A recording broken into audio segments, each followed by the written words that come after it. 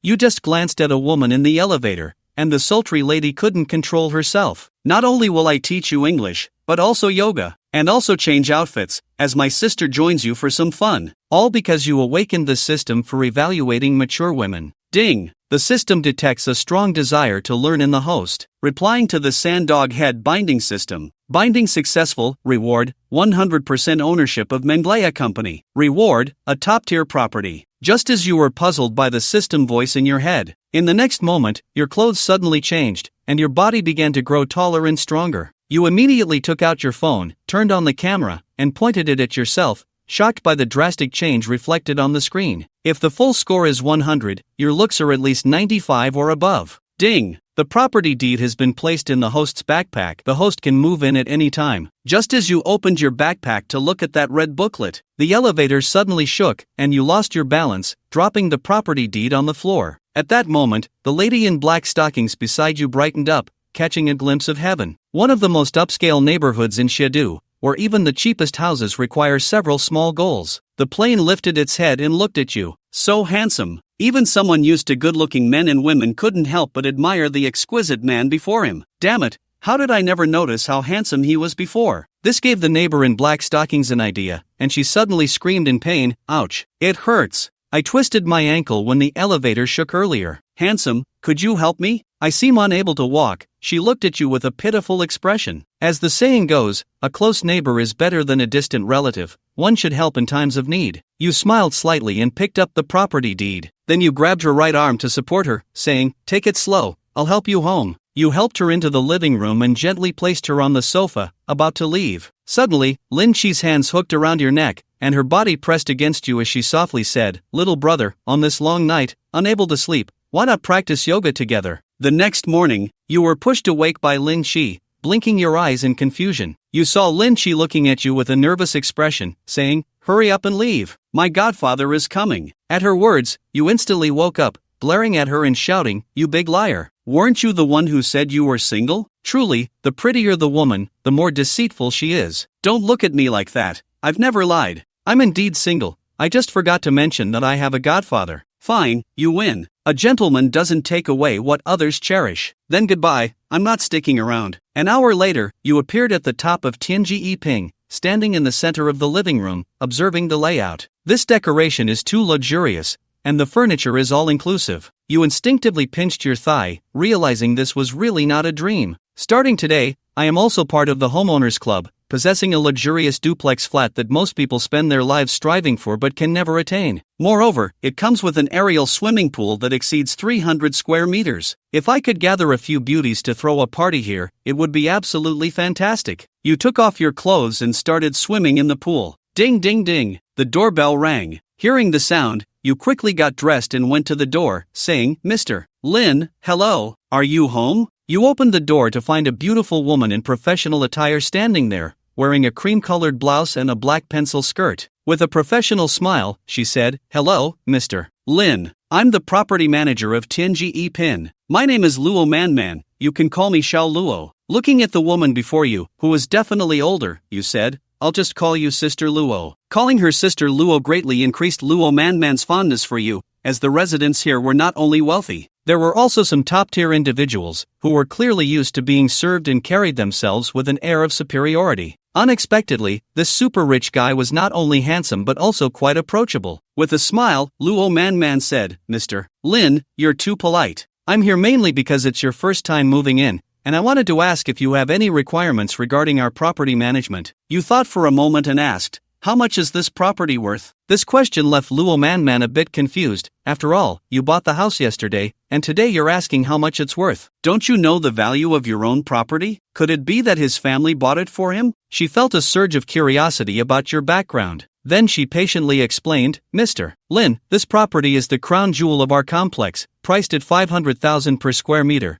with a total area of 1,600 square meters, making the total price 400 million. Hearing this, it felt like your heart skipped a beat. "My assets are no joke. How big is 1,600 square meters? With a sweet smile, Luo Manman continued, "Mr. Lin, may I add you as a friend? If you have any needs in the future, you can contact me directly." You couldn't help but feel emotional. Before this, no girl had ever actively asked to be your friend, let alone someone as exceptional as Luo Man. You waved your hand and invited manager Luo in to chat. Luo hesitated for a moment but eventually walked in, leaving after half an hour of deep conversation. You comfortably lay back on the sofa, gazing at the spacious room, feeling a surge of emotions. Being handsome doesn't guarantee you can have whatever you want, but being handsome and wealthy truly allows you to do so. At that moment, an unfamiliar phone call came in, and a soft, sultry voice said, "Hello, Chairman Lin, when would you be available to come to the company? I am your secretary." Surprised, you remembered that you had a company. "I'm free now, come pick me up in 20 minutes, you said, quickly tidying up before heading downstairs. At this moment, a red BMW was parked by the roadside, and the door was pushed open. You saw a pair of nude stockings-clad legs stepping into white high heels.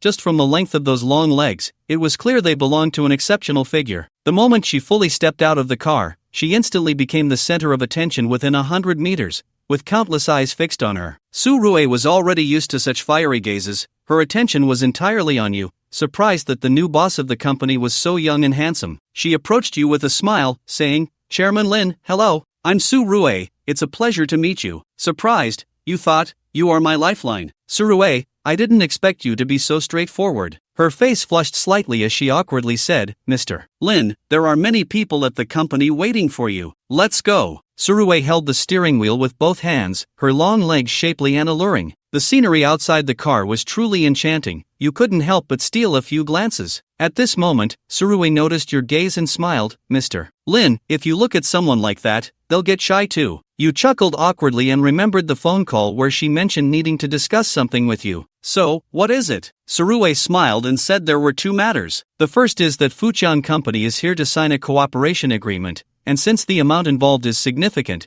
your signature is required. Upon hearing Fujian Company, you thought of the one in the development zone that does advertising planning. Surue nodded, confirming it was that company. "Mr. Lin, you know of this company?" You said with a wry smile, "I interned there before but was dismissed because I didn't pass." You asked about the project your company is collaborating on, which surprised Surue, who looked at you incredulously. "You bought the company yesterday and didn't even know what they do? Shouldn't you have done some research on its background before buying? Did you just close your eyes and go for it?" Surue patiently explained, "It's like this, Lin Duo. Our company, Manga, mainly deals in women's products, with one part being the women's clothing division, and another part is the cosmetics department. The collaboration with Fujian Advertising Company is for next year's advertising project, which requires your decision. The representative for signing the contract this time is their business department manager, Aki." Upon hearing Aki's name, you laughed, realizing it was Sister Chien who was coming. Surue gently added, "There's one more thing, the company is hiring, and we need you to oversee it." You felt a bit annoyed. Did they really need you for something so trivial? What's the HR department for, then? Don't you want to go, Mr. Lin? Surue teased with a mysterious smile. "Since you're not interested, Mr. Lin, I'll just inform Director Lee of the HR department that he will be fully responsible for this recruiting event." She began to dial Director Lee. Upon hearing recruiting event, you perked up. "Wait,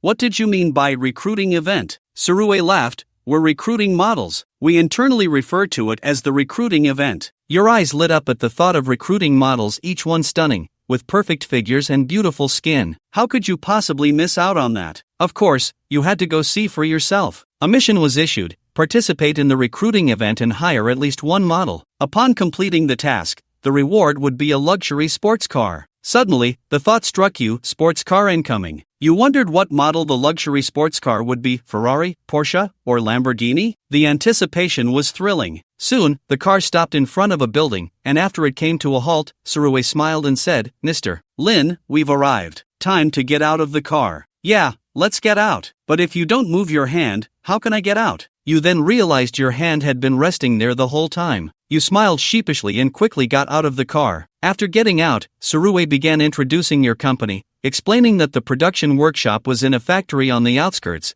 and the building you were in front of had the company's headquarters on the top 2 floors. You both took the elevator to the top floor, and as soon as the doors opened, you were stunned by the scene before you. Outside the elevator, 2 rows of beautiful women stood to welcome you, all dressed in professional attire, with short skirts and stockings. If it weren't for the name tags around their necks, you would have thought you had walked into a model selection event. The female employees were gossiping amongst themselves, saying, "Wow, the boss is young and handsome, with an amazing physique." I'm in love. Then Surue began introducing the employees' positions. You shook hands with each of them, greeting them politely, and your approachable demeanor immediately won their favor. After a simple welcome ceremony, Surue led you to the chairman's office. In the conference room, Aki had been busy for a whole month to secure Mangla's advertising business, treating clients to meals and giving gifts. She was thrilled at the thought of finally signing the contract. However, she was also anxious because she had heard that Mangla company had been sold yesterday and had a new owner. Her business dealings had been with the previous owner, and she worried whether the new boss would change the terms. Just then, as she was feeling anxious, Aki turned around at the sound, saying, "Sister AI, long time no see." "Hey, you're Shiohao," Aki exclaimed, her eyes widening as she carefully examined you. "You seem taller and more handsome. Wow, how can you have changed so much in just a month?" You nodded, saying,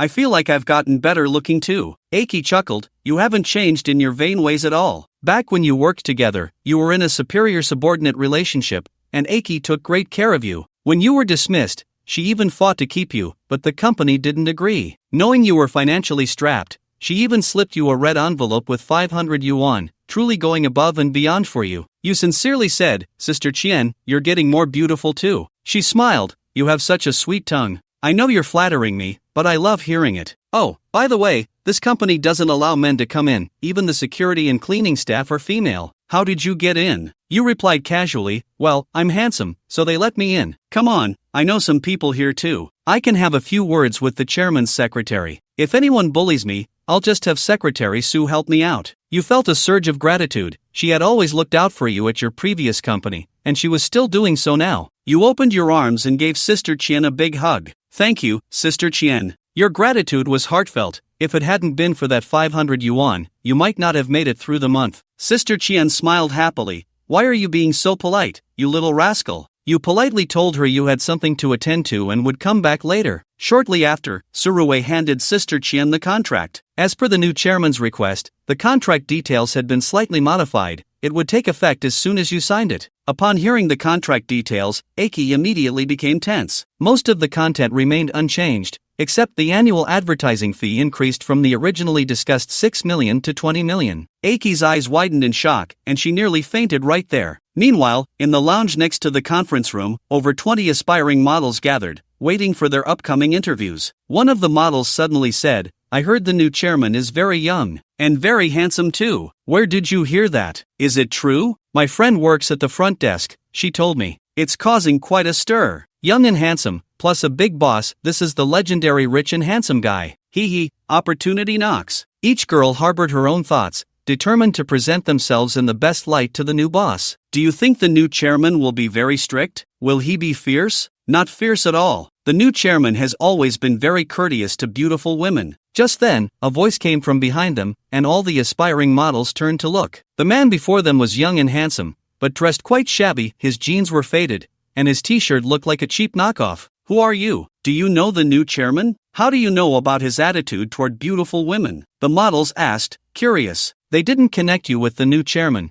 thinking of someone from a billion-dollar enterprise. Surely he should dress like a star. Just then, Surue walked in and politely addressed you, "Chairman." Everyone was stunned. He is the chairman of the company. He looks so young. I wonder if he has a girlfriend. You smiled at the models and said in an approachable tone, "Make sure to perform well later. Don't let me down." You then turned and entered the conference room with Surue. Sitting in the middle of the room, you asked, "How many models are here for the selection today?" Upon hearing this, the HR director, Li Bingbing, stifled a laugh, and Surue burst out laughing. It seems the new chairman really does see this interview as a selection event. Li Bingbing handed you a folder respectfully, saying, "Chairman, there are a total of 24 candidates. After our preliminary selection, here is their list and personal information." You waved your hand dismissively. "No need to look, just bring them in. I'm already a bit impatient." From the crowd, a girl with long hair walked in, wearing a black short skirt and 13-centimeter high heels. Her waist swayed enticingly with each step. Suddenly, she let out a yelp and fell to the ground. Looking at you apologetically, she said, "I'm so sorry. I was too nervous and tripped over my own feet." "Let's start now." You chuckled and said, "It looked like quite a fall." how about this? The company can arrange for someone to take you to the hospital first. The girl was stunned. Am I being eliminated already? She knew that the hospital trip was just an excuse and that elimination was the real reason. Chairman, I still have many talents, she pleaded, wanting to fight for her chance. You simply waved your hand dismissively. Next, Secretary Sue curiously asked, why was he eliminated? You smiled slightly and said,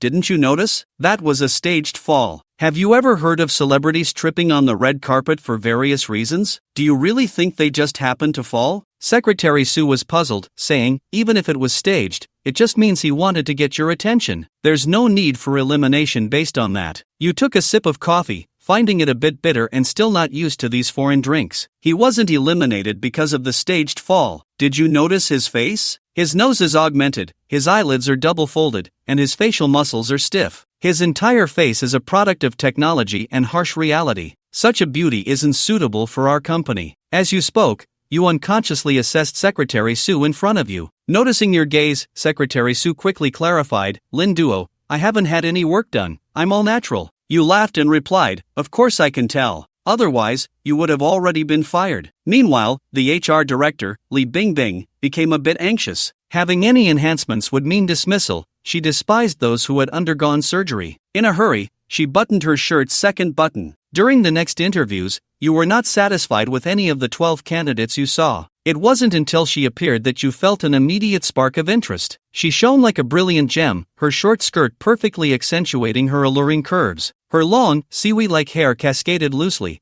and her delicate face featured large eyes that seemed to communicate. She walked lightly to the front of everyone, and you instantly recognized her as Xiang Sisi from your school, who studied in the arts department. You looked at Xiang Sisi and said, please introduce yourself. You knew her well, but she didn't recognize you. Hello, chairman and leaders. My name is Xiang Sisi, and I am a junior studying in the arts department at Mindu University. Upon hearing she was a junior, Li Bingbing, the HR director, became a bit displeased. What's going on here? We are hiring full-time. How could a junior even get past the preliminary selection? Xiang Sisi was startled and quickly replied, although I'm a junior, I have classes during the day but am free in the evenings, and I'm available on weekends too. Li Bingbing showed no mercy, saying, I'm sorry, but we're hiring for full-time positions, not part-time. You can leave. Xiang Sisi was on the verge of tears. Just as she was about to leave, you called out to her. Wait a moment. You should add that part-time is also acceptable in the recruitment criteria. The HR director, Li Bingbing, and Secretary Sue were taken aback. All right,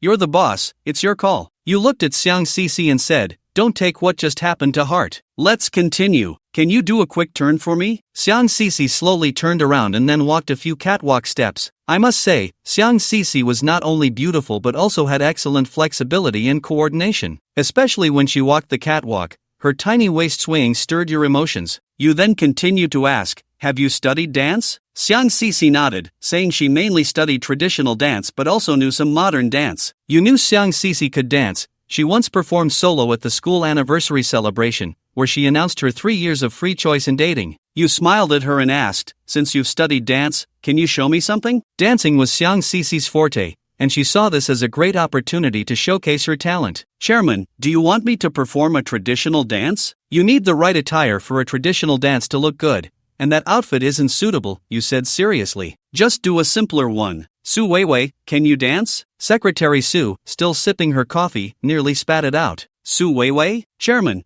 what exactly do you have in mind? You felt your face flush and quickly replied, how about this? Sisi, come to my office for a moment. I'll teach you how to dance this one. Director of the Human Resources Department, Lian Fang, looked at Chen Hao with a face full of surprise. Boss, this is selecting models, not dance performers, right? Su Wei, it seems a bit inappropriate, doesn't it? However, although they felt that Chen Hao's request was somewhat beyond the interview guidelines, they didn't dare to say anything. After all, he was the boss. When Xiang Siyu first heard that Chen Hao didn't want her to perform a folk dance, she felt relieved. After all, folk dances do require corresponding costumes to look good. But then, to suddenly have her dance. Su Wei? After weighing it over, Xiang Siyu ultimately nodded, her face showing a hint of shyness. Su Wei? I can do that. To be honest, Chen Hao had initially just been trying it out. But what? She agreed? So obedient? Being rich really is good. Chen Hao couldn't help but feel emotional. Just yesterday at this time, which beautiful girl would have paid him any attention? Back in school, she wouldn't even glance at him, let alone dance suey for him. Is this the life of the rich? Awesome. Chen Hao made a gesture of invitation, then, please start your performance. Xiang Siyu nodded obediently. She first squatted down and slowly took off her high heels, placing them neatly aside. Then she took out her phone, found a video on Douyin, and played the music for Suey. As the music started, Xiang Siyu began to dance. That twisting little waist, those exaggerated movements? Chen Hao found it delightful. Wow! I can't take it anymore. Soon, the dance ended, and Chen Hao was left wanting more. Very good, just like that. Xiang Siyu immediately showed a look of joy. Chairman, do you need me to perform anything else? No need. There will be plenty of opportunities in the future, no need to rush. Xiang Siyu smiled again. So, did I pass? Wait for the notification. Chen Hao smiled. This is the company's recruitment process. They wouldn't announce whether someone passed or not on the spot. However, as Xiang Siyu was leaving, Chen Hao made a big checkmark next to her name. Next, there were 10 more interviewees. Although they were all good, they still fell short of Chen Hao's standards. None were as outstanding as Xiang Siyu. Chen Hao only symbolically hired 2 people. After the recruitment ended, Chen Hao comfortably stretched. Ding, host has completed the selecting a consort task, reward, 1 supercar Bugatti Veyron, and God-level driving skills. The car is parked in the Greenland Square outdoor parking lot, please retrieve it yourself. Ding, task released. Please complete the car retrieval task within 24 hours. Upon completion, you will receive a reward of 5 underground parking spaces in Mindanao. 1. Hearing that the reward was a Bugatti Veyron, Chen Hao stood up excitedly. He jumped up. Bugatti? My goodness, that must be worth tens of millions, right? Chen Hao's sudden excitement startled Secretary Su beside him. Chairman Chen, what's the matter, so happy? Are you interested in going for a drive with me? Chen Hao invited. Secretary Su thought for a moment but ultimately shook her head. Woo, I'm so busy, I have a lot to do next, so I won't accompany you for a drive. If there's work, the secretary does it, if not. Chen Hao instinctively blurted out. However, he stopped halfway through. Secretary Su immediately rolled her eyes. Chairman Chen, you're so bad, I'm not talking to you anymore. Look at that, even being angry is so enchanting. Truly a great enchantress. After leaving the company, Chen Hao casually hailed a taxi on the roadside. After getting into the car, Chen Hao said, Driver, take me to Greenland Square. The driver was a middle-aged man. He glanced at Chen Hao in the rearview mirror, and as a man himself, he couldn't help but be surprised by Chen Hao's looks.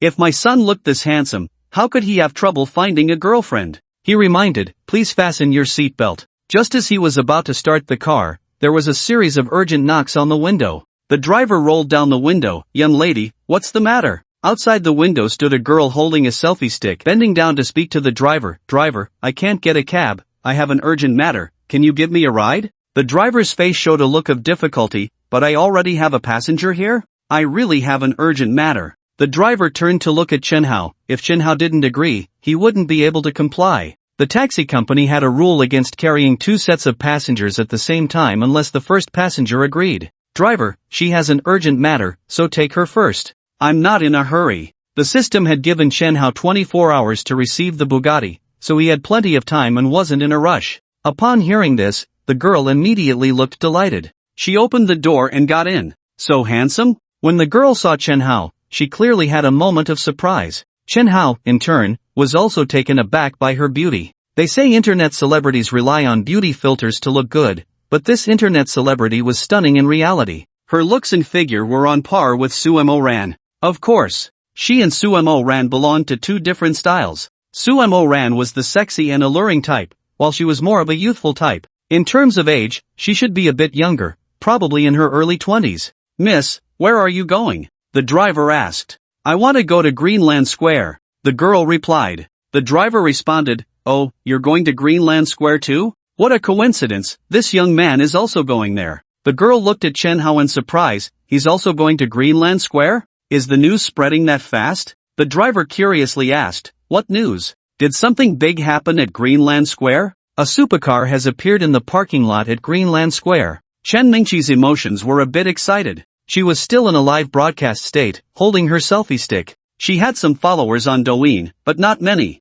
The number of people online was less than 100. This was related to the fact that most fans were at work during the day. If she broadcasted at night, the number of viewers could exceed 100. In fact, with Chen Mingqi's looks, she shouldn't be struggling this much. But the internet is a place where it's hard to discern truth from falsehood. As long as beauty filters and similar functions are turned on, everyone becomes a beauty. Even if Chen Mengqi was indeed this good-looking and didn't need filters to outshine most women, who would believe it? Who would believe she wasn't using a beauty filter? Because of this, Chen Mengqi lost the advantage of being good-looking. So even though she started live streaming in her sophomore year and had been doing it for 2 years, she was about to graduate and still hadn't gained popularity. Her follower count was meager. Fortunately, after each month's live streaming, she could barely earn some pocket money. But strangely, although her income wasn't high, she wore all designer brands. Her clothes were from Prada, and her pleated skirt was from Louis Vuitton. Just these 2 items were worth at least 10,000. Even her handbag was from Dior. The exact price was unclear, but it must be worth several tens of thousands. Could it be that she was a rich second generation? Chen Mengqi noticed that Chunhao's gaze was fixed on her handbag, and her expression suddenly became a bit unnatural. Isn't it obvious that it's fake? Chen Mengqi felt a bit guilty. The clothes and dresses she was wearing, including her handbag, were all knockoffs, worth very little. If anyone found out, she would be utterly embarrassed. Just as Chen Mengqi was feeling awkward and unsure of what to do, the voice of the driver in the front row came through. Did a supercar just appear at Greenland Square? Ha, it's just a supercar, right? I've been a driver for over 20 years. I've seen all kinds of supercars. Young lady, there's no need to make such a fuss. The driver was unimpressed. Although Mindu was still a bit behind super first-tier cities like Magic City and Kyoto, it was still a provincial capital in a coastal province. There were plenty of wealthy people around, and thus, many supercars as well. The driver saw all sorts of supercars on the road every day and was used to it. But Chen Mengqi said, "Driver uncle, the supercar I'm talking about isn't just any ordinary supercar. Have you heard of Bugatti? My fans told me that in the outdoor parking lot at Greenland Square, there's a Bugatti Veyron, and it's the latest 2024 model." These days, supercars weren't rare. Not only in big cities but even in some smaller 4th or 5th tier cities, there were quite a few. However, supercars came in different tiers. There were those worth 1 or 2 million, some worth 5 or 6 million, and even those over 10 million. Could you say that all these supercars were of the same caliber? As a streamer, Chen Mengqi knew very well how many fans a 10 million supercar could bring her. Moreover, this Bugatti Veyron 2024 model had a price tag exceeding 50 million. There was only one in the entire Mindu. So, upon learning that such a supercar was parked at Greenland Square, Chen Mengqi was afraid of being too late and that the owner would drive it away. The Bugatti Veyron? When the driver heard it was a Bugatti Veyron, his expression froze. After driving for over 20 years, he had only heard of it but never seen one. Had he just been showing off too much? Although he was shocked inside, the driver maintained a calm demeanor on the surface. However, his right foot quietly pressed down on the accelerator. He also wanted to catch a glimpse of the Bugatti Veyron's splendor. Is this little streamer going after her own Bugatti? Chen Hao looked at Chen Mengqi. Should I tell her that this Bugatti is mine? At that moment, Chen Hao noticed that the taxi's speed was rapidly increasing. He straightened up and glanced at the speedometer on the steering wheel. Goodness! The speed had already shot up to 90 miles per hour. This speed wouldn't be a big deal on the highway, but this was in the city. Driving this fast in a bustling area? Didn't he say he was used to supercars? Driver, it's just a Bugatti, there's no need to be so excited, right? Chen Hao meant to suggest that he could slow down. I'm a little scared. As soon as Chen Hao said this, Chen Mengqi turned her gaze over. What do you mean, it's just a Bugatti? Such a big attitude? Or does he not know what the name Bugatti means in the supercar world? Chen Mengqi was currently live streaming. The fans in the live chat naturally heard Chen Hao's earlier words. A stone stirred up 1,000 waves.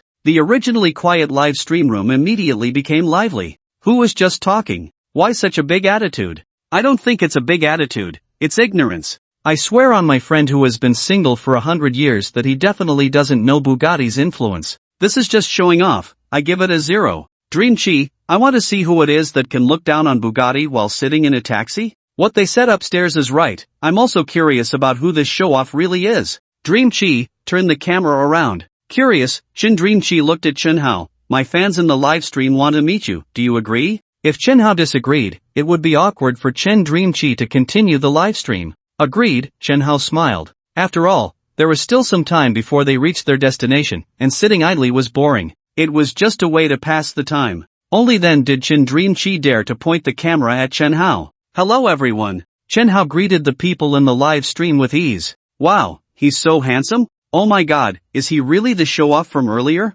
How can he be this handsome? And so young? Love it, Love it. Hey handsome, I'm Mei Mei. Can we add each other on WeChat? Hey handsome, do you have a girlfriend? Hey handsome, I'm also from Mindu. I want to get to know you. Where are you? Send me your location. I'll treat you to a meal. Watching the comments on the screen, Shin Dream-chi was instantly dumbfounded. How did the atmosphere change so suddenly? Weren't they just passionately denouncing this show-off? But now, why were they calling him handsome so affectionately? Some even started asking for his phone number. Is being handsome really a free pass to do whatever one wants? Shin Dream-chi also noticed a problem. With Chen Hao appearing on screen, the live stream's popularity actually increased a bit. The number of viewers had originally been less than 100. Now it had surpassed 100. It seemed that the girls and aunties in the live stream still preferred to watch handsome guys. So, she thought, maybe if she spent more time with him, the popularity could rise even more. Thus, she began to interview Chen Hao. Hey handsome, hello,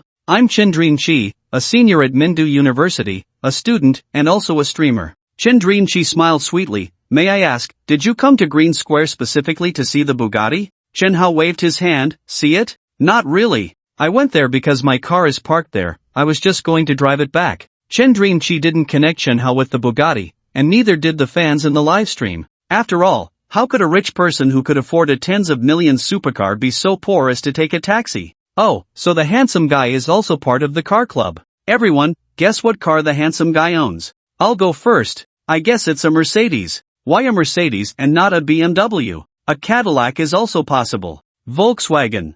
Bid. Honda. Xiaopeng. Phoenix brand. When the Phoenix brand was mentioned, Shin Dream-chi couldn't help but burst out laughing. This fan was too funny. That's a bicycle, okay? All the way, Chen Hao interacted with Shin Dream-chi and the fans in the live stream. Time passed quickly. The taxi stopped at the edge of Green Square. Shin Dream-chi, holding a selfie stick, couldn't wait to get out of the car. She jogged into the parking lot. As soon as she entered the parking lot, she saw a large crowd gathered in the central area. There were people in 3 circles, blocking the narrow aisle completely. Shin Dream-chi squeezed into the crowd. What caught her eye was a supercar that was incredibly cool, lying there like a sleeping beast. There were quite a few other streamers like Shin Dream-chi around, at least a dozen. Compared to the streamers, there were even more pedestrians stopping to watch. Mostly young women. Wow, is this the legendary Bugatti? Dream-chi really didn't lie to us, it really is a Bugatti Veyron. I've heard about Bugatti for a long time, but this is the first time I've seen a Bugatti video. Ming-chi, you don't deceive me. Little star, just a little something. Thank you, Ming-chi, for letting me see the charm of Bugatti. Please accept this small gift. On the screen, a rocket shot up into the sky. Chen Mengyao was stunned. A rocket? That costs $1,000. Ming-chi, we want to see more of Bugatti. Can you get a little closer? Let's start filming from the front of the car and do a circle. Naturally, Chen Mingchi had to agree to this request from the fans. However, she didn't dare to get too close to the Bugatti. With tens of millions of luxury cars, if she bumped into or scratched it, she couldn't afford the cost. So, she could only stay more than half a meter away from the car. According to everyone's requests, I'll start filming from the front of the car. Can you see this? This is the logo. Hey, wait a minute, we're taking pictures here? Chen Mingchi was in the middle of filming when she heard an unpleasant voice coming from the car door. A young couple had stopped Chen Hao. Originally, this couple was taking pictures, with the girl leaning against the car door, already posing. Out of nowhere, someone walked over and blocked the shot. The couple immediately became unhappy. Dude, we'll be done soon. Can you wait a moment? Once I'm done, you can take your pictures, okay? The guy in the couple was relatively polite. Clearly, they thought Chen Hao was there to take pictures like them. You take your pictures, don't mind me. I'm just putting something in the car. Chen Hao smiled at them and walked straight over. At the same time, he took the car key out of his pocket and pressed it lightly. Beep! The car successfully unlocked. The surrounding lights lit up. The young couple was instantly dumbfounded, and the people around them were also stunned. The car owner is here? Is this young man the car owner? My god, the car is handsome, and so is the person. Chen Mingchi, who was filming, was even more shocked and speechless. He is the owner of the Bugatti? Whoa, he told me earlier that he was here to pick up the car. How did I not connect the dots? Her live stream was also in an uproar. Oh my, this handsome young man is actually the owner of the Bugatti? I actually looked down on him and disdained Bugatti? I thought he was just showing off. Turns out, the real fool is me? Mingchi is so lucky to meet a super rich person. Mingchi, why are you still standing there? Hurry up! Once this opportunity is gone, it won't come back. Quick, go for it. Such a handsome young man, why aren't you making a move? Are you stupid? Chen Hao had already placed his backpack in the passenger seat, but he didn't get in the car. Instead, he looked at the young couple. I've put my things away, I won't disturb you anymore. You can continue taking pictures. The young couple waved their hands repeatedly. Sorry, we didn't know this car was yours. We're done taking pictures, we won't take any more. Chen Hao smiled. Really not taking any more? The couple nodded. Alright, then see you next time. Only then did Chen Hao get into the car, sit in the driver's seat, and slowly drive away. The young couple exchanged smiles. Just now, upon learning that Chen Hao was the car owner, they were both taken aback. Did I just offend a super rich person? Fortunately, it was a close call. Not only did he not hold it against them, but he also greeted them with a smile. Rich people really are approachable. The young couple couldn't help but sigh. On the other side, facing the encouragement of the fans in the live stream, Chen Mingqi hesitated. Should she go over and strike up a conversation? Should I go and hit on him? Having such a handsome and wealthy boyfriend should be pretty good, right? But if I go over to flirt, will he think I'm just vain, looking down on the poor and only interested in rich people? Chen Mingqi felt very conflicted. But then she thought, I'm just going to approach him to take some close-up shots of the Bugatti for my fans. With that in mind, Chen Mingqi stopped hesitating. At that moment, boom! The deep, beast-like roar of the engine came over. Then, under Chen Mingqi's gaze, the Bugatti Veyron sped away. He laughed. Did he just leave like that? He didn't even say goodbye, just drove off? Chen Mingqi felt very disappointed and hurt. I didn't even get a chance to flirt with you, and you just left? This scene was captured by the fans in the live stream. They burst into laughter. Haha, so funny, the rich guy just left like that, he didn't give you a chance at all. Mingqi, the rich guy didn't take a liking to you. I told you not to hesitate, you should have made your move early. Now look, the rich guy has run away, regretting it now? Oh yeah, Mingqi, you won't be able to sleep tonight. Once you miss this village, there won't be this shop again. Mingqi, you must be regretting it deeply. So pitiful, so pitiful. Mingqi, as someone who's been through this, I've also suffered losses in this regard. Once, there was a handsome and wealthy young man in front of me, and I didn't cherish him properly, which made me regret for a whole year. A year later, when I met him again, I wanted to rekindle our romance, but unfortunately, it was too late, he was already a husband. In a fit of anger, I married his father, and now he calls me mom every day. The reason I'm saying all this is to tell you, when the opportunity comes, you must seize it in time, or you'll regret it for a lifetime. Ding, the system has detected that the host has completed the task of picking up the car and has received a reward of 5 underground garages in Mindanao.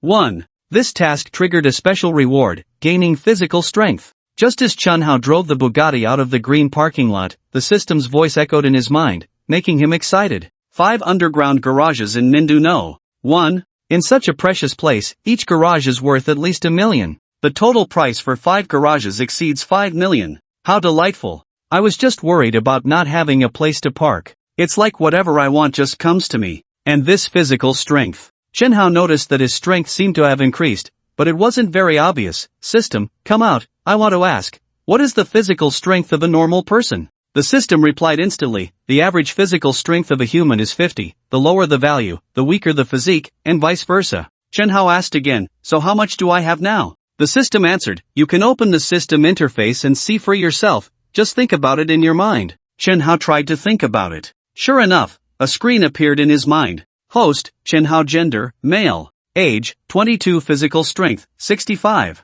Skills, God-level driving skills. Chen Hao was delighted, 65. Isn't that above average? Chen Hao had another question. I didn't expect there would be special rewards. But why wasn't there one after the last task? He inquired with the system. The system informed Chen Hao that this special reward is random. Sometimes there is, sometimes there isn't. Chen Hao was a bit speechless. Can I understand this as you give it when you're happy and don't when you're not? The system, you can understand it that way. Chen Hao, you're ruthless. Ding, task issued, please park the Bugatti Veyron in the underground garage of Mindanao. 1 within 24 hours. After completing the task, you will receive a reward of 1 million yuan. Chen Hao was amused. Can just parking a car earn a reward? And a reward of 1 million, it really came at the right time. Right now, Chen Hao was as poor as a church mouse. Although he drove a luxury car worth tens of millions and lived in a mansion worth hundreds of millions, the cash in his bank account was less than 4 digits. He couldn't even afford to fill up his tank.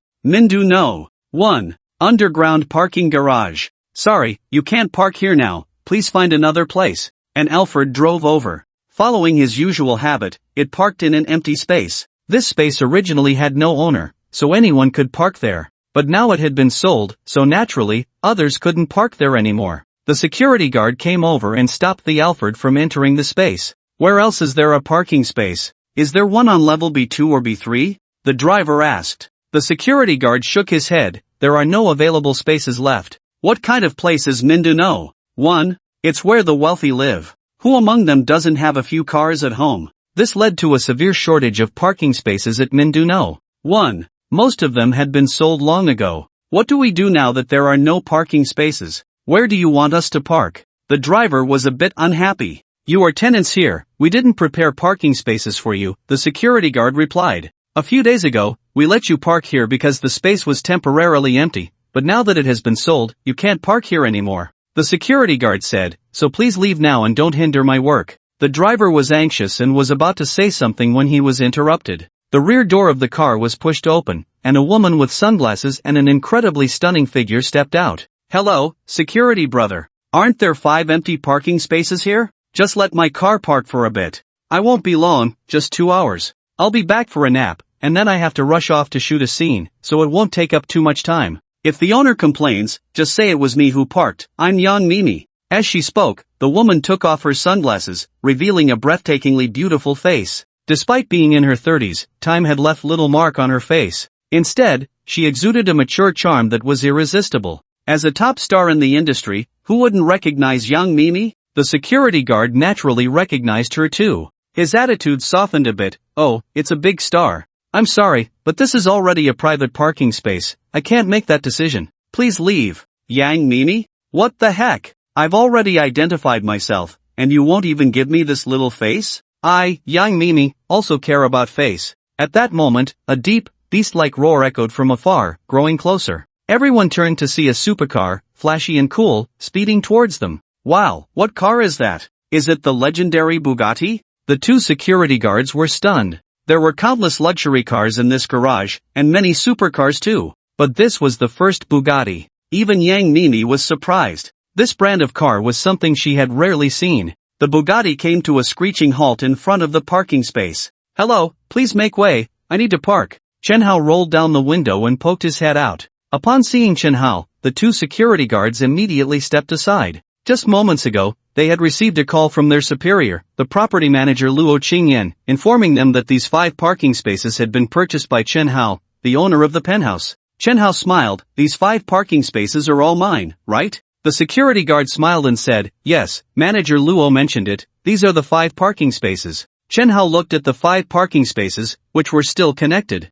Not bad, not bad. Very spacious. Parking horizontally or vertically is not a problem. He then parked his car in the center of the spaces. After getting out of the car, Chen Hao casually tossed 2 packs of Zhenghua cigarettes to the security guard. Take these for the brothers to smoke. The guard, seeing it was Zhenghua, couldn't stop smiling. He became even more attentive, patting his chest and assuring Chen Hao that he would definitely take good care of his car and wouldn't let anyone scratch it. Hello, sir. Just as Chen Hao was about to leave, Yang Mimi hurried over and called out to him. Is it you, the big star Yang Mimi? Chen Hao looked at her in surprise. When he left in the morning, he had encountered her in the elevator. At that time, it seemed like her, but also not quite. He wasn't sure. Chen Hao looked at Yang Mimi. Regardless of her figure or face, it was hard to tell that she was born in 1986 and was nearly 40 years old. It's you, Aunt Yang! Chen Hao exclaimed with delight. Chen Hao, a post-2000s kid. Although he was just at the beginning of the 2000s, he was still a post-2000s kid.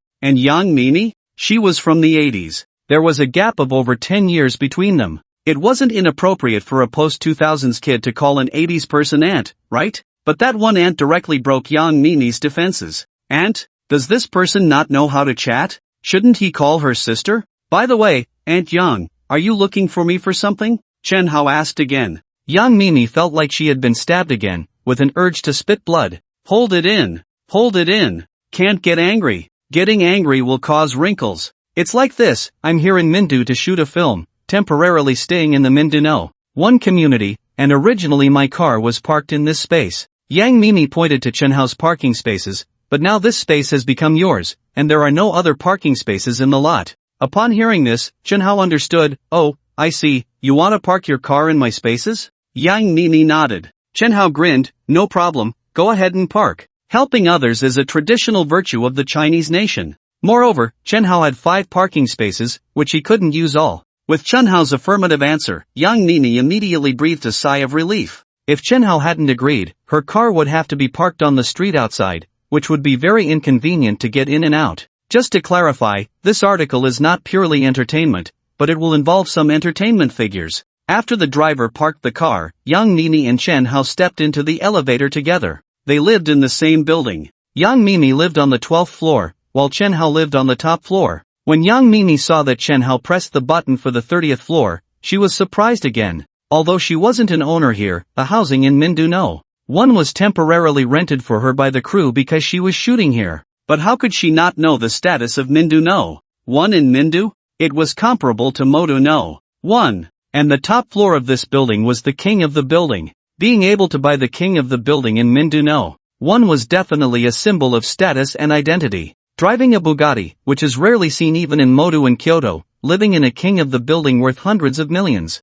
dressed simply and low-key, but it can't hide the noble aura. Which family's young master is this? No matter whose young master it is, it's best to make friends if possible, there's no harm in that. Do you know why Yang Mimi could become a top star? And how she became Boss Yang? It has to do with her hard work. More so with her fondness for making friends. Of course, the so-called friends here are not ordinary people. She couldn't possibly waste her time on ordinary people for no reason. The people she befriended were all wealthy and powerful figures. These individuals are commonly referred to as connections. And based on Chen Hao's current display of financial strength, he far exceeded the standards of those Yang Mimi usually associated with. Such a rich person was indeed worth getting to know. Who knows when he might come in handy one day. After that, Yang Nini took the initiative to ask for Chen Hao's WeChat and phone number. After chatting for a while, the elevator arrived at the 12th floor. Chen Hao waved goodbye with a smile, Aunt Yang, goodbye. As Yang Nini stepped out of the elevator, she stumbled slightly and almost fell.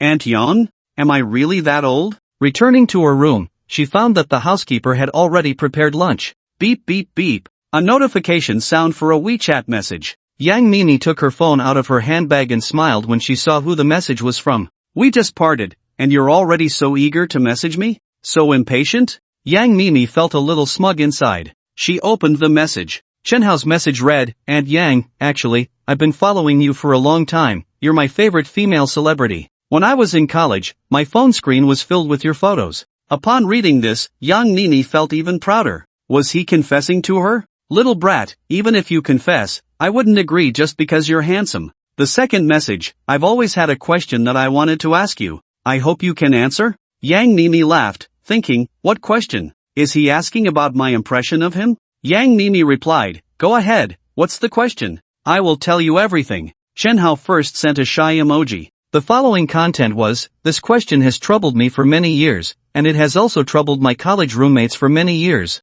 I believe countless fans of yours want to know the answer, and I hope you can clarify it. Yang Nini thought, troubled for years? Then it definitely wasn't about my impression of him. What could it be? She became even more curious. Chen Hao continued to send messages. This question is known online as a difficult problem and a timeless mystery. That is, do your feet really smell? Yang Nini had a nickname, Yang Stinky Feet. This nickname couldn't have come from nowhere. Was this seemingly glamorous woman really having smelly feet? Chen Hao was genuinely curious. Looking at this message on her phone screen, Yang Nini widened her eyes. Asking such a question? You banana me. Furious, Yang Nini sent a single word, get lost. Chen Hao looked at the disappearing message, feeling a bit disappointed. They had been chatting so well just a moment ago. Why did she get angry? Chen Hao concluded, this woman has a bad temper, she isn't suitable to be a wife. Not long after, it was lunchtime. Time to go downstairs to eat. Next to Mindu No. 1 is the commercial area, where there is a Yida Plaza.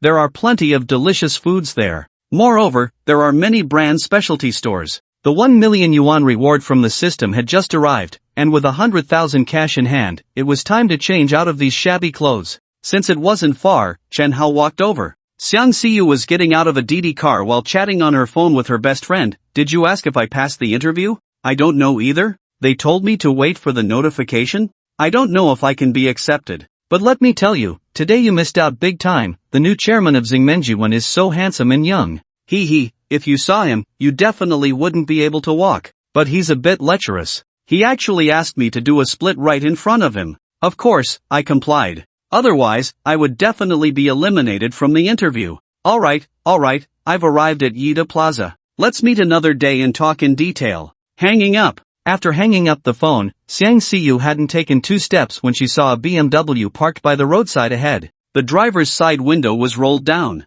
Whoosh! A Red Bull can was thrown out. Immediately after, a garbage bag was tossed out as well. Throwing trash everywhere, does this person have no sense of public morality? Xiang Xiyu quickly walked over, picked up the garbage bag and the Red Bull can from the ground, and tossed them into the car. Damn it! The person inside the car was furious and opened the door, intending to get out. But who would have thought? Just as he opened the door, bang! The car door was kicked shut by someone, and it closed again. Chen Hao walked over, glaring through the car window, warning, "What? You still want to hit someone? Chairman, is that you?" Xiang Xiyu looked at Chen Hao in surprise, wondering how he ended up here. "I live nearby, just passing by." Chen Hao smiled. Xiang Xiyu was still dressed as she had been during the interview, in a short skirt and high heels. Flesh-colored stockings. Super sexy. As soon as Chen Hao saw her, the scene of her dancing the Sui unconsciously flashed in his mind. Wow, that scene. Inside the car was a middle-aged man with bare arms.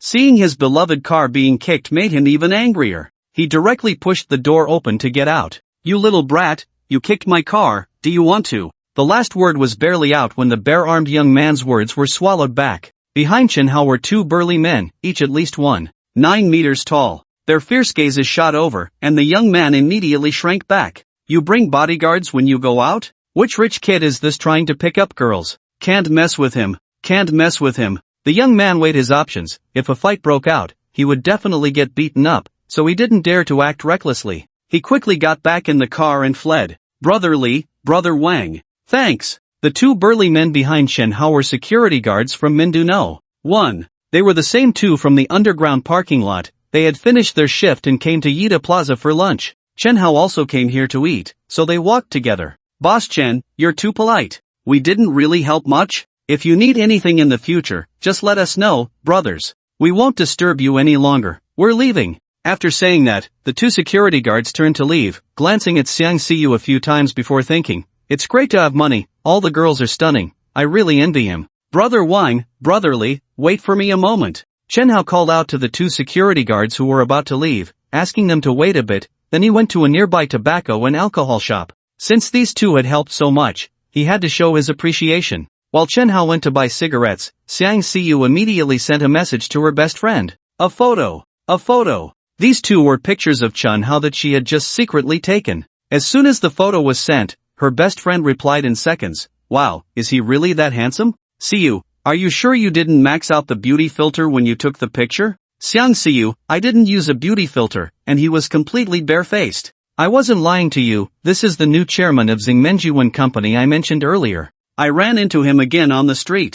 Xiang Xiyu felt typing was too slow. She simply sent a voice message, briefly recounting what had just happened, and finally asked, "Shall we, what do you think I should do now?" Shall we also sent a voice message, "Are you stupid? Do you really need to ask such a question? In this day and age, those who are handsome have no money. Those who have money are often ugly. People like your boss, who is both handsome and wealthy, and on top of that has such a strong sense of justice, are rarer than national treasures like giant pandas, okay? It's hard to come across someone like that, and if you don't seize the opportunity, are you stupid? Xiang Xiyu, but he's very lecherous, he made me sue the first time we met. Shall we, then tell me, which man in the world isn't lecherous? Do you know how I determine what kind of man is lecherous and what kind isn't? Xiang Xiyu, how would I know? Shall we? The only standard I use to judge whether a man is lecherous or not is to see if he's still breathing. As long as he's alive, he's definitely lecherous. Xiang Xiyu couldn't help but laugh. Was Xiao Hui's imagination really that extreme?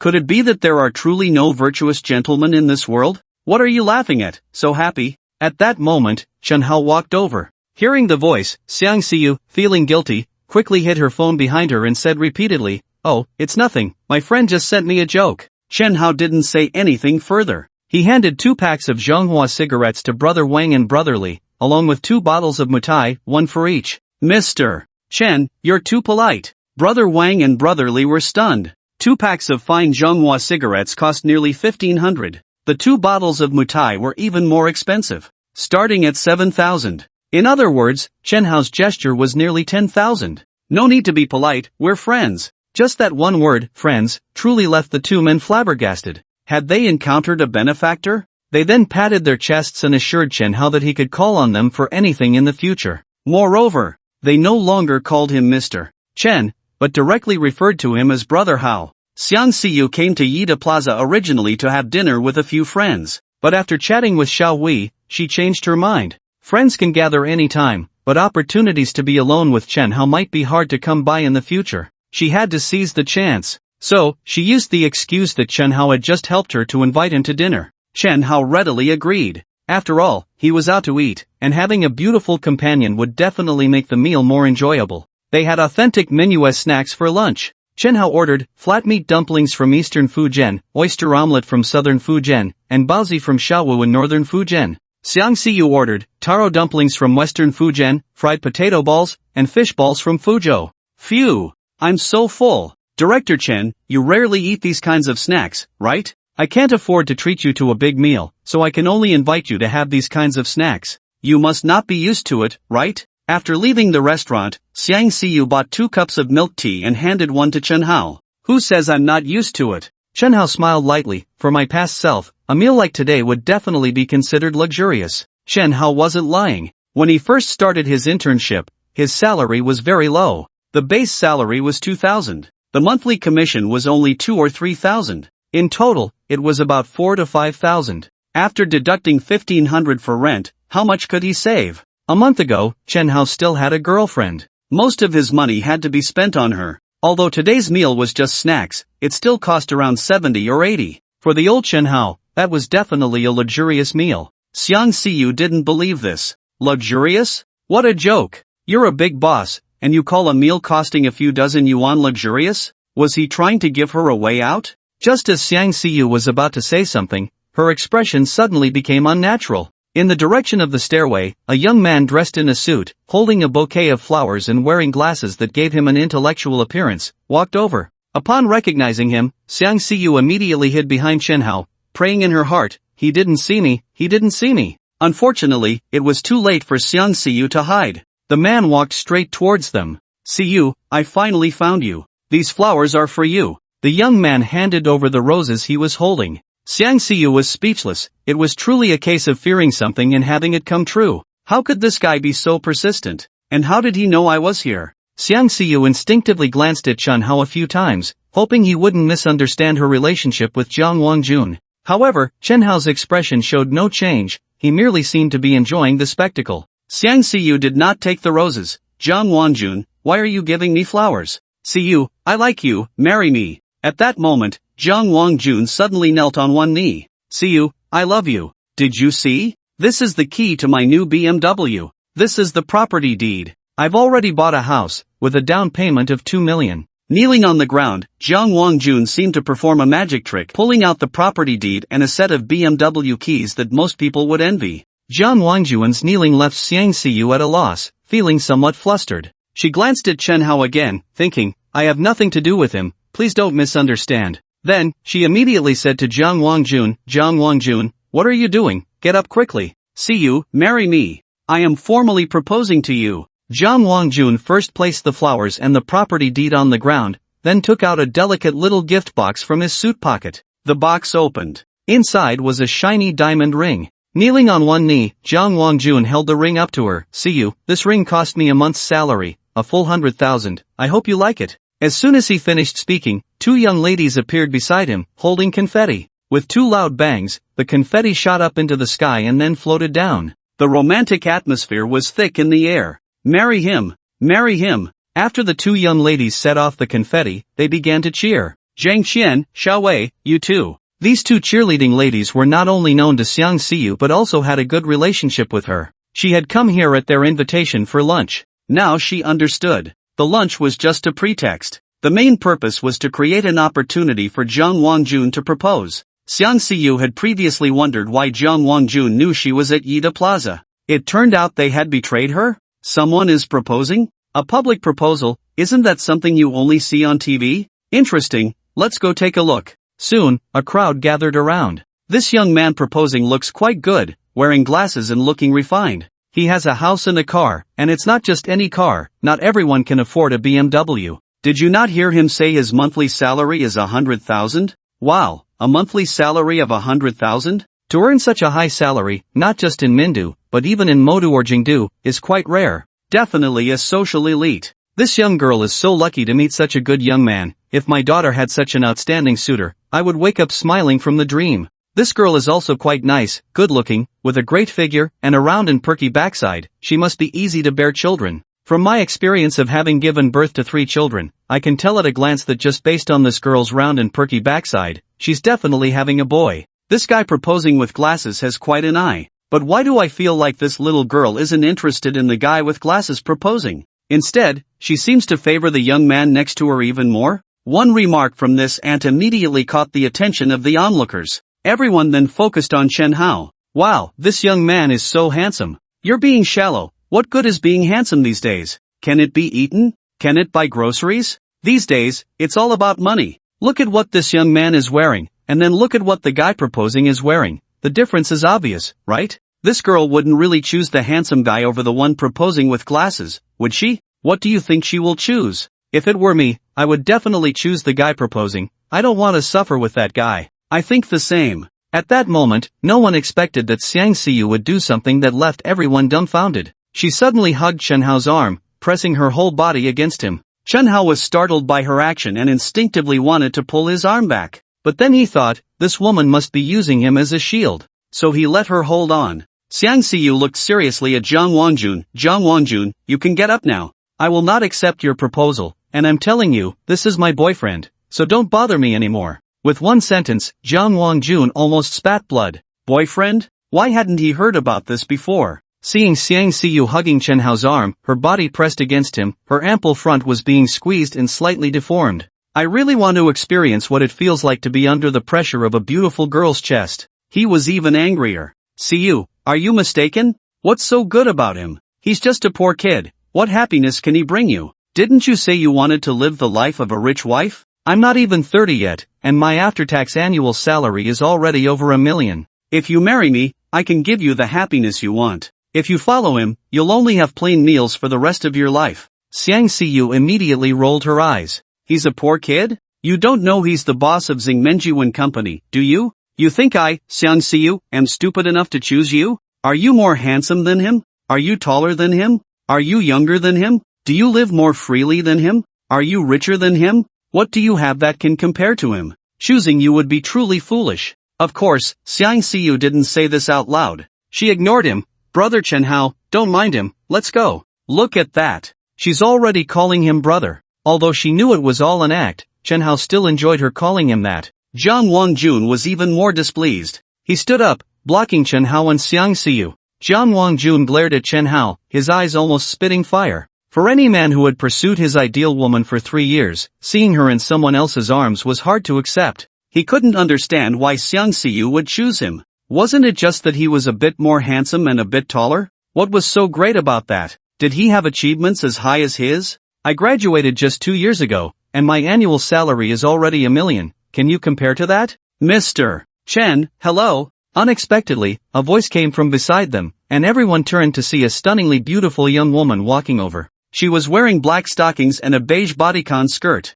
The hem of her white shirt was tucked into the skirt, and the shirt was slightly cinched at the waist, accentuating her delicate waist while making her already ample bosom appear even fuller. If she were my girlfriend, I'd be willing to break my ribs to make her soup. Someone couldn't help but groan inwardly. Even Xiang Xiyu's attention was drawn to her. The moment she saw her, it was as if a light had shone before her. What a beautiful sister! At that moment, Xiang Xiyu noticed that Chen Hao's gaze was actually fixed on the young woman's legs, and his expression seemed quite interested. Then she looked down at her own thighs. She was wearing flesh-colored stockings, while the young woman was in black. Could it be that Chen Hao preferred black stockings? When Xiang Xiyu first saw Luo Qingyan, she felt a spark of brightness. And when Luo Qingyan saw Xiang Xiyu, she felt the same way. Such a tall figure, just a touch of makeup made her a breathtaking beauty, which was indeed rare. She had already walked up to Chen Hao, wearing a sweet smile. Mr. Chen, I was just about to look for you. Chen Hao smiled at her. Looking for me for something?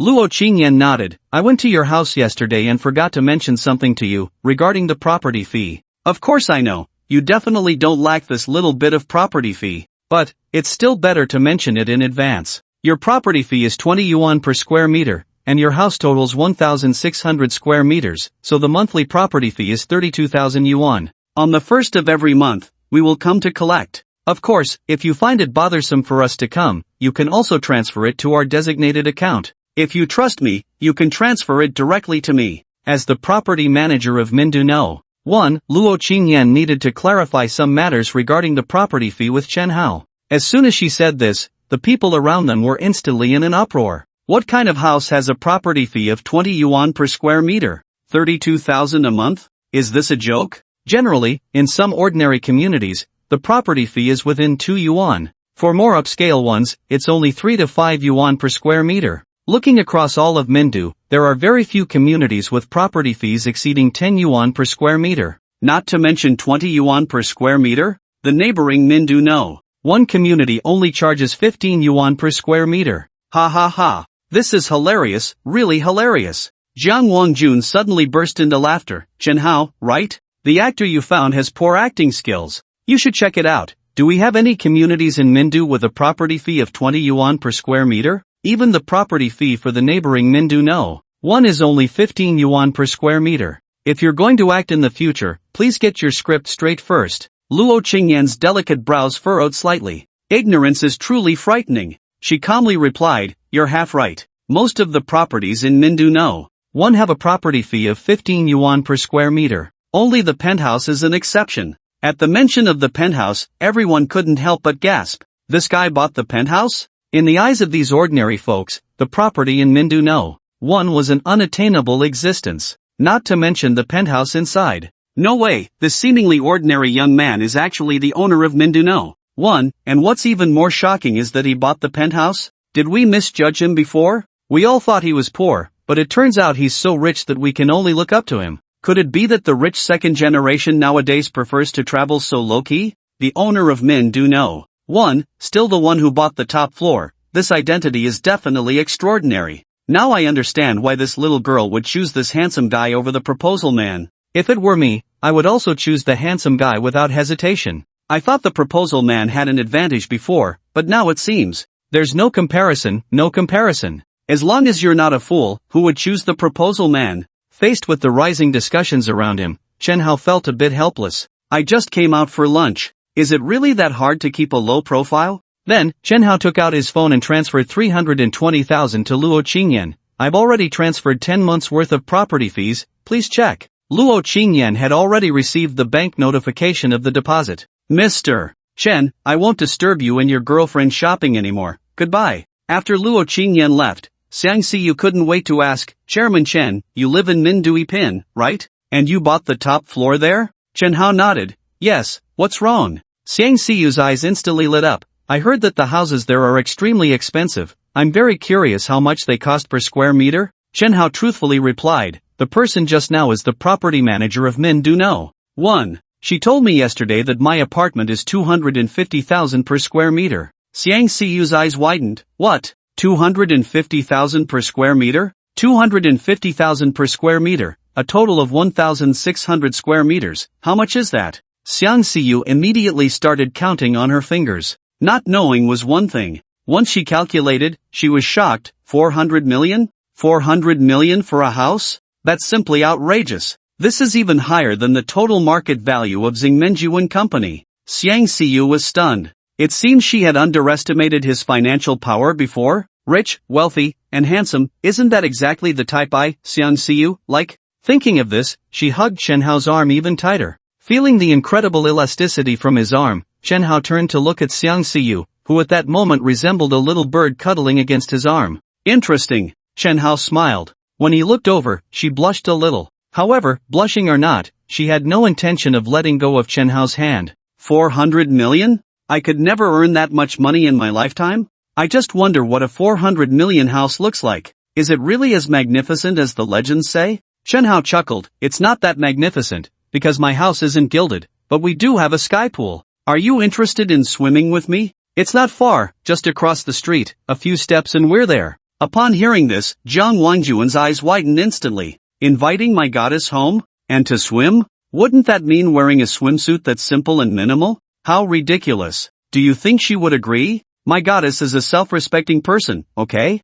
Jiang Wangjun no longer had the thought of competing with Chen Hao. He truly lacked the confidence and strength to compete for a woman with the owner of Min Duno. 1. However, based on his understanding of Xiang Xiyu, she would never casually go home with someone. We're all adults here. Who doesn't know the real purpose of an invitation home? Xiang Xiyu wasn't that foolish. But then, without even considering it, Xiang Xiyu happily accepted. Wow, a sky pool? I've never swum in a sky pool before, hee. I really want to experience what it's like to swim in a sky pool. Jiang Wangjuan's eyes widened in an instant. What? Xiang Xiyu agreed to go home with him? Doesn't she know that going home with him is a very dangerous thing? This is bad. My goddess is about to lose her purity. Ding, task released. Please spend more than 500,000 on Xiang Xiyu within 24 hours. After completing the task, you will receive 1 billion Huaxia coins. What? 1 billion? Oh my goodness. Hearing this number, Chen Hao was truly shocked.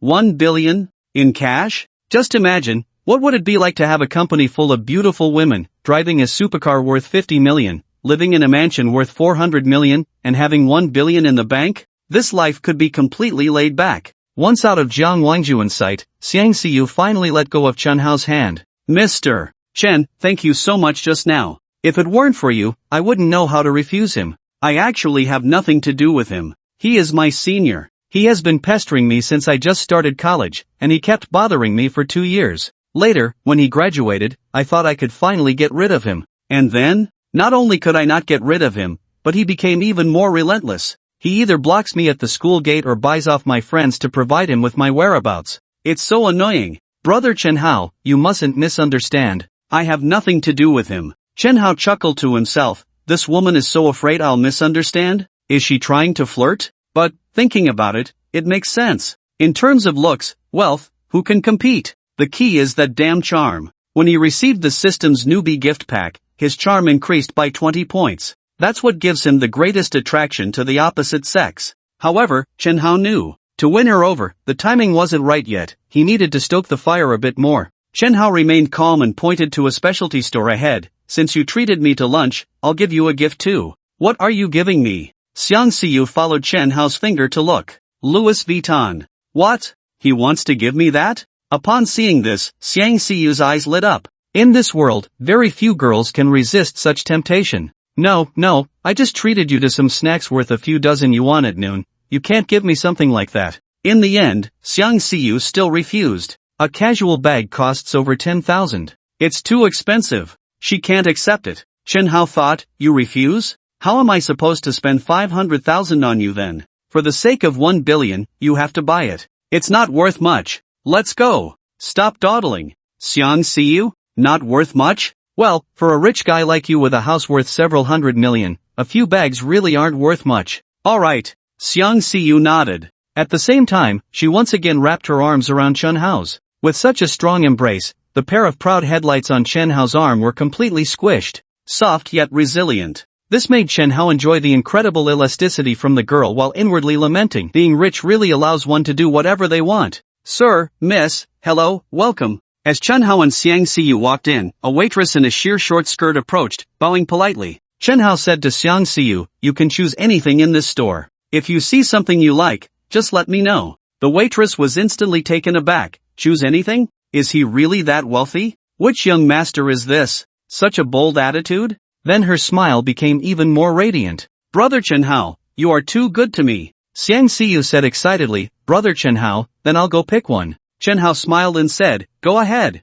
Xiang Xiyu followed the sales assistant to the counter to choose, while Chen Hao casually browsed the bags on the shelves. The prices of these bags ranged from tens of thousands to hundreds of thousands. Of course, the top-tier products were not just in the hundreds of thousands, there were also items worth millions, even several millions. However, such high-value products were not displayed at all. They were only available to qualified old customers. Beep beep beep. Chen Hao's phone rang. He saw it was Secretary Su calling. He answered the phone. Secretary Su's charming voice came through. Boss, are you free tonight? Upon hearing her voice, Chen Hao couldn't help but think of Sister Jiling. She was truly enchanting. Whether I'm free depends on what you want to discuss, he replied. If you want to ask me out alone, then I'm definitely free. Chen Hao teased. Suemo Ran giggled. This time, it's really not just me asking you out alone. Chen Hao, is there really a third wheel present? Then I'm not interested. Suemo Ran, Mr. Chen, are you really not interested? The one joining us is a young married woman. Not only is her figure stunning, but her looks are also out of this world, just as good as mine. Are you really not coming? Young married woman, soaring through the clouds. Chen Hao immediately became interested. So that means there will be two beauties? Double the fun? I have to go. Chen Hao said, so it's settled, I'm free tonight. Just tell me the time and place. Suemo Ran rolled her eyes. As expected, upon hearing about beautiful women, this guy would definitely show up. 6 o'clock tonight, at the Mindu Grand Hotel. Don't be late. After saying that, Suemo Ran hung up the phone. Double the fun? Chen Hao laughed, and when he hung up, he saw Xiang Xiyu holding a handbag, unable to put it down. She really liked it. Miss, your taste is excellent. This model is our store's latest release. It's also a limited edition. We only sell 10 pieces each month, and if you had come a little later, there definitely wouldn't be any left. Look at this bag, it matches your temperament perfectly. The sales assistant was quite persuasive, chattering endlessly. In fact, even without the sales assistant's introduction, Xiang Xiyu wanted to buy this model. However, when she saw the price tag, she was immediately shocked. 300,000? My goodness! She was so scared that she immediately returned the bag to the sales assistant. Too expensive. Sales assistant, just this one, please wrap it up for me. Chen Hao walked over, glanced at the price tag, and found it was only 300,000. Still 20,000 short. Then, he pointed to a bag next to it and said, wrap that one up for me too. Chen Hao had seen that Xiang Xiyu had lingered in front of that bag for a long time before ultimately giving up because of the price. She liked both bags. One was 300,000, the other was 150,000. Selling two bags at once made the sales assistant very happy. She immediately picked up the two bags. Xiang Xiyu was startled. Brother Chen Hao, these two bags are really too expensive. I can't accept them. Xiang Xiyu thought to herself, if I take them, will he misunderstand me as a vain gold digger? If I really get misunderstood, it wouldn't be good for future developments.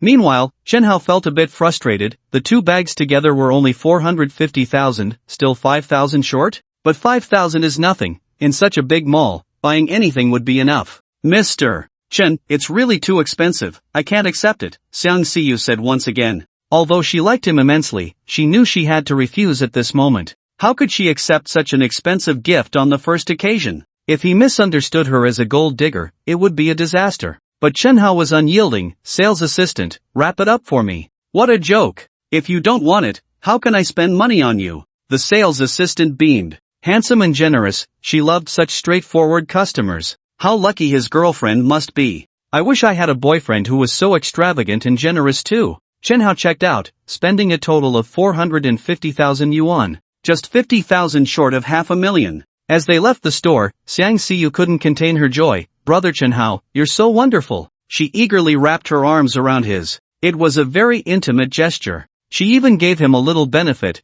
her soft curves pressing against his arm. So soft? Chen Hao enjoyed this feeling. They walked side by side. The man was handsome and tall. The woman was beautiful, with fair skin. Wherever they went, they attracted envious glances from many. After that, Chen Hao took her to a Prada boutique, buying 2 outfits in one go. The total came to 67,000 yuan. Just as Chen Hao finished paying, a voice echoed in his mind, Ding, congratulations to the host for completing the task. You have received a cash reward of 1 billion yuan. Upon hearing this, Chen Hao's face lit up. 1 billion? Now he could truly relax. Excited.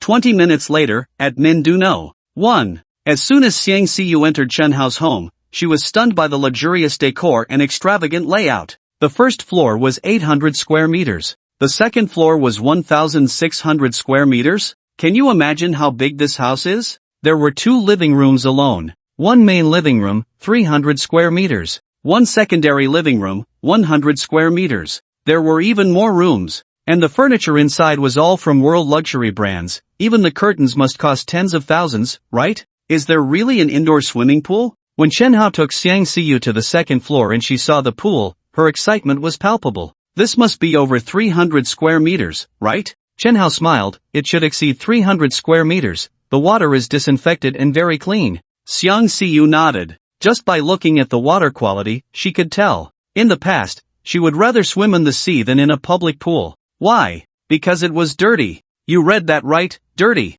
There was a dedicated research institution that collected water samples from 31 swimming pools for analysis. The results showed that, on average, each 25-meter pool contained the urine of 180 people. Just think about it. Is it clean or not? Here's a question for everyone. Among those who have swum in public pools, who hasn't urinated in the pool? Therefore, Xiang Siyu never swam in public pools. But here? There were no such worries. I want to get in the water. I want to swim. I want to swim freely and then take some videos to make them envious. Xiang Siyu was already eager to jump in. But then she remembered a serious problem. No swimsuit. When they were at the mall, Chen Hao told her there was a pool at home, and she had planned to buy a swimsuit. But after buying a bag and some clothes, she completely forgot about the swimsuit. How could she swim without one? Just then, a loud splash sounded beside her. Countless water droplets flew up. It was Chen Hao jumping into the water. Didn't you say you wanted to swim? Why aren't you coming down? Chen Hao submerged himself, his head popping up above the water, looking at Xiang Siyu on the shore. I also want to go swimming, but I forgot to buy a swimsuit. Xiang Siyu seemed a bit anxious. I thought it was something serious. Chen Hao laughed. It's just a swimsuit. Look, I don't have one either. As he said this, Chen Hao walked out of the water. It was then that Xiang Siyu noticed that Chen Hao was actually wearing nothing at all. When did he take off his clothes? Ah, you, rogue. Her face immediately turned red.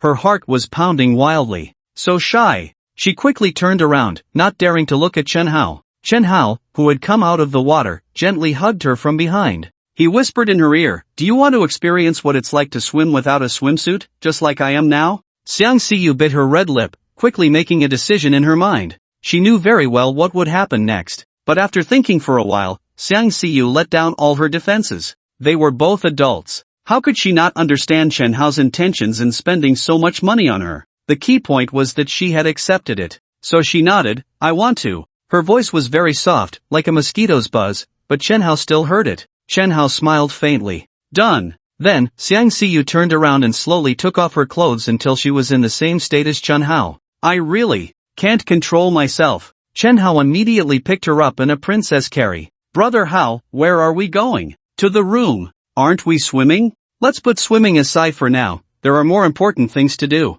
Brother Hao, you're so bad. 2 hours later. Chen Hao sat up, leaning against the edge of the bed, while Xiang Siyu, with flushed cheeks, lay beside him. Seeing Chen Hao sit up, she also sat up, snuggling against his chest. Looking at the lovely girl in his arms and the blush left on the sheets, Chen Hao was somewhat surprised. This woman was actually a first-timer. Chen Hao picked up a pack of Zhonghua cigarettes from the bedside, just pulled one out and put it in his mouth. Xiang Siyu immediately grabbed the lighter from the bedside table and lit it for him. Oh, so considerate? If Chen Hao remembered correctly, this was the first time such a beautiful girl had lit a cigarette for him in his life. It felt really good. Thinking back to a few days ago, he was still broke. He was at the bottom of society, his girlfriend was cheating on him, and work was unsatisfactory. But now, a mansion, a luxury car, savings all in place. A beauty like Xiang Siyu, who wouldn't even glance at him before, was now obediently lying on his bed. Chen Hao knew this was the charm that money brought. Someone once said that 99% of things in this world can be solved with money. The remaining 1% requires even more money. Although this statement is a bit extreme, Chen Hao didn't fully believe it. But there was some truth to it. Otherwise, how could a super beauty like Xiang Siyu be won over in just one day? Are we still swimming? Chen Hao first extinguished the cigarette butt, then lifted Xiang Siyu's chin with his right hand. By now, her face was still incredibly flushed. Fair and rosy, pure yet charming. Xiang Siyu shook her head hard. Swimming? I don't have the strength to swim right now. Chen Hao smiled indifferently. No strength at all? Xiang Siyu smiled bitterly. Isn't it because of you? Then she grabbed the phone from the bedside table, checked the time, and said, it's been 2 hours. You really don't know how to cherish a delicate girl. It still hurts. I can't even walk. How can I swim? Xiang Siyu's spoiled demeanor was truly adorable. Since you can't walk, then don't walk. Just stay here tonight. Xiang Siyu shook her head again. I can't tonight. A teacher is sick and in the hospital. I already told my classmates that I would visit her tonight. If I don't show up, they'll definitely talk behind my back. If it were something else, Xiang Siyu could have easily made an excuse. But visiting a sick teacher was something she couldn't just brush off. It wouldn't be easy to explain to her classmates. So what time did you all agree to meet tonight? Let's gather at the school gate at 5:30, then head to the hospital. Why do you ask? Chen Hao grinned mischievously, then there's still time. It was 3:30 in the afternoon. Chen Hao also had an appointment with Secretary Su at 6. Double the fun, how could he miss it? However, it was still early. Chen Hao wrapped his arms around Xiang Xiyu. She smelled so good, soft and delicate, and having such a lovely person in his arms made him restless again. Xiang Xiyu instantly understood Chen Hao's intentions. Ah, here we go again? No, I can't take it. It still hurts. Brother Hao, please spare me. Another day, I'll come find you. As she spoke, Xiang Xiyu deliberately leaned close to Chen Hao's ear and whispered mysteriously, next time, I'll wear black stockings. Upon hearing this, Chen Hao's eyes widened. Black stockings? Now that could be interesting. At 5:15, Chen Hao and Xiang Xiyu came down from upstairs, planning to drop her off at school before heading to their double the fun appointment. They arrived at the parking lot. Is this your car? Oh my gosh. This car is yours? When Xiang Xiyu saw Chen Hao's Bugatti, her eyes immediately lit up, and she hurried over to touch the car's body. No girl could resist such a cool and flashy design. What's wrong? Have you seen this car before? Xiang Xiyu looked excited and nodded. I saw it in a short video made by a classmate at our school. You have no idea how popular this car became after that video was released. Everyone is guessing what kind of person could own a supercar like this. Everyone is very curious about your identity. Chen Hao wrapped his arms around her waist, inhaling her fresh scent. Weren't you also very curious before? Xiang Xiyu nodded eagerly. Of course I was curious. By the way, how much did you buy this car for? This car was a gift from the system. Chen Hao really couldn't figure out the exact price. When he asked the system, it informed him that considering the current price, taxes, insurance, and everything else, the final price exceeded 50 million. When Chen Hao told Xiang Xiyu that the number was 50 million, she was so shocked that her lips trembled. 50 million? This car costs 50 million? One tire must cost over $1 million, right? A significant number of people would struggle their whole lives and still couldn't afford a single tire. That's just inhumane. Chen Hao held her waist. Stop being so dramatic. Come on, get in and try it out. I'll let you experience the charm of a Bugatti. Okay. Xiang Xiyu nodded excitedly. It was a red supercar, a Ferrari 488, priced at 3,550,000. In the passenger seat sat a stunning beauty, her long legs intertwined beneath sheer stockings. In the driver's seat was a young man. One hand rested on the car window while the other caressed the beauty's thigh. Driving a luxury car worth over 3 million with a leggy beauty in the passenger seat, this was the life of the elite. Comfortable. Relaxing. The traffic light ahead turned red. The Ferrari 488 came to a stop. At that moment, with a loud roar, a deep sound like a beast's growl came from behind. Then, with a click, it stopped beside the Ferrari, parallel to it on the sidewalk. Didn't you see my Ferrari here, buddy? Can't you be a little more low-key? As if my Ferrari doesn't exist, huh? Are you here to compare driving skills? The Ferrari driver felt provoked and wanted to see who was making such a loud noise. When he turned to look and recognized the model of the car, his eyes instantly widened in shock. His lips trembled. Bugatti? Oh my goodness. It's actually a Bugatti? The Ferrari driver immediately lost his temper. At that moment, he noticed the stunning Xiang Xiyu sitting in the passenger seat of the Bugatti. Damn! Super rare! Then he turned to look at the long-legged beauty sitting in his own passenger seat. This beauty was indeed a rare find, but compared to Xiang Xiyu, damn! It was like heaven and earth. The Ferrari driver suddenly felt that the beauty in his passenger seat was no longer appealing. And at that moment, the red light turned green. The Bugatti sped off, while the Ferrari remained stationary. The beauty in the passenger seat was confused. Why aren't you driving? What are you waiting for? The Ferrari driver shot her a glance. I'm afraid of crashing or scratching it. I can't afford it. Do you know what car just passed by? The beauty disdainfully replied, from the looks of it, it should be a sports car, but I've never seen the logo, so it must be some no-name brand. How can it compare to your flashy Ferrari? I'd rather sit in the passenger seat of a Ferrari and cry than sit in that car and laugh.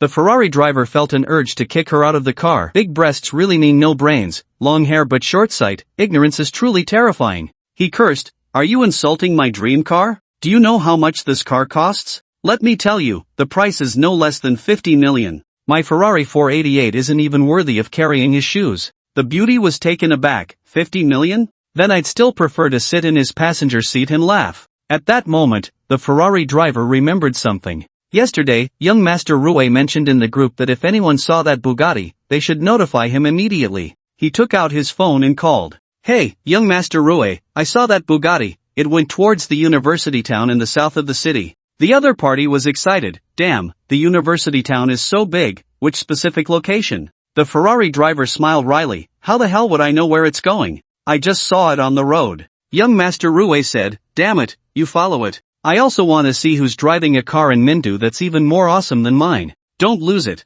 I'm on my way. The Bugatti eventually stopped in front of a residential area about 200 meters from Mindu University. This community was mainly for rentals, and most of the tenants were students from the university town, including Xiang Xiu, who rented here. She was a model and also a student. Is this the place? Chen Hao parked the car by the roadside. Xiang Xiu unbuckled her seatbelt and was about to get out when Chen Hao's voice came. What's wrong? Are you just leaving like this? Xiang Xiu instantly understood Chen Hao's meaning and immediately hugged him, giving him a sweet kiss. The appearance of the Bugatti, with its cool design, was bound to attract the attention of those around. What kind of car is this? It looks so cool. Oh my, isn't this the Bugatti from that senior's video yesterday? How did it end up here? Take a picture. Take a picture. Most of the people living here are students from the university town. Because it is closest to Mindu University, the majority are students from there. While they were busy taking photos and recording videos, click, the passenger door opened.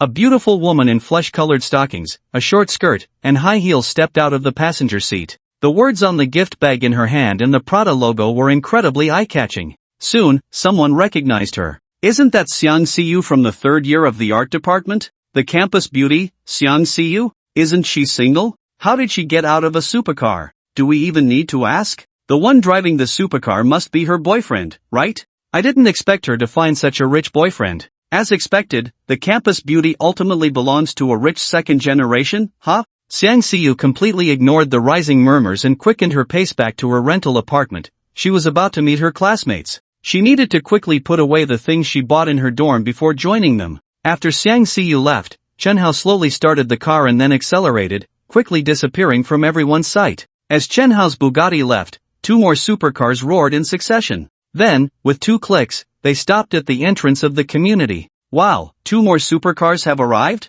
I recognize this red one. It's a Ferrari 488, worth over 3 million. The other one is even more impressive, a Ferrari LaFerrari, priced at 30 million. Damn, 30 million? I could never afford that even if I didn't eat or drink for a lifetime. This LaFerrari is impressive, but it's still a bit inferior to the Bugatti we just saw. That one was a 2024 Bugatti Veyron, with a starting price of at least 50 million. The mention of 50 million made the crowd gasp in shock. Why is it that he can be so extravagantly wealthy while we are all just starting out? At that moment, a young man got out of the LaFerrari, wearing a checkered shirt with the third button intentionally undone, revealing a bit of his chest, thinking it looked cooler that way. Where's the car? Where's the Bugatti? Young Master Rue looked around but didn't see the Bugatti, asking those nearby, hey, classmates, have you seen a Bugatti? It drove off that way, towards the intersection ahead, but I don't know where it went. A passerby pointed to the road on the right. Damn it, he got away again. Young Master Rue spat in frustration.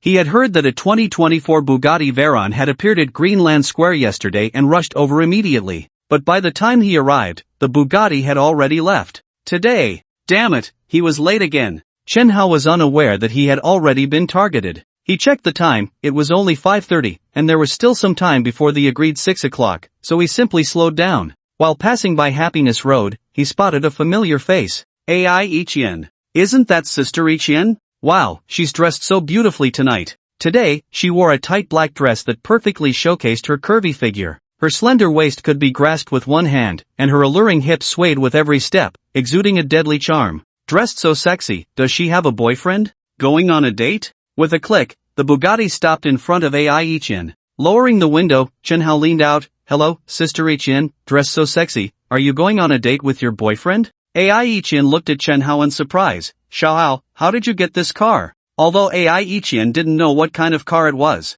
just by looking at the shape of this car, one can tell it must be extremely expensive. From Ai Ichian's understanding of Chen Hao, he definitely doesn't have the financial means to buy such an expensive car. So, seeing Chen Hao driving this car, she was truly surprised. Chen Hao honestly replied, I bought it. I recently came into some money, so I got this car to have some fun. Ai Ichian didn't believe it. A month ago, he was still worrying about living expenses, and now, just a month later, he had money to buy a supercar? What a joke! Oh, I see, you must be working as a driver for the boss at Zingmenjuan Company, right? This car belongs to your boss, doesn't it? Chen Hao was speechless. I told the truth, why don't you believe me? If you don't believe it, then forget it. Chen Hao decided not to explain further and extended an invitation. So, do you want to experience what it feels like to sit in the passenger seat of a 50 million car? Ai Ichian was stunned. 50 million? My goodness. She guessed the car was expensive, but she didn't expect it to be this expensive.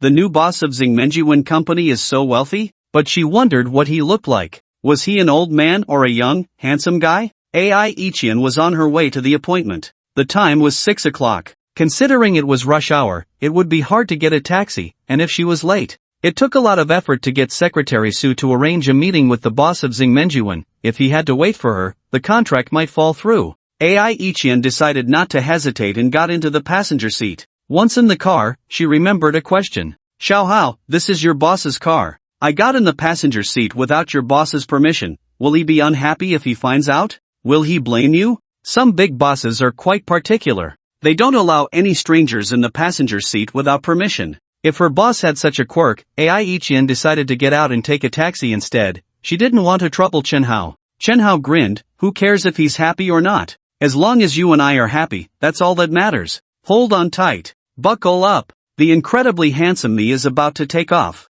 Put. One sentence made Ai Ichian laugh. After a month apart, how did this guy become so thick-skinned? Who brags about themselves like that? But honestly, this guy was now even more handsome than those movie stars. Sister Ichian, you look really beautiful when you smile, Chen Hao said sincerely. In terms of looks, Ai Ichian was the most beautiful among all the women Chen Hao knew. Even Xiang Xiyu was a bit weaker than her. If Xiang Xiyu's looks were rated at 95, then Ai Ichian was at least 97. However, Chen Hao had never felt she could reach 97 before. Mainly because she was a traditional woman, her dressing style leaned towards conservatism. Chen Hao felt her figure should be great, but that was just a feeling. Since he hadn't seen it with his own eyes, he didn't dare to conclude. But today, wearing that tight-fitting dress, her figure was fully showcased. That exaggerated curve, combined with a slightly mature young woman style, was simply tempting one to commit a crime. You used to dress so conservatively, why are you so bold today? You must be going to meet your boyfriend, right?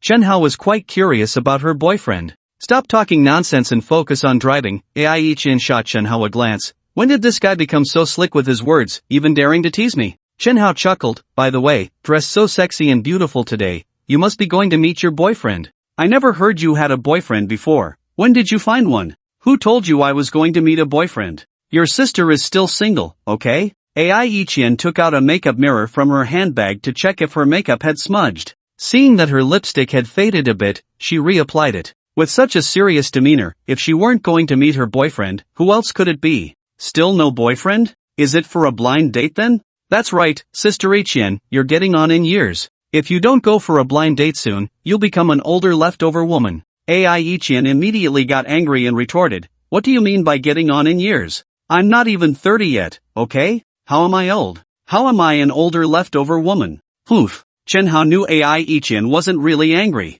If it's not to meet your boyfriend and not for a blind date, I really can't think of anyone else worth you dressing so sexy for. I'm going to meet your boss. Ai Ichian said, didn't your company just get a new boss? He raised the advertising budget from 6 million to 20 million this morning. I've been wanting to thank him, but I can't seem to meet him in person. I contacted Secretary Su. Secretary Su helped me arrange a dinner with your company's boss tonight. Chen Hao's eyes widened.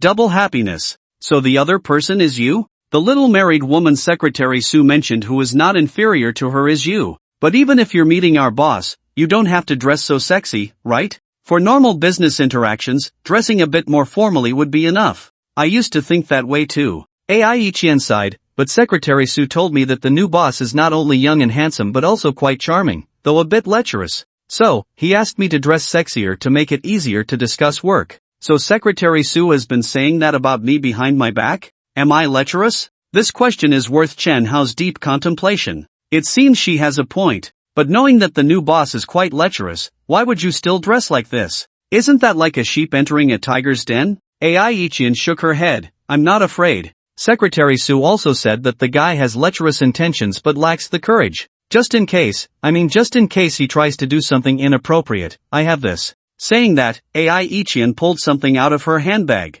Chen Hao took a glance. Pepper spray. Alright. And it's a large dose. If this gets sprayed, wouldn't someone's eyes get blinded? Xiao Hao, after all, you drive for the new boss and spend a lot of time with him, so how well do you know him? Tell me about it. You've asked the right person, no one in the world knows him better than I do. Ai Ichian burst out laughing again. This little brat has not only become slick-tongued but also so shameless? Then let me briefly summarize him. First, you say he's lecherous, but that's not entirely correct. I can responsibly tell you that as long as a man is alive, there's no man who isn't lecherous. There's an old saying, a man only turns bad when he has money. That's pure nonsense. It's not that he turns bad when he has money, it's that he's bad even when he has no money. But for various reasons, like insecurity or considering the cost of cheating, he doesn't dare to act on it. Secondly, he's not just lecherous without the guts. Lecherousness varies from person to person. As long as it's not consensual, he absolutely won't use coercive means. Thirdly, he's incredibly handsome to the point of making heaven and earth weep, handsome enough to have no friends, and he's still young with a bit of humor. Fourthly, he's now very wealthy, driving a supercar worth tens of millions, living in a mansion worth hundreds of millions, with 10 billion in his bank account, and running a company full of beautiful women. Once Chen Hao started talking, he couldn't stop. Ai Ichian immediately stopped him. If she didn't, who knows how long he would keep praising. Stop. I asked you to talk about your boss, not to whitewash him. There's no need to tell me whether he's good looking or not, and even less need to mention his desires without the courage to act. As for whether he's handsome, I don't care. I'm just asking you how much salary he pays you for all this praise. Chen Hao said seriously, I'm not exaggerating, everything I said is true because I know him better than anyone else in the world. Ai Ichian didn't believe him. He just bought your company a few days ago. Even if you're his driver, you've only interacted with him a few times. What do you know? Alright, asking you is pointless. Anyway, I'm about to meet him soon, and I'll find out for myself. Interesting. Chen Hao was amused, just wondering what your reaction would be when you find out I'm the new boss. Looking forward to it. At that moment, Ai Ichian's phone rang. The caller ID showed it was her dad. On the phone, her dad told her that the hospital had found a suitable bone marrow for her grandmother. As long as they paid the 300,000 yuan, they could immediately proceed with the transplant surgery. Dad, don't worry, the money is sorted.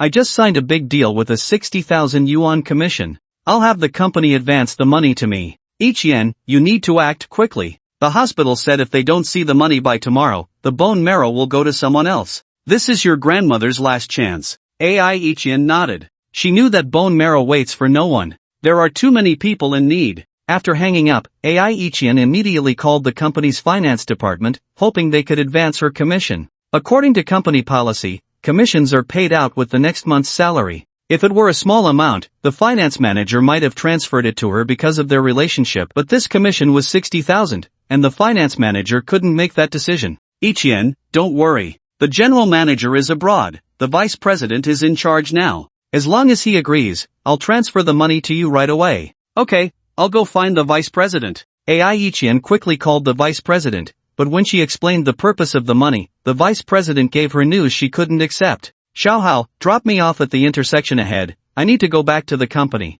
After hanging up, Ai Ichian's expression changed. Her face turned pale. She was furious. How dare Vice President Zhou mess with her money? Just now, Ai Ichian had called Vice President Zhou, hoping to advance that commission. And what did she get? Vice President Zhou directly said, the business with Zhengmenjuan Company isn't just yours, implying that this commission couldn't be given to her alone. Ai Ichian was instantly furious. She had worked tirelessly for a month on public relations. Finally, she secured the order from Zhengmenjuan, but now they wanted to take a share? They wanted to give 30% of the commission to Meina? Because Meina was the one who initially negotiated with Zhengmenjuan, Vice President Zhou said, if it weren't for Meina's groundwork, Ai Ichian, you wouldn't even have gotten into Zhengmenjuan. Pa! Why should I share the money I worked hard for with her? Groundwork? What groundwork? The company you couldn't handle, I managed to secure, and now you want to take 30% from me? Dream on. My money isn't something anyone can just take.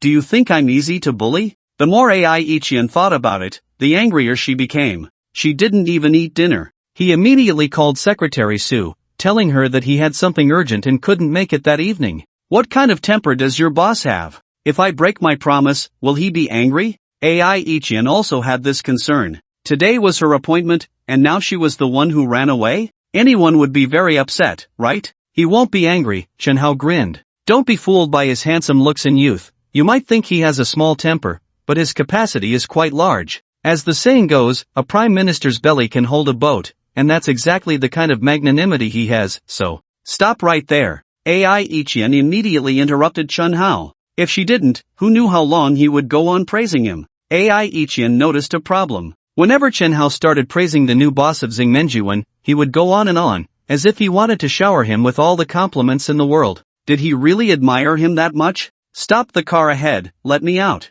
I'll drive you over. That wouldn't be good. Aren't you supposed to pick up your boss? If you're late, won't he be angry? Don't worry about him, your matters are more important. Half an hour later, Chen Hao and Ai Ichian arrived at Fuchang Advertising Company. The car stopped by the roadside. Xiao Hao, thank you. You should hurry back with the car, don't keep your boss waiting too long. No rush, I'll wait for you. You go in, I'll wait right here. Well, okay. Ai Ichian left. She came out about 15 minutes later, her eyes red and swollen, her face drooping. Can I borrow your shoulder for a moment? I really want to cry. Before Chen Hao could react, Ai Ichian rushed into his arms, hugging him tightly, her head resting on his shoulder. Woo woo. Ai Ichian really started to cry. Ichian, what happened? What went on just now? Did that guy with the surname Zhou bully you? With Ai Ichian crying like that, it was obvious she had been bullied. This made Chen Hao quite unhappy. He didn't have many friends, and Ai Ichian was one of them. How could he just stand by and watch her being bullied?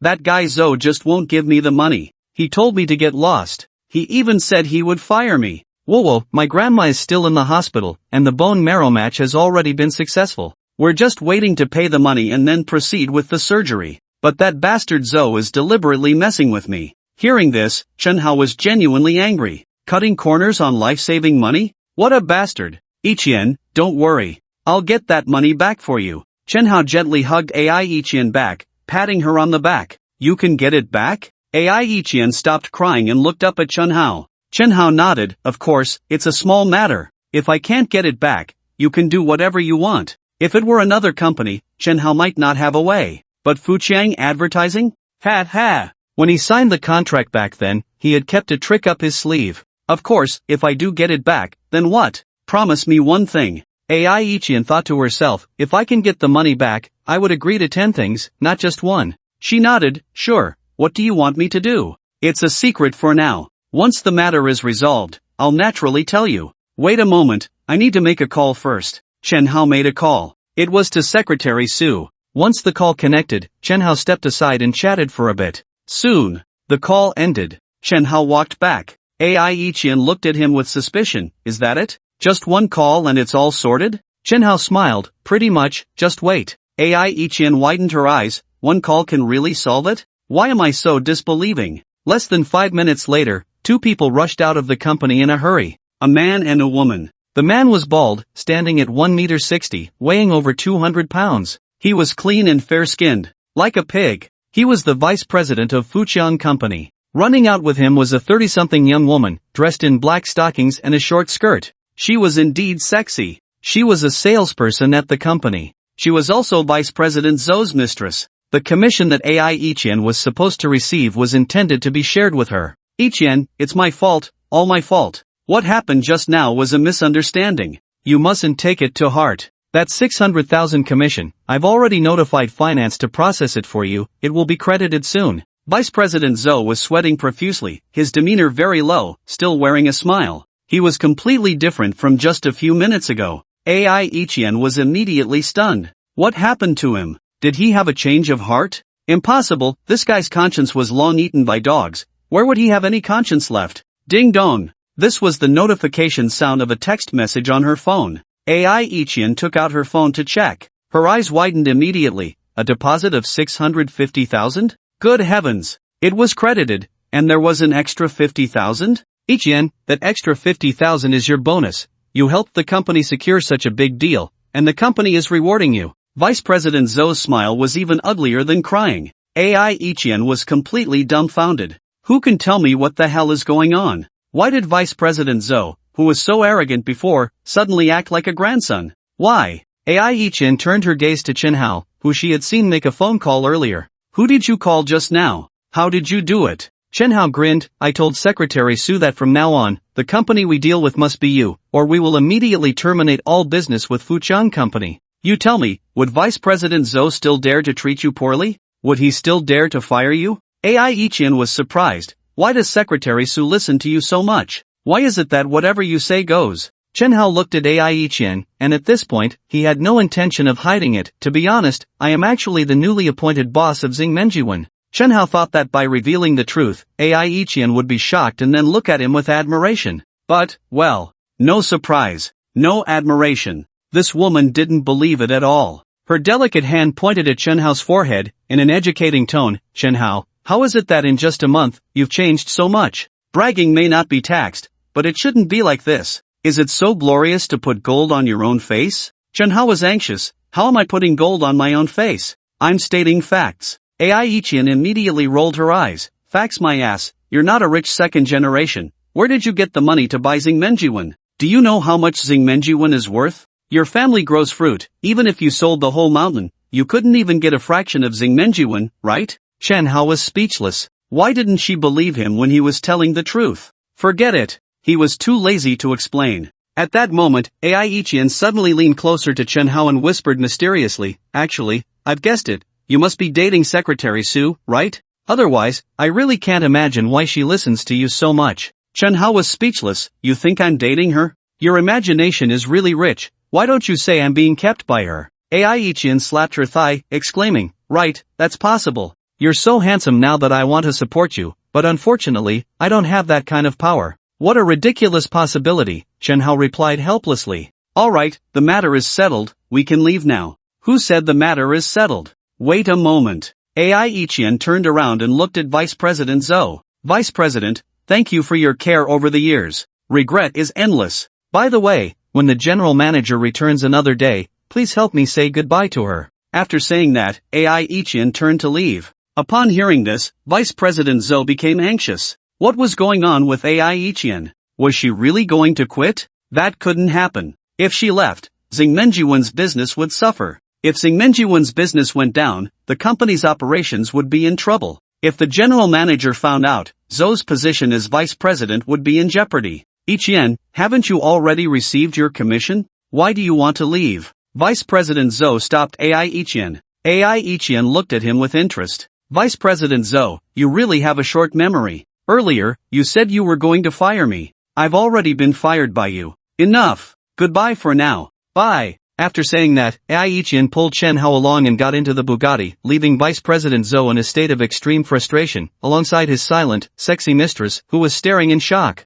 Hee. So refreshing. Once the car started moving, Ai Ichian felt much lighter. She had been bullied by this person every day. Today, she finally got her revenge. Her mood was indescribably good. After fastening her seatbelt, she comfortably stretched. Her stretch was harmless, but it instantly ignited Chen Hao's passion. She was already wearing a tight-fitting outfit, a form-fitting long dress. The seatbelt passed between her two peaks, making them appear even more prominent. And just at that moment, she stretched again. Well, alright. I can't take it anymore. Finally let out a breath. So good. After Ai Ichian finished stretching, she saw Chen Hao unfastening the seatbelt he had just buckled. Even stranger, he pushed the door open and got out. Even weirder, he walked with his legs squeezed together, bending his body, somewhat resembling a shrimp. Xiao Hao, where are you going? Ai Ichian called from behind. She was very curious about what was going on with Chen Hao. It seemed like he was heading to the restroom. Was he in a hurry?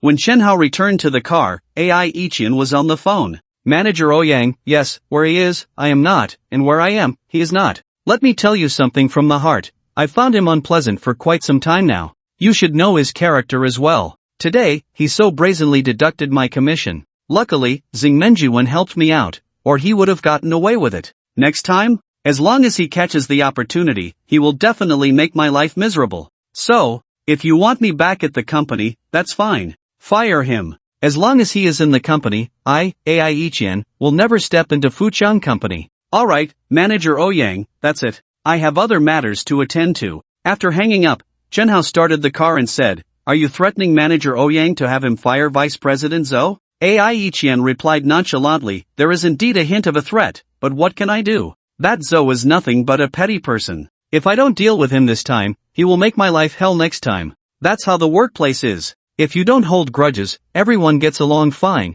and the well water doesn't disturb the river water. But once a grudge is formed, it becomes a fight to the death. Ai Chen and Vice President Zhou had a falling out like this, and she knew very well that if Vice President Zhou remained in the company, her future would definitely not be bright. Therefore, he had to be dealt with. Aren't you worried that General Manager Ouyang will keep the Vice President and fire you instead? Ai Chen turned her head to look out the window and said lightly, I currently hold a 20 million order from your company, and the company has already encountered a funding gap. This 20 million is the lifeline. As long as General Manager Ouyang's head isn't stuck in the door, he can't possibly fire me. By the way, speaking of this, I still have to thank you. If it weren't for your help, not to mention the 600,000 commission, I might have lost my job. Chen Hao rolled down the car window, letting the outside air in. Compared to air conditioning, Chen Hao preferred the natural breeze. Let's skip the thanks. Do you remember the condition you promised me earlier? Ai Chen nodded. I'm not the kind of person who burns bridges after crossing them, of course I remember.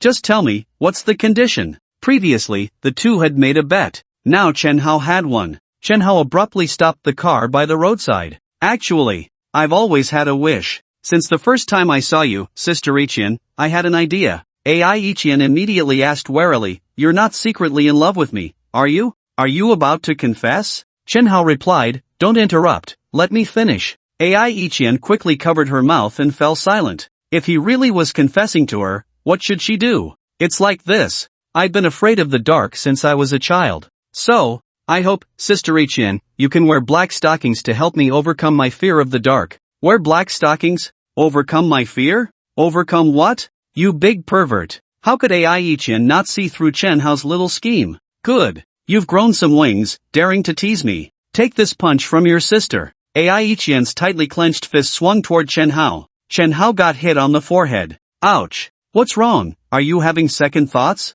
Chen Hao rubbed his slightly pained head, surprised that this woman actually hit him. Who said I was having second thoughts? Ai Ichian, always keep my word. After thinking for a moment, Ai Ichian said, It's not impossible for me to wear black stockings for you, but unfortunately, I'm really sorry, I don't have the habit of carrying black stockings with me. What Ai Ichian meant was that it wasn't that she wouldn't keep her promise, but she simply didn't have the means right now. How could she show them to him without any black stockings? Ai Ichian was secretly pleased, but soon she couldn't smile anymore. She saw Chen Hao, as if performing a magic trick, pull out a small bag from under his feet. When Chen Hao opened the bag and revealed its contents to Ai Ichian, she was completely dumbfounded. Black stockings? Gray stockings? Lacy, mesh ones. Super awesome. And they had letters on them. All kinds of styles. When did you buy these? Ai Ichian asked in surprise. There's a Balenciaga store next to the Fujian company. I just bought a few pairs while I was in the restroom. When Chen Hao returned earlier, Ai Ichian was on the phone and hadn't noticed the bag in his hand.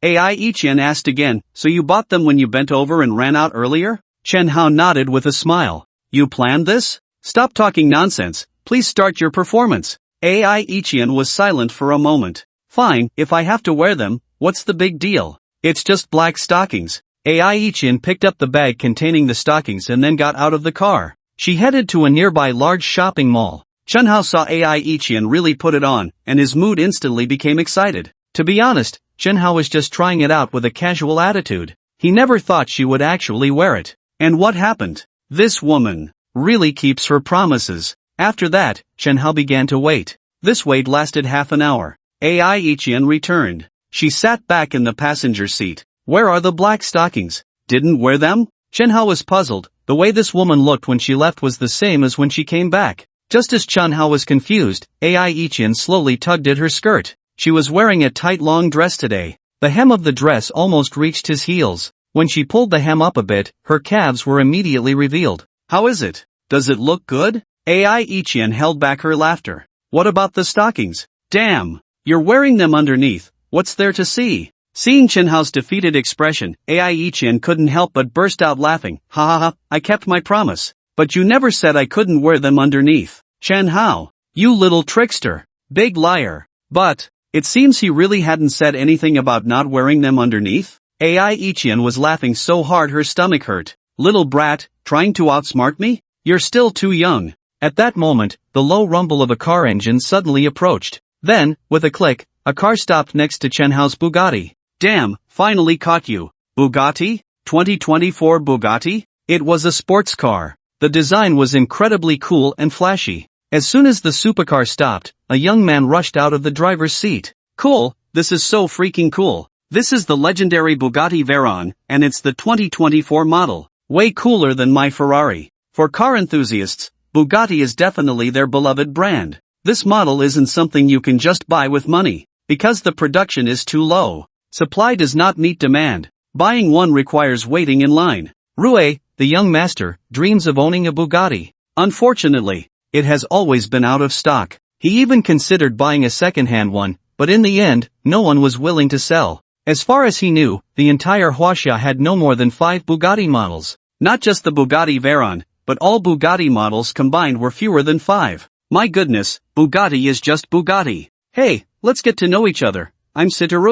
After carefully admiring the Bugatti, Situ approached the driver's seat. He bent down, looking at Chen Hao in the driver's seat. Upon seeing him, good heavens, this guy is so handsome? Situ, who has never admitted anyone was more handsome than him, was taken aback when he saw Chen Hao. The car is cool, and the guy is freaking handsome too? More importantly, when he noticed Ai Ichian in the passenger seat. My goodness, a young married woman? This woman is stunning. Situ also had a beauty in his passenger seat. A mature woman in her 30s. Situ had a hobby. He absolutely does not pursue women under 30. What little girls or young ladies? They are not his type. This guy particularly loves women aged between 30 and 40. The woman in his passenger seat was probably around 35. In his words, women in this age range not only have skills but also a special charm. Hello, I'm Chen Hao. What's up? Chen Hao glanced at his car. He recognized the logo, it was a Ferrari. As for which model, Chen Hao didn't know.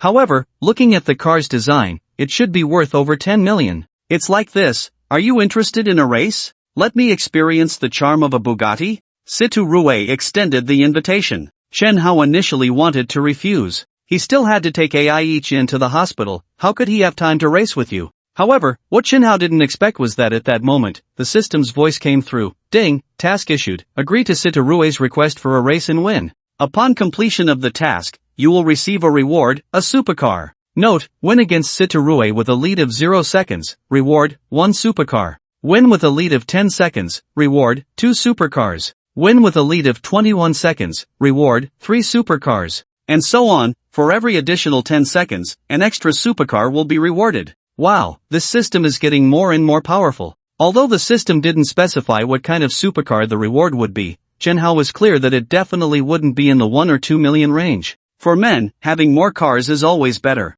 A race? I've never been afraid of anyone. How do we compete? When Chen Hao obtained the Bugatti Veyron, the system also granted him god-level driving skills. Racing? He truly wasn't intimidated by anyone. Oh, quite the bravado. But I wonder if your skills can match such a high-level car. You know Jiufeng Mountain, right? Starting from the foot of the mountain, whoever first crosses this winding mountain road wins. How about it? Chen Hao nodded, no problem. Situ returned to his car. After that, his car led the way, with Chen Hao following. About 10 minutes later, they arrived at the foot of Jiufeng Mountain. At this moment, the passenger window of the Ferrari slowly rolled down. A stunning woman wearing sunglasses appeared. Don't be fooled by the fact that this woman was already 35 years old. Time had left no marks on her. Instead, due to the accumulation of years, she exuded an irresistible mature charm. Situ has good taste. The beautiful woman held a white tissue in her right hand and extended it out of the window. Then, with a fierce flick, the white tissue was thrown into the air at the same time. Boom! The 2 supercars, one worth over 10 million, the other reaching 50 million, almost simultaneously surged forward. Oh, nice start. Inside the Ferrari, Situ looked relaxed. As the vice president of the supercar club, few could surpass him in racing throughout Mindu. The key point was that this road was built by their club. He came here to race a few laps almost every week. The road conditions were familiar to him. So, even though he knew his Ferrari was slightly inferior in performance to the Bugatti, and that it would start slower, he didn't feel like he would lose. Now it was a straight line. On a straight, the Ferrari definitely couldn't outrun the Bugatti. Just wait until the turn, let's see how I overtake you. A contemptuous smile appeared at the corner of Situ mouth as they quickly approached the first turn. This curve was 90 degrees. As they neared the turn, Situ slowed down a bit, reducing his speed from 220 to 120. Even he wouldn't dare to take a 90-degree turn at over 120. But then, the next second, Siturue's eyes widened in disbelief. He saw the Bugatti, about 3 car lengths ahead, showing no signs of slowing down, executing a masterful drift. Whoosh! The car perfectly navigated the turn and disappeared from his sight. How is that possible? Siturue was completely stunned. Just now, his speed was at least over 150. Is passing a 90-degree turn at 150 miles per hour comparable to a semi-professional race car driver? In the luxury car club of Mindu, where Siturue was, experts were abundant. Among them were several retired professional racers. Yet even they would not dare to easily challenge a 90-degree turn at 150 miles per hour. Siturue immediately realized the gap between him and Chen Hao. However, Siturue was not one to admit defeat. It was only the first turn, and the road conditions would only get worse from here. He was unfamiliar with the terrain. He still had a chance. In terms of driving skills, Siturue already felt inferior. But he thought that perhaps he could turn the tables by leveraging his knowledge of the terrain. However, the idea was good. The reality was quite cruel. Throughout the entire course, he never saw the taillights of Chen Hao's car. By the time he reached the finish line, he did not see Chen Hao's car. It was obvious that Chen Hao had arrived at the finish line and had not waited for him, but had left first. Siturue parked his car, rolled down the window, and lit a cigarette. His mood was incredibly complex. Is his car better than mine? Is the girl in the passenger seat prettier than mine? Is he even better looking than me? Is his driving skill even better than mine? Where the hell did this monster come from? How come I've never heard of this guy before? Siturue felt a bit insecure. He then took out his phone and quietly sent a message in the group, raced against a Bugatti at Jiufeng Mountain and got completely crushed, at least 20 seconds behind. As soon as he sent the message, the Supercar Club group immediately erupted. What the hell, 20 seconds behind? You run the Jiufeng Mountain Road every day and you're 20 seconds behind? Young Master Rue, what car were you driving? Some even speculated that Siturue must have been driving a junk car today, otherwise, with his skills, it was impossible to be 20 seconds behind so dramatically. Siturue, Ferrari. The group fell into a brief silence, then exploded. What the hell, losing to a Bugatti by 20 seconds? How is that possible? Tiangu, are you sure you didn't let him win? Everyone was shocked. Siturue didn't send any more messages, smoking his cigarette, his mood more complex than ever. How could I, Siturue, lose to him by so much? It was quite a blow. The taste of failure was truly unpleasant. At that moment, his phone rang. It was a call from a friend. Siturue thought it was someone checking on his earlier situation, but as soon as he answered, the other party excitedly said, Young Master Rue, a Pagani Huayra, a Lamborghini Veneno, and a Koenigsegg have appeared at Yida Plaza. Siturue cursed back. Are you still half asleep? These 3 cars were too rare. Unless it was a car show, the probability of them appearing together was almost zero.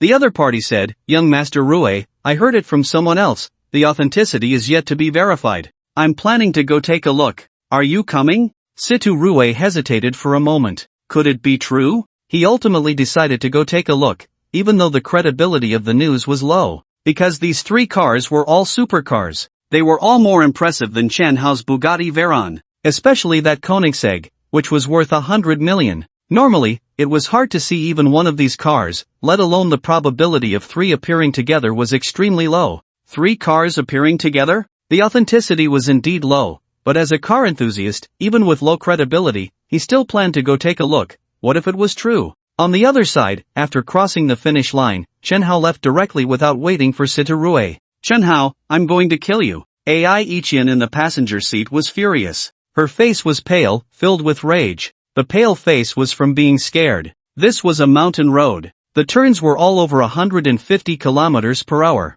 Every turn felt like it was going to launch off the road. If it really did go off the road, wouldn't that be the end? Ai Ichian had never been in such a crazy car before. Her legs felt weak. She almost wet herself from fear. She held onto the handrail the entire time, not daring to breathe until they crossed the finish line and the car slowed down. Then she finally let go. Chen Hao grinned and said, Isn't it thrilling? Want to go again? You're insane, you really are crazy. Playing with your life, you're all a bunch of lunatics. Ai Ichian shot Chen Hao a glare. Although it was indeed thrilling, she really didn't want to do it a second time.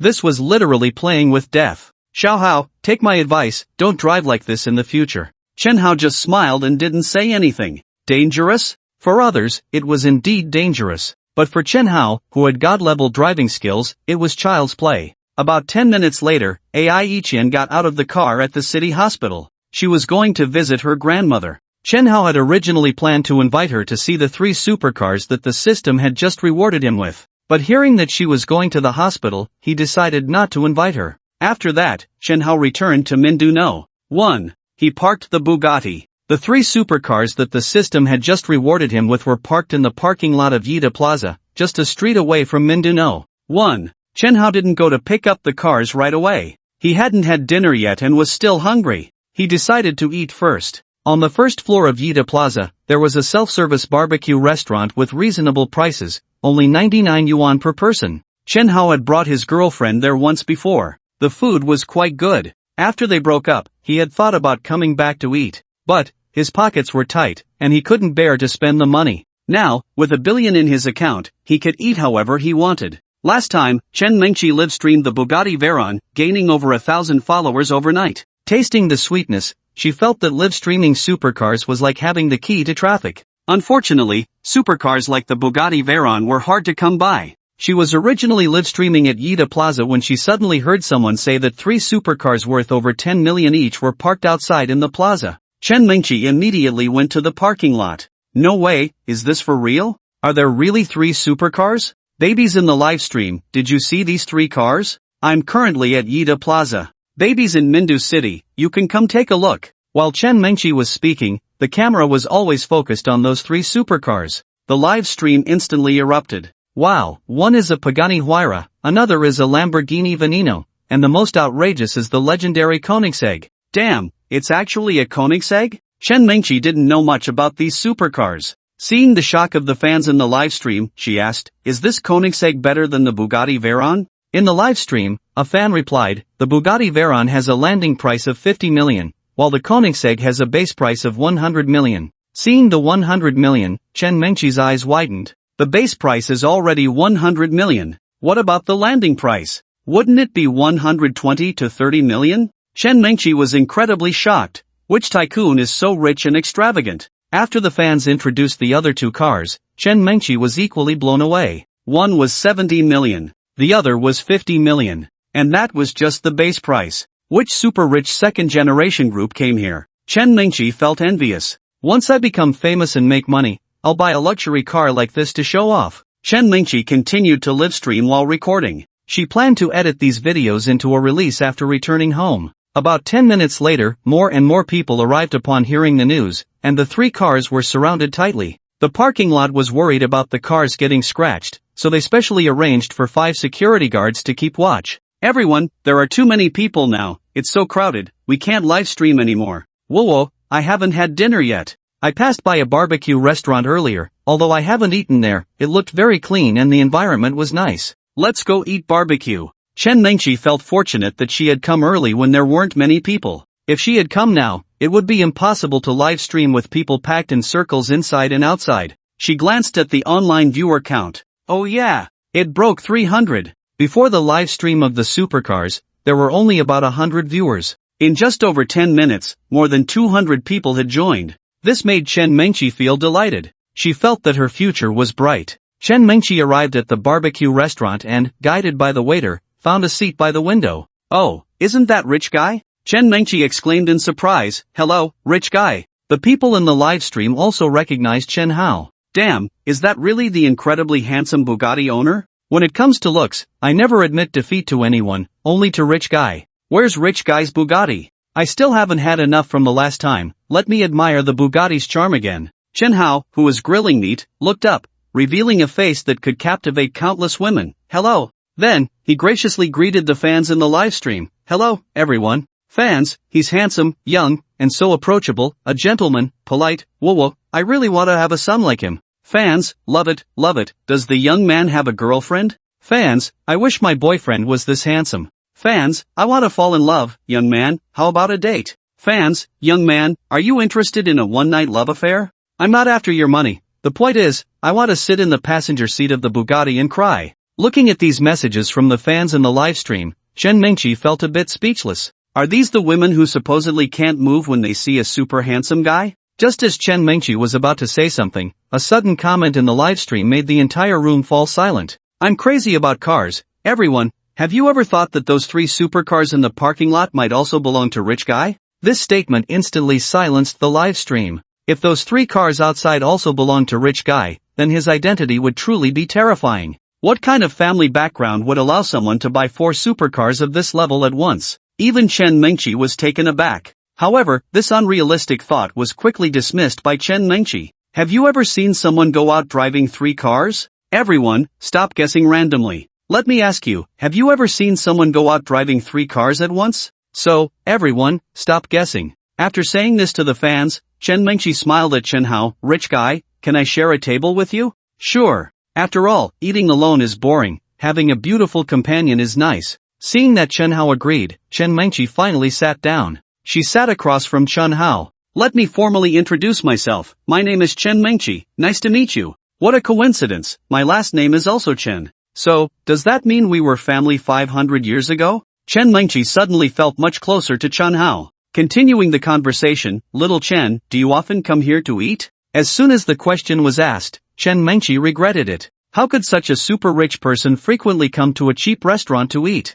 This question was truly foolish. Chen Hao shook his head. No, I rarely come here. I've only been here once. Because it was too expensive, I couldn't afford it before, and after eating here once, I didn't dare to come back. His words not only amused Chen Mengqi but also entertained the people in the livestream. A super rich person driving a Bugatti couldn't afford a 99 yuan barbecue buffet? Isn't that funny? The two chatted for a while, becoming a bit more familiar, and Chen Mengqi took the initiative to ask Chen Hao for his contact information. In the live stream. Oh, I knew Mengqi sitting with the rich guy must have ulterior motives. Hee, asking for WeChat? Last time I told you to take the initiative, you were all shy, and only realized it when the person left. Today, you finally got it, huh? Mengqi, can you send me the rich guy's WeChat privately? I want to add him too. How about I send you a rocket? I have a feeling the rich guy is going to be taken away by Mengqi. Just as Chen Mengqi and Chen Hao had just exchanged contact information, a familiar and annoying voice rang out from behind.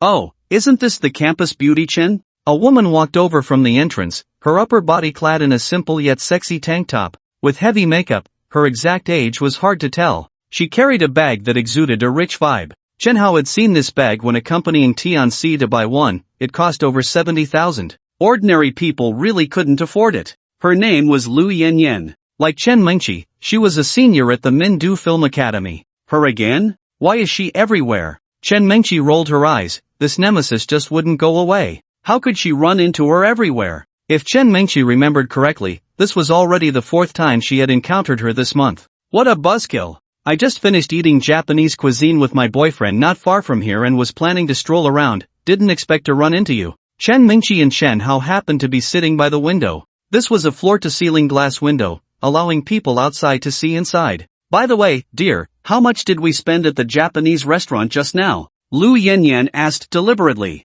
Her boyfriend was quite young, only in his 20s. He said, we spent 4,700. Dear, next time, I'll take you to a more upscale place. Saying this, the young man deliberately wrapped his arm around Lu Yanyan's waist. To be honest, while the woman's face wasn't particularly outstanding, her figure was exceptional. By the way, our campus beauty, why haven't you tried Japanese cuisine? The taste is much better than here. Oh, I see. It's not that you don't want to go, but that you can't afford it. A meal costing thousands of yuan is not something you common folks can afford. Is this your boyfriend? He is handsome, but can he only afford to take you to eat this garbage that costs a few dozen yuan? Unlike my boyfriend, who casually takes me to eat meals worth several thousand. As soon as Lu Yanyan spoke, Chen Hao realized she had a grudge against Chen Mengqi. Originally, Chen Hao didn't intend to get involved. But why was this woman dragging him into it? Who said Japanese cuisine is better than our Chinese barbecue? Chen Hao said coldly with a smile. Are you deaf?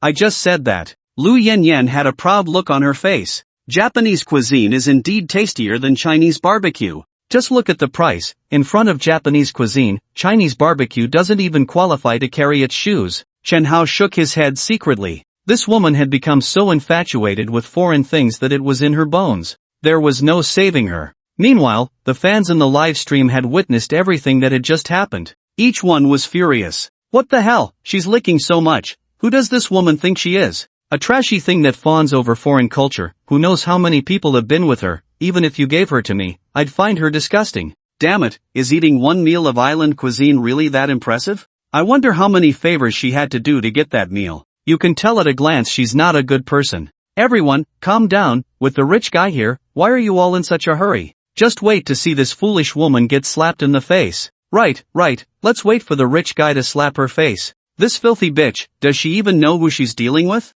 Let the storm come even stronger. Ding, mission released. Slap the face of the foreign fawning Lu Yanyan. Complete the mission to receive a reward of 500 million in stock funds. Upon hearing this reward, Chen Hao couldn't help but smile. Slap someone in the face and get 500 million in funds? This deal was worth it. Chen Hao stopped indulging her and directly shot back. You foreign fawning thing. After eating one meal of island cuisine, your butt is up in the air. What do you think you are? What do you mean by what I am? Well, you, who can only take your girlfriend out to eat this kind of cheap buffet, what do you think you are? Lu Yanyan shot back without holding back, thinking that just because he was handsome, she wouldn't scold him. How dare you mock me? Chen Mingqi stifled a laugh. You call Chen Hao a poor guy? You have no idea he drives a Bugatti worth over 50 million. And you dared to provoke him? If you anger this guy, not even Jesus could save you. Stifle it. No laughing. But she really couldn't hold it in anymore. She burst out laughing. Ha ha ha ha ha.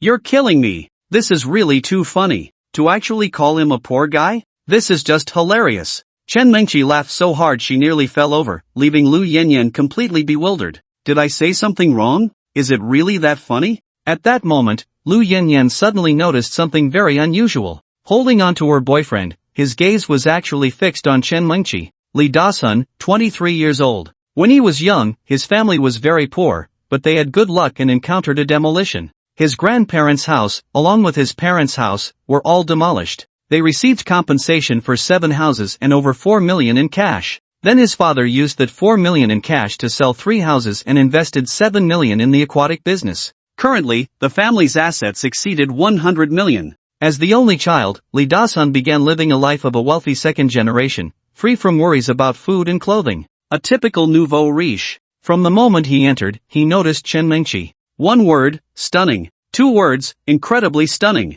Compared to Chen Mengyao, Lu Yanyan suddenly felt less appealing. Is she trying to seduce my man? Bitch. Lu Yanyan didn't dare to stay here any longer, not because she was afraid of embarrassment, but because she felt that if she stayed any longer, her boyfriend might be seduced away by Chen Mengyao. This wasn't the first time something like this had happened. The reason Lu Yanyan held a grudge against Chen Mingqi was mainly because in their sophomore year, Lu Yanyan's boyfriend of half a year suddenly told her that he liked Chen Mingqi and wanted to break up. They had played around and slept together. And now you tell me you like another woman and want to break up? What the hell? Since then, Lu Yanyan had hated Chen Mingqi, always feeling that she had stolen her boyfriend. Darling, I'm feeling a bit unwell, can you take me back to the dorm? Lu Yanyan affectionately hugged Li Dashuan's arm, deliberately using a high-pitched voice, and said, I still want to experience the charm of your Porsche 911. By the way, Chen Mingqi, how are you getting back? I'm heading back to the school dormitory now. Do you want a ride? But sorry, my boyfriend's Porsche 911 only has 2 seats, so there's no room for you.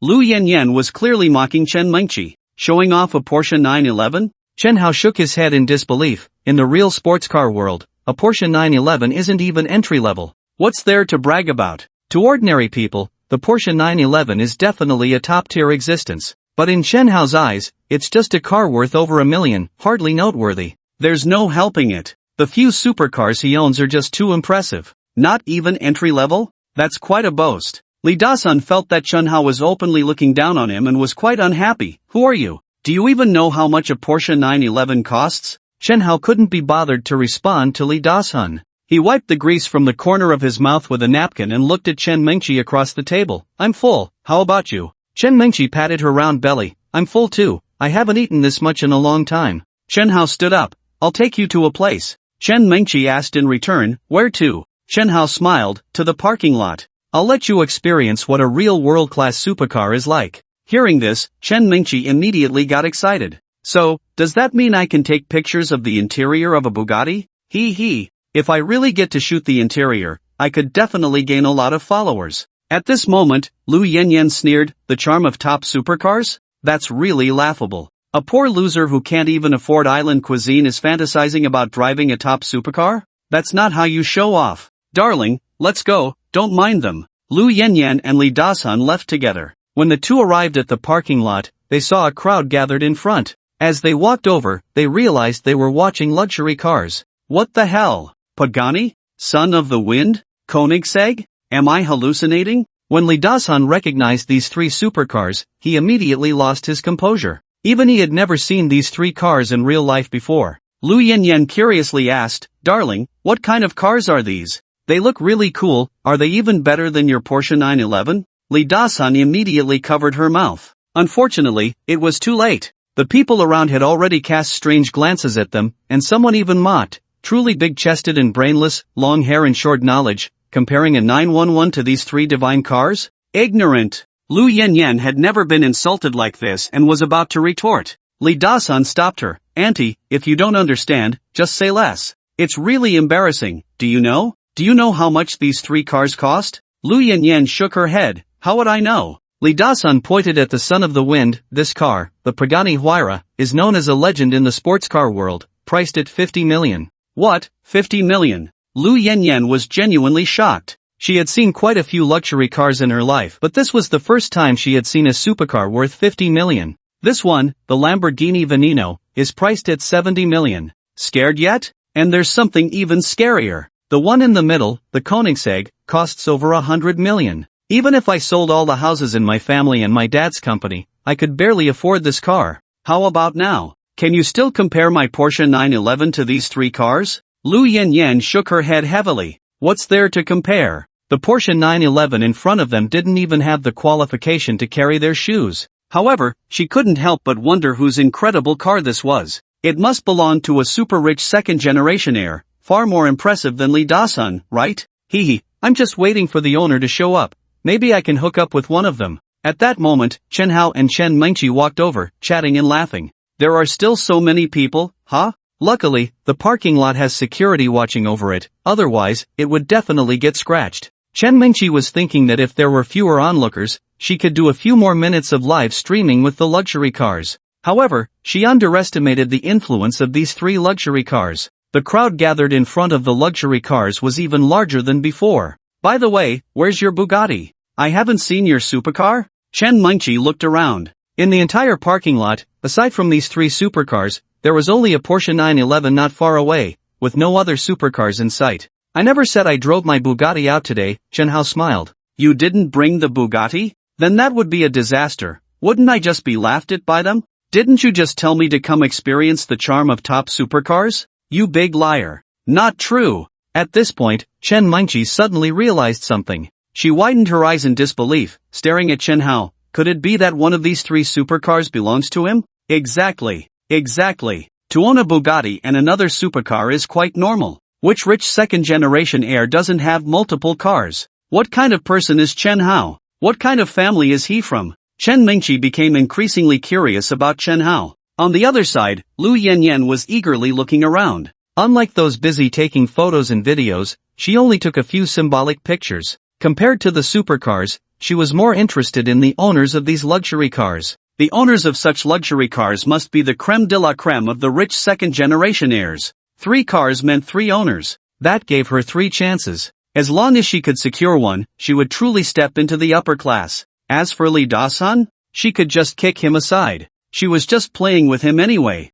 She had planned to squeeze him dry and then toss him away. Dasan, who in Mindu can afford cars like these? Lu Yanyan asked. Anyway, I can't afford them, Li Dasan said. In our supercar club, there are quite a few who can afford them, but those who can actually buy them are rare. Because buying these cars isn't just about money. Lu Yanyan didn't understand. Isn't it enough to have enough money to buy a car? You're thinking too simply. To buy such luxury cars, you not only need money but also have to pass an identity check. So, those who can buy this type of car, for example, a prince from the richest Middle Eastern family, top athletes, top celebrities, royal family members. Wait, ordinary rich people, you wouldn't even be in line to buy one. There are quite a few who can afford them in Mindu, but only a few have the qualifications to buy them. Who could it be? Could it be that mysterious tycoon? Hearing this, Lu Yanyan immediately asked, Mysterious tycoon? What mysterious tycoon? Li Dasan explained, just over an hour ago, a big event happened in the supercar scene of Mindu. Young Master Rue lost a race on the Jiufeng winding road.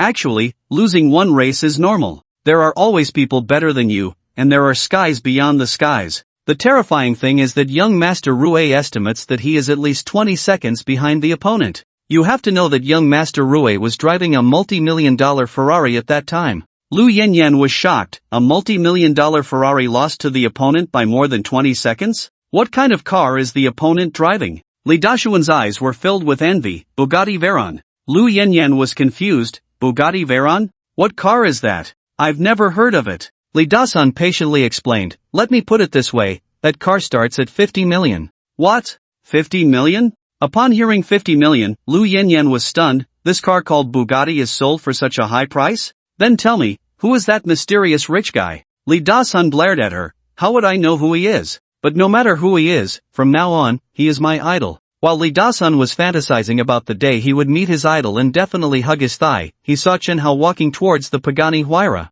He immediately shouted, hey, kid, what do you want to do? Do you know how much this car costs? Can you afford to pay if you damage it? Chen Hao glanced at him, idiot. He couldn't be bothered to respond. Sorry, you can't get close to the car. The security guard in charge of guarding the car stopped Chen Hao. They didn't know whose car it was, but they were clear that since the car was parked in their parking lot, they had the duty to protect it. Chen Hao wasn't angry. Instead, he gave a thumbs up to their diligent attitude. This car is mine. I'm here to pick it up. Can I go now? Everyone around was taken aback. What? It's his car? Has the long-awaited rich guy finally appeared? This guy is really handsome, both the person and the car, just my type. Take a photo, Post it on WeChat. Chen Mingqi guessed that one of the three cars was Chen Hao's. So at this moment, she didn't feel much surprise. I guessed right, there really is one that belongs to him. Ha ha ha, I'm dying of laughter, really dying of laughter. A guy who can't even afford Island Cuisine dares to claim this supercar is his? How thick-skinned can you be? Security, don't listen to him, he's just a poor loser, he can't possibly afford such an expensive supercar. If you let him through and he damages it, you'll be out of a job. Upon hearing this, the security guard was even less inclined to let Chen Hao through. At that moment, who says my brother Hao is a poor loser? Step forward. An angry voice came from outside the crowd. Everyone turned to look and saw three young men walking over quickly. The one in front was wearing a checkered shirt. He had unbuttoned the third button on his chest, exposing a bit of his chest, thinking it would look cooler that way. Young Master Rue? Young Master Chun? Young Master Zhe? Li Dasan recognized the identities of the three at a glance. They were all members of the Supercar Club. He thought, how did these three big shots end up here? Could it be? Oh, I understand. These three supercars must belong to them. Li Dasan quickly walked over, putting on a flattering smile, extremely obsequious. Young Master Rue, Young Master Chen, Young Master Zhe, you came at the right time. Someone just tried to get close to your cars, and I stopped him for you. Li Dasan was also a member of the Supercar Club. However, even among the members, their statuses were worlds apart. Young Master Rue was a top figure in the Supercar Club, while Li Dasan could only barely qualify to enter the club. Situ Rue had seen Li Dasan before but couldn't remember his name. He coldly said, is it you who said my brother Hao is a poor loser? The tone of Situ Rue's questioning and his cold attitude instantly chilled Li Dashun's heart. What was going on? Also, who was the Hao Gu he mentioned earlier? Could it be? Realizing something, he was suddenly filled with terror. Even the young Master Rue called him Hao Gu? Who on earth was this person? Young Master Rue, it's me, I'm Xiao Shun. We met last month at the Jiufeng Mountain racetrack. Li Dashun forced a smile, extremely obsequious. Situ Rue couldn't be bothered to respond to him. A person like him could be crushed as easily as an ant. I'll deal with you later. He then quickly walked towards Chen Hao. No longer indifferent, he smiled, Hao Gu, good to see you again. Behind him, Chen Xiao and Zhe Xiao also called out, Hao Gu. Situ Rue, Fu Yichen, and Su Rue Zhe were close friends, and since Situ Rue called him Hao Gu, it was natural for the other two to do the same. Fu Yichen and Su Rue Zhe were seeing Chen Hao for the first time. From Situ Rue's introduction, they knew that not only was Chen Hao an exceptional driver, but he was also particularly handsome. They were very curious about what kind of person could make the always proud Situ Rue feel inferior in looks. Now that they saw him, wow! He was indeed more handsome than Situ Rue, who was known as the most handsome in the Supercar Club. However, as supercar enthusiasts, they admired Chen Hao's driving skills even more. The fact that he could dominate Situ Rue on Jiufeng Road was enough to earn their respect. So, when they called him Hao Gu, it was from the heart. There were already quite a few people around. someone immediately recognized their identities. My god, isn't that C2 Rue, the young master of Longding Group and the vice president of Mindu Supercar Club? I know the other two as well. The one on the left is Fu Yichen, the young master of Batu Linghang Group, a veteran of the Supercar Club. The one on the right is Su Ruize, also an impressive figure. It's said his family controls 2 listed companies, a wealthy presence. It's rare to see the 3 of them together. How did they suddenly appear here? Oh, I get it. They correspond to these 3 supercars, so these top supercars belong to them. But now I'm even more curious, why do they all call this young man Go? Could it be that this incredibly handsome young man has a status even more distinguished than these 3? Since they were calling him Go, it would be rude not to respond with a smile. Chen Hao politely greeted them. Hello. C2 Rui began to introduce. How Go, these 2 are my brothers, Fu Yichen and Su Ruize. Fu Yichen and Su Ruize immediately extended their hands. How Go? How Go? The 2 usually arrogant individuals were now very humble. Chen Hao shook hands with them. His approachable demeanor greatly increased C2 Rue and the others' fondness for him. How Go, are you here to admire these supercars too?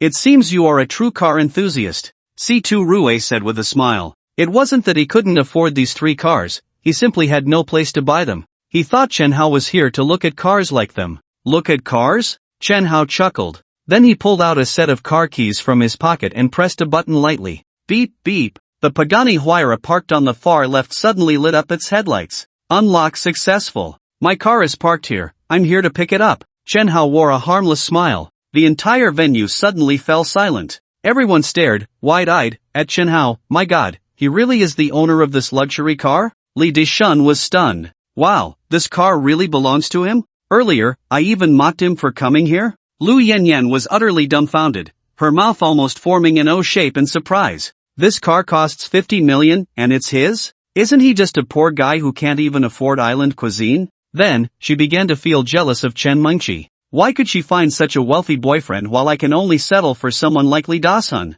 The more Lu Yanyan thought about it, the more unbalanced she felt, and the more jealousy brewed within her. Suddenly, Li Dasun didn't seem appealing at all. Seeing Lu Yanyan's defeated expression, Chen Mengqi finally felt a sense of triumph. This feeling was exhilarating. When Lu Yanyan shot her a jealous glance, Chen Mengqi deliberately shifted her stance closer to Chen Hao, making it seem even more intimate. This only fueled Lu Yanyan's jealousy further. Oomph, what's so great about it? There are 3 luxury cars here, and your boyfriend's is the worst among them. There are still 2 other cars, which means there are 2 more owners. I still have 2 chances. Getting either one won't be worse than your boyfriend. Lu Yanyan's mind began to race, contemplating how she could quickly win over the other 2 car owners if they showed up. Damn, how good, this car is yours. I'm already in awe that you managed to get a Bugatti Veyron, and now you've brought in a Pagani Huayra. I can't even find the words to describe it. Impressive, impressive. Li Dasun, overhearing this, instantly lost his composure.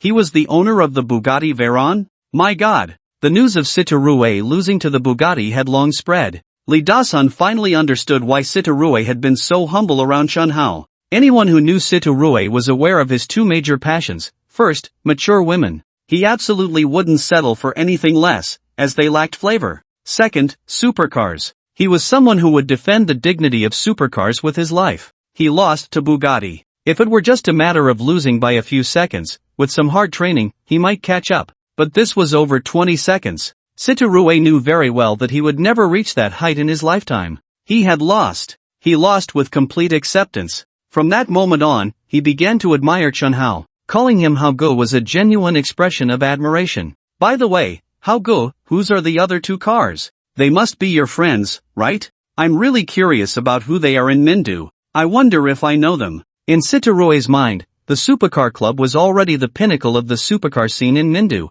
Now, it seemed he was truly ignorant. He recalled what his father once told him, there are always people better than you, and there are always greater mountains beyond the ones you see. He was only now beginning to grasp the meaning of that saying. Those truly discreet super-rich individuals were all hidden away from the world. I wonder if I have the qualifications to integrate into Hao Ji's circle, Citarue thought to himself when something else left him speechless. Chen Hao pulled out another set of car keys from his pocket. He pressed a button lightly. Beep beep. The car that had been quietly parked suddenly emitted the sound of unlocking. Then, the headlights around lit up. Citarue was stunned. Fu Yichen and Su Ruize widened their eyes. Li Dasun was so shocked that his mouth could fit an ostrich egg. Lu Yanyan was so astonished that she couldn't even speak. Even Chen Mengqi wore an incredulous expression. This car, too, was his? Chen Hao smiled innocently at Sitarue. This car is also mine. What? This car is also yours? At that moment, Sitarue was overwhelmed with shock.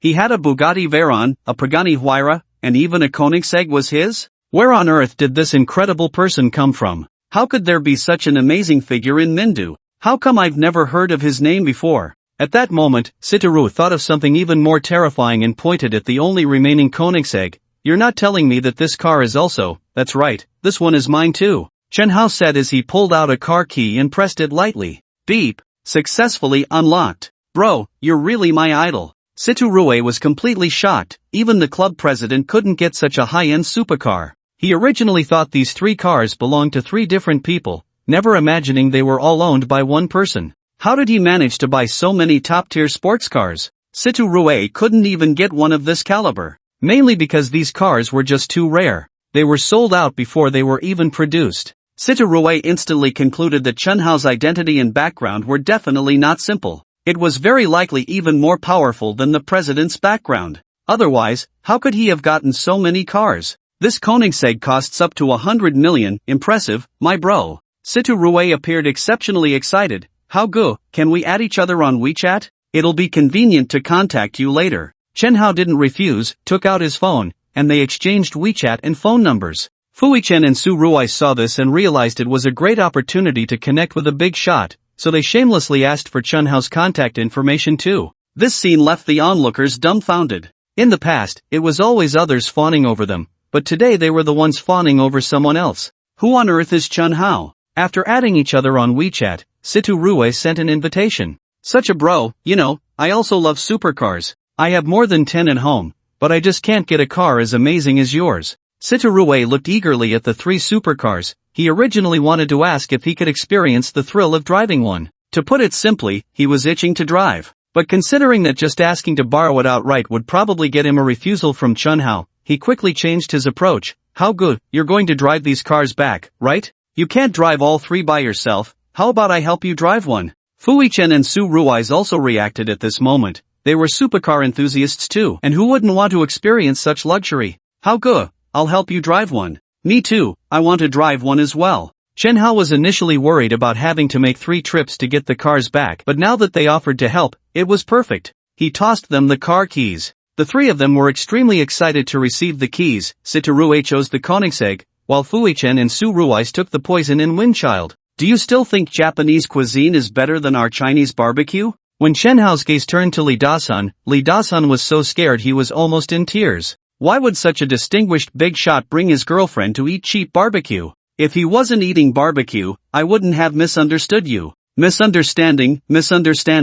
Li Dasun was sweating profusely. Misunderstanding my ass. Sitarue saw this and kicked him over. Li Dasun was directly knocked to the ground. After kicking him, Sitarue realized he didn't even know what had happened between them and pointed at Li Dasun's nose, shouting, "Damn it, tell me how you offended my bro how." Li Dasun was on the verge of tears. Young Master Rue, you didn't even figure out what happened and just kicked me? Can we talk about reason? Li Dasun didn't dare to say anything. He believed that if he said one more word, he would just get beaten up again. Sitarue saw Li Dasun silent for a long time and, feeling too lazy to ask again, kicked him twice as a warning, saying, "You listen well, from this moment on, you are expelled from the supercar club. Mada, get lost." Li Dasun felt truly wronged but dared not say anything. The other party was young Master Rue, and he didn't even think about retaliating. He hurriedly left, covered in dust and dirt. Lu Yanyan immediately chased after him. She pulled at the car door. But, after several attempts, the door wouldn't open. "Darling, open the door." "Open the door? Damn it, you filthy bitch. If it weren't for you causing trouble, would I have offended Chen Hao? If I hadn't offended Chen Hao, would young Master Ru hold a grudge against me? Mada, you still want to get in my car? Go die." After saying that, Li Dasun completely ignored Lu Yanyan's reaction, and the roaring engine started up, quickly disappearing from sight, leaving Lu Yanyan in a state of disarray in the wind. Congratulations, host, for completing the task of slapping Lu Yanyan in the face, earning 500 million in stock funds. 500 million? With 10 billion already in the account, now another 500 million? Although it's in stocks, it can be liquidated. If sold, that would be cash. Ding, task released. Please earn 10 million in stocks within a month. Upon completion, you will receive 100% shares of Hualong Capital. Seeing that it was Hualong Capital, Chen Hao was instantly excited. Chen Hao majored in finance in college. Naturally, he had heard of Hualong Capital. This was one of the top 3 capital operation companies in Mindu, controlling capital in the thousands of billions, an absolute giant enterprise. 500 million to earn 10 million? In 1 month? That means a 2% profit. For Chen Hao, this was challenging. Since he studied finance, he had opened a stock account in college. He had also traded in real markets, but it was all small-scale operations. The largest amount he had ever managed was no more than 30,000. And 500 million was already a massive investment. Chen Hao simply couldn't handle it. However, the system didn't say he couldn't hire someone. Chen Hao thought of someone. His university teacher, Ling Yu. Ling Yu was Chen Hao's counselor during his freshman and the first half of his sophomore year. By the second half of his sophomore year, she had left the school to join a capital operation company. He wondered how she was doing now. Chen Hao pulled out his phone contacts, found her number, and called, unsure if she had changed her phone. Hualong Capital. It was already past 9 in the evening, and Ling Yu was still working overtime. Last week, she had just been promoted, becoming the youngest investment department manager in Hualong Capital's history. Because she was beautiful, her promotions came quickly. There were many rumors about her. Some said she was the daughter of a shareholder from Huawei Capital. Others claimed she was having an affair with the director. In short, there were all kinds of gossip. Ling Yu paid no attention to these rumors because she knew very well that they were all nonsense. She didn't rely on her family, nor did she climb the ranks by being a mistress. Her achievements today were all earned through her hard work. She worked harder than anyone else. Getting off work at 10 in the evening was the norm. Ling Yu comfortably stretched and looked at the profit summary on the screen, finally revealing a slight smile. Today's profits met expectations. This month's performance was completed 10 days ahead of schedule. Nice! Ling Yu gave herself a thumbs up. At that moment, her phone rang, and she found it was Chen Hao calling. Although Chen Hao was not outstanding in school, because he was an orphan, she took great care of him as his class advisor. It was Ling Yu who helped him find his part-time job during his freshman year. Therefore, Ling Yu had a deep impression of Chen Hao. She picked up the phone. Chen Hao, long time no see. Why are you calling me at this hour? By the way, you should be out interning now. How's the internship going? The work isn't great. I was originally working as a planner at an advertising company, but I got fired last month. You, a finance major, went to an advertising company? That's not a good fit, and your major doesn't match either. It's normal not to pass the internship assessment. By the way, are you calling me because you want me to help you find a job? With Ling Yu's current status and reputation in the finance circle, it would be quite easy to introduce Chen Hao to a job in the finance industry. She knew Chen Hao was an orphan, without parents, and felt genuine sympathy for him. If she could help him, she would. Ling Yu's enthusiasm warmed Chen Hao's heart. His fondness for her rose a notch. If it were someone else, after not seeing each other for years, they wouldn't even think of helping you find a job. They would avoid you at all costs. I'm not looking for you to introduce me to a job, Chen Hao said. Aren't you working at a finance company? Here's the thing, I have some funds in my stock account and I want to find someone to manage it, so I came to you. Ling Yu initially wanted to say, aren't you a finance major? How can someone studying finance not even manage their own stock account?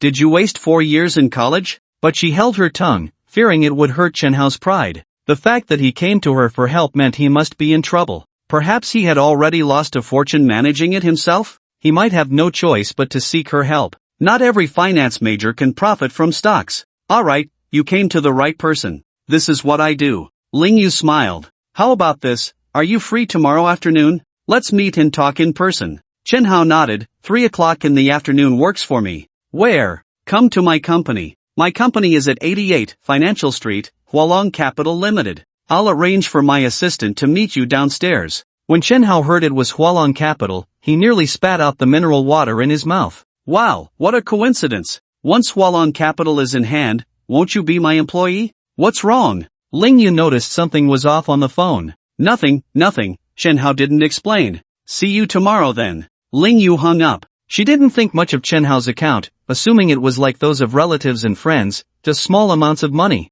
a few tens of thousands at most. Then she went back to work. After hanging up, Chen Hao sighed, what a small world. Who would have thought that my former most beautiful teacher is about to become my employee? He then began to plan for his meeting with Ling Yu the next day. He couldn't possibly go meet his former most beautiful teacher looking so shabby, could he? Chen Hao rummaged through his closet and found a few outfits. They were not only old but also quite cheap, all clothes he wore during school. As a student, he had no money, so naturally, he bought cheap, street market clothes. Standing in front of the mirror, looking at himself, I need to buy some new clothes. Chen Hao thought of Shi and Suemo Ran. In the end, he felt Suemo Ran was more suitable and sent her a message. Want to meet? It was very brief, just 2 words. In the city center, at the Dihao community. Although the housing prices here can't compare to Mindanao. 1. They are not cheap. Those who can live here are either bosses or true social elites. At the entrance of the community, as a long-legged beauty appeared, passers-by were drawn to her.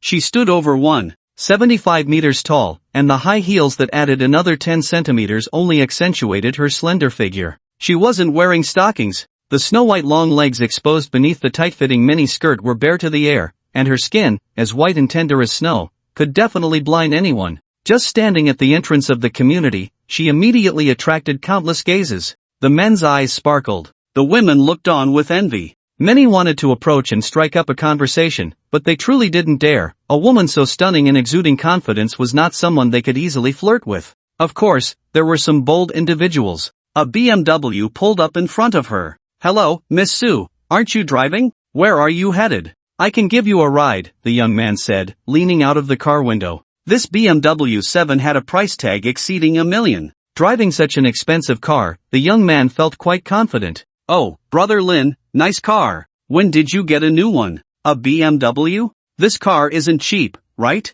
Su Moran's question made the young man even prouder. But he kept a calm facade, just bought it for fun, not worth much, the price just barely over $1 million. Su Moran chuckled inwardly. How could she not hear the pretentiousness in his words? No need, my friend is here, I'll just ride with my friend, she smiled and declined. Brother Lin immediately felt a pang of jealousy. Your friend's car? I have one too, okay? He was curious to see what kind of car her friend drove. However, when he caught sight of the car Su Muran got into through the rearview mirror, his eyes widened in shock. What the hell? What car is that? He quickly turned to look. It was a supercar that was incredibly flashy and cool, parked behind his car. Is this a Lamborghini? Although he didn't know which model it was, its design surely looked to be worth over 10 million. The young man's confidence plummeted. No wonder Su Muran kept rejecting him. It turned out, he just wasn't in her league. Inside the car, Chen Hao saw Su Muran approaching and immediately unlocked the door. Su Muran opened the door.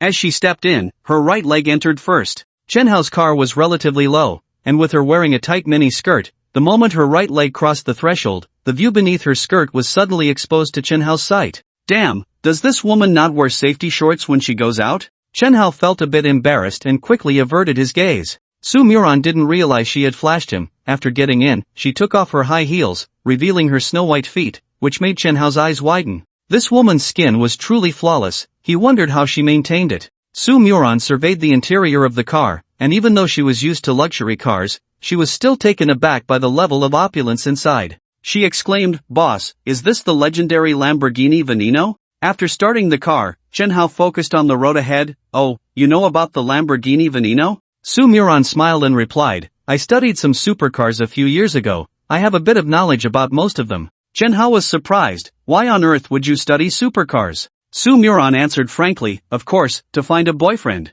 A Rolls-Royce driver might not necessarily be rich, but someone driving a Lamborghini Veneno is definitely a super-rich second generation. Chen Hao laughed. What she said did make some sense. A Rolls-Royce could be driven by a chauffeur or rented. But a Lamborghini Veneno? There was no place to rent such a high-end supercar. And it couldn't possibly be a chauffeur. Have you ever seen someone driving a supercar asking the driver to drive? What if it's borrowed? Funny. Can an ordinary person really borrow a Lamborghini Veneno? By the way, Chairman Chen, you haven't told me why you asked me out today? Chen Hao said, well, this afternoon, I'm going to meet someone and plan to buy a few outfits. I'd like you to help me with some advice. Without asking, Suemo Ran already knew that Chen Hao was definitely going to meet some woman. Obviously. Who would dress up just to meet a man? Chairman Chen, you're going on a date with another woman, and you want me to help you pick out clothes? If you do this, I'll be very sad. Suemo Ran pouted her alluring red lips. Her spoiled demeanor, combined with that voice that could melt anyone, made it hard for any normal man to resist.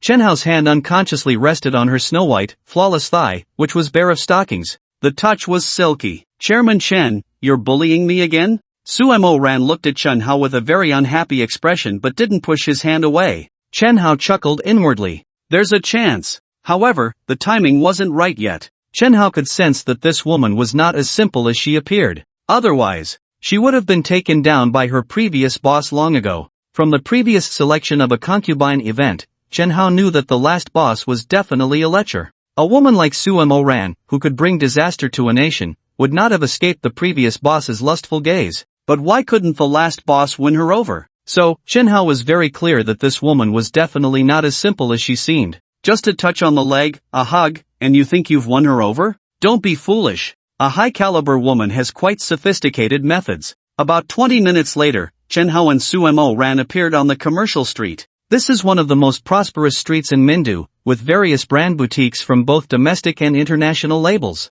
After getting out of the car, Sumo Ran put on her sunglasses. This damn summer was too hot and blinding. Then she pointed to the intersection ahead. Chairman Chen, this street has all kinds of big brands. What brand do you like? I'll take you there. In front of the intersection is the Armani boutique. Armani's style is elegant, simple, and pays more attention to tailoring and details. To the right is Prada, which focuses on sophistication and fashion. To the left is Versace, known for its luxurious and unique designs. When Sumo Ran talked about these brands, it was as if she was reciting her own treasures. It was clear that this woman had spent a lot of time shopping. Choosing this woman to be his advisor seemed to be the right decision. Inside the Versace boutique, when Chen Hao came out of the fitting room, Sumo Ran felt a spark in her eyes. This guy really looks good in anything. Chairman Chen, I'd like to ask, who are you meeting? It's like this, different occasions require different styles of clothing. If it's to meet a girlfriend, then you can dress more casually. If it's a blind date, then you should dress more formally, but not too formal.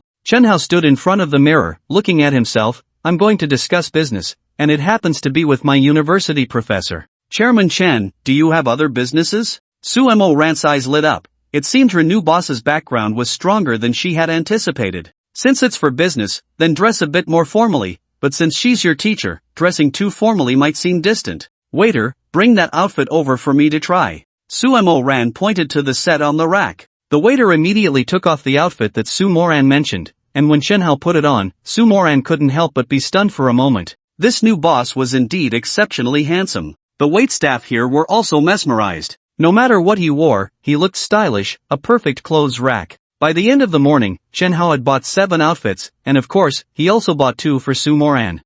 Chairman Chen, don't forget to call me for such good things in the future, Sumo Ran said with a smile. The 2 outfits Chen Hao bought for her were not cheap, totaling 120,000. After lunch, Chen Hao sent Sumo Ran back to the company, and he was too lazy to return to Minduipin, so he simply took a nap in the chairman's office. The agreed time with Ling Yu was 3 o'clock in the afternoon. At 2:30, Chen Hao set off. Inside the office, Ling Yu brewed herself a cup of coffee, comfortably watching the stock trends soar, her lips curling into a victorious smile. Ling Yu's assistant knocked on the door and then walked in. Manager Ling, Mr. Wu from Zhongmo Securities wants to meet you at 6 o'clock tonight. Help me cancel that, Ling Yu said without hesitation. Mr. Wu from Zhongmo had asked her to meet more than once or twice. Ling Yu had no interest in joining Zhongmo. Although she wasn't very comfortable in this company, often suppressed and ostracized by colleagues, she had thought about changing jobs but wouldn't consider Zhongmo. Because Zhongmo was too small, it could only be considered a bottom-tier securities company. At 3 o'clock, you have a meeting, mainly to discuss with Chuanyu Capital. Push that meeting back a bit. At 3, I have an appointment with someone to discuss something. He will come to find me, just bring him to my office directly. Ling Yu glanced at the time, it was already 2:58. She hadn't forgotten her 3 o'clock meeting with Chen Hao. After parking the car, Chen Hao arrived in the lobby. Hello, I'm here to see Ling Yu. The receptionist immediately looked up. There stood a strikingly handsome young man holding a large bouquet of flowers. Ling Yu was Chen Hao's teacher, and it wasn't inappropriate to bring flowers to visit her after many years. But the receptionists didn't think so. Another suitor? Isn't this the 8th one to send flowers today? But this young man is really handsome. You must be Chen Hao, Mr. Chen, right? At that moment, a girl dressed in professional attire approached, with short hair, not particularly outstanding in appearance but looking very capable. Yes, Chen Hao nodded. The assistant smiled and said, Manager Ling asked me to wait for you here. Please follow me, I'll take you to her office. Chen Hao truly didn't expect that Ling Yu had become a manager. A manager is the head of a department, second only to the department director. The key point is that Hualong Capital is not just any capital company, its scale ranks among the top 3 in Ningdu. In just over 2 years, she had reached the position of manager, and Chen Hao couldn't help but admire Lingyu. Her work ability was incredibly strong. Manager Ling is inside. Arriving at the office door, the assistant stopped. "You can go in, she's waiting for you." Chen Hao pushed the door open. Lingyu sensed someone entering and immediately looked up from her computer. She was stunned to see a strikingly handsome young man walk in. Was he really Chen Hao? Lingyu couldn't recognize him for a moment. Chen Hao walked over with the flowers. "Hello, Teacher Ling," and handed her the bouquet. Hearing his voice, Lingyu snapped back to reality. "Is that really you, Chen Hao? I don't remember you being this tall before, or this handsome?" Lingyu exclaimed. It had been more than 2 years since they last met,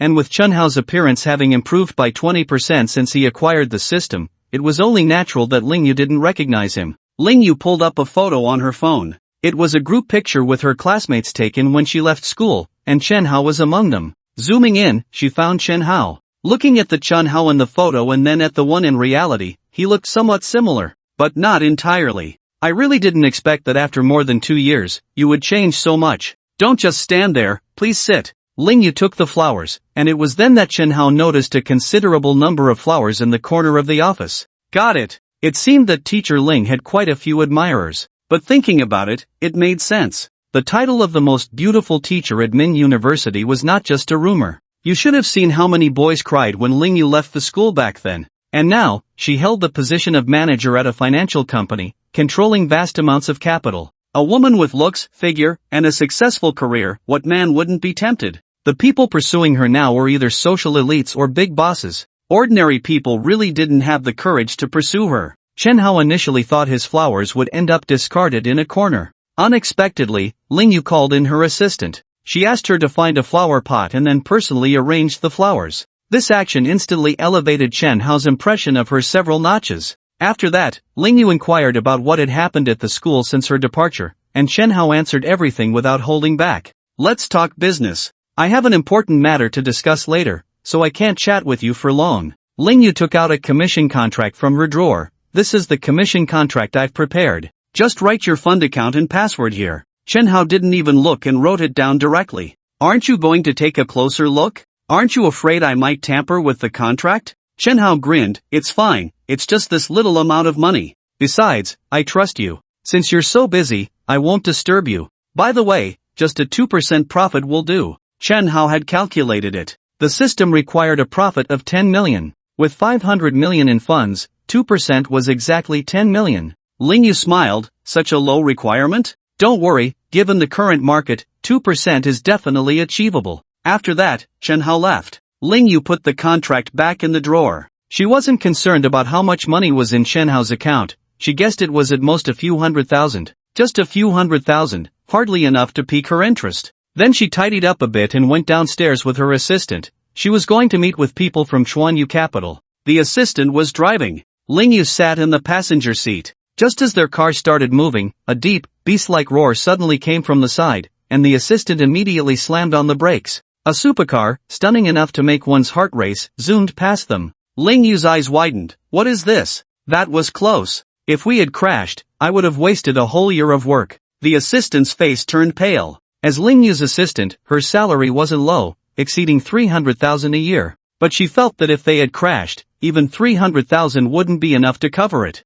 Thankfully, they had braked in time. "Scared the life out of me. You underestimated that car. If we had crashed, I would have had to sacrifice a year's income just to barely cover it," Lingyu said, still shaken. The assistant's eyes widened. "Huh?" She recognized the logo of the car they had just seen. "It's a Lamborghini." Based on her knowledge of Lamborghinis, it's worth several million. "Last year, I attended a financial summit in Asia, hosted by a prince from the Middle East. When he arrived, he drove this model. This model is called the Lamborghini Veneno, and there are only 3 in the world, priced at around 70 to 80 million. The assistant was shocked again. 70 to 80 million? If I had crashed it just now, I wouldn't be able to pay for it even if I sold myself. Lingyu patted her shoulder and comforted her. "Well, you didn't crash into it, so just avoid these luxury cars in the future." Lingyu was also curious about when such an impressive person had emerged in Ningdu. The afternoon business meeting didn't go very smoothly, lasting until after 8 in the evening. After returning to the office,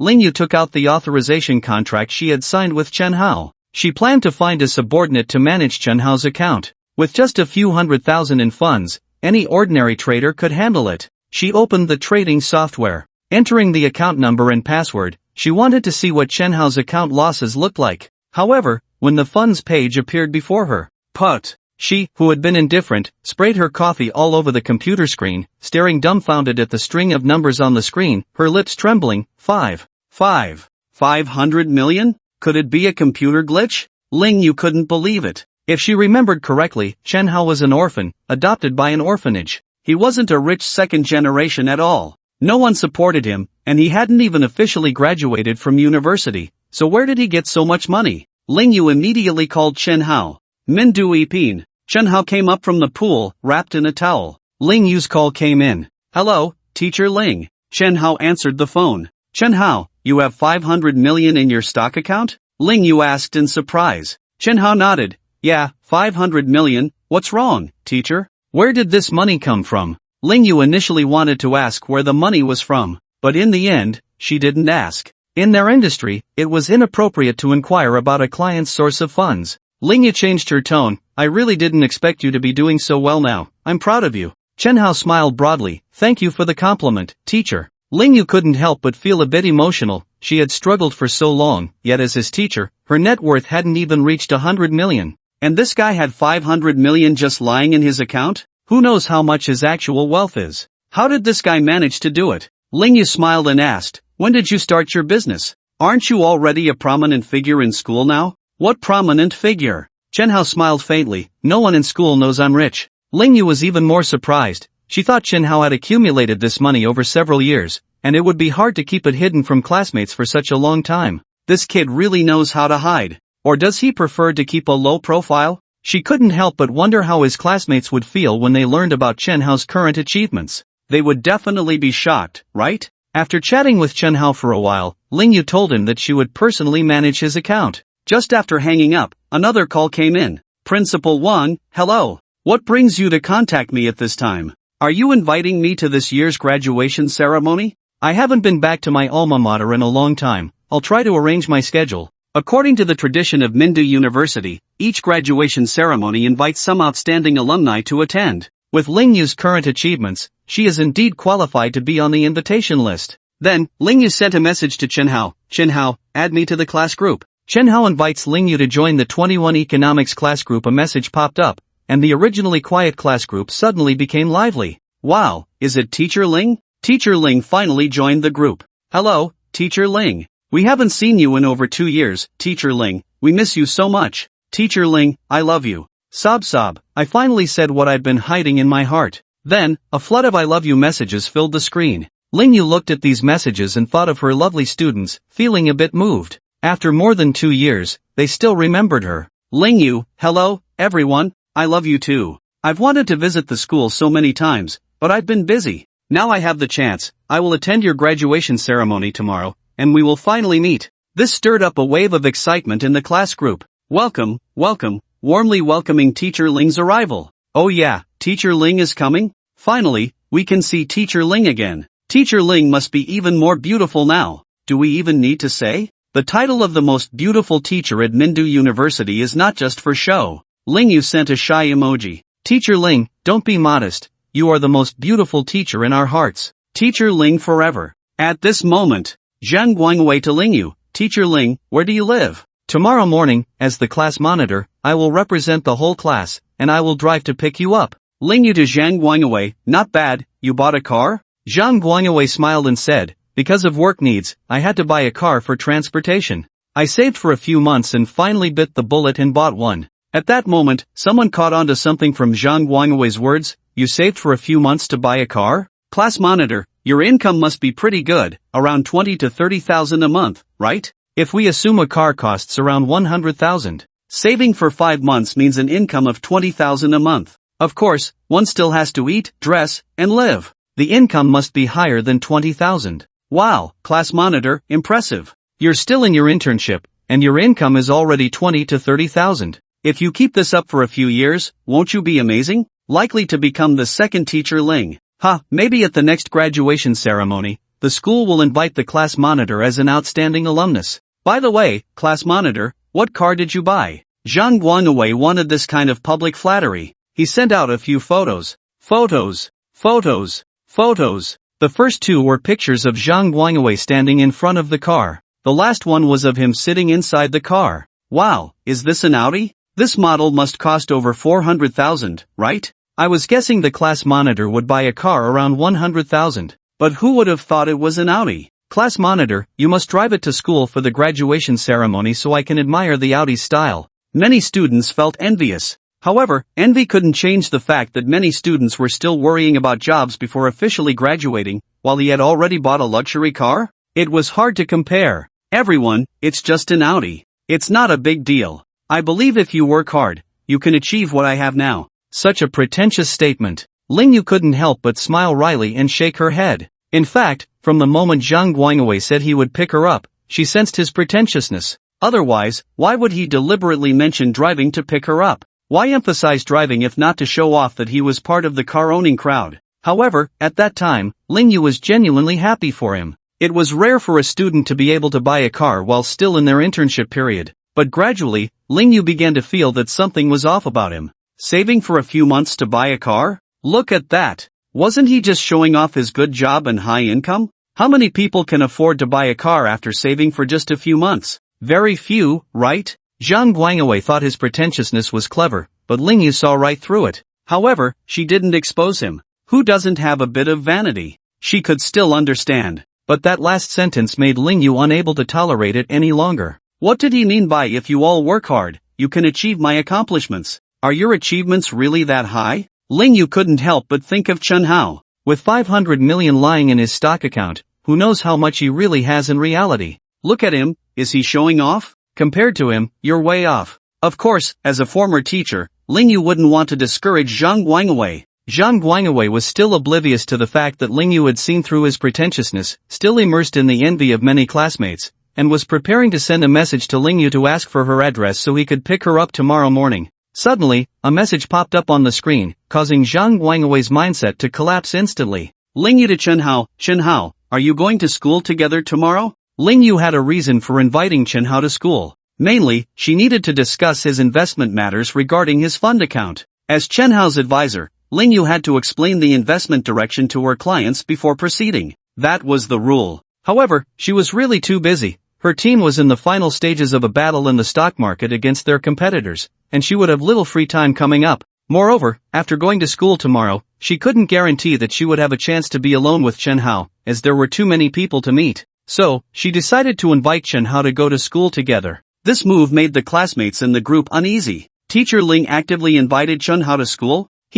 Why do you think Teacher Ling invited Chen Hao and not anyone else? By the way, did you notice that Teacher Ling was invited into the group by Chen Hao? Wow, that's true. So, Chen Hao was still in contact with Teacher Ling before. Chen Hao, come out and explain what's going on. Chen Hao. Wang Xiaoli to Chen Hao, are you there? Li Feng to Chen Hao, old Chen, come out and say something. Xiaoyu to Chen Hao, old deskmate, are you not around? Wang Fugue to Chen Hao, old Chen, if you're not dead, come out and take a breath. Many people were messaging Chen Hao. The messages flooded the screen. However, all their messages sank into the sea, receiving no reply from Chen Hao. At that moment, an unexpected guest arrived at Chen Hao's home. Who had time to deal with group messages? The visitor was none other than the big star Yang Mimi, who had met Chen Hao a few times and lived downstairs from him. Mr. Chen, your home is really impressive. Upon entering Chen Hao's home, even the well-traveled Yang Mimi was stunned by the luxurious decor. Her own villa in the Magic City couldn't compare to this, right? No wonder it was the king of buildings in Mindu. At that moment, she was wearing a simple yet stylish casual outfit. A loose white cotton shirt gently hugged her body, although it was slightly baggy, it couldn't hide her proud curves. With no heavy makeup, just a light natural look, she still couldn't conceal her innate beauty. Sometimes, Chen Hao really couldn't understand how her ex-husband, with the surname Liu, could bear to divorce such a stunning woman. You come to my house like this late at night, and you're not worried about being caught by paparazzi and having rumors spread? Not afraid. Yang Mimi walked to the innermost part of the living room, where she could see the outdoor swimming pool. Do you know why I don't stay in a hotel but here? Because this is Mindu Ipin. It's a property of the Anban Group. The security here absolutely does not allow paparazzi to come in. This Anbang group was the first time Chen Hao had heard of it. He didn't pay much attention. He went to the living room and took out 2 bottles of mineral water, handing one to Yang Mimi. Yang Mimi took the bottle of water but didn't drink it. Instead, she pointed at the swimming pool outside. Wow, you actually have such a big swimming pool here. I've never swum in an aerial swimming pool before. Do you want to give it a try? Experience what it's like to swim in an aerial pool? Yang Mimi pushed open the glass door, letting the outside air blow in. How could she not know Chen Hao's true thoughts? Didn't he want to see me in a swimsuit? Yang Mimi smiled and said, "Of course I do." Upon hearing this, Chen Hao couldn't help but feel a little excited. He had seen Yang Mimi's photo collection. That alluring figure, skin as white as snow, if he could see it up close? Just thinking about it made him thrilled. Originally, Chen Hao had no hopes. He was just saying it casually. But then, this woman agreed? "I've been filming all day and I'm exhausted. I don't have the energy to swim today." Yang Mimi stretched lazily, and as she raised her arms, her loose shirt slid down her arms, revealing 2 arms as white as snow. Plus, with her shirt being pulled up, the fullness that had been hidden beneath the loose fabric suddenly became apparent. Chen Hao couldn't help but feel his heart flutter. Damn it! How does this woman, who is in her 30s and has had children, maintain such an amazing figure? So, what do you want to see me for? Chen Hao didn't believe that Yang Mimi would come to him for no reason. He knew the saying that one doesn't visit the 3 treasures hall without a reason. Was this woman feeling lonely without a man to keep her company? If so, he could help. "I do have something to find you for." Yang Mimi smiled at Chen Hao. "Here's the situation. My new movie is nearing completion, just a few scenes left to wrap up. One of the scenes requires a supercar. The crew has prepared 2 cars, but I feel they're too cheap and don't reflect the protagonist's status." So, Chen Hao interrupted her. "So, you want to borrow a supercar from me?" Yang Mimi nodded. "That's right. Mr. Chen, you can rest assured that we will do our utmost to take care of the car and won't damage it. Of course, I will also sign a short-term contract with you. Just in case, I'm saying just in case, if it gets scratched or bumped, no matter the cost, Yang Mimi, will pay you back double." Although luxury cars are expensive, with Yang Mimi's current wealth, paying back double wouldn't be a problem. Chen Hao sat on the sofa, crossing his legs, and looked at Yang Mimi with interest.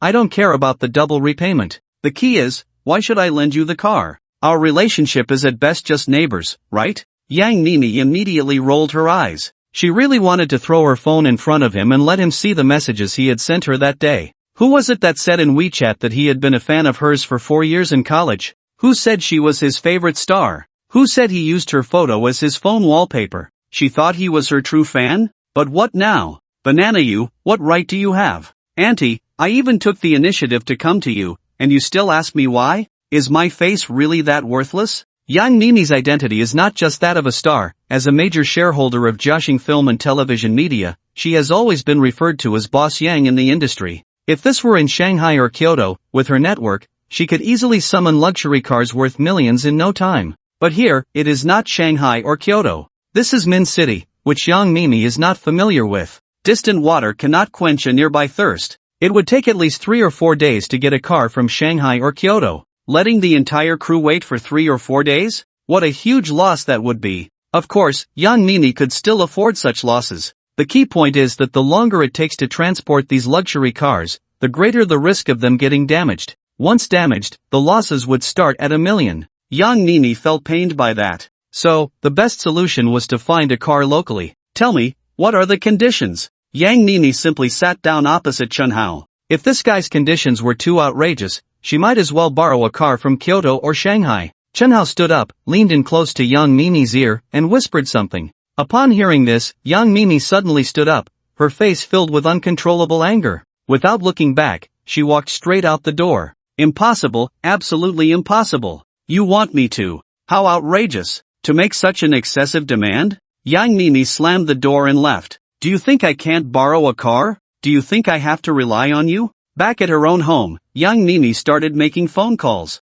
"Li Xiao, I have a favor to ask. Our crew is short a luxury car. Can I borrow your Ferrari LaFerrari for a few days?" "What? It was in an accident yesterday and is now sent back to the factory for repairs? It won't be back for at least 3 months?" Second call, President Wu, long time no see. "Can I borrow your Bugatti Veyron for filming? Your daughter took it? It won't be back for over a week?" Third call, hello, Zhang Deshao, what are you busy with? "Your Bentley. Borrowed by a friend? How unfortunate." Fourth call, Director O, what have you been busy with lately? It's like this. Sorry to bother you. After making 7 or 8 calls without being able to borrow a car, young Mimi was on the verge of tears. Either they were in for maintenance or had been borrowed by someone else. Why was she so unlucky? Renting one? But for a luxury car worth millions, there was nowhere to rent one. With no other options, young Mimi had to go back to the top floor and knock on Chen Hao's door again. When Chen Hao opened the door and saw young Mimi standing there, he couldn't help but feel puzzled. She had just stormed out in anger, looking furious. How could she come back in just a few minutes? I agree to your conditions. Standing at the door, young Mimi looked into Chen Hao's eyes, her face slightly flushed as she spoke, thinking of the conditions Chen Hao had proposed. What a little rascal. Upon hearing Yang Mimi say she agreed, Chen Hao's first reaction was not excitement, but rather, this woman is really fickle. She had just left in a huff, giving him a cold shoulder, and now, just a few minutes later, her change was astonishing. In the underground parking lot. I, Chen Hao, keep my promises. Since you agreed to my conditions, I will naturally lend you the car. Chen Hao pointed to a row of luxury cars in front of him. So, which one do you want to borrow? Young Mimi looked at the 4 supercars in front of her, and even she, who had seen a lot, was stunned. Is this a Lamborghini Veneno? Is this a Pagani Huayra? Is this a Koenigsegg? Each car is no less than a Bugatti Veyron? 4 supercars? Before this, young Mimi had only seen Chen Hao driving a Bugatti Veyron. Originally, she had come to borrow the Bugatti Veyron, but now she had changed her mind. She had her eyes set on the Koenigsegg. Why? Because this car was the most expensive. This one? Alright, take the car keys. When can you return the car to me? Yang Mimi did not reach for the car keys that Chen Hao was handing over. How about I ask you for the car tomorrow afternoon? Yang Mimi thought to herself. The scene involving the sports car was scheduled for tomorrow afternoon, and if she borrowed the car now, she would have to take care of it from now until tomorrow afternoon. The longer the time, the greater the risk of damage. This was a luxury car worth over 100 million. If it got damaged, a few million would be unavoidable. Plus, she had promised to pay double for any damages. Even though young Mimi was wealthy, it still pained her. The best scenario would be to borrow it for the shoot and return it immediately afterward, minimizing the risk. Borrow it for the shoot tomorrow afternoon? Alright, perfect, I have a graduation ceremony tomorrow morning. It ends at noon. If I have time in the afternoon, I'll bring the car to you. Hearing that Chen Hao would even deliver the car, young Mimi felt delighted. The service attitude was commendable. Afterward, young Mimi sent Chen Hao the location for the shoot. By the way, Aunt Young. The term aunt instantly broke young Mimi's composure. Aunt? Why are you calling me aunt? Can't you just call me sister? Hold it together, hold it together. No need to get angry. Getting angry will only give me wrinkles. Yang Mimi left, fuming. Am I really that old? Do I really look that old? Can't you change how you address me? Just as young Mimi was about to step into the elevator, Chen Hao's voice came again. By the way, Aunt Yang, after I bring the car over tomorrow afternoon, are we going to your house or mine to fulfill your promise? At this, young Mimi stumbled slightly, almost falling. Remember, you should call me sister. After Chen Hao returned home, he realized that there were already 99 messages in the class group. Even stranger, countless people were messaging him. In the class group, Chen Hao had always been inconspicuous.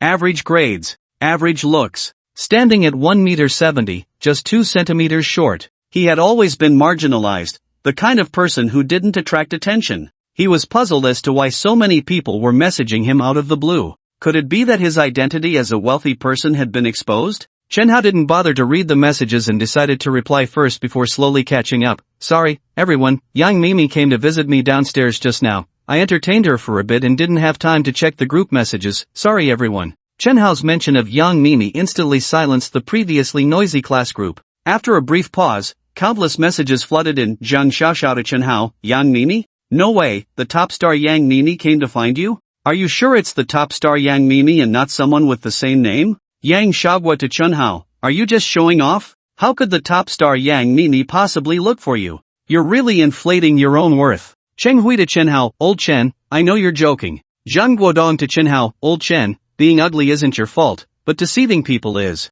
Wu Xiaoyan to Chen Hao, old classmate, that's not how you show off, you've let it slip, you know? Fei Fei to Chen Hao, I really want to believe you, but I just can't imagine why the top star Yang Mimi would want to find you at night. Wang Xiaoli to Chen Hao, have honest people started to deceive others too? Chen Hao, you've changed in the 6 months since we last met? Wang Fugue to Chen Hao, old Chen, if what you said is true, I'll do a handstand and show you. No one believed Chen Hao's words. Because They were very clear about who Yang Mimi was. She was a top star in the industry. Setting aside her status as a top star, just her identity as Boss Yang was in existence that Chen Hao could not reach. And what was Chen Hao's identity? Just a poor student who hadn't even officially graduated, without even a college diploma. He had no physique, no looks, and no family background. A person so mediocre in every aspect was truly hard to understand. How could Yang Mimi possibly have any connection with him? And Yang Mimi even took the initiative to visit him late at night. Was that possible? As a big star, she should avoid any suspicion.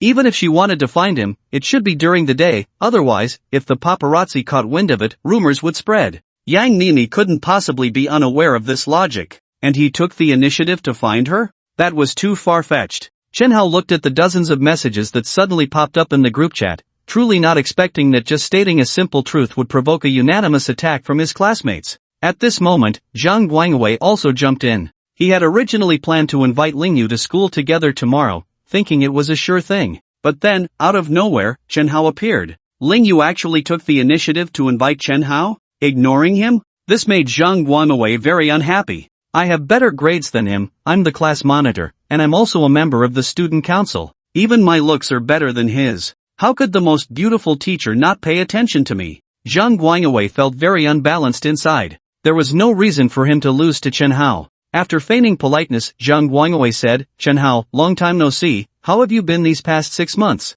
Chen Hao replied, I've been doing very well. Indeed, Chen Hao was doing very well now. He had a car, a house, and savings. He even managed to win over the campus belle. Life was quite comfortable. Chen Hao was speaking the truth, but some didn't believe it. Wang Fugui said, Old Chen, come on, stop pretending to be rich. Don't think I don't know that you were dumped by Yaya last month, right? And you also failed your internship last month and got fired from that company, didn't you? Wu Xiaoyan and Wang Fugui asked, is what you said true? Yaha dumped Chen Hao? Wang Fugui replied, yes, they broke up. The day Yaya left Mindu, I even went to see her off. Don't get me wrong, I went with my girlfriend and Yaya are best friends. Yang Xiaogua said, I remember they had been together for more than 2 years. I thought they would end up together, but in the end, Lili added, it seems no one can escape the curse of breakup after graduation. Feifei asked, by the way, will Yaya attend this graduation ceremony? Chen Hao's ex-girlfriend Yaya was in the same class as him.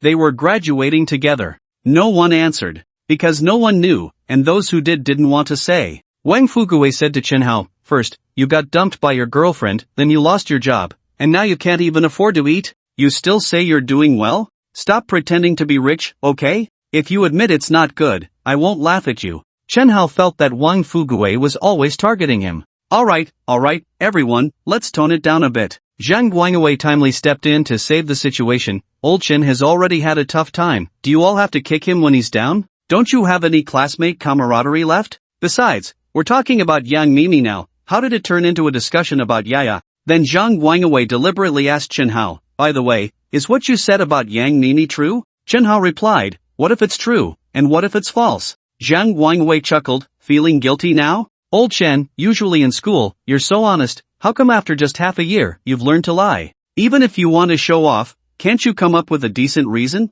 Or, you could just make up another celebrity? But you chose to fabricate that top star Yang Mimi is here. How could she possibly be in our Mindu? She lives in Modu or Jingdu, okay? As soon as Zhang Guangwei said this, many people in the group echoed him. Ha, it's confirmed, Chen Hao is lying. Right, how could Yang Mimi be in Mindu? She should be in Modu or Jingdu. Yang Mimi has an alibi. Old Chen, you've really blown your own horn. May I ask how you plan to wrap this up now? Sneaky laugh. The people speaking were all those who usually got along well with Zhang Guangwei, or had heard that he was doing well now and wanted to ride his coattails. More classmates, however, remained silent. Even if they knew Chen Hao was just showing off, they could only despise him in their hearts. There was no need to say it out loud, right? How embarrassing for him. Just then, something unexpected happened. Pictures.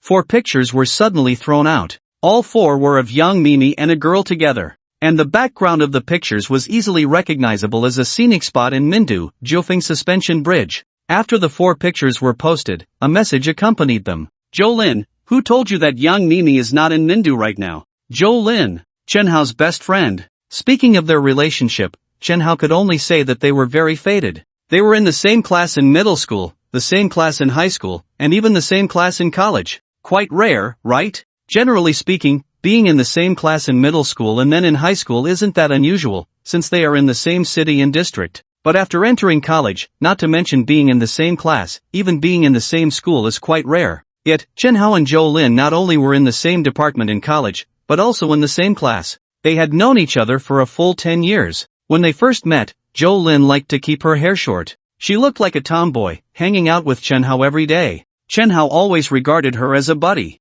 But gradually, as they grew older, Zhou Lin became more and more graceful. She grew taller than 1.75 meters. She no longer kept her hair short. Her long hair became increasingly beautiful, truly proving the saying, girls change a lot as they grow up. After entering college, who knows which board guy organized a campus beauty contest. Zhou Lin surprisingly got selected. Along with Xiang Xiyu from the art department, they were among the 4 campus beauties, and she was the only campus beauty from the finance department. Oh, the campus beauty Lin is here? Campus beauty Lin, you finally showed up. Where have you been for the past 6 months? Zhou Lin, when were these photos with Yang Nini taken? Zhou Lin shot back at him, when they were taken, why should I explain to you? Get lost. Zhou Lin didn't indulge these people. Did they bully Chen Hao? Did they ask for my consent? Strike at the root of the problem. The real culprit was Zhang Guangwei, and Zhou Lin's ire was directed straight at him. Then Zhang Guangwei said, Class monitor, is the Audi comfortable to drive? By the way, I heard your new girlfriend is having a big birthday, have you prepared a gift? Upon seeing Zhou Lin's message, Zhang Guangwei turned pale with fright. Audi, new girlfriend, big birthday. What do these 3 words together make you think of? The group instantly erupted. The class monitor's new girlfriend is having a big birthday? Using the term big birthday, is it real or fake? Class monitor, are you choosing to take shortcuts instead of working hard? Forgive me for laughing unkindly. Class monitor, can I ask about your girlfriend who is celebrating her birthday? Does she have any single friends? I also want to cut down on 20 years of hard work, sneaky smile. I just want to know if this is true. Zhengwei, Zhang Guangwei, Zheng Guodong, Zhang Guangwei, Wuxian, Zhang Guangwei, Feifei, Zhang Guangwei, Wang Xiaoli, Zhang Guangwei, Wang Fugui, Zhang Guangwei. A stone stirred up 1,000 waves. This news was simply explosive. It was like a nuclear bomb going off. Everyone was curious if this news was true. Zhang Guangwei was so scared that he trembled all over. He knew that if he didn't clarify things, how could he hold his head high in front of his classmates in the future? Then he said to everyone, guys, don't listen to Zhou Lin's nonsense about a girlfriend celebrating her birthday. It's not true. I don't have a girlfriend right now. Zhou Lin sneered, whether it's nonsense or not, you know in your heart. Do you want me to bring out evidence before you admit it? Zhang Guangwei's eyes widened. Did she really find out? During his internship, he got a position at a big company. Don't be fooled by his status as class monitor and outstanding student council representative. Once he left school, he had no advantage. The competition for internship positions was fierce, with candidates from 985 and 211 universities. All were elites from those schools. Zhang Guangwei had no advantages and was at the bottom among the interns. If nothing unexpected happened, he would definitely be the one eliminated once the internship period ended. At that time, he met a female shareholder in her 50s. This shareholder had been widowed for 7 years. She was very lonely and isolated. She noticed the relatively tall and handsome Zhang Guangwei. How could Zhang Guangwei not feel that her gaze was unusual? He struggled internally for 2 days. Then, taking advantage of a dark and windy night, he knocked on her door. The first thing he said when she opened the door was, "Boss, I don't want to work hard anymore." After that night, Zhang Guangwei finally welcomed the highlight of his life. He was promoted early. He got a raise. She even bought him a car outright, an Audi, plus a whole box of top-quality Ningxia goji berries. Zhang Guangwei didn't know if Zhou Lin really had evidence or if she was just trying to scare him, but he didn't dare to gamble. If he lost the bet and Zhou Lin really had evidence, once it was exposed, wouldn't it be confirmed that he was being kept by a rich woman? How could he stand in class after that? Where would he put his face? Zhang Guangwei immediately messaged Zhou Lin, not bothering to type, and directly sent a voice message, furious, "Zhou Lin, what do you mean? Don't make things up. Get into the group right now and clarify things for everyone, or else." Zhou Lin was too lazy to listen to his rambling and interrupted him, "Or else, what do you want to do?" Zhang Guangwei pushed up his glasses and said, "Let me be clear, I have a fellow student in the taekwondo club at school, and his temper isn't very good." This was already a threat. Zhou Lin sneered. She didn't continue the conversation and casually sent over 4 photos. Pictures, pictures, pictures, pictures. The first picture was a Taekwondo black belt certificate. The second picture was the championship trophy from the National College Student Sports Games martial arts competition. The third picture was the championship trophy for the women's group in the provincial Sanda competition. The fourth picture was the qualification certificate for the national martial arts competition. Seeing these certificates and trophies, Zhang Guangwei was completely stunned. Who would have thought that Zhou Lin, with her explosive figure and beauty ranking among the top 4 schoolflowers, was so formidable? They had been classmates for 4 years, and he had no idea she was this strong? Zhang Guangwei immediately backed down. Chen Hao looked at the messages in the group and found it amusing. Zhang Guangwei was actually being kept? He originally planned to drop a bombshell. Proving that young Mimi had come to find him was not difficult, right? In Chen Hao's living room, there were several surveillance cameras set up, so it was easy to capture a segment of Yang Mimi's video. However, unexpectedly, Zhou Lin came to the rescue. And she even revealed such a big scoop about Zhang Guangwei? From now on, Zhang Guangwei would be completely socially dead. Ding dong! A WeChat message notification sounded. Chen Hao exited the class group and then found that it was a message from Zhou Lin. Pictures, pictures, pictures. 3 consecutive images, all of Zhou Lin's beautiful legs in stockings. The kind of close-up selfies. And she happened to be wearing the black stockings that Chen Hao liked the most. They were indeed beautiful. They were really, incredibly sexy. After the pictures, there was a short message, just 4 words, come out for a drink? Chen Hao's eyes widened. Damn, this woman is trying to seduce me again? If we're drinking, then let's drink. Who's afraid of whom? The next day, early in the morning. It had been more than 2 years since Ling Yu had returned to her alma mater, and thinking about seeing her classmates soon made her a bit excited. Chen Hao, why hasn't this guy come to pick me up yet?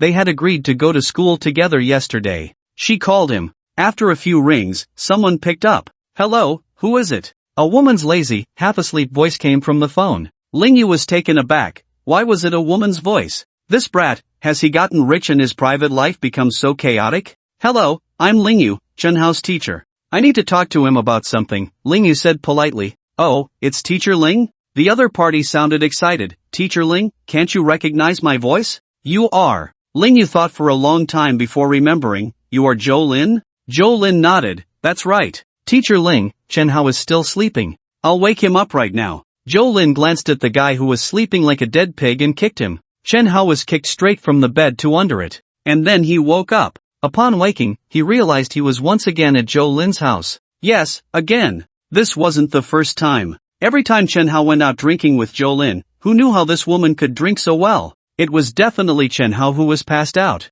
And then, she would carry him back home. Can you be a little gentler in the future? Can you at least act a bit more like a woman? Chen Hao crawled up from under the bed and sat on it. With you being so violent, who would dare to marry you in the future? Zhou Lin was good at everything. Except for one thing that Chen Hao couldn't stand. This woman was incredibly violent. For instance, who would use their foot to kick someone awake? Otherwise, why don't you marry me? Zhou Lin suddenly changed from her previous violent demeanor to one that was soft and gentle, then turned over and sat on Chen Hao's lap. She hooked her right index finger under Chen Hao's chin, and their gazes met. You know, we've known each other for 18 years. 10 years. Chen Hao looked at her seriously, having told her countless times that they had known each other for 10 years, only 10 years, yet every time she would say it was 18 years. Was her memory that bad? What are you shouting about? If I say 18 years, then it's 18 years. Zhou Lin's fierce demeanor erupted, and Chen Hao immediately backed down. He couldn't provoke her. He couldn't fight her.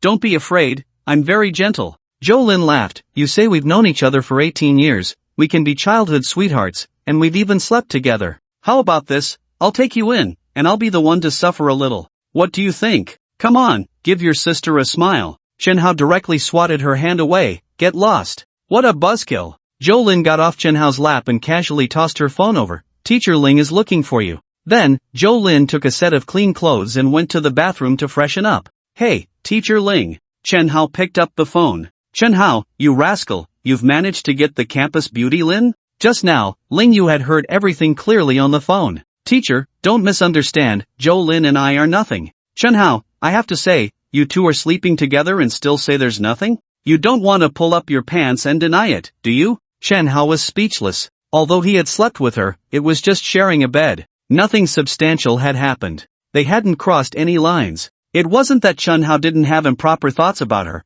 How could he not have such thoughts in front of such a stunning beauty? But just when Chen Hao was about to take action, he discovered a huge secret about her. This woman doesn't like men. After hanging up the phone, he got dressed. In the bathroom, Zhou Lin had already prepared a new set of toiletries for Chen Hao. She had even squeezed the toothpaste for him. Later, let's go to school together. I'll give you a ride, Chen Hao said while brushing his teeth. Zhou Lin, washing her face, shook her head. I have things to do. I won't attend the graduation ceremony. Where are you going? What could be more important than the graduation ceremony? To Kunlun Mountain. Why go so far? This fairy has been observing the celestial phenomena lately. There may be demons descending upon the world, so I'm going to Kunlun to exorcise them. Chen Hao directly extended the international gesture, the middle finger. I believe you, right? You've read too many novels? After that, Chen Hao finished washing up, went downstairs. Upon arriving at the parking lot, Chen Hao got into the Lamborghini Veneno. Before starting the car, he transferred 10 million to Zhou Lin's card.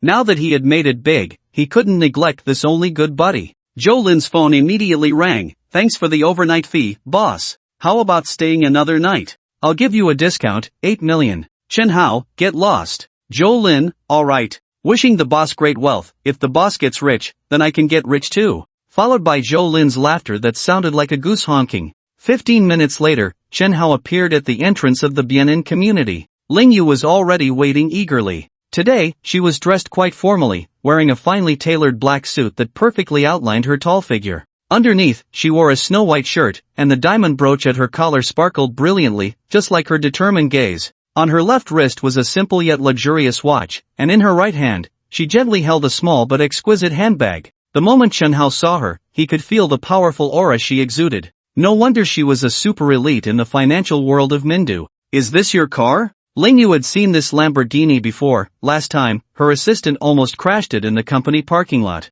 At that time, Ling Yu had been guessing whose car it was. Chen Hao nodded. Yeah, just bought it a few days ago. Ling Yu was not an ordinary woman. Due to her work, she mostly interacted with high society individuals and had long heard that some supercars were not just about having money to buy. It was said that this Lamborghini Veneno had only 3 units worldwide. It seems I don't know enough about this kid. The strength he shows might just be the tip of the iceberg. What exactly does this kid do? Ling Yu felt that she had already worked very hard and achieved quite a lot, but compared to Chen Hao, it was like heaven and earth. She became increasingly curious about Chen Hao. Teacher Ling, I know I'm handsome, but if you keep looking at me like that, I might get shy too, Chen Hao said as he slowly started the car, half jokingly. His words made Ling Yu laugh. You little brat, how come I never noticed you were so full of yourself before? Teacher, I don't like hearing that. What do you mean by being full of myself? When it comes to looks, I, Chen Hao, never admit defeat. Just ask your conscience, who is more handsome, me or your boyfriend?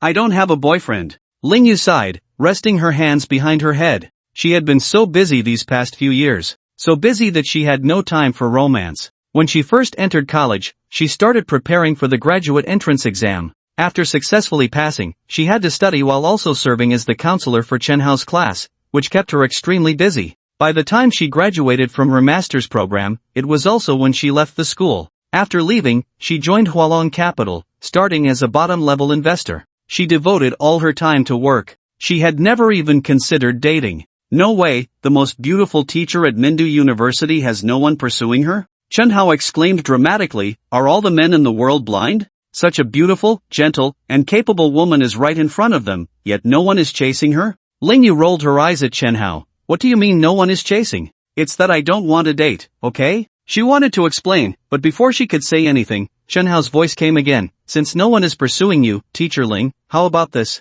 I'll reluctantly be your boyfriend? Ling Yu's delicate hand tapped Chen Hao's forehead. What are you talking about? I'm your teacher. If you keep talking nonsense, I won't let you off. But Chen Hao disagreed. So what if you're my teacher? The law doesn't say students can't date teachers, and besides, you're not my teacher anymore, and after today, I'll be graduating. The point is, you're not much older than me. Why can't it work? Although Ling Yu was Chen Hao's teacher, their age difference wasn't that significant. When Chen Hao was in his first year of college, she had just started her master's program. They were only 3 or 4 years apart. I said it won't work, so it won't. Ling Yu shot Chen Hao a glare. This topic was relatively sensitive, and she didn't want to continue discussing it. Her phone rang. When Ling Yu saw the caller ID, her heart skipped a beat. Mom? Seeing it was her mom calling, Ling Yu knew what she wanted. She first made a shushing gesture to Chen Hao, signaling him to be quiet. After he nodded, she answered the call. Sure enough, her mom was asking her to go on a blind date again.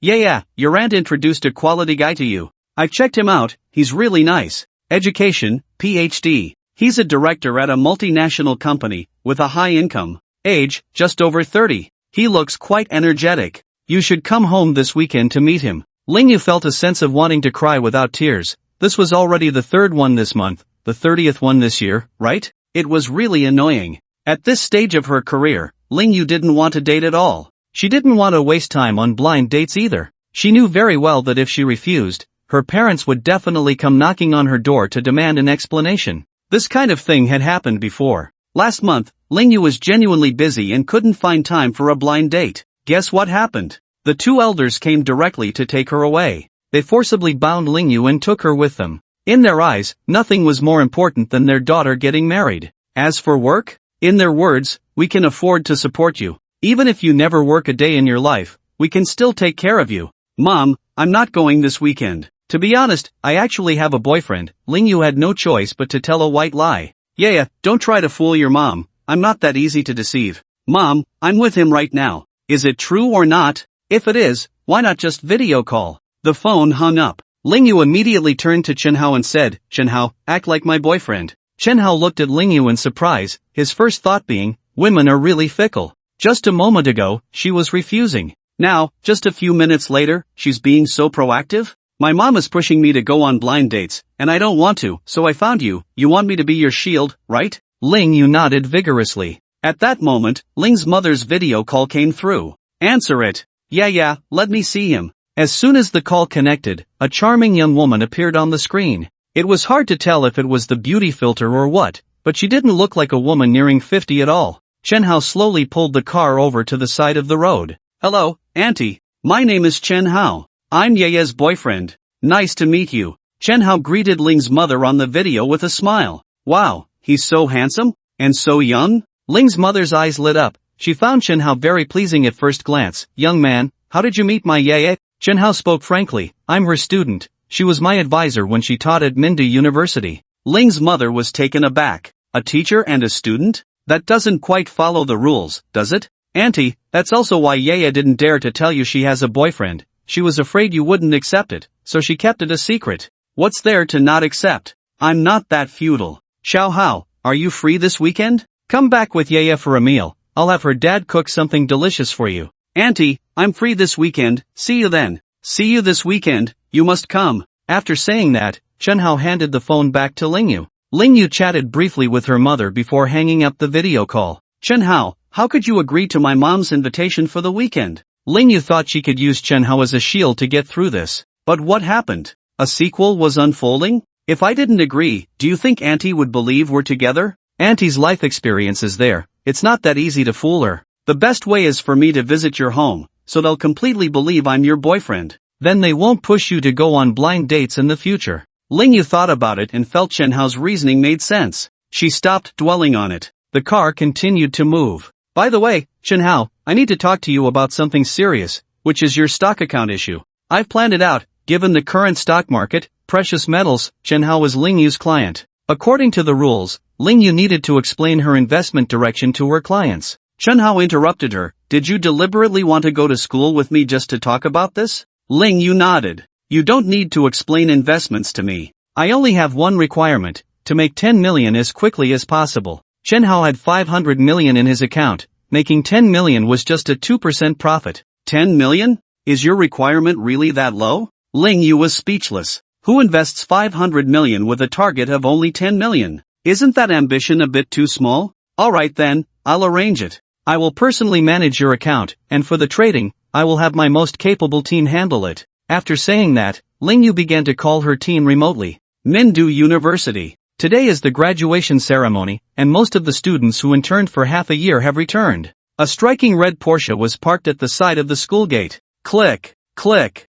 A young man wearing sunglasses stood in front of the car, while his classmates were taking pictures of him. Excuse me, what's it like to return to school in a Porsche for the graduation ceremony? Moments on social media. Douyin, Kuaishou, all posted. Accompanied by that rather showy line. Graduating and being able to drive a Porsche is definitely a rare occurrence. It caused quite a stir. Especially in his own class, he became the envy of everyone. Many female classmates gathered around to watch. His parking maneuver also caused some congestion at the entrance. Chen Hao's car slowly approached, only to find the road blocked at the entrance. So, someone is showing off by driving a Porsche back? Chen Hao recognized the person driving the Porsche. He was the rich second generation from the basketball team in the Chinese department. Turning to look at Ling Yu in the passenger seat, he couldn't help but sigh. Teacher Ling, what do you think it feels like to attend the graduation ceremony in a Lamborghini Veneno? Ling Yu turned to Chen Hao and said, look at you showing off, stop being so pretentious.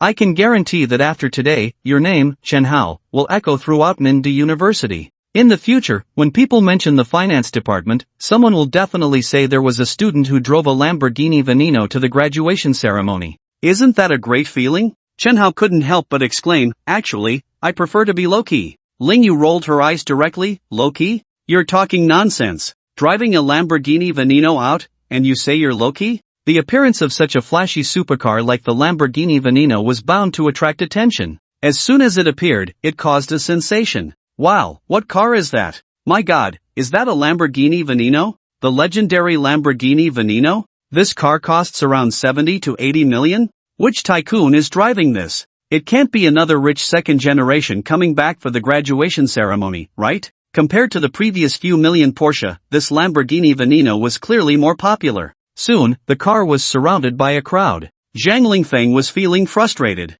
After begging his dad to buy him a Porsche 918, he wanted to show off during the graduation ceremony. And what happened? A Lamborghini Veneno showed up? Faced with the Lamborghini Veneno, Zhang Lingfeng didn't dare to have any complaints. Dude, can't you be a little more low-key? How can I stand here waiting to drive such a sports car? Then, he consciously drove away the Porsche. Soon, news of a Lamborghini Veneno appearing on campus spread. Have you heard? There's a Lamborghini Veneno parked in the parking lot? Is it real or fake? How could a supercar that's only seen in legends appear in our Mindu University? Why would I lie to you? Someone even took pictures. Look, pictures, pictures, pictures. Hey, isn't that Chen Hao from the finance department? And isn't that woman the former most beautiful teacher, Ling Yu? Wow, is Chen Hao doing this well now? Could he be a hidden rich second generation, no longer pretending and finally revealing his true self? What rich second generation? Didn't you see who he came with? Ling Yu, the once most beautiful teacher, the rising star of the financial world in Mindu, working in finance, at her level, her annual salary must be at least tens of millions. Are you saying this car belongs to Ling Yu? That she let him drive it? You can tell just by thinking about it. It must be Ling Yu's. How could Chen Hao afford it? You make a good point. Wow, old Chen, it's been half a year since we last met, and you've really changed a lot. You didn't go to Korea for plastic surgery during this time, did you? When Chen Hao appeared in front of his classmates, almost everyone was stunned. Chen Hao was still the same Chen Hao, but he was way too handsome. Not only was he good looking, but he also had a great figure. He used to be 1.68 meters, not even reaching 170, and now he was 1.88 meters, almost 190. A very standard physique. Plus, the clothes Chen Hao was wearing were Prada, the pants Versace, and the shoes were from Louis Vuitton. A whole outfit of luxury brands. He was like a completely different person compared to their memories of him. Compared to his change in looks, everyone was more concerned about the Lamborghini Veneno, a 70 million supercar, and the gossip about Chen Hao and teacher Ling. Old Chen, what's it like driving a Lamborghini Veneno with the most beautiful teacher by your side?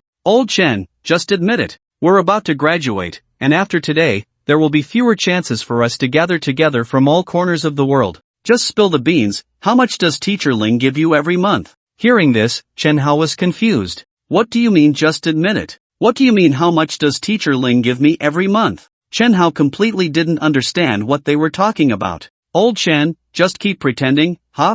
I felt something was off between you and teacher Ling yesterday in the group chat. Why did teacher Ling specifically ask you to pick her up instead of Zhang Guangwei? Why does teacher Ling trust you to drive her expensive Lamborghini Veneno? Why are you dressed in all these luxury brands? With your current situation of not even having a job, how could you afford it? At this point, Chen Hao finally understood what they were saying. They misunderstood that he was being supported by teacher Ling. Old Chen, it's not that we want to criticize you, but we just feel that one must rely on oneself. Relying on others, especially women, is unreliable. One day, they will get bored and kick you to the curb. I know, Yaya's departure hit you hard, and that's why you let yourself go to being supported by someone. It's not too late to turn back now. Look at our class monitor. After being exposed by Zhou Lin for being supported by a rich woman yesterday, he didn't even dare to come to school today. Do you want to follow in his footsteps? The more Chen Hao listened to these words, the more absurd it felt. How did it turn into a lesson for him, a class for him? Even if I were really being supported, that would be my own ability. What does it have to do with you? With your character and looks, no rich woman would even consider you. Not everyone is qualified to be supported by a rich woman. At that moment, a commotion came from outside the classroom, and a stunning beauty appeared in the corridor. She walked over with light steps. She headed straight to the entrance of Chen Hao's classroom. After glancing around, her gaze locked onto Chen Hao, breaking into a bright smile, revealing a sweet grin. Brother Chen Hao. Her voice was sweet. Everyone turned their heads to look, their eyes lighting up. The school beauty, Xiang Xiyu? What brings you here? Chen Hao smiled as he walked over. You've been so bad. I didn't even know you were from the same school as me. I only found out when I saw the photo of you with Teacher Ling, that you were actually my senior. You've been deceiving me for so long. Xiang Xiyu pouted her small fists and playfully hit Chen Hao's chest. It wasn't really hitting, it was clearly a show of affection. This scene caught everyone's attention. They were dumbfounded. What was going on? The school beauty Xiang Xiyu was acting cute in front of her? Before anyone could recover, Chen Hao confidently introduced, "Classmates, let me introduce you to my girlfriend, Xiang Xiyu." Silence. You could hear a pin drop. Everyone stared in disbelief at Chen Hao, whose fingers were intertwined with Xiang Xiyu's, who wore a sweet smile. They couldn't understand. When did Chen Hao and the school beauty Xiang Xiyu get together? No way. Chen Hao actually dared to be with Xiang Xiyu behind Teacher Ling's back? At that moment, Teacher Ling is here. Teacher Ling has come to our class. Someone shouted from the doorway. Teacher Ling is here, now there's a good show to watch. One is a wealthy woman who supports him, and the other is his girlfriend. How will Chen Hao handle this? Hey, do you think Xiang Xiyu will fight with Teacher Ling? Ling Yu had separated from Chen Hao in the school parking lot. She went to see the principal. However, there was an urgent matter at the company, and she had to return. Before leaving, she decided to stop by the class to see her former classmates. Considering time was short, Ling Yu couldn't linger too long. After exchanging a few pleasantries, she walked over to Chen Hao.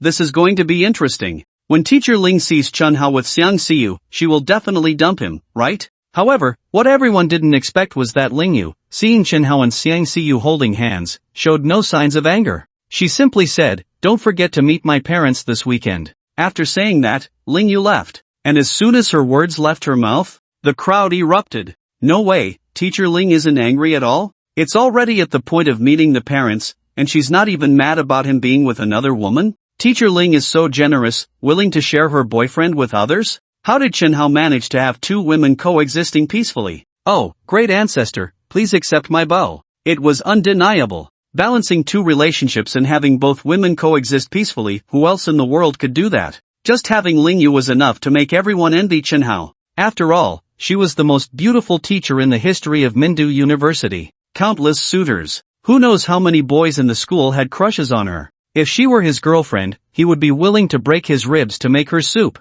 And what about Xiang Xiyu? A junior. One of the 4 school beauties. She had looks, a great figure, could sing and dance, and even walked the catwalk. It was said she stood out in a citywide modeling competition and was about to compete at the provincial level. 2 women, each with a different style. One was a powerful, wise, and capable social elite. The other was a talented, obedient, and understanding school beauty. To win the affection of either one would be a blessing from one's ancestors. And Chen Hao managed to have both? I really envy him. Heaven, earth, strike him down with a lightning bolt. After that, Chen Hao was completely isolated by the group of boys. Isolated. This made Chen Hao truly understand what it meant to be so handsome that he had no friends. The boys isolated Chen Hao out of envy and jealousy. But the girls were different. Boys liked to chase beautiful girls. Girls also liked to find handsome guys. Faced with the presence of the handsome Chen Hao, especially with his subtle and unique aura, the girls in the class were all eager to get close to him.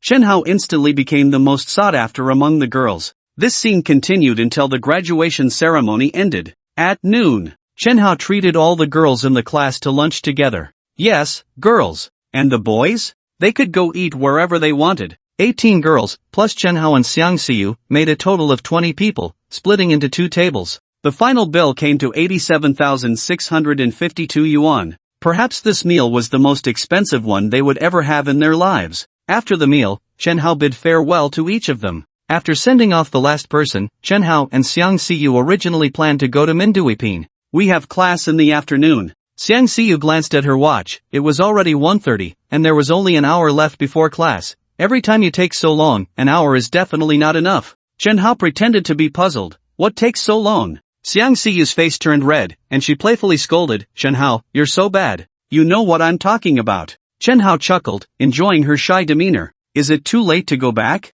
How about we try something new? Xiang Siyu asked in confusion, what new thing? Chen Hao didn't answer but silently pulled a banana out of his pocket, peeled it, took a few bites, and indeed, the bananas from this 5-star hotel were particularly sweet. Xiang Siyu immediately understood Chen Hao's meaning. Oh, shy. At 2:25, Chen Hao dropped Xiang Siyu off at the school gate. Xiang Siyu hurriedly unbuckled her seatbelt. Whoa, I'm going to be late, it's all your fault. Chen Hao looked at her with a smile. What did I do? It's your fault. You're too strong. Xiang Siyu's cheeks flushed, and then she fled away. Interesting, Chen Hao chuckled. At that moment, a voice suddenly echoed in his mind, Ding dong, congratulations to the host for completing the task of earning 10 million in the stock market. Reward, 100% equity in Hualong Capital. This task completion triggers a special reward. Congratulations to the host for gaining enhanced physical fitness. As the system's voice rang out, Chen Hao immediately felt a surge of power throughout his body,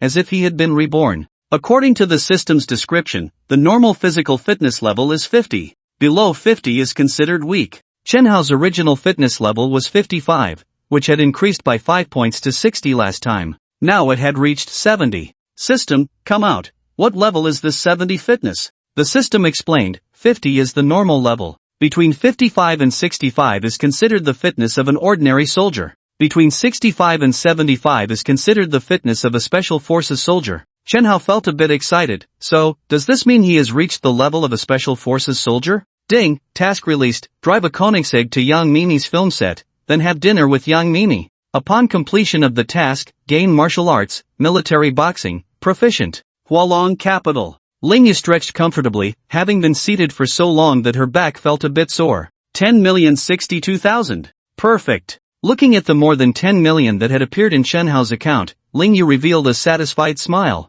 She originally wanted to call Chen Hao to inform him that the 10 million task had been completed and to discuss whether to proceed with the next collaboration when her assistant rushed in a fluster. Manager Ling, the general manager wants you to go to conference room 1. Lingyu was puzzled. Why would the general manager call her to the conference room? She didn't dare to delay and immediately rushed over. When she arrived at the conference room, it was packed with people. Mid-level managers from various departments were present. After waiting for a while, the general manager rushed in and announced explosive news. Just moments ago, the boss had sold the company. A change of ownership? Everyone was taken aback. Who was the buyer? The general manager shook his head. We haven't identified the buyer yet. Everyone, we have no information about the new boss for now, but I will do my best to find out. As soon as I have news, I will inform you all immediately. However, listen carefully. During this period, no one can afford to make a mistake. Otherwise, don't blame me for being rude. After the meeting, Lingyu returned to her office, feeling extremely anxious.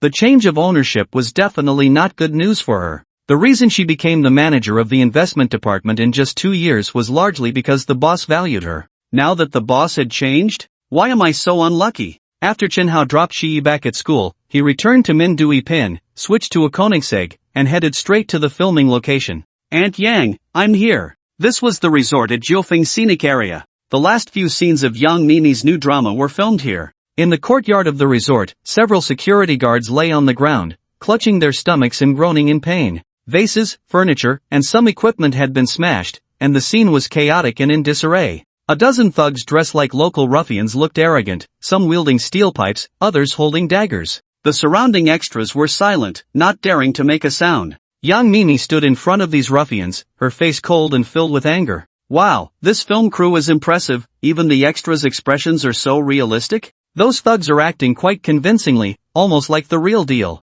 I wonder where they found these guys. Now that's what I call professional. Chen Hao wanted to approach but was stopped by two people. He thought they were security from the film crew. Such filming locations always had guards to prevent bystanders from disrupting the shoot. There was a large rock nearby, so Chen Hao simply sat on it, took out a pack of Zhonghua cigarettes, lit one, and leisurely watched. This was the first time Chen Hao had come to a film set. Interesting. Smack. Who do you think you are? Just then, Yang Mimi's little assistant stepped in front of her, and the thug leader slapped her across the face. With that slap, the assistant stumbled back several steps. Wow! That was a real hit. How could Chen Hao not tell whether it was real or fake? This little assistant was really dedicated. That bald thug was ruthless. It was just a movie, and as long as the effect was achieved, did he need to hit so hard? This little assistant would definitely earn a chicken leg tonight. Lily, are you okay? Yang Mimi immediately asked with concern. The little assistant touched her swollen face and timidly said, I'm fine.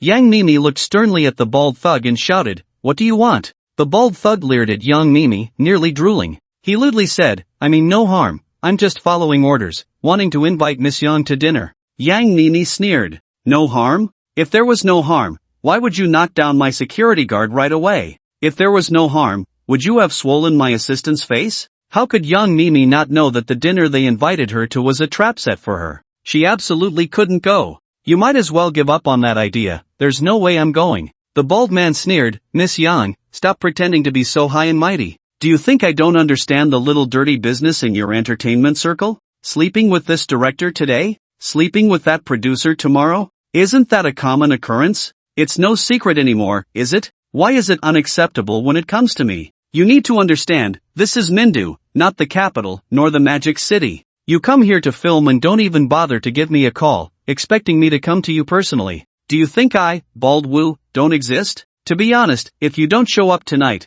you definitely won't be able to leave Mindu. Chen Hao, who had been watching with interest, began to feel that something was off. This dialogue sounded nothing like a script. It felt more like a threat from a gang. At that moment, Chen Hao noticed something unusual. Where the hell was the camera? Why was it smashed on the ground? Where were the lights? Where was the directing crew? Chen Hao suddenly stood up from his chair, realizing, damn, is this not a movie shoot? It wasn't uncommon for some stars to go to a location for filming or performances and then get entangled with local thugs. For example, back in the day, King Lu went to perform in a certain area of the Northeast and was held up by local landowners for a long time, even getting slapped several times, without receiving any performance fee. Sister Jiling from Taiwan, upon arriving in Sichuan, was taken to a tea house right after getting off the plane, going in at 7 and not coming out until after 10. Can you guess what they did for those 3 hours? There were simply too many examples of stars being bullied by local thugs. And Yang Mimi, as a top-tier celebrity, had both looks and figure.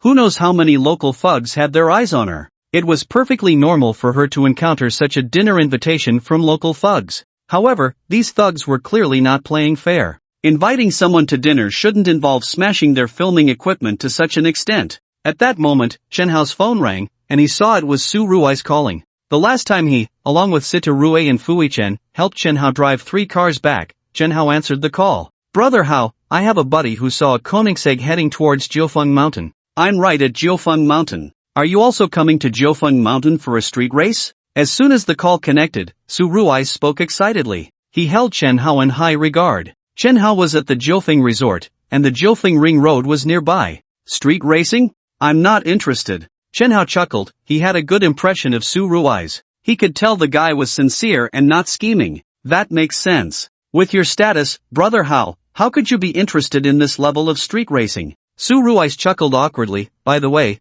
Brother Hao, I have a few buddies who want to see the Koenigsegg in action. Where exactly are you? I'll come find you. I'm at Jiufeng Resort, to the west. Resort? I'm familiar with that. I'm currently on Jiufeng Ring Road. I'll be there soon. After hanging up, Chen Hao had no intention of helping Yang Mimi. Of course. There were more than 10 of them, and he was just one person. They had weapons. Chen Hao wasn't arrogant enough to think he could take on all those people. He thought to himself, as a top-tier celebrity, Yang Mimi was in a public place. Uncle Hat should be arriving soon, right? But Bald Wu was clearly well prepared. He understood the saying that a long night brings many dreams. He didn't dare to waste too much time here. He had someone bring the van over, and a few people were about to push Yang Mimi into the vehicle. At this moment, Chen Hao became anxious. The task assigned to him by the system was to drive the Koenigsegg to the film crew and have dinner with Yang Mimi. If this person was taken away, how could he have dinner? For the sake of the system's task, he had to fight for it.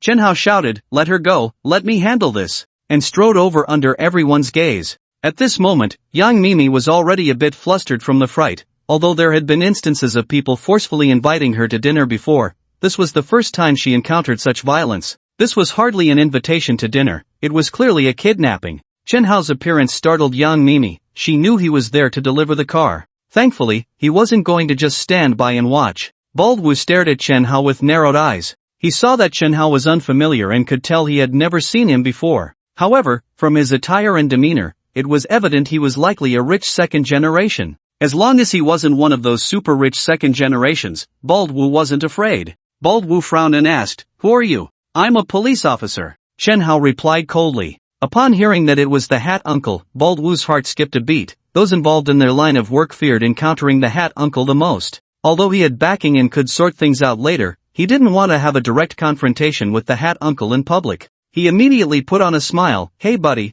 I don't know which precinct you're from. Is it the Jiufeng police station?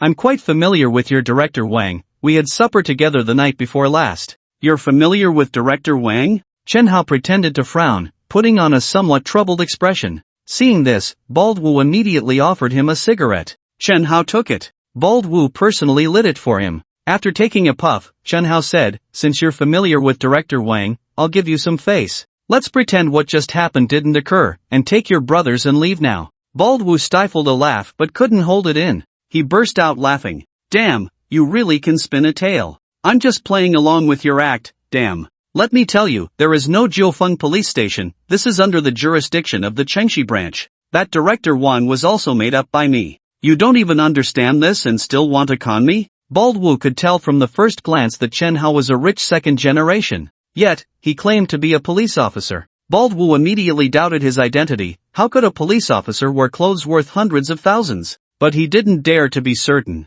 What if he was a rich second generation pretending to be a cop? Thus, he began to test him. As a result, the ruse was quickly exposed. Yang Mimi's heart sank. It was over, the cover was blown. She was currently being held by someone and couldn't move. Bald Wu's expression darkened completely at this moment, his face cold. "Kid, you really have some guts, trying to meddle in my Chengxi Bald Wu's affairs. I see you're looking to die." Before he could finish that last part, Chen Hao had already begun to move. He stepped back 2 paces and then threw a left hook that landed squarely on the right cheek of the thug holding Yang Mimi. With a loud bang, 4 or 5 bloody teeth flew out of the thug's mouth. "Wow, my punch is that powerful?" Chen Hao was stunned by the force of his own punch. This increase in physical strength was indeed extraordinary. Chen Hao grabbed Yang Mimi's hand, protecting her behind him. While Yang Mimi was still in shock at Chen Hao's skills, she realized that her hand was being held by him. Originally anxious, she unexpectedly felt a sense of inexplicable safety. Looking at the big boy who was a whole generation younger than herself, feeling the sense of being protected by him, Yang Mimi's gaze towards Chen Hao gradually changed subtly. In the next moment, Yang Mimi couldn't help but scream, "Chen Hao, be careful." A thug swung a hollow pipe directly at Chen Hao. These guys, who dared to kidnap top celebrities in broad daylight, were naturally ruthless when it came to violence. If the hollow pipe hit him on the head, it could lead to a serious injury or worse, turning him into a vegetable. Chen Hao recalled a move that Zhou Lin had taught him once. If surrounded and outnumbered, the best course of action was to kick the opponent in a specific area to ensure they would lose their fighting ability immediately. The kick to the groin. Chen Hao delivered a powerful kick right to the thug's crotch. The thug's hand holding the steel pipe was still raised in the air, his legs clamped tightly together. His expression twisted in pain. Oh, it exploded, it exploded. In the next second, the thug howled in agony. The other thugs quickly surrounded Chen Hao and Yang Mimi, with over a dozen of them closing in. The scene made Chen Hao feel tense. Facing so many ruthless thugs, if their steel pipes and baseball bats landed on him, even with a physique comparable to a special forces soldier, he would probably be beaten to a pulp. At that moment, Chen Hao really wanted to be with someone. Zhou Lin, the champion of the Universiade in martial arts, the gold medalist of the National Martial Arts Competition. Chen Hao had witnessed Zhou Lin's skills before. If she were here, she had often said she would teach me a few self-defense moves, but I never wanted to learn. Chen Hao now regretted it deeply. How could he not have asked such a good master for a few tips back then? On the side of Bald Wu, having lost 2 of his men in an instant, he was extremely furious. He had no intention of wasting words with Chen Hao. He decided to just beat him up first. "Damn it, you little brat, are you looking for death?" Bald Wu waved his hand. Just at that critical moment, a deep engine roar suddenly came from around the corner of the alley. A row of supercars appeared. The leading car, with its cool design, looked like a moving ghost. It was the Ferrari LaFerrari, priced at a staggering 25 million, which was extremely rare even in the Magic City or Kyoto. The supercars following the LaFerrari were also quite expensive, most priced over 10 million. The only one under 10 million, the McLaren 720, still cost around 8 to 9 million. The LaFerrari took the lead and stopped at the outer edge of the crowd. After the door opened, a somewhat handsome young man stepped out. Su Ruiz, who had been excited to catch a glimpse of a Koenigsegg, furrowed his brows when he saw the scene before him. On his own turf, his brother Hao was being bullied. The next second, he cursed loudly, "Damn it, bald head, try touching my brother Hao. Damn it, why is this guy here?" Bald Wu felt troubled upon seeing Su Ruiz arrive. If it were an ordinary rich second generation, Bald Wu wouldn't care at all. But Su Ruiz was no ordinary rich kid. Setting aside the fact that his family controlled 2 listed companies, just the presence of his nearly untouchable brother made Bald Wu think twice. He immediately put on a smiling face, "Young Master Zhe, what brings you here?" Su Ruiz pointed at Bald Wu and cursed, "Are you trying to make things difficult for my brother Hao? Young Master Zhe, I hope you won't get involved in this matter today, it won't do you any good." "What, are you trying to threaten me?" "Threaten? How dare I threaten you, young Master Zhe?" Bald Wu smiled with a hint of malice. "This guy named Chen Hao injured 2 of my brothers. Forget it, since he's your brother, I can overlook what happened to my men. But I must take Yang Mimi away today." Su Ruiz knew very well what would happen to Yang Mimi if she was truly taken away. However, seeing Chen Hao and Yang Mimi holding hands, he mistakenly thought they were a couple. "Are you blind? Can't you see that Yang Mimi is my Hao Ji's girl? You want to take Hao Ji's girl away? Do you think we, who are brothers with Hao Gu, don't exist?" Su Rui's arrogant attitude made Bald Wu feel extremely frustrated. He didn't dare to hit him. "Young Master Zhe, to be honest, I'm just doing this for someone else. As for who I'm working for, I think you can guess." Su Ruiz was well aware that Bald Wu was a lackey of Chu Aofeng. "So, does that mean the one who really wants to invite Yang Mimi to dinner is Chu Aofeng? Young Master Zhe, you know Chu Xiao's style better than I do. If he finds out you're obstructing him, I think he won't be very happy." Bald Wu still wanted to threaten him. In the end, Su Ruiz couldn't be bothered to listen to his nonsense and slapped Bald Wu on his shiny bald head. "Get lost, did you hear me?" Bald Wu felt quite aggrieved. "Su Ruiz, we'll see about this." He stormed off angrily. "Damn it, just wait to face Chu Xiao's wrath." Upon reaching the entrance of the resort, Bald Wu immediately took out his phone and made a call. "Hello, Chu Xiao, things went wrong. It was going smoothly, but then a guy named Chen Hao showed up and injured 2 of my men. Of course, Chen Hao is nothing, I can handle him. The key point is, this Chen Hao is Su Rui's brother, and Su Ruiz is stepping in to protect Chen Hao, so do you need to come in person? They're still at the resort, okay, I'll wait for you here." Inside the resort. "Thanks, young Master Rui." Chen Hao expressed his gratitude. Honestly, without him just now, it could have turned into a bloody battle. The key point was, Chen Hao would most likely have lost. "How good, you're being too polite. Just a little bug like this, even if I don't step in, you could handle it yourself, Hao Gu. Why would you need to take action against such a bug?" Su Ruiz always thought that Chen Hao's background was definitely impressive. For no other reason than those few supercars. Being able to buy that level of supercars, and several of them, definitely couldn't be as simple as just being a rich second generation. In Su Rui's eyes, it would be as easy for Chen Hao to crush Bald Wu as it would be to crush an ant. "Chen Hao, who is this?" Yang Mimi asked beside Chen Hao. "Sister-in-law, hello, I'm Su Ruiz." Without needing Chen Hao to introduce him, Su Ruiz proactively introduced himself. Calling her sister-in-law made Yang Mimi blush a little, but she still gracefully introduced herself. "Hello, I'm Yang Mimi." "Sister-in-law, hello. Sister-in-law, hello." The people who came with Su Ruiz immediately greeted her with smiles. "Sister-in-law is really beautiful. Hao Gu is so lucky. Everyone, thank you so much today. I'll treat you all to dinner tonight." Yang Mimi extended the invitation.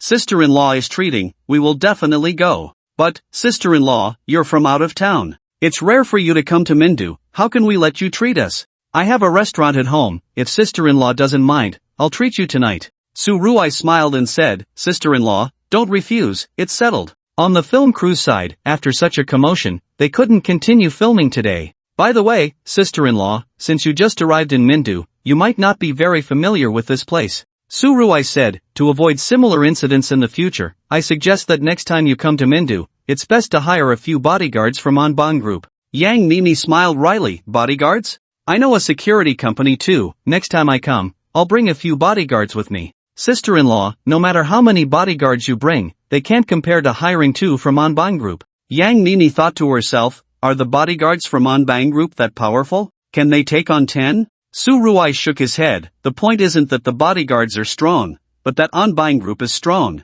I can assure you, he continued, if you had hired bodyguards from Onbang Group today, Bald Wu would have just taken you out for a meal, and after you refused, he would have had to leave obediently. He definitely wouldn't dare to forcibly take you away. Onbang Group is like a talisman. Yang Nini's eyes lit up. She understood Su Ruai's meaning. Is Onbang Group really that powerful? Su Ruai's nodded, of course. Alright, next time I come, I'll contact Onbang Group first. After chatting for a while, Yang Nini extended an invitation to them for dinner. Su Ruai's immediately refused, saying, you are my brother house girl. How could you treat us? If anyone should treat, it should be us hosts. They agreed to meet an hour later at the entrance of the resort. With the crew being so disrupted, there was no way to start work today. Fortunately, those who were injured weren't seriously hurt, and Yang Nini gave each of them a red envelope of 5,000. An hour later, in the Koenigsegg, Chunhao was driving Yang Nini. She had changed out of her performance outfit, wearing a simple white short-sleeve shirt and jeans, topped with a baseball cap. The tight jeans perfectly outlined her shapely legs and accentuated her curves. A faint, pleasant scent of perfume wafted from her. Su Ruai and his friends followed behind in a grand procession of 9 supercars, turning heads wherever they went. Just as the convoy was about to leave the resort, the main entrance was blocked. 3 Hummers were lined up side by side, blocking the front gate. Behind the Hummers was a stretched Rolls-Royce. Surrounding the Rolls-Royce were 6 bodyguards in black suits and sunglasses, looking like something out of the Matrix. Chen Hao's car came to a stop. Damn it, who the hell is so blind as to block the resort's entrance? Su Ruai stopped his car, angrily pushed the door open, and walked up to the 3 Hummers, ready to scold them when he suddenly saw the stretched Rolls-Royce behind them. His heart sank. This guy finally showed up? Su Ruai walked back to the Koenigsegg, and Chen Hao got out of the car, asking, what's going on? It's Chu Aofeng's car, he should be inside. Chen Hao could sense Su Ruai's apprehension about the person inside the car, as he no longer had his previous bravado. Chen Hao asked, who is Chu Aofeng? Su Ruai introduced, Chu Aofeng, known as Young Master Chu, he's also part of our supercar club. That bald Wu from earlier was sent by him. Brother Hao, this guy's background is too strong, I can't handle it. Su Ruai had always thought that Chen Hao's background was incredibly powerful, but he didn't know the specifics. On Chen Hao's side, hearing Su Ruai say he couldn't handle it made his heart sink. You can't handle it? Damn, then I definitely can't handle it. I have no background at all. Yang Mimi, sitting in the passenger seat, couldn't help but feel anxious upon hearing their conversation, as she knew very well that the young man named Chu was likely coming for her. Chen Hao, you can't just leave me hanging right now. Chen Hao was also worried, wondering what to do next. Brother Hao, do you need to call your family for help? Su Ruai asked again. Call my family? I'm an orphan, where would I find family? Chen Hao felt helpless. Just as he was pondering what to do next, Su Ruai's words turned the situation around. Damn it, if it weren't for my family's company still relying on Hulong Capital's financial support,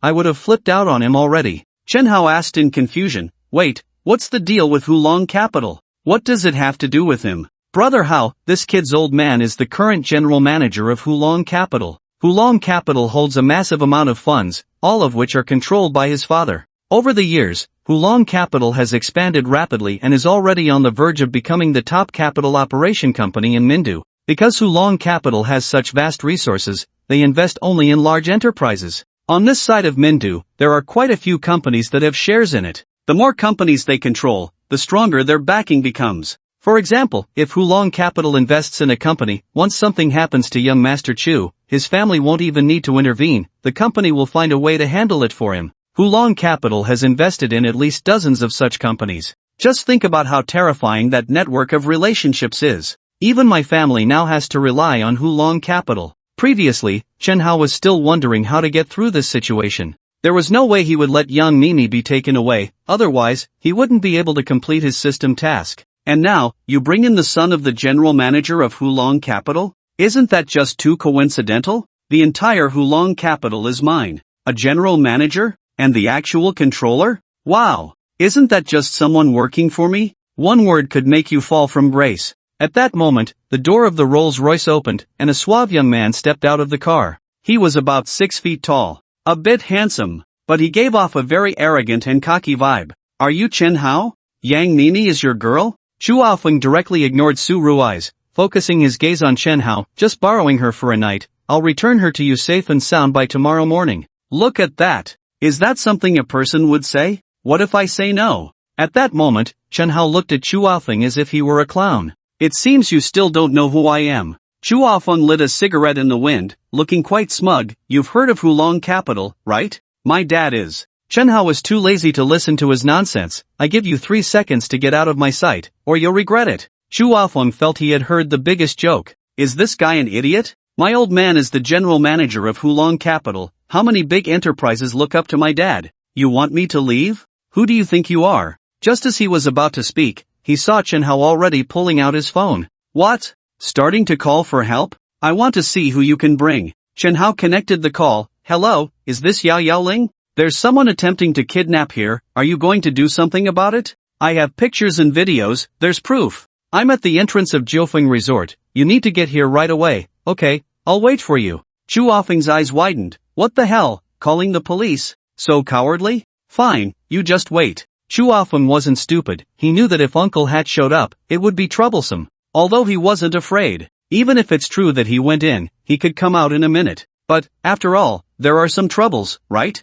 Just wait and see, this matter isn't over today. After Chu Aofeng left, Su Rui's reminded, Brother Hao, this Chu Aofeng is vengeful and will definitely continue to trouble you. I think you should talk to your family? Chen Hao waved his hand. Not to mention he had no family. Even if he did, it was impossible to seek them out. Watching Chu Aofeng's departing figure, it seems he needs to pay a visit to Hualong Capital. Dinner was organized by Su Rui's, Chen Hao, Su Rui's, and his brothers, plus Yang Mimi. A large table of people. Chen Hao's alcohol tolerance was actually not bad. Plus, with his increased physique, his tolerance had also improved. However, he couldn't withstand the number of people Su Rui's had. With 8 or 9 people taking turns to toast him, it was too much. He got drunk. He drank to the point of losing consciousness. You guys can leave him here, I'll help him upstairs. Goodbye, sister-in-law. After Su Rui's left, Yang Nini supported Chen Hao. Chen Hao's entire body leaned against her. So heavy.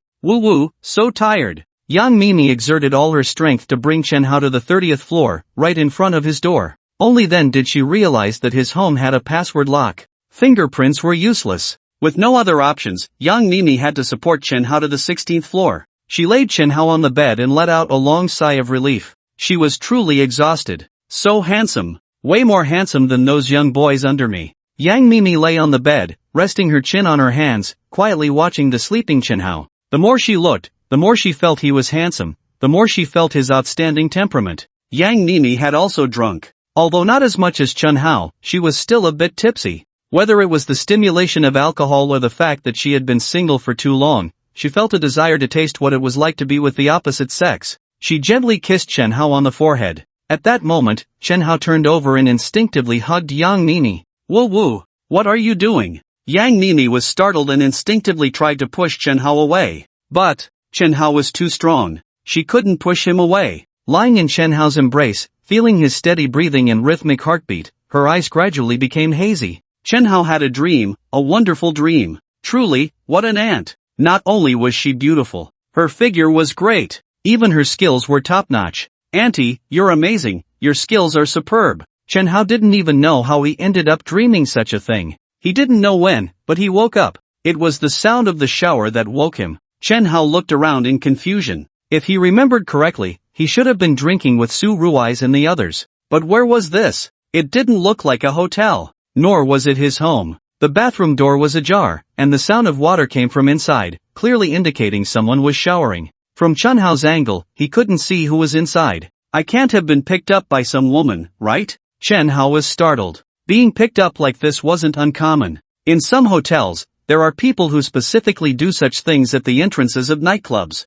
Those guys target drunk girls. They take them to hotels. And then, you know what happens. Some even go so far as to film it and post the videos on adult websites for profit. Otherwise, how could there be so many similar videos on those sites? Of course, usually, it's girls who get picked up. It's rare for it to happen to guys. Why is it that when it comes to me, being handsome can sometimes be really unsafe? At that moment, Chen Hao suddenly realized that he was completely bare. Yes, completely bare. There were red lipstick marks on his chest. There were also some on his neck. At least dozens all over his body? Damn it, which woman was so rude to me? Without needing to guess, Chen Hao knew that his innocence was gone. He just didn't know who the culprit was. What if it was a woman like Ru Hua? Then all his past glory would be completely ruined. He glanced out the window. The curtains were drawn up, and as he parted them slightly to look outside, Chen Hao knew he was in a high-rise building. He wasn't sure which floor it was. If he had been picked up by a woman like Ru Hua, he would rather jump down from here. You're awake. Why not sleep a little longer? A familiar voice came. At that moment, a woman who had been showering in the bathroom walked out, drying her wet hair. She was only wrapped in a simple white bath towel, her arms exposed to the air, and her flawless, long, snow-white legs were enough to blind anyone's eyes. It's you, Aunt Yang? Chen Hao was quite surprised. If it's not me, who would you like it to be? Yang Nini's cheeks were slightly flushed, whether from the hot shower or something else. The rosy hue made her look even more charming. You look so beautiful without makeup? No wonder you're the goddess in the hearts of countless boys. She brought me back last night and then took me to her home? And then, what happened to me? He immediately recalled the dreams from last night. Dreaming of being intimate with Yang Nini. Could it not be a dream? Yes, it definitely wasn't a dream. Dreams couldn't be this real. Damn it! This woman took advantage of him. So despicable. Extremely despicable. Don't look at me like that. You weren't reacting like this last night. Yang Nini sat down at the makeup table, took out a hairdryer from a nearby drawer. While drying her hair, she casually said to Chen Hao, I didn't plan to hide it from you. Indeed, everything happened. Don't make a big deal out of it. Don't worry, I don't need you to take responsibility. Just consider it a misunderstanding, let it go, and it's over. Chen Hao immediately became anxious. He sat up abruptly. What do you mean by misunderstanding? Can a misunderstanding happen 3 times? In his dreams, Chen Hao remembered it happening 3 times in total. Yang Nini giggled. She put down the hairdryer, walked to the bedside, and lightly tapped Chen Hao's forehead with her delicate fingers. Weren't you drunk? How could you remember it was 3 times? Chen Hao was almost in tears. This woman? So despicable. Taking advantage of him while he was drunk and bullying him 3 times. He had suffered a great loss. No, he had to get this back. Chen Hao grabbed Yang Nini's wrist and pulled her into his embrace. What are you doing? Yang Nini exclaimed in surprise. What you did to me last night, now I will do to you. You dared to take advantage of me while I was drunk? You bullied me 3 times? I will return it double. Yang Nini widened her eyes. Double? Doesn't that mean 6 times? Time continued until noon. Little rascal, you really took my life. Yang Nini lay in Chen Hao's arms, her slender right fingertips drawing circles on his chest. She was drenched in fragrant sweat. At this moment, Yang Nini had long lost the sharpness she had a few days ago, completely inconsistent with her previous queen-like image. She seemed like a little sheep that had been successfully conquered. Very docile. Also very well behaved. This made her truly experience what it felt like to be a woman. At noon, Yang Nini's assistant was supposed to come over. As a result, Yang Nini directly gave her a day off. The director called, asking when she would come to the set for filming. Since they had stopped for half a day yesterday, the schedule had already been delayed and needed to be expedited. And what did Yang Nini say? She simply replied with 2 words, tomorrow. Then she hung up the phone. Sister, I don't want to do anything right now. I don't want to act at all. I just want to be his woman for a day. During this day, no one is allowed to bother me. In the evening, Chen Hao took Yang Nini back to his home. He had a huge swimming pool here. The pool wasn't completely open air. It had a retractable roof. Just like a convertible supercar, it could be raised or lowered. Usually, when Chen Hao swam alone, he couldn't be bothered to check if the roof was closed. He wasn't afraid of being spied on. But it was different when Yang Nini was here. If someone saw her and took a picture, it could affect her career. Chen Hao closed the automatic retractable roof. I don't have the energy to swim anymore. Yang Nini was already having some difficulty walking, let alone swimming. Although she really wanted to swim, but she truly had no strength left. Chen Hao hugged Yang Nini from behind and whispered in her ear, I've already returned you twice. For the 3rd time, what do you think I want to do in the pool? The next morning, Yang Nini, still in a deep sleep, was awakened by the sound of rushing wind.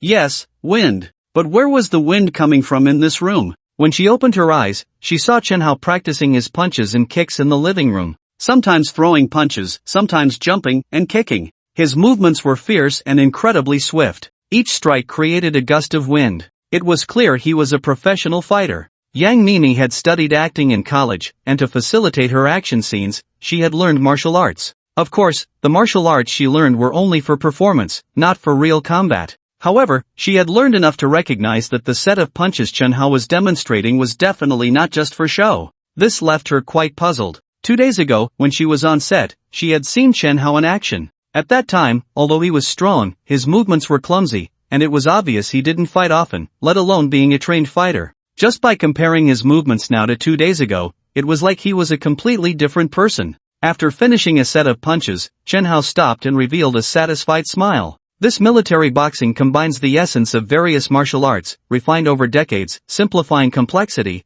and is one of the most suitable martial arts for close combat today. From this moment on, I, Chen Hao, am no longer a person who can't even tie a chicken. He had already received the reward for mastering military boxing the night before, but at that time, he was too drunk to hear the system's notification. You're awake? Seeing Yang Mimi sitting up, Chen Hao walked over and gently kissed her forehead. Did I wake you? You can sleep a little longer, I'll go practice upstairs. Yang Mimi had been exhausted from being tossed around all day yesterday, and Chen Hao knew she needed more rest. Yang Mimi hugged Chen Hao's neck. Whoa, I also want to take a day off for myself, but I've already been willful for a whole day, I can't be willful again. I have to go to the set today. Why the rush? Can't we film tomorrow? I've only returned you 4 times, there are still 2 more to go. Yang Mimi looked at Chen Hao seductively. I know what you're thinking right now, but it's absolutely not possible now. Sister, you've been tormenting me all day, my body feels like it's falling apart. If this continues for another day, I really might end up losing my life here.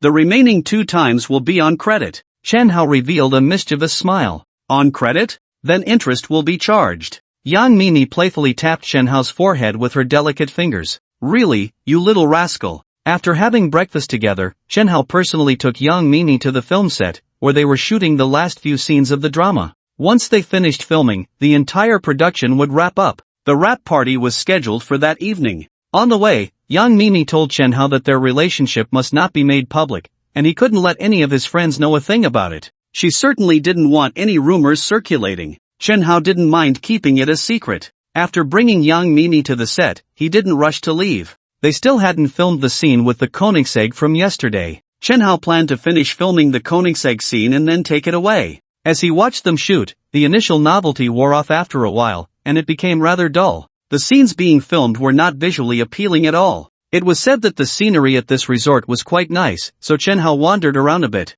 When he passed a small lake, a striking sight caught his attention. To be precise, it was a woman. She was wearing a white sleeveless cheapao, which was slightly form-fitting, perfectly accentuating her curvaceous figure. The slit of the cheapao wasn't very high, just at thigh level. As she walked, the hem of her dress swayed slightly, revealing a glimpse of her snow-white calves. Elegant and poised, this was Chen Hao's first impression of her. When she turned around, Chen Hao got a clear look at her face. Wow, this girl was quite stunning. It was hard to tell her exact age. Chen Hao felt she was probably around the same age as Yang Mimi, or maybe a few years older. However, due to her good maintenance, she looked much younger than her actual age. If one didn't look closely, they would think she was just in her early 30s. The beautiful woman glanced at Chen Hao a few more times, and when he looked over, she politely nodded. Was there a hint of alcohol? As the beautiful woman brushed past Chen Hao, a pleasant scent of perfume lingered in the air, mixed with a faint smell of alcohol. Drinking in the morning? It seemed this beautiful woman had a story to tell. For some reason, Chen Hao felt a strange familiarity when he looked at her. An inexplicable sense of warmth washed over him, like a feeling of kinship. But he was an orphan. Where would that kinship come from? Are you Chen Hao? The beautiful woman suddenly spoke, stopping him in his tracks. Chen Hao looked at her in surprise. He was certain this was their first meeting. But how did she know him? He nodded. I am Chen Hao. May I ask who you are, Auntie? Auntie? Do I look that old? The beautiful woman chuckled self-deprecatingly, muttering to herself, well, according to the generational hierarchy, I should indeed be called Aunt. You can call me Aunt Feng. She smiled. Chen Hao nodded. Aunt Feng, would you like to come over for a cup of tea? She invited. Chen Hao was feeling bored, and having some tea seemed like a nice option. Plus, he sensed that this woman definitely had a story, which piqued his curiosity. So he agreed. Just as Chen Hao was about to leave with her, his phone rang. It was Yang Nini calling. Chen Hao thought it was the film crew notifying him that they were done with the vehicle and he could take it away. But when he answered, Yang Nini told him that something had happened. Chen Hao couldn't figure out what was going on and had lost his mood for tea. Aunt Feng, I'm sorry, something came up suddenly, so I can't accompany you for tea. Let's do it another day. And Feng nodded. Go ahead, the important matters come first. Watching Chen Hao's departing figure, Aunt Feng's lips revealed a smile full of intrigue. A hidden dragon rises from the depths, shaking the heavens, the winds and clouds change, proud in the vast sky. One day soaring, shocking the world, who in this world dares to compete for supremacy? Miss, the young master has grown up. By the way, Aunt Feng. After walking a few steps, Chen Hao remembered something, how to contact her in the future. He felt an inexplicable sense of familiarity with her. This feeling couldn't have come from nowhere. Chen Hao planned to ask for her contact information to facilitate future communication and gradually get to know her. But to Chen Hao's surprise, when he turned around, Aunt Feng had vanished. No one? Disappeared so quickly? When Chen Hao returned to the film crew, he found that the production had been forcibly halted. Bald Wu and a dozen thugs had come to cause trouble again. Compared to their brutality the day before, today they were much milder. There was no smashing or hitting. But they still wouldn't allow filming, disrupting the progress. Their actions infuriated the director and Yang Mimi. In this film, Yang Mimi was not only the lead actress but also an investor. Even the director was hired by her. Yang Mimi knew very well that if these people weren't dealt with thoroughly, her filming would never be completed. She thought about calling the police. But what could Uncle Hat do? They hadn't hit anyone or damaged any equipment. Even if Uncle Hat came, he could only give them a talking to and let them go. Or they might leave before Uncle Hat arrived. Once they were gone, they could come back later. So, Yang Mimi understood that to completely resolve this issue, she couldn't rely on Uncle Hat anymore. In Mindu, the only one who could help her was Chen Hao. Is it you guys again? After Chen Hao returned, he saw Bald Wu from the day before and thought they were truly lawless. They wouldn't shed tears until they saw the coffin, right? Xiao Zai, you're still here? I warn you, you'd better not get involved in this matter, or else, the wrath of young Master Chu is something you can't bear. Chen Hao sneered. Young Master Chu? With a single word, I could send him from heaven to the 18th level of hell. He couldn't be bothered to waste words with this guy. Grabbing his bald head, he pushed it down while bending his right leg, lifting it up, and driving his knee upward. With a bang, Chen Hao's knee made intimate contact with his nasal bridge. Bald Wu felt dizzy, stars flashing before his eyes. Damn it, this guy actually dared to lay hands on me. Bald Wu touched his nose. His entire nasal bridge had collapsed, and blood was gushing out like it was free. Damn it, get rid of him. With a command from Bald Wu, his subordinates no longer held back. Some raised steel pipes, others brandished machetes, and they swarmed forward. This kid even dared to hit Wu. He was simply asking for death. If they didn't take care of him today, how would they stand in the west of Mindu in the future? The onlookers were all startled by this scene. They had seen plenty of fights, but this was the first time encountering a real hacking incident. This handsome young man was truly too impulsive. Didn't he know these people were out to cause trouble? Their methods were quite brutal. Facing so many people, even if he didn't die, he would surely be severely injured, right? No one believed Chen Hao could come out unscathed against a dozen attackers. Even Yang Nini thought Chen Hao was being reckless. Her heart raced, worried that her new man wouldn't just be hacked to pieces like this. After spending the whole day yesterday, Yang Nini had completely succumbed to Chen Hao. In her heart, she had already considered herself Chen Hao's woman. She truly did not want to see her man reduced to this state. However, the concerns of the surrounding crowd and Yang Mimi were clearly unnecessary. When faced with such an onslaught from so many people, not only did Chen Hao show no signs of fear, but he also charged at them. The two sides instantly clashed. As soon as Chen Hao made his move, the person at the front was kicked away by him. Facing a dozen people, Chen Hao seemed to be in a no-man's land. With every punch, one person fell. With every kick, another was sent flying. In less than a minute, all the small-time thugs were lying on the ground. Only one person remained standing. This tall guy was completely terrified by the scene before him. His hand gripping the machete trembled uncontrollably. He had no courage left to charge forward. His legs felt weak with fear. How could this guy fight so well? When Chen Hao's gaze turned towards him, the tall guy shivered in fright, and the machete immediately fell to the ground. Forgetting all about saving face, he turned and fled without a second thought. How is this possible? The rich guy actually won? Wow, seriously, one person against a dozen. Not only did he win, but he also came out unscathed. If I hadn't seen it with my own eyes, I wouldn't believe it even if you killed me. This incredibly handsome guy is also so good at fighting? Not just good, he's simply a god. Everyone around was left in shock. They had thought that even if Chen Hao didn't die, he would be seriously injured, but they never expected that he actually won. Yang Mimi let out a long sigh of relief. She had truly been scared to death just now. Fortunately, it was a close call. Otherwise, if something had really happened to her man, she would have risked everything to have a life and death showdown with young Master Chu.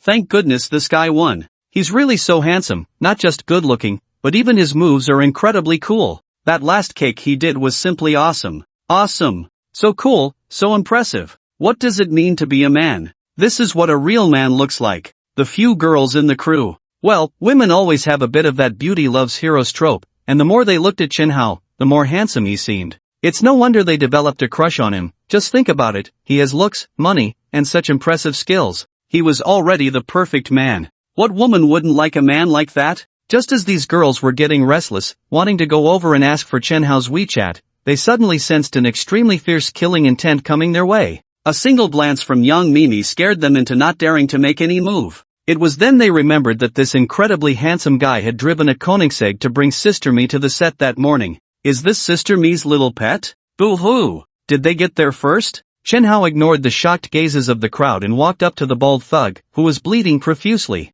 He stepped on the thug's chest, looking down at him. Remember, if there's a next time, you'll die a very ugly death. I won't dare, I promise I won't do it again. The bald thug begged for mercy. If he had known this guy was so strong, he wouldn't have dared to cause trouble. Then, Chen Hao suddenly lifted his right foot. With a heavy stomp, there was a loud crack, and the bald thug let out a horrific scream. Damn it! This guy actually broke his own hand? After the bald thug left, the crew resumed filming. According to the filming schedule, everything could be wrapped up today. After Yang Mimi went to shoot, she had no time to pay attention to Chen Hao, who was left alone and began to feel bored. He thought of the mysterious An Feng he had encountered before. He returned to the place where he had met her, but after circling around several times, he still didn't see her. Chen Hao always felt a sense of familiarity with An Feng. It was as if they had met before, but he just couldn't remember where. Chen Hao returned to Mindanao. And before he left, Yang Mimi told him that the crew would hold a wrap party tonight and specifically invited him to attend.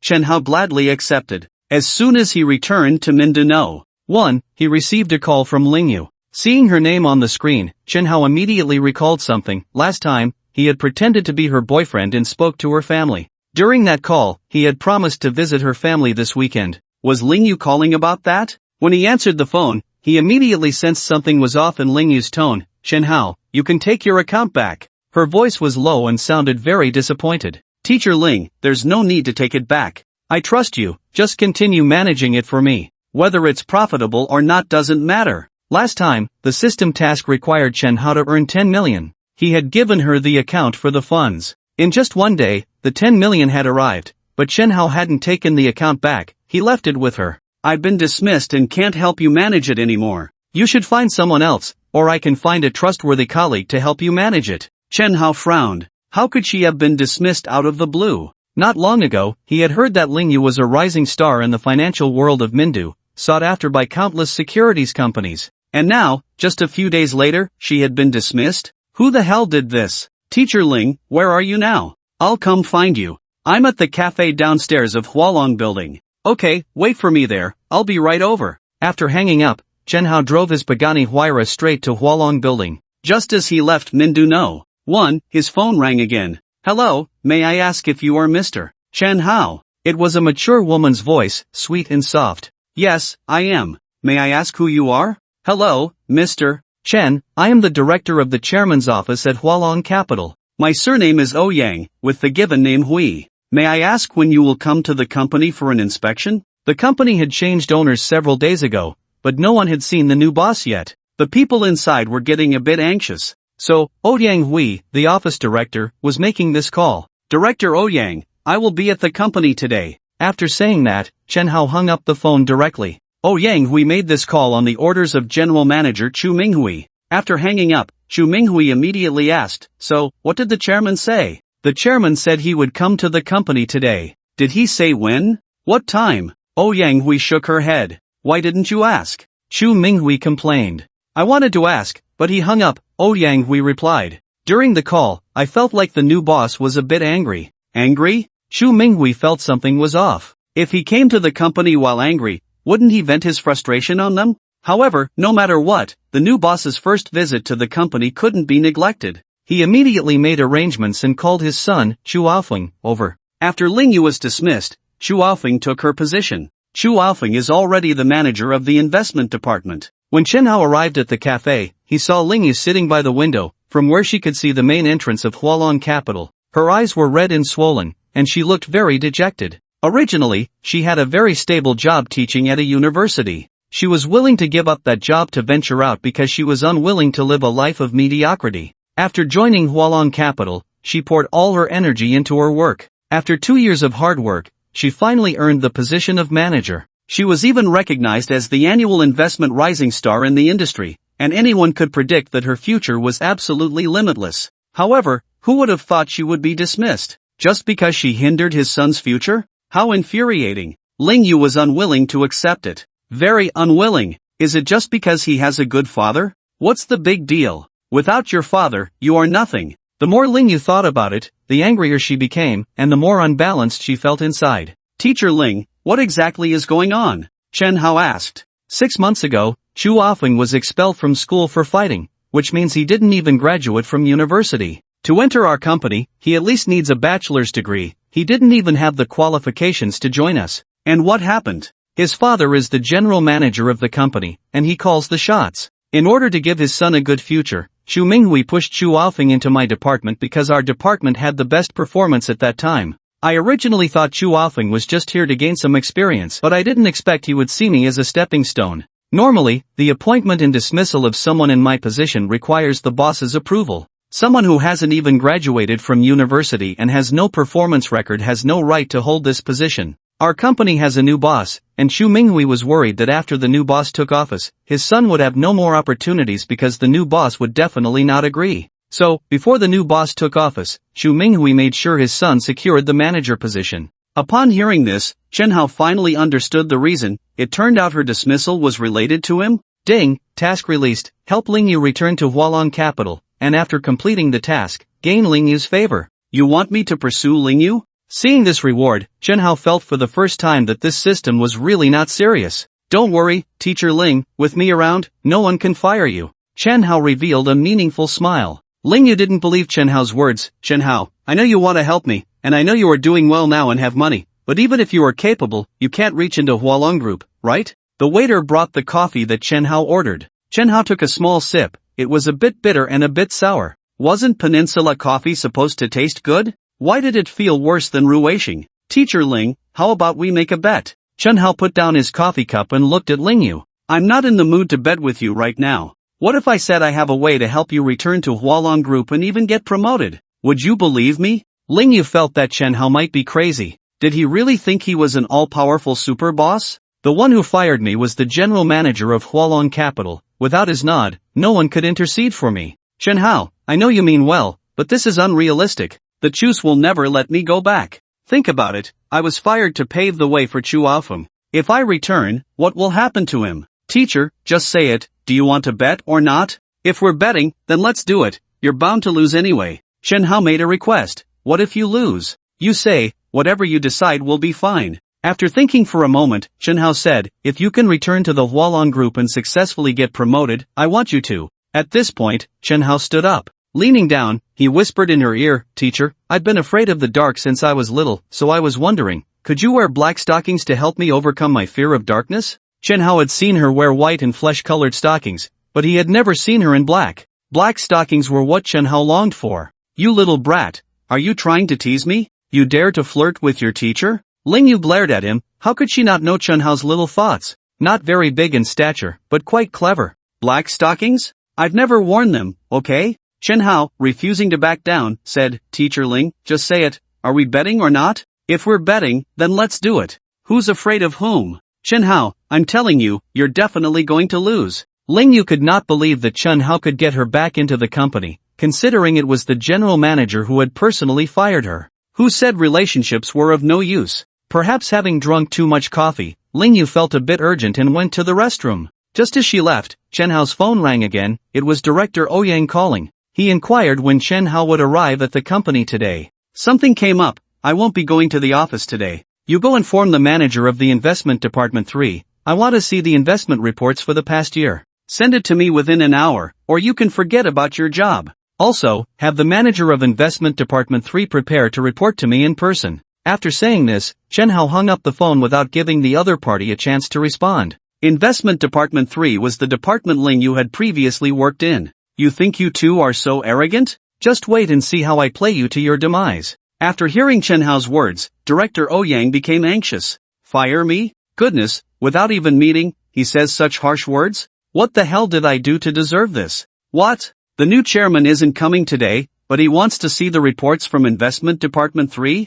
and he wants the manager to report to him in person? When General Manager Ouyang told Chu Minghui this news, he was completely dumbfounded. As for the reports, give him a little time, and he could find someone to put them together. But a face-to-face report? How could his son, who hadn't even graduated from college and was unfamiliar with office software, possibly do that? He didn't understand anything. Chu Minghui knew very well that if Chu Aofeng reported in person, his son's incompetence would surely be exposed. At that point, the new boss would definitely question how he became the manager. A few inquiries would reveal that he was my son. By then, he would be in trouble. Mr. Chu, the new boss said he wants the reports sent over within an hour, or I'll be out of a job too, Ouyang said, hugging Chu Minghui's neck and sitting in his lap. She was indeed a senior executive in the company, but she was also Chu Minghui's lover. Without him, she would never have been able to sit in this position. The urgent matter is to bring Lingyu back. She knows Investment Department 3 the best. Only she can keep the new boss steady. What a pity, I thought I had paved the way for my son, but now a new boss has appeared out of nowhere. What bad luck. Chu Minghui immediately called Chu Aofeng. Son, the new boss specifically requested the manager of Investment Department 3 to report to him in person. What? New boss? Chu Aofeng immediately became anxious. Dad, if I go to report, what am I supposed to report on? How do I even do a report? I've never reported to anyone before. Chu Minghui was immediately filled with frustration. He didn't even know how to prepare a report? What a hopeless case. Son, here's what I think. You should temporarily step aside from this manager position, otherwise, if you go to make the report, you'll definitely mess it up. When the opportunity arises, I'll help you find a good position. Chu Aofeng felt disappointed upon hearing this, but he couldn't say much. Dad, who do you plan to let take over? No one knows the business of the investment department better than Lingyu, so I plan to bring her back. I won't say more, the new boss needs to see the report within an hour. Time is tight, and the task is heavy, that's it. After hanging up the phone, Chu Minghui immediately called Lingyu. President Chu, you want to bring me back? Lingyu had just come out of the bathroom when she received the call from Chu Minghui. I'm really sorry, President Chu, I've already found another job and don't plan to return to Hualong. Please find someone else. To be honest, with Lingyu's talent and reputation in the financial industry, finding a job was quite easy. Several securities or financial companies had already extended invitations to her. Although Lingyu didn't yet know why Chu Minghui had changed his mind and wanted her back, she suspected something significant must have happened. Just going back like that? Ridiculous. You tell me to leave, and I leave, you tell me to come back, and I come back? What do you think I am? Manager Ling, there must be some misunderstanding between us. I've already asked Aofeng to step aside. You are still the most suitable for the manager position in the investment department. How about this? I'll increase your salary by 10%, and within 6 months, you'll be promoted to deputy director. What do you think? The conditions offered by Chu Minghui were incredibly tempting. The key point was the deputy director position. Although it had the word deputy in it, it already meant entering the upper echelons of the company, unlike the manager position, which could only be considered middle management. Lingyu didn't agree immediately but said, double my salary, increase the commission rate by 20%, and I want to see the appointment letter for the deputy director position when I return to the company. Upon hearing Lingyu's conditions, Chu Minghui cursed her ancestors for 18 generations. Salary was negotiable, it was just a matter of his word. The key issue was that appointment letter for deputy director. Damn it, if I appoint you as deputy director now, how do I explain that to the other employees? But after weighing it, Chu Minghui decided to agree to Lingyu for now. He needed to stabilize her first, let her deal with the new boss, and then find an opportunity to fire her later. Okay, I agree. This time, it was Lingyu who was stunned. To be honest, she never thought Chu Minghui would agree, because even she felt that this request was excessive.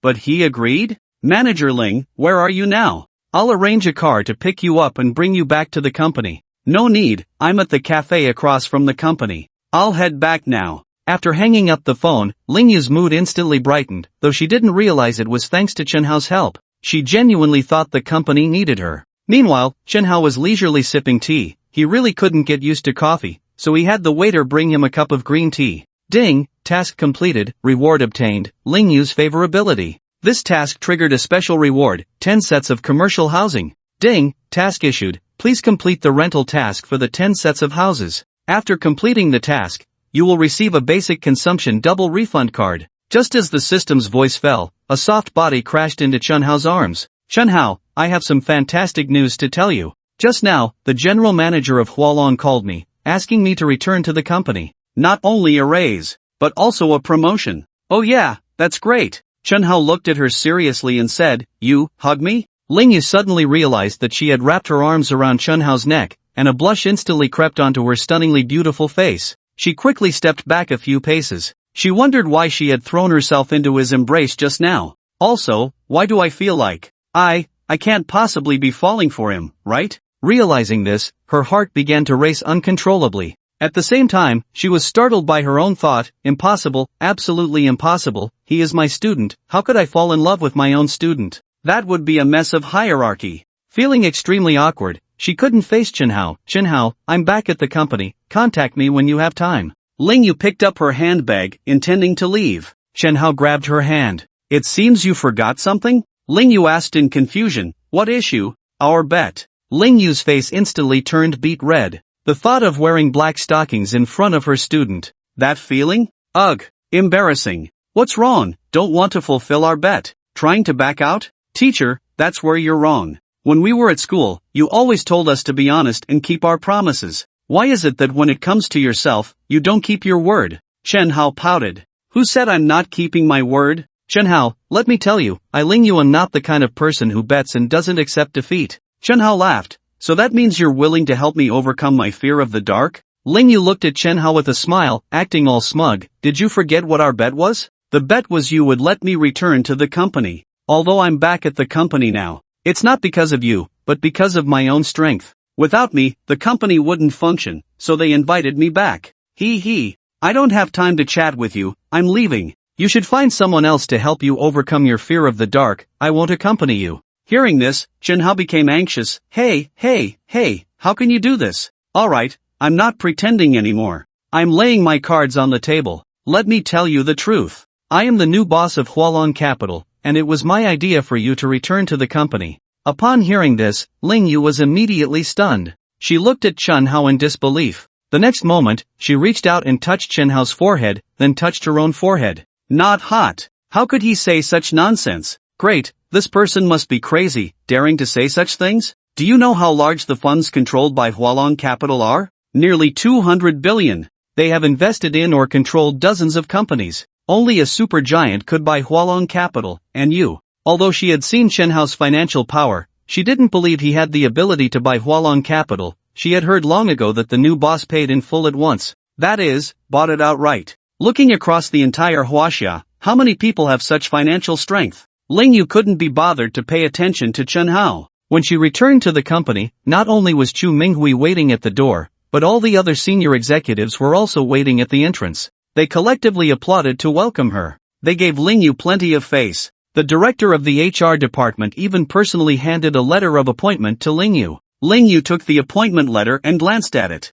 Sure enough, it was for the position of deputy director of the investment department. Only then did Lingyu feel at ease. She was worried that Chu Minghui would not keep his promise and would change his mind once she arrived. After some small talk, Chu Minghui finally dismissed the others and informed Lingyu of the truth. The new boss specifically wants to see the investment department's reports? He also wants the manager of the investment department to report to him in person? No wonder he was so eager to have me back. With that idiot Chu Afeng, how could he possibly handle the report? For Lingyu, this was absolutely a trivial matter. Investment reports? Her computer had all the detailed records. A little organization, and she could send it over. As for reporting in person, that was no big deal. She had been managing the investment department for the past year. She was very familiar with it. However, she really didn't understand why the new boss only wanted to see the investment department's reports. Why not look at the reports from other departments? At that moment, Lingyu suddenly remembered something Chunhao had said to her before. I asked you to come back to the company. Lingyu was puzzled. How did he know it was the new boss who wanted her back? Damn, what's so great about it? Damn it. Watching Lingyu being treated like a queen, Chu Aofeng felt quite uncomfortable. He had just been promoted that morning. Feeling proud, he even planned to treat the entire office to dinner that night. But what happened? He hadn't even been in the position for 2 hours before being dismissed? The feeling of falling from heaven to hell was truly unbearable. Chu often couldn't bear to stay at the company any longer. He drove off in his sports car, planning to go have some fun to relieve his depressed mood. But then he remembered he didn't have much money in his pocket. So he called his mom. His mom and dad had always had a bad relationship. Although they weren't divorced, they had long been separated. "Mom, I'm out of money, send me some." "Chenhao, how did you know it was the new boss who wanted me back at the company?" Chenhao received a WeChat message from Lingyu. He replied, "I told you, I'm the new boss of your company, so of course I know?" Lingyu immediately rolled her eyes. "Don't give me that." "Oh, I see, you must have friends at Hualong Capital. Is your girlfriend working there? Which one is it? Tell me, I'll help you strategize." "Teacher, why are you suddenly interested in my private life? Are you jealous?" "Jealous? How could that be? I'm your teacher, how could I be jealous of you? If you don't want to say, fine. I'm busy preparing the reports for the new boss. I need to get ready. I heard the new boss has a bad temper. I wonder if he will be dissatisfied with my reports. The new boss has a great temper and is also handsome." "How do you know?" "I told you, I'm the new boss. Get lost." Lingyu suddenly didn't want to talk to Chenhao anymore. How had this guy become so indiscreet? Chenhao put away his phone. Amused, he thought, this is interesting. Garden community. Collecting rent. Koenigsegg, here we go. This garden community is located in the west of the city, and because it's in a school district, the prices are ridiculously high. A 100 square meter apartment starts at 8 million. And that's the price for a bare shell. When Chenhao drove to the community, the security guard stopped him. "Sorry, our community prohibits outside vehicles from entering. If you want to go in, please park your car outside the community." Even though Chenhao was driving a tens of millions sports car, he was still stopped by the security guard. Wow, so dedicated? Chenhao didn't make things difficult for them. He directly took out 10 property deeds. "I'm the owner here, come to collect rent." The security guard took the deeds and took a look. Good heavens! What a surprise! 10 properties? The total price must be over 100 million? Raise the bar. Let him through. Please drive safely. Chenhao picked up a pack of cigarettes from the passenger seat. "Here, have a smoke, brothers." The security guard was taken aback. Over the years, many residents had shared cigarettes with them, but it was always one by one, and occasionally a whole pack. This was the first time he received an entire pack, especially of the brand he never dared to buy himself. The security guard happily accepted the cigarettes and then eagerly jogged ahead to lead the way.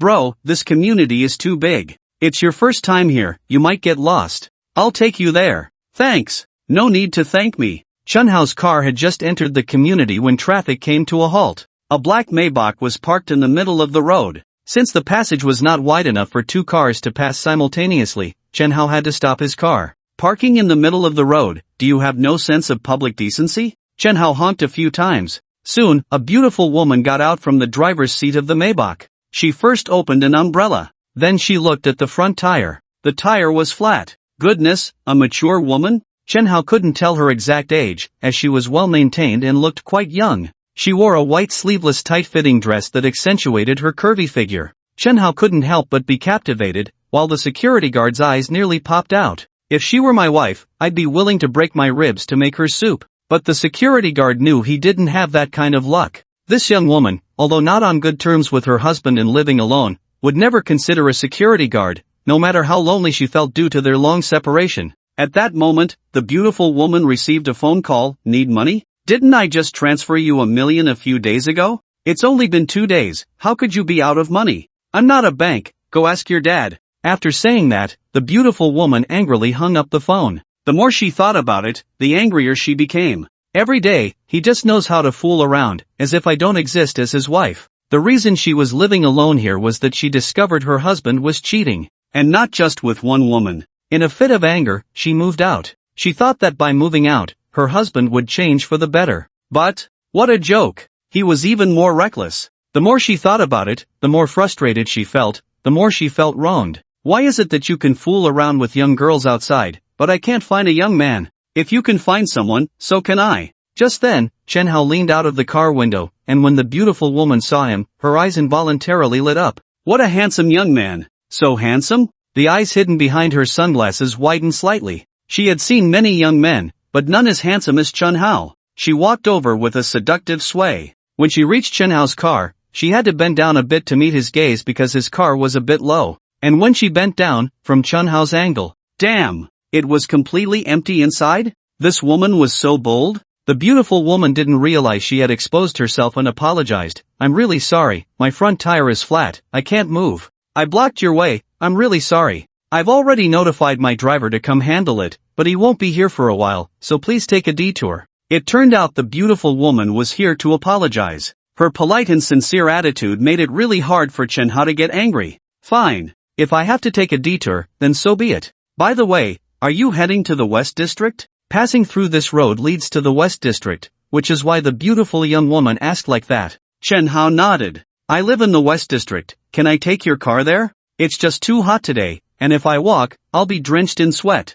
Since childhood, teachers had taught Chen how to help others. When someone is in trouble, one should lend a hand. It's on the way anyway, get in. The security guard standing nearby was so envious that his eyes were about to pop out. They're getting in the car just like that? My goodness, is being handsome really a universal charm? The young woman smiled brightly and walked to the passenger seat, opening the car door. Chenhao's car was a bit low. Her dress was not only tight but also a bit short, barely covering her knees. When she stepped in with her left foot, purple. They say mature women prefer purple. Upon seeing it today, indeed, what a sight! Chenhao immediately averted his gaze. After the beautiful young woman got into the car, she looked around and said, "Thank you." She was very polite. As she spoke, she pulled the seatbelt over her side and fastened it. As the seatbelt passed between two peaks, the originally upright peaks appeared even more proud and towering, making Chenhao feel a bit flustered. Chenhao took a detour, and a few minutes later, they arrived at the West District. West District, Building 3, stop here. The beautiful young woman pointed to a nearby building and said, I live there. Oh, what a coincidence. My place is also here. Among the 10 properties rewarded by the system, 2 were in this building, and several others were in different districts. So you live here too? What a coincidence. I live in 702. How about you? The beautiful young woman felt it was truly a coincidence. Was this a chance arranged by heaven for her? You live in 702? Chenhao laughed upon hearing this. What a coincidence. I'm the landlord of 702. I'm here to collect rent, so you must be surnamed Li? The beautiful young woman looked at Chenhao with suspicion. The landlord? Wasn't her landlord an old man? How did it turn into a young guy? Could this guy be the old man's son? No way. With that old man's looks, how could he possibly have such a handsome son? This guy couldn't be trying to flirt with her under the guise of a landlord, could he? Chenhao didn't hesitate and took out the property deed. There were a total of 10 property deeds.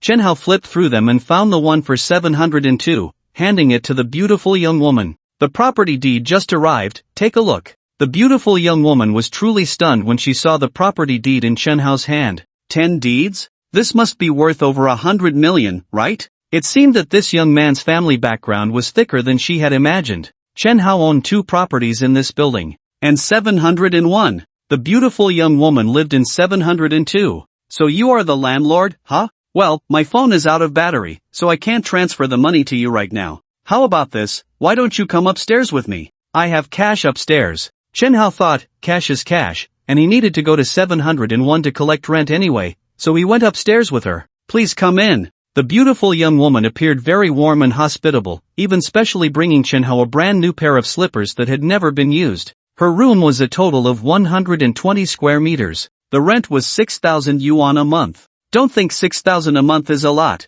It's actually a very reasonable price, considering this is a high-end community and it's fully renovated. Please take a seat. I'll go get the money. The beautiful young woman put down her handbag and phone and went to the bedroom. Chenhao simply sat on the sofa and waited, but what puzzled him was that she had been in the room for over 10 minutes. Was it really taking that long just to get some money? Just when Chenhao and the others were feeling a bit impatient, they discovered something even stranger. The beautiful woman's phone left in the living room suddenly flashed. Damn! Doesn't that mean it has power? Why did she lie to me earlier about it being dead? At that moment, click! The door to the room was open from the inside, and the beautiful woman, now dressed in a different outfit, slowly walked out. At that moment, she was wearing a thin nightgown. It was almost translucent. She was also holding a remote control in her hand. With a gentle press, the floor-to-ceiling windows in the living room automatically closed. As the curtains were drawn, the originally bright room instantly became a bit dim. The beautiful woman didn't just change her clothes, she had also specially sprayed on perfume. Looking at her alluring appearance, Chenhao suddenly realized. This woman had been deceiving him from the start? First, she made excuses to get him to come back with her. Then she changed into this outfit, and then drew the curtains? Plus, she sprayed on that mysterious-smelling perfume? The city is full of tricks. I want to go back to the countryside. 2 hours later, Chen Hao came out of 702, twisting his waist. Wow! His waist felt a bit sore. If it weren't for his extraordinary stamina, he might have been defeated. Young people must take care of themselves when going out. Chen Hao really didn't expect that this was just the first time collecting rent, and he would encounter such a situation. There are still 4 more families? What kind of situations will he face? Chen Hao had a total of 10 apartments, 5 had already been rented out, and 5 were still available. The task given by the system only required him to collect rent from the 5 that were rented out. This building had 2 units, 701 and 702. Chen Hao glanced at the door of 701. Knock, knock, knock. He knocked on the door. However, after knocking for a long time, no one responded. Is no one home? Forget it. Let's go to the next one. Ding dong. At that moment, the elevator door opened. A somewhat handsome young man walked out, a cigarette dangling from his mouth. He thought he looked quite cool. The young man who walked out of the elevator frowned when he saw Chen Hao standing at the door of 701. Damn, what a narrow road for enemies. If it weren't for him, young Nini would have been his by now. Damn. Chen Hao also lamented how small the world is. How did this guy end up here? Could it be? That woman isn't his lover, is she? Although the woman in 702 was a bit older, in her 30s or 40s, she was still quite stunning. Such a woman would definitely have a huge appeal for boys who are into older women or aunts. Just look at young Mimi. She's not that young either. If you calculate her age based on her birth year, how old is she now? But that doesn't stop her from being a super goddess in the hearts of countless young men. The same goes for the woman in 702. How many men must be drooling over such an aunt? So, even though there's a significant age gap between the woman in 702 and Chu Aofeng, it wouldn't be surprising for her to be his girlfriend or one of his lovers. However, Chen Hao was truly mistaken. Just as Chu Aofeng glared at Chen Hao, the door of 702 was suddenly opened from the inside. The woman appeared at the doorway. Mom! Chu Aofeng shouted. With that one word, the mineral water that Chen Hao hadn't had time to swallow sprayed out of his mouth. My goodness! This woman is actually his? What a coincidence! The beautiful woman was holding a plastic bag, which contained the stockings and nightgown that Chen Hao had torn earlier. This guy really knows how to play. He even wanted her to wear stockings. Remembering the earlier scene, the beautiful woman couldn't help but blush, as the stockings were ruined and she had planned to have Chen Hao take them down to throw away. As a result, Chen Hao and Chu Aofeng stood in the corridor, locking eyes. From their reactions, the beautiful woman sensed that they must know each other. However, it was clear that their relationship was not good. She secretly felt relieved that Chen Hao had just left. Otherwise, being trapped in the room would have been troublesome. Why didn't that brat Aofeng say anything before coming? At that moment, the beautiful woman dared not acknowledge Chen Hao, pretending not to know him. Aofeng, what are you doing here? It's hot outside, come in. Chu Aofeng glared at Chen Hao, deliberately stepping in front of him. Chen Hao, if you ruin my good thing, you'll find out what happens when you offend me. Chu Aofeng. Chen Hao sneered, bring it on if you have the guts. The tension between them escalated to the extreme. The beautiful woman sensed something was off and quickly pulled Chu Aofeng into the room. Chen Hao left the 7th floor and went downstairs. Feeling somewhat helpless and incredulous, he thought about how such things could happen. The world was indeed small. He continued with his rent collection. The remaining 3 places didn't have any special incidents. After Chen Hao identified himself, he successfully collected the rent and added their contact information. With that, he could have them transfer money directly in the future. However, the system task was still incomplete. One place still had no one there. He could come back tomorrow, there was no rush. In the evening, Chen Hao arrived on time for the appointment. The wrap party was held at a luxurious hotel in Mindu, the Century Hotel. This hotel was very famous in Mindu. Yang Nini dressed elegantly and entered the banquet hall with Chen Hao. For the entire crew, the main characters today should have been young Mimi and the male lead. However, after the scene in the morning where Chen Hao taught Baldwu a lesson, tonight's main character was undoubtedly him. Adding to that was the fact that Chen Hao drove a supercar worth tens of millions. More importantly, his looks were undeniable. Wealthy, handsome, and exuding a sense of security. What woman wouldn't like such a man? Therefore, as soon as Chen Hao entered the banquet hall, countless women flocked to him. The second female lead, the third female lead, and even those minor characters who had only appeared a few times rushed over. For them, if they could cling to Chen Hao's leg, with his financial power,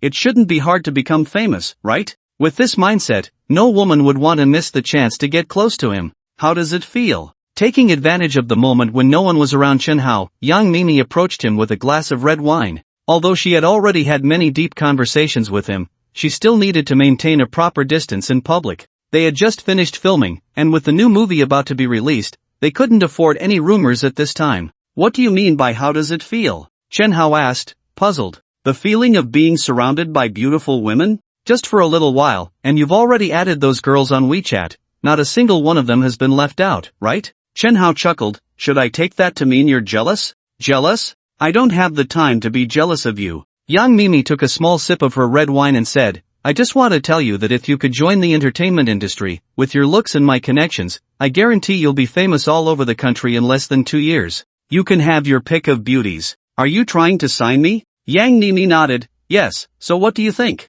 Have you ever considered developing in the entertainment industry? Chen Hao waved his hand. Forget it, I prefer to keep a low profile. I don't want to be a celebrity, that's not what I want. Yang Mimi shot him a glare. You're low-key? What kind of low-key is that? If you were low-key, would you be driving a supercar worth tens of millions around every day? Are you really not considering it? I can tell you, in the entertainment industry, I've met quite a few stunning beauties. Like Reba, like Lu Cece, like Yuan, Lying. So many. I can't even count them all. Chen Hao's eyes widened. The beauties she mentioned were all truly stunning. How about it? Are you moved? My next film is about to start shooting, and I'm short a male lead. I was originally planning to ask who to play the role, but I feel you're more suitable. Chen Hao shifted his stance, closing the distance with Yang Mimi, and whispered, is there a bed scene? Put. The red wine in Yang Mimi's mouth sprayed out. What on earth was this guy thinking? It can be arranged. Yang Mimi nodded. The original script has you and the female lead as childhood sweethearts, and there's a kissing scene. Chen Hao waved his hand. Just a kissing scene? Then forget it. Really? The female lead is Reba. Reba? Chen Hao's mind immediately conjured the image of that somewhat mixed-race superstar. Childhood sweethearts? A kissing scene with her? Actually, I also want to see what Reba's delicate lips feel like. No, I want to see what acting feels like. Yang Mimi covered her mouth and chuckled. She knew that using a beauty as bait was the best choice to get Chen Hao to agree to the role. Seeing Chen Hao agree, a heavy stone finally lifted from her heart. With him on board, the box office should be promising. Then let's toast to our pleasant collaboration in advance. Yang Mimi picked up her glass. Chen Hao also raised his glass, and their glasses clinked gently. Just as the two were enjoying their conversation, the director rushed over in a panic. President Yang, not good, something's happened. Director Wu, what's going on? Speak clearly. Our investor, Yunji Asianqing Company, Ltd., has pulled out. This news was definitely not good for Yang Mimi. Although her film had finished shooting, it didn't mean that no more money was needed. Post-production costs money, right? The actors' fees need to be paid, right? More importantly, publicity costs money, right? All of this adds up to at least tens of millions. Yunji Asianqing, how can they pull out at this time? Are they trying to make things difficult for me? Yang Mimi was not only the female lead of this film but also one of the investors. She immediately called Yunji Asianqing.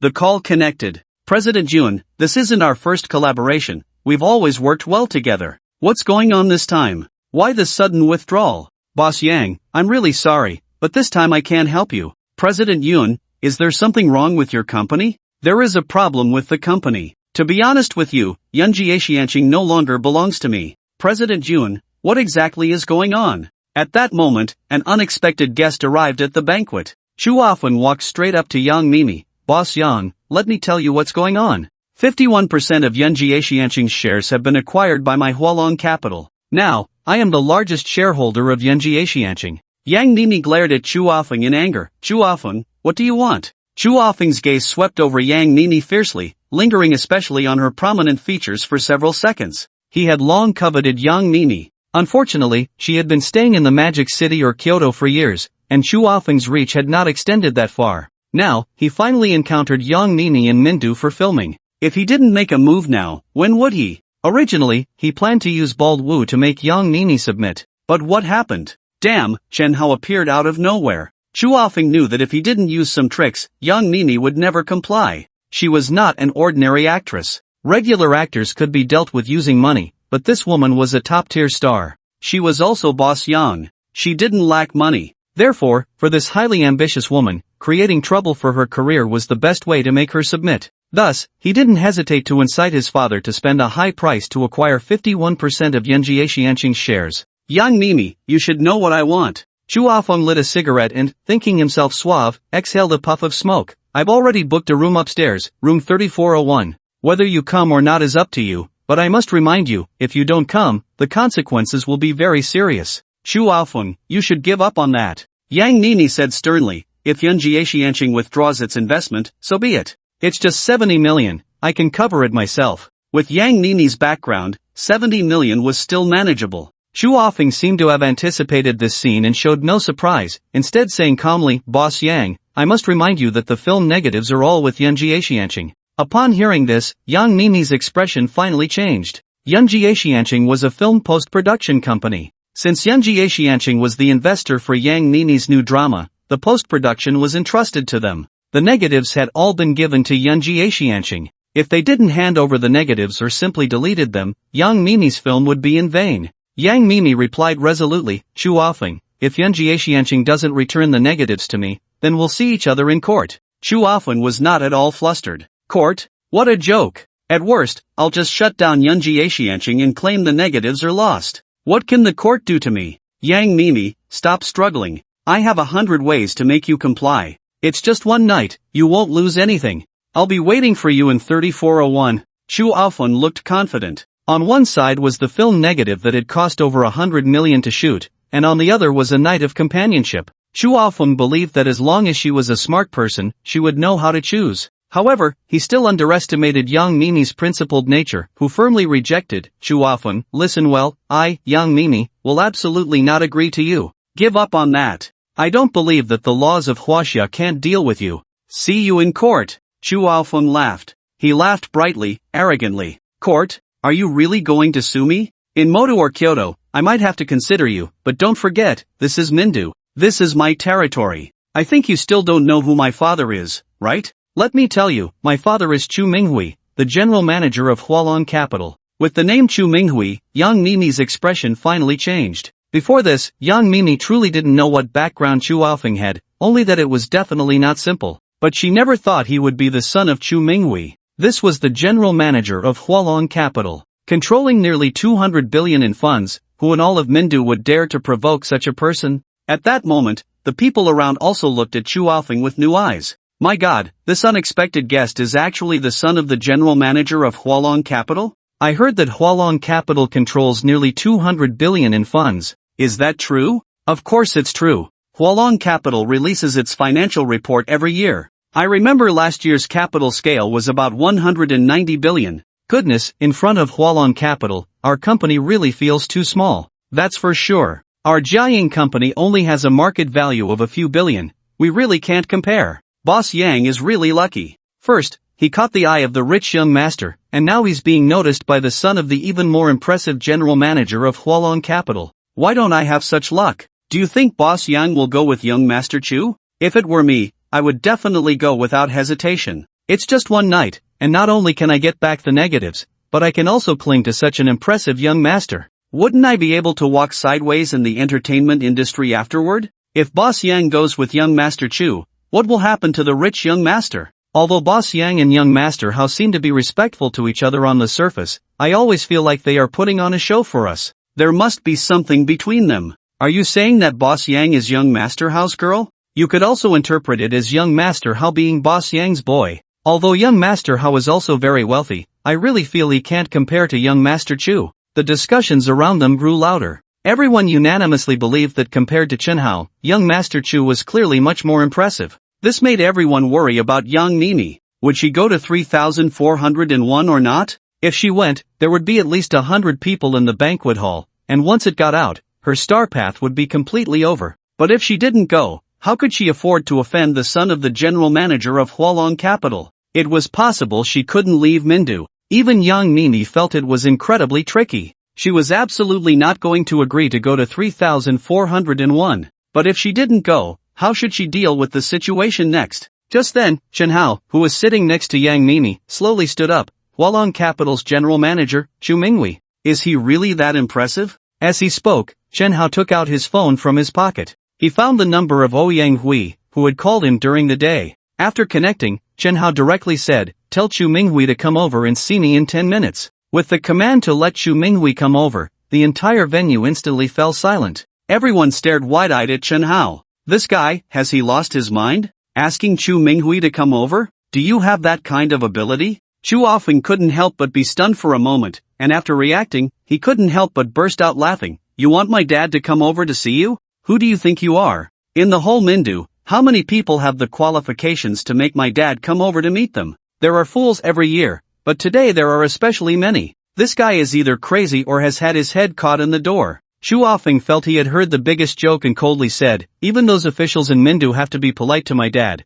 And what qualifications do you have to make my dad come over to see you? Don't think that just because you have some money, you can flaunt your power in front of my family. Chen Hao, let me tell you, you are not worthy. Chen Hao couldn't be bothered to pay attention to this guy at all. When your old man comes, I want to see how you end this. Time quickly passed 15 minutes in waiting. Chu Ofeng sneered, Chen Hao, feeling slapped in the face? You said 10 minutes, but now it's already 15 minutes, and my dad still hasn't come? This is really funny. You still want him to come over to see you, but he hasn't even shown up? Feeling slapped in the face, huh? Got nothing to say now, right? The people around waited for 15 minutes, growing somewhat impatient. Just now, when young Master Hao made that phone call, he really did have a bit of a big shot vibe. I actually believed he had the ability to make Chu Minghui come over. His performance just now really seemed real. I believed it too. Chu Minghui still hasn't arrived. Young Master Hao's act is falling apart. I wonder how young Master Hao plans to wrap this up. This is a real slap in the face. Yang Nini felt quite helpless. How could this guy say anything he wanted? Who was Chu Minghui? To make him come over to see you? Such arrogance, and he dared to say it out loud? Failing to show off today was minor. But once this reached Chu Minghui's ears, he would lose face, and dealing with you might even bring trouble to your family behind you. This kid is still too young. Yang Nini shook her head secretly. While she was still thinking about how to help Chen Hao get through this, a commotion outside the banquet hall caught her attention. In the corridor of the banquet hall, a group of more than 10 people rushed in. All dressed in suits, it was clear they were upper-class individuals. They were all sweating profusely from the rush. The slightly plump middle-aged man at the front looked quite nervous, his back completely soaked with sweat. Cold sweat was pouring down his forehead and face. He was jogging while wiping his sweat with a handkerchief. Just now, Ouyang Hui had told him that the new boss wanted him to come over to see him, which scared him to the point of almost losing his mind. Was the new boss this angry? When did I offend the new boss? I didn't offend him, did I? I didn't offend him, but why is he so furious? Asking me to come over to see him? Chu Minghui had never even met the new boss. How could he have offended him? Chu Minghui was confused. Could there be some misunderstanding? He glanced at his watch. 15 minutes had already passed. The new boss had asked him to arrive in 10 minutes. Damn! Stupid traffic! Chu Minghui quickened his pace. With a nervous heart, Chu Minghui entered the banquet hall, and as soon as he did, he saw his son, Chu Ofeng, facing off against an incredibly handsome young man. Chu Minghui had seen Chen Hao's photo. When the system awarded Hulong Capital to Chen Hao, his photo and contact information had entered Hulong Capital's database. The office director, Ouyang Hui, had seen it. The general manager, Chu Minghui, had seen it too. So, he recognized at a glance that the young man facing his son was indeed the newly appointed boss. This is a disaster. Is this useless guy the one who angered the new boss? In the banquet hall, upon seeing Chu Minghui arrive, everyone was surprised. Is this the general manager of Hulong Capital, Chu Minghui? Yes, that's him. I've seen his photo in Fortune magazine. Wow, Chu Minghui really came. Was it young Master Hao's call that brought him here? Or did he know his son Chu Ofeng was here and just passed by? I don't feel like he just passed by. On Chu Ofeng's side, after waiting for more than 10 minutes without seeing his father arrive, he had originally wanted to humiliate Chen Hao severely. But what happened? Before he could even insult him, his father actually showed up? What's going on? Did his father come because of his call? Thinking of this, Chu Ofeng's heart skipped a beat. If his father really came because of his call, wouldn't he be finished? Impossible. Absolutely impossible. Who is my father? What qualifications does Chen Hao have to make my father come? I'm just overthinking it. While secretly breathing a sigh of relief, Chu Ofeng quickly walked over. Dad, what brings you here? Without a word, Chu Minghui slapped him hard, not knowing what had happened before, but deciding to act first and ask questions later. He had to establish his attitude in front of the new boss. This slap left Chu Ofeng stunned, covering his face in confusion. Why was he hitting him for no reason? The people around were equally baffled, unable to comprehend why a father would hit his son. Before their shock could fully settle, something even more unexpected happened. After delivering a fierce slap to Chu Ofeng, Chu Minghui quickly walked up to Chen Hao and, under the astonished gazes of everyone, respectfully bowed at a 90-degree angle. Boss! The single word boss sent the crowd into an uproar. Chu Minghui is calling young Master Hao boss. My god, young Master Hao is actually the boss of Hualong Capital. Wow, I thought young Master Hao would be at a disadvantage, but the turnaround came so swiftly. The general manager's son flaunting in front of the boss? Looking back, he really looks like a clown. Let's give young Master Hao a thumbs up. This display of power deserves full marks. I said, how could young Master Hao afford a luxury car worth tens of millions? Turns out, he is the real capital tycoon. I'm really curious now, how will Chu Ofeng end up? Listening to the whispers of schadenfreude around him and seeing his father bowing at a 90-degree angle, Chu Ofeng's eyes widened. He was the new boss of Hualong Capital? This was a disaster. Had he offended the new boss? Yang Mimi was so shocked her mouth formed an O, looking incredulously at the calm Chen Hao. He was the newly appointed boss of Hualong Capital? My god! What does this kid's family do? Yang Mimi could tell from Chen Hao driving a luxury car and living in a mansion that his background was extraordinary. But she never expected it to be this impressive. How old was Chen Hao? 22. At such a young age, his family entrusted him with managing an enterprise valued at nearly 200 billion. Yes, Yang Mimi thought Hualong Capital was given to Chen Hao by his family. Just think about it. What kind of family could hand over such an impressive enterprise to a younger generation? It must be a supergiant family, right? Having traveled extensively over the years, Yang Mimi had encountered countless wealthy individuals. She knew that some super families often kept a low profile, yet possessed immense power. Chen Hao must come from such a family, right? With this thought, Yang Mimi's expression towards Chen Hao suddenly changed. This kid was hiding deep enough. He better look out for me in the future. Then her gaze towards Chu Ofeng turned a bit teasing. She was well aware that the capital Chu Ofeng was so proud of came from his father, Chu Minghui. And Chu Minghui's impressive capital was due to his position as the general manager of Hualong Capital. But now? Why provoke his own boss? Wasn't that like lighting a lantern in a latrine, looking for trouble? This was going to be entertaining. Chu Ofeng was so frightened he was at a loss, his legs trembling, unsure of what to do. You little brat, being arrogant usually is one thing. Don't you see who this person is today?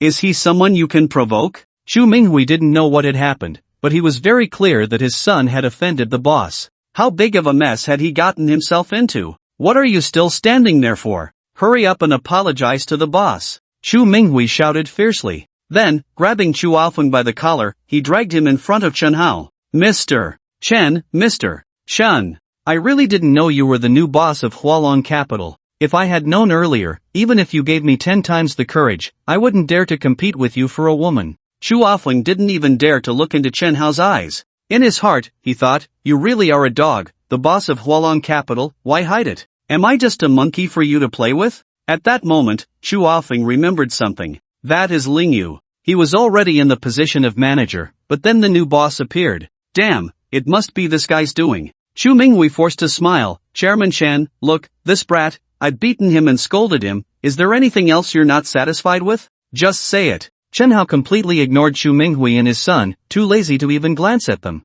He looked at the senior white-collar workers who had come with Chu Minghui. These were all executives at the director level and above in Hualong Capital, 2 vice presidents, and the rest were directors. Has the director of the Human Resources Department arrived? As soon as Chen Hao spoke, a middle-aged woman wearing black-rimmed glasses stepped forward. Chairman Chen, hello, I am the director of Human Resources, my name is Zhang Xuefeng. From this moment on, these two are no longer part of Hualong Capital. I want you to issue a notice within half an hour that they have been fired. Chen Hao's words were like a heavy bomb falling from the sky. Then, it exploded. Firing Chu Ofeng is understandable, after all, he offended you. But firing Chu Minghui? That's a bit unreasonable, isn't it? He is the general manager, controlling all matters of the company. Firing him without even a handover is a significant loss for the company. Moreover, he hasn't offended you, so why fire him? This doesn't follow the rules. The crowd began to murmur. Chu Minghui was already holding back a surge of anger. When Chen Hao called him to come over, he felt extremely uncomfortable.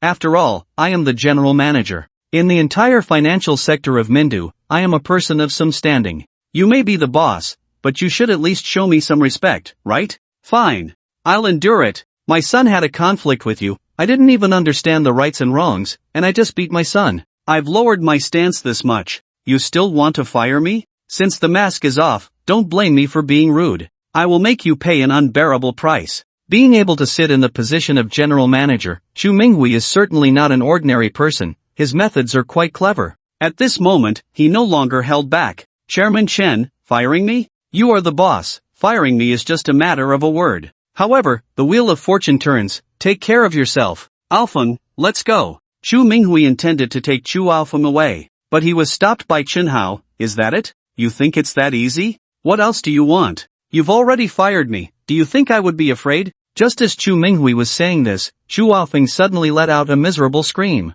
Chen Hao had kicked him right on the knee of his right leg. With a crack, his kneecap shattered. The pain made Chu Alfeng unable to stand, falling to the ground and howling. Everyone around watched with wide eyes. The new boss actually laid hands on someone? Kicking a leg like that is so cruel? Alfeng, are you okay? Chu Minghui asked with concern. Dad, my foot is broken, it hurts. Chen Hao. Chu Minghui pointed at Chen Hao, furious. You're intentionally hurting people, do you understand? I will make you pay the price. Chen Hao completely ignored Chu Minghui, grabbing Chu Alfeng by the collar and looking down at him. When you had ill intentions towards Mimi, you should have anticipated this scene today. Was simply expelling Chu Alfeng enough? Don't be foolish. Look at what he did to young Mimi. He arranged for someone to kidnap her right in the theater. Rooms were already booked upstairs. If he didn't come, he wouldn't be able to leave Mindu. For someone so arrogant and overbearing, is it really that simple to just expel him? Chen Hao is no saint. Revenge is in his nature.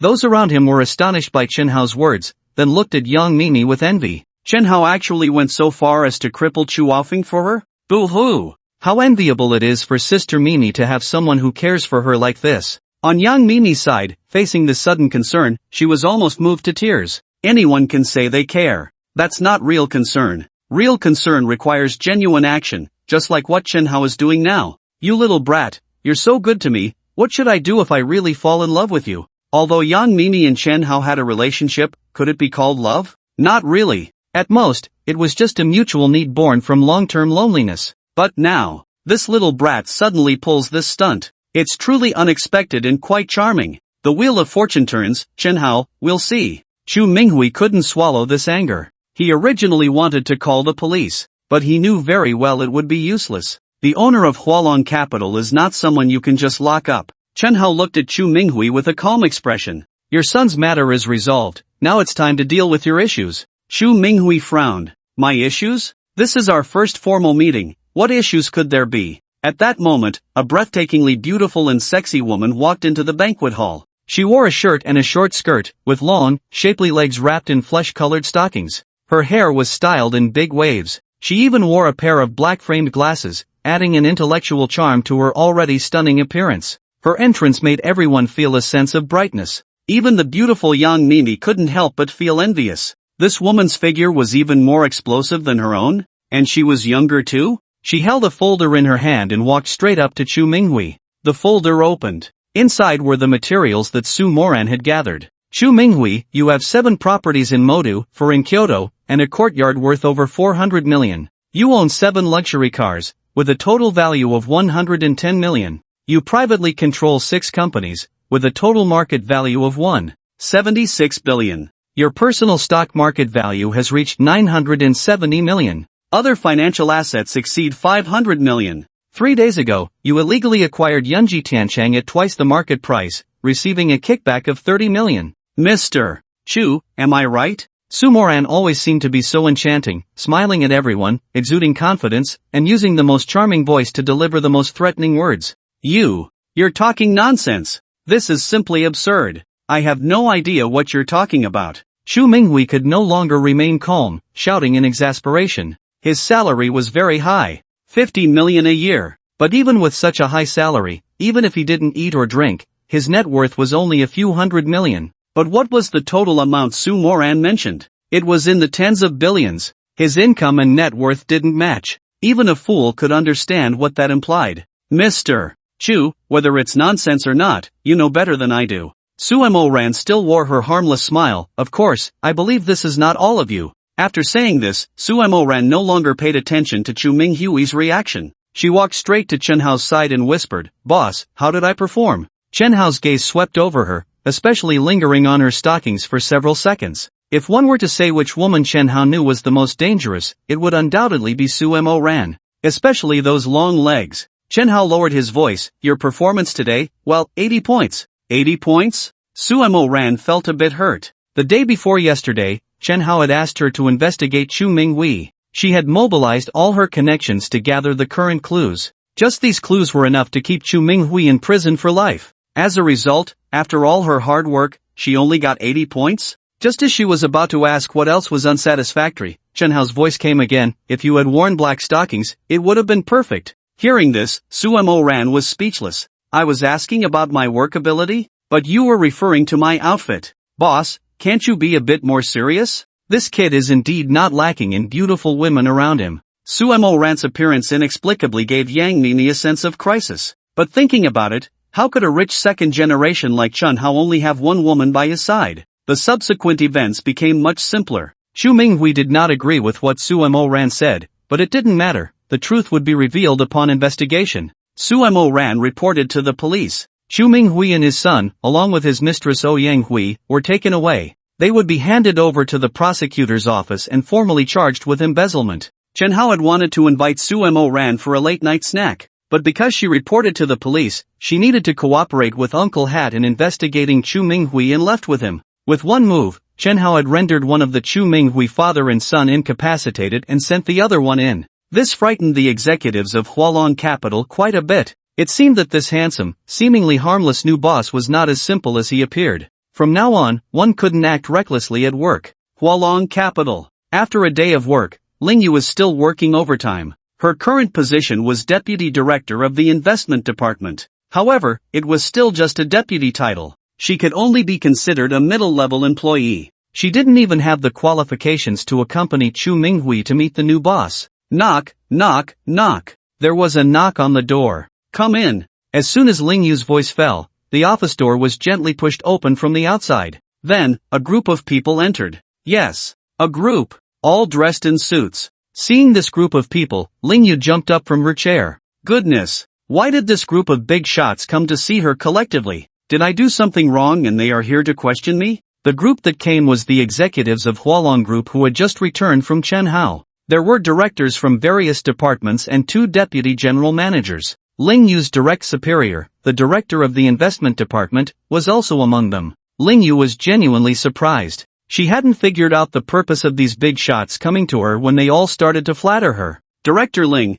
congratulations on your promotion. Director Ling, you are truly young and promising. Our Hualong Capital has been established for over 20 years, and you are the youngest general manager. Not only the youngest general manager in our company, but if you look at the 3 major investment companies in Mindu, Director Ling is also the youngest general manager." "Director Ling, congratulations, congratulations, how wonderful. Under Director Ling's leadership, Hualong Capital will surely create brilliance again." Ling Yu was completely stunned by this news. What general manager? There must be a mistake. I was promoted to deputy director, right? Is this a prank? Ling Zong, here's the situation. The director of the HR department quickly came over to explain. Chu Minghui and his son have been fired by the new boss, and the position of general manager has opened up. The new boss has specifically appointed you as the new general manager of the company. Effective immediately. Ling Yu's eyes widened. The new boss appointed me as the general manager? Why? I don't even know who the new boss is.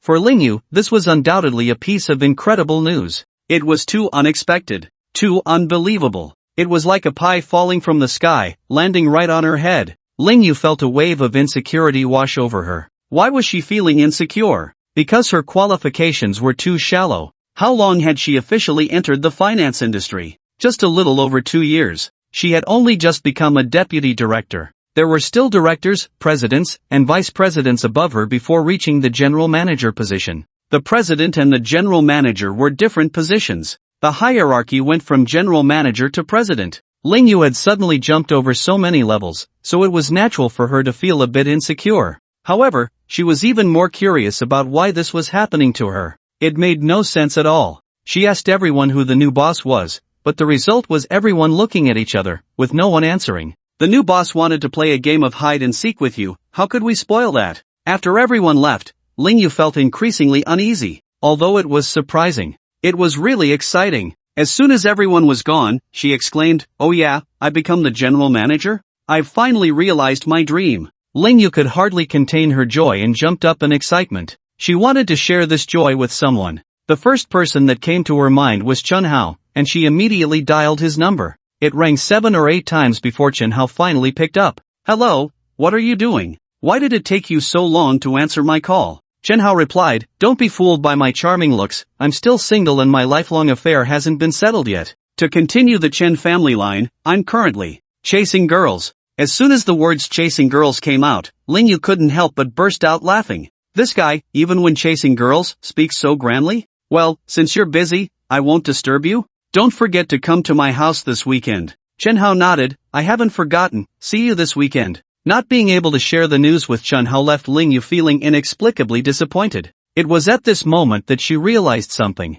Why was he the first person I thought of to share my joy with? Packing up, off work. Chun Hao wasn't around, so she had to celebrate by herself. Ling Yu went to the underground parking lot, and just as she reached her car, she noticed a supercar parked next to it. A Lamborghini Veneno? Isn't that Chen Hao's car? At that moment, Chen Hao stepped out of the car, wearing a harmless bright smile as he looked at Ling Yu. Ling Yu was taken aback. Then she quickly walked over, her beautiful face filled with excitement. "Aren't you supposed to be chasing girls to continue the Chen family line? What are you doing here?" "Xiao Yeye, because I know that at this moment, you really need me," Chen Hao teased. As soon as Ling Yu heard Chen Hao call her Xiao Yeye, she instantly flared up. "Who are you calling Xiao Yeye? I'm your teacher. Watch out." She threw a small punch at him. Chen Hao reached out and caught her left hand. Ling Yu threw another punch with her right hand. And what happened? Her right hand was also caught by Chen Hao. Both hands were grabbed. "It's fine. I still have my legs.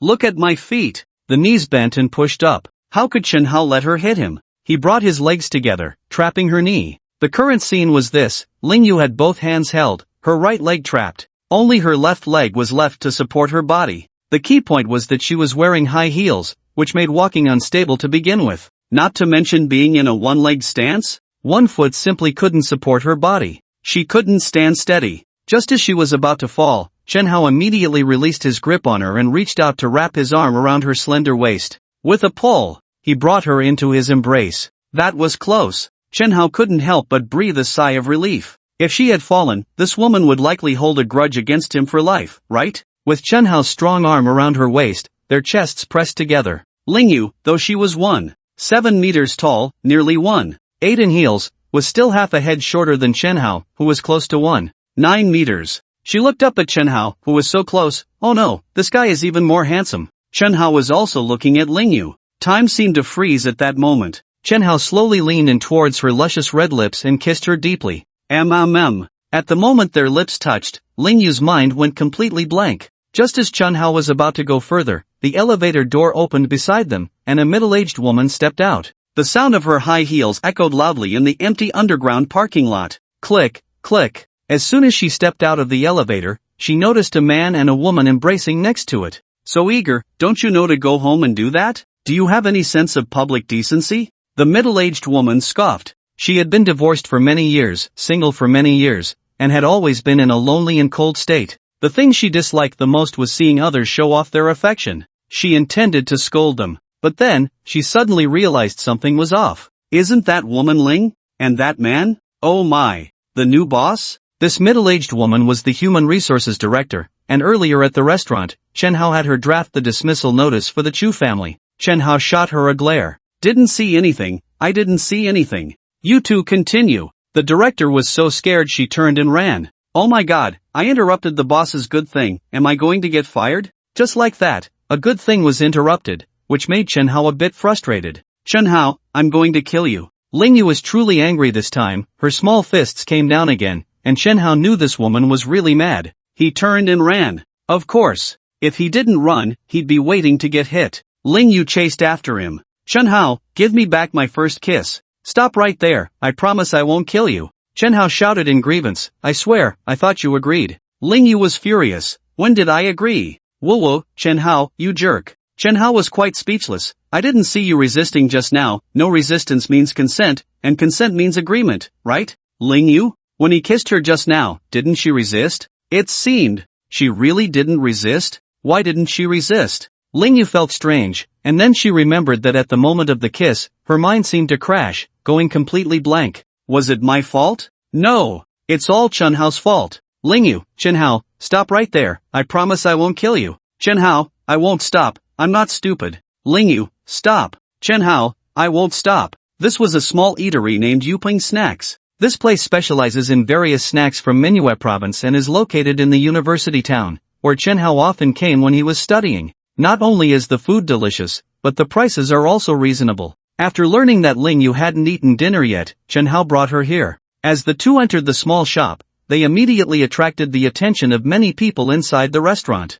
Eyes turned to look at them. Wow! The guy is handsome. The girl is beautiful. They are truly an enviable couple. However, it seems that the girl is a bit older than the guy. Is it really enviable to have a relationship like that? Ignoring the envious gazes, Chunhao found an empty table and called the waiter over. First, he ordered a serving of flat meat dumplings and a package of Shaohu's baozi. Then he ordered Lingyu a serving of Mindu fish balls and a bowl of sha-cha noodles from southern Fujian. No green onions in the fish balls, less salt, no pepper, keep it light. Hey, how did you know I don't eat green onions and prefer light flavors? Lingyu, sitting across from Chunhao, looked curious. It seemed she hadn't mentioned this to him before. How did he know? Lingyu sat across from Chunhao, her face full of curiosity. Chunhao smiled lightly and didn't explain. It was when he was a freshman, struggling financially, that Lingyu, his instructor, had treated him to meals several times. At that time, he had noticed her taste. Seeing that Chunhao didn't answer, Lingyu didn't pursue the matter further. Chunhao, let me tell you something strange. You know, I don't even know who my boss is, what his name is, but he actually appointed me as the general manager of Hualong Capital. Isn't that strange? I've thought about it and can't figure out the reason. Could it be that he has a crush on me? Is he one of my admirers? With her looks, it's natural for Lingyu to have admirers. Besides, she had no close ties with the new boss, and there were many people in the company with more experience than her, so it was unlikely for her to be appointed as the general manager. Thus, Lingyu could only think in the direction of a secret admirer. Chunhao smiled at her. A secret admirer? I find you quite vain. What do you mean by vain? There are many people who have a crush on me, Lingyu said, looking a bit smug. Chunhao nodded. He didn't deny this. If the most beautiful teacher, Lingyu, didn't have admirers, that would indeed be strange. Xiaoye, actually. Lingyu shot him a glare and interrupted directly. Call me teacher. Does this guy not understand what it means to respect teachers? Chunhao, Xiaoye teacher. Lingyu. Alright, this guy is definitely doing it on purpose. Chunhao continued. So if your new boss really has a crush on you, what would you do? Lingyu thought for a moment. If it's someone who has a crush on me, and he's young and doesn't have a wife, I might consider it. Chunhao still smiled. If your new boss is me, what would you do? You? Lingyu shook her head. To be honest, Lingyu had thought about whether her new boss could be Chunhao. After all, she had seen that Chunhao's account had 500 million in funds. A typical rich second generation wouldn't have that much money. However, even so, Lingyu didn't believe that Chunhao had the capability to buy Hualong Capital. After all, Hualong Capital is worth nearly 200 billion. Chunhao is an orphan, his family couldn't provide him with any help. More than 2 years ago, he was a poor student who had to find part-time jobs on his own. It had only been a little over 2 years since they last met. Having a net worth of hundreds of millions is already quite shocking. Therefore, Lingyu didn't believe that Chunhao had the ability to buy Hualong Capital. If it were you, then I would agree to be your girlfriend. Chunhao was delighted to hear this. At this point, there was no need to hide anything anymore. He stood up. Xiaoye, let me tell you the truth. Actually, I am the new boss of Hualong Capital, and appointing you as the general manager was my idea. Looking at Chunhao, who was seriously spouting nonsense, Lingyu suppressed a laugh. This guy really dares to make things up. You might as well say you're the richest man in the world. Next to Chunhao and Lingyu, there were two young men. Hearing their conversation, one of them burst out laughing. The boss of Hualong Capital? I can't believe it. Do you know how much Hualong Capital is worth? You? This little brat is really blowing things out of proportion. What a joke. With someone like you, you still want to pick up girls? Picking up girls? I'm the professional here. These days, picking up girls isn't about bragging. It's about strength. Let me show you how it's done. Hello, beautiful lady, want to experience the charm of a big Mercedes? Come over for a drink, and after that, I'll take you for a ride. The big Mercedes, a model that has been quite popular in recent years. With a price tag of 1 to 2 million, it is relatively favored by women. Many women have fantasized that if their boyfriend drove a big Mercedes, it would be quite impressive. From the moment Chen Hao and Ling Yu walked into this little shop, this rich second generation had already been eyeing Ling Yu. He also had a girlfriend. He was decent looking, and if he were in a nightclub, he would definitely attract a swarm of admirers. However, compared to Ling Yu, he was simply worlds apart. There was no comparison at all. Plus, Ling Yu wore glasses, adding an intellectual beauty to her. Just a glance at Ling Yu made his restless heart unable to contain itself. He had to win her over. So, this young man went all out. He was flipping the key to the big Mercedes around his fingers. This trick had never failed him. He didn't know how many women he had won over with it in nightclubs. Even his current girlfriend was won over with this tactic. In his eyes, which woman could resist the temptation of a big Mercedes?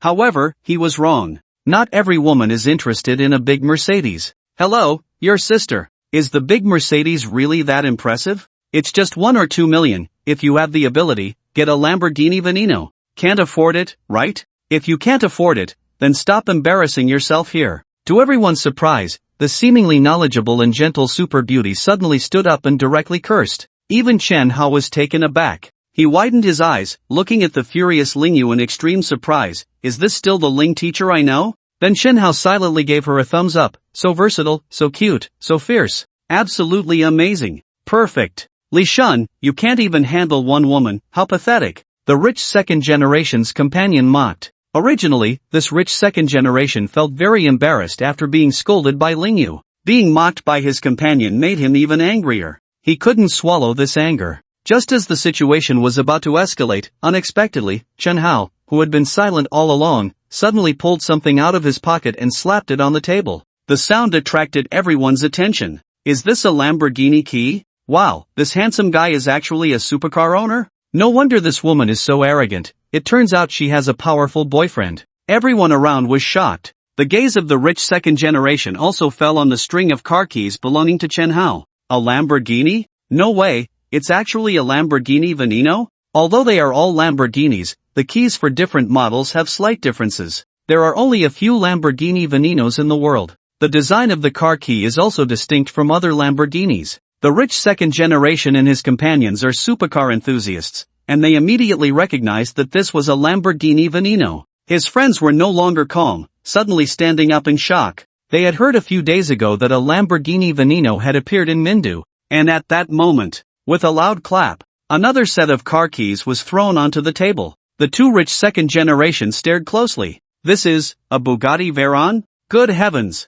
What a remarkable sight! To be able to own two such luxury cars. The names of these two guys almost simultaneously popped into their heads. Brother Hao. They had friends in the luxury car club. They had long heard from their friends that a super impressive figure had emerged in the supercar circle of Mindu. Brother Hao. This was a super existence that even the vice president of the Supercar Association, the dignified young Master Rue, had to respectfully call brother. Is he Brother Hao? Damn!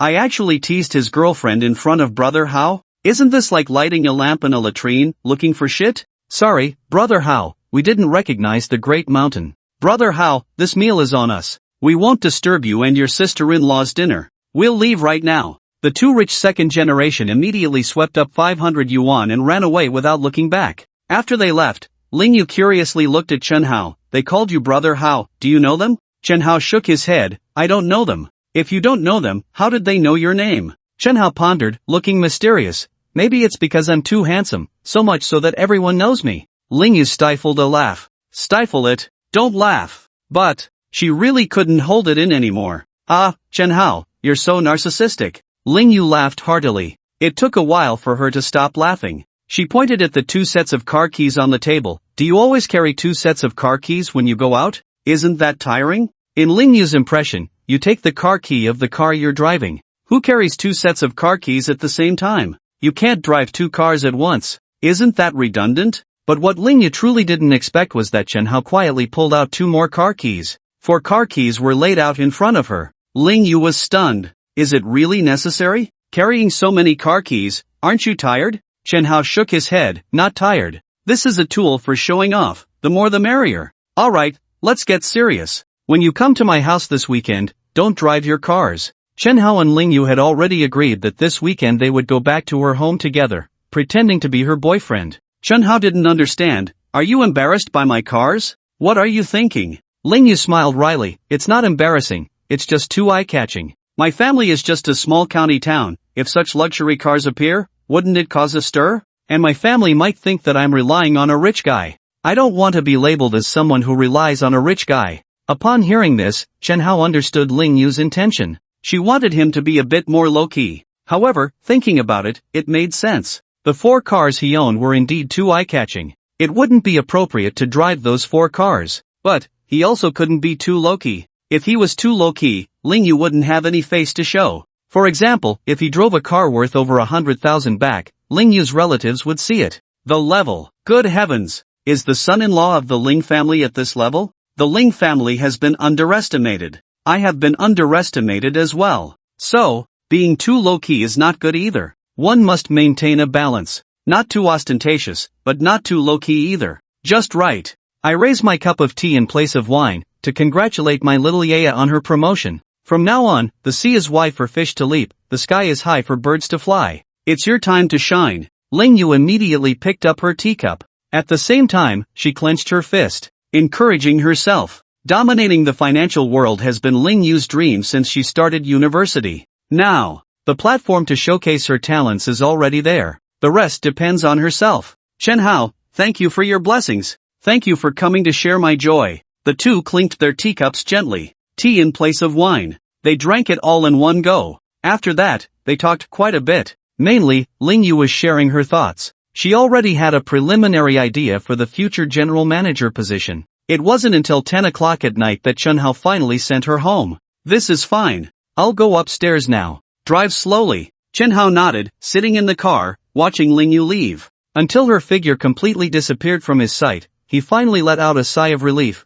The favor was finally repaid. He recalled the time when he first entered university. It was really tough for Chen Hao. No family, no income. Not only did he have to find a way to pay for tuition, but he also had to solve his living expenses. Fortunately, at that time, Ling Yu extended a helping hand to him. She helped Chen Hao find a part-time job. She even treated him to meals from time to time. That's how Chen Hao got through the tough times. He had remembered this kindness for many years. Now, he had finally repaid it. Chen Hao sighed in relief. Just as he was about to restart the car and leave, a long-wheelbase Rolls-Royce stopped in front of his car. Damn, how are they driving? Shit! Almost crashed into it, Chen Hao cursed loudly. The door of the Rolls-Royce opened. 2 people who definitely shouldn't be here at this time got out of the car. Chu Minghui, Chu Aofeng. Seeing these two, Chen Hao's pupils instantly narrowed into the most dangerous pinprick shape. Shouldn't they be in jail right now? How did they get out? Chen Hao's phone rang. It was Su Moran calling. Chen Hao answered the phone.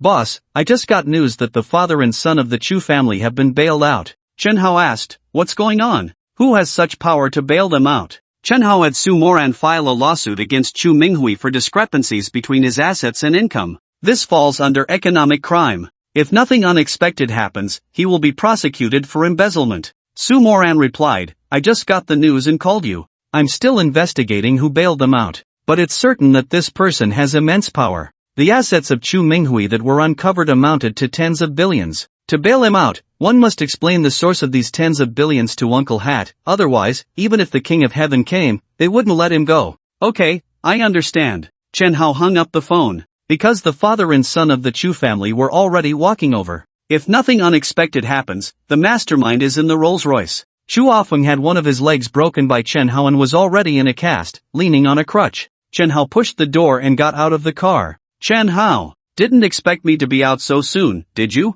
You're still too young to compete with me. Chu Minghui sneered at Chen Hao. Chu Aofeng had a mocking smile at the corner of his mouth, but he didn't dare to taunt Chen Hao. This kid was truly ruthless, and he didn't want to lose another leg. However, Chen Hao completely ignored the two of them. In his eyes, they were no different from clowns. He completely disregarded them, his gaze fixed on the Rolls-Royce. He was very curious about who it was that dared to oppose him. A middle-aged man got out of the Rolls-Royce. He was dressed in a suit and tie, even in the sweltering heat, looking to be around 30. Are you Chen Hao? My young master asked me to tell you that you've been too arrogant lately. The middle-aged man in the tie had a condescending demeanor, and his opening words were a threat. My young master said that although the Chu family has wronged you, since you drove Chu Minghui out of Hualong capital and broke Chu Aofeng's leg, the score is settled. All grievances are wiped clean, and from now on, we won't interfere with each other. Chen Hao was really displeased with this high and mighty attitude. He thought this guy was some big shot, but it turned out he was just a messenger. Settled? That's really funny. Is your young master's word a decree? Just because he says it's settled, it is? The middle-aged man frowned slightly, underestimating my young master? You probably don't even know who he is, do you? Fugwa Group, you should look it up. My young master is the eldest son of the Fugwa Group. Chen Hao had studied finance in college, so he naturally knew about the Fugwa Group, one of the 3 major capital operation companies in Mindu. The Fugwa Group was valued at over 300 billion, twice the size of Hualong Capital. However, unlike Hualong Capital, which had only Chen Hao as a shareholder, the Fugwa Group had dozens of shareholders, with the Fu family holding the largest share at 21%. The young master the middle-aged man referred to was Fu Kangxiong, the eldest son of the Fu family, known as Fu Shao. Chen Hao, from this moment on, the Chu father and son are my young master's people. If you touch them, it's equivalent to opposing my young master. Angering him won't do any good for your Hualong capital. Chen Hao sneered. What if I want to touch them? Then, without hesitation, he slapped Chu Minghui across the face, sending 2 of his teeth flying. This action directly infuriated the middle-aged man in the tie. He had already told Chen Hao that the Chu father and son were his young master's people. How dare he? I hit him. What can you do about it? Chen Hao laughed coldly. For the middle-aged man, Chen Hao's action was undoubtedly the greatest provocation. Chen Hao, you. Chen Hao didn't let him continue. Tell your young master that this grudge is settled. Just a messenger. Chen Hao couldn't be bothered to continue entangling with him and turned to leave. Settling a grudge with my young master? Chen Hao, do you not know how to write the word death? My young master has already said that this matter is settled, and he has no intention of causing you trouble, yet you still refuse to comply. A tiny insect shaking a tree, you should take a look in the mirror. At that moment, Chen Hao suddenly turned around. At the same time, his right leg flew up. With a twist of his waist, his right leg whipped out like a steel whip. With a loud bang, the middle-aged man in the tie was kicked 5 or 6 meters away, crashing into the window of their Rolls-Royce. Annoying. I wasn't planning to hit you, but you pushed your luck. If I don't hit you, who should I hit? What the hell? Without even glancing at the kicked middle-aged man, Chen Hao directly got into the Lamborghini Veneno and drove away amidst the resentful gazes of the middle-aged man in the tie and the Chu father and son. Chen Hao's car had just driven out for a short while when his phone rang again. He picked up the phone to see it was Li Ailian, the young woman he met while collecting rent. She had another identity as well. Xu Minghui's wife, Xu Aotian's mother. This woman had gotten pregnant before marriage, at 18, and now she was 39. She was only a few years older than young Mimi. Why was she calling it this time? Wowo, you forgot to take the rent when you left. I've already prepared it. Her voice was sweet and sultry, with a mature tone. How could Chen Hao not know her intentions? Was she lonely again? They say 30 is a tiger, 40 a wolf. This saying was indeed true. Xu Minghui, sorry. This hat, I'll make sure to put it on you. Before long, Chen Hao arrived at 702. The first time was unfamiliar, the second time was familiar. Li Ailian was already waiting in a sexy nightgown. 3,000 words omitted here. The next morning, still in a dream, Chen Hao received a call from Lingyu. Yesterday, they had agreed that he would go shopping at the mall today. Tomorrow was the weekend. He was going to Lingyu's house, and Chen Hao couldn't possibly go empty-handed, right? Chen Hao stretched lazily. He sat up. Next to the pillow, Li Ailian was sleeping soundly. Chen Hao didn't wake her. After getting up and washing up a bit, he left 702. Leaving 702, he arrived at the door of 701. Knock knock knock. He knocked on the door. The system task was just missing the rent from 701. If he didn't collect it, the task couldn't be completed. Who is it? It's early in the morning, can't a person sleep? After knocking a few times, a woman's impatient voice came from inside the room. A few seconds later, click, the door opened. In front of Chen Hao stood a girl in loose pajamas, her eyes still half closed. She was rubbing her eyes. Clearly, she looked like she hadn't woken up yet. She was very angry. Extremely angry. She had been live streaming until very late last night, going to bed at 3 in the morning. It was only 7 in the morning. She hadn't slept enough at all. However, when she saw Chen Hao standing at the door, she couldn't be angry anymore. Wasn't this the rich guy? Is it you? Is it you? Chen Hao and Chen Mengqi almost called out at the same time. Chen Hao smiled. He didn't expect to see a familiar face. Hello, little streamer, Chen Hao greeted with a smile. The term little streamer deeply hurt Chen Mengqi's young heart. She felt very hurt. Couldn't they drop the little in front of streamer? Rich guy, why are you here? Did you come specifically to find me? Chen Mengqi couldn't help but get excited. The rich guy came specifically to find her? Why was he looking for her? Did he have a crush on her? Excited. If he confessed to her, should she agree or agree? Chen Mengqi's mind was racing, but Chen Hao's words felt like a bucket of cold water poured over her. I came to collect rent. The apartment you're living in has been bought by me. I came by yesterday, knocked for a long time, but you weren't home. Chen Mengqi immediately felt deflated. He wasn't here to confess? He was here to collect rent? Well, what a false alarm. If you haven't added to your bookshelf, please do so, and give a 5-star review to help urge updates. Ding! Congratulations to the host for completing the collect rent task, earning a consumption refund card. Beginner. When Chen Mengyao transferred the rent to Chen Hao, the system's voice rang in his mind. After that, Chen Hao inquired about how to use this refund card. Since it was a beginner card, it had a limit. The cumulative spending cap was 100 million. In other words, once your cumulative spending exceeded 100 million, this card would be used up. The return rate is equal to the amount spent. For example, if you spend 10,000 yuan, the system will return you 10,000 yuan. It's as if you have the item in hand, and an equivalent amount of money is credited to your account. Of course, you can only spend up to 100 million. If you reach the intermediate consumption card level, then it gets impressive. The spending limit is 1 billion, with double the return. In other words, if you spend 1 billion, you can receive 2 billion in rewards. The advanced card is even more impressive. The spending limit is 10 billion. And you can receive triple the rewards. Ding, the system has detected that the host has 5 vacant houses and is issuing a rental task. Rent out any one of the houses to receive a supercar. Upon seeing this task, Chen Hao instantly felt delighted. Isn't this an easy question? Just renting out a house, how simple. Chen Hao directly called Su Moran. For such trivial rental matters, he naturally turned to this little honey to handle it. When Chen Hao arrived downstairs, a Maybach was just pulling into the garage. Chu Aofeng was visiting his mother, and as soon as his car entered the garage, he spotted Chen Hao's Lamborghini Veneno. He was the only one in the entire province with that model. Watching Chen Hao slowly start the car and gradually disappear from view, Chu Aofeng felt puzzled. Why does he always run into him whenever he comes to this neighborhood? What is he really doing here? Leaving so early in the morning, he must have spent the night here, right? Is his woman here? Who could it be? Chu Aofeng got out of the car, instructed the driver to wait there, and then, leaning on his cane, headed to room 702. When his mother saw him with a broken leg, she felt quite heartbroken. Fortunately, there was nothing else going on. Mom, do you know what Chen Hao is doing in this neighborhood? Damn it! He must be hiding a woman here. I have to find out what kind of woman he's interested in. Li Ailian immediately felt a bit flustered upon hearing this. If you find out, it would be a disaster. Son, this is his private matter, we don't need to interfere. Mom, right, tomorrow I'll go back with Chen Hao. Drive yourself. I can get there before noon. I'll be careful on the road, don't worry. Ling Yu was talking on the phone with her mother while walking out of the neighborhood. I'm not working today,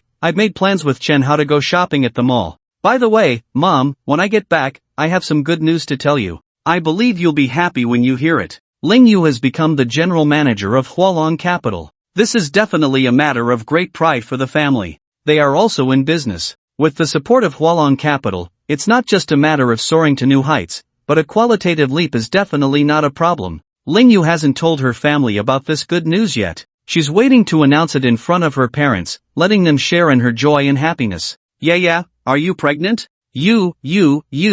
Aren't I going to have a grandson? That's great. It would be best to have a pair of twins, one for me to hold and one for your dad to hold. Ling's mother's first reaction was that Ling Yu was pregnant. She showed an excited expression. This kid Chen Hao is impressive. A woman with such high standards like my daughter has been won over by him. He really has skills. Mom, where are you thinking? The good news I'm talking about doesn't mean I'm pregnant. I'm still an unmarried girl, okay? Ling Yu was helpless. Why does mentioning good news always lead to thoughts of pregnancy? What kind of thinking is that? Not pregnant? Ling's mother felt a bit disappointed. I still want to hold a grandson. Wait, you said you're still an unmarried girl? You and Chen Hao have been together for so long. Doesn't that mean Chen Hao isn't capable either? Ling Yu covered her mouth and chuckled. Whether Chen Hao is capable or not, I really don't know right now. Mom, Chen Hao is here, I won't chat with you anymore, see you tomorrow. Chen Hao slowly parked his car beside Ling Yu. He even specially opened the passenger door for her. She was wearing a black fitted dress today, perfectly outlining her curvy figure, her slender waist barely fitting in one hand, and her long beautiful legs peeking out from the slit of the dress, adding a touch of sexiness and allure. Chen Hao was momentarily stunned. He sincerely said, Xiao Yaya, you look really beautiful today. Ling Yu playfully tapped Chen Hao's forehead. So you're saying I wasn't beautiful yesterday or the day before? You know that's not what I meant. Sharp-tongued. Ling Yu smiled sweetly. Yet, she truly enjoyed Chen Hao's compliment. Princess, please get in the car. Chen Hao made a gesture of invitation. Ling Yu happily sat in the passenger seat, looking around the interior. Chen Hao, what car is this? It doesn't feel any worse than yesterday's Lamborghini Poison. Yesterday, Chen Hao drove a Lamborghini Poison. Today, he was driving a Koenigsegg. In terms of price, the Koenigsegg is indeed more expensive. Whoa, I'm so tired. Shopping is even more exhausting than working. As they walked out of the mall, both Chen Hao and Ling Yu were carrying large bags filled with items. Ling Yu bought several outfits. As the general manager, she needed to look the part, so her clothes were sharp yet stable. Plus, she was going home tomorrow. It wouldn't do to return empty-handed. Chen Hao bought even more. It was his first visit to Ling Yu's home, so he certainly couldn't go empty-handed,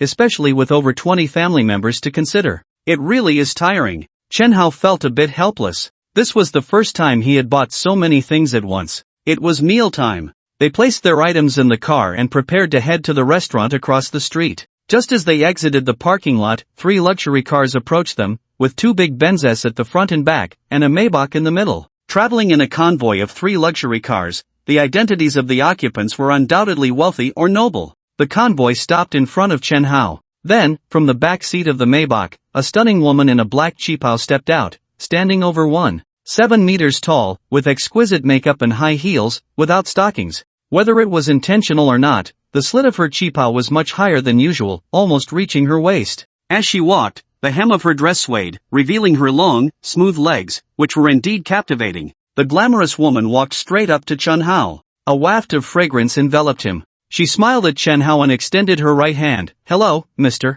Chen, nice to meet you, please take care of me. Chen Hao looked at her in confusion. Who are you? He was certain he had never seen her before. Let me introduce myself. My name is Wu Wanqing. I am the personal assistant of young Master Fu. Wu Wanqing spoke while maintaining a smile, her eyes seemingly enchanting, filled with charm and tenderness. The moment Chen Hao saw her, the term that immediately came to mind to describe such a woman was fox spirit. Young Master Fu? Fu Kangxiong? Wu Wanqing nodded. Yes, that's right, it's young Master Fu Kangxiong. The thing is, he asked me to invite you over, so I kindly asked Mr. Chen to get in the car with me. What does he want with me regarding the Chu family? The Chu father and son were bailed out by Fu Kangxiong, but Chen Hao was still unclear about the methods he used to do so. Who I am going to deal with, do you want to protect? This grudge is settled. Wu Wanqing nodded once more. Boss Chen, you are a smart man. As the saying goes, it's better to resolve enmity than to deepen it. My young master wants you to go over to resolve the hatred between you and the Chu family. Chen Hao sneered. Resolve?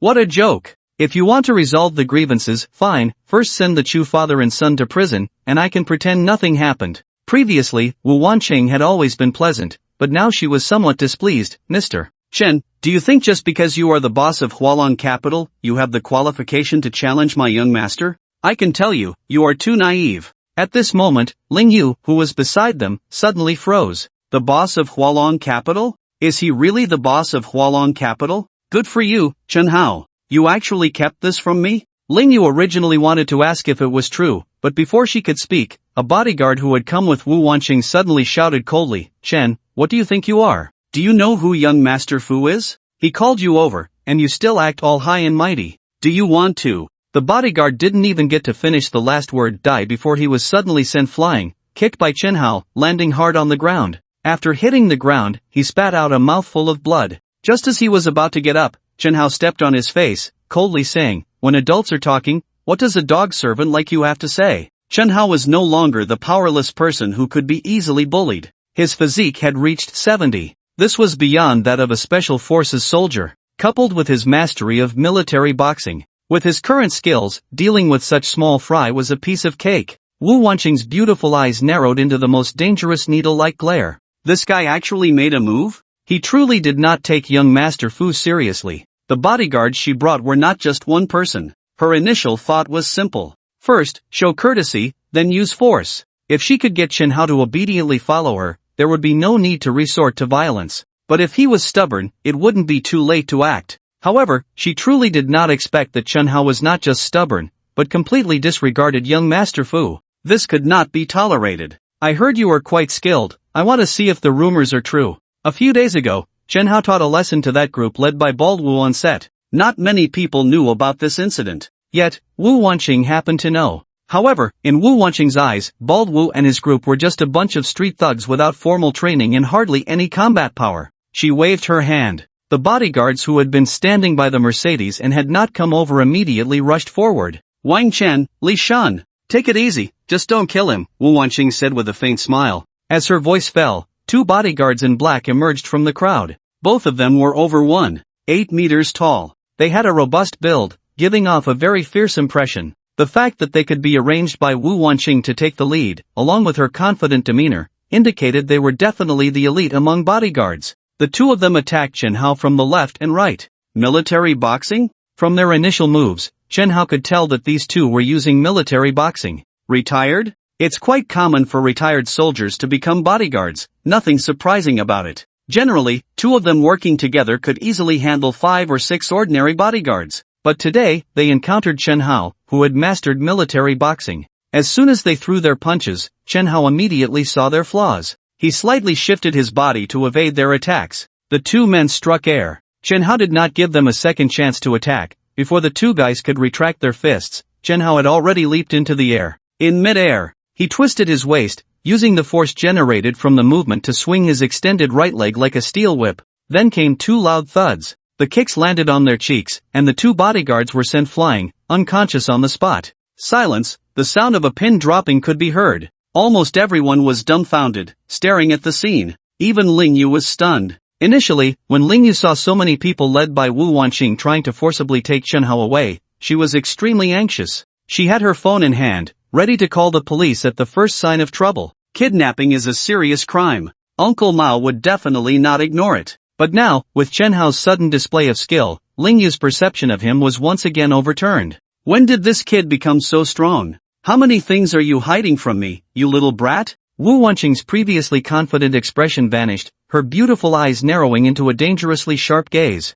She had miscalculated. This kid was stronger than she had anticipated. One move, and you've defeated my two subordinates? Wu Wanqing lit a slender cigarette against the wind, exhaling a puff of smoke as she slowly said, I just wonder how long it will take to deal with 10 people? The remaining 10 bodyguards behind her stepped forward in unison, each over 1.75 meters tall. Even Chen Hao felt an invisible pressure. It seemed a fierce battle was inevitable. Instinctively, he shielded Ling Yu behind him. Just as the fight was about to break out, a group of young people rushed out from the crowd behind. Damn, are there more of them? Bullying the few with the many, Wu Wanqing, can't you do any better? The leader of the group pointed at Wu Wanqing's nose and cursed, is this all you've got? Why not take me on one-on-one? Chen Hao couldn't help but smile when he saw this group of young people. It was Situ Rue, known as Young Master Rue. Fui Chen and Su Rui's were also there, along with some members of the supercar club, some of whom he had seen at Yang Mimi's filming location last time, while others were completely new.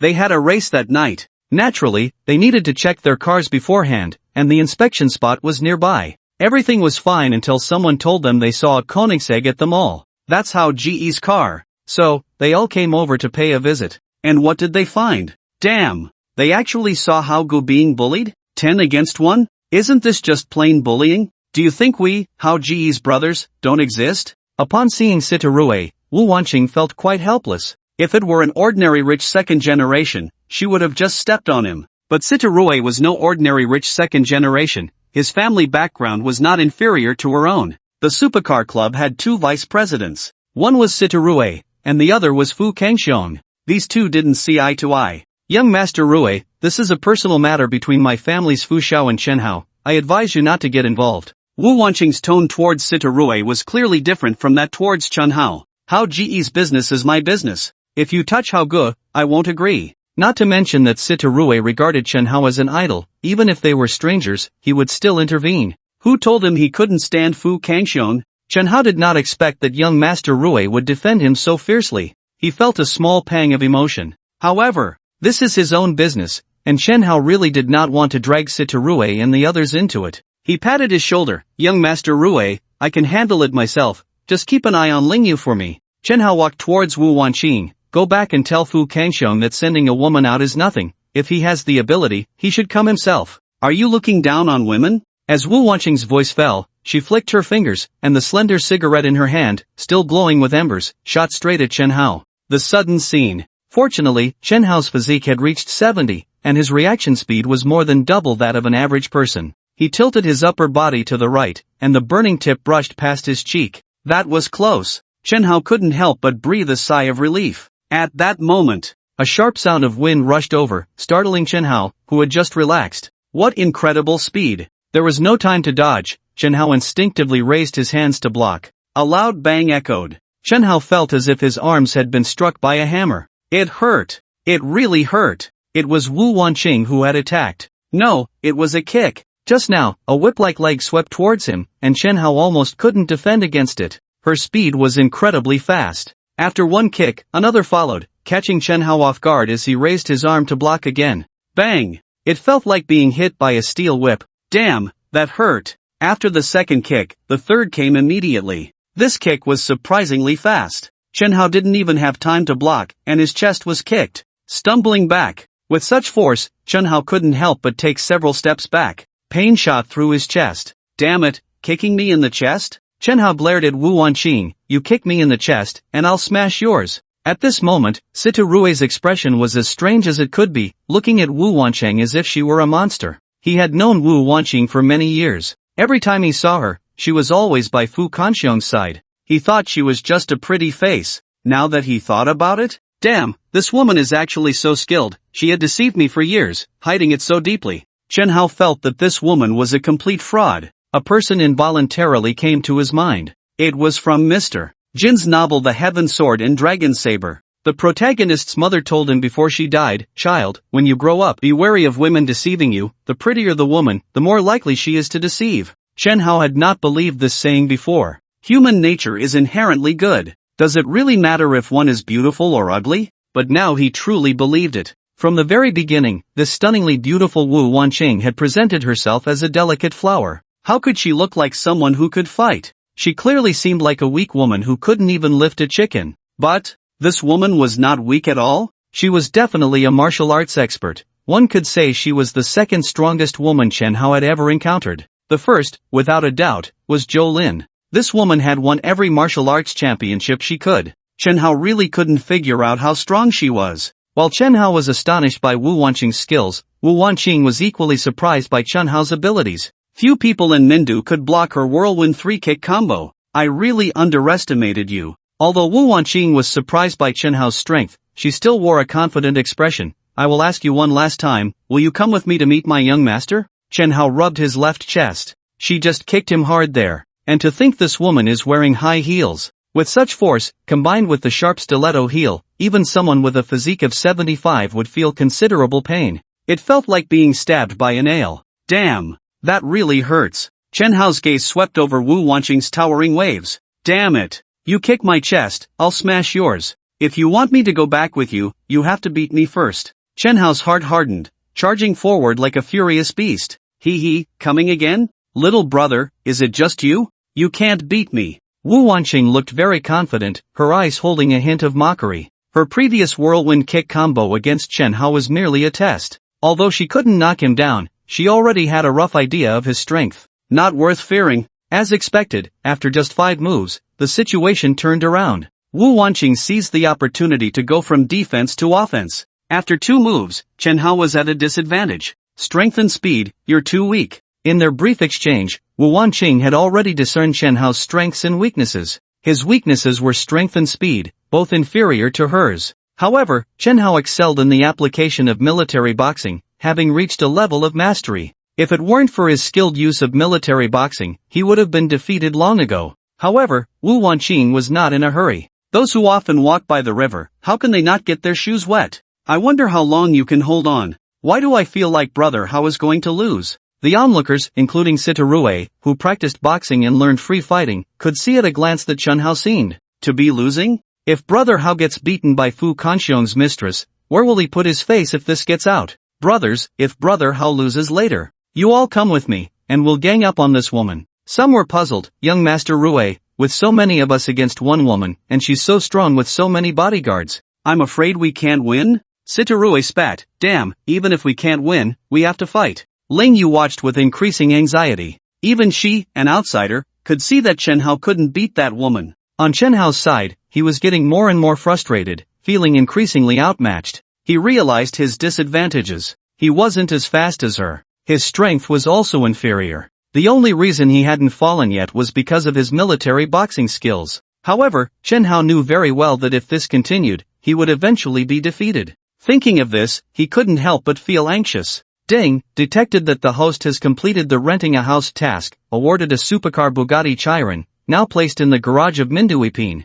This task triggered a special reward. Congratulations to the host for receiving a physique reward. This special reward. Chen Hao was instantly excited. It came at just the right time. His current task was to rent out a house. He had 5 houses that hadn't been rented out yet. The system required him to rent out any one of them to complete the task. The system had assigned the task of renting the house to Su Xiaomi. This woman was indeed efficient. At that moment, Chen Hao suddenly noticed an unprecedented change in his body. Not only did his body feel lighter, but his strength also experienced a qualitative leap. Chen Hao's physique had jumped from 75 to 85. Chen Hao, admit defeat, you can't beat me. To avoid further suffering, just surrender obediently, and I might go easy on you. Wu Wanqing was full of confidence. Chen Hao looked at Wu Wanqing again, a teasing smile curling at the corners of his mouth. Wu Wanqing, are you ready? Your brother is coming, and this time I'm definitely going to smash your chest. Giggling, just you? I'm not underestimating you.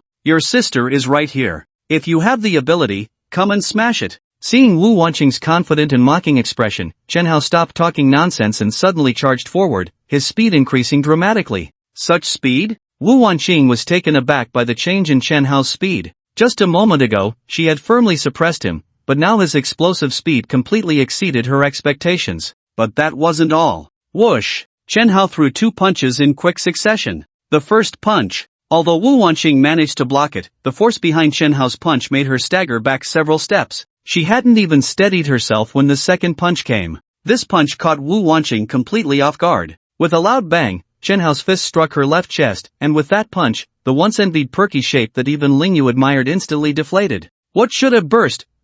What shouldn't have burst, also burst. Wu Wanqing lowered her head, horrified, looking at her chest, one large and one small. In the next second, her eyes, filled with a murderous glare, fixed on Chen Hao as she screamed, Chen Hao, are you serious? Chen Hao shrugged, my teacher taught me that one should be honest, so if I said I would smash your chest, then I will definitely smash it. Sitaruei stared in shock at Wu Wanqing's deflated half, unable to suppress a gasp. What a waste. Such a big one, just deflated like that. Brother Hao, you really went for it. This was a woman's most precious part, a man's favorite toy. With one gone, wouldn't that mean a man lost a toy? Ling Yu looked at Wu Wanqing's one large and one small, truly at a loss whether to laugh or cry. That must hurt a lot, right? Chen Hao, you were too ruthless this time. Just like that, you smashed it. How could you have no sense of cherishing beauty? She glanced down at her own. Serves you right for being so smug earlier, now it's smaller than yours, right? Chen Hao, I will kill you. Wu Wanqing was in a state of furious despair,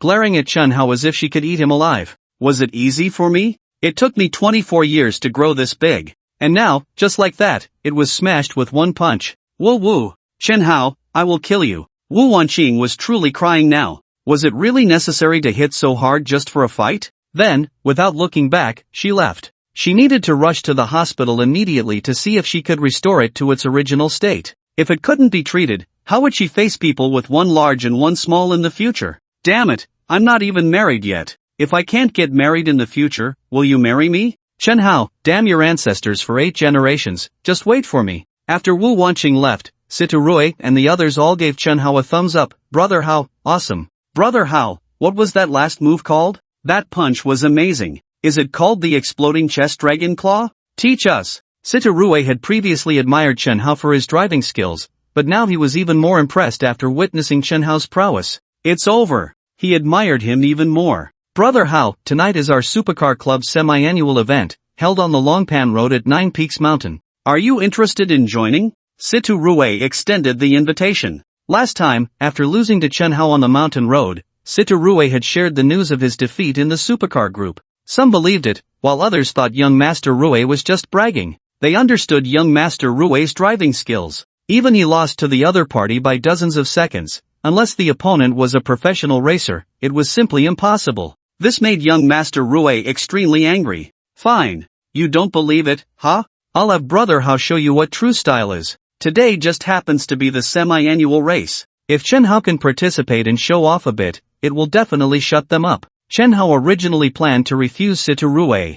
Racing? It's not interesting. With that time, he might as well go find my top influencer, Mimi. This woman just finished filming and is about to leave Mindu for Mo-Do. He still owes her 2 visits and needs to hurry up to return them. But at that moment, the system voice rang out, ding, mission released, agree to Situ Rue's request, participate in the semi-annual mountain road race, and successfully win the championship. Upon completion of the mission, you will receive God-level financial analysis skills. Chen Hao couldn't help but widen his eyes. Financial analysis ability? Goodness, that's really something. If he obtained this ability, dominating the financial world would be a piece of cake, right? Chen Hao agreed, alright, I happen to be free tonight. Seeing Chen Hao agree, Situ Rue was overjoyed. He turned to smile at Lingyu, sister-in-law, good. Come with Brother Hao tonight. Lingyu's face immediately flushed. Don't call me that, who's your sister-in-law? Lingyu clarified, don't call me that, I'm Chen Hao's teacher. Situ Rue chuckled, teacher, student?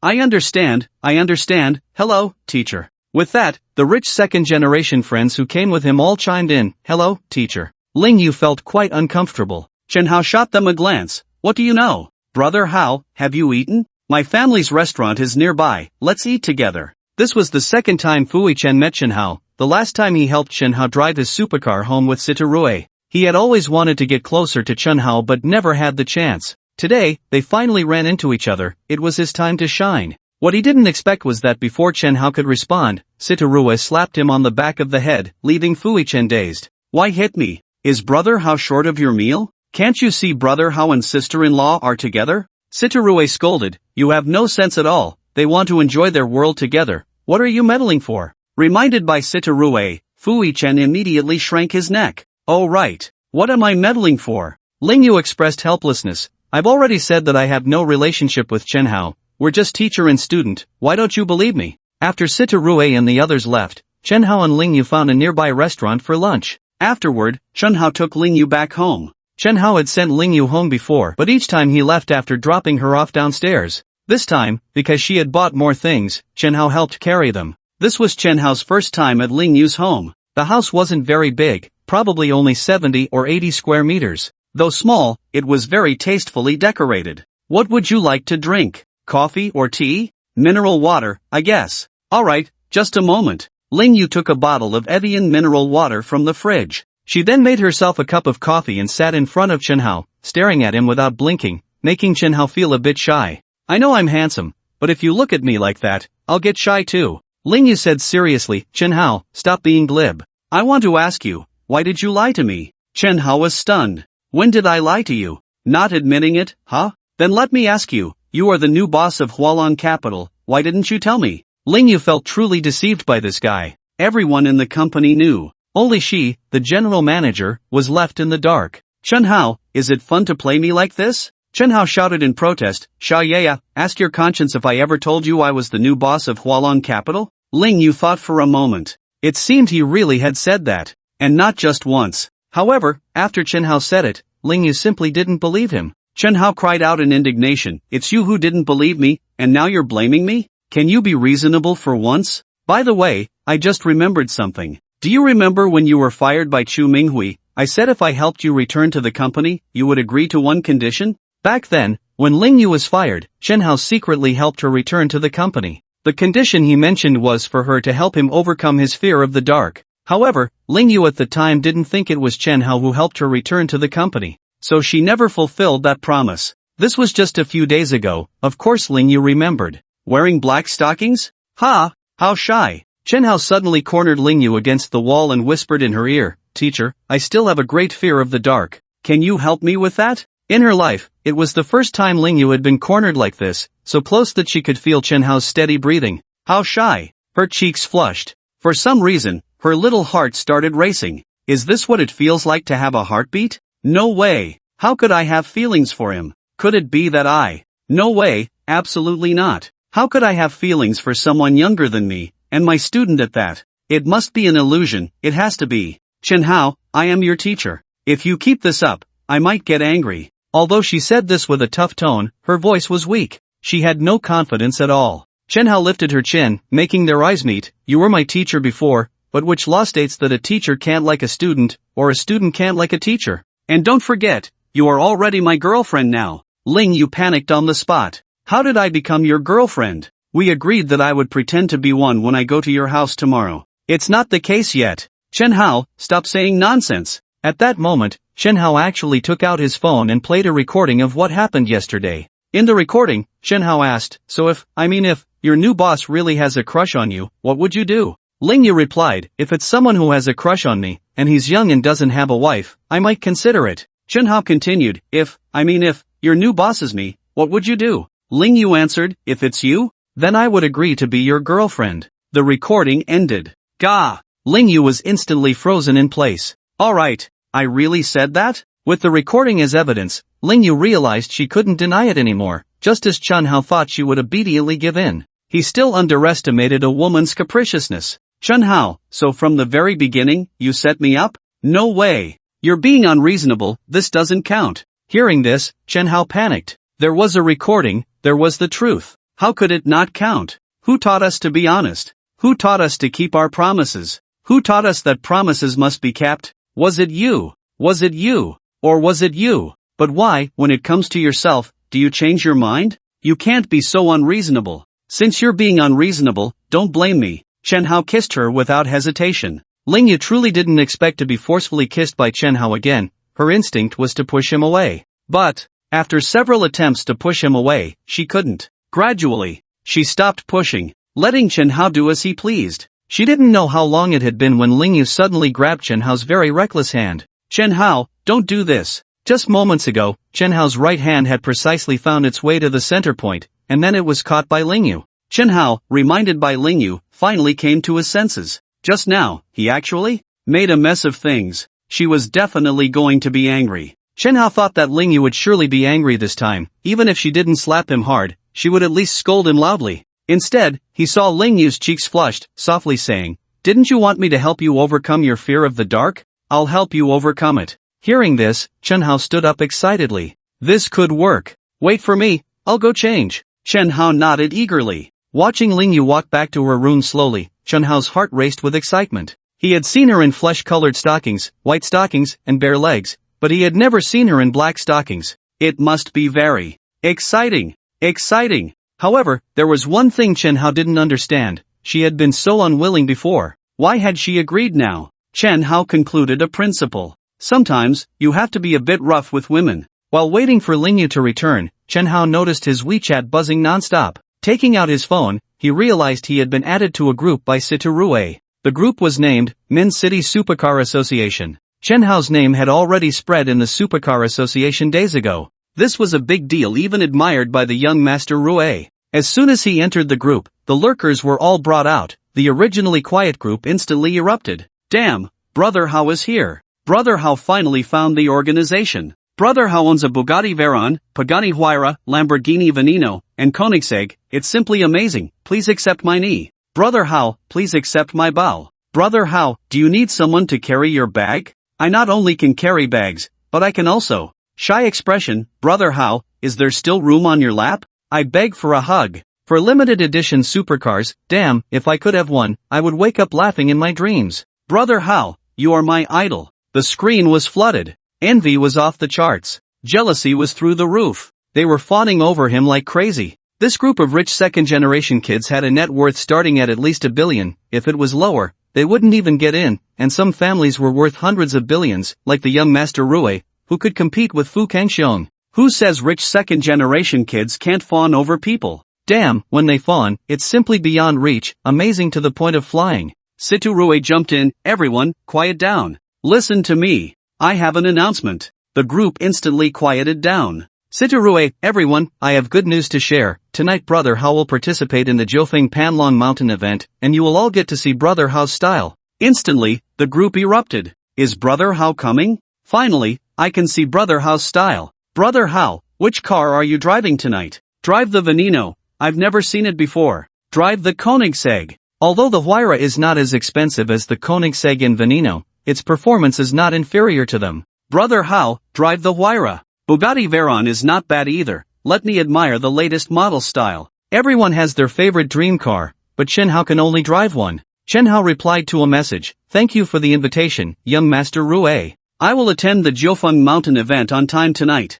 As for what car to drive, I just got a new one and plan to take it for a spin. The system had just rewarded him with a Bugatti Chiron, said to be the only one in the world. New car? Did Brother Hao buy a new car again? Brand? Model? Brother Hao, is the new car as awesome as the 4 divine cars? Siturue, Brother Hao's cars are getting more impressive. I can guarantee the new one is definitely better than the 4 divine cars. Siturue asked Chen Hao, Brother Hao, can you give us a hint? What's the brand and model of the new car? Chen Hao replied, Bugatti Chiron. With just the mention of Bugatti Chiron, the entire group fell silent. Then, it exploded. Oh my, Chiron? The supercar that took Bugatti 3 years to create, with a 0 to 100 km per hour acceleration in less than a second? The Bugatti Chiron, the only one in the world, priced at over 200 million? Brother Hao, how did you get your hands on it? A supercar worth over 200 million, while the price is terrifying and makes most rich second-generation kids hesitate, not all of them can't afford it.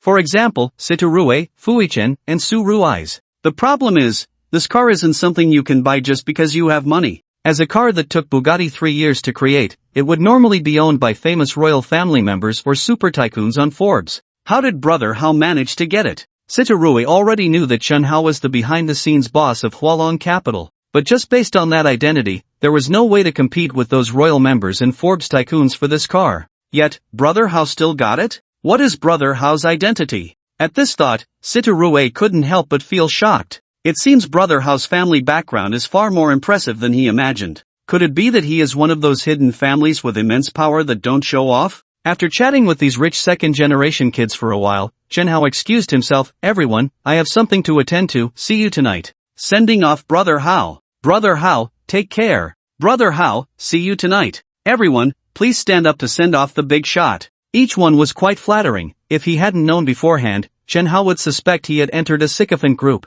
Click. Just as he exited the chat group, the door to Ling Yu's room opened, and Chen Hao looked over with great anticipation. Anticipation. Anticipation. For years, he had fantasized about Ling Yu wearing black stockings. No, that was too vulgar. He had imagined her helping him overcome his fear of the dark. Now, it could finally come true. Anticipation. However, flesh-colored? Ling Yu was still wearing the same flesh-colored stockings? She didn't change? What's going on? Ling Yu seemed a bit rushed as she walked over quickly. Chen Hao, the company just called and said there was an issue. Now all the executives above the director level are waiting for me in the conference room. I have to rush back to the company. By the way, for tonight's Jiufeng Mountain event, I probably won't make it. Please apologize to your friends for me. After saying that, Ling Yu picked up her handbag from the sofa and left. Watching Ling Yu leave, Chen Hao was so angry his hands trembled. Who was it? Who the hell called it this time and ruined my good thing? I want to fire them. Chen Hao was frustrated. After planning for so long, it was finally about to succeed, but it ended up failing? God, can't you see? Chen Hao wanted to cry but had no tears. Forget it. There will be more opportunities in the future. Ling Yu rushed to the company at the fastest speed. In the office, executives at the director level and above from various departments were already eagerly waiting. General Manager, Director Ling. Everyone stood up. Ling Yu took her seat at the head of the table, skipping the pleasantries and getting straight to the point. Who can tell me what happened? The director of the Investment Department 3 stood up. Originally, Ling Yu was in Investment Department 3, and at that time, this person was her direct superior. The Century Energy project has been intercepted. The director of Department 3 reported. Ling Yu was responsible for the Century Energy project, so she understood it better than anyone else. Century Energy primarily focused on wind energy projects, currently valued at over $1 billion. Although the company is not large now, its future prospects are limitless. Hualong Capital had been negotiating the acquisition of Century Energy, and once the acquisition was successful, they planned to go public in 2 years. Once listed, it would definitely be a company with a market value exceeding 20 billion. At that time, Hualong Capital could cash in on their shares and make a fortune. Ling Yu had already reached an agreement with the other company, just waiting to sign the contract. How could it have been intercepted? It was done by Fughua Group. They offered 300 million more than us and promised to retain the Century Energy brand. Upon hearing it was Fughua Group, Ling Yu couldn't help but frown. Fughua Group, like Hualong Capital, is a capital operation company, but the fields they invest in are different. Fughua Group focuses on medical, real estate, chemical, and financial industries, while Hualong Capital emphasizes emerging energy. The two companies had always kept to themselves. They had coexisted peacefully until now, and now Fughua Group had reached into Hualong Capital's territory? That wasn't all. Next, a vice president reported that they had received news that Fughua Group had already started contacting Green Energy Pioneer. Green Energy Pioneer was also a company that Hualong Capital was about to acquire. Director Ling, we have always kept to ourselves with Fughua Group, and their actions now are clearly intentional. Yes, they are deliberately targeting us. Fughua Group is clearly declaring war on us. Ling Yu frowned. We have been in secret negotiations with Green Energy Pioneer. How did Fughua find out? Who leaked the information? The vice president reported. It must be the Chu family father and son. They have already joined Fughua Group. Ling Yu's expression darkened. The Chu family father and son? You really are unrepentant. Ling Yu dismissed the meeting and stood by the floor-to-ceiling window, looking at the bustling road below, arms crossed, exuding a decisive demeanor. Ready for war? Bring it on! Am I, Ling Yu, afraid of you? Ling Yu knew very well that Fughua Group's sudden declaration of war on Hualong Capital was not unrelated to the conflict between Chen Hao and Fughua Shao. You caused the trouble, and now I have to clean up after you? You little brat, you create such a big mess as soon as I take office. Chen Hao was completely unaware of what was happening at Hualong Capital, and even if he knew, it wouldn't matter. He currently had no management ability at all. He couldn't help. After leaving Ling Yu's home, Chen Hao called Xiang Xiyu. It had been several days since they last saw each other after parting ways at school. He missed her. Xiang Xiyu was not at school now. A few days ago, she had been exceptionally admitted by Chen Hao, and whenever she had free time, she would go to Star Dream Fate Company to work part-time. She was modeling for the company's products and shooting some promotional advertisements. After a long hour of shooting, during the break, Su Moran walked over. She had been watching Xiang Xiyu's shoot for more than 10 minutes now and was quite satisfied. Whether it was her temperament or figure, Xiang Xiyu was undoubtedly an excellent choice for a model. The boss truly had an eye for talent. Xiang Xiyu was specially recruited by Chen Hao, and seeing her performance now, Su Moran couldn't help but admire Chen Hao's insight. She was indeed a natural for modeling. Xiyu, are you tired? Have a sip of water. Su Moran handed her a bottle of mineral water. Thank you, Sister Moran. Xiang Xiyu took the bottle, took a small sip, and asked, Sister Moran, what brings you here? Just passing by. Su Moran was not just passing by, she had come specifically to find Xiang Xiyu. As Chen Hao's secretary, she naturally had to take good care of the person he valued. Sister Moran, what do you think about me participating in this? Xiang Xiyu first set the water bottle aside, then took out her phone and pulled up a photo, which was a promotional poster for the World Model Contest. Xiang Xiyu had a dream since she was little. That was to stand on a stage under the spotlight and become a world-renowned model. Oh, you have this idea? Not bad. Su Moran was a bit surprised. Participating in such competitions required not only skill but also the courage to step on stage. To give a simple example, do you dare to appear on camera? Do you dare to go live? Do you have the courage to perform in front of all the teachers and students at school? Many people would hesitate, let alone stepping onto a stage filled with spotlights. Since you have this idea, then work hard to achieve it. Sister Moran will fully support you. But, Xiang Xiyu hesitated a bit. Su Moran saw through Xiang Xiyu's little thoughts immediately. What's wrong, scared? If you lack confidence in yourself, at least believe in your boss's judgment. My boss? Chen Hao. Could it be that she already knew about her relationship with Chen Hao? How embarrassing. Sister Moran, you already know? Xiang Xiyu's cheeks flushed slightly, feeling shy. Su Moran just smiled and said nothing. How could she not see through the little thoughts behind Chen Hao's special recruitment? She just didn't expect Chen Hao's actions to be so swift. Was this already a done deal? Su Moran encouraged her, go on, if you don't try, how will you know if you can do it? Whether mentally or financially, I, Sister Moran, will support you wholeheartedly. Sister Moran, you are so good to me. Xiang Xiyu affectionately hugged Su Moran's arm. By the way, Sister Moran, Aren't you afraid that if I fail, the money you support me with will go to waste? Su Moran laughed. Then what if you succeed? Wouldn't I have a world-famous model sister? Xiang Siyu nodded eagerly. Sister Moran, I've decided to sign up.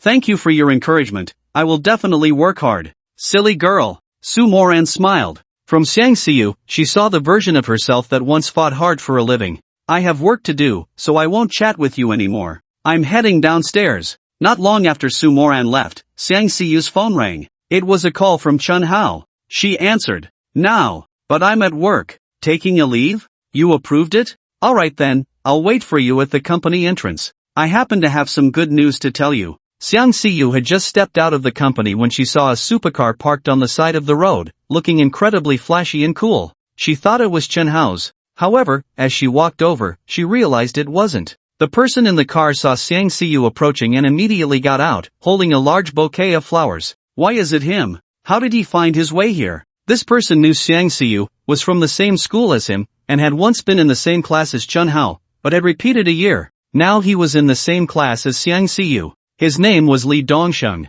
His family was incredibly wealthy, well known throughout the school as a rich second generation. His most classic feat was a year ago when he boldly declared at a bar outside campus, "The whole place is on young Master Li." His attitude was extremely arrogant, and he paid with great flair. As a result, when he got home, his father scolded him for being a spendthrift and nearly beat him into a half-paralyzed state. After this incident, he became famous throughout the school. At last year's school anniversary gala, Xiang Siyu performed a dance that was simply stunning, captivating countless young hearts, including Li Dongsheng's. Since then, Li Dongsheng had been pursuing her, but he had never succeeded. "Siyu, these flowers are for you." Li Dongsheng handed over the fresh flowers, but Xiang Siyu did not accept them and firmly said, "Li Dongsheng, please don't waste your time on me. I already have a boyfriend." Li Dongsheng had been rejected more than once or twice, and his face was indeed thick. He completely disbelieved Xiang Siyu's words. Did she think I would believe she has a boyfriend? Even if she did have a boyfriend, so what?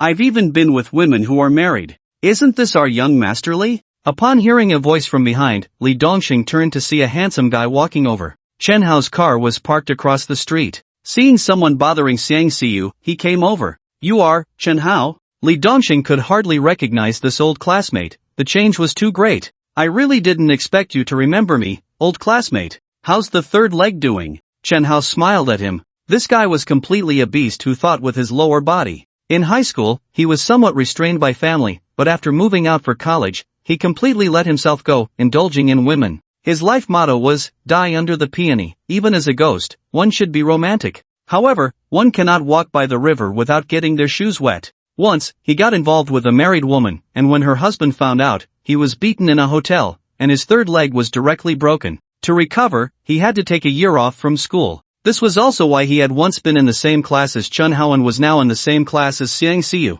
Chen Hao's words made Li Dongsheng's adrenaline surge. This was the pain of his life. Could we not bring this up? Li Dongsheng felt utterly humiliated. "Chen Hao, what do you mean? Are you saying?" Chen Hao interrupted him, patting his shoulder, "Old classmate, married women are great, but don't touch those who have husbands, because not only is it easy to get beaten, but you might also get your third leg broken." Put. This felt like a knife stabbing into his heart. Li Dongsheng was furious. "Chen Hao, who do you think you are?" Before he could finish, Chen Hao shot back with the most smiling expression while saying the most embarrassing words, "Am I wrong? Your third leg has indeed been broken before." Put. Another stab. "Don't look at me like that. Are you going to deny that your third leg was broken?" Another stab. Li Dongsheng was about to go crazy. "Chen Hao, can you not bring this up in front of Siyu? Why not? What I said is the truth. Your third leg has indeed been broken. By the way, has it healed yet?" Critical hit. For Li Dongsheng, this was like 100,000 times the critical hit. "Bro, can we talk nicely and not mention the third leg?" Li Dongsheng was on the verge of tears. In fact, Xiang Siyu had long heard about Li Dongsheng's third leg. Such matters are not very harmful, but they are indeed extremely insulting, so she had been holding back her laughter, afraid of completely hurting his pride. Holding it in. No laughing. But she really couldn't hold it anymore. She burst out laughing. "Chen Hao, you stop talking, my stomach hurts from laughing." Originally, Li Dongsheng was on the verge of tears from Chun Hao's taunts, still thinking about how to respond to him. But when Xiang Siyu laughed like that, it was like the last straw that broke the camel's back. He was completely defeated. What could be more tragic than being humiliated in front of his goddess? If there was, it would definitely be the goddess still laughing at him about it. Li Dongxing felt he had lost all face. He walked away without looking back. To be precise, he fled. He could no longer face Xiang Xiyu. Chen Hao's car was parked across the street, and at that moment, several girls had already gathered in front of the car taking pictures. Beep, beep. The car unlocked, startling the girls. Turning around, they saw a handsome guy walking over, looking utterly charming. Hey, is this your car? It's so beautiful. Can I sit in it for a bit? What kind of car is this? I've never seen one like it. It's so cool. I want to get to know you. These girls were not very old, wearing delicate makeup and stylish outfits, likely working in nearby office buildings or malls. Handsome, can we add each other on WeChat? It's so hot outside. Can I sit in your car and enjoy the air conditioning? They say. Girls don't take the initiative? That's because you don't have enough money. Don't believe it? Just look. Chen Hao completely ignored these women. Xiang Xiyu felt a bit helpless upon seeing this. Chen Hao was great in every way. He just attracted too much attention from women. Even with her right beside him, so many girls flocked over. If he didn't have a female companion, it would be a disaster. She quickly walked a few steps forward, and in front of those women, she took the initiative to wrap her arm around Chen Hao's, asserting her position as the main lady, while shooting a warning glare at them. Only then did the girls leave reluctantly. Chen Hao could tell that Xiang Xiyu was jealous. He just smiled and said nothing. They got into the car. Wow, what kind of car is this? Did you just buy it? I've never seen it before. Xiang Xiyu had seen Chen Hao's 4 amazing cars, but this one was definitely a first for her. Compared to the previous 4, it was even more stunning in both design and body lines. Just bought it. This car must be very expensive, right? Not expensive, just over 200 million. The mineral water that Xiang Xiyu had yet to swallow almost sprayed out. Over 200 million, and it's not expensive? Most people wouldn't earn that much money in 10 lifetimes. Chen Hao, how many minds does your family have? By the way, didn't you say you had something to tell me? Chen Hao changed the subject. Xiang Xiyu took out her phone and showed him the promotional poster for the world model competition stored in it. Are you planning to participate? Xiang Xiyu nodded. I was still undecided, but now I've made up my mind. I must go and bring back a championship. Xiang Xiyu's decision to participate in the modeling competition was not only to prove herself. There was another reason. Because of Chen Hao. Chen Hao was too outstanding. He definitely wouldn't lack women around him. Just like earlier, women casually approached him on the street. And what did she have? Besides a pretty face, what else? She didn't want to just be a vase beside Chen Hao. Vases would eventually become boring. They would break. Having become a top model in the world, this should make her worthy of him, right? Not bad. I have high hopes for you. If you want to participate, go ahead. I will support you wholeheartedly. Xiang Xiyu's face lit up with joy. She glanced around to ensure no one was watching, then turned to hug Chen Hao's neck, pressing her body against him, and proactively offered a fragrant kiss. Chen Hao, this little girl is so forward now. In fact, the Supercar Club holds events almost every week. However, they are just small-scale competitions. The real grand event is the biannual Jiufeng Mountain Dragon Race. Originally, there was no racetrack here. Previous races were held on the main roads. The main roads, with their heavy traffic and many people, are quite dangerous. After several traffic accidents, the Supercar Association decided to build their own racetrack. After 2 years of construction, the Jiufeng Mountain Dragon Track was born, becoming a cradle for racers in Min City. Whenever such supercar events occur, it becomes a must-visit place for internet celebrities and streamers. Early on, many influencers and streamers gathered here, vying for good spots and setting up their filming equipment, including several major streamers from various platforms. The socialites coming here have rather simple motives. Looking for prey? Where else could you find as many rich second-generation heirs as here? Hooking up with a rich heir, having a couple of drinks after the race, and then rolling in the sheets, designer bags and clothes would just follow, right? These women are all meticulously dressed. Some are glamorous, some are pure, some are fiery, and some are gentle and virtuous. A variety of women, all kinds. They weave through the rich airs, their sharp eyes searching for targets.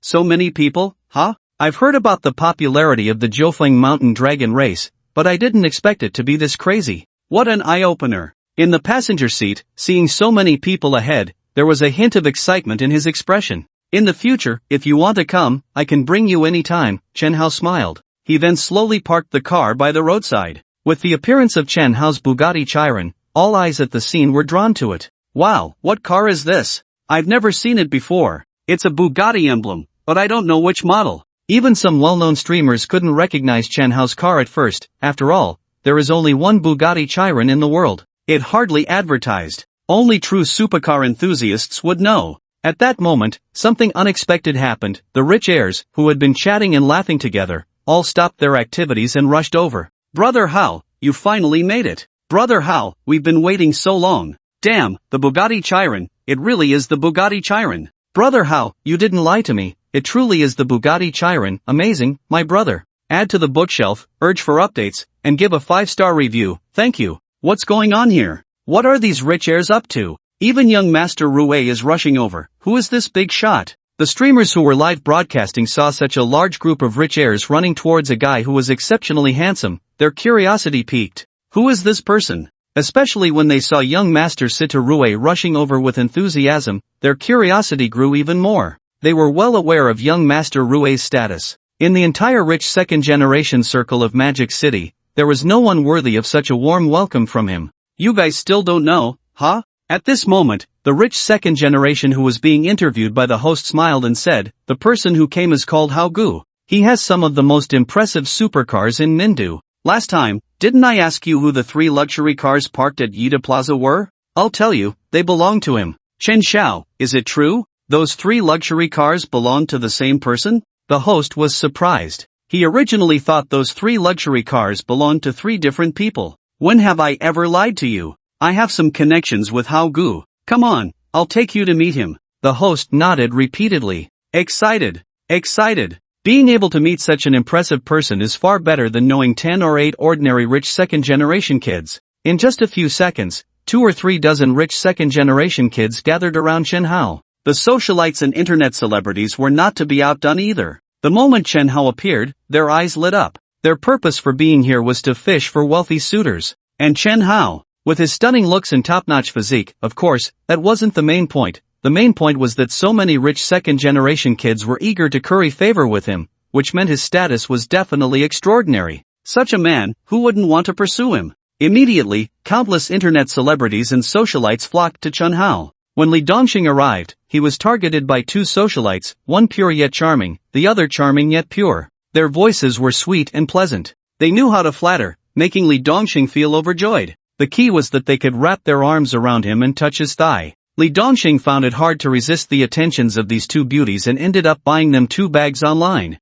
He wasn't short on money, just being willful. Just as he was fantasizing about where to go for double the fun after this, the 2 beauties actually made an excuse to leave. One beauty said, "Li Xiao, excuse me, I need to go to the restroom." The other beauty also said, "I'll go with her." And so, the 2 beauties quickly ran off. At first, Li Dongxing thought the 2 beauties were really going to the restroom, but looking at the direction they were heading, damn, isn't that Chen Hao? At this moment, Chen Hao was surrounded by rich second-generation kids and those charming ladies, making it impossible for anyone to get through. The 2 beauties were a bit late and were desperately trying to squeeze in. "They left me, lied to me about going to the restroom, and ended up heading straight for Chen Hao? Chen Hao, why are you everywhere? Damn, isn't it just that you're a bit handsome? What's so great about that?" Xiang Xiyu truly did not expect Chen Hao to be so popular. Facing the swarm of charming ladies, Xiang Xiyu immediately hugged Chen Hao's arm. She puffed out her chest, raised her head, and looked quite confident.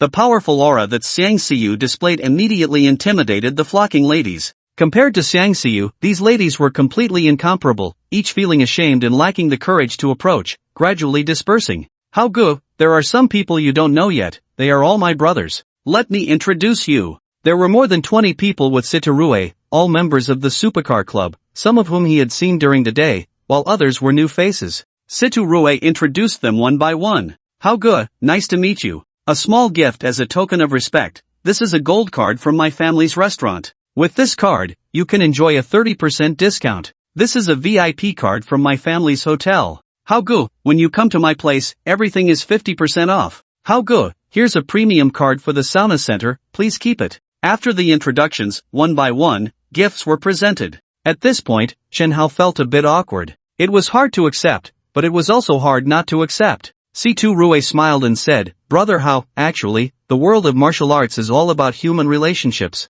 The original intention of our luxury car club is also about human connections. Just accept it, otherwise, it will chill the hearts of the brothers." Did you really think these wealthy second-generation heirs established this supercar association just for fun? Of course, some of the spoiled ones are indeed here for the fun, but more are here to integrate into this circle, which is what we call circle culture. It's just like the entertainment industry. There are circles in Hong Kong, the Northwest, Magic City, and Beijing.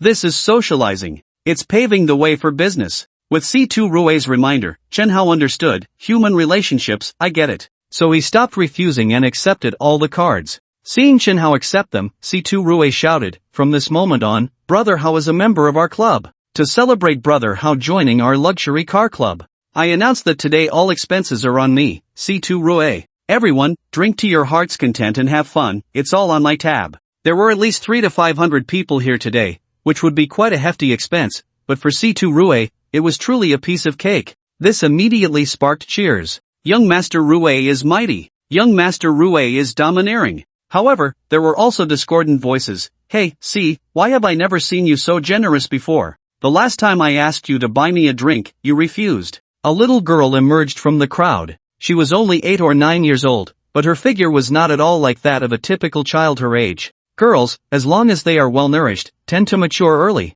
Her chubby face had a bit of baby fat, making her quite adorable. Dressed in a pink princess dress adorned with countless lace trimmings, it swayed gently with her steps, as if a butterfly was dancing among the flowers. A little lowly? Chen Hao looked at her. What a cute little girl. My surname is C2, not C. What did your Chinese teacher teach you? Upon hearing this voice, C2 Rui guessed that the little girl still held a grudge against him. Last year, when C2 Rui won a racing championship, he opened a bottle of champagne to celebrate. The little girl was there too, curious about what was so good about champagne, wanting to taste it. In the end, C2 Rui absolutely refused. It wasn't that he was stingy, it was just that although the champagne wasn't very strong, it was still alcohol. If her sister found out he let her under 10-year-old sister drink, he would be in big trouble. Thinking of her sister's terrifying nature, C2 Rui couldn't help but shiver. If there was anyone in the entire supercar association that C2 Rui both respected and feared, it was definitely not the other vice president, Fu Kangxiong, who was of equal status with him, but rather the president, who was like a dragon that was rarely seen, only appearing twice a year, yet no one could challenge her position. Chen Hao looked at the little girl, and for some reason, he felt a sense of familiarity, as if she resembled his good friend Zhou Lin a little. Are you Chen Hao? The little girl walked up to Chen Hao, her height about 1.4 meters, forcing her to look up. Chen Hao squatted down so they were almost the same height. I am Chen Hao. Do you know me? The little girl shook her head, then nodded. Chen Hao was a bit confused. What did that mean? I've never seen you, but I've seen your photos. Brother Chen Hao, you're even more handsome than in the pictures. What's your name? My name is Xiao Xiao, you can call me Xiao Xiao. Chen Hao smiled and said, Xiao Xiao. With Xiao Xiao's appearance, the atmosphere became lively again. Xiao Xiao, it's been a few months since we last met, and you've grown taller. Come here, let your sister give you a kiss. Xiao Xiao, where's your sister? When is she coming? Xiao Xiao's sister is the president of the supercar club, and her position is unshakable. Take C2 Rui and Fu Kangxiong, for example, neither of them is willing to back down, both wanting to suppress the other. But while the two vice presidents are fighting fiercely, with bloodshed and injuries, they have never thought of challenging her position as president. Xiao Xiao said, my sister isn't coming. Ah, she's not coming again? She didn't come last time, and she's not coming this time either? This president really is living the easy life. Everyone exchanged glances, their expressions helpless. However, they were used to it. The president has always been elusive. It's really hard to see her in person. But Xiao Xiao often comes here, as she puts it, because there are many people and it's lively. Plus, there are snacks. The older brothers and sisters treat her so well. Over time, she became familiar with everyone. Coupled with her cuteness, obedience, and understanding, she has clearly become the darling of the group. Xiao Xiao, why isn't your sister coming this time? C2 Rui asked. My sister said you guys are too weak. Racing with you isn't interesting at all. There's no challenge, so she doesn't want to play. C2 Rui. If someone else had said this, C2 Rui would have been 100% unwilling and would have rolled up his sleeves to settle the score. But since it was her saying it, fine. No words left. Boom, boom, boom. At that moment, a deep engine roar like a beast's growl came, and everyone turned to look. They saw a line of more than 10 supercars, forming a long dragon as they approached. There were McLarens, Koenigsegg's, Bentleys, Hennessy Venoms, each car priced over 10 million. Leading the pack was a white Aston Martin Valkyrie, worth over 25 million, which is considered expensive even in the supercar club. Once the cars stopped, a group of rich second-generation heirs got out. Li Dongxing's face lit up upon seeing them. His brothers had finally arrived, and he quickly walked over to greet them. "How good, these are Fu Kangxiong's people," Situ Rui introduced. On the surface, the supercar club seemed harmonious, but in reality, it was divided into two factions. One faction was led by Situ Rui, and the other by Fu Kangxiong. Both sides had long-standing grievances, looking down on each other and wanting to suppress the other, often leading to fights. Later, the conflicts escalated, pushing the president to her limits.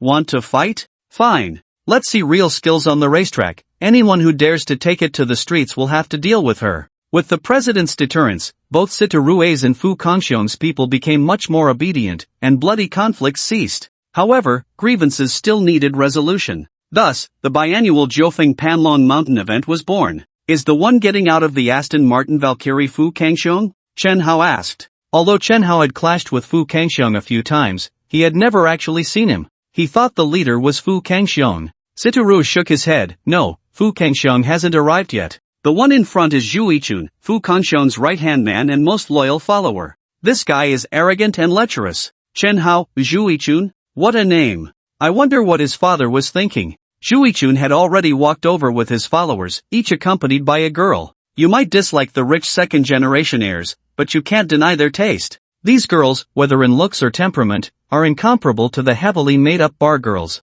Li Dongsheng also followed behind Zhu Yichun. Before, when Zhu Yichun hadn't arrived, Li Dongsheng, feeling weak and isolated, didn't dare to approach and could only hide far away, not even daring to let out a sound. And now, the organization has arrived. Someone is backing him up, and his courage has grown. He walks with his head held high. Acting all high and mighty, he looks at Chen Hao with a mocking gaze. Zhu Yichun walks over with his people, leading the way. And on Situ Rui's side, Chen Hao stands at the forefront. The two groups are less than 2 meters apart. As the two sides meet, the atmosphere in the venue suddenly becomes tense, a strong smell of gunpowder fills the air, and it feels like a fight could break out at any moment. Is that young Master Kun? Young Master Kun has a new car. Wow, that's an Aston Martin Valkyrie. He actually got his hands on this model, impressive. This car is expensive, conservatively estimated at 25 million. 25 million? That's indeed expensive, but it can't compare to young Master Hao's 200 million Bugatti Chiron. Young Master Hao is destined to be the most dazzling tonight. But why do I feel like the two sides are not on good terms? Look at them now, they seem ready to fight. You might not know. The Supercar Association is not as peaceful as it seems from the outside. No way, could there be conflicts between them? Their grudges run deep. Ultimately, this conflict was caused by the current president and the previous president. I know the current president is Devil Lin. Who was the previous president? Let me tell you, the previous president is known as the first young master of Mindu, Prince Hui. Upon hearing Prince Hui, everyone around gasped. The first young master, how did he get ousted by Devil Lin and hand over the presidency? Who exactly is the current president, Devil Lin? Zhu Yichun sizes up Chen Hao. He has long heard of Chen Hao's name, rumored to be more handsome than Panin, and now seeing him in person. If my old man looked this good, wouldn't the girls be throwing themselves at me? Zhu Yichun's family is wealthy. He lives a carefree life. But unfortunately, he doesn't look the part, standing at only 1 meter 60 and weighing nearly 200 pounds. Just think about what that means. His figure is as fat as a pig, which seems fitting for his name. Therefore, he naturally harbors hostility towards handsome people, and Chen Hao is the kind of handsome that turns heads, plus this guy doesn't get along with the boss. Zhu Yichun, adhering to the belief that the enemy of his boss is his enemy, completely disregards Chen Hao, adopting a condescending attitude. So you are Chen Hao? I heard you've been quite arrogant lately. It's your grandpa here, good grandson, what's wrong? Chen Hao naturally wouldn't give a good face to Fu Kangxiong's lackey, looking at him mockingly. Put. The people around burst into laughter. Situ Rui, ha, good grandson, this is your grandpa Hao. Fui Chen, grandpa, when did you have such a big grandson? How come we didn't know? Su Rui's, grandson, why don't you come greet your grandpa? Zhang Lingfang, we're all brothers of Grandpa Hao, grandson, come call out second uncle for us to hear. One by one, they burst into laughter. Even Xiang Siyu couldn't hold back and laughed. Chen Hao really is something, calling someone grandson upon first meeting? Isn't that a bit too dismissive? Indeed, Chen Hao truly doesn't regard him at all. Setting aside that he is Fu Kangxiong's lackey, the way he came in with such a high and mighty attitude, clearly trying to step on him in front of everyone? Such a person, Chen Hao naturally wouldn't give him a good face. At this moment, the people around Zhu Yichun were not happy. Damn, clean up your mouth. Chen Hao, what the hell are you? How dare you talk about our group leader like that? You little brat, who do you think you are? The crowd was agitated. Zhu Yichun originally wanted to overwhelm Chen Hao with his momentum, to establish his authority, but unexpectedly, a single sentence from Chen Hao turned the situation around, making him the laughingstock instead. This left Zhu Yichun feeling very embarrassed. Especially in front of the goddess, this was something he could not tolerate. Zhu Yichun had one great love in his life. Women. He had set his sights on a female internet celebrity with 1 million followers. He spent a fortune, staying at the top of the rankings for a whole month, and finally managed to get Lin Xiaoyao, a well-known internet celebrity from Mindu, to come out tonight. Now Lin Xiaoyao was right beside him. It must be said, she truly deserved her 1 million followers. Both her figure and looks were top-notch, especially her pair of big, watery eyes that seemed to be able to captivate souls. She wore a black, tight-fitting jumpsuit that, while slightly snug, made her waist appear particularly slim. The slit of her qipao reached up to her thigh. She wasn't wearing stockings, and as she moved, the hem of her dress swayed gently, revealing her snow-white legs, which were extremely eye-catching. She was indeed a beauty. This was Lin Xiaoyao's first date. They hadn't even held hands yet, let alone gone to bed. Zhu Yichun brought her here to let her feel his power, to show off in front of the goddess. But what happened? He was immediately called a grandson, making him feel so embarrassed. And Lin Xiaoyao was even sneaking laughs. What was even more infuriating was that he noticed Lin Xiaoyao glancing at Chen Hao from time to time. That look. Damn. Was she flirting? She was my girl, okay? Even though I hadn't made a move yet, you shouldn't be so blatant in front of me. Zhu Yichun suddenly felt like he was being cuckolded. He had a nagging feeling that Lin Xiaoyao might be doing something with Chen Hao behind his back. Was it because he was handsome? Can being handsome really let one do whatever they want? Zhu Yichun couldn't tolerate this. He had to regain his face immediately, to assert himself in front of the goddess, and coldly said, Chen Hao, what good is just talking? Do you have the guts to race my brother? Sita Rue and the others were amused to see Zhu Yichun actually challenging Chen Hao. They all looked at him as if he were a fool. This pig actually dares to challenge Brother Hao. Is he asking for a beating? Why challenge anyone else, but Brother Hao? Doesn't he know that young Master Rue has already admitted defeat? Isn't this like lighting a lamp in a latrine, looking for shit? Sita Rue had personally witnessed Chen Hao's driving skills, even he had lost and accepted it.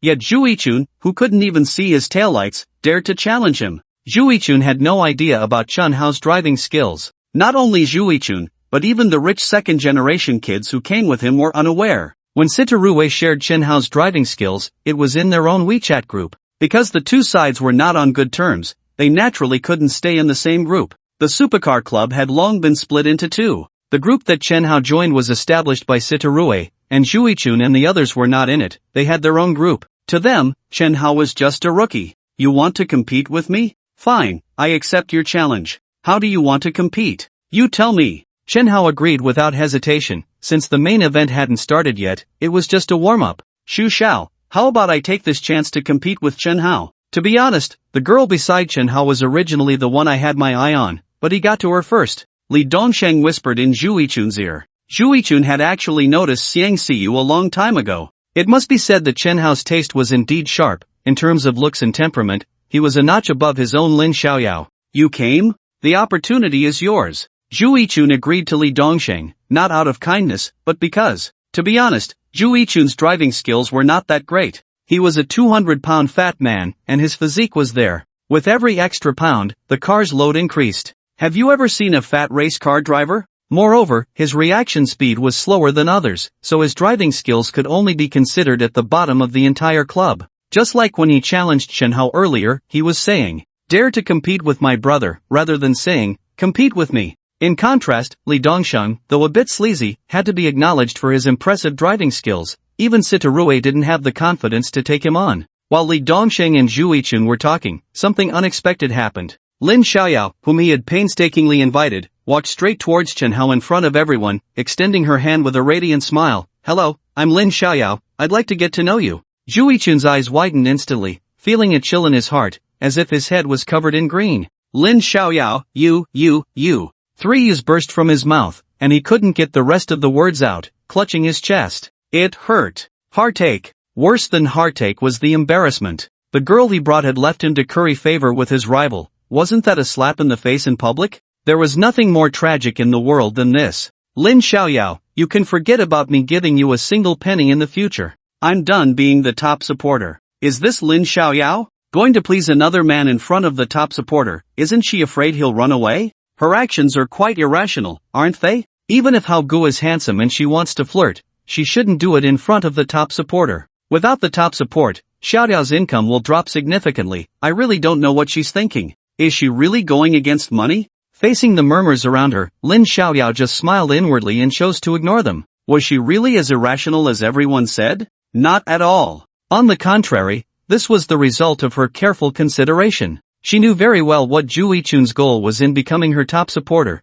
It was nothing more than wanting to sleep with her. The purpose of this outing was simply to go to a hotel. This request was something Lin Xiaoyao would never agree to. Just think about it, being pressed down by a guy as fat as a pig. That image? I, Lin Xiaoyao, am not the kind of person who would do anything for money. And Lin Xiaoyao was clear. After this event, Zhu Yichun would definitely propose going to a hotel, and at that time, she would undoubtedly refuse. And the result of refusing Zhu Yichun? He certainly wouldn't be foolish enough to continue showering her with gifts. Anyway, after tonight, Zhu Yichun would unfollow her, so why not take this opportunity to boost Chen Hao's reputation? Who knows, she might even be able to cling to his thigh. In that case, wouldn't a new top supporter emerge? Although Lin Xiaoyao had never met Chen Hao before, she had heard of his name. Recently, the news about 4 luxury cars appearing in Mindu had spread widely, and she was aware of it. Plus, Chen Hao was indeed handsome. A super rich and handsome guy, there wasn't a single internet celebrity who wouldn't want to hold on to him tightly.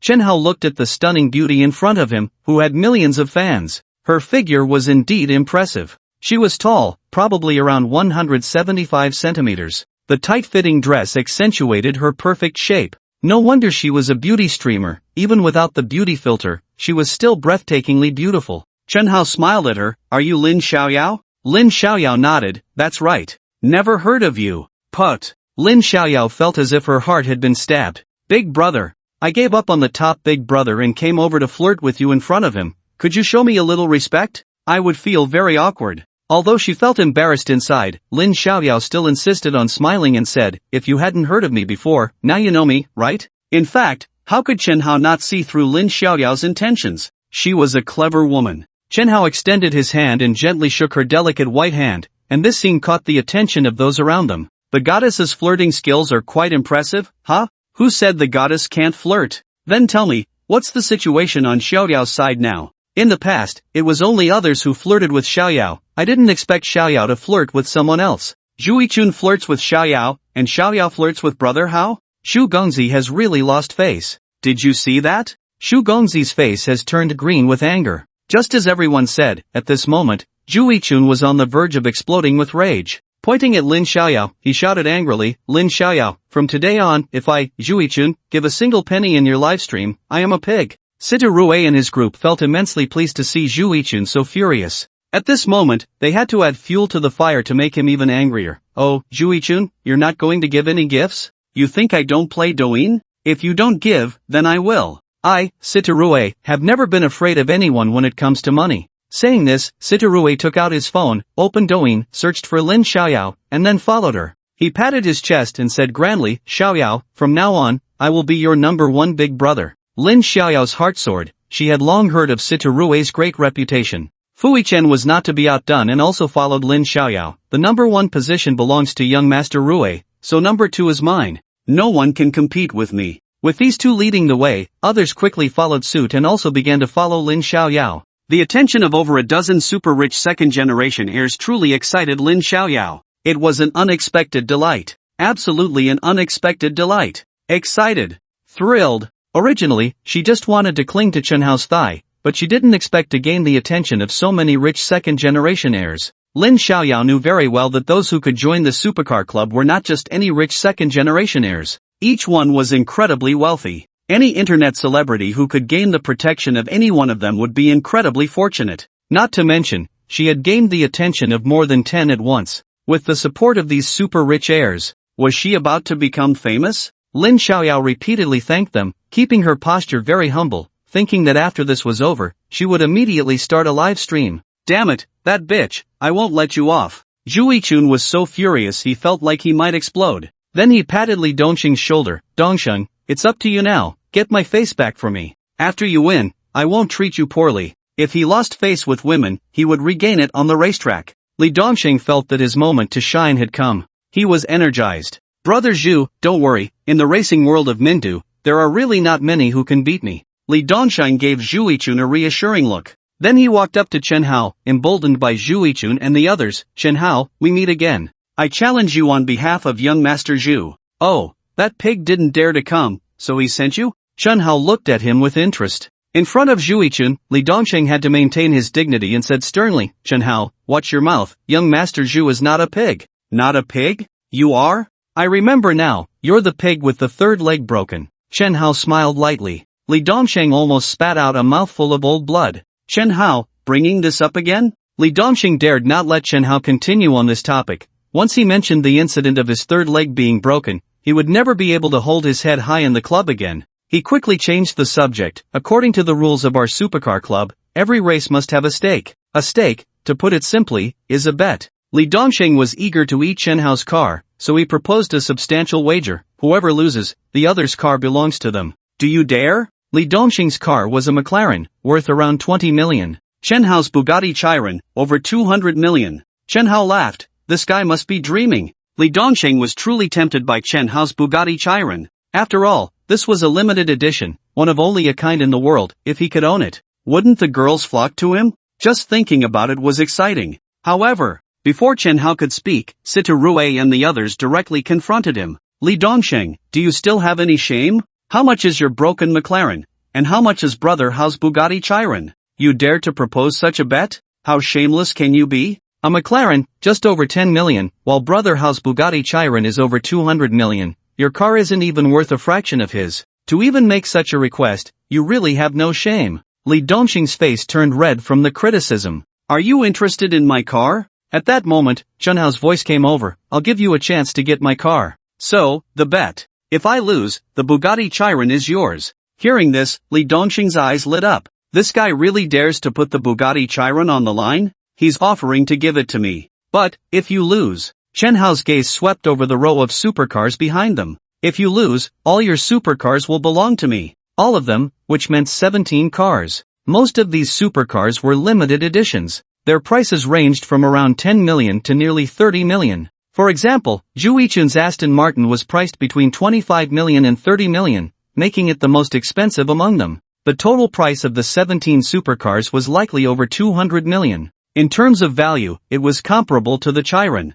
However, although the prices were comparable, Chen Hao's Bugatti Chiron was the only one in the world. There was simply no place to buy it. This car represented status and identity. It was beyond mere monetary value. Whoever owned this car would be an absolute force to be reckoned with, not just in Mindu, but across all of China. Considering this, after some discussion among Li Dongxing, Zhu Yichun, and the others, they felt they wouldn't be at a disadvantage. They readily agreed. After the discussion, Li Dongxing said firmly, Chen Hao, we accept. If I lose, all 17 supercars here will belong to you. If you lose, the Bugatti Chiron will be mine. Chen Hao nodded. Wow, a super gamble of 200 million? This must be the biggest bet since the supercar club was established, right? Brother Hao is really bold. Doesn't he know about Li Dongxing's driving skills? Don't be fooled by this guy's sleazy appearance. His driving skills are definitely not to be underestimated. I've heard that even young Master Rue and Fu Kangxiong might not have the confidence to take him on. Is he really that impressive? Of course. If he weren't, how could Zhu Shao allow him to compete? So, does that mean young Master Hao is in trouble? Listening to the discussions around them, Sita Rue and the others were stifling their laughter. Even if Li Dongxing's driving skills were as impressive as his, so what? I've already been defeated by Brother Hao, and I lost by more than 20 seconds. In fact, Sita Rue suspected that Chen Hao might have even held back at that time. Competing with Chen Hao? You must be joking. 10 minutes later, the two supercars lined up at the starting position. The one on the left was a black McLaren, while the one on the right was a silver Porsche 918. These two cars were similarly priced. Their performance was comparable. In Chen Hao's words, since he was going to win, he would do it fairly. Using a Bugatti Chiron to beat you? That would be overkill. There was no need for that. Chen Hao had found a car of a similar price from Sita Rue and the others. Li Dongxing's passenger seat was occupied by a temporarily recruited internet celebrity. Chen Hao's passenger seat, however, was taken by Xiang Xiu. There was an unwritten rule in the racing world that a member of the opposite sex must sit in the passenger seat. No need for a Bugatti Chiron? You're actually using a 918 to race against me? Chen Hao, are you looking down on me? Li Dongxing turned to look at Chen Hao, a cold smile playing at the corners of his mouth. But this is even better, it'll be easier to win against you. With cars of the same price, I'm not afraid of anyone. If I win, Xiang Xiyu will definitely look at me differently. Chen Hao, just wait and see how I'll crush you. After that, Li Dongxing stopped thinking too much. He rolled up the car window. When racing, one must not be distracted. Xiang Xiyu sat in the passenger seat, gripping the right side armrest with both hands. Nervous? Chen Hao adjusted his seat to the most comfortable position while looking at Xiang Xiyu. Xiang Xiyu stubbornly shook her head. Not nervous. If you're not nervous, then why did you forget to buckle your seatbelt? Xiang Xiyu looked down. Sure enough, she had forgotten to buckle it. How embarrassing. Although Xiang Xiyu was a young girl and had her own driver's license, having driven supercars several times, this was her first experience in a racing competition. She couldn't help but feel a bit nervous. Don't be afraid, I'll try to be steady. Chen Hao leaned forward towards Xiang Xiyu, reaching over to pull the seatbelt over her shoulder. In doing so, their faces were almost touching. Chen Hao's gentle voice and caring demeanor made a warm feeling rise in Xiang Xiyu's heart. Being so close, she could feel Chen Hao's even breathing. He was really handsome. Then, unable to resist, she gave him a quick kiss on the cheek. Xiang Xiyu felt a bit shy. Don't worry, I won't hold you back. Chen Hao smiled. This little girl was becoming more proactive. He pinched her nose. After the race, I'll give you a gift. Xiang Xiyu asked curiously, what gift? Chen Hao laughed, you'll find out soon. By the way, the speed will be quite fast later. If you're scared, just hold on to the armrest. Xiang Xiyu nodded. She thought to herself that she mustn't cause Chen Hao any trouble. After Chen Hao fastened her seatbelt, he sat up straight and buckled his own seatbelt. Outside the car, the crowd was already buzzing with excitement. Brother Hao, go for it. Brother Hao, crush him, let him know what a true car god is. Brother Hao is the best. The streamers were also getting excited. They noticed that as the race was approaching, the heat in their livestream reached an unprecedented height. Those socialites and internet celebrities, including Lin Xiaoyao, looked enviously at Xiang Xiyu in the passenger seat of the Bugatti Chiron. If you were to ask who the most dazzling person tonight was, it was undoubtedly Chen Hao. And who was the most beautiful girl here? Without a doubt, it was Xiang Xiyu. Which woman wouldn't want to sit in the passenger seat of a Bugatti Chiron, basking in the attention of thousands? I also want to sit in the passenger seat of a Bugatti Chiron and tremble in fear. At that moment, Lin Xiaoyao thought of a serious problem. Just now, young Master Rui and the others followed me, but this young Master Chen hasn't followed me yet. At this time, Xiao Xiao jumped out, holding a small red flag and standing in front of the two cars. As the darling of the supercar club, she sometimes also served as the starter. Ready, go! With a heavy swing of the flag in Xiao Xiao's hand, this highly anticipated 200 million gamble began. See you, hold on tight, I'm about to take off. As Chen Hao's voice rang out, a strong push from behind surged forward. Xiang Xiyu felt her whole body press tightly against the seat, experiencing a sensation similar to weightlessness. Is this the legendary launch start? How thrilling! The Porsche 918 roared like a beast unleashed, bursting forth first, and only after that did the McLaren follow. Is the start this fast? It's a full 2 car lengths ahead of the McLaren. How on earth did Brother Hao do it? Falling behind this much right at the start, Li Dongsheng. What do you have to compare with Brother Hao? One step slow, every step slow, Li Dongsheng. You lost right at the start. Situ Rui and the others felt an extreme sense of disbelief. The onlooking streamers were also shocked by Chen Hao's terrifying launch speed. Most of the streamers had come to watch the race more than once or twice. Many of them owned supercars themselves, but none could achieve such a quick start. Perhaps only the elusive president, who is rarely seen, could have such a launch speed? Situ Rui thought to himself. It's just a pity. Even he, the vice president, hadn't seen the president in a long time. Brother Chen Hao, go for it, I believe in you. Xiao Xiao specifically ran to the highest stand, where the view was wide open, the best place to watch the race. Impossible, how could this be? How could he start so fast? Inside the McLaren, Li Dongsheng looked incredulously at the Porsche 918 ahead. His eyes widened in disbelief. He simply couldn't believe that just the start could be so much faster than his. His own start wasn't slow, right? The McLaren and Porsche 918 were similar in performance. Logically, there was no reason for the other to be that much faster. If it were half a car length, that would be one thing. But this was 2 car lengths. How did he do it? Is he a professional driver? If not, How could he start so quickly? The one who laughs last is the true winner. Chunhao, you think starting faster than me means you can laugh last? Overtaking in the curves is my strong suit. The straight section was basically uneventful. As long as the car's performance wasn't too far apart, it was generally difficult to overtake and hard to create distance. Li Dongxing was very familiar with this track. He knew that just ahead, there was a nearly 90-degree sharp turn. Time for a curve overtake. Let me show you what it means to be the drifting prince of the supercar world. Soon, they arrived at the bend. Siturue stared intently, his eyes fixed on Chen Hao's car. Last time, he had been left behind at this very turn by Chen Hao. After that, he didn't even catch a glimpse of Chen Hao's taillights. Last time, he was so focused on driving that he didn't really see how Chen Hao executed the drift. This time, he couldn't afford to miss it. Although Li Dongxing was lagging behind, he wasn't anxious. If he couldn't overtake in a straight line, then it had to be in the turn. As the bend drew closer, Li Dongxing concentrated fully. Chen Hao, I'm going to overtake you. Li Dongxing was ready to unleash his signature move, inner lane drift. However, something unexpected happened. The Porsche 918 in front of him, more than 2 car lengths ahead, showed no signs of slowing down. Li Dongxing's eyes widened. How could you take a turn at such speed without fearing to lose control and veer off the road? Yet, the scene he anticipated did not unfold. Instead, the Porsche 918 executed a master-level drift. After the sharp sound of tires screeching, the roaring engine followed, and the 918 smoothly navigated the turn, disappearing from Li Dongxing's sight in an instant. How is that possible? The speed was too fast. Li Dongxing was genuinely shocked. After playing with cars for so long, it was the first time he had seen someone drift like that. Was he not even slowing down? Am I seeing things? At that moment, Li Dongxing finally witnessed Chen Hao's skill. Is the spirit of the Akina mountain car god possessing him? Wow! Incredible! So this is how drifting can be done? Everyone who witnessed this was left dumbfounded, especially the group from the supercar club, who were utterly stunned.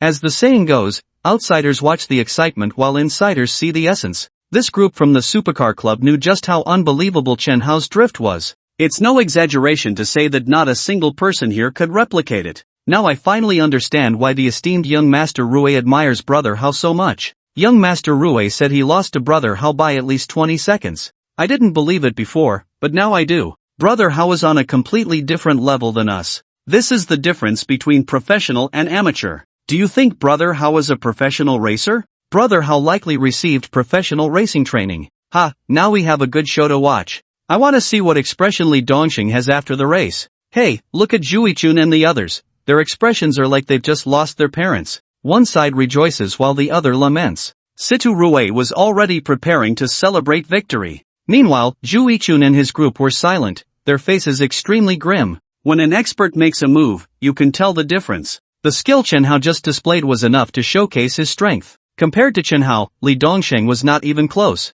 Unless something unexpected happened, Chen Hao was sure to win. The thought of his beloved car losing to Chen Hao made Juichun's heart ache. His car had only arrived last week. Was he really going to hand it over? There had to be an accident. There must be an accident. Juichun even started cursing Chen Hao. He had given up on Li Dongxing. Their only hope now rested on Chen Hao having an accident. Like a flat tire. Like a car crash. But, how could there be so many accidents? When Chen Hao drove the Porsche 918 across the finish line smoothly, Siturue and the others were the first to cheer. Brother Hao wins. Brother Hao is mighty. Brother Hao wins beautifully. Ha, Li Dongxing hasn't arrived yet, and with his driving skills, he dares to compete with Brother Hao? Truly overestimating himself. The internet celebrities rushed over as Chen Hao stepped out of the car. Young Master Hao, you're so handsome. Can I take a photo with you? Chen Xiao, that extreme drift you just did was so cool. Can you teach me? Chen Xiao, can you sign my chest? Brother Hao, let's grab a late-night snack together later. I can drink cold drinks. Young Master Hao, I'm a special reporter for Car Fanatic. Can I interview you? As soon as Chen Hao and Xiang Xiyu got out of the car, they were surrounded like stars. At that moment, Chen Hao was undoubtedly the center of attention. Xiang Xiyu held Chen Hao's hand, stood tall, and tried hard to appear confident, her gaze sweeping over the crowd of admirers. Chen Hao is mine, no one can take him from me. Sorry, I'm busy. Chen Hao directly rejected the swarm of admirers. Not long after, about 20 seconds later, Li Dongxing arrived. After getting out of the car, he glared at Chen Hao with resentment. He couldn't understand where Chen Hao had learned such incredible driving skills. Damn! If he had known, he would have investigated his abilities more thoroughly. Shu Yichun's side had lost. According to their bet, they had a total of 17 cars, all of which now belonged to Chen Hao. Although they felt unwilling and reluctant, no one played dirty. Even the rich second generation had their pride. If they played dirty now, they would truly become a laughingstock, forever ridiculed. One by one, they handed over their car keys. 17 cars. 17 keys. Chen Hao held Xiang Siyu's hand and led her to the cars. I said I would give you a gift before. You don't have a vehicle yet, right? Choose any car you like here. Whichever one you like, I'll give it to you. You're giving me a car? Xiang Siyu was astonished. These cars were all very expensive, and I can choose any? Most of these cars were limited edition models, rarely seen in the outside world. The cheapest was over 10 million. The most expensive exceeded 25 million. Letting me choose freely? My God. This gift is truly too extravagant. Do you think only boys like driving sports cars? That only boys like to show off in sports cars? Not at all. Girls feel the same way. Otherwise, just take a look at the garages of those rich second-generation girls to see if there are any supercars. Xiang Siyu immediately envisioned herself driving a supercar, cruising through the university town. Just thinking about it made her excited. But it was too expensive. Xiang Siyu didn't dare to accept. Chen Hao saw through her thoughts at a glance and gently pulled her into his embrace. We've already crossed that line, why are you still being so polite with me? Xiang Siyu shook her head. No, it's just. Chen Hao interrupted her. Be good, choose one. How could my woman, Chen Hao, take the bus every day? Hearing those words, Xiang Siyu's heart warmed. He acknowledged that she was his woman? Excited. Then I'll choose. With that, Xiang Siyu stopped hesitating. That one, please. I like the red one. Xiang Siyu pointed to the Ferrari LaFerrari parked next to the Aston Martin. The official guide price for the Ferrari LaFerrari is 23 million Huaxia coins. However, a few years ago, a rich second generation in Magic City went bankrupt. Helpless, Zixia had to auction off her cherished LaFerrari to pay off debts. As a result, the auction price reached a staggering 35 million. So, this is a supercar that not only retains its value but can also appreciate if well maintained. I have to say, Xiang Siyu has a good eye. She picked the best car among them. In fact, she has no idea which of these sports cars is expensive and which is cheap. She has done no research on sports cars at all. The reason she chose the LaFerrari is that it is the only red one among them. Girls have an innate love for pink and red. When Chen Hao handed the car keys to Xiang Siyu, she couldn't wait to get into the car. I finally have my own car. The first car in my life is a LaFerrari. Although Xiang Siyu has a driver's license and experience driving sports cars, she doesn't drive them often. Chen Hao really wasn't at ease letting her test drive alone, so he arranged for the only female rich second-generation driver besides Sita Rue to accompany her. Brother Hao, that's generous, giving away a car worth over 20 million just like that? After Xiang Siyu left, Sita Rue and the others gathered around, giving a thumbs up. Even for him, it was impossible to give away such an expensive car so easily. Did you see those women around? Whether they have boyfriends or are single and looking for rich men, they look at you like wolves eyeing sheep, practically ready to pounce. Fu Yichen laughed. A car worth over 20 million, and you just gave it away without batting an eye. What woman wouldn't be tempted by such a big gesture? By the way, Brother Hao, what do you plan to do with these cars? Sell them or keep them? If you're selling, I have connections. I can guarantee a good price. If all were sold, it would be over 2 billion. Currently, Chen Hao has 1 billion in cash, over 500 million in stock funds, and a double return card, totaling nearly 20 billion. The key point is, he also has the cash cow, Hualong Capital. So, there's really no need to liquidate these cars. Let's keep them. They won't sell for much anyway, alright? Then I'll arrange for someone to deliver these cars back to you. Just give me an address. Thanks. Brother Hao, you're too polite, this is too formal. On Lin Xiaoyao's side, she was genuinely shocked by Chen Hao's generosity. She had seen quite a few rich second-generation individuals, but this was the first time she had encountered such extravagance. A single move worth over 20 million. No, it was over 30 million. It's said that a second-hand LaFerrari is even more expensive than a new one. Previously, Xiang Siyu had been inseparable from Chen Hao, so she had to be careful not to overstep, always maintaining a polite demeanor, fearing to upset the main character. Now that Xiang Siyu was gone, she knew the opportunity had come. She swayed over with graceful steps. Congratulations, young Master Chen, on your great success. By the way, I added young Master Rue and the others on WeChat, can we add each other too?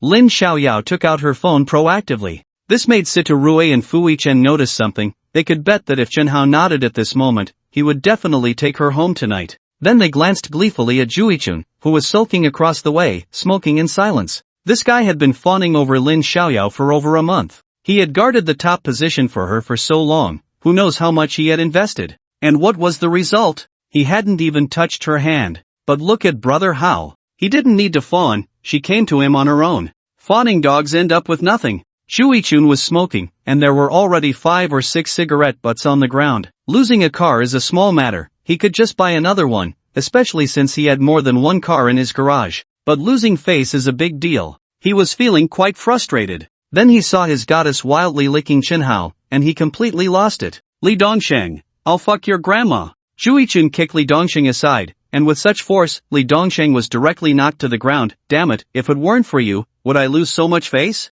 Can't drive. What the hell are you showing off for? Li Dongsheng shouted in protest. Are you hitting me because you lost the race? Damn it. Your woman ran off with someone, and you take it out on me. Is this how a big brother behaves? Juichun, however, didn't care about anything and just started hitting. Li Dongsheng didn't dare to fight back. He screamed and ran away, finally unable to take the beating. He ran down the mountain, not knowing where he went. Damn, you run fast. Otherwise, I would have killed you. After venting his anger, Juichun felt a bit better. He looked at his watch, it was already the agreed time of 8 o'clock. The reason Juichun hadn't left yet was that he was waiting for his boss, Fu Kangxiong. Only his boss could help him regain the face he lost earlier. At that moment, 2 strong beams of light suddenly shone in. Juichun's body trembled. The boss is here? Chen Hao, let's see how you die this time. Chen Hao, Sitarue, and the others all turned their gazes over and saw a convoy of 5 or 6 luxury cars slowly approaching. They finally stopped in front of everyone. Chen Hao's eyes gradually narrowed. Fu Kangxiong, you finally came. With the appearance of this convoy, the scene became lively again. Is Fu Kangxiong here? With the arrival of this row of cars, the atmosphere became lively once more. Is this Fu Kangxiong? I recognize that car. I've seen it at Dihao and Kong Le Club. It's Fu Kangxiong's. 5 luxury cars. When Fu Xiao shows up, it really is impressive. But I'm puzzled. Today is for racing. Why did he come in a Rolls Royce? It doesn't look like he's here to race at all. Not only were the onlookers confused, but even Chen Hao and Sitarue looked bewildered. Today is a car race. Fu Kangxiong, what the hell are you doing with a Rolls Royce? Are you planning to race us in a Rolls Royce? You're too arrogant, aren't you? The 5 cars that arrived. The first one is a Rolls Royce worth around 10 million. It's comfortable, but for racing? I've never seen anyone use a Rolls Royce for racing. Behind the Rolls Royce were 4 identical Land Rovers. These cars are suitable for off-roading, but in front of supercars, they are just little brothers. If it weren't for Sitarue telling Chen Hao that the Rolls Royce was also Fu Kangxiong's throne, Chen Hao would have thought the person inside wasn't him. After the convoy stopped, the people in the Land Rovers got out first. Dressed in all black, black pants, black shoes, and wearing very pretentious sunglasses at night. Each one was nearly 6 feet tall. They had crew cuts. They looked like professional gangsters. What the hell is Fu Kangxiong doing? Bringing so many bodyguards, does he want to fight? Fu Kangxiong didn't drive a supercar but a Rolls Royce. Clearly, he's not here for racing. Looking at this situation, it's a bit concerning. Sitarue and Fu Yichen noticed that something was off. Their expressions began to turn serious. If Fu Kangxiong goes crazy, he really goes crazy. After these men in black got out, they respectfully stood in 2 rows by the Rolls Royce's door. Then they opened the car door. Fu Kangxiong stepped out of the car. Even though Chen Hao and Fu Kangxiong had clashed several times, it was the first time they were actually meeting face to face. This guy wasn't very tall. At most, he was just over 170. However, he was quite strong, giving off a bit of a bodybuilder vibe. But his muscles weren't as exaggerated as those of a real bodybuilder. He wore a simple shirt, which was stretched tight by his muscles. At first glance, he gave off a powerful, masculine impression. It was clear that this guy worked out regularly. Behind him were 2 people, 1 male and 1 female. The young man was completely ignored by Chen Hao, as he had never seen him before. When Chen Hao saw the woman, he couldn't help but smile. Wasn't this the Wu Wanqing who had been punched and humiliated? The moment Wu Wanqing saw Chen Hao, her eyes seemed like they could devour him. If looks could kill, she would have shot him dead several times over. And when she noticed that Chen Hao's gaze was actually on her chest, she instinctively crossed her arms to cover herself. Now you can't see it, can you? It doesn't feel like there's a big one and a small one. It must be fake. Definitely padded. Chen Hao smiled lightly. Wu Wanqing noticed the expression on Chen Hao's face, and a meaningful curve appeared at the corner of her mouth. This made Wu Wanqing stomp her foot in frustration. Damn it, he must have figured out that it was padded, he must be mocking me. A group of people marched over. Fu Kangxiong sized up Chen Hao from head to toe. To be honest, this kid looked even more handsome in person than in photos and videos. This made Fu Kangxiong a bit jealous. No man wants to be anything less than tall and handsome. The same goes for rich second-generation heirs, they just don't want to show it. Looking at Chen Hao's not-so-muscular body, Fu Kangxiong couldn't understand how Chen Hao could defeat Wu Wanqing. How could he have punched her chest and exploded it? How did he train? Where did he learn his martial arts? Since deciding to protect the Chu family, Fu Kangxiong knew he had made an enemy of Chen Hao. Knowing oneself and one's enemy ensures victory in every battle. So, he sent someone to investigate Chen Hao's background. The information he obtained was, Chen Hao was an orphan, abandoned at an orphanage when he was 6. His father and mother were untraceable, and nothing could be found about his life before the age of 6. With the help of the orphanage, Chen Hao attended elementary and middle school. Due to his excellent grades, he was admitted to a prestigious high school for free. He smoothly entered Mindu University, starting a life of working while earning tuition. During college, he had a girlfriend. She had no background and came from the countryside. They broke up amicably because she wanted to study abroad. Half a month ago, he received his diploma. Chen Hao's past was simple, it was just a story of a struggling orphan. Plain and ordinary, no different from anyone else. However, he couldn't understand. According to his research, Chen Hao was just a lowly ant at the bottom. So why, upon graduation, did he have the Star Dream Fate Company? How could he buy into Hualong Capital, which could even compete with the Fuguo Group? There was no record of him having a martial arts mentor either. So how did he become so powerful? Even Wu Wanqing was defeated by him in one punch? This was the most puzzling part for Fu Kangxiong. He understood Wu Wanqing's strength. Officially, she was his personal assistant, but in reality, she was a high-priced bodyguard hired from Anbang Group. Even within Anbang Group, Wu Wanqing's strength was considered formidable. Could it be that he missed something in his investigation? Was there something little known that he hadn't uncovered? Forget it. It didn't matter. He could investigate slowly later. The urgent matter was to regain his face. Several times in a row, the people Fu Kangxiong sent out were humiliated by Chen Hao, which made him feel that his authority had been greatly insulted. If he didn't regain this face, if he didn't teach Chen Hao a harsh lesson, in the future, how would he establish himself? Boss, you finally made it. We've been waiting for you so long. Zhu Yichun finally saw Fu Kangxiong arrive, and he rushed over with his people. In the eyes of these people, Fu Kangxiong held absolute authority. Boss, before you came, we had a race with Chen Hao and lost. All the brothers' cars went to Chen Hao. Boss, losing the cars is minor, but losing face is major. You must help us regain our face, and of course, getting the cars back would be the best outcome. Fu Kangxiong patted Zhu Yichun's shoulder. Tell the brothers not to worry, I'm here today for more than just getting a few cars back. Upon hearing this, Zhu Yichun's spirit was lifted. Not just getting a few cars back? Goodness! Is the boss planning to take a hard stance against Chen Hao? Hee, Chen Hao. Let's see how you die this time. No matter how I look at it, Fu Kangxiong doesn't seem like he's here to race. He didn't bring a sports car and has so many bodyguards with him. It's obvious he's not here for racing. What is he planning to do? Could it be that because Zhu Yichun and the others lost their driving skills, Fu Kangxiong wants to regain their face through force? I heard that Fu Kangxiong has had a grudge against Chen Hao for a long time, but I'm not clear on the details. Regardless, it seems like there's going to be a good show to watch. Amidst the discussions, Fu Kangxiong walked straight up to Chen Hao, stopping 2 meters in front of him. Bear, what do you mean by bringing so many people here? Sitarue and Fu Kangxiong had always been at odds, and they were sure to clash upon meeting. Sitarue, the grievances between us, I'll settle with you later. I'm not here to find you today, so you better get lost. What if I don't? What can you do to me? Sitarue was not intimidated, instead, he looked at him provocatively. Fu Kangxiong's expression darkened. The conflict between him and Sitarue had been brewing for a long time. He knew Situarue's temperament well. He always considered himself the top dog, while Fu Kangxiong was second. Apart from the president, he had never seen Sitarue admire someone so much. What charm does Chen Hao possess that makes Sitarue willingly follow him? Sitarue, I don't have time to play with you right now. The current situation indeed favored Fu Kangxiong. Although Sitarue had about 20 people with him, they were just a bunch of rich second-generation kids. They could race, but when it came to fighting, they had no combat power. A few bodyguards could easily take them all down. However, Fu Kangxiong really didn't want to lay a hand on Sitarue. They had long-standing grievances, but neither could do anything to the other. They had never thought of resorting to violence because if he hit Sitarue today, tomorrow Sitarue would find someone to hit him back. It was pointless, and now was even less suitable for hitting him. The Fu group was already taking action against the Wallon group,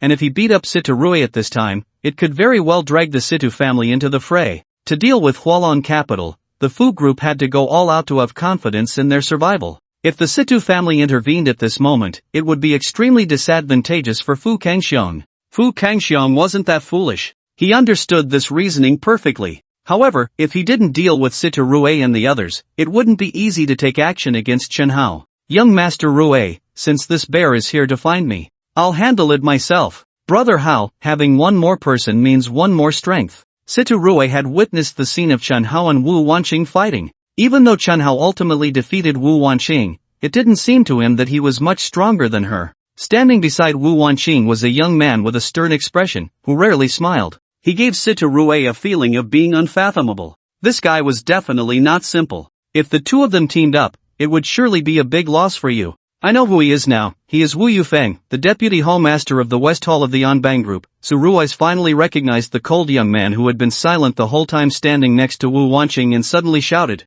"What did you say? Anbang group? The second in command of the West Hall? Rui's, are you sure you didn't mistake him for someone else?" Upon hearing the name Anbang group, even Situ Rui's expression turned grim. If he really was from Anbang group, then things would be a bit tricky. Su Rui's nodded firmly. "I didn't mistake him, I'm sure it's him." Situ Rue glared at Fu Kangxiong. This guy was ruthless, actually inviting someone from Anbang group. Wait, Wu Wanqing, Wu Yufeng, they both have the surname Wu? Could it be that they are siblings? Situ Rue finally understood completely. Wu Yufeng had come to seek revenge for his sister. The Anbang group has a wide range of businesses, one of which is providing bodyguard services. They can serve as bodyguards for wealthy businessmen. They can also serve as bodyguards for celebrities. Of course, if you can afford it, they will arrange for someone to be your bodyguard. And since Wu Wanqing had been bullied by Chen Hao, she could no longer protect Fu Kangxiong, so Anbang group naturally had to send multiple people over.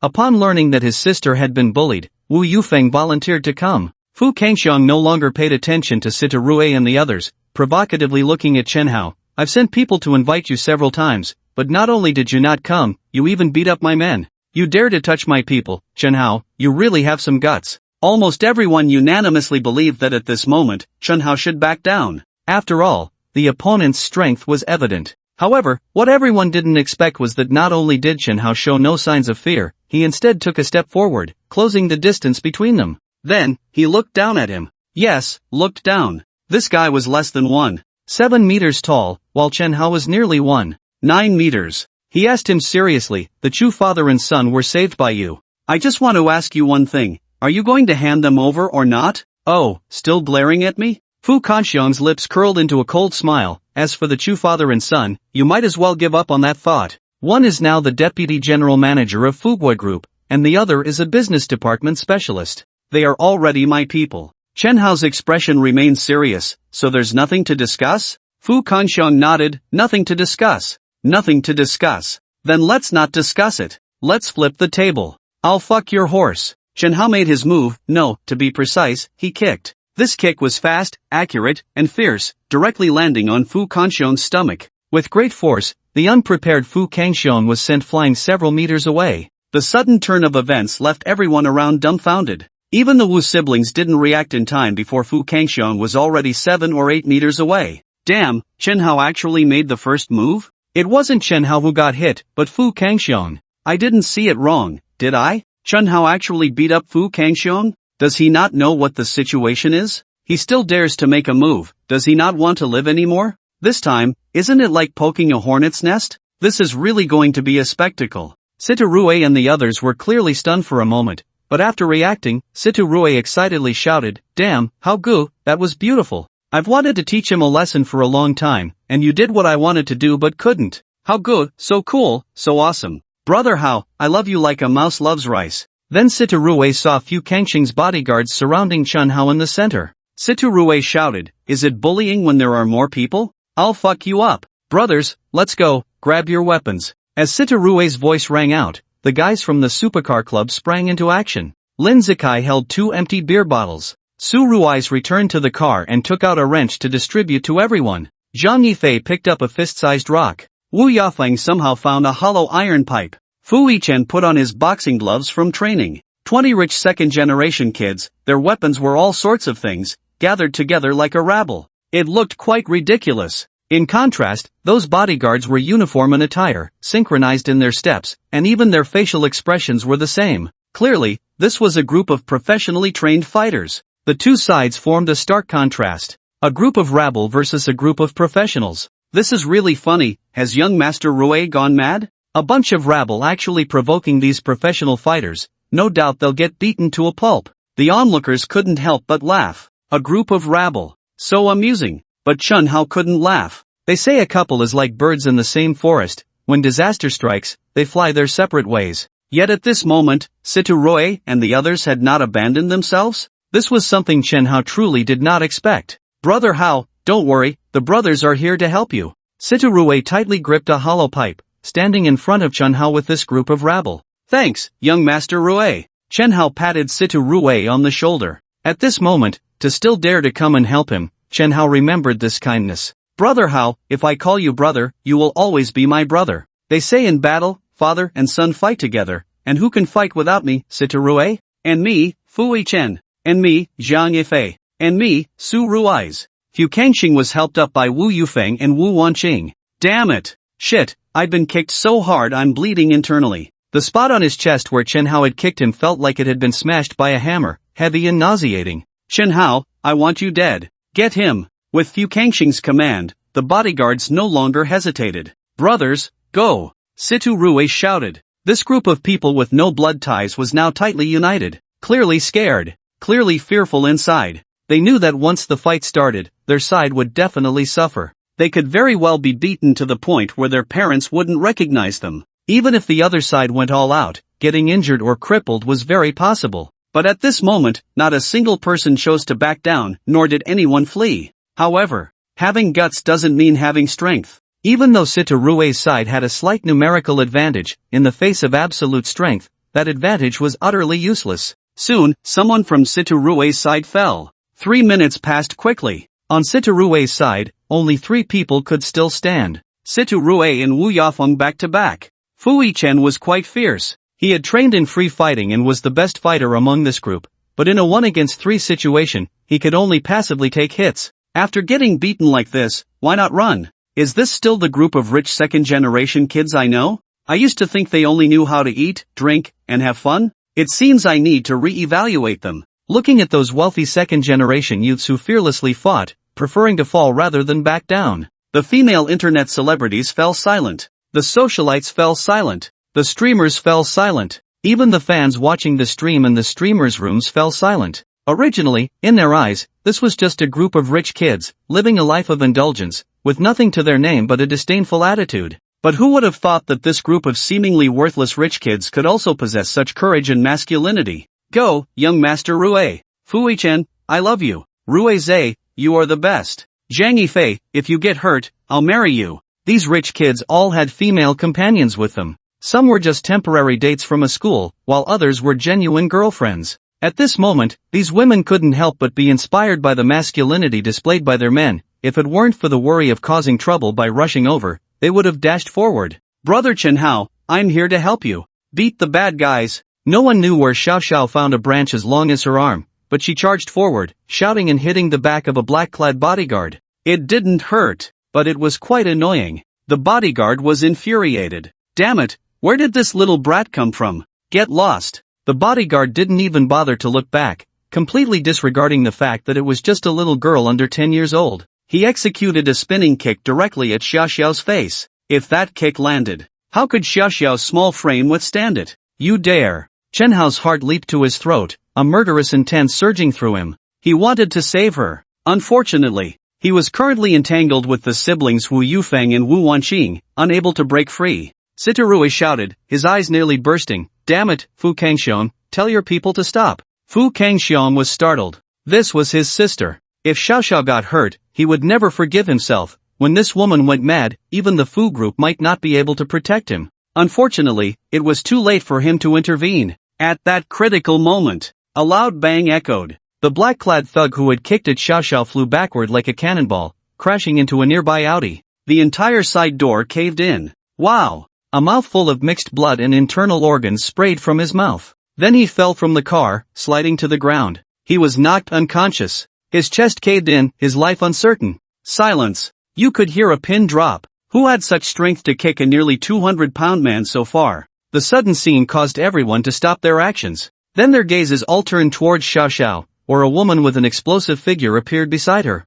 Zhou Lin? The boss? Chen Hao and Sitaroy exclaimed almost in unison. Can someone tell me who this woman with an explosive figure is? That figure, that face, that tiny waist, those long legs are simply amazing. I'll pay $1,000 for this woman's contact information. Who has it? I'll pay right here. The moment Zhou Lin appeared, all eyes around her were drawn in. It instantly gave people a refreshing feeling. However, they were puzzled as to why such a seemingly delicate woman had such incredible strength. Just moments ago, they had witnessed her kick the 200-pound bodyguard flying out. Such power is not something an ordinary person can possess. In fact, most practitioners can't achieve it either. Shut up already, this woman is not someone an ordinary person can handle. She is the current president of the Supercar Club, known as Devil Lin. No way, she's the elusive president of the Supercar Association? I've heard about her for a long time, but I've never had the chance to meet her. It's said that she's a female Tyrannosaurus. I thought a female Tyrannosaurus should be more muscular, but her figure is simply amazing.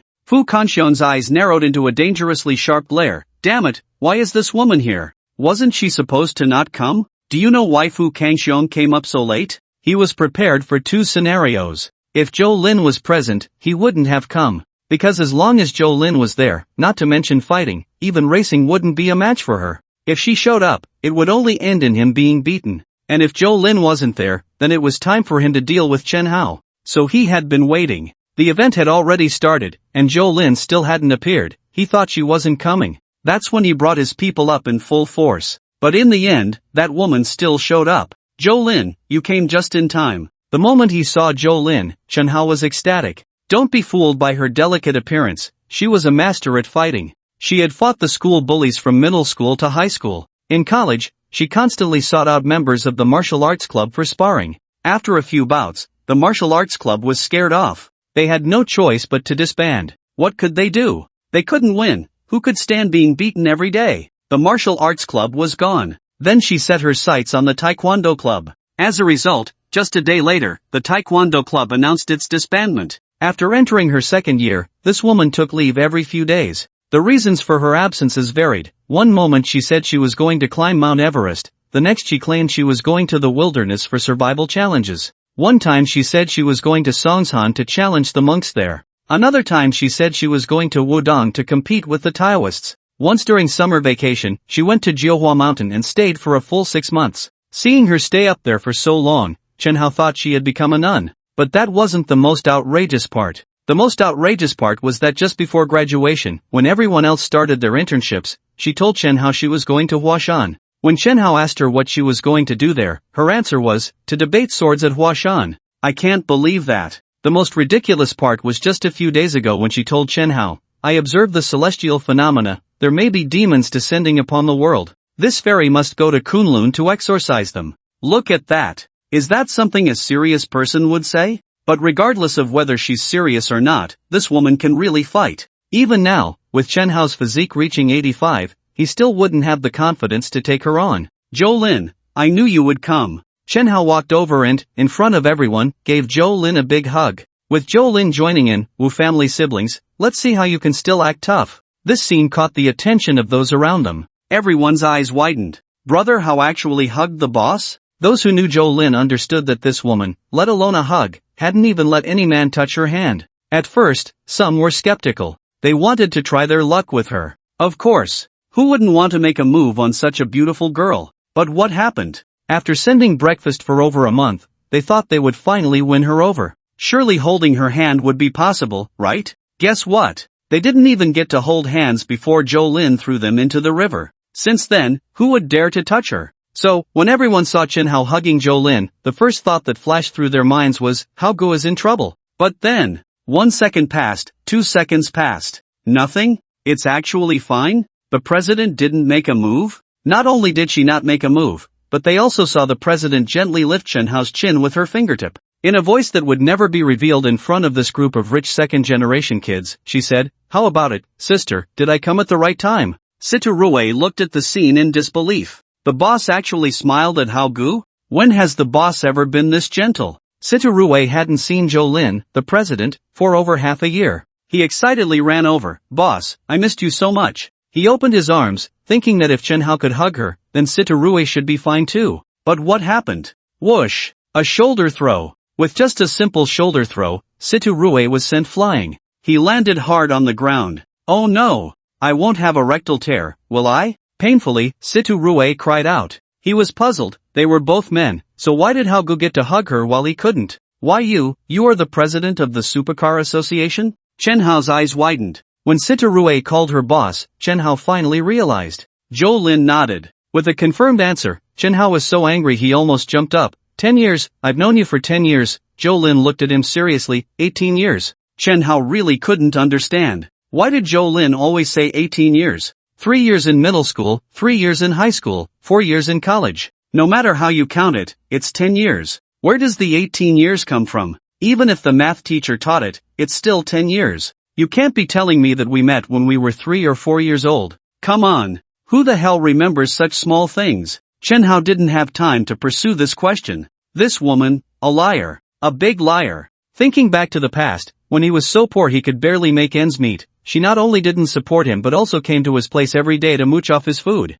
Does she know how long I had to work to earn enough for a meal? Liar, big liar. She's been fooling me for 10 years. He. Feeling wronged? How about this? Why don't you marry me, sister? I'll spend the rest of my life making it up to you. Jolin smiled like a flower, her gaze towards Chen Hao filled with tenderness. Siturue and the others looked on, all showing expressions of surprise. Is this really my boss? When has my boss ever been this gentle? Has she changed gender? Chen Hao knew a secret about Jolin. This woman doesn't like men. So, faced with the tenderness Jolin was showing at that moment, Chen Hao directly brushed off her hand resting on his shoulder. Are you messing with me again? Boring. Jolin shrugged indifferently. Then she turned her gaze to Fu Kangxiong. Fu Kangxiong, did you forget what I said? I told you, no fighting is allowed within the supercar club. Do you think my words are just passing wind? Hearing Jolin's questioning voice and sensing the anger in her words, Fu Kangxiong's heart couldn't help but skip a beat. But still, fear or not, he couldn't lose face.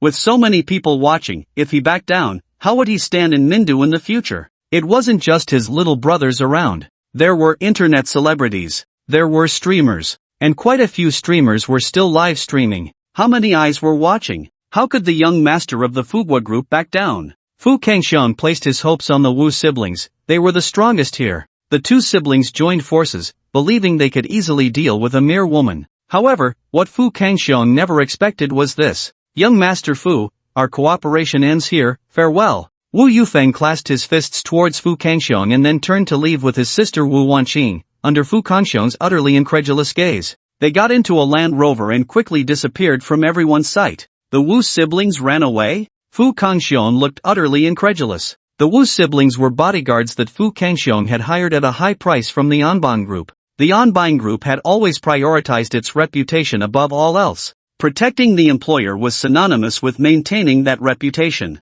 There had never been a case of abandoning the employer and running away. Wasn't that equivalent to ruining their own brand? Inside the Land Rover, Wu Yufeng was driving, while Wu Wanqing sat in the passenger seat. Wu Wanqing couldn't understand her brother's sudden retreat. Brother, are we really just going to leave young Master Fu behind? If something happens to him, it will have a huge negative impact on our Anbang Group's reputation. How are we going to explain this to the young lady when we get back? Wu Yufeng's gaze was fixed ahead, seemingly unconcerned. Wanqing, do you know who Jolin is? Wu Wanqing nodded. Of course, she is the president of the Supercar Association. Everyone in the association both respects and resents her, mainly because she is very strong. Brother, can she fight as well as you? In terms of combatability, Wu Wanqing was no match for Wu Yufeng. Wu Yufeng smiled helplessly. Wanqing, let me tell you something. The previous president of the Supercar Association was not Jolin. It was our young master. Wu Wanqing was taken aback. Our young master? Prince Hui? How come I didn't know this? At one supercar club gathering, an uninvited guest showed up. Jolin. As soon as she arrived, she challenged our young master. My young master lost. The position of president had to be handed over to Jolin, but you know my young master's temper. Having suffered a loss, he couldn't just let it go. He planned to take revenge. He sent Uncle Wu and Beitong's son Dongqing to deal with her. Wu Wanqing curiously asked, "But those are two of Anbang Group's top generals, their strength is no less than yours, brother." Zhou Lin must have been in for a tough time, right? Wu Yufeng shook his head. It was indeed tough, but not for Zhou Lin, it was for those who went. Uncle Wu had one of his arms broken and is now permanently disabled, and Dongqing's liver was ruptured. He spent a month in treatment before he was out of danger. Wu Wanqing remembered that she had visited Dongqing in the hospital last year, not realizing he had been beaten by her. This incident caught the attention of the young lady and the madam, and while they were discussing how to take revenge, Zhou Lin actually came knocking on our door. She was the first person to come to us since Anbang Group established itself in Mindu. Wu Wanqing couldn't wait to ask, "What happened then?" Wu Yufeng said, "We initially thought she was walking into a trap, but once the fight started, we realized something was off. No one could stop her, and in the end, it was still Lord Dao who stepped in." Wu Wanqing was shocked. Lord Dao? Lord Dao, nicknamed Blade, was undoubtedly the strongest fighter in the Anbang Group. There was no one else like him. He was also the protector of the Anbang Group. Lord Dao fought Zhou Lin at the top of Yuping Mountain. No one knows who won or lost, only that for the next 3 months, Lord Dao did not make an appearance, and Zhou Lin showed up at the supercar club the very next day. Wu Wanqing asked, "Did Lord Dao hide away to recover for 3 months? Could it be that in the end, Lord Dao lost?" Wu Yufeng smiled, "As long as you understand in your heart, that's enough." Since then, the entire group was clear that there was someone in Min who could not be provoked, nor could they afford to provoke her. Her name was Zhou Lin. After hearing this, Wu Wanqing couldn't help but feel shocked. With her own strength, she had intimidated the entire Anbang Group. This woman was terrifyingly powerful, but she was even younger than herself. How had she achieved this? Was her martial arts talent really that exceptional? By the way, not many people know about this, so don't spread it around, Wu Yufeng added. Wu Wanqing nodded, "Brother, I can keep a secret. I won't say anything." Maintaining the group's reputation, of course, was not something to be shared outside. Fu Kangxiong had already cursed the Wu siblings' ancestors 18 generations over in his heart. How could the dignified Wu brothers be so afraid? As the Wu brothers left, Fu Kangxiong knew that his position today had drastically declined. Staying here would only bring him humiliation. He intended to leave. But now, it wasn't going to be that easy to leave. Chen Hao took the hollow iron pipe from Sita Rui's hands and struck it directly against Fu Kangxiong's knee. With such force, the entire hollow iron pipe was deformed. "Ah, my leg." Fu Kangxiong fell to the ground, clutching his right knee in pain, howling as if the bone inside had surely shattered. This scene startled those around them. Was that strike really that heavy? With that hit, Fu Kangxiong's leg must be broken, right? But this is young Master Fu. Whether it's broken or not, I don't know, but I do know that from today on, the feud between Chen Hao and Fu Kangxiong is completely settled. What the crowd didn't know was that ever since Fu Kangxiong had tried to protect the Chu father and son, their enmity had already begun. Just when everyone thought the matter was over, Chen Hao unexpectedly stepped on his face, looking down at him. "Remember, this is the consequence of provoking me, Chen Hao." In the end, Fu Kangxiong still left, carried away by his bodyguards, filled with endless resentment. It was truly the first time in his life he had suffered such a great humiliation. Compared to a broken leg, being stepped on was the real humiliation, especially in front of so many people. Damn it, there were even people live streaming. He had embarrassed himself internationally. "Chen Hao, just wait, Fu Kangxiong, will come back for you." "Brother Hao, awesome." "Brother Hao, that last kick was truly devastating. Fu Kangxiong will become a laughingstock from now on." From now on, whenever Fu Kangxiong is mentioned, people will definitely think of him being stepped on. "Brother Hao, impressive. You did what I wanted to do but didn't dare to." Of course, some were worried about Chen Hao. "Brother Hao, Fu Kangxiong's background is significant. After being humiliated like this today, he won't let it go easily. Brother Hao, you need to be careful in the future. I know you can fight, but while a direct attack is easy to dodge, a hidden one is hard to guard against. It's better to be cautious." Chen Hao understood this reasoning. If Fu Kangxiong just let it go, then he wouldn't be Fu Kangxiong. "Brothers, how are your injuries?" Many had been knocked down in the previous fight, and Chen Hao was concerned about their conditions. "It's nothing, just some minor injuries. No big deal." Only one person had dislocated a shoulder. Just a dislocation. For Zhou Lin, that was nothing.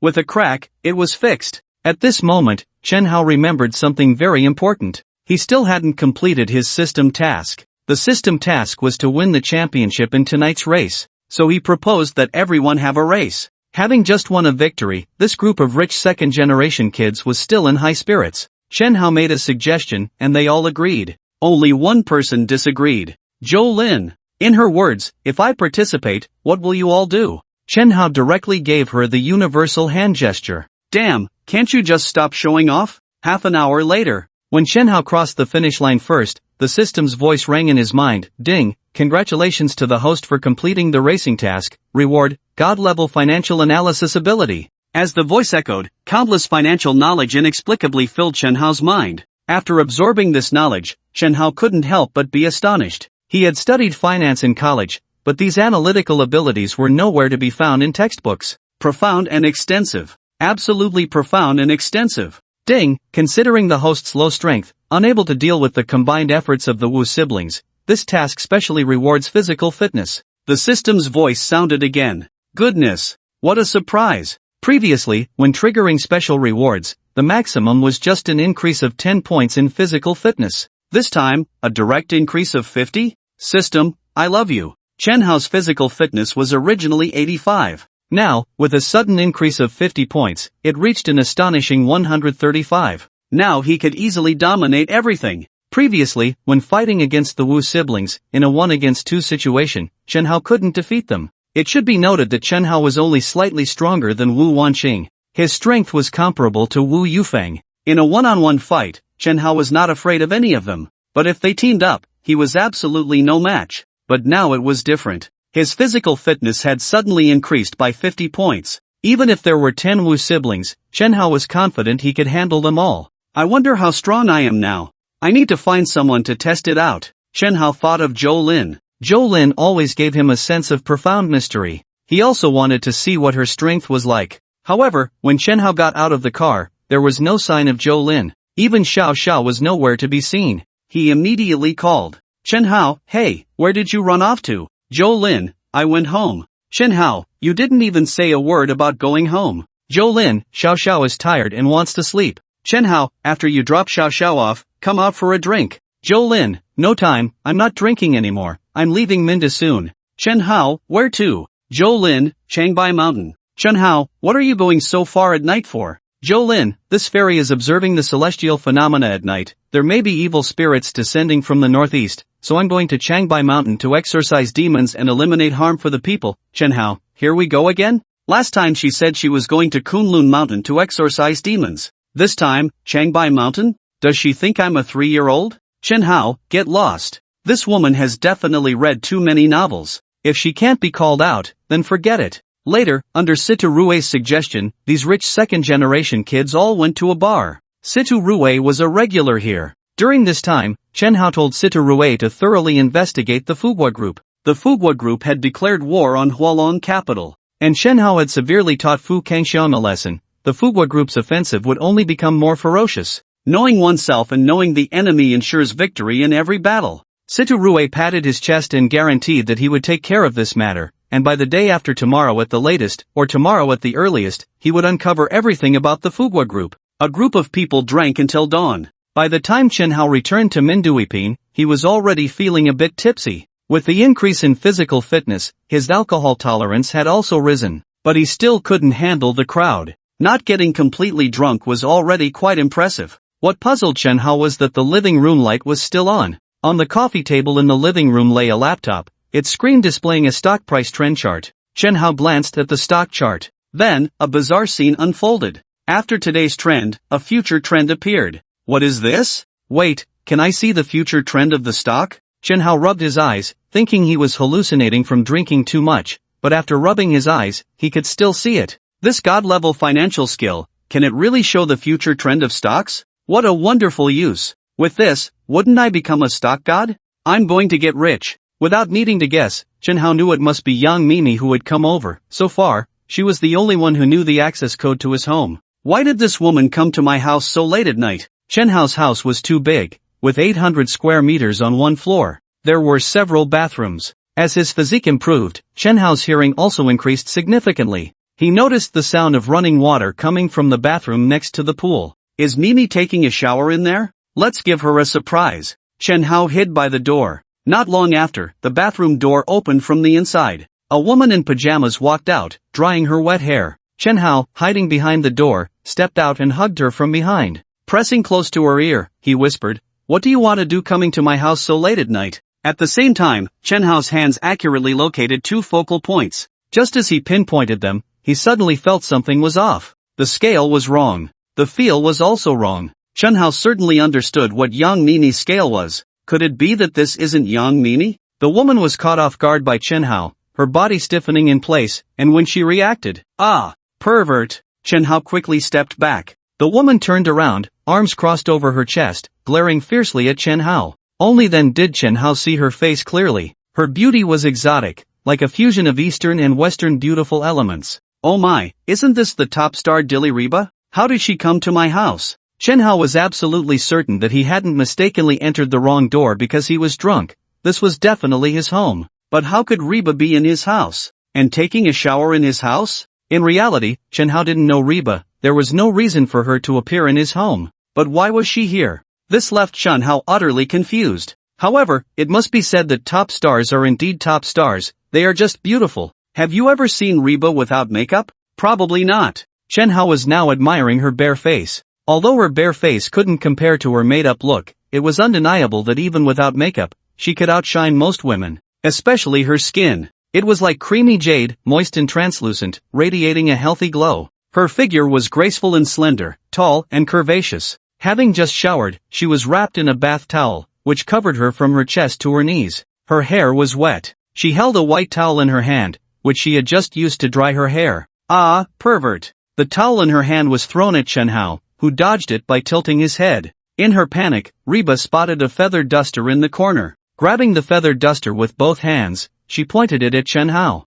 "You, don't come over. If you come any closer, I won't be polite." "Ah, don't come over." Chen Hao guessed there must be some misunderstanding between them and explained, "I said, don't be agitated. I didn't mean to, I mistook you for someone else. Let's sit down and talk this out." Chen Hao's original intention was to resolve the misunderstanding between the two. However, Reba did not think so. He must have seen the weapon in her hand and got scared, trying to trick her into putting it down so he could make a move. "Do you think I'm that foolish? Misunderstanding? What a load of crap. You came in and grabbed me, just grabbed me." It was truly difficult for Reba to say this. "You leave, get out of here quickly, or I will call the police." Chen Hao was speechless. "Call the police? I should be the one calling the police. Let me tell you, this is my home, and I want to ask you, what are you doing here at my house so late at night?" Reba was confused. "This is your home?" The reason Reba was at Chen Hao's place was that she and Yang Mimi were not just boss and employee, they were also very good friends. Both were top stars, working in the same company. Reba was even promoted by Yang Mimi. A few days ago, Reba received a photo sent by Yang Mimi. It was taken at a sky pool. This made Reba want to experience what it felt like to swim at a height of 100 meters. Taking advantage of her schedule, Reba came to Mindu. However, just because Reba had a schedule didn't mean Yang Mimi did. Yang Mimi only accompanied Reba for a short swim in Chen Hao's pool before leaving her at Chen Hao's house and diving back into her busy work. She was too busy. Even now, she still hadn't returned. Chen Hao simply sat on the sofa. "Of course, this is my home. I get it. You are Yang Nini's friend, right? Did she bring you here?" Hearing Chen Hao mention Yang Nini made Reba feel it must be true. Not a thief? She finally breathed a sigh of relief. But then, remembering how he had shamelessly pinched her in two key spots from behind, Reba was quite angry. "You did that on purpose earlier, didn't you?" Chen Hao hadn't reacted yet to what she meant by on purpose when this woman, without any martial ethics, swung the feather duster at him. "What the hell? Is she really hitting me? It hurts. I'll kill you, you pervert." While cursing and hitting, Chen Hao was sitting down and, unable to dodge in time, got hit several times. He originally thought, since he had mistaken her for Yang Mimi and even touched her, he might as well take a few hits. But what was the result? This woman just wouldn't stop hitting. There was no trace left of the gentle and virtuous top star image on screen. She was completely like a woman throwing a tantrum after being wronged. "Still hitting? If you keep hitting, I will fight back," Chen Hao said with righteous indignation. Reba was in a fit of anger. How could she possibly stop? Seeing that this woman wouldn't listen to reason, Chen Hao had no choice but to pull out his big move. He yanked at something and then ran. "Run, let's see where you can go." Reba raised the feather duster and was about to chase after him, but at that moment, she strangely felt quite cool. Looking down, then she suddenly realized, "Damn it! This guy had pulled off her bath towel. 10 minutes later, dressed and holding a kitchen knife, Reba stood at the edge of the pool, glaring fiercely at Chen Hao in the center of the pool. Reba shouted, "Get up here!" As the king of the building in Mindu, Chen Hao's home had a total area of 1,600 square meters across 2 floors. Although the house was spacious, he could be found no matter where he hid, so Chen Hao simply jumped into the pool. Wearing only his shorts, he had just his head above water. Chen Hao in the center of the pool, "You want me to come up so you can chop me? Do you think I'm stupid? Not going up. If you have the guts, come down." "Reba, get up here." "Chen Hao, you come down." Hot Ba's lungs felt like they were about to explode. "Are you coming up or not?" "Chen Hao, I'm just not going up." The two of them held their ground for a full hour, and finally, Hot Ba couldn't take it anymore. Her voice hoarse from shouting, she threw down the kitchen knife and stormed off. This was Chen Hao's home. Naturally, she couldn't stay here for the night. She went to Yang Nini's house downstairs. After arriving downstairs, she realized a very serious problem. She didn't have the key to get in. The lock on Yang Nini's door was not like Chen Hao's, which was a password lock. It required a key. In fact, most celebrities prefer not to use password locks at home, knowing that computer whizzes can easily crack them. It's not safe, so they mostly use keys. Then, Hot Ba called Yang Nini again, but unfortunately, Yang Nini didn't answer. She called again. Still no answer. What could Yang Nini be doing? Hot Ba was feeling frustrated now. She couldn't get into her home and couldn't reach Mimi. What was she supposed to do at this late hour? Was she going to have to spend the night in the hallway? A gust of wind blew by, and Hot Ba couldn't help but sneeze. She had no doubt that staying here for a night would definitely give her a cold, and she had to fly to Magic City tomorrow to shoot a variety show. How could she shoot if she caught a cold? There was no other way. She could only go back upstairs and knock on Chen Hao's door. With Hot Ba's commotion, Chen Hao's drunkenness had worn off, and after climbing out of the pool, he couldn't sleep, so he just sat down in front of the computer. He looked at the stock chart on the screen. This was the US stock market. He never expected that Hot Ba was still playing with US stocks. Because of the time difference, the opening hours of the US stock market are in the evening in China. Chen Hao switched from daily charts to intraday charts, and then a strange scene unfolded. The intraday trends for the next 3 hours bizarrely appeared. In 5 minutes, this stock is going to plummet? The maximum drop is 6 points? Buying such a junk stock? Or is it heavily invested? When Chen Hao entered the fund's account page and looked at the stocks above, he was truly speechless. She had a total of 23 million in her account. Of course, this was in US dollars. Currently, she only held one stock, with a position of $15 million.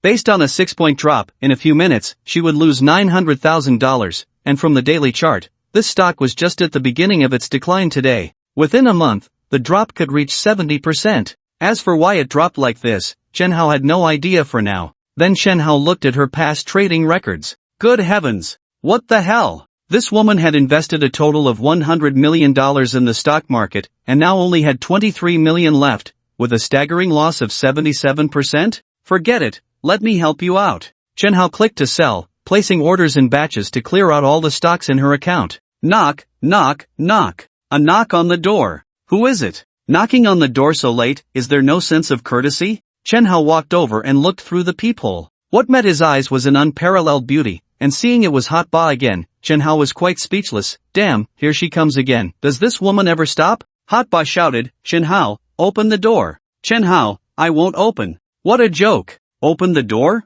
Open the door to let you in to chop me up? Do you think I'm stupid? Hot Ba, Chen Hao, are you going to open or not? Chen Hao, no, I won't open. Hot Ba, you really won't open? Chen Hao, not even if you kill me, I won't open. As soon as Chen Hao's voice fell, there was a click, and the door unlocked. Reba appeared at the doorway, a rather smug expression on her face. Didn't expect that, did you? When Sister Mi left, she told me the password to your house. Seeing Reba at the door, Chen Hao instantly became alert, ready to run towards the pool. If this woman went for a kitchen knife, he would jump into the pool at the first opportunity. For the first time, Chen Hao felt that the pool could save his life. How wonderful! Reba was going to stay at Chen Hao's place tonight. This was living under someone else's roof. He needed something from her. He thought, what if he pushed Chen Hao too hard and this guy kicked him out? So his attitude softened a bit. Forget it, since you're Sister Mi's friend, I won't hold it against you today. But not holding it against you doesn't mean I've forgiven you.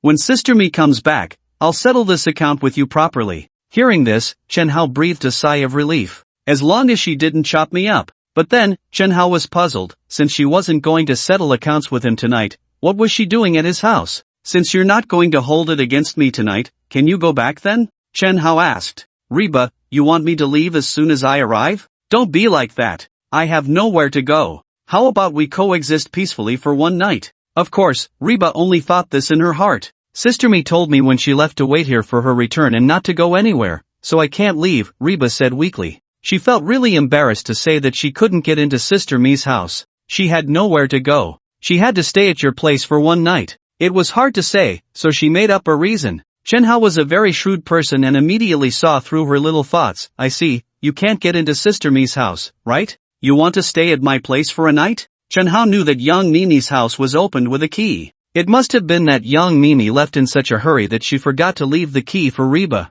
This woman was too embarrassed to say it outright. Reba, found out? Awkward. Blushing. Embarrassed. Fine, just don't kick me out. At worst, I really won't chop you up tonight. Oh my god, how could this happen? Reba noticed the stock trend on the computer screen, plummeting straight down, dropping 3 points in an instant, with no signs of stopping. 3 points. That was tens of thousands of dollars. Even for a top-tier celebrity like Reba, losing $4,000 to $50,000 in an instant was extremely painful. To know that converted to Chinese currency, it was a full 3 million. Chen Hao's voice came, don't make a fuss, it's only dropped 3 points now. After a while. Reba, it will go up after a while? Chen Hao shook his head. No, what I mean is, after a while, it will drop even worse. Reba immediately shot him a glare. Are you cursing me to lose money? Reba stubbornly said, you say it will drop worse, why don't I believe you? Do you think you're a stock god who can predict stock prices? Humph. You say it will drop. I insist it will rise.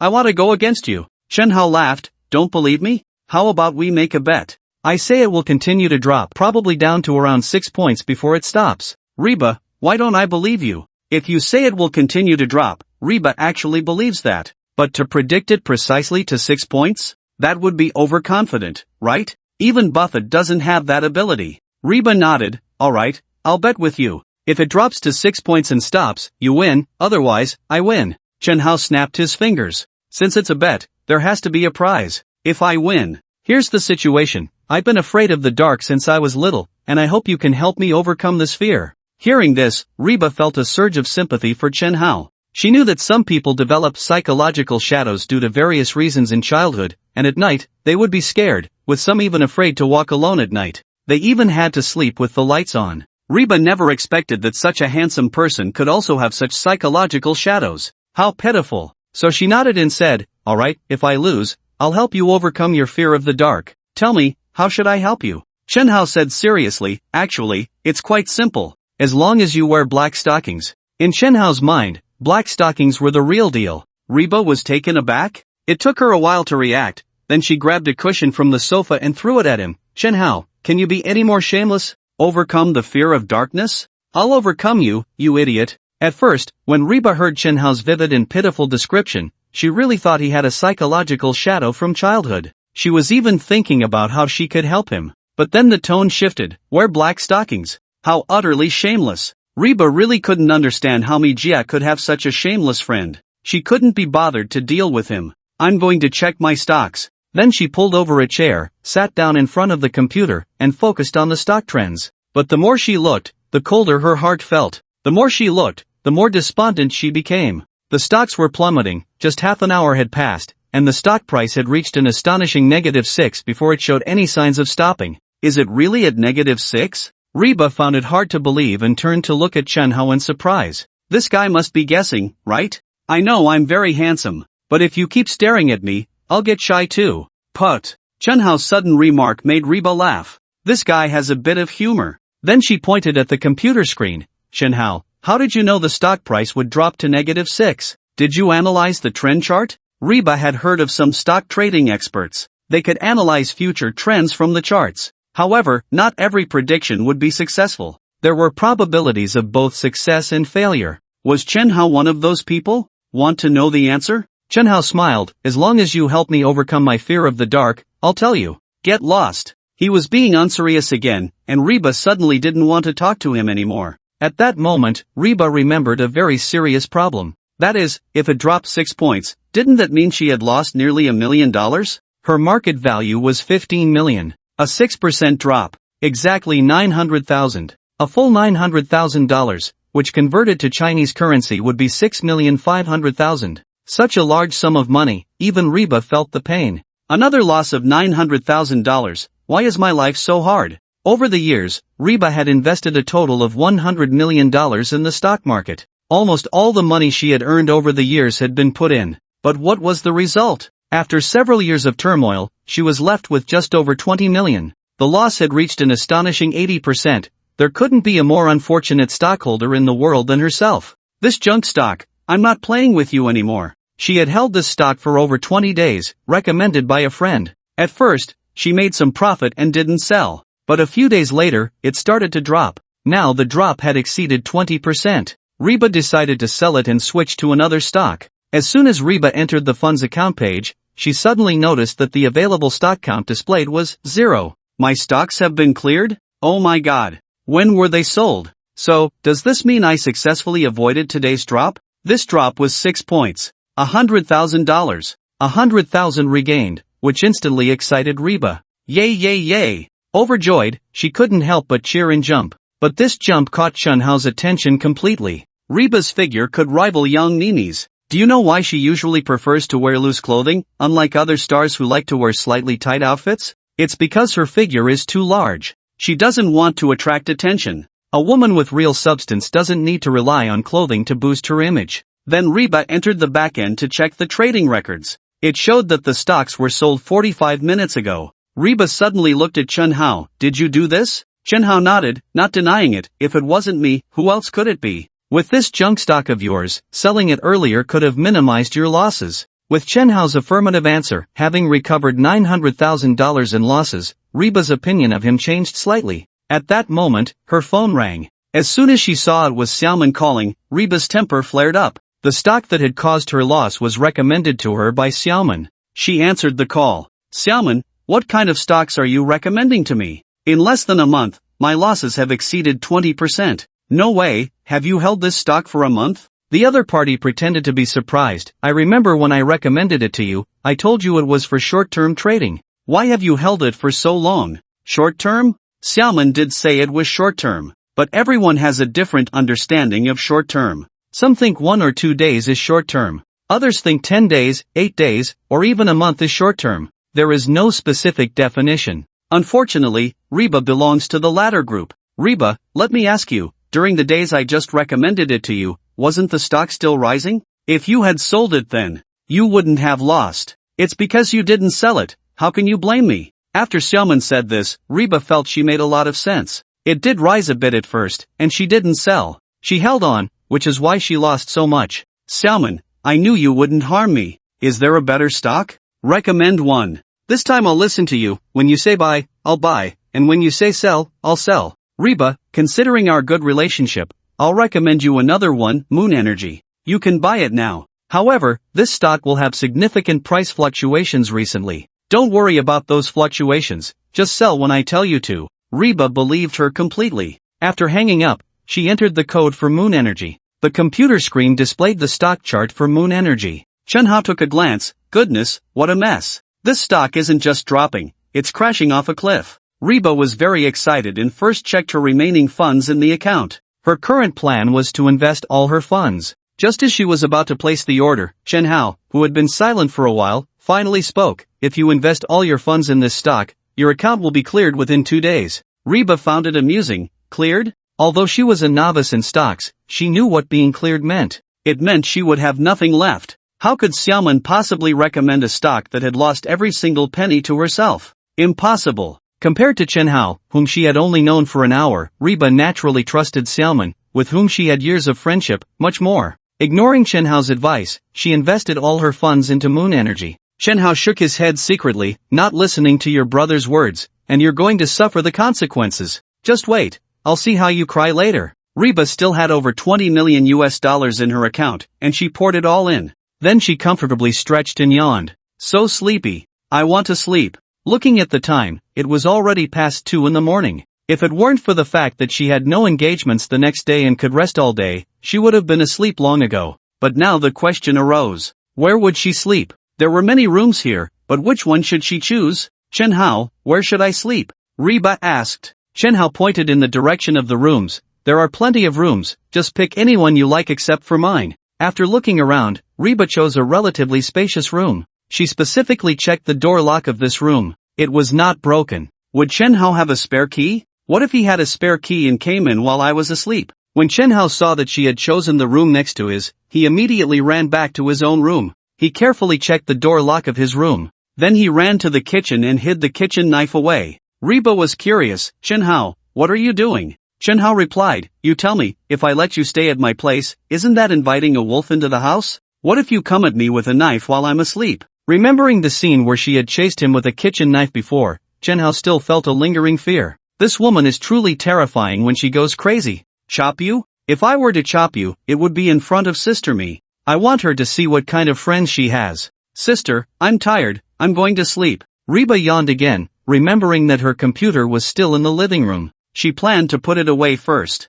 But when she arrived in the living room, she saw the stock chart for Moon Energy plummeting. When she bought it, the stock price was still slightly rising. It had only been a few minutes. How could it have dropped? Fluctuations are normal, it should be fine, Reba thought to herself. Stocks go up and down, they can't just keep rising. Didn't Xiaoman say that this stock would have larger fluctuations? No problem. I'll wait and see. But 10 minutes later, the stock price had already dropped by 15%. The trading mechanisms of US stocks and Huaxia stocks are somewhat different. US stocks operate on a system where you can buy and sell on the same day. Also, there are no limits on price fluctuations. This means that it could rise by 100% in one day or drop by 100%. Reba noticed the stock price continuing to fall, and her sleepiness vanished. At first, she was still trying to comfort herself, thinking this was a normal fluctuation, but when the stock price fell below -20%, she could no longer remain calm. She immediately called Xiaoman. Xiaoman, what's going on? Why is it dropping so badly? I put all my money in, and now I've lost 20% all at once. I invested over $20 million US. That's a huge loss. Is Moon Energy reliable or not? Xiaoman said, Reba, don't worry. Didn't I tell you? This stock has larger fluctuations. Just wait a bit longer. What if it rebounds? By the way, I suggest you don't sell right now. Look at you, you've already lost 20%, which is several million Huaxia coins. If you sell now, you'll lose a lot. Reba felt that Xiaoman made a lot of sense. Selling now would indeed be a huge loss. She is a star. Although her income is high, a loss of tens of millions is still extremely painful. Wait. Just wait a little longer. If we keep waiting, the stock price is going to hit rock bottom. Chen Hao walked over from behind, pointing at the trend chart on the screen. Can't you see these sell orders pouring out like crazy? I don't know what happened with this stock, but it must have encountered some very bad news. So, I advise you to sell early. Xiaomin said to wait a bit longer. Reba replied. Who exactly is this Xiaomin that you trust her so much? Chen Hao asked. Xiaomin is a stockbroker at a securities company.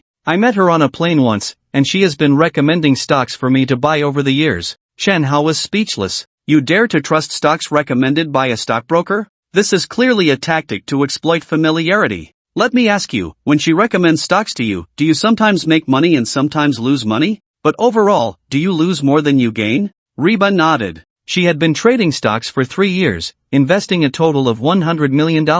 Now, only over $20 million remained. Are you saying Xiaomin is trying to harm me? That makes no sense. Why would I harm myself? I have no grievances with her. Chen Hao was speechless. What a foolish woman. You can actually trust a woman in finance? Let me give you an example. For instance, if the major shareholder wants to sell, there has to be someone to take over, but there aren't that many buyers. At this point, the major shareholder will find a contact person, most of whom are from securities companies, because they have a lot of resources from big clients. For example, they would recommend the stock. Because of the existing trust, they would buy the recommended stock without hesitation, while the major shareholder takes the opportunity to sell. The resources get trapped at high prices. And you are the resource, Xiaomin is the contact person. Do you understand? Reba seemed to ponder. She felt that what Chen Hao said made some sense, but she still found it hard to believe. She had a good relationship with Xiaomin privately. Although they didn't meet often, she would make a point to gather with her during holidays and festivals. She had received quite a few gifts from her.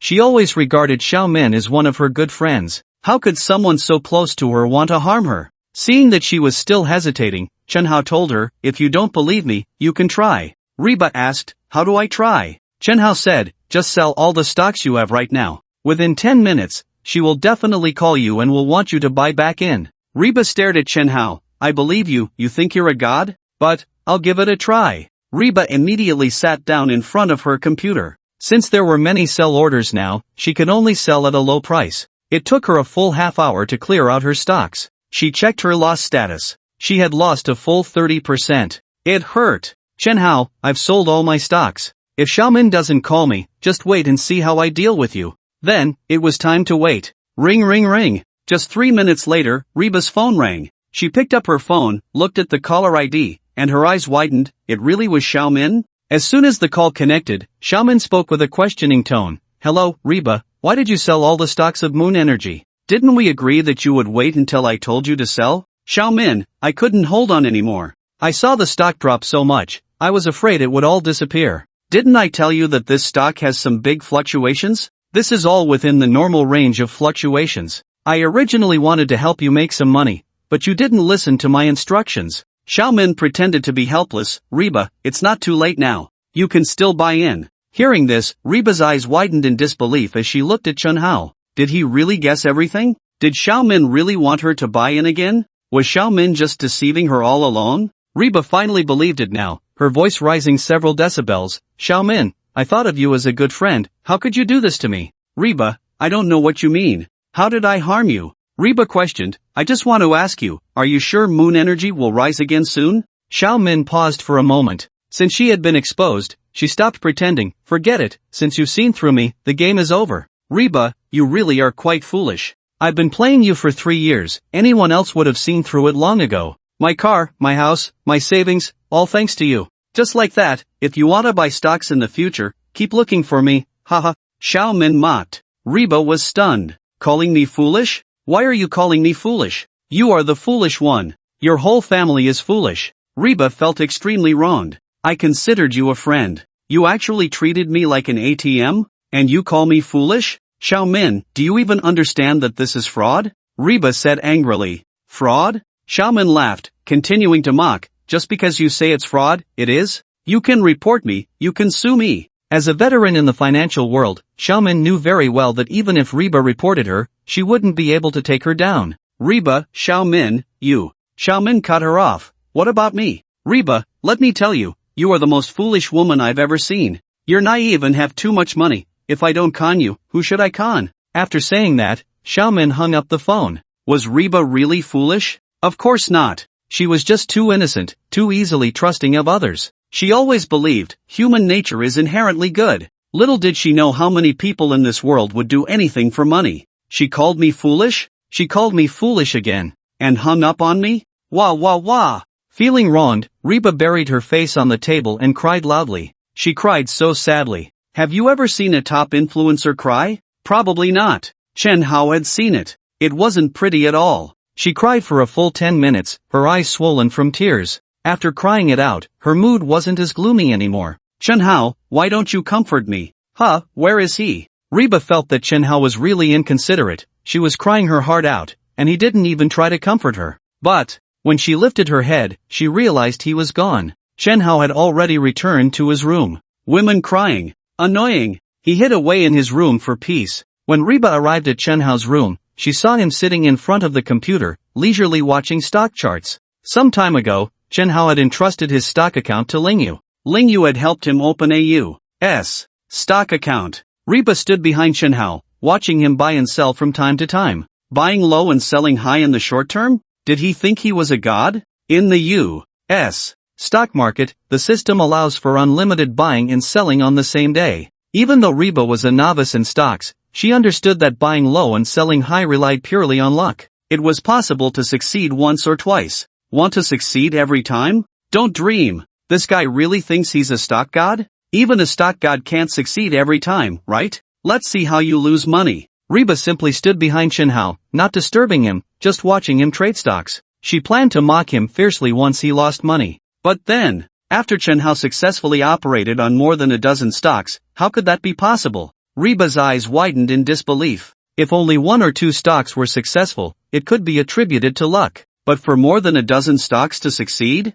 The probability was extremely low. Moreover, Reba noticed that Chen Hao always placed his orders in advance. Every time the stock price dropped to that level, it would stop falling and start to rebound. Each time he sold, it was also close to the highest price. Is it really that magical? If she hadn't seen it with her own eyes, Reba would never believe that such an incredible person existed in the world. No wonder he could live in such a luxurious house. With this ability, the stock market was like an ATM. Even for a top star like Reba, buying a house worth hundreds of millions was quite challenging. Of course, loans were a different story. She couldn't figure out how Chen Hao could be so impressive. Then she thought of something. If Chen Hao could help her with stock trading, she could recover her losses in no time. No, wait. Teaching someone to fish is better than giving them fish. He was so capable. If I could become his disciple and learn this skill from him. Once I learn it, who needs to make movies anymore? Who needs to be a star? I'm so tired of making movies and participating in variety shows.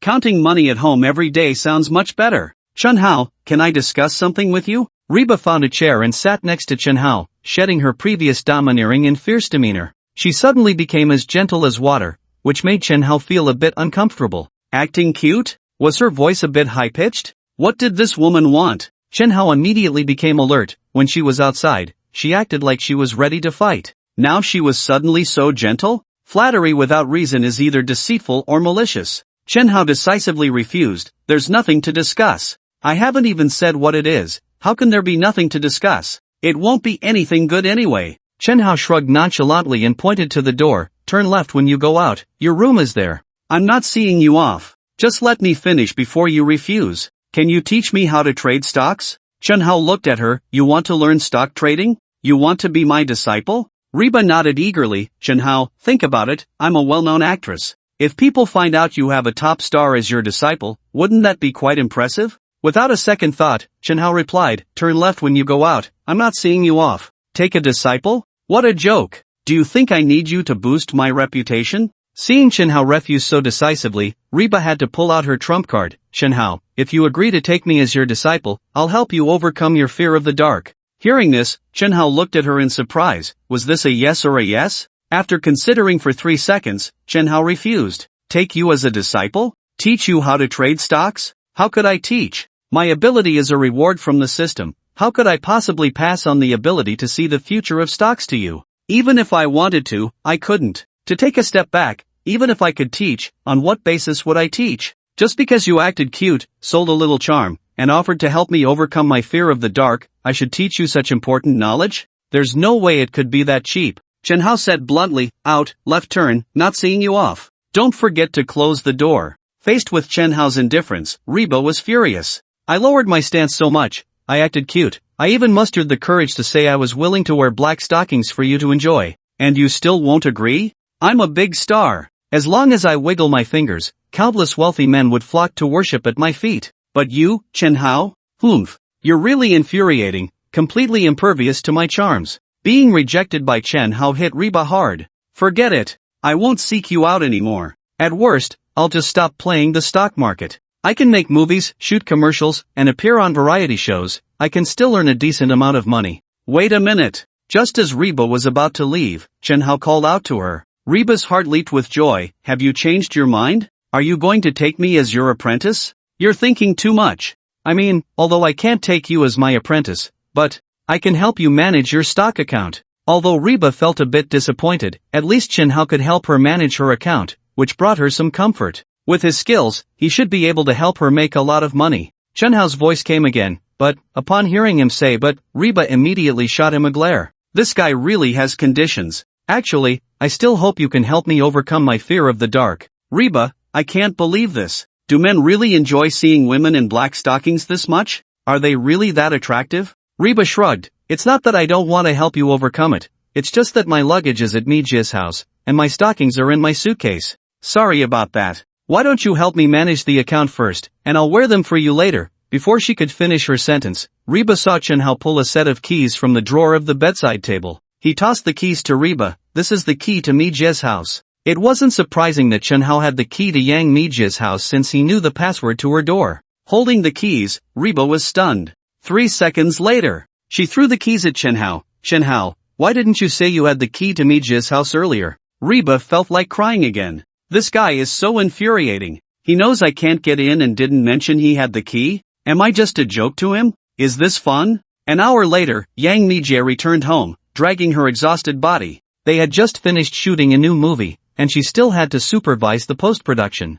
She was busy. When she got home, she saw Reba tossing and turning in bed, clearly unable to sleep. Mijie, you're back. I called you so many times, but you didn't answer. Seeing Yang Mijie back, Reba sat up. My phone died. My assistant wasn't around. I gave her a day off, so I didn't have a charger. Why are you still awake so late? Yang Mijie's question made Reba quite annoyed. Mijie, who's the person living upstairs? What a jerk. What did Chen Hao do to you? Here's what happened. Reba recounted the whole story to Yang Mijie in detail. After hearing it, Yang Mijie laughed. That's something he would do. By the way, did you wear it in the end? Mijie, how can you still laugh? Did you wear it or not? Of course not. I, Reba, have my pride, okay? How could I wear it for him? Alright, I'm exhausted, I'm going to sleep. With that, Reba lay down and covered her head with the blanket, not wanting to be seen. Alright, then sleep. Yang Mijie stood up, ready to leave for a shower. However, she spotted black stockings?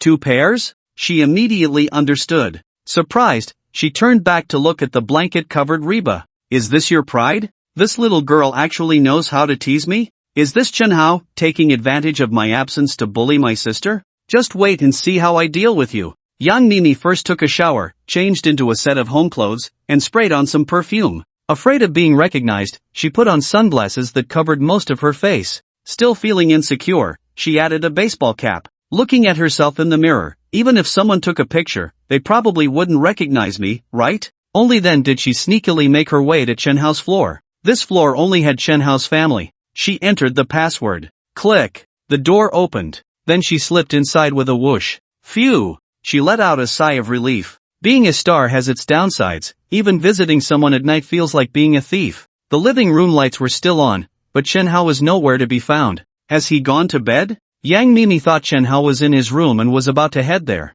Suddenly, she realized someone had hugged her from behind. Chen Hao wrapped his arms around her waist, his head close to her ear, greedily inhaling the scent on her. The fragrance wasn't too strong. It was fresh and pleasant, intoxicating. What are you doing here so late at night? Are you missing me? Chen Hao whispered in her ear. Missing you? I couldn't care less about you. I'm here to demand an explanation. How dare you bully my sister? Chen Hao laughed. He certainly didn't believe that. If it were a demand for an explanation, she would have just called or come during the day. After all, who goes to someone's house in the middle of the night to demand an explanation? If someone found out and it got exposed, it would be hard to explain even if she jumped into the Yellow River. It would greatly affect her career. She couldn't be that foolish. So, Chen Hao knew very well that her demand for an explanation was just an excuse. They were both adults. With such a big risk of coming to his house at this hour, did she really not understand what it meant? No more hesitation. He directly picked her up in a princess carry.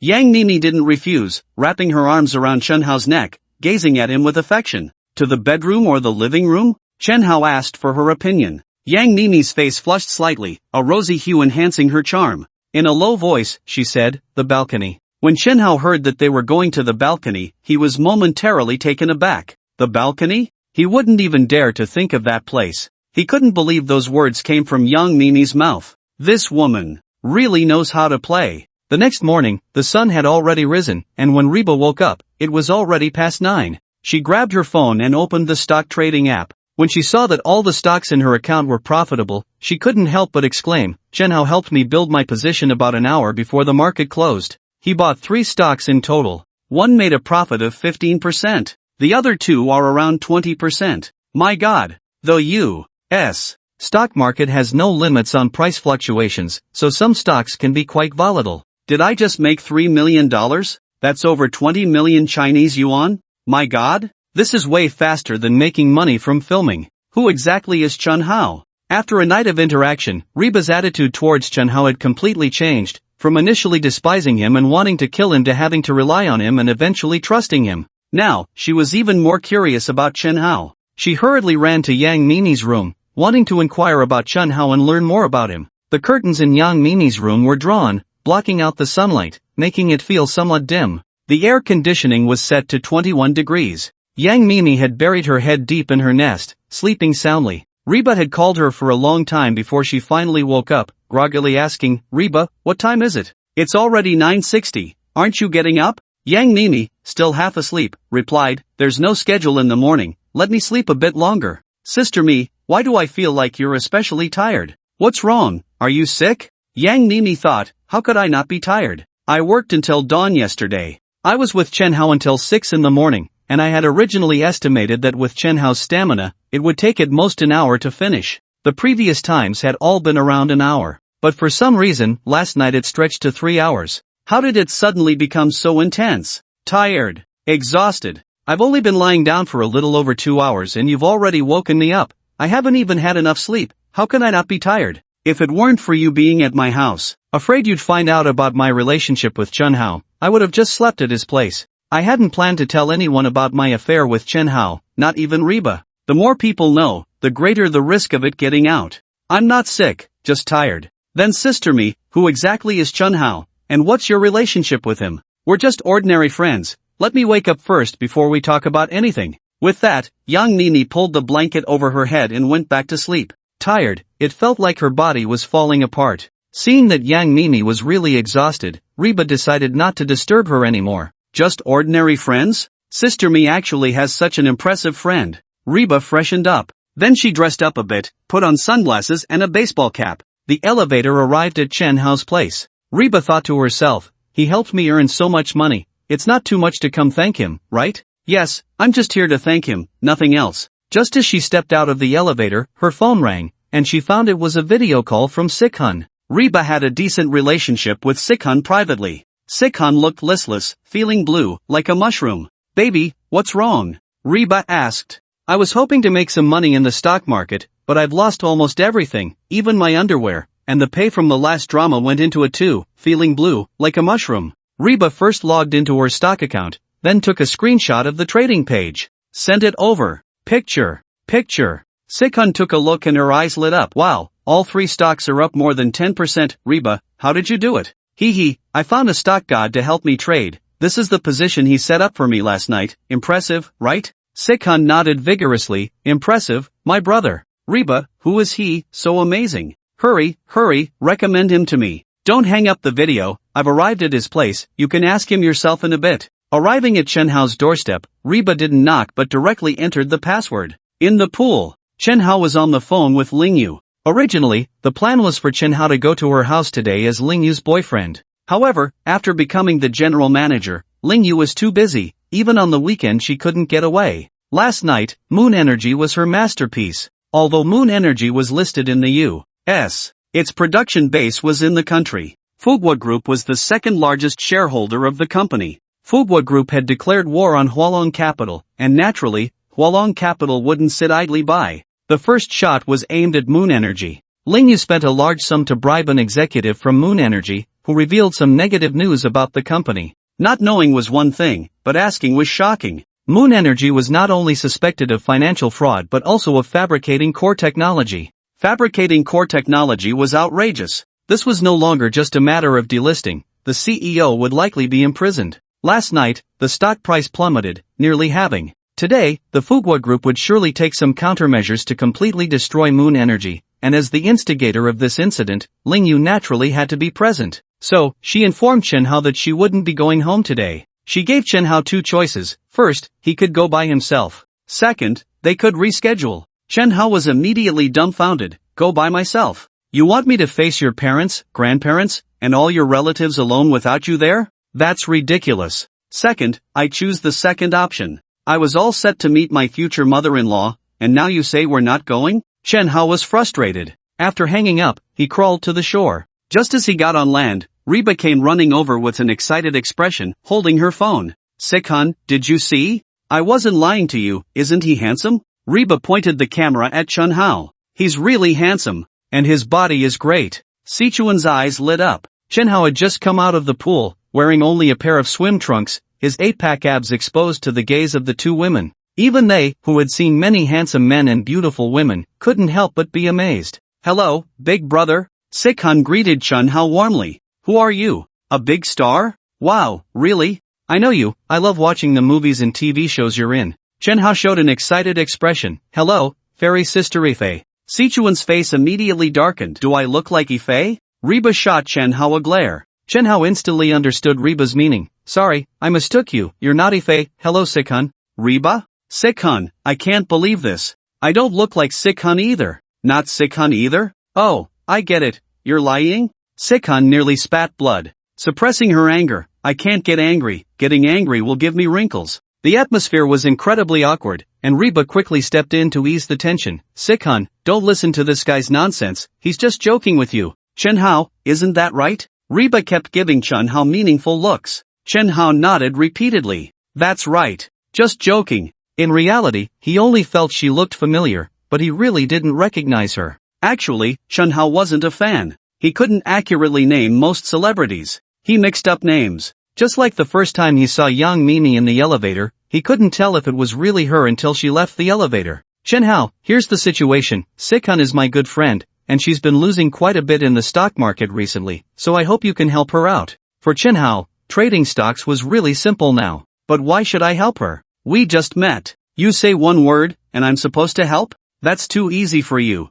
Of course, Chen Hao didn't refuse. He first added Sikhan on WeChat and started chatting with her privately. This left Reba sidelined. Half an hour passed in an instant. She was really curious about what Chen Hao and Sikhan were talking about, so she sent a WeChat message to Sikhan. Sikhan quickly replied, Chen Hao said he was willing to help me with stock trading, but he wants me to help him with something. Reba responded, what do you need to help with? Sikhan said, he said he has been afraid of the dark since he was a child and hopes I can help him overcome his fear of darkness. Upon hearing this, Reba shot a glare at Chen Hao. This guy really never changes. Why is he so obsessed with black stockings? Then Reba asked, Sikhan, how did you respond? Sikhan replied earnestly, at first, I really thought he was afraid of the dark, but later I found out he just wanted me to wear black stockings. Of course, I couldn't agree to that. How could I possibly agree to such a thing? I, Sikhan, am not that kind of person. Hearing this, Reba felt relieved. Thankfully, Sikhan was able to maintain her integrity and wasn't fooled.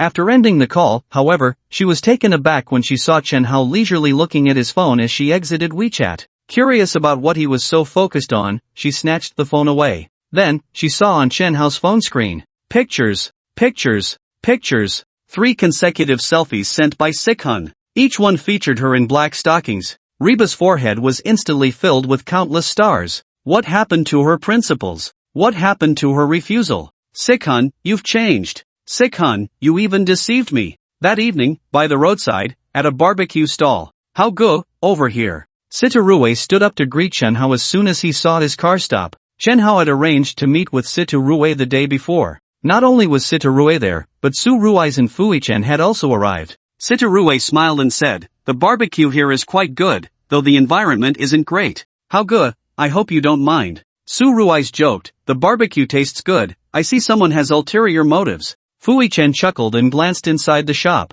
Just then, a woman in her 30s came over carrying a plate of barbecue.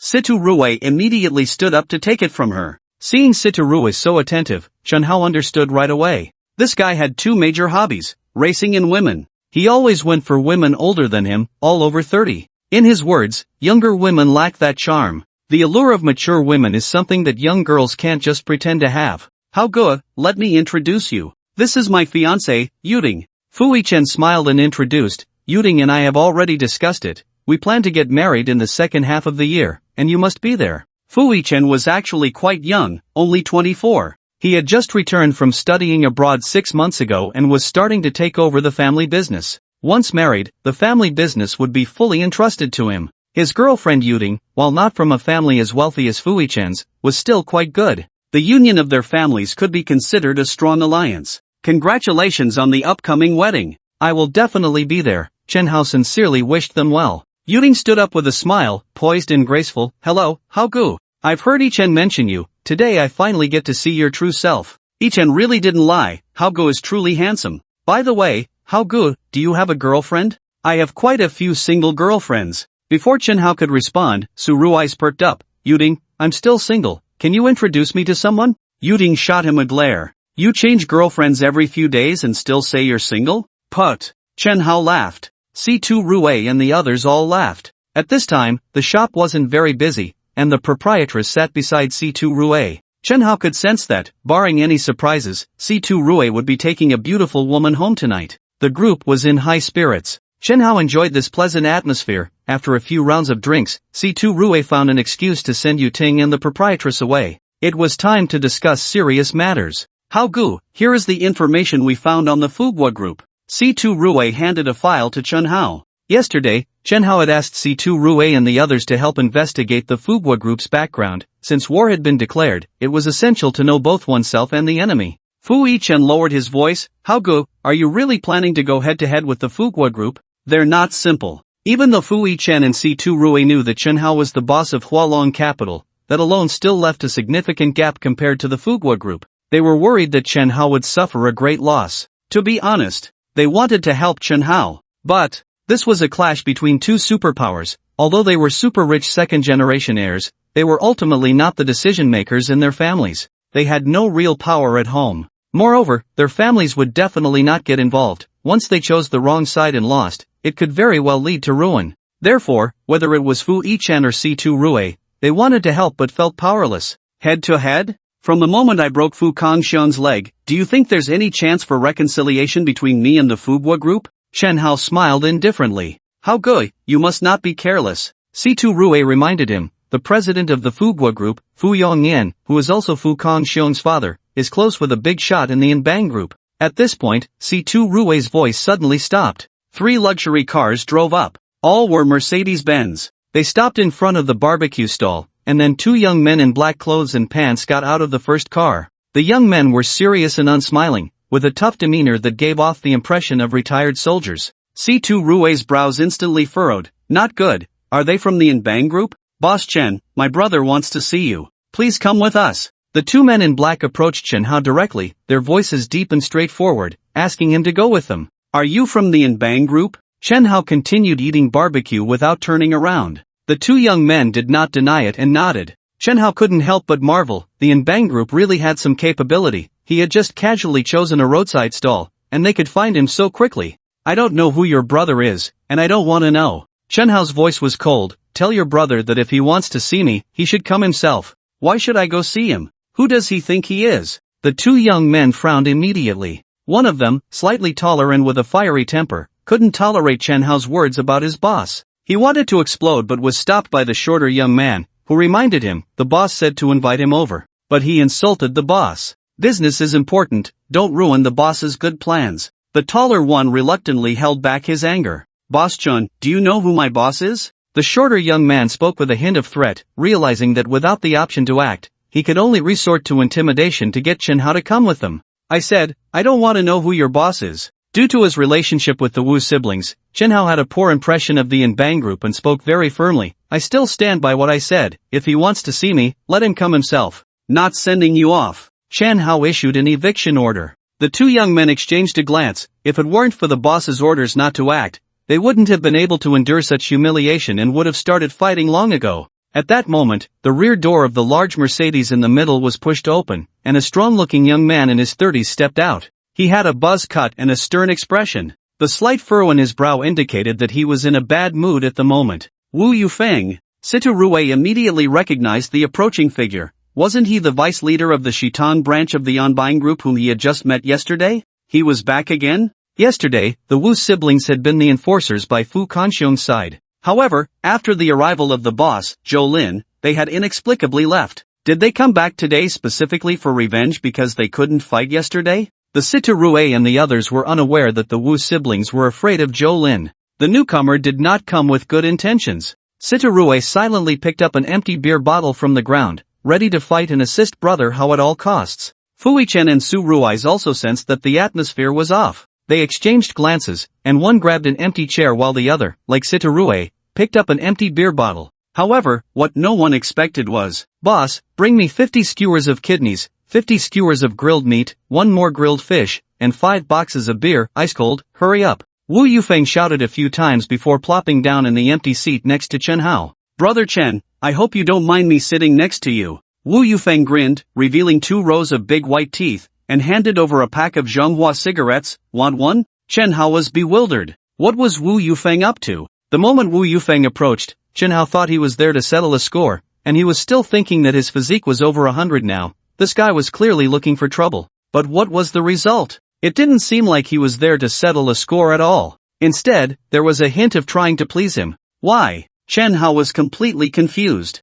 Brother Chen, you, me, and my useless sister, the three of us can be considered to have met without fighting. In fact, there's no real enmity between us. We are just each other's representatives. Our on-buying group has taken over the bodyguard business for the Fuguo group, so I naturally have to be responsible for Fu Kanshon's life. But don't worry, I have already severed business ties with the Fuguo group. Now, we are friends. The more Chen Hao listened, the more confused he became. Even if you severed ties with the Fuguo group, how did that make us friends? Don't you remember? I even beat up your sister? That's a grudge. How can we be friends now? Speak, Wu Yufeng. What exactly do you want from me? Chen Hao understood that this guy was being so humble and even lowering himself to forge a connection with him. If he said he had no ulterior motives, Chen Hao wouldn't believe it even if he was beaten to death. Wu Yufeng no longer concealed it and said, I indeed have an important matter to discuss with you, Brother Chen. Brother Chen, let me ask you first. What do you think of my sister's looks? Chen Hao had seen his sister, Wu Wanqing. In terms of pure beauty, she couldn't be called stunning. If a perfect score was 100, she would be around 90, slightly inferior to Xiang Xiu. However, she had her own merits. Perhaps due to her martial arts training, her figure was quite explosive, especially that explosively powerful little waist and her long, snow-white legs, which were not something an ordinary woman could compare to. Chen Hao honestly replied, her looks are indeed quite good. Wu Yufeng lowered his voice and leaned closer to Chen Hao. My sister is about the same age as you, at most 2 or 3 years older. Since you also think my sister is nice, you are about the same age. How about this, she can be your wife. Upon hearing this, Chen Hao spat out the grilled squid he had not had time to swallow, looking at Wu Yufeng in shock. Crazy. This guy must be out of his mind. Your sister must hate me for being the reason she got blown up, and you want me to marry her? Although Wu Yufeng's voice was low, Sita Rue and the others were sitting at the same table, so they naturally heard it. They looked at Wu Yufeng as if he were a monster. Goodness. This guy isn't here to fight, nor to settle scores. He's here to find a brother-in-law? Of all people, he chose Chen Hao. Has he hit his head? Are you sure you're not drunk and talking nonsense? Chen Hao looked at him in surprise, really not knowing what this guy was up to. I haven't had any alcohol tonight. Wu Yufeng looked at Chen Hao seriously and said, I'm a straightforward person, I don't like beating around the bush. Just give me a clear answer, will you agree or not? Chen Hao saw that Wu Yufeng didn't seem to be joking. It was even stranger. He wanted to push his sister onto him? Is there such a good thing in the world? Chen Hao smiled bitterly, my relationship with your sister isn't even a chance encounter, and she has a deep hatred for me. Even if I agreed, she wouldn't. Don't worry about whether my sister agrees or not, just tell me if you agree. You're so eager to marry your sister off to me, could it be that she's been dumped by a scumbag and now you want to find a backup? Chen Hao's suspicion wasn't without reason. It's not uncommon for someone to get kicked to the curb and then find out they're pregnant, urgently looking for a backup. What nonsense are you talking? My sister is still a pure girl. Then tell me, why do you want me to marry your sister? Just out of the blue, you want me to marry her. If it were you, would you agree? Chen Hao countered. His words left Wu Yufeng speechless. Right. If it were him, and someone suddenly came up saying they wanted to marry his sister, would he agree? The answer was certainly no. Because there was no emotional foundation, it was absolutely impossible. Chen Hao waved his hand, if you're here for barbecue, I'm welcome, but if you insist on marrying your sister to me, then you can leave. I will never agree. Marriage? What a joke. Marriage is the grave of love, you know? How could one give up a whole beautiful forest for a single tree? Not to mention that I'm not familiar with your sister, even if I were, I still couldn't marry her. Will you marry or not? Wu Yufeng suddenly stood up, glaring at Chen Hao. Why don't you try not marrying? Try it, just try it. Chen Hao also stood up. Their eyes met. The atmosphere in the room suddenly froze. Tension filled the air. Alright, kid, you have guts. Shall we compare? Chen Hao's lips curled into a playful smile. Let's compare then. Then it's settled, if you lose, about my sister. I'll do as you wish. Very good, you have courage, worthy of being my future brother-in-law. Chen Hao felt frustrated. I haven't even agreed. How did I become your brother-in-law? Don't just claim kinship. Ding, system task issued. Please defeat Wu Yufeng within 3 moves. Upon completion, you will receive a reward, divine level medical skills. Chen Hao never expected that the system's voice would sound at this moment. Divine level medical skills? Is this leading me to become a doctor? Seeing that a fight was about to break out, Sitaruei and the others immediately moved the tables and chairs aside, clearing a space. Wu Yufeng's expression was very excited. As long as this kid is defeated and he marries my sister, Wanqing won't have to return to that place. With this in mind, Wu Yufeng no longer hesitated. His tiger-like body trembled. His aura surged forth. Wu Yufeng had become the deputy master of the West Hall of the Anban Group. Even within the vast Anban Group, he held a position of great power. His current achievements were all earned through his own fists. When he struck, the wind roared around him, leaving those watching in shock. However, bang! A deep collision sound echoed. Wu Yufeng felt as if his arm was about to break, stumbling back several steps. Once he steadied himself, he stared incredulously at Chen Hao. Just moments ago, they had exchanged a punch. Wanting to quickly take down Chen Hao, Wu Yufeng had used 8/10 of his strength. He thought Chen Hao would surely be unable to withstand his punch. But what happened? After their fists collided, Wu Yufeng felt the terrifying power in Chen Hao's punch. Chen Hao stood firm, while Wu Yufeng staggered back 3 or 4 steps. The difference in strength was already clear. How has his strength grown so quickly in just one day? Wu Yufeng wondered. Yesterday, he had fought with Chen Hao. At that time, Wu Yufeng felt Chen Hao's strength was decent, but still inferior to his own. Now, Wu Yufeng could clearly sense that Chen Hao's power far exceeded his own. Could it be that he was hiding his true strength yesterday? Just now, how much strength did you use? Wu Yufeng asked. Chen Hao pondered slightly. It should be my full strength. In truth, Chen Hao hadn't used his full strength at all. He hadn't even used half. There was no need to reveal his true capabilities, right? Full strength, huh? I just used 8/10 of my strength, so it seems we're not that far apart. Wu Yufeng's confidence surged again. He lunged forward once more. However, this time, it didn't go as well as the last. This time, Chen Hao directly used half of his strength. After their clash, Wu Yufeng was sent flying backward, landing 7 or 8 meters away. Everyone was left dumbfounded by this scene. One punch sent Wu Yufeng flying 7 or 8 meters? What was his strength? Brother Hao was really fierce. Is Brother Hao that amazing? I must have seriously underestimated Brother Hao's strength. Whether it was Sitaruei, Fuichen, or Su Rui's, they were all stunned by this scene. They knew Chen Hao could fight, but they never expected him to be this strong. Ding, mission to defeat Wu Yufeng completed, reward, divine level medical skills. As the system's voice echoed, countless medical knowledge flooded into Chen Hao's mind. Traditional Chinese medicine. There were techniques for massage, bone setting, pharmacology, and acupuncture. It covered not only male health but also gynecology. After absorbing this knowledge, Chen Hao couldn't help but marvel at the profound depth of traditional Chinese medicine. Wu Yufeng was helped up by 2 of his underlings. He could barely stand. The punch he exchanged with Chen Hao not only broke his left hand but also left him feeling a heavy pressure in his chest, as if he were about to spit blood. Damn it, what a fraud! A complete and utter fraud. Wu Yufeng felt that Chen Hao was truly unscrupulous. Hadn't they agreed on 8/10 of his strength? He had genuinely thought it was 8/10. Chen Hao had already walked over. The 2 underlings beside Wu Yufeng instantly felt a sense of crisis. Especially the tall young man, who looked particularly tense. He had wanted to take action against Chen Hao earlier. Now, thinking back, damn, this kid is so powerful, it's a good thing I didn't act. Otherwise, I wouldn't even know how I would die. So, what now? Do you want to continue? Chen Hao looked at Wu Yufeng with a harmless smile. Although Wu Yufeng was combative, he wasn't foolish. If he couldn't win and still charged in, that wouldn't be bravery, it would be stupidity. Besides, with one arm already broken, what was there to fight about? No more fighting.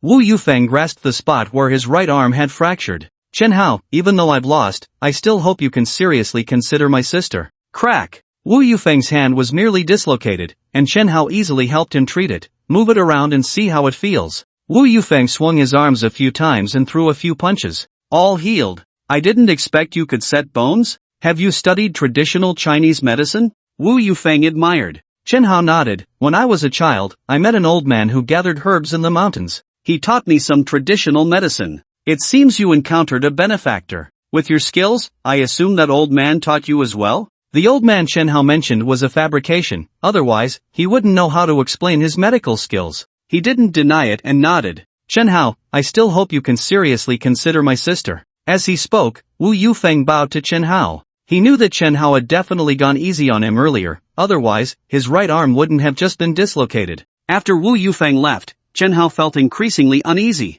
He simply couldn't understand why Wu Yufeng insisted on having him marry his sister.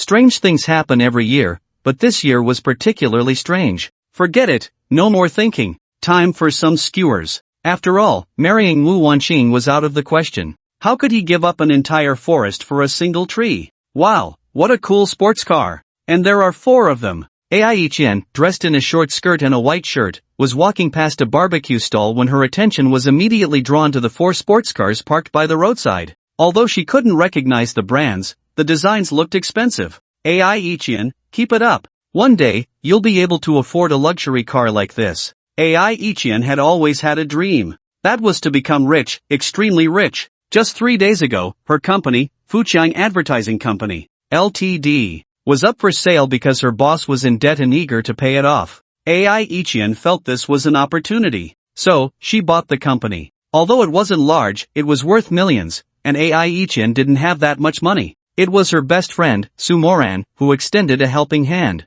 Now, Ai Qian had transformed from an employee into a boss. Ai Qian held 51% of the shares, while Su Moran held 49%. Su Moran didn't participate in the operations or management. To develop the business, Ai Qian had been busy these past few days, running around for clients. Finally, her efforts paid off, and she successfully contacted the business department manager of Hualong Capital. Tomorrow, she would go to Hualong Capital to discuss cooperation. If she could take over Hualong Capital's advertising business, that would definitely lead to wealth. Just thinking about it made Ai Qian excited. This white one is the coolest, even better than the one Xiaohao used to drive. When I get rich, I want to buy this luxury car too. This white supercar was a Pagani Huayra. Ai Qian had seen Chen Hao drive a Bugatti Veyron before, but in terms of appearance, she preferred this model. You've been looking for a while, do you want to sit inside and feel it? Suddenly, a man's voice came from beside her. Ai Qian was startled and instinctively took a few steps back, then immediately turned to look. She saw a face that was explosively handsome, smiling at her. Ai Qian exclaimed in delight, Xiaohao, what are you doing here? Having a barbecue here with a few friends. Qian Jia, it's only been a few days since we last met, and you look even more beautiful. Ai Qian smiled gently, you have such a silver tongue, still so smooth with your words. She said this, but inside she felt quite pleased. What woman doesn't like being complimented on her beauty? At that moment, Situ Roy and the others also walked over, noticing Ai Qian. Wow! What a stunning young lady! Situ Roy realized that every time he saw Chen Hao, the girl by his side was always different. There was the strong woman Ling Yu, the campus beauty Xiang Xiyu, the superstar Yang Mimi, and now, there was one more. How Good truly deserves his title. Every girl around him is exceptionally beautiful. In fact, Situ Roy had seen Ai Qian before. It was during his first challenge against Chen Hao when Ai Qian was sitting in the passenger seat next to Chen Hao. However, it was nighttime then, and Situ Roy's attention was focused on Chen Hao, so he didn't pay much attention to Ai Qian. Now, seeing her up close, he silently gave Chen Hao a thumbs up. How Ge's taste is indeed extraordinary. After Situ Roy and the others left, Chen Hao also planned to head back but was firmly stopped by Ai Qian. She had caught the scent of alcohol on him. Driving under the influence is so dangerous. Chen Hao intended to call for a designated driver. But guess what? There were people willing to take the job, but as soon as they saw it was the wind child, they immediately cancelled the order, running away faster than a rabbit. They couldn't take the risk. What if something happened? They would never be able to pay it back in a lifetime. So, after a full hour, they still couldn't find a designated driver. Chen Hao helplessly shrugged. How about you give me a ride home? I can't drive your car. What if I scratch it a little? I can't afford to pay for that, and if your boss finds out, you might lose your job. Ai Qian still thought Chen Hao was driving his boss's car. With no other options, Ai Qian had to take Chen Hao back to her home, planning to let him leave once he sobered up. Ai Qian's home was nearby. They walked for 10 minutes to get there. It was an old community built in the 70s or 80s. The house was old, so the rent was cheap. A one-bedroom apartment for 1,100 a month. Although the place wasn't big and there wasn't much furniture, it was tidy and clean. Qian Jia, do you live here alone? What about your boyfriend? After entering, Chen Hao looked around and didn't see any signs of a man living there. Your Qian Jia is single, no one wants me. Chen Hao joked, you're single, I'm single, why don't we just get together and live a life? Ai Qian immediately shot him a glare, I'm 6 years older than you. A woman 3 years older is worth her weight in gold, 6 years is just right for two. It's been a few days, and your tongue has gotten sharper. Drink tea to sober up, you sit first, I'll brew you a cup. Ai Qian went to the bedroom. When she came out, She had a box of tea leaves in her hand and smiled. "You're in for a treat. This tea is several hundred a tael, and I've been reluctant to drink it." Ai Ichian sat opposite Chen Hao. She wanted to cross her legs, but the coffee table was a bit low, and she had to bend slightly, making it inconvenient to brew tea while sitting like that. So, she had to refrain from crossing her legs. Ai Ichian had just returned from visiting a client, so she was still in her standard outfit, stockings paired with a short skirt. The only regret was that it wasn't Chen Hao's favorite black stockings. The two sat facing each other. Chen Hao only had to lower his head slightly to catch a glimpse of that hint of purple. They say mature women favor purple and black. Seeing it now, it was indeed true. Chen Hao quickly shifted his gaze away. "For heaven's sake, I really didn't mean to see that. Xiao Hao, what have you been busy with lately?" Ai Ichian, unaware that she had exposed herself, said while pouring tea. She usually didn't drink tea at night. She was afraid to drink it, because once she drank tea, she couldn't sleep. But this tea cost hundreds of dollars per tael, and it was a gift from Su Moran. Such expensive tea, it would be a shame not to taste it. Chen Hao smiled faintly. "What else can I do? Just go out and have fun." He wasn't lying. Indeed, he had nothing to do these days.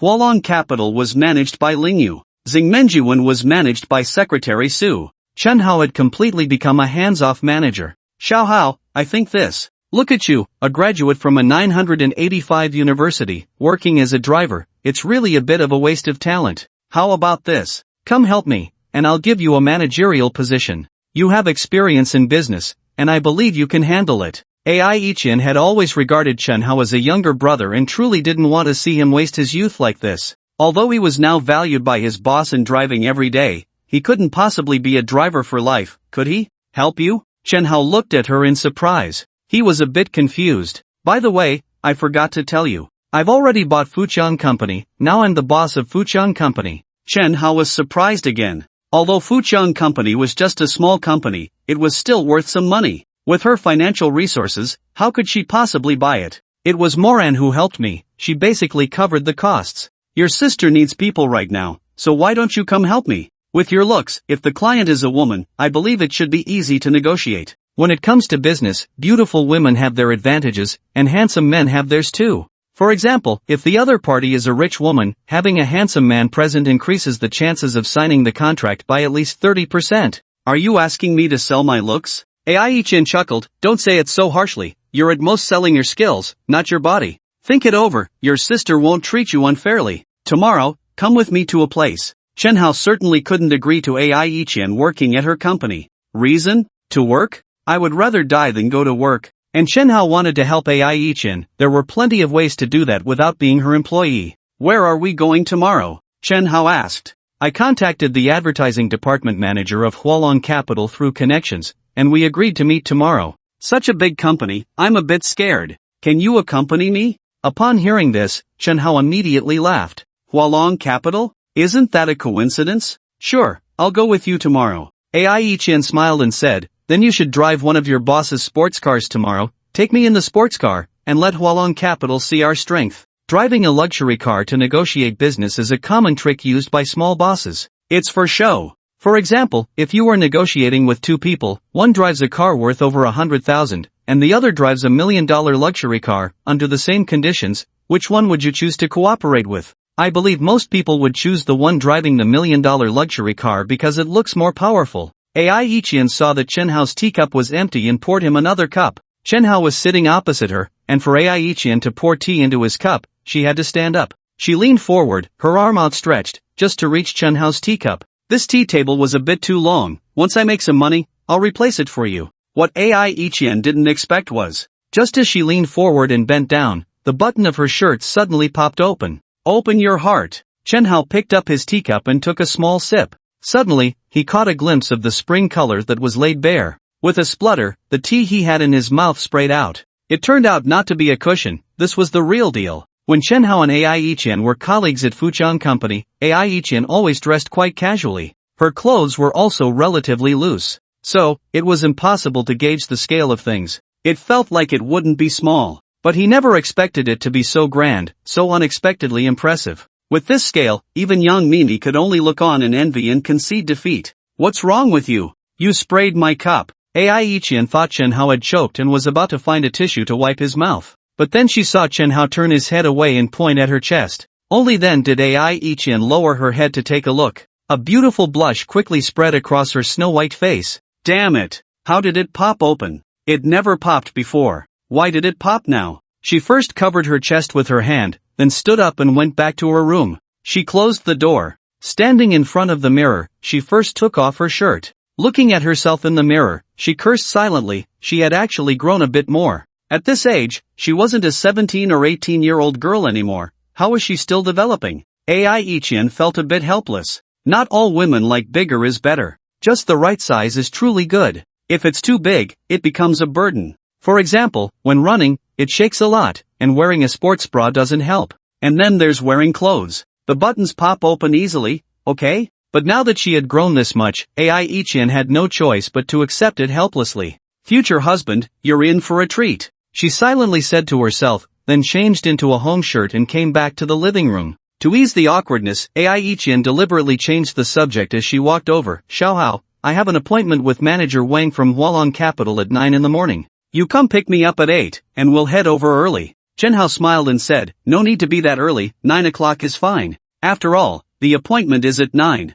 As Ai Ichian stood in front of Zhenhao, her delicate hand tapped his forehead. You brat, get it straight, okay? This is Hualong Capital. The earlier we go, the better impression we'll make. Got it? After taking a sip of tea, Zhenhao replied, whether the impression is good or not doesn't matter. We'll definitely be able to secure the business with Hualong Capital. Ai Ichian took a deep breath. I hope we can secure it too. If we can, not only will Ai Ichian, get through this tough time, but the company will also be stabilized. Fuqiang Advertising Company was originally on the verge of bankruptcy. The business volume was limited. They had originally hoped to survive on the advertising fees from Xingmenjuan, but the former owner squandered everything and developed a gambling habit, losing it all overnight. Now that Ai Ichian had taken over, if she couldn't expand the business, the company would be close to closing down. Hualong Capital was the key to Fuqiang Advertising's rise. Don't worry, the business with Hualong Capital will definitely be secured.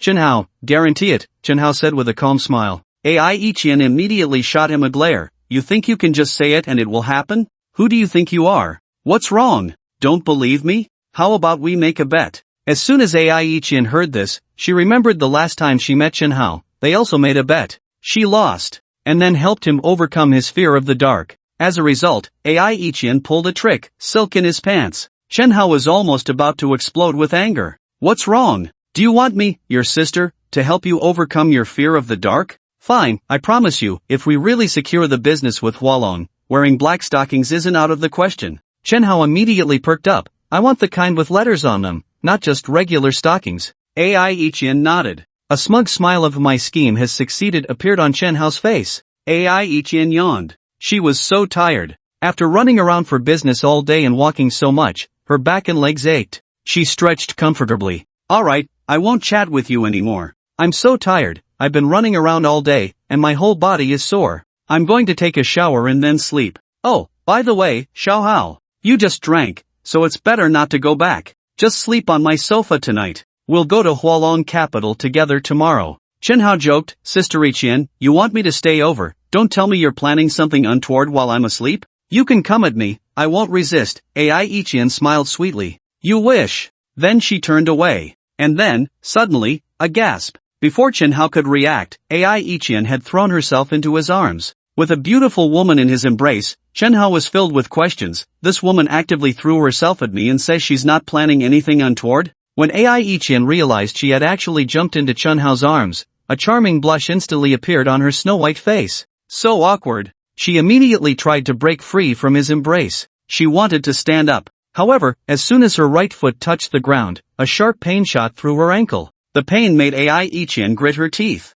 Ouch, that hurts. Damn it, how did I twist my ankle? It can't be broken, right? If it's broken, how will I go to Hualong Capital for business negotiations tomorrow? After returning home, Ai Ichian didn't immediately change her shoes. She was still wearing high heels. Twisting an ankle in high heels is something anyone who frequently wears them has likely experienced. Ai Ichian didn't expect to be so unlucky as to twist her ankle at home. What would she do if it didn't heal by tomorrow? Did you hurt your foot? Zhenhao noticed her strange expression and immediately asked. Ai Ichian nodded. I twisted my ankle. It hurts a lot. I can't walk. Xiaohao, help me sit down first. Zhenhao didn't dare hesitate. He intended to help her sit down. But if her foot was injured to the bone, letting it touch the ground could very likely cause a secondary injury. Even if there was no secondary injury, it would still hurt a lot when her foot touched the ground. So, Chen Hao picked her up in a princess carry. The sudden scene left Ai Ichian speechless. I asked you to help me, not to carry me. You little brat, trying to take advantage of me, huh? Xiao Hao, put me down. Don't move. Chen Hao said in a commanding tone, you can't put your foot on the ground right now. Ai Ichian. For the first time, she felt Chen Hao's seriousness. She was stunned for a while. This little brat dares to scold me? He actually scolded me? Don't glare at me like that. Your foot might be injured to the bone. If it touches the ground, it will hurt like hell. If you don't want to be in pain, just behave and don't move. Ai Ichian immediately became obedient. Fine. I'm afraid of pain. Chen Hao carried Ai Ichian to the nearby sofa and gently set her down. Xiao Hao, help me get my phone from my handbag. I need to call 120. No need to call 120, I can treat it. Ai Ichian looked at Chen Hao in surprise. You can treat injuries? Why don't I believe you? You won't make me lame, will you? Chen Hao grinned, if you end up limping, I'll take care of you in your next life. With your salary as a driver, which is only a few thousand a month, you think you can support me? Dream on. Then, Ai Ichian asked seriously, Xiao Hao, do you really know medicine? Can you treat my foot? Chen Hao humbly replied, I know a little about medicine, but I can definitely treat your foot. What a joke. With god-level medical skills, if he couldn't even fix a sprained ankle, what was he even doing? Of course, how long it would take to heal. That depended on the severity of her injury. If it was just a sprain and not a bone injury, some massage techniques could fix it in no time. But if it was a bone injury, then acupuncture would be necessary. Chen Hao didn't have needles on him, so he would have to make a trip to the hospital or a pharmacy to buy some. But it would only take one night at most. Seeing how confident Chen Hao was, Ai Ichian decided not to go to the hospital. After all, if she went to the hospital, even if she got treated, there was a high chance she'd end up in a cast. If she really got a cast, how would she go to Hulong Capital for business tomorrow morning? It was impossible to drag a limp leg there, right? She might as well let Xiao Hao give it a try. Xiao Hao, I'm leaving my foot to you, but you can't really make me limp, okay? Ai Ichian was still a bit worried. Chen Hao no longer hesitated. He squatted down, looking at her ankle. Smooth skin, proportioned long legs, cream-colored high heels. They were indeed beautiful and sexy. Chen Hao reminded her, Ichian Jia, you should take off those high heels first, they're in the way. Ai Ichian nodded, then slightly bent over to take off both high heels and set them aside. Chen Hao reminded her again, you should also take off those stockings. Ha? Stockings need to come off too? Ai Ichian was surprised. She thought to herself, you're not planning something weird, are you? With a serious expression, Chen Hao said, Ichian Jia, you can doubt my medical skills, but you can't doubt my medical ethics. As a healer, I can responsibly tell you that saving lives is my duty. Chen Hao spoke with conviction. Upon hearing this, Ai Ichian felt a sense of respect. A healer has the heart of a parent. Chen Hao, I believe you this time. But then, a new problem arose. Ai Ichian couldn't even stand up now. How could she take off her stockings? She was wearing a bodysuit-style stocking that went all the way up to her waist. To take them off, she would need to lift her skirt. In front of Chen Hao, lifting her skirt to take off her stockings? That image? Oh, how embarrassing. Chen Hao's voice came, you can't stand up, so let me help you take off the stockings. No, absolutely not. Ai Ichian waved her hands repeatedly. Although she was quite familiar with Chen Hao, familiar enough to call each other siblings, there was still a difference between men and women. How could she let him help her take off her stockings? There was nothing left under the stockings. Wouldn't that mean he would see everything? Ai Ichian thought, maybe she should just go to the hospital. She couldn't get over this mental hurdle of letting Chen Hao help her take off her stockings. What Ai Ichian didn't expect was that Chen Hao had already squatted down. With a ripping sound, the stocking on her left leg was torn apart, exposing her snow-white calf to Chen Hao's view, creating a strong visual impact. Chen Hao's force startled Ai Ichian. She instinctively wanted to pull her foot back. Chen Hao held her foot firmly and said seriously, don't move, be good, I'm going to start the treatment. With her foot held by Chen Hao, Ai Ichian's face turned a bit red. Xiao Hao, I want to ask you something. Ichian Jia, go ahead. What I want to ask is, if one leg is injured, do you treat that leg? For example, if the left leg is injured, do you treat the left leg? Chen Hao thought to himself, isn't this nonsense? Such a stupid question to ask? But, Xiao Hao, I injured my right leg, so why did you tear the sock on my left leg? Chen Hao, he. Sorry, I got it wrong. Then I can only tear it again. Ai-chan looked down at Chen Hao, who was squatting in front of her and gently massaging her ankle, and a charming blush appeared on her stunningly beautiful face. Even though she was quite familiar with Chen Hao, to the point of often joking with him, it was still the first time she had her feet held like this by him. Of course, it was also the first time a man had held her feet. Very shy. Very embarrassed. This little brat, he's quite skilled, huh? If he doesn't treat it well, how will I deal with you? Ai-chan muttered. She observed Chen Hao's technique, and it did have a bit of a traditional Chinese medicine flavor. She wondered if this guy really knew traditional medicine. Sister Ichian, what did you say? Ai-chan's muttering was too soft, so soft that even Chen Hao, who had exceptional hearing, couldn't catch what she was saying. He instinctively raised his head. At that moment, Chen Hao was squatting right in front of Ai-chan, and she was wearing a short skirt. Although it wasn't extremely short, the hem didn't cover her knees. As soon as Chen Hao looked up, he was at eye level with that hint of purple. With lace trim? This time, Ai-chan noticed the look in Chen Hao's eyes. Her already flushed face instantly turned beet red, and she quickly pressed down on her skirt. One hand pressed down on the skirt, while the other pressed on Chen Hao's head, playfully scolding, "No looking up, no peeking, got it?" Chen Hao cried out in injustice. "For heaven's sake, I really didn't mean to. If you hadn't been muttering just now, I would have thought you were talking to me. How could I possibly look up?"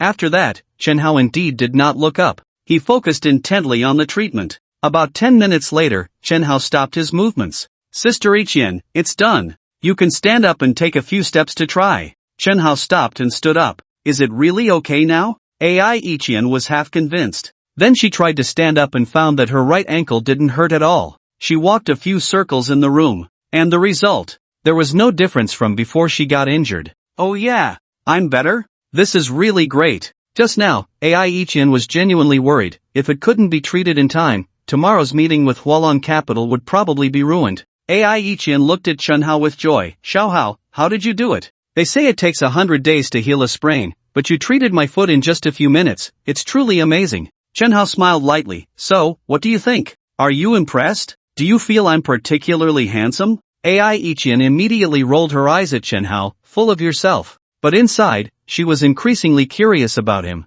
When she first met Chen Hao, how did she not know he had medical skills? "Xiao Hao, thank you so much. Otherwise, I wouldn't know what to do for tomorrow's Hualong Capital meeting." For Ai-chan, tomorrow's business meeting with Hualong Capital was very important. If it went well, her company could get back on track. If the negotiation fell through because of her ankle injury, Ai-chan would definitely regret it. Chen Hao joked half seriously, "Thank me? Just saying it with your mouth, there's no sincerity at all. If you want to thank me, how about something practical? What's wrong? Do you want me to help you overcome your fear of the dark again?" Ai-chan walked over, her delicate hand tapping Chen Hao's forehead. "Want to see? Dream on." Chen Hao, circle you, cross you. Not agreeing to this? Ai-chan touched her flat stomach and said, "I'm so hungry, I haven't even had dinner yet. Have a late night snack." "Xiao Hao, wait for me, I'll get you something from downstairs." Chen Hao nodded. They had eaten a lot at the barbecue that evening, but it hadn't been enough. Chen Hao noticed that as his physique improved, his appetite had also significantly increased. When Ai-chan went downstairs, Chen Hao made a phone call to Su Moran. As soon as the call connected, Su Moran's sultry voice, which could make anyone feel weak all over, came through. "Boss, calling me this late. You must be wanting to invite me for a late night snack, right?" "Hee, I never eat late night snacks, I don't want to gain weight." Chen Hao got straight to the point. "I'm sending you a formula, make it at the factory tomorrow." Among the divine medical skills Chen Hao possessed were not only bone setting, traditional Chinese massage, and acupuncture, but also numerous formulas for medicines and health products. Xingmenjuan Company primarily focused on women's products, including clothing, cosmetics, and health supplements. They had ready-to-use production workshops. "Boss, what's the formula for?" Su Moran asked. "A health supplement for improving eyesight." Upon hearing this, Su Moran was taken aback. Xingmenjuan had never produced eyesight-related health products before. Was the boss trying to carve out a piece of the pie from the Fuguo Group? Su Moran understood well that eyesight-related health products had always been one of Fuguo Group's main businesses due to their astonishing profits. They earned at least tens of billions annually for Fuguo Group, making it one of their crucial sources of funding. Was the boss planning to take on Fuguo Group? But could one product really shake the foundation of Fuguo Group's years of operation in the eyesight sector? That seemed a bit far-fetched. Su Moran shook her head inwardly. Fuguo Group was deeply entrenched, trying to topple it with just one product was akin to dreaming. Perhaps the boss had other plans. Boss, don't worry, I'll start working on it first thing tomorrow and get the product out as soon as possible. Alright, thank you for your hard work. Boss, you're too polite, this is what I should do. At that moment, a stunning young woman appeared in a luxurious gym. The beautiful woman walked gracefully over. She wore form-fitting yoga pants, the tight fabric seeming like a second skin, perfectly outlining her long and athletic legs. Her waist was slender yet full of strength. The curve of her hips, wrapped in the pants, appeared full and perky, exuding a unique charm of mature femininity. Her features were exquisite and radiant, her fair skin glowing with health. A pair of bright eyes sparkled like stars, reflecting determination and composure. As she entered the gym, she seemed like a dazzling pearl, attracting countless gazes. Almost everyone turned to look at her. So beautiful. So sexy. If she were my wife, I'd break my ribs just to make her soup. In the gym, nearly all the men stopped what they were doing, their eyes wide as they stared at the stunning woman. She was indeed beautiful. She was undeniably sexy. However, no one dared to approach her, as for burly bodyguards in black followed closely behind her, making everyone hesitate. It was clear that this woman was not simple. The beautiful woman walked straight towards a private room inside the venue. However, less than 5 minutes after entering, she rushed out in a fluster, her expression panicked. As she ran, her chest surged like waves, making the male onlookers' eyes go wide. 30 minutes later, the beautiful woman, now in a different outfit, appeared at the hospital. The door to the emergency room was tightly shut. Damn it, why is my old illness acting up at this time? You absolutely cannot die. These past few days, Zhang Huijin has been thoroughly annoyed. First, the group declared war on Hualong capital, and she thought that with the addition of the Chu family father and son, it would be a one-sided battle. She truly did not expect that Hualong capital would strike first and wipe out her moon energy. This was a company that had the potential to exceed 10 billion in the future. Just like that, it was gone. How could she not be heartbroken? Then, her son was also attacked and had his leg broken. These two events combined had already made Zhang Huijin quite distressed. After finally managing to carve out some time, she went to the gym to relax. And what happened? Just as she arrived at the gym, she received the news that her husband was in the emergency room. You absolutely cannot die before you make a will for me. Zhang Huijin was genuinely worried that Fu Yongyan would die just like that. If he had to die, at least he should wait until he made a will for her first. Although Zhang Huijin was Fu Yongyan's legal wife, and they had a proper marital relationship, there was no longer any affection between them. Zhang Huijin did not want Fu Yongyan to die now, not because she loved him so much, but because he had not made a will. Fu Yongyan may have only one wife, but he had countless lovers. Just among the lovers that Zhang Huijin knew, there were as many as 9 children born to him. If Fu Yongyan were to die at this moment, according to inheritance law, without a will, the spouse, parents, and children would all be the first heirs. His assets would be divided, and Zhang Huijin could only receive 1/10 at most. The Fugwa Group is a publicly listed company. Fu Yongyan is the largest shareholder, holding 30%. If his assets were divided, Zhang Huijin could only receive 3% of Fugwa Group. In that case, the position of the largest shareholder would be handed over to someone else. The control of Fugwa Group would be lost. She was unwilling. Over the years, Fu Yongyan had been plagued by serious illness, and it was Zhang Huijin who had been managing Fugwa Group. Would she just hand it over like that? She couldn't do it. So now, she was truly afraid that Fu Yongyan would die just like that. If he had to die, he should at least wait until he woke up and made a will for her first. The next morning, Chen Hao, who had been sleeping on the living room sofa, was awakened by Ai Iqian. Xiao Hao, wake up, wake up. Ai Iqian looked very anxious. Chen Hao was shaken awake. What's wrong? Are we in a hurry to go to Hualong capital? Isn't it still not working hours? My grandmother's condition has worsened. The doctor notified me to go to the hospital immediately, Ai Iqian said urgently. Ai Iqian's grandmother had leukemia. A few days ago, Ai Iqian had already raised enough money for treatment. But what happened? It was still too late. The bone marrow had been sold at a high price. Ai Iqian could only wait for the next opportunity. However, Ai Iqian could wait, but her grandmother could not. Just now, the hospital called to say that her grandmother's condition had worsened again. Upon hearing this, Chen Hao did not dare to hesitate and immediately sat up. 20 minutes later, Chen Hao and Ai Iqian arrived at the hospital. In the corridor outside the operating room, there were quite a few people, all of whom were Ai Iqian's family. Her father, her mother, 2 uncles, aunts, and Ai Iqian's cousins. The whole family was there. Dad, Mom, how is Grandma? Ai Iqian jogged over and asked. AI's father had a worried expression, squatting on the ground without speaking. It was AI's mother who spoke, her voice choked. The hospital has just issued a critical illness notice. Your grandmother is still inside being resuscitated, and we don't know if she can get through this. Upon hearing that a critical illness notice had been issued, AI Ichien's face turned pale with fear. She knew very well what it meant when a critical illness notice was issued. Unless it was absolutely necessary, the hospital would not issue a critical illness notice. Woo woo, AI Ichien cried. When she was young, her parents went to work in another city, and she always stayed with her grandparents, forming a deep bond with them. In fact, a year ago, the family had discussed giving up treatment, because they truly couldn't afford it. Continuing treatment would ultimately drag the entire family down. But AI Ichien insisted on treatment. I'll pay.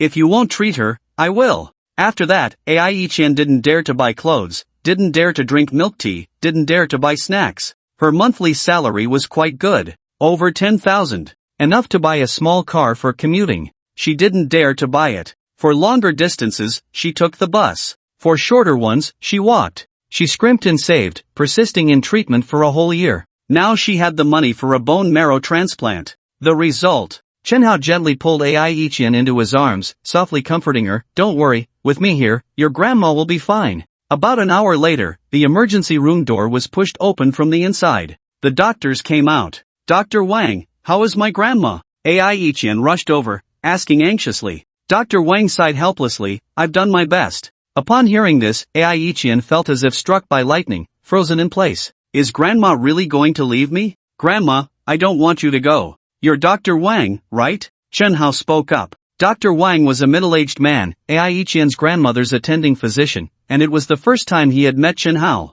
May I ask who you are? Dr. Wang inquired. I'm a friend of Ichien's, and I need to borrow something from you. Do you have silver needles here? Dr. Wang was a Western medicine doctor. He didn't have needles. However, this was a hospital that combined traditional Chinese and Western medicine. There were plenty of traditional Chinese medicine practitioners. The head of the hospital was a traditional Chinese medicine doctor. So, getting a set of silver needles was quite simple. What do you need silver needles for? Dr. Wang asked again. Chenhao pointed towards the operating room. To treat her, acupuncture. Dr. Wang immediately got angry. What nonsense? You want to treat her? Do you know how to treat patients? Which medical school are you from? Chenhao looked at this guy and realized he was a stubborn old man, too lazy to argue with him, and turned to leave. On his way, Chenhao saw a pharmacy next to the hospital. He bought a set of silver needles there. When he returned, AI Ichien's grandmother was still on the operating table, and Dr. Wan was explaining some things to AI Ichien and the others. He saw Chenhao approaching, holding a box of silver needles, and then saw Chenhao walking towards the operating room.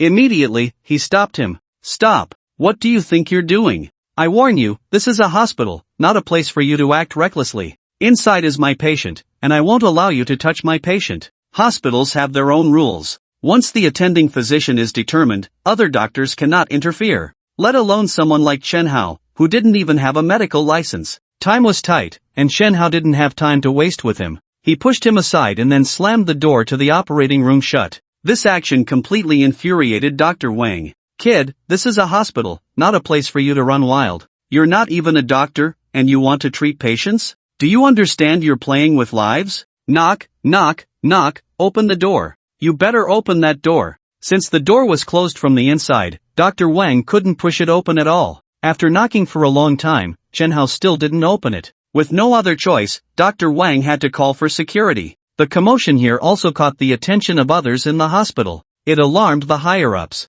Even the director came. Upon learning the specifics, he was furious. A non-doctor barging into the operating room to perform surgery? If this news got out, it would be a fatal blow to the hospital's reputation. Xiao Qian, who are the people you brought? Xiao Qian, what kind of friends are you teaching? Even AI Ichian was being blamed. Break down the door, Director Qi ordered. He couldn't wait any longer. More and more people were gathering around. Many were recording with their phones. If this wasn't stopped in time, the negative impact would only grow. With Director Qi's order, 2 security guards approached, ready to crash into the operating room door when, with a creak, the door was opened from the inside. Chenhao stood at the entrance. Oh, so many people, huh? Dr. Wang rushed over, grabbing Chenhao by the collar. Damn it, do you know you've caused a big? He couldn't even finish the word trouble. Dr. Wang's words abruptly stopped because he saw someone behind Chenhao. Old Lady Li? How did she wake up? And she's standing? Dr. Wang, being old lady Li's attending physician, was well aware of her condition. They had already announced her funeral arrangements. But how did she wake up? Not only that, but she could also stand and walk? What? What's going on? Ai Chen and the others also saw the grandmother following Chen Hao and quickly walked over. Grandma! You scared me to death, Grandma! Ai Chen threw herself into her arms. Old lady Li looked at Ai Chen with affection. It said that no filial child exists by the sickbed, and old lady Li deeply understood this. She had long known that her sons wanted to give up on her. It was Ai Chen's insistence. Otherwise, she would have gone to see her late husband long ago. With a choked voice, Ai Chen asked, Grandma, how are you feeling now? Dr. Wang said you. Don't listen to that quack of a doctor. I'm perfectly fine now, aren't I? Old lady Li glared at Dr. Wang, genuinely annoyed with him. Not only were the medicines he prescribed outrageously expensive, but his temper was also terrible. Dr. Wang was displeased upon hearing this. Why am I a quack? Old lady Li, you can eat whatever you want, but don't speak carelessly. How am I a quack? If it weren't for me, how could you have lived an extra year? Dr. Wang said coldly. It was better if he didn't speak. Once he did, old lady Li's fiery temper flared up. You are indeed my attending physician, but after a year, you still haven't treated me well. I've spent so much money, and you still issued me a critical condition notice? Pa! If you're not a quack, then what are you? If it were another doctor, I might have lived 2 more years. Old lady Li was a typical rural woman, straightforward and blunt. Her words infuriated Dr. Wang, but he was at a loss for what to do. Country bumpkin, just a country bumpkin. Enraged, Dr. Wang stormed off. Shi Huangrui was also present. He was the hospital director, and it was he who had ordered the security to break down the door. Shi Huangrui had previously participated in consultations regarding old lady Li's illness, concluding that only a bone marrow transplant could offer a chance of recovery. He had even signed the critical condition notice. This meant he was aware of old lady Li's condition. Logically, even if she hadn't died, her body should be extremely weak. She should be lying in bed unable to move, right? But how could she not only stand but also look so much better? Shi Huangrui walked over, took old lady Li's left hand, and checked her pulse. 3 minutes later. Impossible, how can this be? Shi Huangrui was a traditional Chinese medicine doctor. Just now, when he took her pulse, he felt it. Old lady Li's condition couldn't be said to be completely healed, but it had been fully controlled. With some time for recuperation, she would be able to recover. How could this be? A person on the brink of death just got better? It's not scientific. Sister Li, what exactly happened in the operating room just now? Shi Huangrui asked excitedly. What could happen? Someone treated me, old lady Li replied. Shi Huangrui continued to press. How did he treat you? Very simply, he just gave me a few acupuncture needles, and then I got better. I told you, that guy with the surname Wang is a quack. He treated me for a year without any results, but Chachin just gave me a few needles and I was fine. If that's not a quack, what is?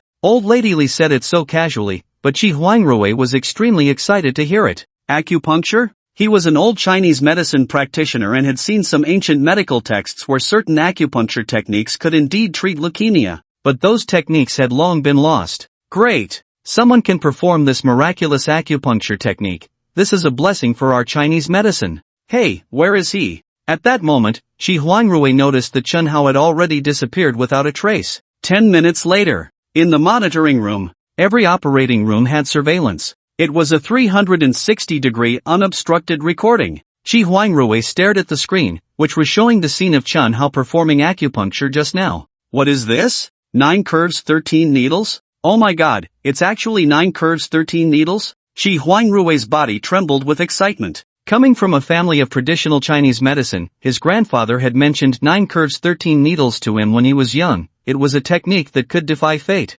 Unfortunately, it had long been lost. 9 curves 13 needles has reappeared in the world. How can our Chinese medicine not thrive? Heaven bless our China. Shi Huangrui was incredibly excited. He immediately had someone edit the video and sent it to the Mindu Chinese Medicine Association group, along with a message, 9 curves 13 needles reappears in China. Shi Huangrui was not only the director of the municipal hospital but also the vice president of the Chinese Medicine Association. As soon as he sent out the video, the previously quiet group instantly erupted. Is this really 9 curves 13 needles? Wasn't 9 curves 13 needles lost to history? Qi Lao, are you sure it's 9 curves 13 needles? This is no joking matter. Shi Huangrui replied, who's joking with you? I guarantee with my life that this is definitely 9 curves 13 needles. Otherwise, how do you explain old lady Lee's treatment? They were all old Chinese medicine practitioners in the group, and they certainly understood that if it was indeed 9 curves 13 needles, it would be a groundbreaking advancement for Chinese medicine.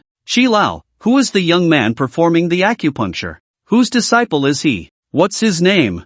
They were all very excited. At this moment, the president also jumped in, excitedly sending a voice message to Qi Huangrui. Xi Lao, please be sure to contact the senior, I want to visit him. He was so excited that his voice trembled. At the breakfast shop outside the hospital. Boss, 2 vegetable buns and 1 oil cake, and 1 bowl of pot edge. Ai Yiqian walked over and sat down opposite Chen Hao, resting her chin on her hands, staring intently at him. She really couldn't see through Chen Hao anymore. She originally thought he only understood bone-setting techniques, but who would have thought his acupuncture skills were also so remarkable? It's worth noting that her grandmother's illness had stumped all the famous doctors in Min. Chen Hao was eating soup dumplings, 1 bite at a time. Ai Yiqian's beautiful eyes were fixed on Chen Hao without blinking. Chen Hao's mouth was stuffed full of soup dumplings, and he mumbled somewhat indistinctly, I know I'm handsome, but if you look at me like that, I'll get shy too. Ai Yiqian burst out laughing. So narcissistic. Still so narcissistic. You left without a word, doing good deeds without leaving your name, huh?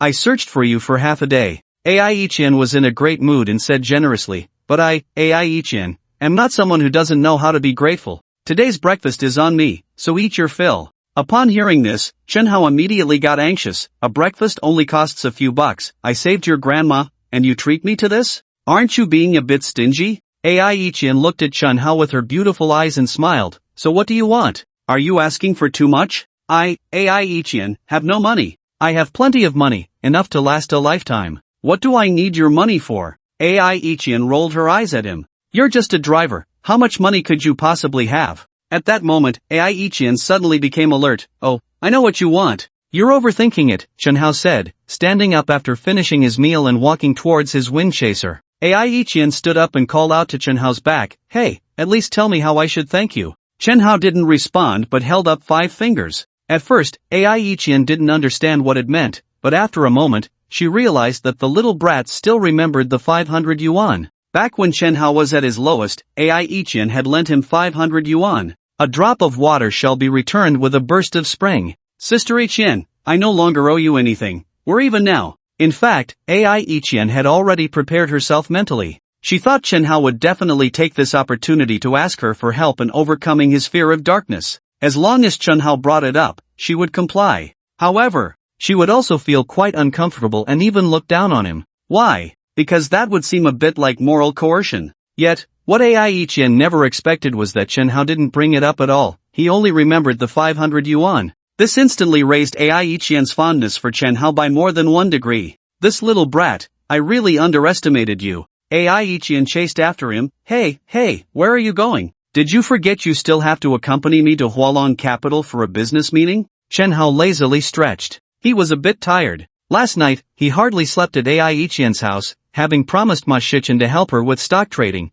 and had been busy with stocks all night. He hadn't rested well. He planned to go back and catch up on sleep. I won't be going to Hualong Capital. When you get there, find their general manager and tell him I sent you. For Chen Hao, going to Hualong Capital was just a matter of a word. That was his company. Whether he went or not, the result would be the same. Find their general manager and say you sent me? Are you familiar with their general manager? Will mentioning your name even work? Ai Yiqian asked, half convinced. Just as Chen Hao was about to say something, a strange scene unfolded. A group of elderly people in white coats rushed out of the hospital. The bald old man at the front had met Chen Hao once before. It was Qi Huangrui, the director of the municipal hospital, whom he had seen at the operating room door. Since they were all older, even running a short distance left them a bit breathless, and Qi Huangrui was sweating profusely. But they couldn't care less about that. Everyone was very humble. Even without saying a word, they collectively bowed deeply to Chen Hao, leaving him somewhat bewildered, while the bystanders were even more confused.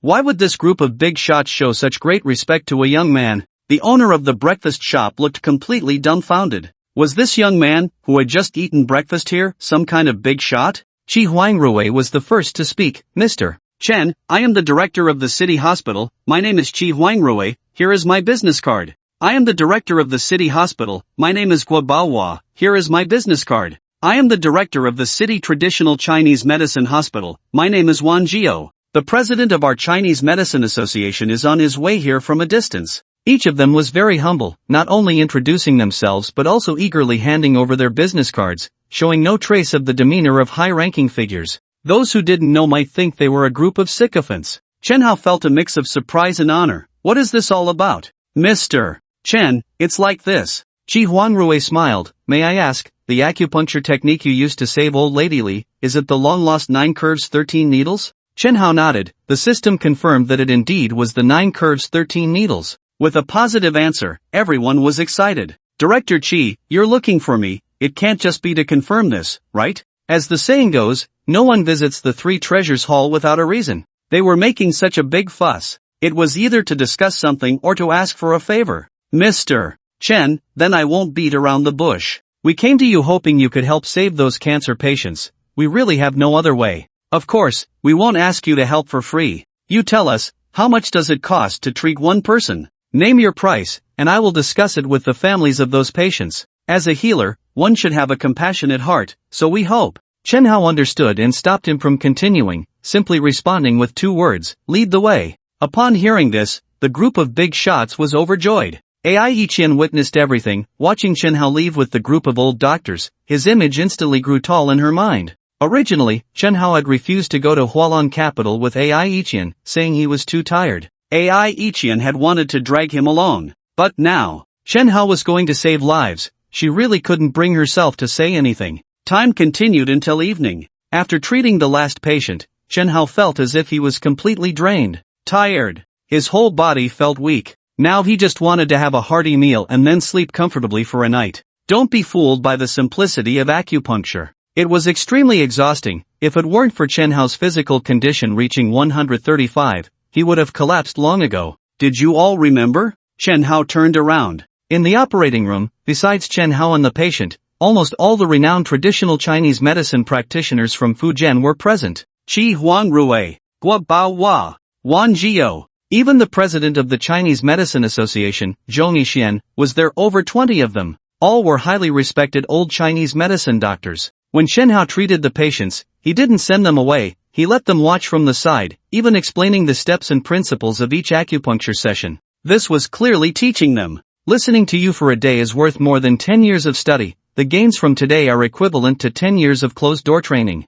Although there are still many things we don't understand, we recorded everything and will slowly comprehend it after going back. By the end of the day, Zhou Yixian was completely convinced by Chen Hao's medical skills. He admired Chen Hao immensely. He respected his medical skills even more, and his character and medical ethics. Why has traditional Chinese medicine declined? Is it because it's worse than Western medicine? Not at all. 5,000 years of inheritance cannot be compared to a mere 200 or 300 years of Western medicine. The reason for its decline is due to the way it has been passed down. Some are passed down to sons only. Some are not passed down unless they are descendants. Some are passed down through a single lineage. Some still adhere to the traditional notion of teaching the apprentice to let the master starve, unwilling to pass down the true skills. There are too many bad habits, and over time, many brilliant medical techniques have been lost. But what about Chen Hao? When he was administering acupuncture, he not only did not let these people avoid it, but he also taught them the 9 curves 13 needles and imparted to them the principles of medicine. What does it mean to be selfless? What does it mean to be selfless? Chen Hao nodded and said nothing more. He was truly exhausted and just wanted to sleep for a day and a night. Send off, master. Watching Chen Hao walk out of the operating room, under the leadership of Zhou Yixian, everyone bowed deeply. A 90-degree bow. Once a teacher, always a teacher. Chen Hao was worthy of their respect. In the corridor, there was a sea of people, at least over 100 gathered here waiting for Chen Hao to come out. After a whole day of treatment, Chen Hao had treated a total of 23 critically ill patients. It is no exaggeration to say that if Chen Hao had not intervened, 8 or 9 out of these critically ill patients would have died within 6 months. This is definitely not an exaggeration. Terminal illnesses, the chances of survival are minuscule. Even if they survive, the exorbitant treatment costs are not something an ordinary family can bear. 23 people mean 23 families. For these families, it was Chen Hao who gave them a new life. Chen Hao is their savior. There is no reason for these treated critically ill patients and their families not to come and express their gratitude. They also understood that Chen Hao was inside treating and did not dare to disturb him. More than 100 people in the corridor remained completely silent. Click. The door to the operating room was finally opened. The divine doctor is here. The divine doctor is coming out. Everyone gathered around, but the one who came out was not Chen Hao, but Qi Huangrui and a group of doctors. Where is he? Where is the divine doctor? We want to thank him, where is he? Qi Huangrui looked at the scene before him, feeling incredibly emotional. Since the hospital was established, there had never been so many patients and family members coming to express their gratitude. At that moment, someone suddenly shouted. Someone said the divine doctor went towards the parking lot. Quick, everyone to the parking lot. Chen Hao had already heard from the nurse that over 100 people were gathering at the entrance to thank him. The last thing he wanted was trouble. So, he escaped through the window. All those people also arrived at the parking lot, but they were a step too late. Chen Hao's car had already driven away, and they could only see the back of his car. Everyone watched as Chen Hao's car left. Several frail elderly people slowly knelt down. Then, some parents of small children also knelt down. Gradually, everyone knelt down. No one spoke, no one gave orders, all over 100 people knelt down in the direction where Chen Hao had left. Bowing. Benefactor, great kindness and virtue, unforgettable for life. Mintai Hospital. This is a private hospital controlled by the Fubo Group. Don't be fooled by its private status. Its medical level ranks among the top 5 in the entire Mindu. Inside the intensive care unit. Old Qi, how is it? Do you Chinese medicine practitioners have any methods? Fu Yongyan lay on the operating table. Since he fell into a coma yesterday, he had not yet woken up. His attending physician, who is also the deputy director of the hospital, is a Western doctor. After a day of treatment, he was at a loss. He could only invite Qi Huangrui and these top talents in the Chinese medicine field in Mindu to come over, hoping they would have a solution. Qi Huangrui shook his head. It's already a miracle that Chairman Fu has lived this long. We are powerless. Fu Yongyan had a congenital heart disease. It was diagnosed at birth. The doctor estimated he would live at most until 20. But, with the powerful financial resources of his family, countless funds were spent, and he managed to extend his life to the current age of 45. And now, it's come to an end. Zhang Huijian's brows furrowed into a shape. Western medicine doesn't work? Traditional Chinese medicine doesn't work either? Fu Yongyan cannot die, because if he dies now, his assets will be divided. Zhang Huijian would only get less than 1/10, and at that time, she wouldn't even be able to gain control of the Fubo Group. She was unwilling to accept that. Qi Huangrui said, Ms. Zhang, my inability doesn't mean no one else can help. Upon hearing this, Zhang Huijian's eyes instantly brightened. Who? Old Qi, no matter how much it costs, I'm willing, as long as it can cure my husband. Qi Huangrui looked into Zhang Huijian's eyes and then said 4 words, Divine Doctor, Chen Hao. When Zhang Huijian heard the name Chen Hao, she was momentarily stunned. Chen Hao? The Chen Hao from Hualong capital? Impossible. The Chen Hao from Hualong is so young, how could he be a divine doctor? Even if he started learning medicine in the womb, his medical skills couldn't surpass old Qi, right? Moreover, they had investigated Chen Hao from Hualong and found no history of studying medicine. It must be a namesake. Thinking of this, Zhang Huijian immediately said, Old Qi, please help contact the divine doctor. I hope he can come quickly to treat my husband. Ms. Zhang, don't worry. From what I know about the divine doctor, he treats every patient. He is a good person. Hearing this, Zhang Huijian finally breathed a sigh of relief and urged Qi Huangrui to contact the divine doctor as soon as possible. What did you say?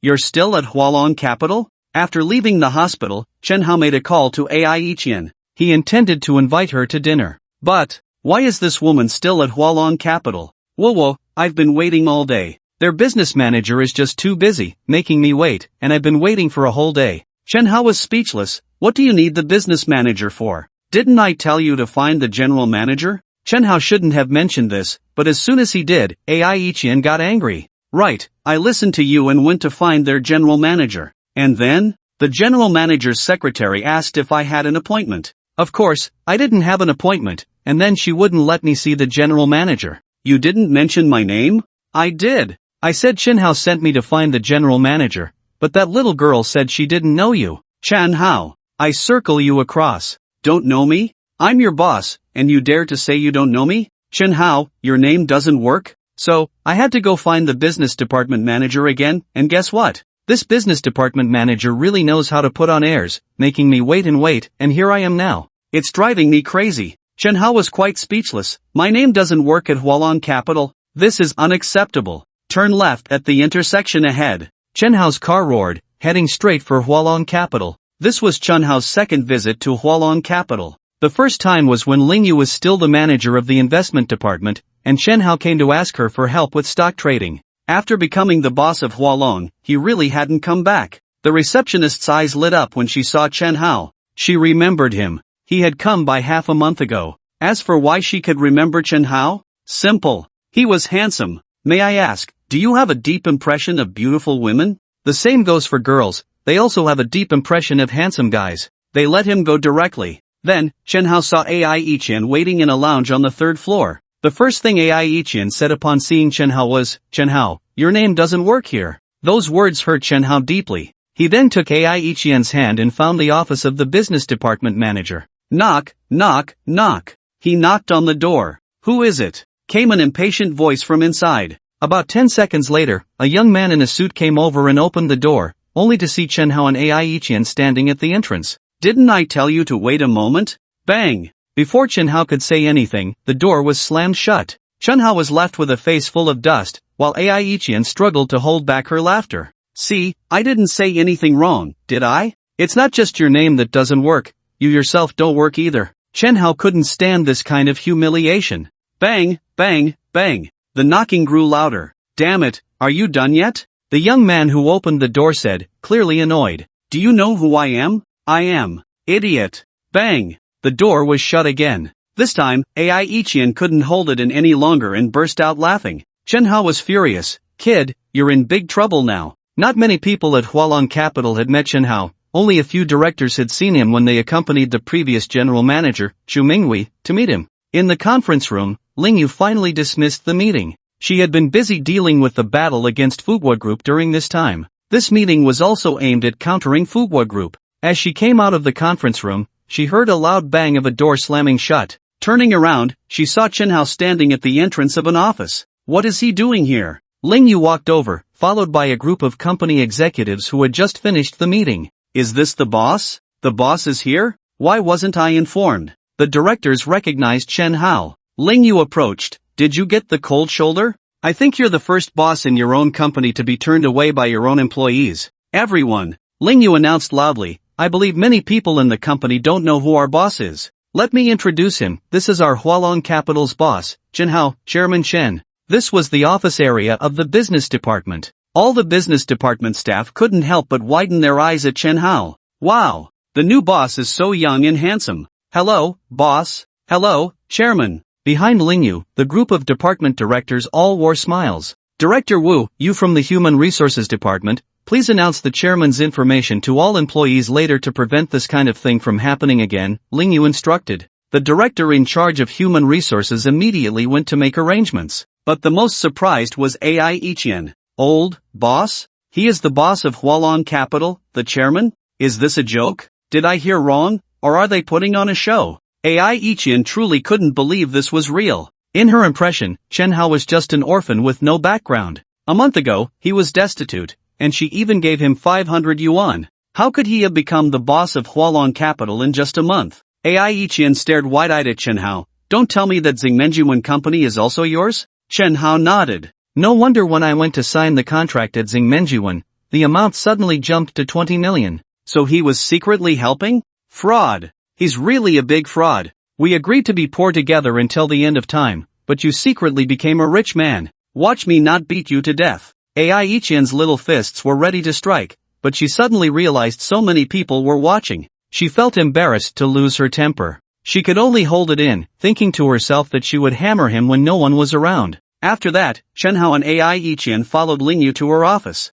Once they left, the door to the business department manager's office swung open, and a young man stepped out. He had just felt the commotion outside and had no idea what was happening. "Manager Wu, you're done for, you're really done for." Someone laughed maliciously. "Do you know who you just turned away? Just a fool." Manager Wu sneered. "I see you've really gotten carried away since becoming a manager, not even respecting your own boss." The young man's expression changed sharply. "What did you say? What boss?" At that moment, almost everyone's phones buzzed simultaneously. It was a message from Human Resources sent to the entire company about the boss. The young man looked at the message and the photo on it. Wasn't that the fool he had just turned away? "Damn, that's my boss? I actually turned my boss away? The young man's legs went weak with fear. What to do now? Chen Hao had just arrived at Ling Yu's office when his phone rang. It was Qi Huangrui calling. Chen Hao and Qi Huangrui's group of traditional Chinese medicine practitioners had kept in touch. They had exchanged phone numbers and added each other on WeChat.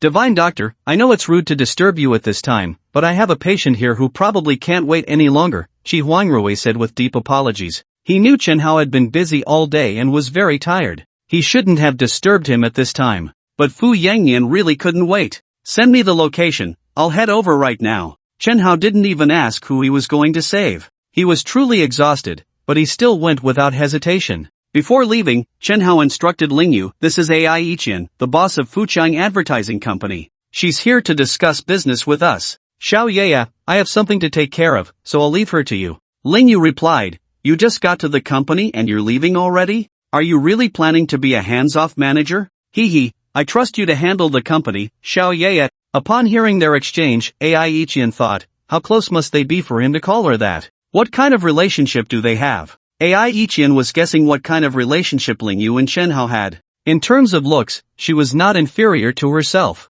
In height, she was not inferior either. Their ages were similar too. The key point was, Chen Hao personally brought her to the company for business? How close must their relationship be? After Chen Hao left, he went to the parking lot. The car had just started when he saw the business department manager walking ahead, holding a not too large cardboard box. Hello, we finally meet. Chen Hao drove up beside him, deliberately slowing down, rolling down the window, and resting an arm outside. Where are you going? On a business trip. The young man wiped his tears and replied, do I look like I'm on a business trip? I've been fired. Fired? You got fired just because I was turned away? The young man nodded. Good grief. What a damn good grief. Those people in the HR department actually did this behind my back? Chen Hao immediately picked up the phone. The young man saw Chen Hao pick up the phone and felt a surge of righteous indignation. He thought to himself, is he going to stand up for me? Help me return to Hualong capital? What a good person. Chen Hao's image suddenly grew tall in his mind.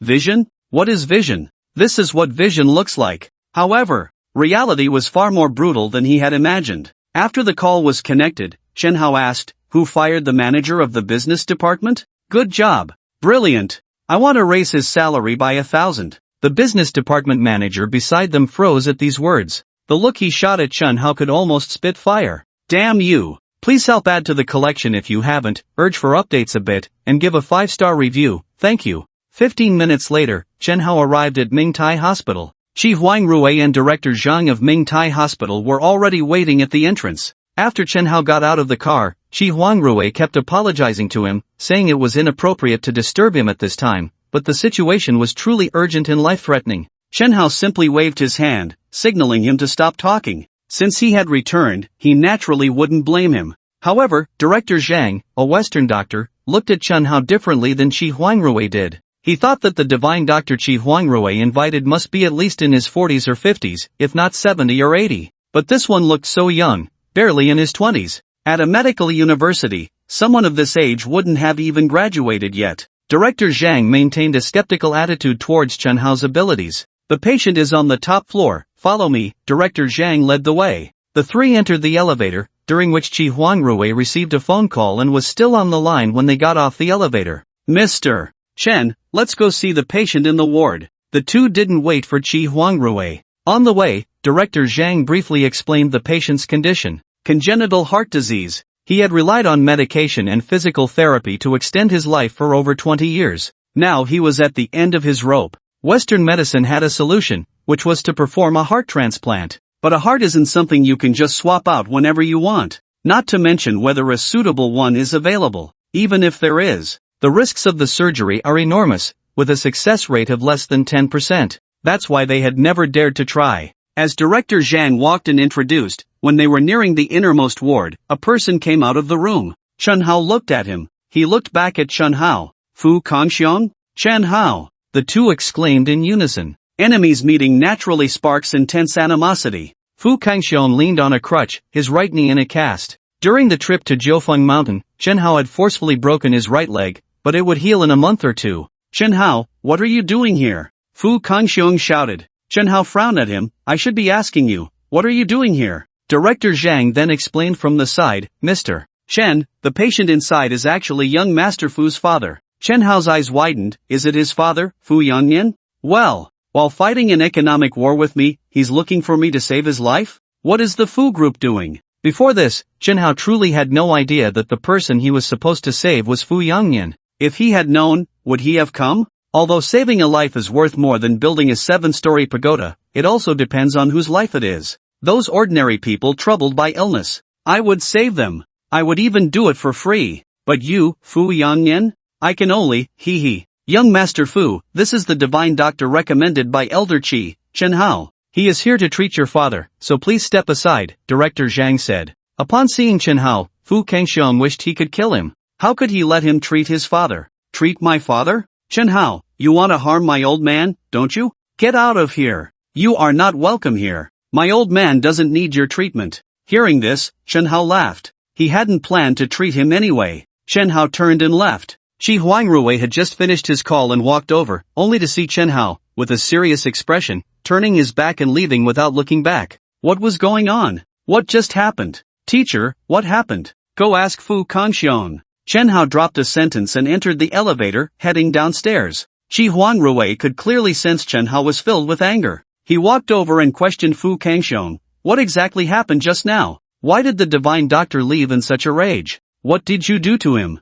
Fu Kangxiong was unconcerned. Old Qi, not just anyone can treat my father. I just told him to get lost. Shi Huangrui's beard bristled with anger. You are truly ignorant. Do you even know who he is? How could I not know who he is? His name is Chen Hao. He is the boss of Hualong Capital. So what? He knows nothing about medicine. Why should he treat my father? He's just a fraud trying to kill my old man. I didn't have the security throw him out of respect for you, old Qi, since you brought him here. Shi Huangrui was furious. Foolish, truly foolish. You are beyond saving, really beyond saving. Shi Huangrui was truly infuriated. Fu Yangyan, you have a good son. What's going on? Why hasn't the divine doctor arrived yet? The door to the hospital room was pushed open again, and a stunningly beautiful woman walked out. He came, then left. Shi Huangrui glared at Fu Kangxiong. Zhang Huizhen sensed something was off with Shi Huangrui's gaze towards Fu Kangxiong. Could it be that this useless son did something to the divine doctor? Otherwise, why would he come and then leave? Kangxiong, what exactly happened? Did you do something to the divine doctor? Zhang Huizhen frowned. Mom, do you know who came? It was Chen Hao. The same Chen Hao who broke my leg. Let's not even discuss whether he knows medicine. Even if he does, would he be willing to treat my father? He's definitely here to harm my father. Zhang Huizhen initially thought it was just a namesake, but it turned out to be that Chen Hao? Ignorant. Let me show you some photos. Shi Huangrui could not tolerate them speaking about Chen Hao like that and took out several photos. There were also some videos of Chen Hao during treatments. Chen Hao really can treat illnesses? He can cure cancer? He can treat leukemia too. Is his medical skill really that remarkable? At that moment, Fu Kangxiong suddenly sensed a chilling aura and turned to see his mother glaring at him with anger. Then, a slap came flying. How did I end up with such a useless son who only causes trouble? Zhang Huizhen was furious. They had hoped to cure her husband, but now it was all ruined? After the slap, Zhang Huizhen ignored Fu Kangxiong and focused on the urgent matter of bringing Chen Hao back. Old Qi, my young Yan, and you. Before she could finish, Shi Huangrui waved his hand to interrupt her. Ms. Shang, I know what you want to say. You want me to invite the divine doctor back? I'm afraid I can't help you. Shi Huangrui turned and left. There was no way he could help with this. He had offended the divine doctor, and now he was expected to bring him back? Does she really think Shi Huangrui has that much influence? Old Qi. Old Qi. Zhang Huizhen called out several times but could not stop Shi Huangrui. She had no choice but to give up. It seems I have to personally go and invite him. Zhang Huizhen immediately called her assistant, instructing her to find Chen Hao's address within an hour. The night was deep. At Mindu Yipin. With Zhang Huizhen's appearance, the security guard at the entrance instantly brightened up. She was indeed beautiful. She was truly sexy. But what was such a stunning beauty here for? After leaving the hospital, Chen Hao found a restaurant and had a hearty meal before collapsing into bed. The 9 twists and 13 needles had drained his energy. He desperately needed some sleep to recover. He didn't know how long he had been asleep when he was groggily pushed awake. Lazy pig, get up. The market is open. It was Reba's voice. Chen Hao pulled the blanket over his head. This woman was so annoying. Why was she back again? It seemed he needed to change the access code to his home. Chen Hao, get up. Time to wake up, Reba shouted several times, and when she saw Chen Hao didn't respond, she felt embarrassed in front of her friends. Reba held a selfie stick in one hand, filming a video. On the other side of the video were several people, Ma Shun, Bai Lu, Zhao Lucy, and Tang Yin. 3 post-2000s young flowers and an aunt from the 80s. Reba, are you even capable? Didn't you say you were tight with the stock god? Why does it look like he doesn't even want to talk to you? Reba, you've dropped the ball, haven't you? These teasing remarks infuriated Reba. Unable to endure any longer, she suddenly yanked the blanket off Chen Hao. Thinking that without the blanket, he should be up now, she was stunned when the blanket was lifted. The 4 beauties on the other side of the video were equally shocked. Oh my! This guy wasn't wearing any clothes. Not even his underwear? Chen Hao woke up. This time, he was completely awake. He grabbed a pillow to cover himself. This woman was truly unbearable. How could she spy on him? Chen Hao felt extremely wronged. If she wanted to peek, fine, but to do it on video? And with a group? You pervert! Chen Hao looked aggrieved. Reba took a moment to realize she should turn away. A blush appeared on her face. Embarrassed. Chen Hao, why aren't you wearing clothes? What I wear or don't wear is none of your business. This is my home. I can wear what I want, or not wear anything at all. What does it have to do with you? With that one sentence, Reba had no retort. Right. This was his home. How he dressed was his freedom. Reba now felt truly embarrassed. Originally, she had wanted to introduce Bai Lu, Zhao Lucy, and Tang Yin to Chen Hao through the video, hoping he could help them with stock trading. But now, the atmosphere was so awkward that she really didn't know how to speak, at least not right now. Reba ran away. She fled like the wind. Once inside the elevator, Reba let out a long breath. It was only then that she realized her cheeks were flushed and burning. Her mind was filled with the scene she had just witnessed. 8-pack abs. A body full of explosive strength. And the lower half? Oh, so that's what it looked like, truly ugly. At this moment, a black Maybach drove into Minduipine. To avoid drawing too much attention, Zhang Huizhen specifically chose a car that wasn't too expensive. For her, a Maybach was already quite low-key. As she stepped out of the car, she became a beautiful sight, instantly attracting the gazes of those around her. Her waterfall-like chestnut hair cascaded casually over her slender shoulders. The slight curls added a touch of allure. Her luscious red lips were as tempting as cherries. She wore a fitted black dress that perfectly outlined her graceful figure. Her tiny waist was barely graspable, and the hem of her dress swayed gently with her steps, revealing her long, snow-white legs. She carried a small designer handbag, and every gesture exuded elegance and nobility. Several security guards were left dumbfounded. She was indeed beautiful. She was truly sexy. If she were my woman, I'd be willing to live 10 years less. Don't be fooled by the fact that Zhang Huizhen is a bit older than Yang Mimi. She really takes good care of herself. She looks completely like a woman in her early 30s, yet she still has that mature charm. It's this ripe allure that is the most captivating. What do you think this wealthy woman does? Are you stupid? Coming over in the middle of the night, what else could she be doing? Do you think she charges 10,000 for a night? She must charge for the whole night. Damn, looking good means making money fast. A few security guards were curious about which owner had called a woman to their home. They immediately went to check the surveillance footage, and when they pulled up the elevator camera,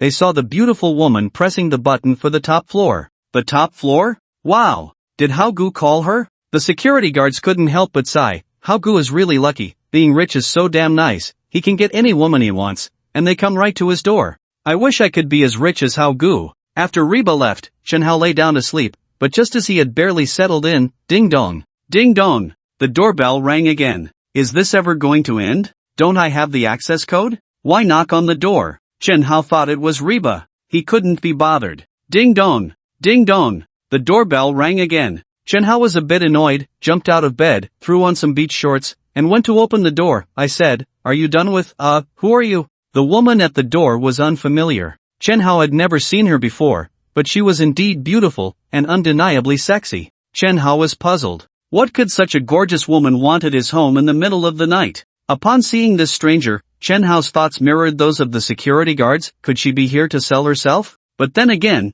that didn't make sense. She was too beautiful and had a mature charm. A woman of her caliber, even if she were in that profession, would surely have plenty of clients. Why would she come knocking on a stranger's door to sell herself? Zhang Huizhen assessed Chen Hao. She had seen his photo long ago, but now, up close, he was much more handsome than in the picture. Plus, Chen Hao was only wearing beach shorts, his strong physique exposed to the air. 8-pack abs. A powerful masculine aura hit her like a wave. Then she smiled and said, "Mr. Chen, hello, I came specifically to find you. We've never met before, have we? What brings you here at this late hour?" Chen Hao asked, puzzled. "Mr. Chen, it's not convenient to talk here, can I come in? You even know my last name is Chen, it seems you came prepared. Come in and talk." Chen Hao was curious about this woman and wanted to see what she was really after. Once inside, Zhang Huizhen extended her delicate hand, as white as scallions. As Chen Hao shook her hand, Zhang Huizhen introduced herself, "Mr. Chen, let me introduce myself, my name is Zhang Huizhen." Upon hearing that name, Chen Hao instantly understood her purpose for coming to see him. Chen Hao had never met Zhang Huizhen, but her name had been mentioned by Ling Yu over the phone. She was the wife of Fu Yangyan, the mother of Fu Kangxiong. After Fu Yangyan fell seriously ill, she became the actual controller of the Fugua group. She had another identity as well. 20 years ago, at just 20 years old, she became the queen of nightclubs in Mindu. It's incredibly difficult to be number one in any industry. One can only imagine how stunning she must have been back then. Although 20 years have passed and she is no longer young, having lost her youthful innocence, the mature charm she exudes in her every move is something that young girls could never hope to imitate. I'm not afraid of young girls playing coy, I'm afraid of women in their 40s. Women at this age, if well maintained, possess a strong allure for men of any age. Of course, the premise is that they are well maintained. There's nothing to discuss between us, please leave. Chen Hao issued an eviction order. Zhang Huizhen did not leave, saying, "I know what you want, Mr. Chen. The Chu family father and son have already been dismissed by me and sent to the police station. I can assure you that they will spend the rest of their lives in prison. Secondly, it's my disappointing son. I know, Mr. Chen, you and my son have had some unpleasantness, it's all his fault. He has a broken leg now, which can be considered a deserved punishment. I guarantee he won't bother you again. Thirdly, I have ordered a ceasefire with Hualong Capital and will compensate them for their recent losses. Mr. Chen, what do you think? Are you satisfied?" Chen Hao sat down comfortably on the sofa, looking at the enchanting woman standing before him. Then he shook his head. "These conditions are not enough to make me help your husband. You can leave." Chen Hao issued the eviction order once more. Zhang Huizhen took out a tablet from her handbag, opened an app, and handed it to Chen Hao. "Choose any woman from here. I can guarantee that she will be in your bed within 24 hours. Of course, if you wish, I can arrange for someone to come every day, ensuring that it's different each time." Chen Hao took the tablet. There were hundreds of beauties on it, both domestic and international. Married, unmarried, innocent, sexy. There were even 3 pairs of twin sisters. Next to each girl's photo were details like their age, marital status, and measurements. Why specify marital status? Because some people have particular preferences, especially for other people's wives. As a businesswoman, Zhang Huizhen knew that when negotiations reached a stalemate, it was time to employ a little cunning. Do you know why it's best to bring a beautiful woman when dining with clients? Because it easily breaks the ice. Zhang Huizhen became the queen of nightclubs in all of Fujian at just 20 years old. It wasn't just about looks. She was a woman with a sharp business mind. Catering to preferences. This is the key to quickly bridging the gap between both parties. And when you don't know the other person's preferences, sending a woman is the best choice. Chen Hao merely glanced at the tablet a few times before tossing it back to Zhang Huizhen. A beauty trap? You dare present women who have been through who knows how many hands? Do you think I'm that desperate? Not a single one catches your eye? Mr. Chen, your standards are quite high. These women were carefully selected by Zhang Huizhen. They had both figure and looks. Some were the top stars of major entertainment venues, coveted by countless wealthy men. There were also countless young boys and girls who idolized these female celebrities. In the past, Zhang Huizhen would bring a few with her during business negotiations. Their presence made it easier to create a lively atmosphere. It was easier to break the ice. But, surprisingly, Chen Hao didn't find any of them appealing. His standards were indeed high. Mr. Chen, as the saying goes, it's better to resolve enmity than to deepen it. Just name your conditions. What will it take to treat my husband? Chen Hao had lost the desire to continue the conversation. Treating Fu Yangyan? How ridiculous. Absolutely impossible. Just as Chen Hao was about to issue the eviction order, something inexplicable happened, and he suddenly remembered something. Ding, task released. Please complete the task of extending Fu Yangyan's life within 24 hours. Upon completion, you will receive 2 of the most advanced unmanned pharmaceutical production lines worth 2 billion. Chen Hao was quite fond of this reward. He was currently having Su Xiaomi refine vision enhancing liquid, as mass production would require a production line. Although Zhengmenjuan had its own production line, it consisted of very outdated equipment, mostly relying on manual labor. Not only was the efficiency extremely low, but the precision was also lacking. Unlike the system's rewards, which were the most advanced in the world and nearly fully automated. However, while the reward suited Chen Hao's taste, the task was quite troublesome. He had to save Fu Yongnian himself? What are you playing at, system brother? Wait. The system said to extend Fu Yongnian's life, but it didn't mean completely curing him. Extending it for 10 years is an extension. Extending it for 1 year is also an extension. Extending it for 10 minutes is still an extension. The system didn't specify how long the extension had to be. Chen Hao had an idea. He said, if you want me to treat Fu Yongnian, that's fine, but I have a condition.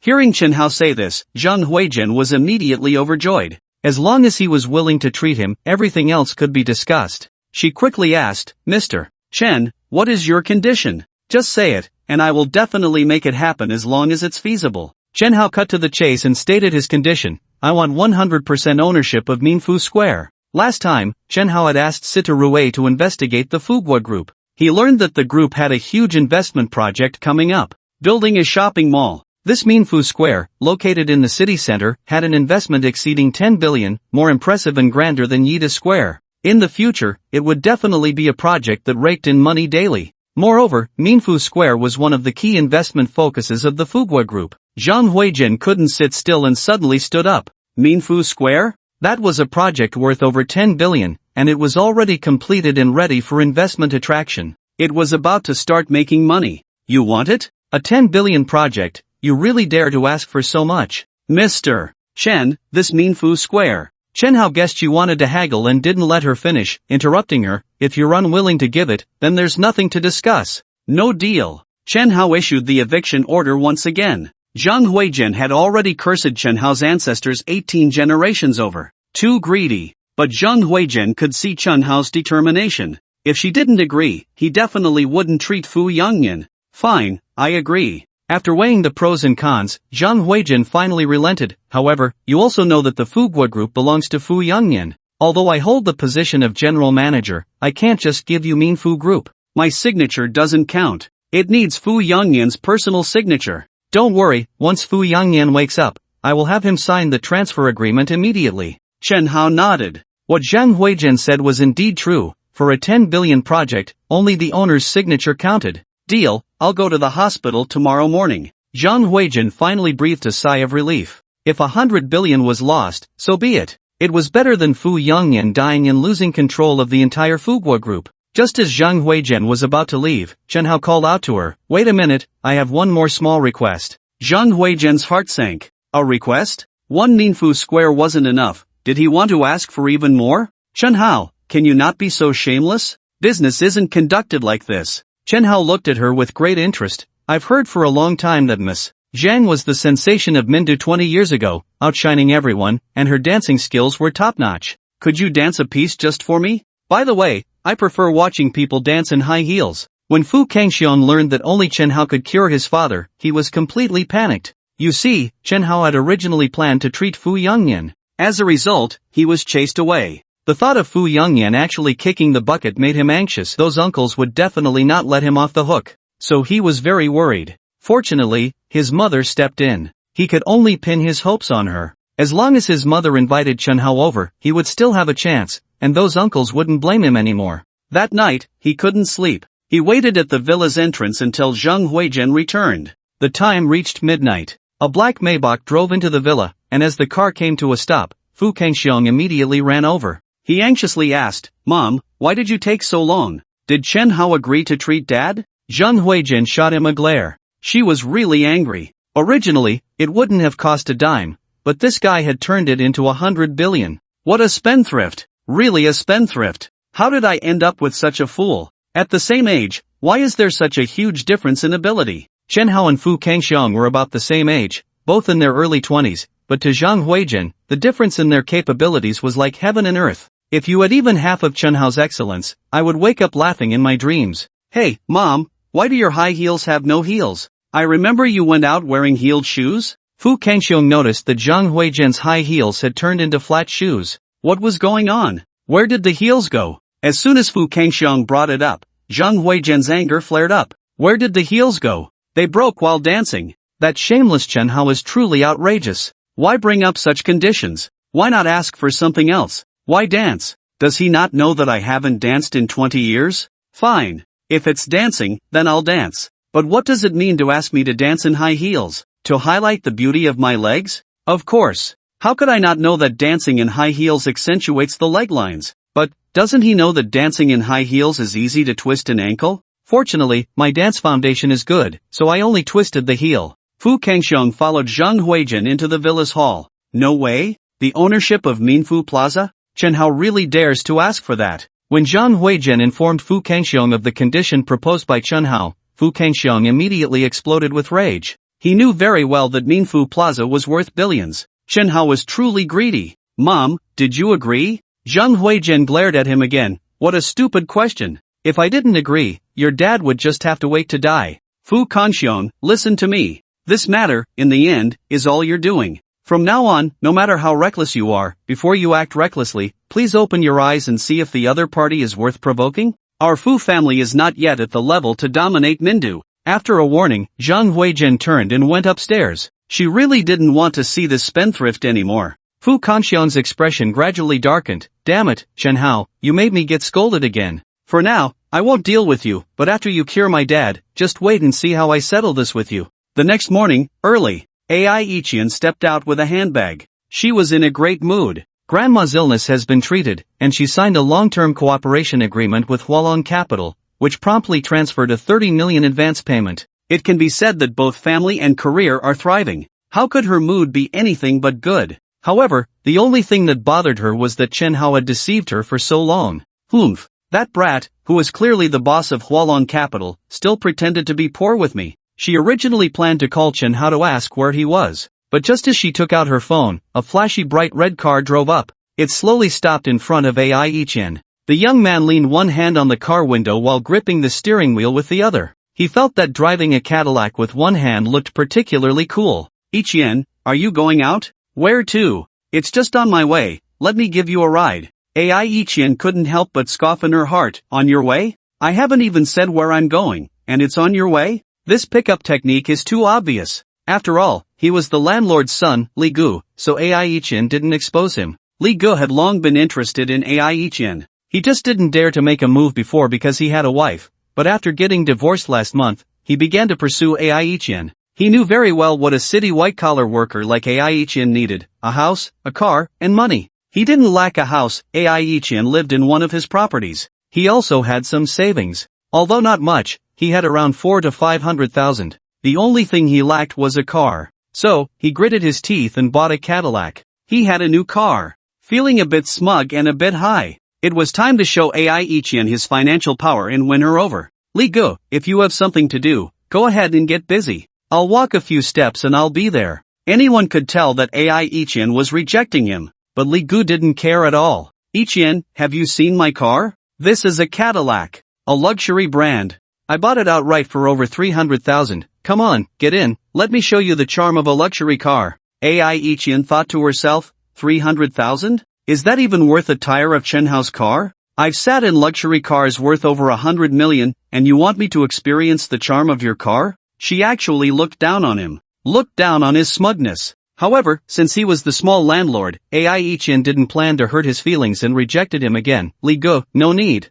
I'll be there soon. After saying that, Ai Ichian intended to ignore him and walked ahead. Li Gu didn't give up. The car slowly started and followed Ai Ichian at the same pace. Ichian, I haven't had any other girls in this passenger seat. It's just for you, get in and feel it. Seeing that Ai Ichian remained indifferent, Li Gu simply stopped the car, opened the door, and got out. He blocked Ai Ichian. Ichian, let me be honest with you, actually Before Li Gu could finish his sentence, he was interrupted by two honks. The horn was loud. This made Li Gu quite unhappy. Which idiot was ruining his good fortune? Turning around, he saw a super cool sports car. Is that a Lamborghini? At least worth several million, right? Chen Hao was driving a Veneno, worth nearly 100 million. Li Gu didn't recognize it. But for him, a few million for a supercar was already an astronomical price. Where did this rich guy come from? Not someone to mess with. Li Gu instantly lost his temper. Ai Ichian walked straight over to Chen Hao in the driver's seat.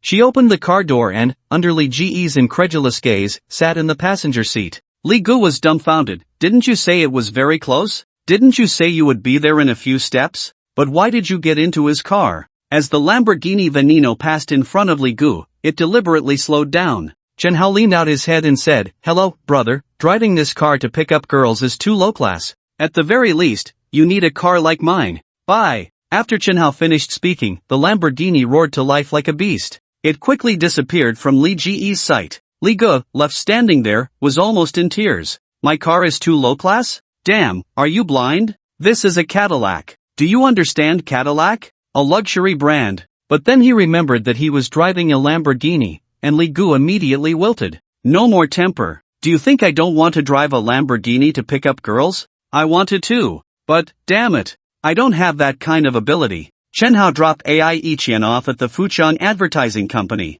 Before leaving, Chen Hao handed a bag of traditional Chinese medicine to Ai Ichian. Although Chen Hao had removed the root of the illness from Ai Ichian's grandmother yesterday, the long-term suffering had left her body very weak. Chen Hao had prepared a type of traditional medicine to improve her constitution. With this medicine, living another 20 years wouldn't be a problem. He specifically brought it for Ai Ichian. "Chen Hao, thank you." Holding the traditional medicine that Chen Hao gave her, Ai Ichian was genuinely moved. It was heartfelt gratitude. "I say, are you just going to thank me verbally? Why not do something practical? It's too hypocritical, there's no sincerity at all," Chen Hao teased. "What do you want that's practical?" Chen Hao leaned on the car window, looking at Ai Ichian standing outside, a faint smile on his lips. "How about you be my girlfriend?" Ai Ichian was taken aback for a moment. Then she smiled and agreed. "Being your girlfriend isn't out of the question. Promise me a few conditions." Chen Hao was suddenly a bit excited. "You say, if you're my boyfriend and I'm unhappy, you have to cheer me up?" Chen Hao nodded. That was no problem. Cheering up a girlfriend is the duty of any boyfriend. Secondly, if you're my boyfriend, you can't have anything to do with other women. You can't look at beautiful women on the street. You can't come home later than 9 o'clock every night. And you can't spend the night outside. You can't go out alone with other women. You can't. The more Chen Hao listened, the more he felt something was off. "Stop. Too many demands. I can't keep up with this, goodbye." Chen Hao stepped on the gas, and with a roar, the car sped away. Watching Chen Hao's retreating figure, Ai Ichian wore a smug smile. "Little brat, dare to tease me? Let's see if I don't scare you to death." When Chen Hao arrived at the hospital, Zhang Huizhen was already waiting in the parking lot. "Mr. Chen, please follow me." Zhang Huizhen led the way, and the two walked into the elevator. The entire elevator was just the two of them. At the moment the elevator doors closed, a rich and alluring scent of perfume wafted from Zhang Huizhen. It was somewhat reminiscent of a blend of sandalwood and musk, exuding a mysterious and enticing aura. At this moment, she wore a white long dress. It was neither tight nor loose, just right to accentuate her curvy figure while giving off an elegant and noble temperament. Even at over 40, she was still like this. It was hard to imagine what she must have looked like 20 years ago. In her youthful days, how stunning she must have been. Chen Hao looked down at her feet. Just like last night, she was wearing high heels. The difference was that the style was clearly different. Moreover, this pair of heels was much shorter than last night's. They looked to be only about 5 or 6 centimeters high. Chen Hao couldn't help but recall the scene of her dancing last night. Wearing these to dance wouldn't risk breaking the heels again, would it? At this moment, Zhang Huizhen noticed that Chen Hao's gaze was actually on her feet. Last night, the scene of her dancing energetically in front of Chen Hao, twisting her waist so hard that she ended up breaking her heel, flashed in her mind. It was really so embarrassing. Ever since she got together with Fu Yangyan, she hadn't been to a nightclub again. She certainly hadn't danced like that in front of anyone. Of course, in her capacity as Mrs. Fu, no one had dared to make her dance in the past 20 years. But this Chen Hao, what was so appealing about a 40-year-old aunt dancing? Zhang Huizhen quickly pulled up her skirt, hoping to cover her feet. But, alas, even though it was a long dress, the hem only reached her ankles. No matter what, it couldn't hide anything. Damn it, why didn't she wear a longer dress today? At the very least, she could have worn pants. The elevator reached the first floor and stopped. Then, with a ding, the doors opened. "Quick, everyone step aside, make some room. The people inside the elevator need to squeeze in." A few medical staff outside were pushing a stretcher. There was a person lying on the stretcher, blood all over their head, already unconscious. "Can the people inside hear me? Please squeeze in, the stretcher can't get through." Inside the elevator were only Chen Hao and Zhang Huizhen. Chen Hao had already retreated to the back. Zhang Huizhen also took a few steps back. "Ma'am, please move in a bit more, our stretcher still can't get through, time is of the essence, please hurry." There was no other choice. Zhang Huizhen could only step back a few more steps, finally pressing herself against the back of the elevator, almost standing parallel to Chen Hao. Only then did the stretcher completely enter the elevator. They pressed the button for the 6th floor. Chen Hao looked at the patient's condition. It was obvious he had been in a car accident. He was covered with a white cloth, with only his head exposed. One nurse was holding in 4 drip, while another was performing CPR on the patient. At that moment, Zhang Huizhen, for some reason, suddenly screamed, "Ah!" and turned to leap into Chen Hao's arms. Her reaction clearly indicated she had seen something terrifying. His hand? Zhang Huizhen saw that the man's hand was actually gone, the wrist was bloody, and the entire palm was missing. Zhang Huizhen had never seen such a bloody scene before. Terrified, she curled up in Chen Hao's embrace, trembling. It wasn't until the elevator reached the 6th floor and they got out that Zhang Huizhen finally came to her senses. She quickly stepped back a few paces. Her face flushed red. Damn it! How could she have just thrown herself into his arms? After the elevator reached the top floor, under Zhang Huizhen's lead, Chen Hao went straight to Fu Yangyan's hospital room. The treatment didn't take long, just half an hour. "Mr. Chen, how is my husband?" After Chen Hao came out of the room, Zhang Huizhen asked anxiously, fearing the worst, that Chen Hao would be at a loss, and that would truly be the end. Chen Hao replied, "He will wake up within 24 hours. Upon hearing this, Zhang Huizhen felt a weight lift off her shoulders. She let out a long sigh of relief. "That's great. That's wonderful, Mr. Chen, I can't thank you enough. Rest assured, I, Zhang Huizhen, am a person of my word. As soon as my husband wakes up, I will have him sign the transfer agreement for Minfu Plaza immediately." Chen Hao nodded. But in his heart, he thought, I only said he would wake up, but I didn't say he would recover. Of course, Chen Hao wouldn't say that out loud. Ding! Congratulations to the host for completing the task of extending Fu Yangyan's life, earning the reward of 2 of the world's most advanced pharmaceutical production lines, which have been transported to the Xingmenjuan factory. The voice that appeared in his mind made Chen Hao's expression brighten. Then, Chen Hao took the elevator to leave. The car hadn't even started when Su Moran's call came in, and she sounded quite excited on the phone. "Boss, how impressive.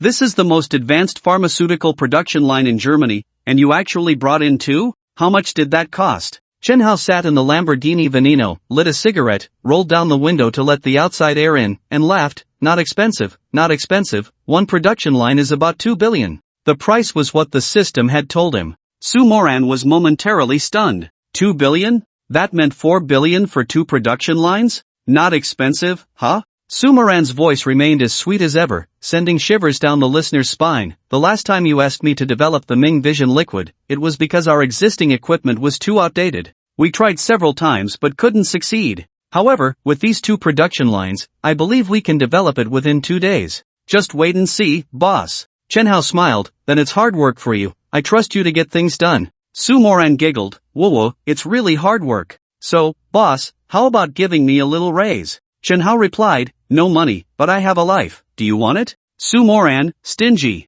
"Alright, I won't chat with you anymore. The new equipment just arrived, and I still need to arrange for unloading and equipment debugging." After hanging up, Chen Hao called the financial director of Xingmenjuan. He told her to add a 0 to Su Moran's monthly salary. Less than 3 minutes later, Su Moran's message came through. "Boss is generous, boss is mighty, boss, I love you to death." Chen Hao replied with just 2 words, "Date?" Su Moran first sent a shaking head emoji, then a text, "There are a ton of things at the factory, I can't get away. Next time, and one last thing, boss is generous." Looking at this message, Chen Hao smiled wryly. Don't be fooled by Su Moran's seemingly open demeanor. She sometimes even offers visual benefits, like letting you touch her thigh, and she doesn't refuse. But have you ever seen Chen Hao manage to ask her out alone? No, right? This woman is definitely not as simple as she appears. Moreover, what puzzled Chen Hao was that he knew Su Moran's previous income was just over 10,000, which couldn't possibly support her extravagant spending. Every piece of clothing she wore was a brand name.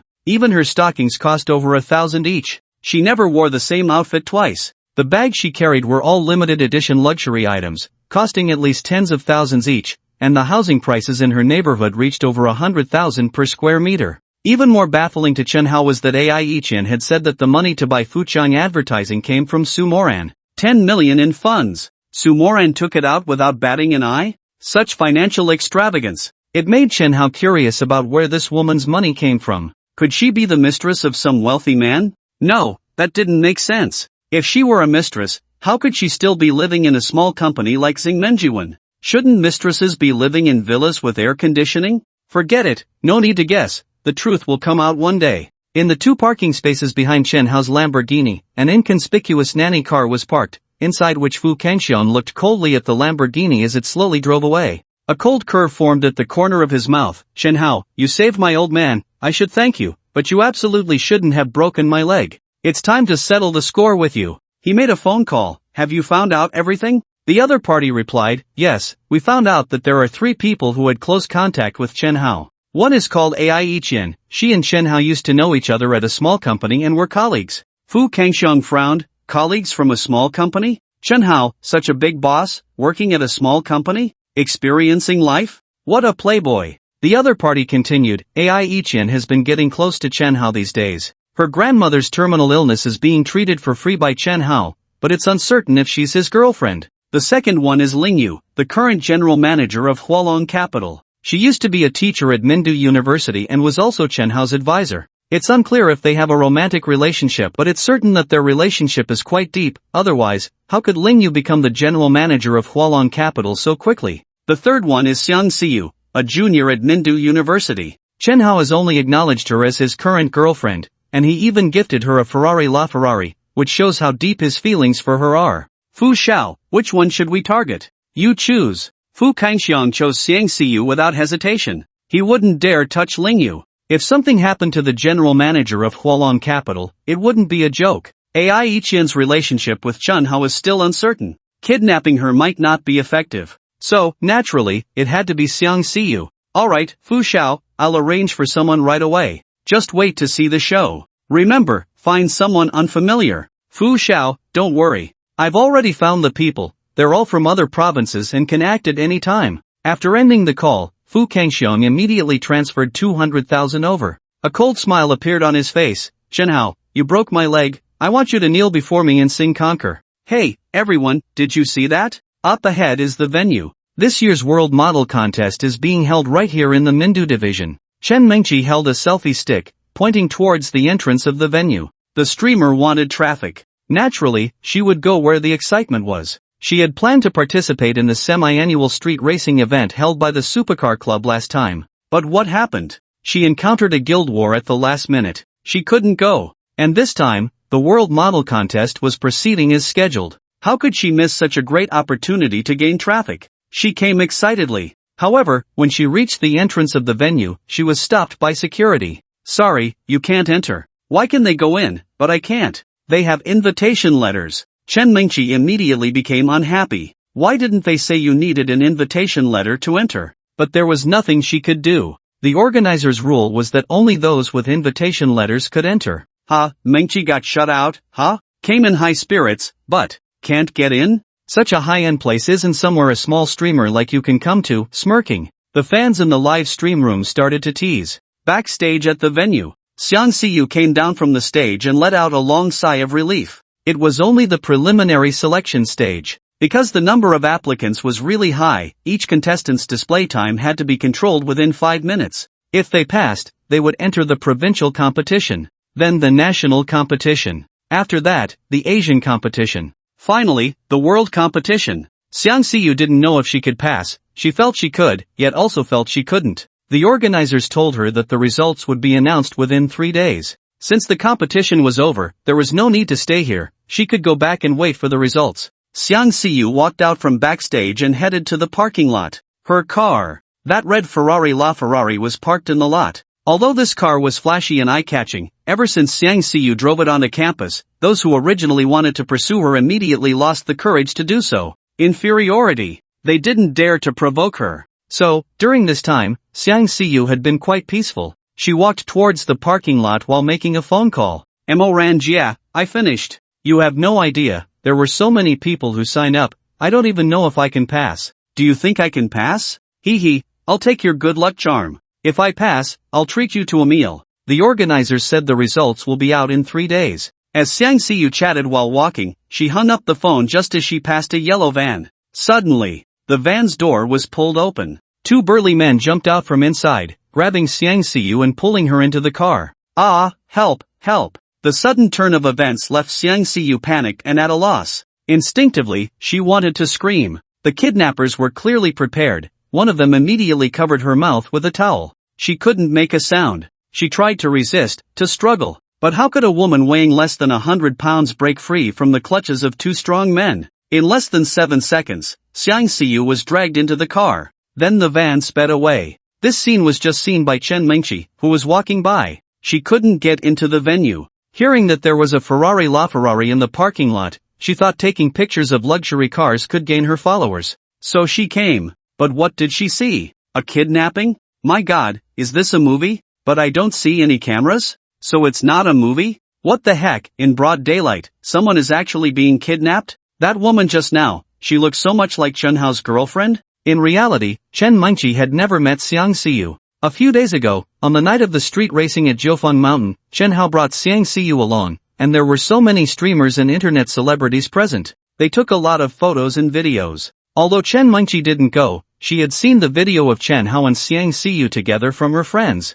The two were even holding hands. The rich landlord's girlfriend has been kidnapped? Xiang Xiyu didn't dare hesitate and immediately called Chen Hao. Store. In the past, Ai Yiqian would either walk, take the bus, or the subway when going out. She needed to save money for her grandmother's medical treatment. But now that she was a boss, it was really inconvenient to go out for business without a vehicle. So she planned to buy a car. Although she had a driver's license and could drive, she was really unfamiliar with cars. She was afraid of being ripped off. So she pulled Chen Hao over to help her consult and bargain. As soon as Chen Hao and Ai Yiqian walked into the venue, they immediately attracted the attention of those around them. The man was handsome. The woman was beautiful. A very well-matched pair. I say, Yiqian, I have a bunch of supercars, just drive over to pick one up. Chen Hao wasn't lying. Last time at Jiufeng Mountain, he won 20 supercars, all worth over 10 million. Driving one out would definitely be impressive. Supercars? They can only seat 2 people. What use is that to me?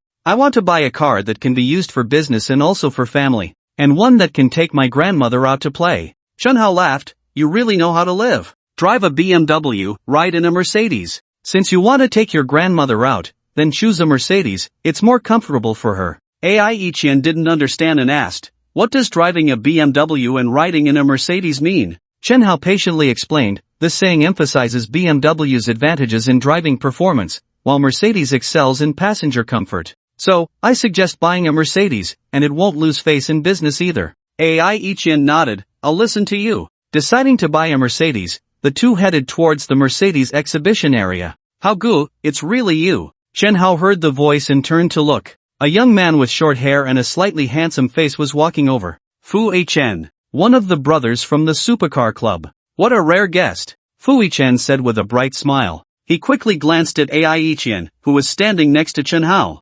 Goodness, what a guy. Has she changed partners again? The last time he saw Chen Hao, he was with Xiang Xiyu. The time before that, he was with Yang Mimi. And now, well, they are all stunningly beautiful. Hello, brother Hao. Hello, sister-in-law. Fu Yichen's fiancée, Xia Yuding, greeted with a sweet yet polite smile. These two were getting married at the end of the year. As soon as Xia Yuding called her that, Ai Yiqian's fair face instantly flushed red. Who's your sister-in-law? Please don't call me that. After chatting with Fu Yichen for a while, Chen Hao's phone rang. Chen Mengqi? What does this little internet celebrity want from me? Is she not going to rent my place anymore? The house Chen Mengqi is living in now is one of Chen Hao's rental properties. As soon as the call connected, Chen Mengqi's urgent voice came through. Rich landlord, something's happened, something big. The girl who raced with you at Jiufeng Mountain a few days ago is your little girlfriend, right? I saw her being kidnapped. Upon hearing this, Chen Hao's brows instantly furrowed. Are you sure you're not joking? Rich landlord, hurry up and come. If you're late, your little girlfriend will be in danger. Chen Mengqi was running towards her car while talking on the phone with Chen Hao. It dawned on Chen Hao that Chen Mengqi wasn't joking. She was really kidnapped? His expression darkened instantly. A wave of murderous intent surged within him. Chen Hao was angrier than ever, a chill radiating from him. Whoever kidnapped my girlfriend, I will make you all pay with your lives. Fu Yichen sensed something was off and asked, Brother Hao, what's going on? Yichen, let me borrow this car. Chen Hao jumped into a Mercedes in the showroom. He slammed the accelerator and shot out of the showroom. Chen Hao's Lamborghini Veneno was parked a few hundred meters away. If he ran to get it, it would waste at least a few minutes. In this situation, every second counted. "Brother Hao, just drive it. Return it to me when you're done," Fu Yichen shouted from behind. It was the first time he had seen Chen Hao so anxious. Even when facing the rich kid from Fuda a few days ago, he hadn't been like this. He knew something serious had happened.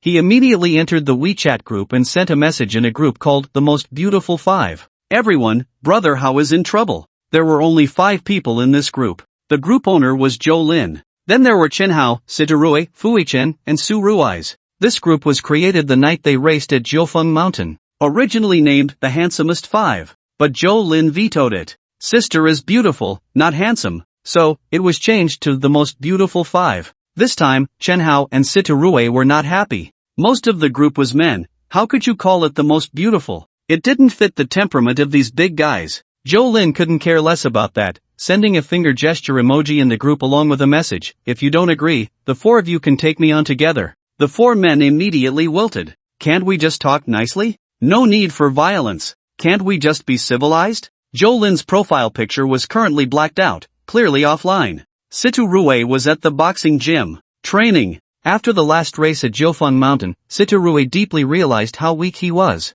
He couldn't even beat a bodyguard. So, since then, he had hired several boxers as sparring partners. Upon seeing this message, Sitarui immediately asked, "Yichen, what happened to Brother Hao?" Suzurui also jumped out. "Same here." Fu Yichen recounted what had just happened. Sitarui said, "Something big must have happened, otherwise, Brother Hao wouldn't be so anxious. Brothers, grab your weapons and be ready for Brother Hao's call to support." Chen Mingqi was driving her car, following the van. To ensure Chen Hao could track her whereabouts in real time and keep up, she shared her location through WeChat. "Call the police. Hurry and call the police." After chasing for a while, Chen Mingqi finally realized that calling the police in this situation was the best choice. But just as she was about to dial 110, her phone slipped from her grip. It fell with a thud, landing under the passenger seat. If she wanted to pick up the phone, she would need to pull over. But if she stopped the car, the van would have long disappeared, and even if Uncle Hat responded quickly, it would still take at least 10 minutes.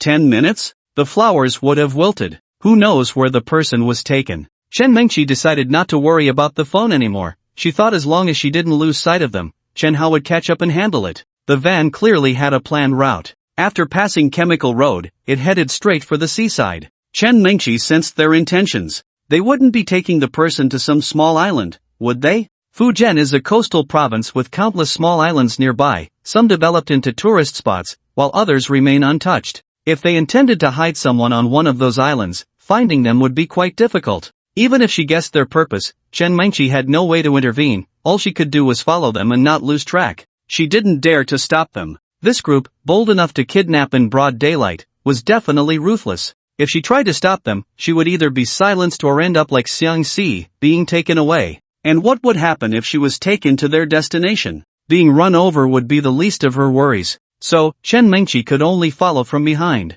Just as they were about to reach the seaside, the van suddenly accelerated. Have they been discovered? Seeing the van speed up, Chen Mingqi's heart sank. They were now on a rural road, not even paved. It was bumpy and hard to drive on. 60 to 70 kilometers per hour was already Chen Mingqi's limit. Any faster, and she might flip the car. What to do? If she lost them, her fate would be worse than being run over. I'll risk it. Chen Mingqi made a huge decision, gritting her teeth and staring intently at the van ahead. She slammed her right foot down on the gas pedal. The Honda Civic surged forward. The Honda Civic was known for its unbeatable acceleration among cars priced under 200,000. The van was just a van. Its performance was in a different league. Just a few seconds later, the Civic caught up. It looked like a collision was imminent. Suddenly, a deafening shout came from the Civic. Chen Hao, if I die, remember to burn incense for me every year on this day, and make sure to burn a lot. I lived a tough life, and when I'm gone, I want to be rich down there. Then, with a bang, the Civic crashed into the rear wheel of the van. After the impact, the Civic lost control, veering off the road and crashing into the rice field beside it. The van lost its balance, rolling over several times and landing in the rice field. Inside the Civic, the windshield shattered into a spiderweb of cracks. The airbags deployed. Chen Mingqi's head was buried in the airbag, and the powerful impact left her dizzy. The world spun around her, and she saw stars. The bridge of her nose had collapsed, and blood was continuously flowing from her nostrils. The right side of her face had been cut by shards of glass, leaving a 5 centimeter long gash. Blood trickled down her cheek, staining her entire collar. She looked utterly disheveled. However, she felt a sense of relief inside. Because her sister was not dead? Chen Hao, I'm not dead, don't burn incense for me. Chen Mengqi tried to push open the car door next to her, but no matter how hard she tried, it wouldn't budge. With no other choice, she crawled out from the passenger seat. Just as she was struggling to get out, there was finally a commotion from the overturned van. With a loud bang, the door was violently kicked open from the inside. A burly young man emerged from the vehicle, glaring fiercely at Chen Mengqi. You don't walk the path to heaven, yet you crash into hell. You filthy woman, you've ruined my good fortune. I want you dead. Behind this muscular man, a strong young man pulled Xiang Xiyu out of the van. This strong young man looked worse for wear, with several shards of glass embedded in his face. Xiang Xiyu's hands were tied behind her back, and her mouth was taped shut, making it impossible for her to make a sound. Fortunately, she didn't seem to be injured. Xiang Xiyu appeared extremely anxious and terrified. It was the first time in her life she had encountered such a situation. Who did I offend? Why am I being kidnapped? Even now, Xiang Xiyu still didn't understand why. I haven't offended you. Who is she? Why is she saving me? Xiang Xiyu's gaze fell on Chen Mengqi. So unfamiliar, she had never seen her before. Compared to Xiang Xiyu, Chen Mengqi's injuries were clearly much more severe. But Xiang Xiyu couldn't figure out why this stranger, whom she had never met, would risk her life to save her. A chivalrous woman who helps those in need? You filthy bitch, you're looking for death. The burly man roared in anger and lunged at Xiang Xiyu. Don't come over. I've trained, if you come over, I won't hold back. To bolster her courage, Chen Mengqi picked up a dry twig from the ground as a weapon. Unfortunately, it was utterly useless. It couldn't intimidate the burly man at all. He continued to close in quickly. My God, I can't fight him. I definitely can't win. Chen Mengqi tossed aside the twig and turned to run. But unfortunately, in this muddy field, Chen Mengqi couldn't run fast at all. She was soon caught up by him. Filthy bitch, since you're tired of living, I'll send you to meet the king of hell. The man reached for Chen Mengqi's hair. At that moment, you're the one tired of living. A loud shout rang out. Whoosh! A stone shot through the air, striking the burly man's arm with pinpoint accuracy. There was a crack. The impact of the stone shattered his arm bone. Ah! The pain in his arm made the man scream in agony. Xiang Xiyu and Chen Mengqi immediately turned their heads toward the source of the sound and saw a brand new vehicle parked on the road. Chen Hao appeared at the roadside. The moment Xiang Xiyu saw Chen Hao, she could no longer contain herself. She wanted to shout, but her mouth was sealed, and she couldn't make a sound. Chen Mengqi, on the other hand, cursed loudly. Chen Hao, you son of a turtle, why did you come now? Do you know how dangerous it was just now? Do you know I almost died? Chen Hao looked at Chen Mengqi, taking in her injuries. Without needing to guess, he knew how perilous the situation had been. Sorry, I'm late. You rest over there, leave the rest to me. Chen Hao's face was cold. Kid, you're Chen Hao? I heard you're quite the fighter? The strong young man who had been holding Xiang Xiyu approached, drawing a dagger from his waist. He reversed the grip on the dagger. The upper body slightly bent, the left hand half clenching a fist in front, while the right hand, holding a dagger in reverse grip, was positioned behind. It was clearly a stance that combined both offense and defense. The burly man, whose arm had been broken by Chen Hao's stone,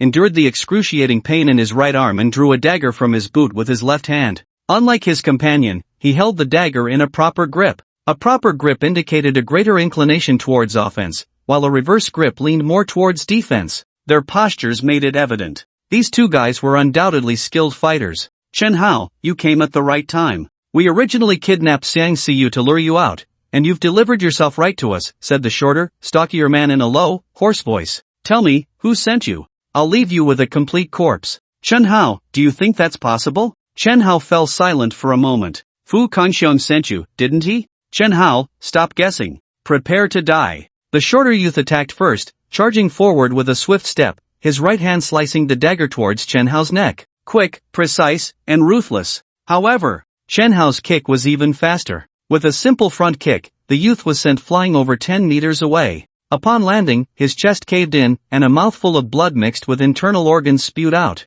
The tall, burly man was dumbfounded. Could one kick really send his brother flying that far? With his insides shattered, he must be dead, right? Despite being a habitual offender with several murders to his name, who wouldn't be afraid in the face of death? He could sense that if he resisted, he would surely meet the king of hell. Quickly tossing the dagger to the ground, he knelt before Chen Hao, honestly confessing, "I'll tell you, it was Fu Kangxiong sent us." Chen Hao had originally suspected that the mastermind behind this could be two people. The first was Fu Kangxiong, and the other was the Chu family father and son. Although the Chu family had been dismissed by Zhang Huizhen and sent to jail, possibly never to come out again, they had relatives, they had friends, so both could be possible. Chen Hao had intended to deal with this guy, sending him to meet the king of hell, but he noticed that a crowd had gathered by the roadside. Although it was just a small road, it led to the seaside, and during the hot season, many people went to the beach. Each of them was recording with their phones. If he were to kill this criminal now and it got recorded, the first person he kicked to death could be considered self-defense,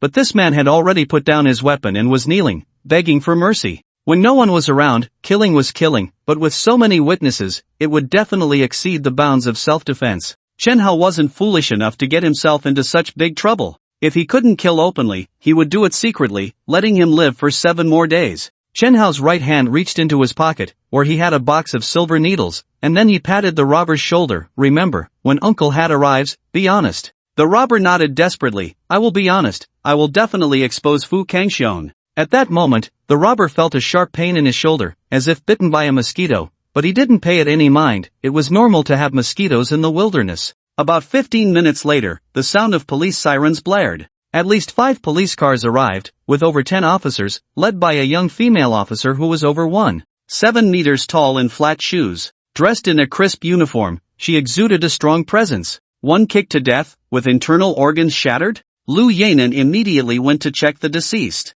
She saw that his chest was caved in, the bones inside completely shattered, and on the ground near his mouth were mixed bloodstains and broken internal organs. Lu Yanan instantly concluded that the assailant was definitely a master. Xiang Xiyu and Chen Mengqi had already gotten into the Mercedes that Chen Hao had driven, while Chen Hao sat beside the field at the front of the car, smoking a cigarette. Lu Yanan walked up to Chen Hao. "Did you kill that person?" Chen Hao did not deny it and nodded. "That's right, I killed him. You want me to go back with you, right? Fine, I will cooperate with your investigation." According to the procedure, in the case of a homicide, they had to go back with them no matter what. Lu Yanan suddenly smiled and very kindly shook Chen Hao's hand. "Thank you so much for helping us catch a wanted criminal. You have no idea, we have been busy trying to catch these two for several months." "Really? Thank you so much." To be honest, Chen Hao was already prepared to go into the station for questioning. Even if it was self-defense, it would still require an investigation before there was a conclusion. And investigations take time, right? At least a few days, or even several months, during which he would have to stay in the station. And now, not only did he not have to go in, but he also achieved something? Shouldn't he get a big award for this? After Lu Yanan arranged for someone to take Chen Hao's statement, she left with her team, and only then did Chen Hao notice that there were many unread messages in the Most Beautiful Fives group chat. He replied to one, telling them it was a close call. In the Most Beautiful Five group chat, Situ Rue was the first to message Chen Hao. "Brother Hao, what exactly happened?" "Fuichen, Brother Hao, you left in such a hurry earlier and didn't have time to ask what happened. What did Fu Kangxiong do to you?" "Suzurue, Brother Hao, I heard you treated Fu Yangnian and thought you had reconciled with the Fu family. Why is Fu Kangxiong bothering you again?" Chen Hao was too lazy to type, so he simply sent a voice message summarizing what had just happened. "Siturue, damn, is Fu Kangxiong playing dirty? Suzurue, this bear really won't cry until he sees the coffin. He's already had a leg broken and still doesn't know to back off, coming out to jump around? Siturue, if he knew how to back off, he wouldn't be Fu Kangxiong. Fuichen, damn, Brother Hao healed his old man, and not only is he ungrateful, but he also pulls this stunt. From now on, I'll beat him up every time I see him." Among the three, Fuichen was the strongest. This guy had been learning free fighting since he was young, and with his height of 1.8 meters, his combat ability was not to be underestimated. Last time at Jiufeng Mountain, he took on 3 opponents and didn't lose. "Siturue, Brother Hao, something this big happened. Fu Kangxiong must be hiding, but don't worry, I'll arrange for someone to investigate immediately." "Fuichen, I'll arrange for someone to investigate too." Chen Hao sent a message, "Thanks." Then he exited WeChat and put his phone back in his pocket. He first threw the cigarette butt on the ground and stepped on it to extinguish it, then got into the Mercedes. Xiang Xiyu and Chen Mengqi were sitting in the back seat. At that moment, Chen Hao felt that driving this car was a wise choice. If he had taken the 2-seater Lamborghini Veneno, the 3 of them wouldn't have fit.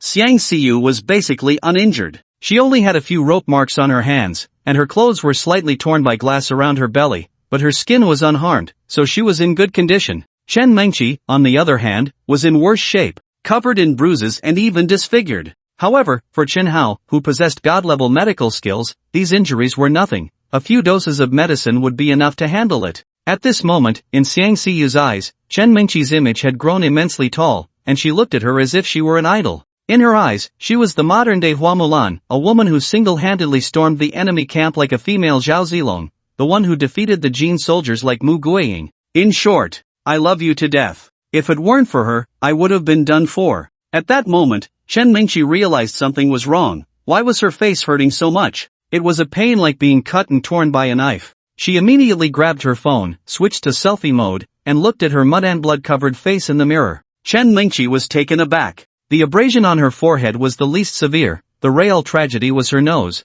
the bridge of which had collapsed. This could be restored through surgery. Chen Mengqi wasn't too worried about that. What she was most concerned about was the injury on her right cheek, which was a good 4 to 5 centimeters long. She knew very well that with current technology, it was basically impossible to completely remove scars. In other words, even if the wound on her face healed, it would leave a scar for life? I'm a beauty streamer. With this ruined face, how am I supposed to appear on camera or stream in the future? Whoa, why am I so unlucky, Chen Mengqi? Chen Mengqi was truly crying. At that moment, she felt a wave of regret. She had been too impulsive. How could she risk her life to save a stranger? In fact, at that time, Chen Mengqi hadn't thought much. Her only thought was that if Xiang Siyu was really taken away by them, her whole life would be ruined. So, no matter what, she couldn't let them take her away. Woo, I.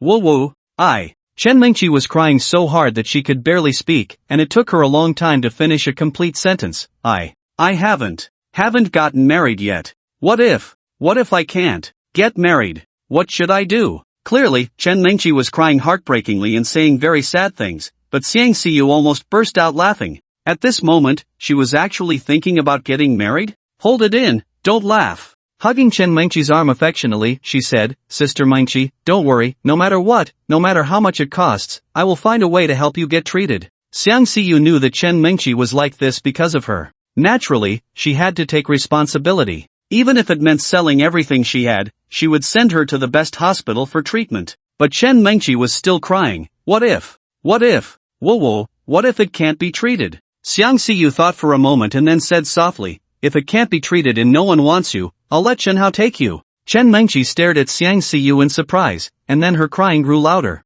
Are you showing off that you have a boyfriend while I don't? And your boyfriend is so outstanding, rich and good-looking. Half an hour later, Chen Hao returned to Minduipin with the two girls. It was Chen Mengqi's first time at Chen Hao's home, and as soon as she entered, her eyes were overwhelmed, as if Lu Laolao had entered the Grand View Garden, her eyes darting everywhere. Hao was truly extravagant, and the atmosphere was genuinely grand. Is this the luxurious life of the rich? I wish I could be a wealthy person with such a mansion. Xiang Siyu pulled Chen Mengqi's hand. Sister Mengqi, I'll take you to a place. She led Chen Mengqi to the side of the swimming pool. Chen Mengqi was stunned. Wow, is this the legendary sky pool? While they were touring the rooms, Chen Hao rummaged through and found a business card. The last time he went shopping, those brand boutiques had given him quite a few business cards. He made a call. Send me 10 sets of women's clothing. Yes, and include underwear. Height between 1.7 to 1.75 meters, weight around 50 kilograms. Bust size? Of course, he needed to know the bust size for buying underwear.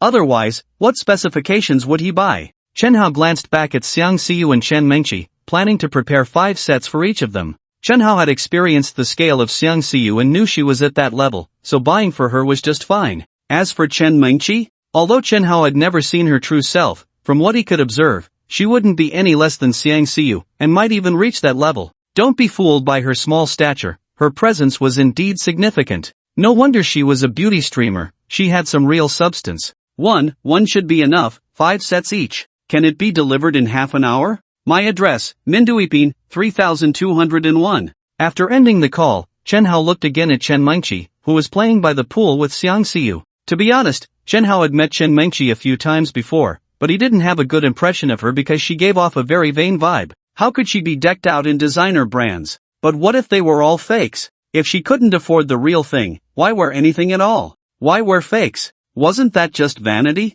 However, now, Chen Hao's view of her had truly changed. A person willing to sacrifice their life for a stranger, someone with such a broad mind and spirit, was worthy of Chen Hao's admiration. Chen Hao's gaze was resolute. Don't you want to be famous all over the country? Don't you want to sweep the globe? You risked your life to save Siyu, so I, Chen Hao, will grant you a brilliant tomorrow. Chen Mengqi really wanted to jump into the pool and swim freely, maybe even shoot a video. A video from an aerial pool would surely be loved by her fans. But she hadn't brought her swimsuit. With a big man like Chen Hao around, she felt too embarrassed to swim in front of him without a swimsuit, so she could only think about buying one another day. Then, Xiang Siyu and Chen Mengqi went to the bathroom to shower. They were just too dirty, covered in mud. While they were showering, Chen Hao stepped out for a bit. Downstairs at Minduipin, there was a pharmacy across the street, and Chen Hao went there to buy a bunch of traditional Chinese medicine. When he returned home, Xiang Siyu had already gone to sleep in Chen Hao's room. She was exhausted. The weariness hit her, and she fell asleep immediately. Chen Mengqi was still in the bathroom, taking a longer shower since she was much dirtier than Xiang Siyu. While Chen Hao was boiling the medicine, the doorbell rang. When he opened the door, 5 salesgirls from a specialty store stood there. Each one was made up exquisitely, dressed in professional outfits, their long legs and black stockings extremely eye-catching. As soon as he opened the door, 5 different scents of perfume wafted in. "Hello, Mr. Chen." The 5 beauties smiled and bowed in unison, bending at a 90-degree angle. Their collars were already a bit low, and bending down from Chen Hao's angle. "Goodness, just put the things down." Not wanting to be rude, Chen Hao quickly averted his gaze and pointed to the sofa in the living room. The 5 beauties lined up to enter, and after placing the items down, Chen Hao asked, "How much?" The lead woman, around 30, smiled and said, 10 sets of clothes, 10 sets of lingerie, all the latest styles from the store. "Here's the bill, a total of 693,000. We won't need the extra 3,000, you just pay 690,000. Chen Hao directly transferred 700,000. "Thank you for making the trip, consider the extra as a service fee, you can split it." Chen Hao's gesture instantly won the favor of the beauties. This was a true wealthy person, paying 700,000 without batting an eye. Even more shocking was the tip of 10,000. No wonder he could afford to stay at Minduiping, he was a super tycoon. Oh, if only my boyfriend were like that. 10 minutes later, Chen Mengqi came out of the bathroom. Since she had no change of clothes, she was wrapped in a long, snow-white bath towel, which extended from her chest down to her knees. As soon as Chen Mengqi stepped out of the bathroom, she caught a faint scent of medicine wafting from the direction of the kitchen. Peeking her head in, she couldn't tell what Chen Hao was busy with inside. Why are there so many clothes? When Chen Mengqi arrived in the living room, she saw a dozen exquisite handbags neatly placed on the sofa. Oh my god, are these all Chanel clothes? The tags haven't even been torn off? Where did they come from? Chen Hao walked over from the kitchen. Considering you and Siki have no clean clothes, I had the store send over a few sets for you to choose from. Upon hearing this, Chen Mengqi's eyes widened. Let me choose? Oh my god. These clothes are very expensive. Are they a gift for me? Excited. The tags on the clothes displayed the prices. Chen Mengqi picked one up. Yuan? Goodness, almost 50,000? A summer outfit, almost 50,000? If it were winter clothes, that would be something else. She picked up another one. Goodness, even more expensive. It could match half a year's income from her live streaming. At that moment, Chen Hao noticed something very unusual. She was only wrapped in a white bath towel, which was tied at her chest. Chen Hao's gaze fell on her chest area. So small? Deflated? In Chen Hao's impression, this woman was not small at all. He initially judged her to be bigger than Xiang Siyu. Otherwise, when he bought her lingerie before, he wouldn't have chosen that level. But now, it had deflated quite a bit, looking somewhat flat, impossible to have any. Chen Hao even suspected there might be none at all. Did taking a shower make her chest shrink? That's not scientific. Chen Mengqi was selecting clothes when she suddenly noticed that Chen Hao's gaze was fixed on her chest. Her first reaction was that this guy wouldn't be trying to scheme against her, right? She immediately pressed her hand against her chest. With a glare, she asked, "Where are you looking?" Chen Hao's lips curled into a faint smile, realizing something. Xiang Siyu asked, "What are you laughing at? I understand now why you seemed so big before, but now you look like an airport." With this reminder, Chen Mengqi finally reacted. Oh no! Did I forget to put on the breast pads after my shower? Chen Mengqi's size was actually not large. Like most women, she was somewhere in between. She couldn't even be considered truly well endowed. Her size could only be deemed mediocre. But, as a beauty streamer, how could she be so small? Fans love to see bigger sizes, okay? But she was reluctant to spend money on surgery, so she thought of a trick, just pat it up. Chen Hao, having guessed the answer, tried to suppress his laughter. but he really couldn't hold it in anymore. With a burst, he laughed out loud. I say, little streamer, do you know you're deceiving your fans? What you're doing is very wrong. If your fans find out, how heartbroken would they be? By the way, your butt isn't padded too, is it? Let me take a look. It's very common on Douyin for people to pad their chests and butts. Chenhao glanced at her backside. No padding there, it was quite perky. Where are you looking? Chen Mingqi was very angry. The consequences were serious. Chenhao, teasing me? I'm going to fight you. Take this punch. Chen Mingqi's fist came flying toward him. Her punch was light and lacked any strength. Chenhao didn't dodge, as it didn't hurt at all. She originally wanted to throw a second punch, but then she suddenly realized why she felt so chilly all of a sudden. Just now, when she threw her punch, the movement was too large. The bath towel she was wearing didn't even have a strap, and it wasn't tied very securely. Now, it came undone. Then, following her smooth, jade-like skin, it instantly slid from her chest down to her heels. Notably, she wasn't wearing anything underneath. Chen Mingqi quickly squatted down. She picked up the bath towel to cover her body. Chen Mingqi comforted herself, thinking that since she picked up the towel so quickly, he probably didn't see anything. But then, Chenhao's words made Chen Mingqi collapse on the spot. Chenhao nodded with great interest. I guessed right just now, you really didn't have anything on, little streamer, so you've been cheating all along. Do you deserve your fans? The 4th update is here. Please urge for more updates, give a 5-star review, and don't forget to add it to your bookshelf. Chen Mingqi truly felt too embarrassed to face Chenhao, so awkward that she wished she could find a hole in the ground to hide in. My body, which I've kept pure for 23 years, has been seen by him? Whoa, what kind of broken bath towel is this, so silky and can't even be tied tightly? I can't face anyone anymore. I ran back to my room like I was escaping. Damn Chenhao, smelly Chenhao, rotten Chenhao. Why have I been so unlucky since I met you? Whoa, how am I supposed to face people in the future? Looking at herself in the mirror, Chen Mingqi cried again. Although her nasal bone had been set right by Chenhao in the car, and it was fine now. But what about the scrapes on her face and that scratch on her right cheek? Is my star path over before it even began? Chen Mingqi graduated from a film and television academy. She had a dream since she was a child, to become a top star. Just like Demimi. She had already planned her route, first becoming an internet celebrity, building a certain fan base, and then transitioning to a star. But now, Chen Mingqi was very clear that her star path was over. No production team would hire a woman with such a large scar on her face. Even if there was, it would be to play an ugly woman. I don't want to be an ugly woman. Who told you that your star path is over? At that moment, the door to the room was pushed open, and Chenhao walked in holding a small bowl, steam rising from it. Inside was something resembling rice paste, but unlike rice paste, it was green. As soon as Chen Mingqi saw Chenhao, she couldn't help but recall the earlier scene. Damn it! She had been seen completely. Future husband, doesn't this count as you being cuckolded? What's in this? Chen Mingqi asked curiously, looking at the bowl in his hand. Chenhao explained carefully, apply this on your face, and within 3 days, it will ensure that the wounds on your face are completely gone, and there won't even be any scars left. Chen Mingqi instantly perked up, her eyes shining. Is what you said true? You're not lying to me? Chenhao nodded. When have I ever lied to you?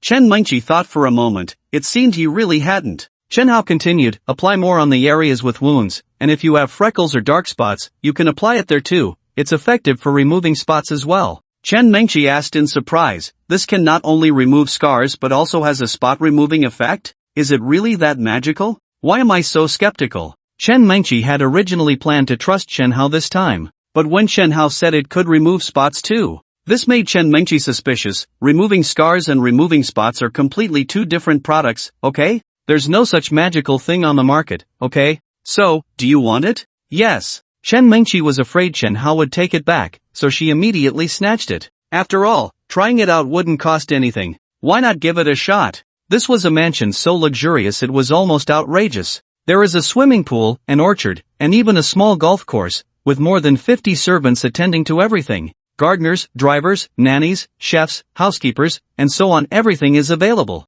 Surrounding the villa are bodyguards on 24-hour watch, numbering over 100. Inside the villa, in the hall, after the sound of a teacup shattering, a furious voice erupted. Your audacity is growing. How could you do something like this? Fu Yongnian glared angrily at Fu Kangxiong. This unworthy son had the nerve to play at kidnapping? If it were just kidnapping, that would be one thing, but he even involved 2 wanted criminals? Did he not understand that this would land him in prison for a long time? Dad, you have to save me. You must save me. I don't want to go to jail. I don't want to spend my next life in prison. Fu Kangxiong was genuinely panicking now. The living kidnapper taken away by Uncle Hat had already confessed, revealing that the mastermind was Fu Kangxiong himself. Uncle Hat had already issued an arrest warrant for him. Youngin, no matter what, Kangxiong is your son, you can't just stand by and watch him die. Zhang Huijin had only one son, Fu Kangxiong, while Fu Yangyan had more than one. He had a total of 9 illegitimate children outside. She was truly worried that Fu Yangyan would turn a blind eye. After all, he didn't lack for sons. Being his own flesh and blood, Fu Yangyan couldn't possibly ignore him. I've already arranged with the one in Shishan, you should hide there for a while. Once the situation calms down, I'll secretly send you abroad, and you won't have to come back. Fu Kangxiong felt a surge of joy. Not returning to the country was fine, as long as he had money, he could be a big shot anywhere. However, Zhang Huijin shook her head secretly. She knew that this way, Fu Kangxiong would completely lose his inheritance rights. But still, it was much better than spending a lifetime in prison. Anticipating that Uncle Hat would soon come to demand him, Zhang Huijin didn't dare let Fu Kangxiong stay here any longer. She immediately contacted a trusted driver to take Fu Kangxiong to Shishan. Before parting, Zhang Huijin repeatedly instructed him to behave himself during this time in Shishan. He must not cause any trouble. Otherwise, the family wouldn't be able to protect him. Fu Kangxiong nodded repeatedly, thinking to himself that he would stay in Shishan for a while, and once the storm passed, he would go abroad. By then, the sky would be high and he could soar, the sea would be vast and he could leap. After Fu Kangxiong left, Lu Yanan indeed came to the door, bringing a court search warrant. Since Fu Kangxiong had already left, they naturally found nothing. After Uncle Hat departed, Zhang Huijin returned to Fu Yangyan's side. Yangyan, the banquet for tonight has been arranged, and I personally contacted everyone who should attend, they all promised to be there. Fu Yangyan had been troubled by his heart disease since he could remember. It was congenital, something he was born with. After more than 40 years, he was finally better. Tonight, a special banquet was held to tell everyone that Fu Yangyan was well, that Fu Yangyan had returned. Fu Yangyan coldly asked, has Shufan been notified? Upon hearing the name Shufan, Zhang Huijin's expression immediately changed. Shufan was one of Fu Yangyan's mistresses and had borne him 2 sons. In the past, Fu Yangyan had never mentioned these mistresses in front of Zhang Huijin, but now, Zhang Huijin had already guessed Fu Yangyan's intention. He was going to depose her and establish a new heir. Fu Yangyan, I am your legal wife, what does it mean to bring Shufan here? I tell you, as long as I, Zhang Huijin, am here, they and their mother will never set foot in this house. Zhang Huijin had thought that after she desperately pleaded with Chen how to treat Fu Yangyan, he would love her even more. However, what Zhang Huijin never expected was that what awaited her was not the affection of Fu Yangyan, but his intention to depose her. Fu Yangyan looked coldly at Zhang Huijin, and the next moment, slap. A heavy slap directly stunned Zhang Huijin. Slap. The slap left her dazed, frozen in place, unable to understand why she was being hit for no reason. Damn it, while I'm on the verge of death, you dare to steal a man? How could you do this to me? Fu Yangyan was furious. Zhang Huijin was even more confused. Fu Yangyan, clarify what you mean, when did I steal a man? Fu Yangyan glared at Zhang Huijin, his eyes filled with fury. He truly could not tolerate being cuckolded. Where did you go last night? In the middle of the night, you went to Chenhao's place, played until your shoe heel broke. Having such a good time, do you think I don't know you stayed at his house for a full hour? Last night, Zhang Huijin went to Chenhao's place. Why did she go at night instead of during the day? It was precisely because there were fewer people at night, making it less likely to be discovered. Zhang Huijin immediately realized that someone around her had betrayed her, or that Fu Yangyan had someone monitoring her. Otherwise, he couldn't have known so quickly. Fu Yangyan, let me tell you, I went to Chenhao's place last night entirely because of you. I begged him to treat you, otherwise, you would still be lying in a hospital bed. Beg? What did you use to beg? Your body? Thank you, Fu Yangyan. Last night, Chenhao and I did nothing. If you insist on saying we did something, it was dancing. He wanted me to dance for him, and the heel broke because of dancing. Do you think I would believe that? Tears of grievance were about to fall from Zhang Huijin's eyes. I went to beg Chenhao to save your life, and this is the reward I get. She knew that no explanation would suffice. Forget it. No more explanations. Think whatever you want. You can have so many lovers outside, but I can't have one? If I had known, I would have really done something with Hao, and given you a big green hat. Fu Yangyan, let me tell you, nothing happened between Chenhao and me. Whether you believe it or not, there is one thing I must tell you. The reason Chenhao is willing to treat you is because I promised him Minfu Square in exchange. I have already drafted the transfer agreement. Whether you sign it or not is up to you. Saying this, Zhang Huijin took out a copy of the agreement from her handbag and threw it in front of Fu Yongyan, then turned and went upstairs. Fu Yongyan picked up the agreement. He couldn't even be bothered to look at it. He directly tore it into shreds. Chen Hao, you took my wife, and you want my men due square? No way. Zhang Huijin paused for a moment, turned back to look at the scattered paper shreds. Fu Yongyan, if you were unkind, don't blame me for being unjust. Your life was still begged for by me, and you treat me like this? After returning to her room, she took out her phone and silently sent a message to Chen Hao. University Town. On the bustling streets, cars came and went. Suddenly, a low engine sound approached from afar. A white Lamborghini sports car sped recklessly towards them. The speed and arrogance were shocking, drawing curses from passers-by. Damn, driving so fast, looking for death? Damn it, are you in a hurry to reincarnate? Driving a sports car is impressive, but you'll crash and die sooner or later, you loser. The young man inside the car paid no attention to the curses. Instead, a proud smile spread across his face. I finally turned my life around. So refreshing. He was originally just a bastard child, and for years he had been bearing the title of a bastard. He was very clear about his identity, so he had always kept a low profile. But, youth is wasted if one is not reckless. He also wanted to be high profile, to be like his half-brother, commanding respect in Min City, surrounded by countless rich second-generation admirers. But he wasn't qualified. The identity of a bastard child destined him to remain in the shadows. And now, a huge piece of good news arrived. That half-brother had become a wanted criminal. Just this afternoon, his mother told him the great news. She was moving into the Fu mansion. What did that represent?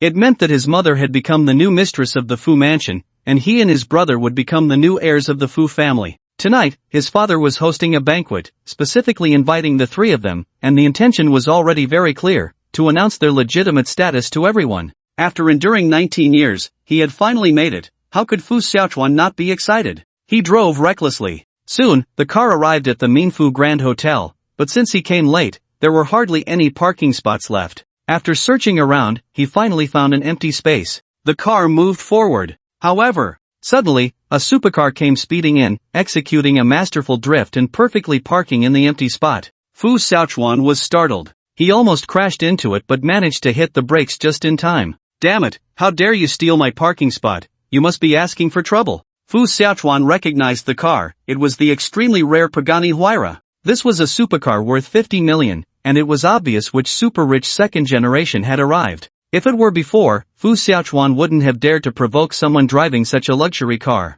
After all, he was just a bastard child, and his father wouldn't stand up for him. But now it was different. He had gained the recognition of the Fu family, and he might inherit the Fu family in the future. His status had changed. He felt emboldened. He was quite cocky. Damn, what was the Huayra to him? Once he entered the Fu family tree, he would buy a golden supercar. Fu Xiaochuan aggressively got out of his Lamborghini, slamming his palm down on the hood of the Pagani Huayra. He pointed arrogantly at the driver inside. Get the hell out of my way. Chen Hao got out of the car. He glanced at Fu Xiaochuan's car, a Lamborghini, worth just over 3 million, an entry-level model. Chen Hao couldn't understand what kind of confidence allowed a guy driving an entry-level Lamborghini to confront the owner of a Huayra. Did you not see that this parking spot is mine? Damn it, move your car, I want to park. Fu Xiaochuan shouted. Chen Hao couldn't be bothered to respond to him. He was just an 18 or 19-year-old kid, and he dismissed him as young and ignorant. Being ignored by Chen Hao only fueled Fu Xiaochuan's anger.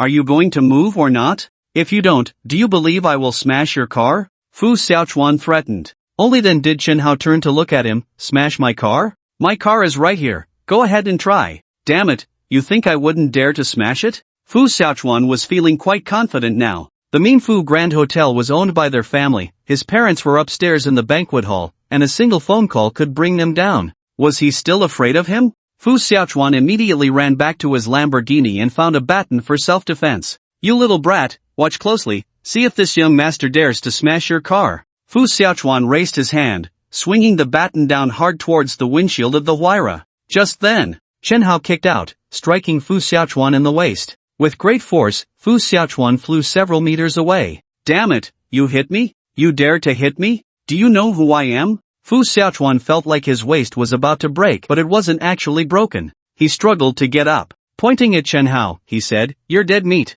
Let me tell you, my dad is Fu Yangyan. The entire Minfu Grand Hotel belongs to my family. Just wait for your bad luck." Chen Hao was taken aback. Wasn't it said that Fu Yongnian only had one son? How did another one pop up? Isn't Fu Yongnian only the father of Fu Kangxiong? Where did you come from? Chen Hao asked, confused. Illegitimate. Halfway through, Fu Xiaochuan felt embarrassed saying illegitimate child. He hit the brakes and stopped talking. Chen Hao roughly understood, so it was an illegitimate child who had risen to power, a big account had been abandoned, and a new small account had been opened. Since he was from the Fu family, Chen Hao felt no need to be polite. He walked over, grabbed his hair, and pushed his head down while bending his right knee sharply upward. With a bang, Chen Hao's knee made intimate contact with his nose. The tremendous impact made Fu Xiaochuan dizzy, stars danced before his eyes, and he could barely stand. Chen Hao held his hair, lifting him like a dead dog. Fu Yongnian? Is he that impressive? Go ask Fu Yongnian if he dares to steal my parking spot.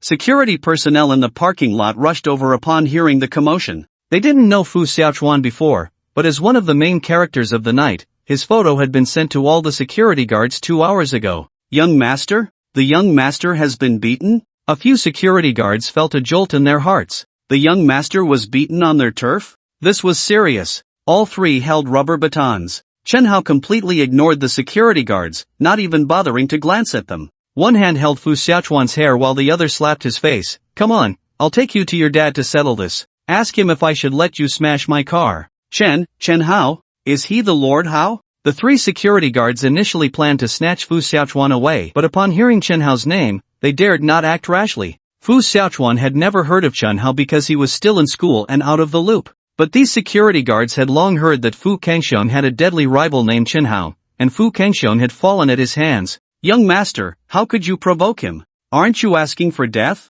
The security guards turned and left. They were just there to earn a salary, only a little over 4,000 a month. Risk their lives? Impossible. The banquet was held in the banquet hall on the second floor. The hall was filled with guests, and Fu Yongnian was toasting with a stunningly beautiful woman, weaving through the tables. Behind them was a young man in a suit, who bore some resemblance to Fu Xiaochuan. Who is that woman next to Fu Yongnian? I've never seen her before. What about Zhang Huizhen? In such a situation, why isn't Fu Yongnian's wife present? You don't know yet, Fu Kangxiong is in trouble now and is wanted by the police. They say a mother's status is elevated by her son. With Fu Kangxiong's downfall, Zhang Huizhen's position naturally vanished. I know the woman next to Fu Yongnian, she's one of his mistresses, named Li Shufan. She followed Fu Yongnian when she was 18 and has never had a title. Now that Zhang Huizhen has lost power, Li Shufan has finally come into the limelight. Li Shufan has 2 sons with Fu Yongnian, the one following them is Fu Dachuan, her eldest son. Fu Xiaochuan, for some reason, hasn't arrived yet. Fu Kangxiong is really something.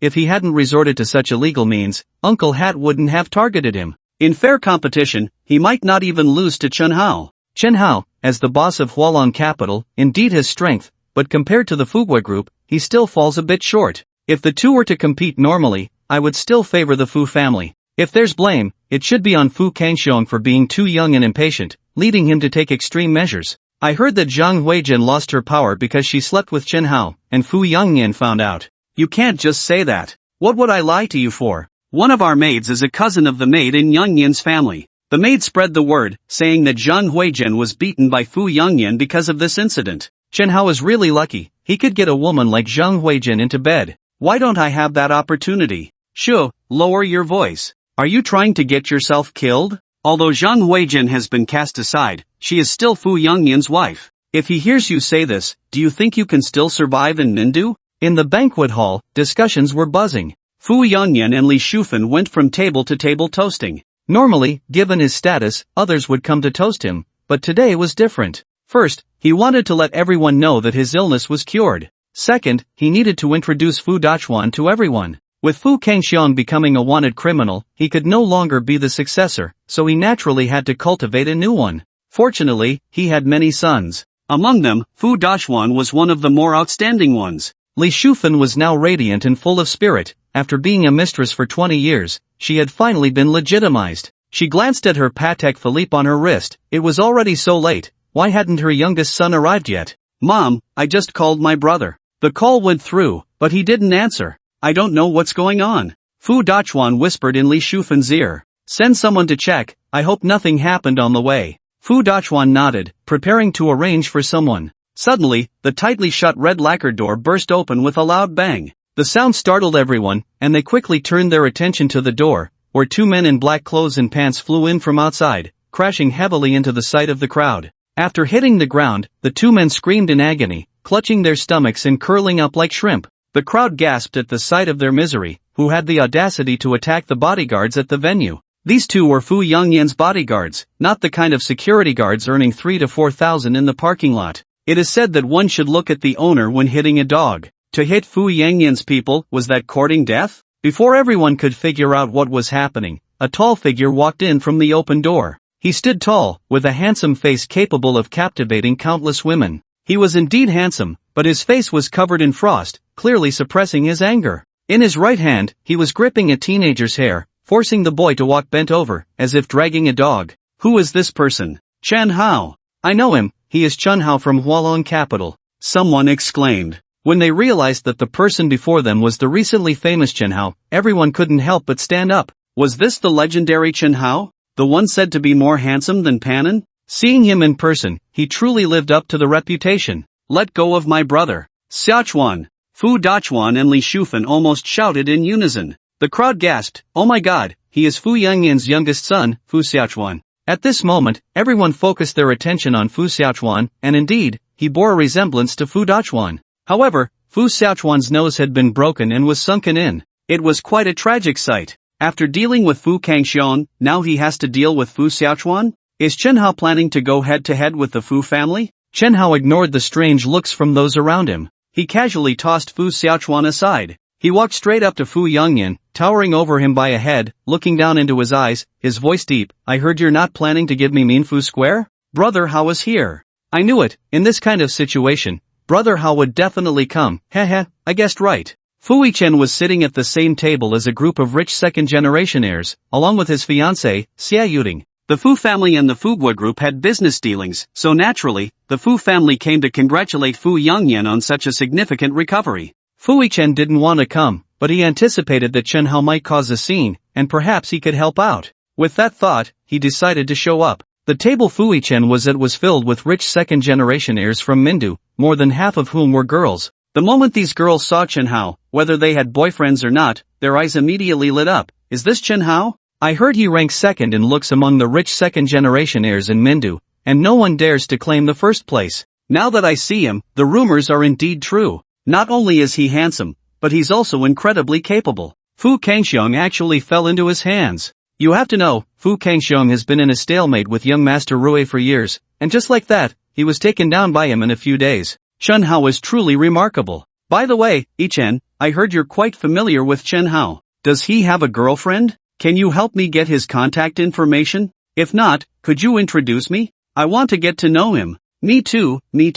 I also want to meet him. Many girls clamored, and it's no wonder they were so eager to meet Chen Hao. After all, how many people in the current rich second-generation circle of Mindu don't know Chen Hao? Even someone as impressive as young Master Rui willingly follows Chen Hao's lead. What woman wouldn't want to get to know such an outstanding person? Just imagine having a super handsome boyfriend who controls a mega company like Hualong Capital, and more importantly, is incredibly capable and provides a strong sense of security. Taking him out would be so impressive. Fu Yichen was originally thinking about something, but Xia Yuding jumped in first. Everyone, of course, Yichen is familiar with Brother Hao. If you want to meet him, that's no problem. After this event is over, I'll have Yichen introduce you. Of course, I can introduce him too. I know Brother Hao as well. As she spoke, Xia Yuding deliberately glanced in Chen Hao's direction, and a boy's image immediately appeared in her mind. Not Fu Yichen, but, Yuding, you know Chen Hao too? That's great. You have to introduce us later.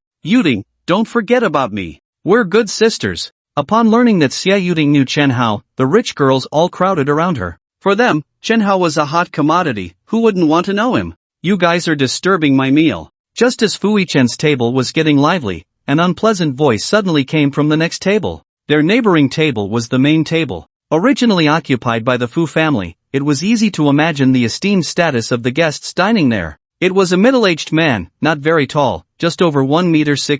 His build was not robust either. He wore a traditional Chinese shirt, with a string of prayer beads around his neck and a bracelet in his hand. Very few people knew his real name. Those who did called him Master Buddha. Even within the Anbang group, he belonged to the upper echelons. Fu Yinian and the others noticed that this person was unhappy, and immediately lowered their voices. In front of him, this group of younger generations truly dared not be too reckless. But Buddha did not bother to pay attention to this group of rich second-generation heirs. His gaze casually swept over Chen Hao. He too wanted to know what kind of ability this guy had, who had gained fame in just a few days and could not even be dealt with by the Wu siblings. At the entrance of the hall, Fu Yinyan's bodyguards had all gathered around, a total of 13 people. These bodyguards were carefully selected by Fu Yinyan, most of whom were retired veterans. Chen Hao, first of all, Fu Yinyan, thank you for saving my life, but I don't know what you mean by Minfu Square? In front of so many people, Fu Yinyan naturally would not admit to the matter of Minfu Square.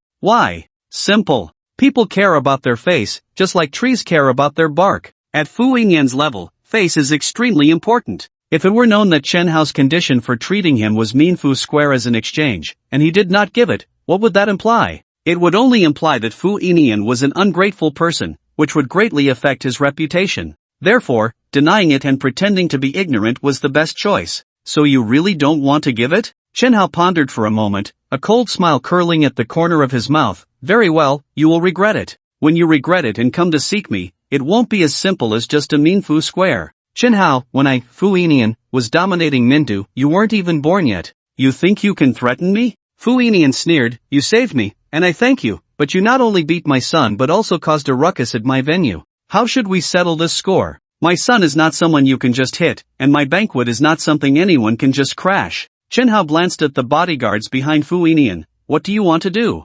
Kneel. Fu Yinyan said coldly. He thought to himself, if it weren't for so many guests here, I wouldn't waste my breath with you, I would have killed you long ago. Ever since Fu Yinyan learned that Chen Hao had slept with Zhang Huijin, he had hated Chen Hao to the bone. This grudge of wearing a green hat must be avenged. Kneel? Chen Hao sneered, took a few steps forward, closing the distance with Fu Yinyan, and then kicked out directly, you think you deserve me to kneel? Fu Yinyan truly did not expect that Chen Hao would dare to make a move. Not only was Fu Yinyan stunned, but even the people around were shocked. Chen Hao was alone, while Fu Yinyan had the numbers. It was clear who had the advantage and who was at a disadvantage. How could Chen Hao be so bold? Was he seeking death? Fu Yinyan was kicked back several steps, colliding with the bodyguard behind him and stopping. Fu Dachuan immediately came over to support him. Dad, are you okay? Fu Yinyan's expression twisted, feeling an overwhelming discomfort in his body, so much so that he couldn't even speak. Chen Hao's voice came, Fu Yinyan, I'll ask you one more time, are you giving Minfu Square or not?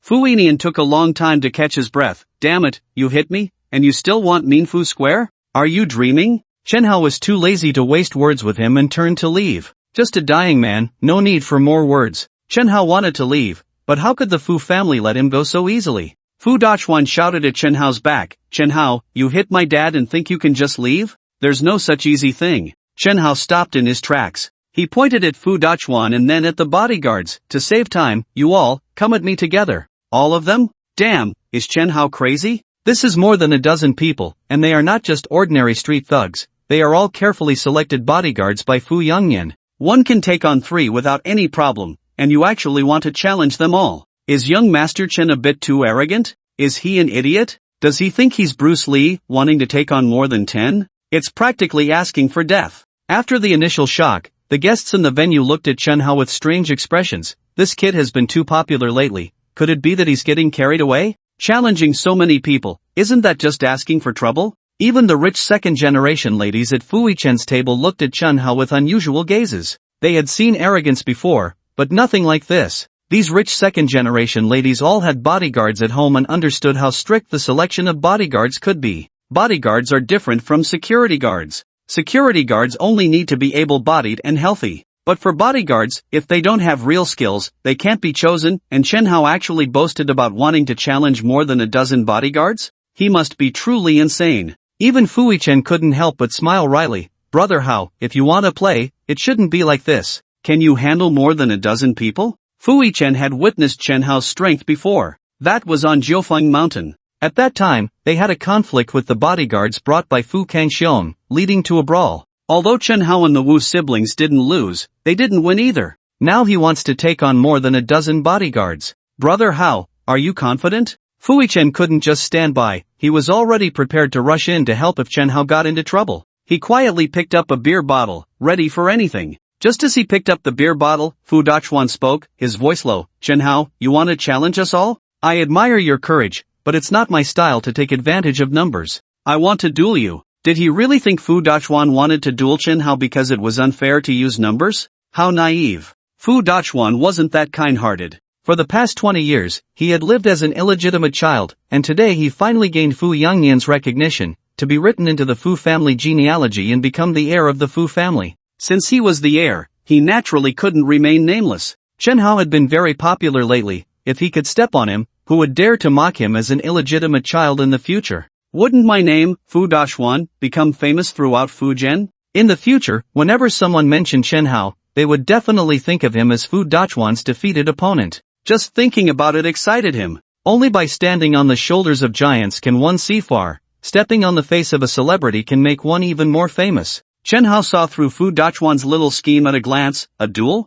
You want to use me as a stepping stone to become famous? He then beckoned with his finger. Since you see me as a stepping stone, let's see if you have the ability. In a duel, I, Chen Hao, have never been afraid of anyone. Fu Dachuan stopped talking and stepped out from the crowd, standing about 3 meters in front of Chen Hao. Then he spread his legs, bent his body, and extended his hands, assuming a half-embrace stance. His sharp gaze was fixed on Chen Hao's waist. Fu Yichen saw Fu Dachuan's fighting stance and suddenly stood up. Wrestling and judo? No wonder he has the confidence to challenge Brother Hao. He actually practices wrestling. Wrestling is a martial art that combines wrestling and judo. Fu Yichen had practiced free fighting for several years and knew well the terror of someone trained in wrestling. To give an example, a person who has practiced free fighting for a year versus a person who has practiced wrestling for a year, the two. It is no exaggeration to say that the winning rate of grappling players exceeds 90%. This is definitely not alarmist. Someone once conducted an experiment in a closed space of about a dozen square meters.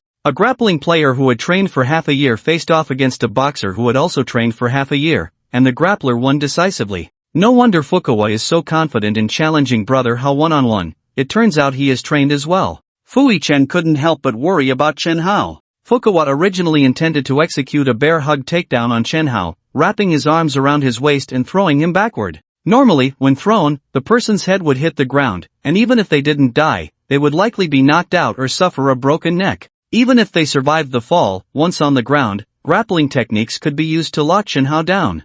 Fukawa was convinced that after this series of moves, even if Chen Hao didn't die, he would lose his fighting ability. This move was basically a common tactic used by grapplers in combat. Once on the ground, jiu-jitsu reigns supreme. However, while the idea was good, reality was very cruel. Fukawa suddenly pushed off with his right leg and pounced on Chen Hao like a wild leopard, executing the move swiftly. As long as he could grab Chen Hao's waist, he could deliver a powerful throw. Even if he didn't die, he would be severely injured. But Chen Hao had already seen through his intentions and quickly shifted his body to the side, causing Fukawa to miss. Just as Fukawa was about to turn around, Chen Hao didn't give him the chance. Grabbing his arm, he executed a standard arm lock back throw from military boxing, and with a loud thud, Fukawa crashed heavily to the ground. Fukawa tried to get up, but he found that his lower body had no response at all. He was completely immobilized. A strange pain shot through his back. This realization left Fukawa in shock, unable to suppress his exclamation. I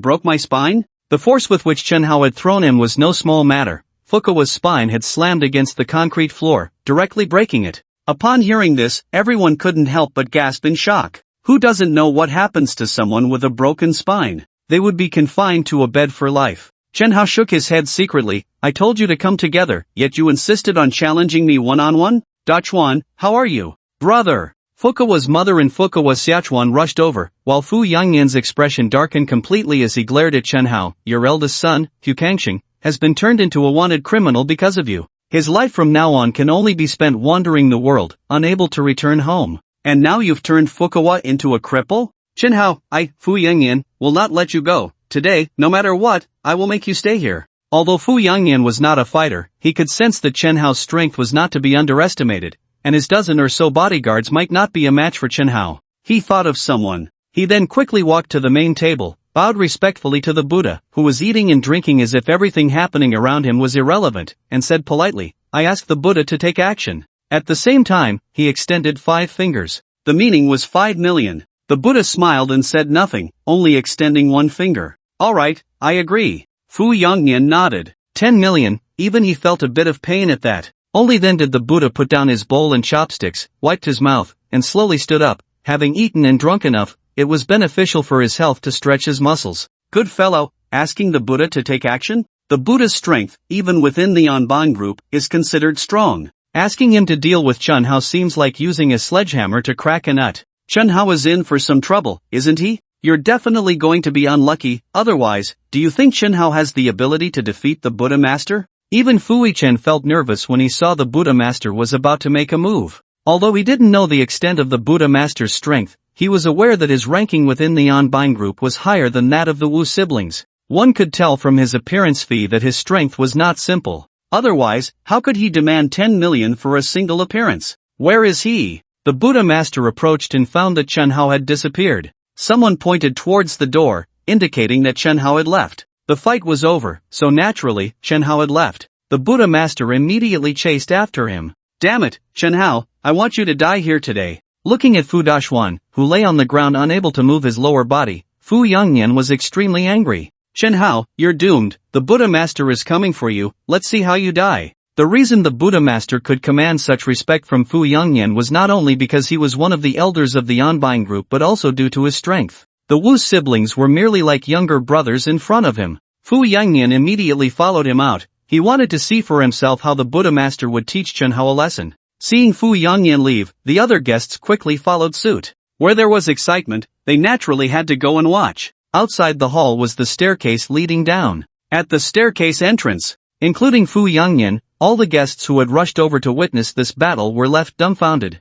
They saw the Buddha Master lying on the ground. His right hand hung limply to one side, the bones in his wrist deformed. Clearly, his right hand was either broken or dislocated. Blood was seeping from his mouth. How long has it been? We only came out a few seconds late, just a few seconds, and it ended so quickly? Has the Buddha Master been defeated? Are you blind? Have you ever seen a victor lying on the ground bleeding? I thought the Buddha Master was going to teach Chun Hao a lesson. Who would have thought that the Buddha Master would lose, and so badly? This scene truly left everyone speechless. The Buddha Master's name was known to all, and everyone had thought that Chun Hao would definitely be in big trouble. But what happened? Goodness! What kind of strength does Chun Hao have? The girls looked at Chun Hao with admiration, thinking he was incredibly handsome and cool. How great it would be if he were my boyfriend. It seems I underestimated Brother Hao. Fui Chen let out a long sigh of relief. Even he didn't have high hopes for Chun Hao before the Buddha Master made his move. Brother Hao is much stronger than I imagined. I just don't know who is stronger between him and the boss.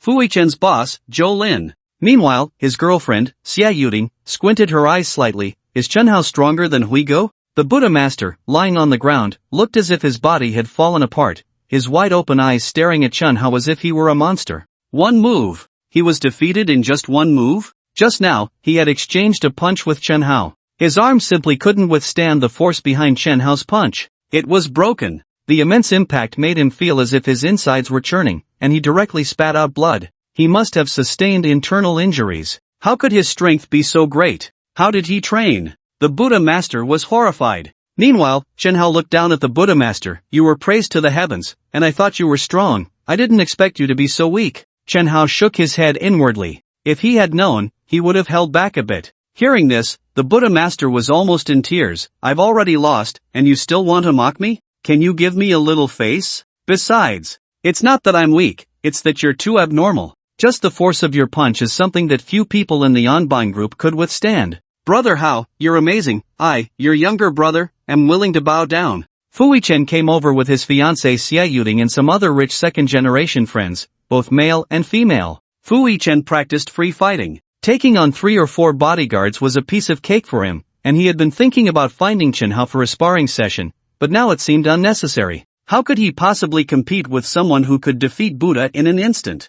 I'll introduce you, these are my friends. They've admired you for a long time and want to meet you. The girls looked at Chun Hao up close. In their eyes, he was like a Prince Charming. Now, seeing him up close, oh no! He was even more handsome, simply stunning. So handsome it was almost unreal. Do you think these rich girls aren't infatuated with handsome guys? Don't assume that wealthy women are all aloof. You just don't understand. In front of Chun Hao, these girls were quite enthusiastic, with several of them secretly unbuttoning their tops to reveal a bit of skin. Such little schemes naturally didn't escape Fui Chen's notice, but he couldn't be bothered to expose them. He knew that as long as Chun Hao nodded, he could take a few home tonight. It all depended on whether Brother Hao was interested. Chun Hao smiled and greeted, "Hello, everyone. On the other side, Fu Yongyan truly couldn't understand how Chen Hao could possess the strength to defeat Buddha. Who exactly was he? No matter who he was, if he provoked me, Fu Yongyan, then he was in trouble. Fu Yongyan couldn't just let this go. He had plenty of ways to deal with Chen Hao, and several schemes were already forming in his mind. Just then, as Fu Yongyan pondered which scheme to use, he suddenly felt a tightness in his chest, a sensation of difficulty in breathing. This feeling startled Fu Yongyan because it had often occurred before his illness was treated. Didn't I get better? Why do I still feel this tightness? Ouch, that hurts. At first, it was just chest tightness, but then a sharp pain suddenly struck his heart, as if it had been pricked by a needle. The pain was intense. Fu Yongyan clutched his chest, the pain making his face pale, his body curling up. He found it strange, hadn't he already been treated? Why was he experiencing old symptoms again? Who told you that your heart disease was cured? At that moment, Chen Hao's voice came through, and upon hearing it, Fu Yongyan's body trembled violently. Was my illness not cured? Fu Yongyan shouted, Chen Hao, you're lying. My illness is cured, otherwise, how could I have been fine before? You know whether I lied to you or not. Chen Hao had never said he had cured him. Even when Zhang Huizhen asked Chen Hao, he only said that Fu Yongyan would wake up. Just waking up. After Fu Yongyan woke up, he seemed full of life, so everyone thought he was healed, not realizing that Chen Hao had merely prolonged his life for a few days with acupuncture. Fu Yongyan's eyes widened in shock. I wasn't cured? Am I going to die? I don't want to die. I really don't want to die. In the face of life, everything else is meaningless. Fu Yongyan couldn't care about the crowd anymore. He walked up to Chen Hao and, in front of everyone, directly knelt before him. Master Hao, I beg you to save me. As Fu Yongyan knelt down, the entire venue fell into a dead silence, with almost everyone looking at the kneeling Fu Yongyan in extreme astonishment. How could he be so spineless? Minfu Square, right? I'll give it to you. Fu Yongyan shouted, quick, where's the transfer agreement? Draft the transfer agreement for Minfu Square, hurry. In the face of death, Fu Yongyan had no choice but to lower his proud head. What was a Minfu Square? Even if it were 10, I would give them all. It was probably less than 10 minutes when the agreement for Minfu Square was presented to Chen Hao. The purpose of Chen Hao's visit was indeed to Minfu Square, and after glancing at the transfer agreement in his hand, he found it quite appealing, 100 billion in hand. Master Hao, I beg you, save me. As long as you save me, I'm willing to give you anything you want. Fu Yongyan desperately kowtowed. Master Hao, don't you like messing with other people's wives? You've already taken the big wife, take the little wife too. Don't be polite with me, play however you want, even if you break her, it doesn't matter. Fu Yongyan got up and pulled Li Shufan over, pushing her to Chen Hao's side. Look, isn't she beautiful? To be fair, Fu Yongyan's taste was indeed good. Although Li Shufan was slightly less attractive than Zhang Huizhen, she was still a rare beauty. Moreover, at that moment, she was adorned in jewels, adding an air of nobility. This scene stunned everyone present. He was giving his wife to someone else? The dignified Fu Yongyan was actually so debased? Chen Hao was completely confused. When did I ever like messing with other people's wives? When did I mess with your big wife? You're slandering me. In front of everyone, Li Shufan was pushed out like this. Even though she was the mistress, she still had her pride. She couldn't bear such humiliation, slapped Fu Yongyan in public, and then left without looking back, taking her 2 sons with her. We won't come to the Fu family anymore. Fu Yongyan watched Li Shufan leave, stomping his feet in anger. With no other options, he could only plead with Chen Hao again, stating his conditions. Master Hao, save me, Master Hao, I'm kowtowing to you. Your death has nothing to do with me. Just a reminder, you have at most 3 days left to live. Ignoring Fu Yongyan further, Chen Hao turned and left. Fu Yongyan watched Chen Hao's resolute back as he left, collapsing helplessly to the ground. So, does this mean I can only wait to die? After leaving the Mindu Grand Hotel, Chen Hao was dragged to a bar by a group of rich second-generation heirs. It was around 10 o'clock when he finally returned to Mindu Ipin. The lights in the house were all off, and it was pitch black. Chen Hao guessed that they must have gone to bed. He first went for a swim in the pool, and after drying his hair, returned to his room. Looking at the outline of a body completely covered by the blanket on the bed, Chen Hao was somewhat speechless. This woman has been sleeping since she got back, and it's been so many hours? Is she a pig? Even if she were a pig, she wouldn't sleep this much. After Xiang Xiu returned here, she started sleeping. During dinner, seeing her sleep so soundly, Chen Hao didn't have the heart to wake her. When Chen Hao slipped under the covers, he moved gently, turned off the bedside lamp, and tenderly embraced her from behind. Little darling, it's time to wake up and chat about life, how about it? Chen Hao whispered softly in her ear. It had been several days since he had been intimate with this little girl, and he truly missed her. But then, he didn't know what was going on. After just a few days without touching her, why did it feel so different? Why was she so small? Even the scent on her body was off. Had she changed her perfume? Could it be? When Chen Hao realized that the woman in his arms was not Xiang Xiyu, she was startled awake. She let out a sharp scream, then suddenly pushed Chen Hao away. He immediately turned to sit up and quickly turned on the light.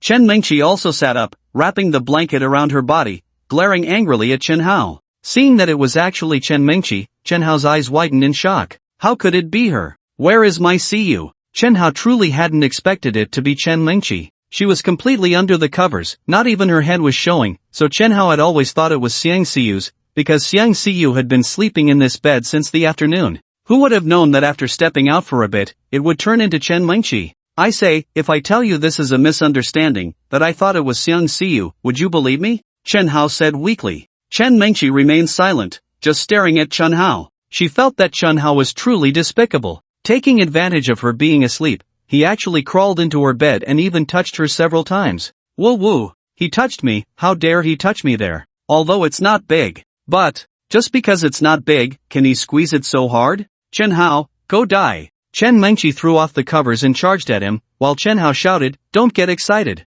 I really mistook you for Xiang Xiyu just now, and I sincerely apologize for that. To show my regret, I'll give you a medicine that can make it bigger and fuller. I guarantee that after a month, you won't need to use any padding anymore. How about that? Chen Hao's words made Chen Mengqi a bit tempted. Which woman doesn't like to be well endowed? Yet here she was, unable to stand up for herself. Every day she had to rely on disguise. It was so annoying. Chen Mengqi asked, are you serious? Is there really such a miraculous medicine that can make me well endowed? How big can it get? Feeling a bit shy, Chen Hao replied without hesitation, relying solely on medicine isn't that obvious, and the efficiency isn't that fast. If the medicine is combined with traditional Chinese massage, not to mention it, it would be no problem at all. Seeing that Chen Mengqi was no longer so ferocious, Chen Hao breathed a sigh of relief while secretly feeling proud. I'm really too smart, I thought of this trick. However, Chen Mengqi suddenly exploded with rage. Traditional Chinese massage? Wouldn't that just mean he could take advantage of her? Chen Hao, are you trying to eat my tofu in every way possible? Go die. Chen Mengqi's anger was reignited, and after throwing the pillow at him, she leaped up and charged at Chen Hao. Chen Hao took off running. Of course, if he didn't run now, he would be asking for a beating. Chen Hao ran out of the house in one breath and took the elevator downstairs. He couldn't stay at home. What if he fell asleep and that woman went crazy and grabbed a kitchen knife to chop him up? When he knocked on Yang Mimi's door, Chen Hao called Xiang Xiyu to ask where she had gone. Xiang Xiyu told him she had gone back to school around 6 o'clock. She had evening classes and wouldn't be back tonight. Meanwhile, Yang Mimi was practicing yoga. To maintain her figure, she practiced yoga whenever she had free time. What a rare guest. What brings you here? Yang Mimi was drenched in sweat, a large wet patch on her chest, the sight of which made one unable to help but fantasize. Chen Hao sat on the sofa watching Mimi do the splits. I missed you. I don't believe it. Yang Mimi maintained her split for over 10 minutes. It must be said that her flexibility was quite good. Although she couldn't compare to the professionally trained Xiang Xiyu, not many at her age could do the splits. After practicing yoga for so long, Yang Mimi was tired and decided to stop. She grabbed a towel from the table to wipe off her sweat. I'm all sweaty. Sit for a bit, I'll go take a shower. After taking her change of clothes, she entered the bathroom. Just as she was about to close the door, Chen Hao walked in, smiling at her. I haven't showered either, let's go together. Yang Mimi's delicate hand poked Chen Hao's forehead, playfully scolding. You little rascal, do you think I don't know what you're thinking? Then why are you still standing there? Hurry up and come in. The next morning, Yang Mimi left early. Her movie had long been completed, and after several days of overtime, the post-production was nearly finished. Next came the movie's promotion, which couldn't be done from Mindu. The flight was at 7, and they left before 6. Chen Hao wanted to see her off, but she wouldn't allow it. It would be bad if fans or paparazzi saw them. Before she left, Chen Hao laid down 3 rules: no kissing scenes, no bed scenes, and no intimate scenes. Yang Mimi hugged Chen Hao's neck and nodded. Little rascal, from now on, big sister only belongs to you. When Chen Mengqi woke up, it was already 9 o'clock. As she went to the bathroom to shower and looked at herself in the mirror, she couldn't help but exclaim, "Ah!" This startled Chen Hao, who was busy in the kitchen, and he rushed over. What happened? Chen Mengqi, with a joyful expression, said, Chen Hao, look. The wounds on my face have not only healed, but even the scars have faded a bit. It's truly amazing. There had been quite a few scratches on her face, but aside from the deepest one on her right cheek, the others were relatively minor. At that moment, all the minor scratches had disappeared, leaving no trace of scars. Only the deepest one still had a bit of a scar. It was estimated that by tomorrow at the latest, that scar would also vanish, and all the dark spots on her face had disappeared as well. Incredible! Chen-hao, what exactly did you put on me? The effect is so obvious. An ancestral formula. Chen-hao replied with a faint smile. So, do you believe in my medical skills now? Chen Mingqi nodded. The facts were right in front of her, so of course she believed. After breakfast, Chen-hao took her to a place. The underground parking lot. There were 20 supercars neatly lined up, each priced over 10 million. Chen Mingqi's eyes lit up as she looked at these cars. Wow! So many supercars, how many mines does my wealthy landlord have? Pick whichever one you like, it's a gift for you, Chen-hao said. Hearing this, Chen Mingqi's eyes widened. You want to give me a car? Wealthy landlord, why would you give me a car for no reason? You're not plotting something against me, are you? I'll tell you, although I, Chen Mingqi, love money, I'm definitely not the kind of person you think I am. Chen-hao was speechless. What are you thinking? I'm not interested in airports, they have no femininity at all. Chen Mingqi felt her self-esteem take a serious hit. Airport? What airport? While speaking, she deliberately puffed out her chest, thinking it would help, but, oh no, she forgot to wear padding today. Don't overthink it. Your car was totaled when you saved CE, so I'm compensating you with one. Chen-hao pointed to the cars. Pick one. Really? Chen Mingqi seemed very excited, imagining how cool it would be to drive a supercar out. Streaming live in a supercar would be even cooler, and her fans would surely increase rapidly. Just thinking about it made her thrilled. But in the end, Chen Mingqi still refused. In her words, her Civic was just a second-hand car, and she bought it for less than 20,000. And how much were these cars? Each one was over 10 million. She couldn't accept it. Really couldn't. In the end, Chen Mingqi told Chen-hao that if he really wanted to compensate her with a car, he could just go to the second-hand market and buy one at the same price as her original car. How could Chen-hao possibly take her to the second-hand market? He directly took her to the 4S store of the Fuichen family, the same place he had accompanied Ai Ichian to yesterday. Because the store already knew that Chen-hao was a friend of a wealthy young man, the manager in charge of entertaining Chen-hao and his group was in her 30s. Although she wasn't a stunning beauty, she had considerable assets. Standing next to her, Chen Mingqi was instantly overshadowed.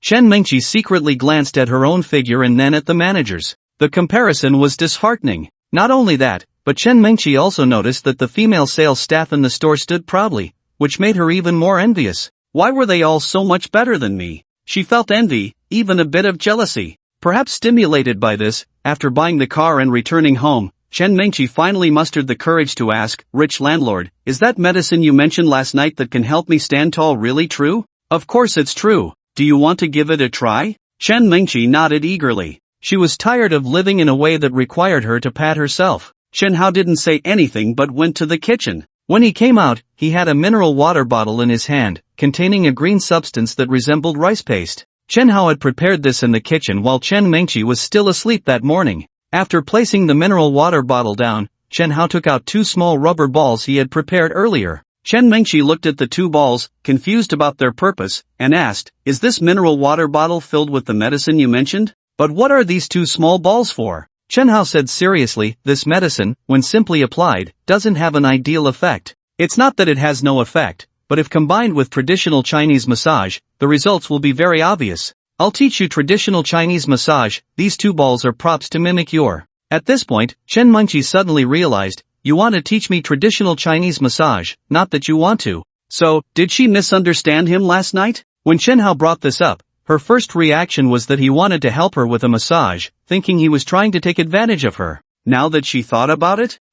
Sorry, I misunderstood you. Chen-hao grinned mischievously, "What's wrong? Do you want me to help you with a massage?" "Of course, if you have that need, I can reluctantly agree." Chen Mingqi shook her head. "How ridiculous. Being massaged by you would be so embarrassing." "Alright, I'll teach you." Chen-hao held the 2 rubber balls in his hands, demonstrating while explaining, "Traditional Chinese massage mainly stimulates the corresponding acupoints, which is more beneficial for the absorption of the medicine." Chen-hao taught carefully, demonstrating several times before letting Chen Mingqi try it herself. While Chen Mingqi practiced, Chen-hao received a phone call. After practicing several times, Chen Mingqi finally mastered the method and was excited to tell Chen-hao. Just then, Chen Hao finished his call and, as he walked toward the door, Chen Mengqi shouted from behind, "Hey, where are you going?" Chen Hao turned back, pinched her cheek, and said softly, "I need to go out for a while. It will take some time. You just stay at home obediently. Be good. Wait for me to come back at home." After saying this, Chen Hao turned and left. It wasn't until he had closed the door that Chen Mengqi realized, "Oh my god, he pinched my face. He actually dared to pinch my face?" After Chen Hao left, he took the elevator downstairs, where a Ferrari sports car was parked at the main entrance of Minduipin. Fui Chen leaned against the front of the Ferrari, smoking, while his fiancée, Xia Yuding, sat in the passenger seat, not wanting to get tanned by the sun outside. Just now, Fui Chen called Chen Hao to inform him that they had found the hiding place of Fu Kangxiong. Someone had seen him in Shishan. When Xia Yuding saw Chen Hao coming over, she immediately pushed the door and got out of the car. "You go handle your business. I won't get involved," Xia Yuding said understandingly. "Then I won't take you back. You can take a taxi yourself," Fu Chen replied. Xia Yuding nodded. "I understand. I'm not a 3-year-old. I can take a taxi by myself. Chen, please be careful, and you too, Hao Ge, take care." Fu Chen nodded and then got into the car. After Chen Hao gave Xia Yuding a nod, he got into the passenger seat. After the Ferrari drove away, Xia Yuding didn't call for a Didi or hail a taxi. Instead, she made a phone call. About 10 minutes later, a stretched Rolls-Royce pulled up in front of her. Xia Yuding opened the back door and got in. In the back seat, there was a young man, somewhat handsome. After the door closed, Xia Yuding directly threw herself into his arms. "Hui Ge, it's been half a month since we last met. I missed you." The young man, smoking a cigar, lifted Xia Yuding's chin with his fingers. "What did you miss?" Xia Yuding's face turned shy, and she playfully punched his chest. "You're so bad." Inside the Ferrari, Fu Chen was unaware that he was wearing a green hat, driving Chen Hao towards Shishan. He had a question: why didn't they directly ask Fu Yongyan about Fu Kangxiong's whereabouts yesterday at the Minfu Hotel? In that situation, as long as Chen Hao asked, Fu Kangxiong would definitely have confessed honestly. Chen Hao rolled down the passenger window, resting one hand on the window. "Do you believe that as soon as Fu Yongyan reveals Fu Kangxiong's whereabouts, within 5 minutes, someone will definitely notify Fu Kangxiong to change his location?" Although Zhang Huizhen wasn't present, can you be sure that there were no people from Zhang Huizhen at the banquet? Fu Yongyan might not care about Fu Kangxiong's life or death, but Zhang Huizhen definitely wouldn't ignore it. Before we even leave the hotel, Zhang Huizhen would have already notified Fu Kangxiong to move. Fu Chen nodded, praising, "How good, you really think ahead. By the way, what kind of place is Shishan?" Chen Hao asked, not understanding. Fu Chen patiently explained, "Shishan is the property of Anbang Group. To be precise, it's the birthplace of Anbang Group. When old Masterin was building his empire, he started from Shishan." Chen Hao raised an eyebrow. "Anbang Group? Is it that Anbang Group again?" This wasn't Chen Hao's first time dealing with Anbang Group. The Wu siblings and Buddha Yi were all part of Anbang Group. Just the combat power displayed by these three was not something ordinary people could compare to. They were all capable of standing against 10. Although Chen Hao still didn't fully understand what kind of force Anbang Group was, he was very clear that it definitely wasn't just an ordinary consortium. "Tell me about Anbang Group. What kind of company is it?" Fu Chen patiently said, "The founder of Anbang Group is surnamed In. I don't know his full name, but everyone calls him Old Masterin. Old Masteran's ancestral home is unknown, and his place of origin is also unclear. He appeared in Mindu when he was already over 40. He carried sandbags by the river, did hard labor, and after saving some money, bought a sand dredger, thus starting his path to wealth. In the following years, his business grew larger and larger, almost monopolizing 60% of the sand and stone business in Mindu." Chen Hao interrupted him. "The sand and stone business appears to be legitimate, but it's all controlled by social figures. For Old Masterin, an outsider, to stand out in this industry, he must be a tough character." Fu Chen said, "Of course, he's a ruthless person. When he bought the ship, Old Masterin had a total of 6 brothers who partnered with him. Over the course of 2 years, all 6 brothers gradually died, and his foundation can be said to have been fought for with their lives and blood. I heard that when Old Masterin was fighting for territory, he almost got killed and encountered a mysterious couple. This couple not only saved Old Masterin but also gave him a large sum of money to help him expand his influence. Of course, I don't know if this is true, but it is said that after meeting that couple, Old Masterin's business has been smooth sailing, and his power has continued to expand. In less than 5 years, he not only monopolized the sand and gravel business but also entered the entertainment industry in Mindu. Now, the top 3 clubs in Mindu all belong to the Anbang Group. Other forces wanting to open clubs must get the nod from the Anbang Group. In addition, the Anbang Group also manages properties and bodyguard services. 30% of the properties in Mindu are owned by the Anbang Group. Just think about how terrifying that is. Don't think that 30% is small. Just consider how many people are in Mindu, a metropolis with over 6 million people, and how many properties are there. 30% means at least over 100,000 people, and this is just one of their businesses. Sand and gravel, entertainment, properties, bodyguards, these are the four main pillars of the Anbang Group's industries. I heard that recently the Anbang Group has also started to venture into finance. Chen Hao silently nodded. Old Masterin can be considered a legend. I hope to meet him one day. Chen Hao became somewhat interested in Old Masterin and wanted to see the true face of the man who built such a vast empire in just a few years. Fui Chen took out a pack of Zhonghua cigarettes from his pocket, handed one to Chen Hao, and lit one for himself, driving the Ferrari with one hand. Brother Hao, you probably won't be able to meet him. Why? Is he dead? Not dead yet, but he has been seriously ill in bed for 3 years now. The outside world is saying he won't last much longer. Since Old Masterin fell ill, the Anbang Group has been managed by 2 women. One is called Ruwashi. She is Old Masteran's adopted daughter, 26 years old. I've had the fortune to see her once. Her looks and figure are simply stunning. This was the first time Chen Hao had seen Fui Chen praise a woman so much. You're not secretly in love with her, are you? You have a fiancée. Fui Chen laughed. Brother Hao, I praise Missin because she is indeed beautiful. I have Yuding, and that's enough for me. I could never marry another woman in this lifetime. Chen Hao smiled. He could sense how deep Fui Chen's feelings for Xie Yuding were. He just wondered how he would feel when he found out that the woman he loved had cheated on him. There's another woman named Xiu Qingyun. She is Old Masteran's mistress. When Old Masteran was fighting for territory, he was often attacked and left with health issues. When he was younger, he could grit his teeth and push through, but now at 70, he couldn't hold on any longer. He fell ill a few years ago and was hospitalized. The Anbang Group has fallen into the hands of Ruwashi and Xiu Qingyun. These 2 women are not simple characters. Ruwashi graduated with a master's degree from Cambridge University at 22. She is a highly educated, high IQ returnee. And although Xiu Qingyun didn't even graduate from elementary school, that doesn't stop her from having an exceptional business acumen.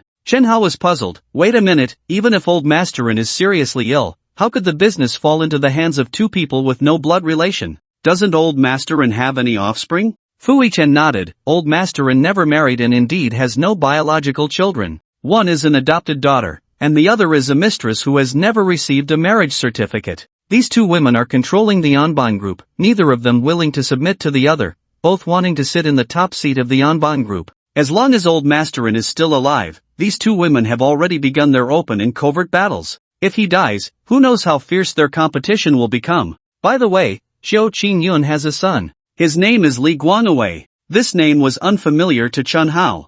I know you must not have heard of this name, but you must have heard of Taizi Hui. Chen Hao had certainly heard of Taizi Hui. He was the former president of the Supercar Association, and later, after losing a street race to Zhou Lin, he relinquished the president's position. This Taizi Hui's surname is Li, but Old Masteran's surname is An. Could it be? Brother Hao, you guessed it right. Xiu Qingyun became Old Masteran's mistress 10 years ago, and at that time, Taizi Hui was only 12 years old. Taizi Hui is not Old Masteran's child. It seems that Xiu Qingyun really has some skills, otherwise, it would be impossible for her to rise to such a high position as a mistress. Chen Hao roughly understood the situation of the Anbang Group. He pointed to the roadside, stopped the car. Fui Chen didn't know what was wrong with Chen Hao and thought he needed to pee, so he pulled the car over. Up ahead is Shishan. I can walk there.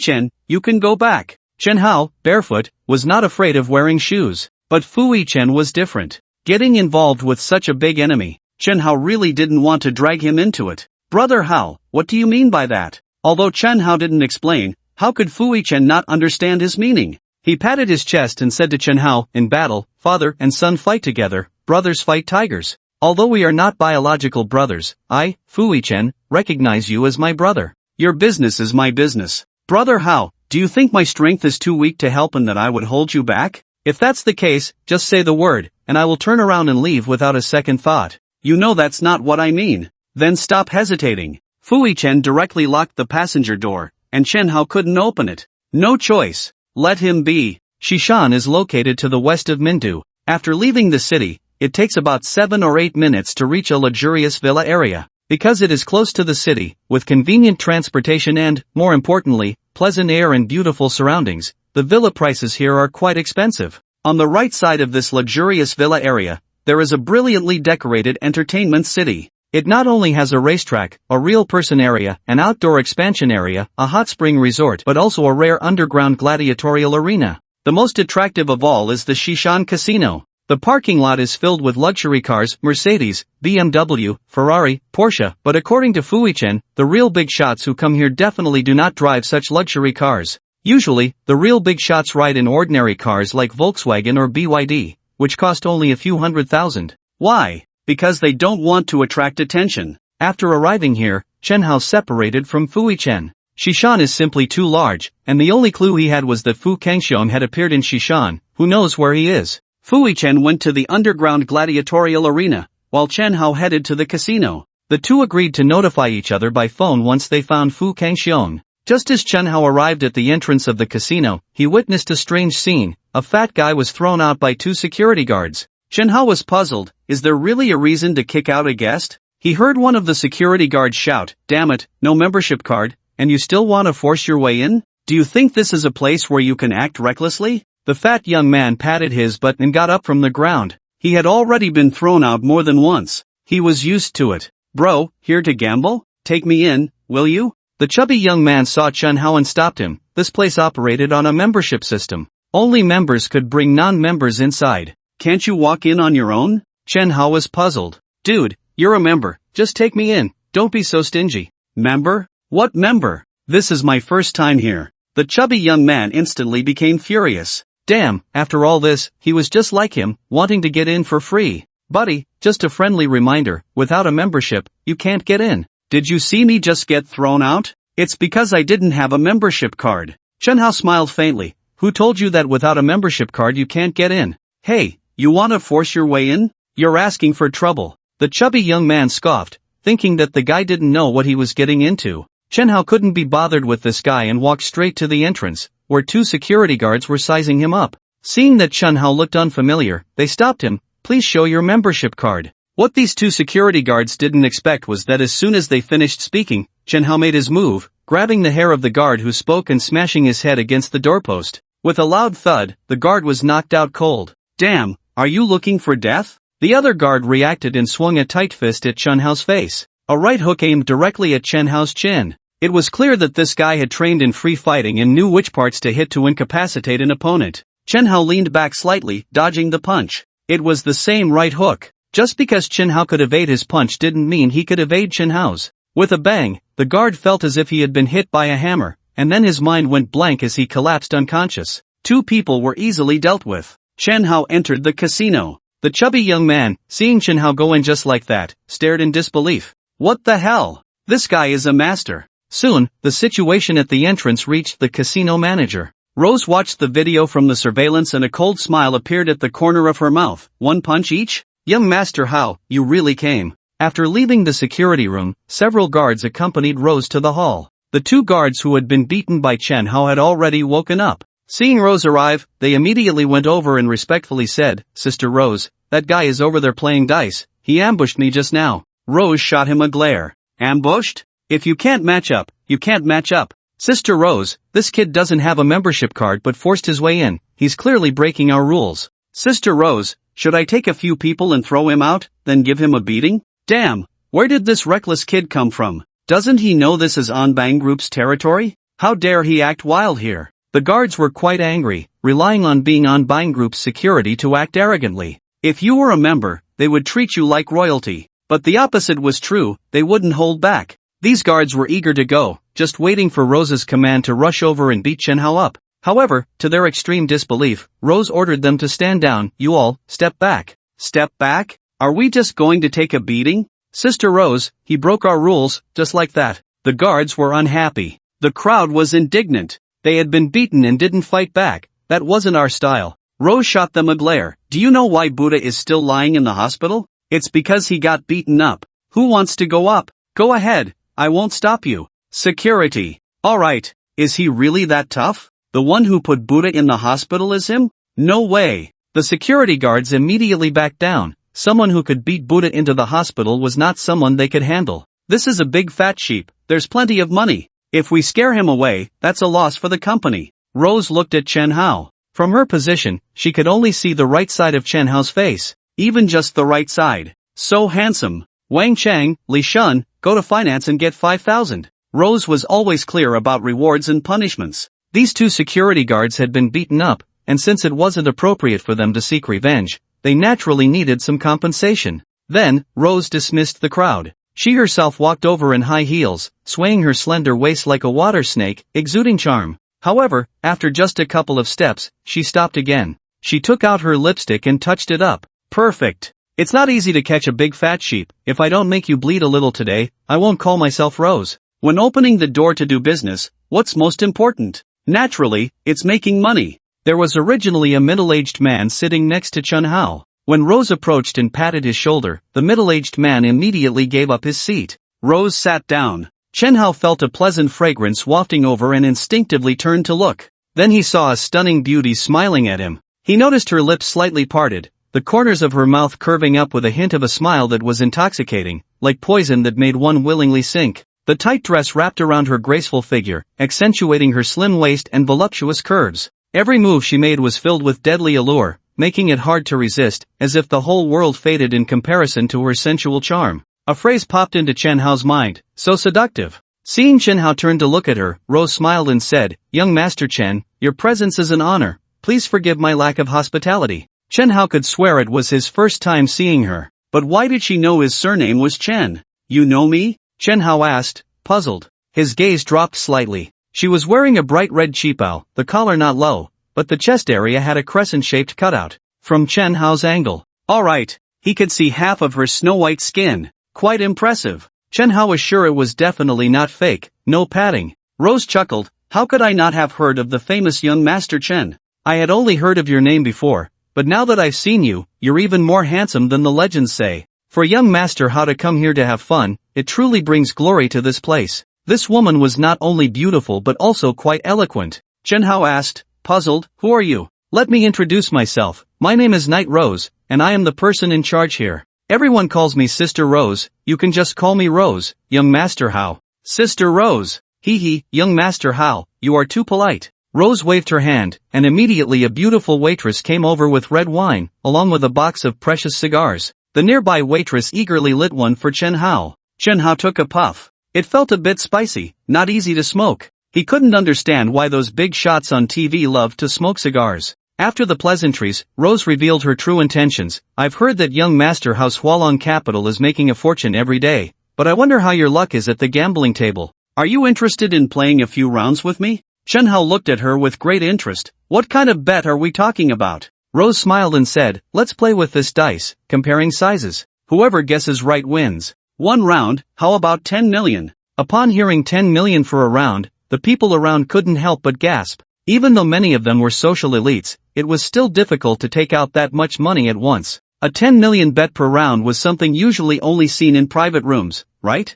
Everyone stopped their actions and focused their attention on Chen Hao. Young Master Hao, just 10 million a round, you're not afraid, are you? Knight Rose leaned forward intentionally, whispering close to Chen Hao's ear. At that moment, the two were very close. Knight Rose's alluring red lips, which countless men had coveted, were almost touching Chen Hao's ear, as if she were biting it. I know you're trying to provoke me, and I know you want to trick me out of my money. Chen Hao chuckled softly, then suddenly reached out, wrapping his arms around her slender waist, pulling her into his embrace with a slight force. Their chests pressed tightly together. While feeling the incredible elasticity at his chest, Chen Hao gently said, 10 million a round? The stakes are too low, I'm not interested. If we're going to play, let's make it bigger. Hearing Chen Hao say this, Knight Rose was overjoyed. Naturally, she wanted to bet with Chen Hao to win his money. It was hard to catch such a big fish. How could she let it slip away? However, 10 million a round? Knight Rose was still worried that Chen Hao wouldn't dare to play with her. What was the result?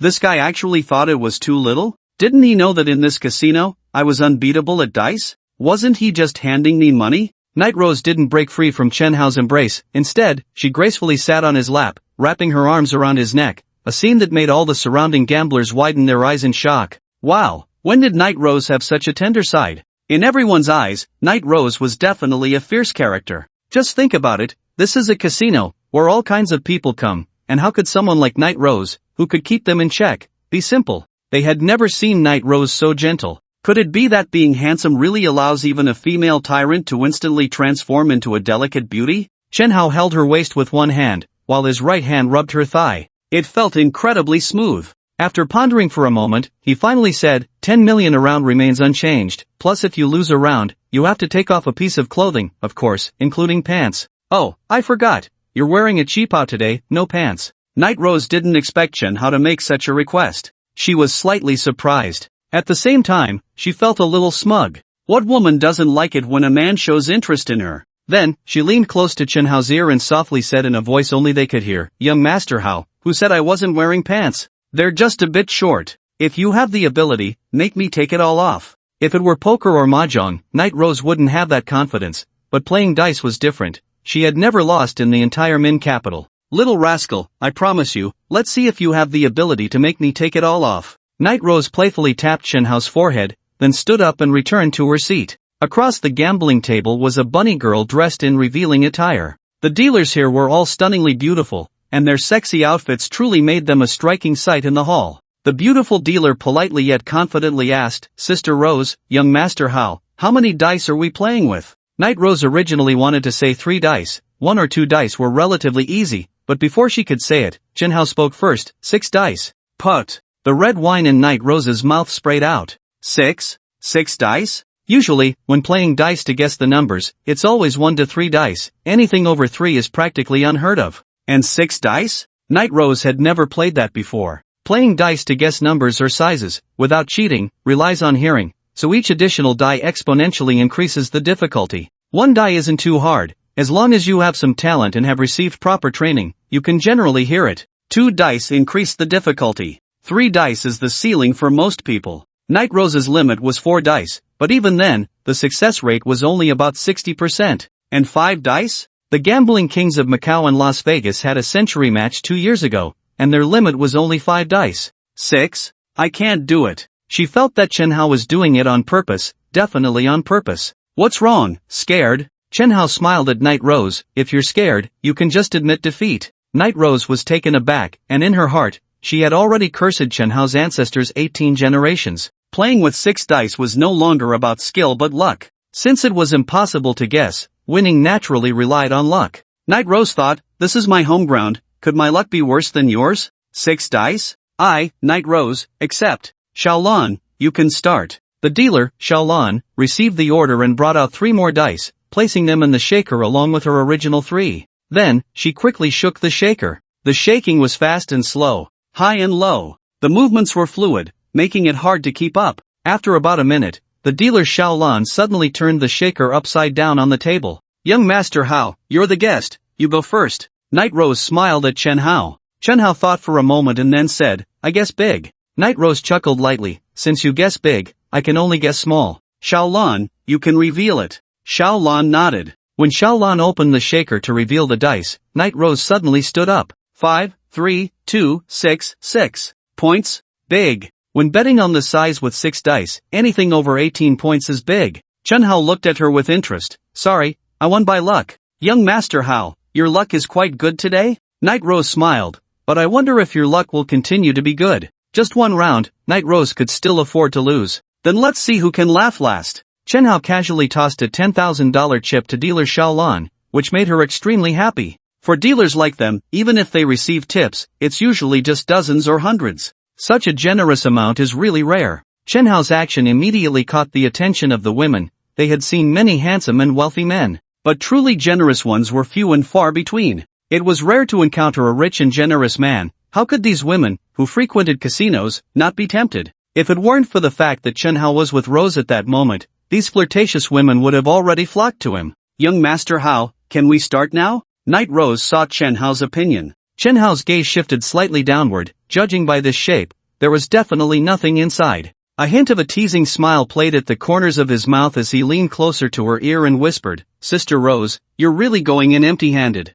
You've already lost once, if you lose again, won't you have to take off your panties? Young Master Hao, aren't you a bit too confident in yourself? Night Rose replied softly. If you can win this round, what's the harm in me taking off my panties? Then it depends on whether young Master Hao has that ability, Chen Hao said, not hesitating any longer as he looked at the dealer, Xiaolan. We can start now. Xiaolan glanced at Night Rose, and upon seeing her nod, she began her actions, repeating the same routine as before. After shaking the dice for about a minute, she placed the dice cup upside down on the table. Last time it was young Master Hao first, this time, let me go first. Night Rose opened her eyes. Just now, while the dealer Xiaolan was shaking the dice, Night Rose listened very carefully. She managed to discern the numbers on 4 of the dice, 5, 2, 6, and 1. As for the other 2, she couldn't guess. For the remaining 2, she took the average value, calculating them both as 3. I guess this time it's 20 points. Night Rose declared. Chen Hao raised an eyebrow.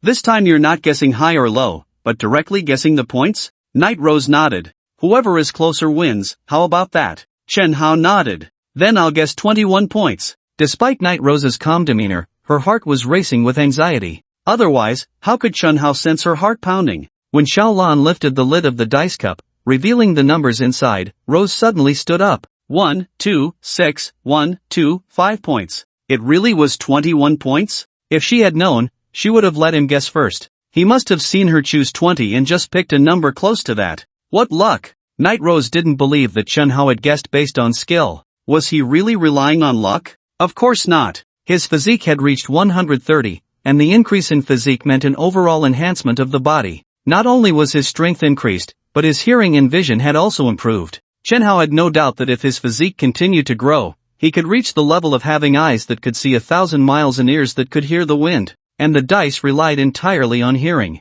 Naturally, Chen Hao was unbeatable. Chen Hao smiled at the troubled Night Rose. Sorry, you lost again. Come on, let me enjoy the charm that comes from you, Sister Rose. I must say, you've lost 2 rounds in a row. Please, start your performance. Of course, if you feel embarrassed with so many people around, we can find a place just for you and me. Chen Hao raised his wine glass, comfortably leaning back in his chair, watching Night Rose with great interest. The surrounding onlookers became excited. Strip! Strip! Strip! These people, eager for chaos, began to cheer. They were regulars here, and in their eyes, Night Rose was like a celestial being. This woman had beauty and figure, sometimes tender as water, sometimes full of charm, and at times cold and proud. Countless men wanted to ravage her, but they dared not. Setting aside the fact that she was backed by the Anbin Group, just her position as the casino's manager was enough to deter anyone from having designs on her. And now, finally having the opportunity to see the true face of Lushan, how could these guys not be excited? Not only were they cheering, but some were even whistling. The whole scene was quite lively. These people's intentions were good, but reality was cruel. Even if Rose had an open personality, there was no way she could lower her dignity and take off her clothes in front of so many people. I, as her sister, also understood the principles of propriety and shame. She beckoned to Chen Hao with her finger. Sister is willing to bet and accept defeat, but there are too many people here, follow me. As soon as Rose said this, countless heartbroken sounds erupted around her.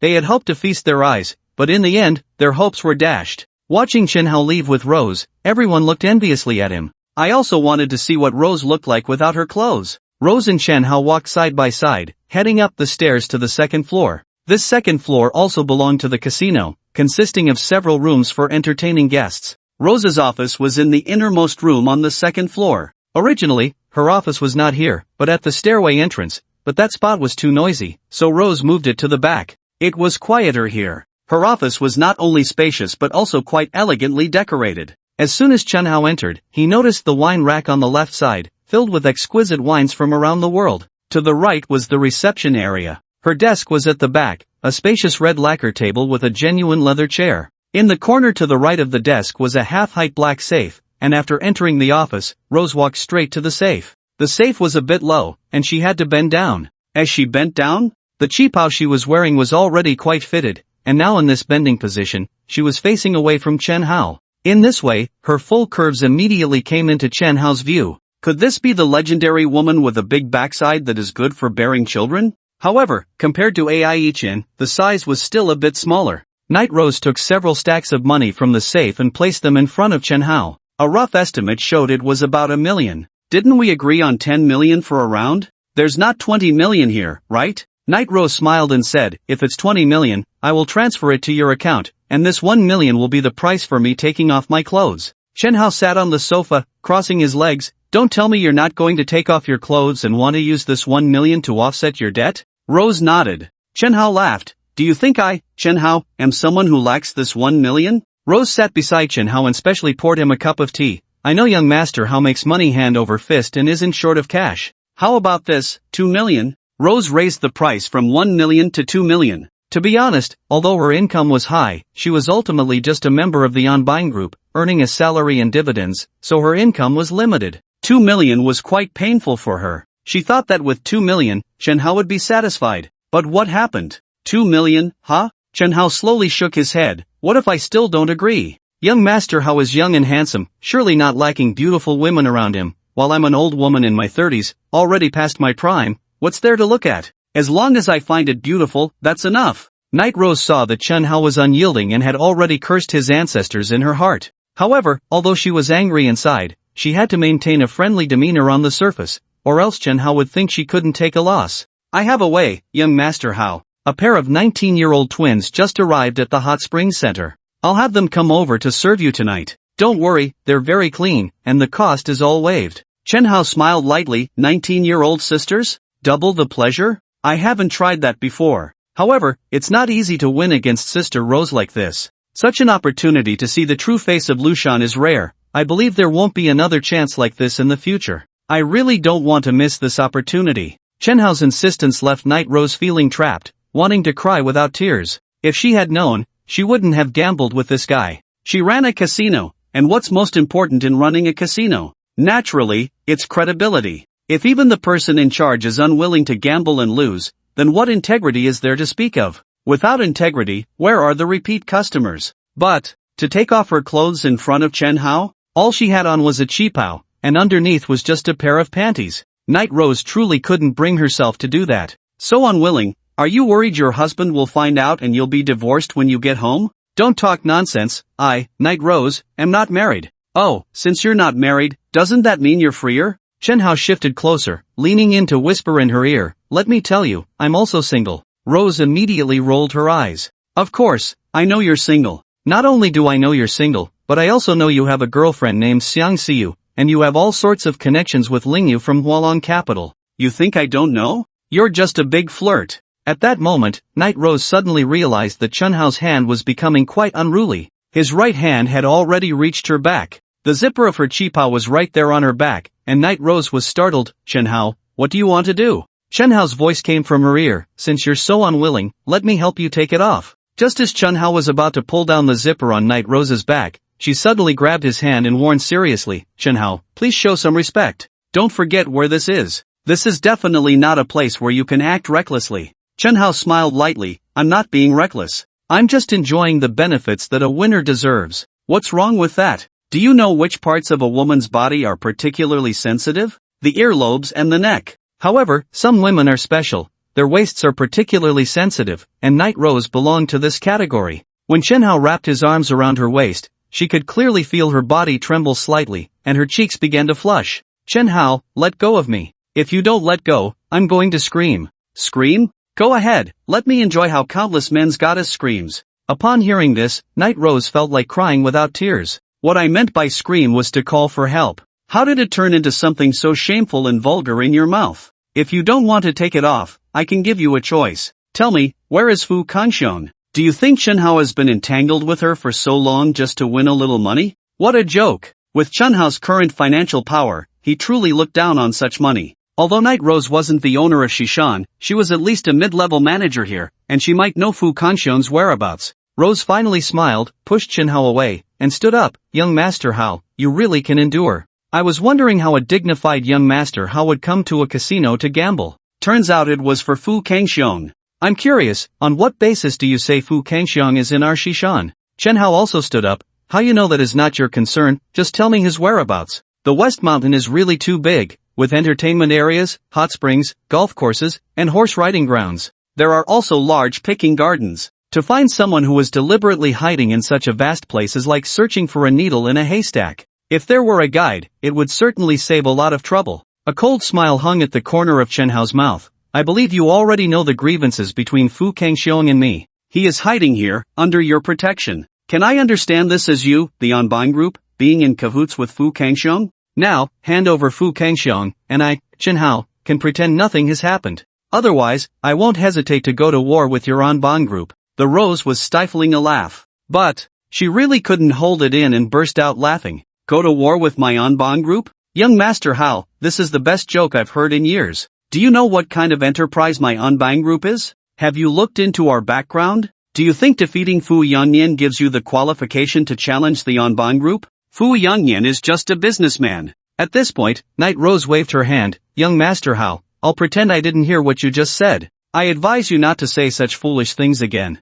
If this gets out and is heard by others in the group, and a real war breaks out, it won't be good. You can leave. With the conversation reaching this point, Chen Hao naturally had no reason to be polite. You overestimate your Anbang group too much. Others may fear your Anbang group, but I, Chen Hao, do not. So, does that mean you have no intention of handing over Fu Kangxiong? Night Rose shook her head. I know where Fu Kangxiong is, but I won't tell you, and I can't tell you. Chen Hao's expression darkened. So, your Anbang group is intent on protecting Fu Kangxiong? The atmosphere in the room suddenly became tense, swords drawn and bows bent, when suddenly the door was pushed open from the outside, and two men and a woman walked in, chatting and laughing. Among the three, there was one person Chen Hao had never seen before. He was a middle-aged man with a scruffy beard, looking very rugged. The remaining man and woman were both familiar to Chen Hao. They were the Wu siblings he hadn't seen for many days. The moment Chen Hao saw Wu Wanqing, he instinctively glanced at her chest. Although it was bulging, although both sides looked equally large, Chen Hao knew for sure that the left side was definitely padded. When Wu Yufeng and Wu Wanqing saw Chen Hao, they were obviously a bit surprised, wondering how he ended up here with Rose. Wu Yufeng immediately smiled and approached. Young Master Hao, what brings you here? How about the matter I mentioned last time? Have you given it some thought? Wu Yufeng had secretly sought out Chen Hao, intending for him to marry his sister, Wu Wanqing. As for why he wanted Chen Hao to marry her, Chen Hao himself didn't know. Give me some time to think it over. Chen Hao replied perfunctorily. Wu Wanqing tugged at Wu Yufeng's sleeve. Brother, what do you want Chen Hao to consider? Is there some agreement between you two? It was clear that Wu Wanqing was unaware of this matter. Wu Yufeng waved his hand. No, nothing. This was something Wu Yufeng was keeping from Wu Wanqing, and he had no intention of letting her know for now. Then, he changed the subject, smiling at Chen Hao.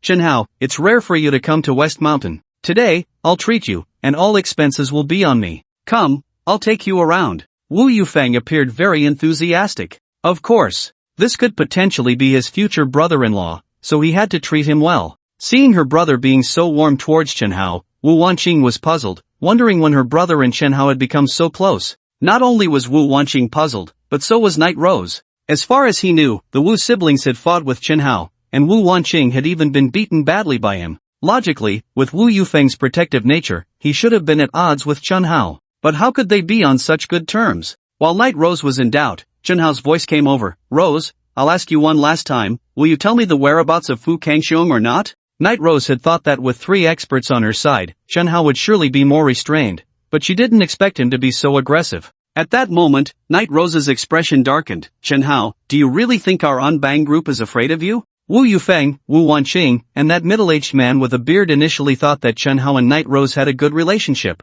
After all, they knew that it was nearly impossible for an ordinary person to enter Night Rose's office. But what was the situation now? It seemed like the two had some deep-seated enmity. I finally understand what it means to be a newborn calf not afraid of tigers. Young Master Hao, I admire your courage, Night Rose said, no longer wearing the friendly smile from before. Yufeng, Jiangling, young Master Hao wants to declare war on our Anbang group. What do you think? Wu Yufeng was taken aback and immediately said, Rose, is there some misunderstanding here? Misunderstanding? Night Rose sneered. Chen Hao wants the whereabouts of Fu Kangxiong. I won't tell him, so he got angry, saying that Anbang group is protecting Fu Kangxiong and that means we're at odds with him, so he wants to go to war. What do you think we should do? Wu Yufeng actually knew where Fu Kangxiong was, but that was someone they needed to protect. So, he could understand why Rose was unwilling to reveal it. I just remembered, I have something to do, I'll leave first. Chen Hao, let's drink together next time. Rose,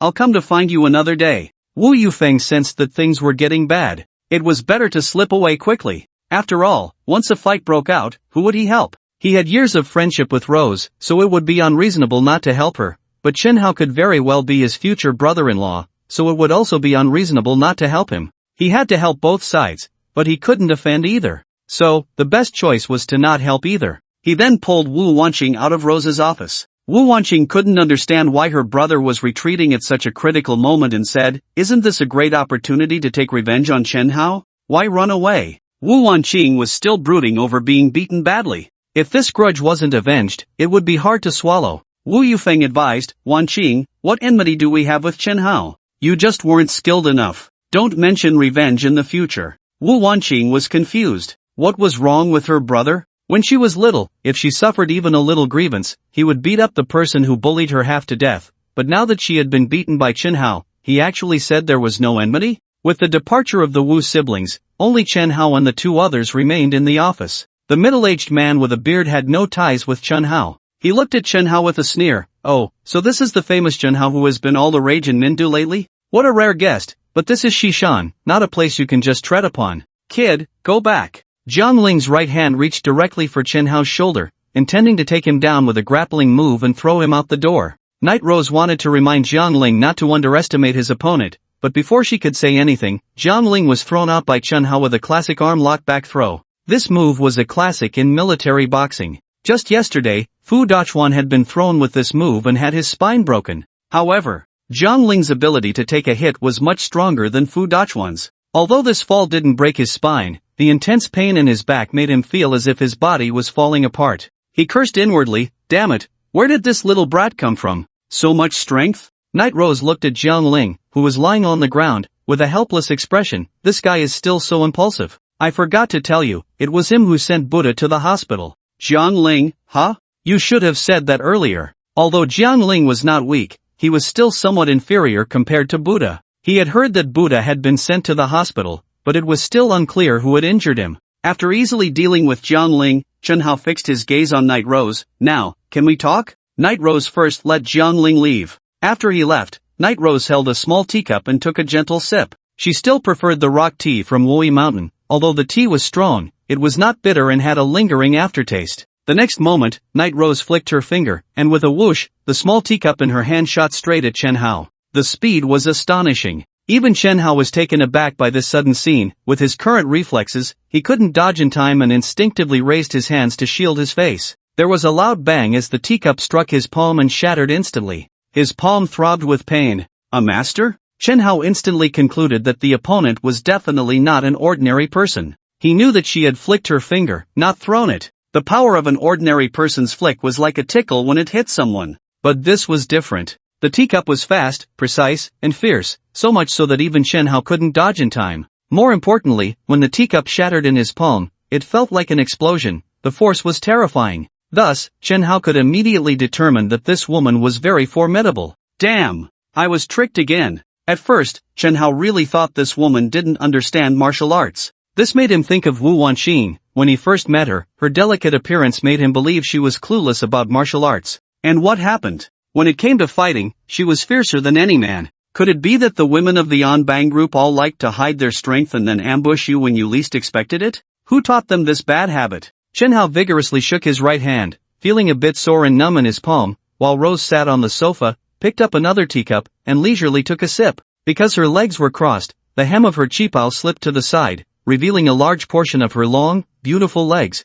which were snow-white and striking. Impressive, I misjudged you earlier. It turns out you are the real master? Chen Hao looked at Rose. Why didn't you continue the attack after the teacup? If you had kept attacking while I was unprepared, I might not have been able to defend myself. Maybe I would have been seriously injured and lying on the ground. Chen Hao wasn't lying. His panicked response earlier had been somewhat chaotic, and it would have been a great opportunity for Rose. Night Rose chuckled. Taking advantage of someone in danger? Hee, that's too boring. Winning you fair and square is much more interesting. Putting down the teacup, Night Rose slowly stood up. From Rose's face, Chen Hao could see her confidence. Only someone who was confident in their own strength could exude such assurance. Chen Hao's eyes gradually narrowed into the most dangerous slits. So, you want to have a fair fight with me? Rose smiled. If you lose, you leave. If you win, I'll tell you the whereabouts of Fu Kangxiang. I'm also curious to see just how capable the person who can defeat Buddha really is. Please help out a bookshelf if you haven't, and if you can, give a little nudge for updates. A wave of 5-star reviews would be appreciated. Thank you. Bang! Accompanied by a low, muffled sound, Chen Hao staggered back 2 steps. Just now, Night Rose had delivered a whip kick that was incredibly fast, precise, and fierce. Chen Hao blocked with his arm, but the force was so great that he grimaced in pain. Damn! That really hurt. Night Rose's moves were exceptionally swift, leaving Chen Hao no time to react. The second kick followed immediately, another whip kick, and Chen Hao had no way to dodge, so he could only block with his arm again. With that kick, there was another bang, another low, muffled sound, and Chen Hao felt as if his arm might break. Her third kick came quickly. This time, Chen Hao didn't even have time to block, she struck him hard in the chest. Thud, thud, thud. With that force, Chen Hao stumbled back several steps, only stopping when he crashed into the wall behind him. The sharp pain in his chest made him cough heavily a few times, and then he looked at Night Rose in astonishment. This woman is something else? Ever since Chen Hao's physique had surged by 50, he had been able to defeat anyone with a single move, whether it was the Wu siblings or Buddha. Yet Night Rose had him struggling to keep up? After 3 consecutive moves, Night Rose was surprised to see Chen Hao still standing, marveling at his ability to withstand blows. Just now, she had used a whirlwind 3-kick combo, and among the many experts in the on-buying group, aside from a few freaks, there were hardly any who could withstand it. It seems I underestimated you, at least in terms of your ability to take hits, you are exceptional. Night Rose didn't rush to attack. Young Master Hao, what do you say? Do you want to continue? If you admit defeat now, I, Night Rose, will still consider you a VIP at our casino. Chen Hao vigorously rubbed his chest where she had kicked him. Damn! Such sharp heels hitting the chest felt like being pierced by iron nails. His fighting spirit was completely ignited. If he couldn't handle a woman, how could he survive? In a fit of rage, he lunged forward like a wild beast. Oh, still coming, huh? Young Master Hao, you won't be my match. Night Rose was full of confidence. Although she was surprised by Chen Hao's ability to take hits, she had a rough idea of his skills. It was impossible for him to win against her. Black. Chen Hao suddenly blurted out this seemingly random statement. This caught Night Rose off guard. What was he talking about? It took her a moment to realize, and then a blush crept onto her face. This brat, even in the middle of a fight, he still has the mood to think about that? Chen Hao said no more and lunged forward fiercely. His movements were swift, like a tiger descending a mountain. However, Chen Hao, taking advantage of his earlier momentum, managed to land a few hits on Night Rose, but it was only a few. Soon, Night Rose turned the situation around. It became Night Rose attacking while Chen Hao was on the defensive, in a passive position. After just a brief exchange, Night Rose had already discerned Chen Hao's strengths and weaknesses. His advantages were clear, his movements were rapid, and his reactions were quick. In terms of strength, Night Rose was indeed not as strong as Chen Hao, and even in reactions, she could only match him. But Chen Hao's weaknesses were equally apparent. His moves were far too simplistic. He kept using the same few techniques from military boxing. Although Chen Hao was skilled at this set of moves, Night Rose had also studied them. Military boxing consists of a total of 17 techniques, starting from straight punch horizontal strike to elbow knee combo, and Night Rose was well aware of them. She knew that after this move, she could anticipate what Chen Hao would do next. Secondly, this military boxing may seem like a formidable martial art in the eyes of ordinary people, but to those who practice martial arts, it is quite simple. The purpose of inventing this set of boxing techniques was merely to deal with some common thugs. Therefore, the moves emphasize simplicity and practicality. When encountering a true expert, this set of boxing techniques is insufficient. The last time Chen Hao fought against the Wu siblings, he did not lose not solely because of military boxing, but because his reaction ability was stronger than theirs. In dealing with Buddha, it relied on a hard-hitting power crush. In terms of technique, Chen Hao was not as good as them. Now, facing Rose, who was significantly stronger than Buddha and the Wu siblings, Chen Hao's military boxing was no longer enough. Rose understood Chen Hao's strengths and weaknesses, so she was even more confident about defeating him, estimating that she could take him down in at most 10 moves. On the other hand, Chen Hao felt increasingly frustrated and stifled as he fought. He sensed that his strength was much greater than Night Rose's, but every time he threw a punch, it felt as if he was hitting cotton upon contact with her. Soft and yielding. It seemed like all his strength was being drained away. Feeling stifled in his heart, his mood became somewhat irritable. Could it be that he couldn't even defeat a woman? At that moment, the system's voice suddenly rang out, "Ding, system task released, withstand 30 moves from Rose without dying. Upon completion, you will receive the reward, Mastery of Wing Chun." Night Rose was using Wing Chun. When Chen Hao heard the system's voice, he almost laughed out loud. It was so damn timely. System brother, I love you. 1 move, 2 moves, 3 moves, 10 moves, 15 moves. Chen Hao silently counted how many moves he had withstood. Now he was no longer anxious. As long as he could endure 30 moves, the system reward would be his, and he wouldn't have to worry about taking down Rose. 20 moves. This kid can really take it. Is his body made of iron? He's not going down? Rose was also quite surprised. Among these 20 moves, Chen Hao had been hit by Night Rose at least 5 times. She knew how much strength she had used. Ordinary people simply couldn't withstand it. This kid's skin is really thick. I don't believe you won't go down. Night Rose also became fierce, increasing the force in her hands once again. Her movements became even more ferocious. The set of punches created a whooshing sound as Chen Hao was forced to retreat repeatedly, ultimately cornered against the wall. After being hit twice in the chest by Rose, he managed to hold on until the 30 moves. At that moment, the system's voice finally sounded. Ding! Congratulations to the host for completing the task. Reward, Mastery of Wing Chun. Chen Hao felt a surge of joy in his heart. At that moment, the techniques of Wing Chun instantly appeared in his mind, and these techniques merged seamlessly, making Chen Hao exclaim that purely in terms of combat, Wing Chun was indeed much stronger than military boxing. No wonder Wing Chun was included in the training materials of so many special forces around the world.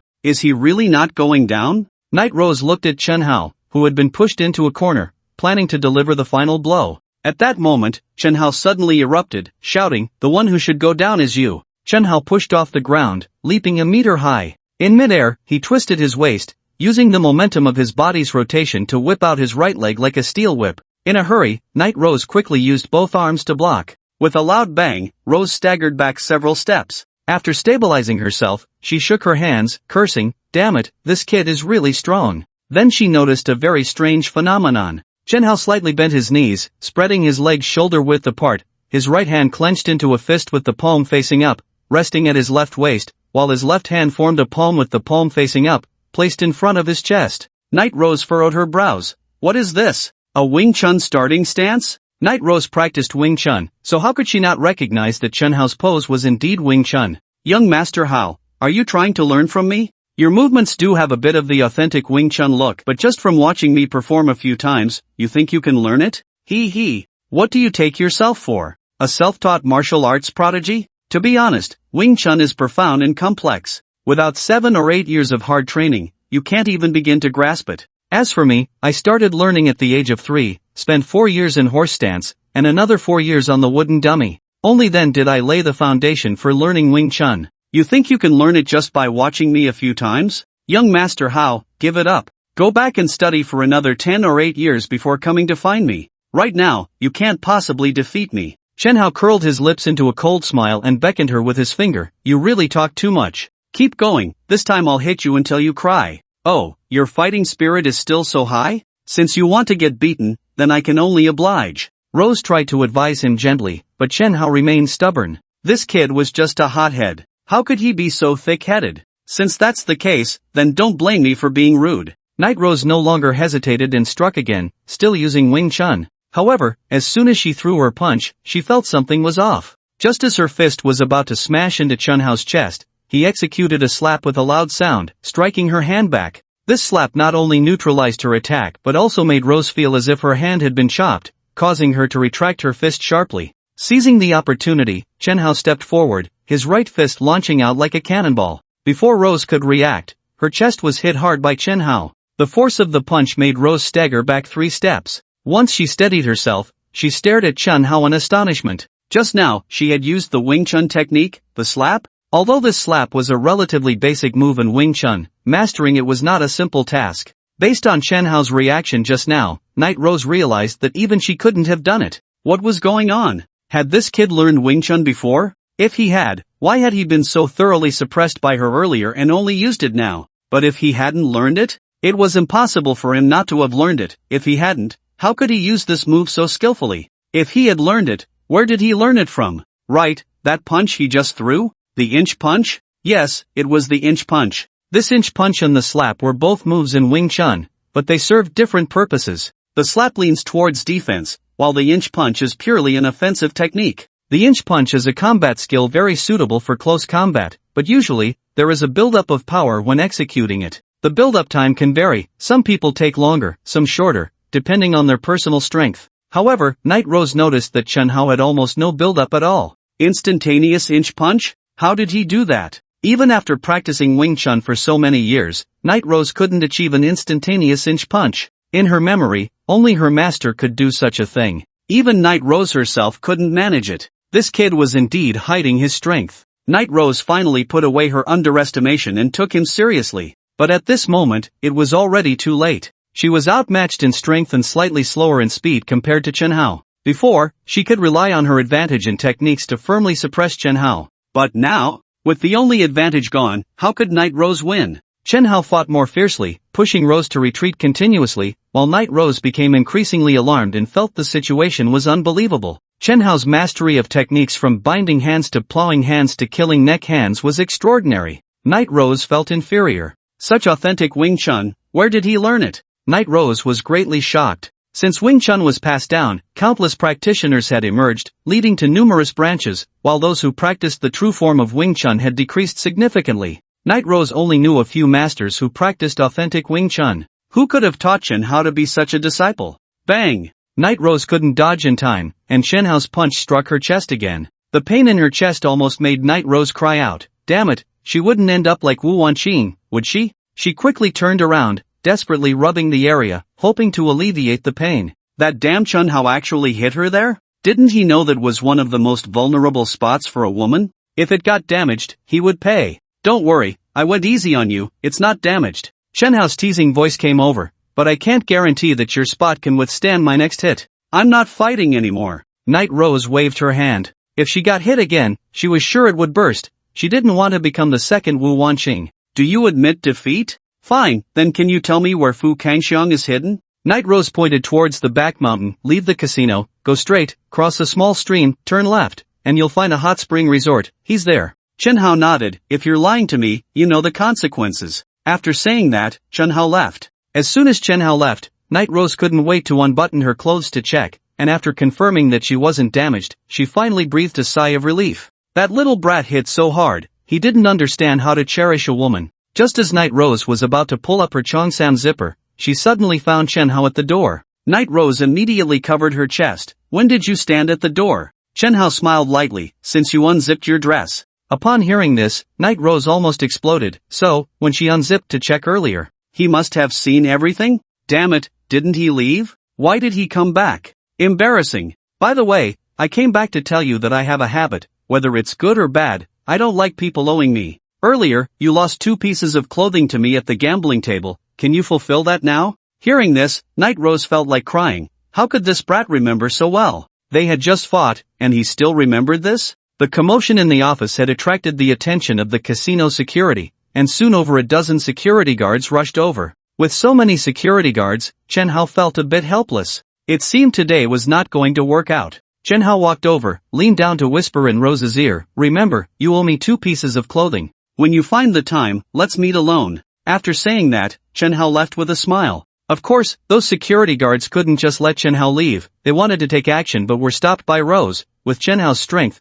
you guys weren't even enough for him to slap twice. How about you lend me a piece of clothing first? At that moment, Chen Hao realized that his clothes were indeed torn. During the fight with Night Rose, the entire back of his shirt had been ripped off. It was in tatters. Just a set of clothes, Night Rose could afford to give. However, he didn't have any men's clothing, so someone brought him a brand new employee uniform. A white shirt, dress pants. The shirt had the emblem of the Anban group on it. After changing clothes, Chen Hao left the casino building and headed straight to the back. According to Night Rose, there was a small stream after entering the mountains. Sure enough, after walking a few steps, he encountered a small stream. But then, Night Rose had mentioned which way to go after crossing the stream, left or right. Looking at the intersection, he thought for a moment and decided to walk towards the right path. He felt certain that Night Rose meant the right side. Chen Hao continued down the right path, but the further he walked, the stranger it felt, as there wasn't a single passerby on the entire road. After walking for more than 10 minutes, he still hadn't seen a soul.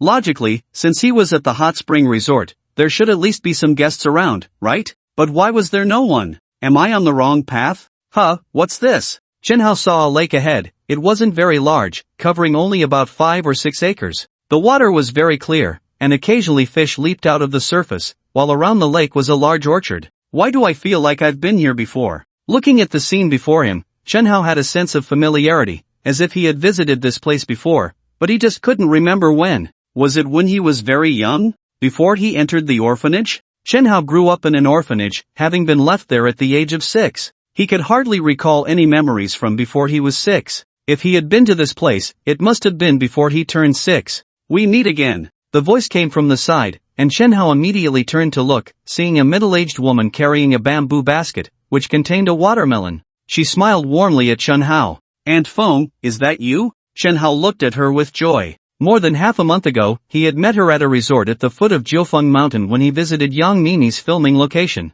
Out of boredom, he wandered around and encountered her by the resort's artificial lake. Since he hadn't left any contact information, he thought he might never see her again in his lifetime. Young Master Chen, it's been a while, I hope you've been well. Aunt Feng looked at Chen Hao with a loving expression, and the more she looked, the more she resembled him. This watermelon was just picked, it's so sweet. I can't finish it by myself, let's have a taste together. For some reason, Chen Hao felt an inexplicable warmth towards Aunt Feng, as if she were family. The two went to a pavilion by the lake, where Aunt Feng washed the watermelon in the lake water, then returned to the pavilion and cut the watermelon into small pieces. Chen Hao picked up a slice and took a bite. So sweet. I haven't had such sweet watermelon in a long time. Aunt Feng didn't eat, she just watched Chen Hao eat, remembering that when he was little, he loved the watermelons from here. Her eyes were filled with affection as she looked at him. If you like it, eat more, I have plenty. Aunt Feng, is this orchard all yours? Are you a fruit farmer? Chen Hao asked while eating the watermelon.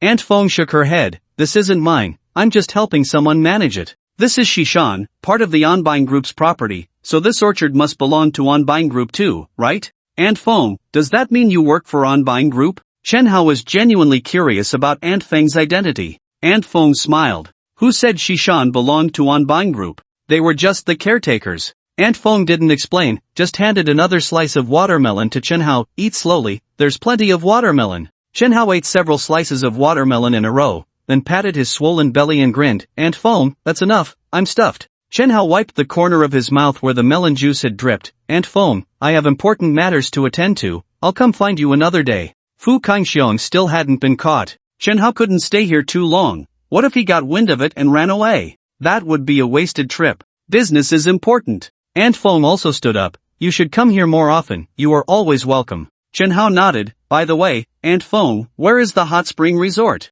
Do you know how to get there? Aunt Feng looked at Chen Hao with kindness. You're going the wrong way. After crossing the Shishan Bridge, go left, and you'll be there in a few hundred meters. Did he really go the wrong way? He had gone right at the time, but it turned out left was the correct direction. Chen Hao smiled bitterly. He had planned to return the same way, but Aunt Feng told him there was a shortcut to the hot spring resort that would save him a lot of time. Following Aunt Feng's directions, he indeed arrived at a hot spring area in less than 5 minutes. The hot spring center was divided into two parts, one indoors and the other outdoors. There was a high-end area and a public area. The so-called public area was where many people shared a pool. The high-end area, on the other hand, had individual pools. Chen Hao accidentally stumbled into an outdoor high-end area, and when he saw the woman in the hot spring, even he, who had seen many women, couldn't help but be captivated. She was like a lotus flower emerging from the water, quietly soaking in the hot spring, the warm spring water gently embracing her body, outlining her graceful curves.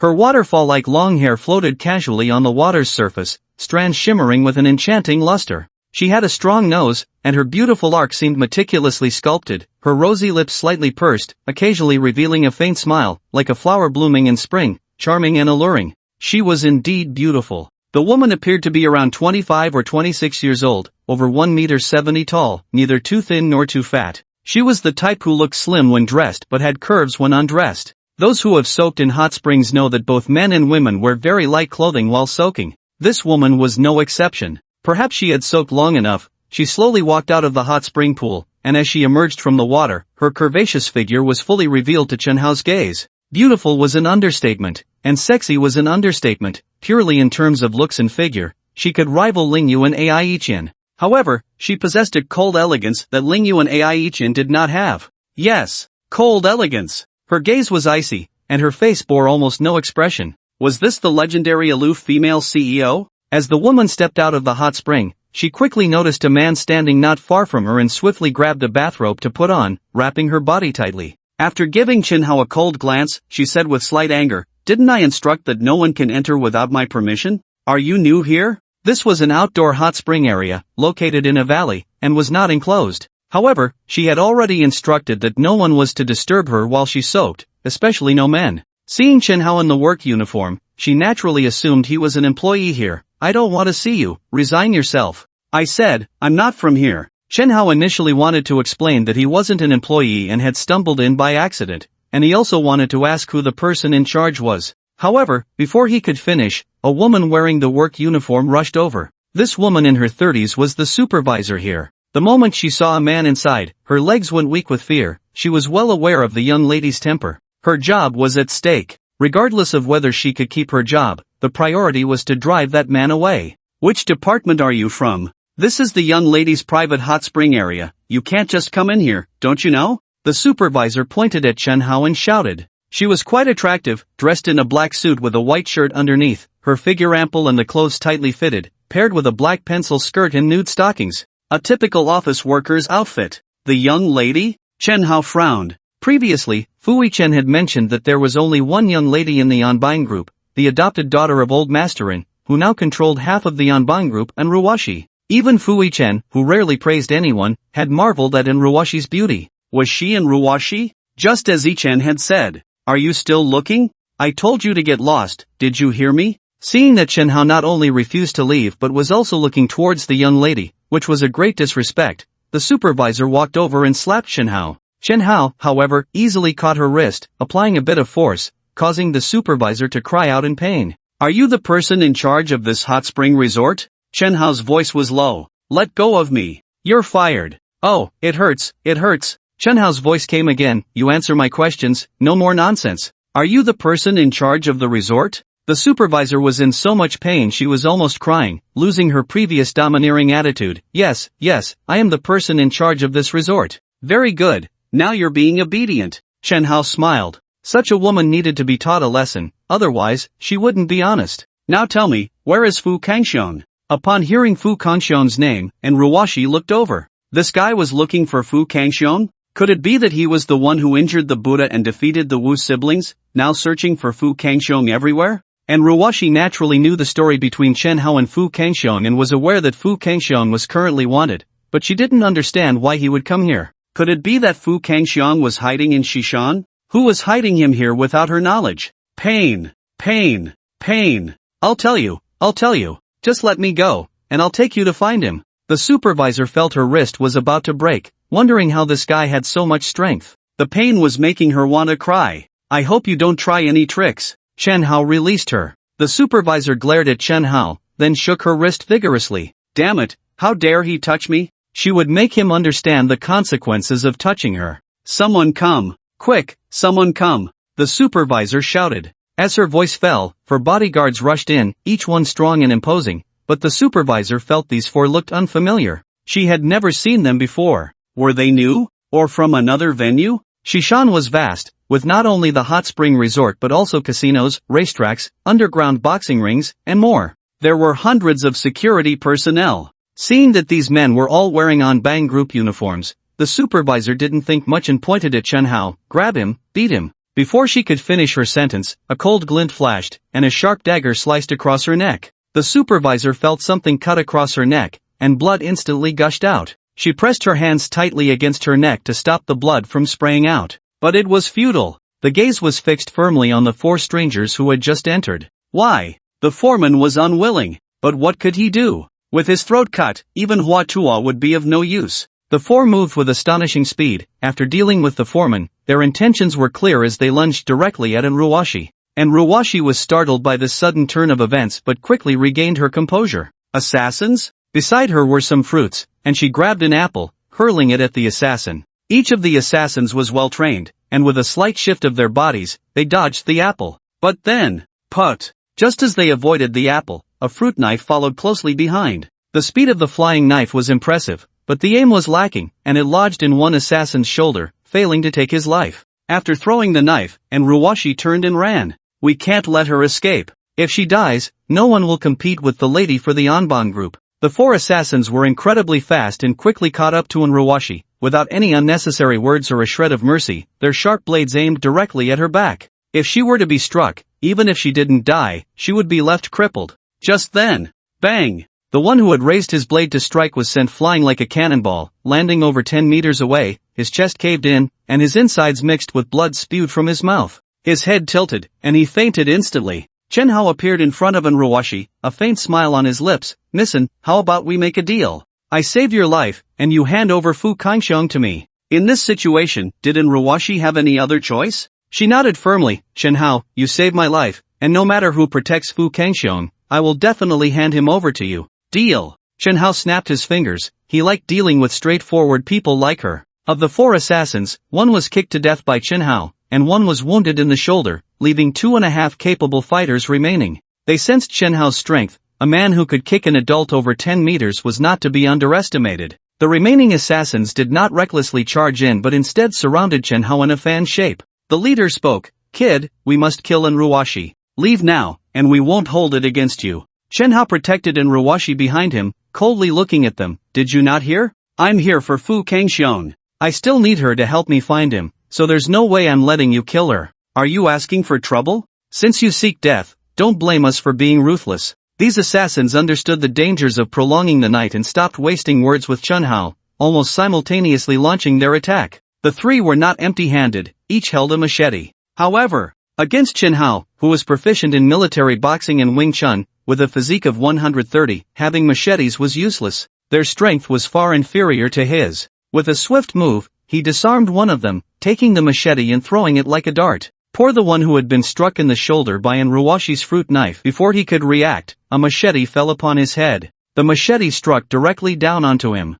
After throwing the machete, Chen Hao executed a sidekick from military boxing, sending one of them flying 7 or 8 meters away. Then, with a neck strike, he dealt with the last one who lunged at him. In just a few seconds, the battle was over. When Ruwashi saw Chen Hao take down the last assassin, she breathed a sigh of relief and couldn't help but admire his strength. This skill. No wonder he was able to defeat the Buddha, he truly lives up to his reputation. Chen Hao clapped his hands and grinned. Got it. Just as Chen Hao relaxed his guard, suddenly, a red figure appeared in front of him, moving with incredible speed. Chen Hao had just begun to react when the opponent's fist struck directly against his arm, which he had raced to block. With a loud bang, Chen Hao was sent retreating 5 or 6 meters, his legs scraping against the ground, leaving 2 long marks. Master? This is a super master. An expert knows the level of another at first glance. Just from that punch, Chen Hao completely believed that in terms of strength alone, the opponent surpassed him. The person who had come did not stop after that one move and was about to continue attacking Chen Hao when Ruwashi timely intervened. Red Sleeve, stop! He's not an assassin, he saved me. Only then did the newcomer halt. Red Sleeve, one of the 3 top experts of the Yanban group, and Ruwashi's personal bodyguard. Miss, are you alright? Red Sleeve asked with concern. She had just stepped away for a moment when such a big incident occurred. If anything happened to the young lady, she would be held accountable. Seeing Ruwashi shake her head to indicate she was fine, Red Sleeve finally breathed a sigh of relief. Soon, news of Ruwashi's assassination attempt spread. Upon hearing this news, the high-ranking officials of the Anban group rushed over. Night Rose arrived, the Wu siblings came, and Jiangling also hurried over. Anyone affiliated with Ruwashi nearby came rushing in. When they learned from Ruwashi that the assassins had previously said, as long as we kill Missin, no one will compete with Madame for the Anban group. Damn it, it really was that woman who sent people to do this. She's not even pretending anymore, coming so directly? Upon discovering it was Qiu Qingyun who had sent the assassins, everyone was furious.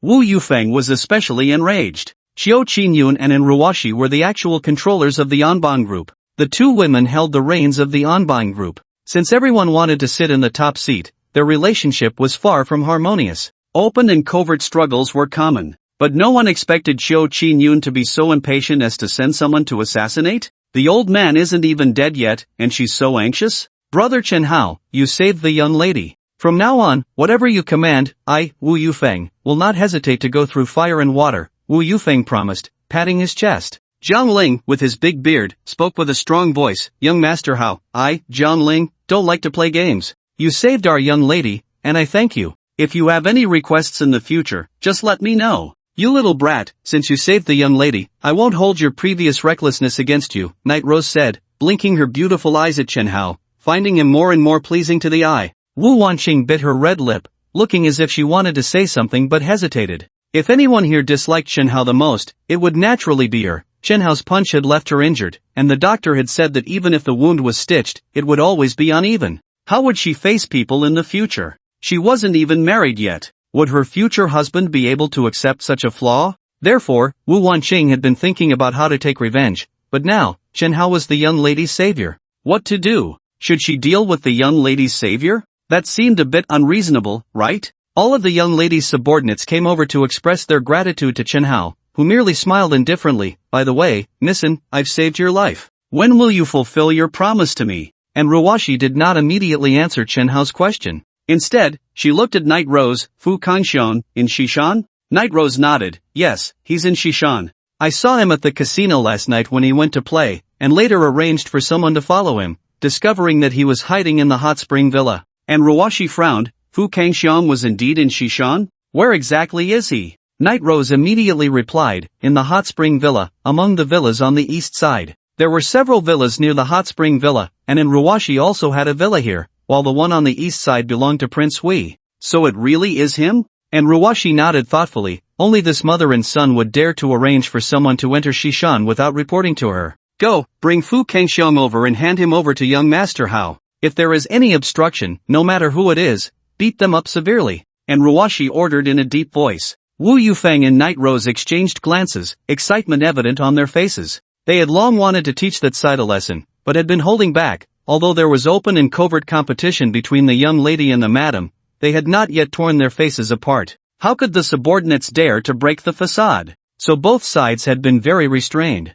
But now it was different. They were already engaging in assassination, so what courtesy was left? Brother Chen Hao, Fu Kangxiong is right here in the hot spring villa. I'll take you over. Wu Yufeng licked his slightly dry lips, speaking excitedly. This was a villa, not very large, covering about 200 square meters, but it had a yard close to 300 square meters. This was one of Prince Hui's many villas. However, he basically did not live here, only coming occasionally to play in Shishan, and would stay here for a night or two when he was tired of playing. At this moment, the villa was quite lively. A dozen glamorous beauties, along with 2 men. Although Fu Kangxiong was confined to Shishan, he was not short of money. His mother, Zhang Huijin, had transferred 5 million to him at once. Among these glamorous beauties, some were enchanting and charming, some were pure and lovely, and some were fiery and passionate. The other man was middle-aged and robust. He was one of Prince Hui's men, who had been instructed to ensure Fu Kangxiong's safety. Just imagine, with a dozen beauties serving 2 men, what a sensual scene that would be. Brother Wei, when the situation calms down in a few days, I'll go to the beautiful country. At that time, you can come with me, and I'll give you double the salary. How about that? Li Wei felt a bit excited upon hearing about the double salary. However, he still refused. He didn't want to leave Prince Hui, nor did he want to leave the Anbang group. With the Anbang group as a super strong backing, who and Mindu would dare to provoke him? Resigning from this job to become your bodyguard? Wouldn't that make him your lackey? You think you're worthy? He thought this in his heart but didn't say it out loud. As long as Fu Kangxiong stayed here for one more day, he could still bask in his glory. There were no shortages of women. No shortages of food and drink. What a comfortable life. Just then, a commotion suddenly erupted outside the villa, and Li Wei frowned. Young Master Xiong, you sit tight, I'll go outside to see who dares to cause trouble here. Fu Kangxiong nodded, not paying much attention, thinking it was just someone visiting the hot spring villa who had a conflict with the security at the entrance. Li Wei strode out of the villa. He had just reached the villa entrance when there were 2 loud bangs, and the 2 security guards fell right at his feet. Within the Anbang group, Wu Yufeng was the deputy leader of the West Hall, while Rose was the leader of the East Hall. The main business of the West Hall was bodyguards. The main business of the East Hall was entertainment, such as casinos, nightclubs, and various clubs. The Anbang group had 4 major halls in the southeast, southwest, northeast, and northwest, with Ruwashi controlling both the West Hall and the East Hall. Xiao Qingyun was in control of the other 2 halls. Li Wei was not a subordinate of Wu Yufeng or Yimei Gue. He couldn't understand why these 2 big shots were beating up their own little brother for no reason. Although they were not in the same camp, they were ultimately people from the Anbang group. He dared not provoke the 2 in front of him. Li Wei immediately put on a smiling face. Hall Master Wu, Hall Master Rose, what brings you 2 here? And who is this? Li Wei looked at Chen Hao, who was indeed unfamiliar but quite handsome. Where is Fu Kangxiong? Chen Hao walked over, his gaze fixed on Li Wei. Li Wei was curious about what this person wanted with Fu Kangxiong. Who exactly are you? Chen Hao. Upon hearing this name, Li Wei was momentarily stunned. Although he had never met Chen Hao in person, his name was already well known. This was the fierce man who had sent Buddha into the hospital. Fu Kangxiong had also been driven to the point of looking like a stray dog by him, but he couldn't understand how Chen Hao had teamed up with Hall Master Wu and Yi Mei Gue. Chen Hao, since you found me here, I'll tell you the truth. Fu Kangxiong is indeed here. However, I'm sorry, but I can't hand him over to you. My young master has instructed me to ensure Fu Kanxiong's safety. Before this guy could finish his sentence, Chen Hao kicked him directly in the stomach. With great force, Li Wei flew back 4 or 5 meters and spat out a mouthful of blood upon landing. He felt as if a storm was raging inside him. He intended to get up, but Chen Hao stepped on his face, looking down from above. Now, can I go in? With his head being stepped on, Li Wei couldn't nod and desperately said, yes, yes, yes. 10 minutes later, a few men in hats arrived, led by Lu Yanan. When Chen Hao handed Fu Kanxiong over to her, Lu Yanan shook his hand firmly, expressing her gratitude repeatedly. Recently, Lu Yanan had been extremely busy trying to capture Fu Kanxiong. Now, it was finally over, and she could close the case. After Lu Yanan left, Chen Hao called Fu Yichen and met him in the parking lot. On the way back, Chen Hao told him what had happened. Fu Yichen didn't understand why they handed him over to the men in hats. Why not just kill him? Chen Hao smirked coldly. Kill him? Who said I didn't? Before handing Fu Kanxiong over to the men in hats, Chen Hao had already poisoned him. This poison was colorless and tasteless, taking at least 7 days to take effect. By then, no one would suspect that Chen Hao was the killer. And if he killed him now? Not to mention Li Wei being present, even those 10 or so young ladies would become witnesses. It was impossible to kill them all, right? So, sending him to the police station and letting him die there would ensure that no one would connect it back to Chen Hao. Chen Hao didn't mention the poisoning to Fu Yichen either. After Fu Yichen dropped Chen Hao off at Minduipin, he made a call to Xia Yuding. At first, no one answered, and it took a long time before she picked up. Darling, what are you doing? Brother Hao and I are back. Fu Yichen made this call mainly to report his safety to Xia Yuding. I'm at the gym. Xia Yuding spoke a bit breathlessly, struggling to get out such a short sentence. Fu Yichen wondered what she was doing over there. Darling, what's wrong? Your voice doesn't sound right. I'm at the gym, so tired, a bit out of breath. I can't talk now, I'll call you back later. After saying that, Xia Yuding hurriedly hung up the phone. Fu Yichen didn't pay much attention, putting his phone away and driving off in his Ferrari. Inside a villa, on a spacious yet soft large bed, Xia Yuding hung up the phone. Hui Ge, you're so bad. Just now when I called, you actually accelerated, almost giving us away. Prince Hui revealed a mischievous smile. Exciting, isn't it? Xia Yuding nodded. That feeling just now was unprecedentedly thrilling. Then how about we play something even more exciting? Why don't you call back now? Prince Hui said with a wicked grin. Call back? Xia Yuding shook her head vigorously. I'm afraid you'll accelerate again, I can't help it. If we get caught, it would be terrible. So what if we get caught? What can that Richie Chen do to me? Be obedient, call back. After hesitating for a moment, Xia Yuding decided to make the call. At that moment, Prince Hui's phone rang, and the caller ID showed Li Wei. Prince Hui answered the phone impatiently. Hui Xiao, Fu Kanxiong has been taken away by Uncle Hat. Upon hearing this, Prince Hui frowned. How could Uncle Hat know that Fu Kanxiong was at his Shishan villa? It was Chen Hao. He arrived at the villa first and then called the police. Li Wei recounted the events in detail, and the more Prince Hui listened, the more he felt something was off. How did Jime Gui and the Wu siblings end up with Chen Hao? This should be related to the assassination, Li Wei said. Prince Hui was confused. Assassination? What assassination? Just now, Missin was attacked, and Chen Hao saved her in time. That's why Jime Gui and the Wu siblings helped Chen Hao catch Fu Kanxiong. Hui Xiao, was it really your mother who did this? Prince Hui exploded in anger. What the hell are you talking about?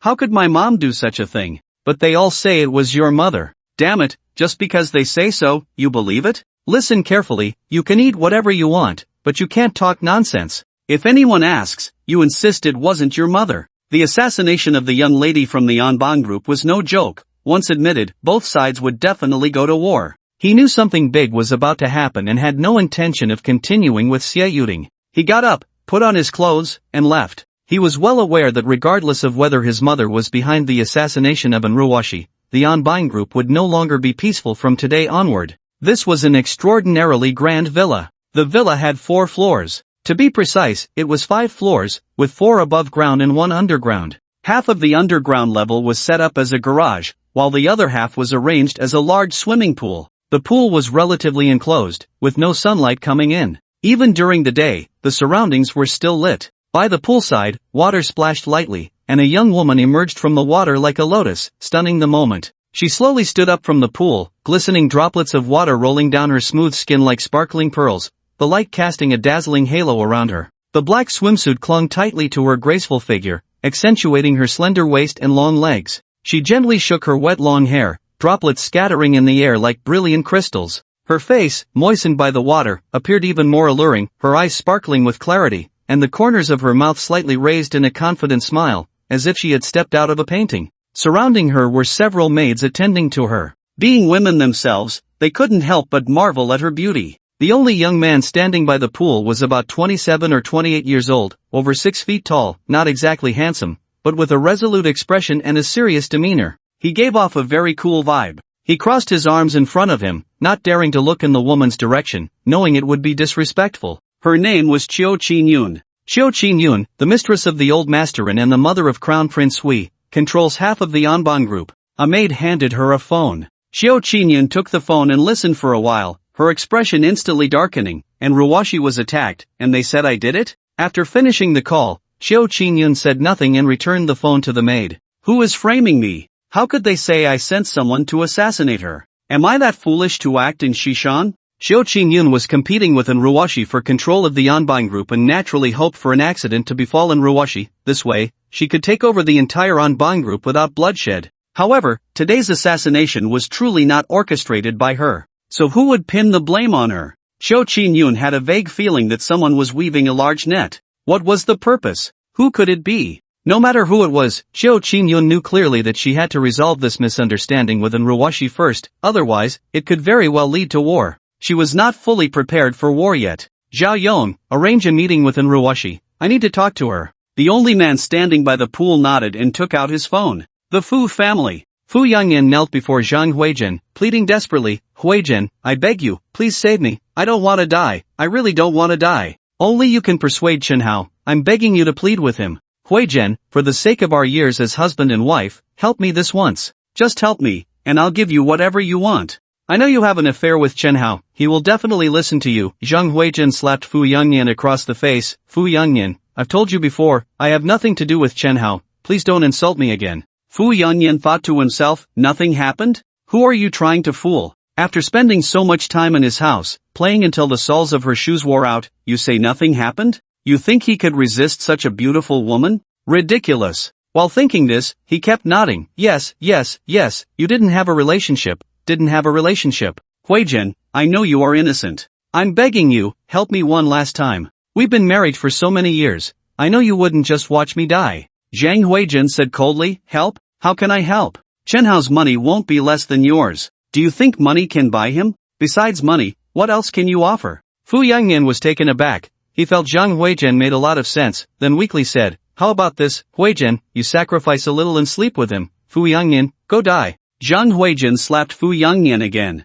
He couldn't believe these words were coming from his wife. She had completely lost hope in him. After the slap, she turned and went upstairs. Just as she reached her bedroom, the phone rang. Hello, we are from the City Criminal Police Team. May I ask, are you Zhang Huizhen? Yes, I am. It's like this, we are notifying you that your son Fu Kangxiong has been captured. According to the procedure, after a suspect is arrested, their family needs to be informed. Upon hearing this, Zhang Huizhen felt as if struck by lightning, as if the sky had fallen. She couldn't understand, Fu Kangxiong was hiding in Shishan, how could Uncle Mao find him so quickly? Afterward, Zhang Huizhen hurried to the City Criminal Police Team to confirm the news of Fu Kangxiong's arrest. Then she consulted a lawyer. According to the lawyer's description, kidnapping was a serious crime, starting from 10 years. Fu Kangxiong was also suspected of attempted intentional injury. There was also a charge of colluding with a wanted criminal. The lawyer assessed that without a 15-year sentence, Fu Kangxiong would never get out.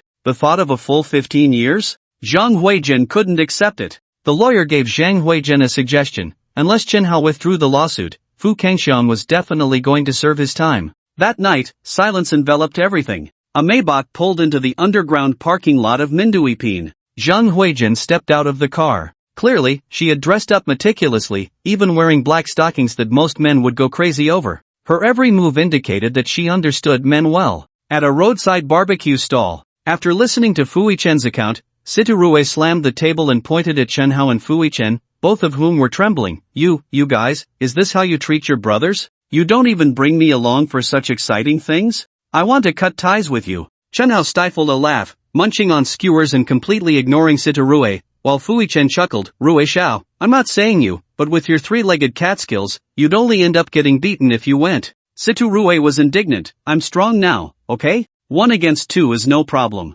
Ever since the last group fight at Jiufeng Panlong Mountain, Situ-Rui had realized he was indeed weak, so he hired a boxing coach and trained at the gym every day. His strength had indeed increased quite a bit, but saying he could take on 2 was still a bit exaggerated. Seeing Chen Hao and Fui Chen's expressions, Situ-Rui knew they didn't believe he could take on 2, which was quite a blow to his confidence. Sister-in-law, you evaluate this. What kind of expression is your man making? Chen Mengyao, who was indulging in food and drink, immediately blushed. Don't call me that randomly, okay? Who's your sister-in-law? Situ-Rui thought, you've already moved into my brother Hao's house, is it wrong for me to call you sister-in-law? Sitting next to Fui Chen, Xia Yuding stepped in to mediate. Alright, Rui Xiao, I know you've been training hard lately and your strength has improved. Chen, look, it's still your sister-in-law who is understanding. You should be secretly happy to have such a wife. Fui Chen chuckled and wrapped his arm around Xia Yuding's shoulder. Of course, my Yuding is the best woman in the world. Look at you, so pleased.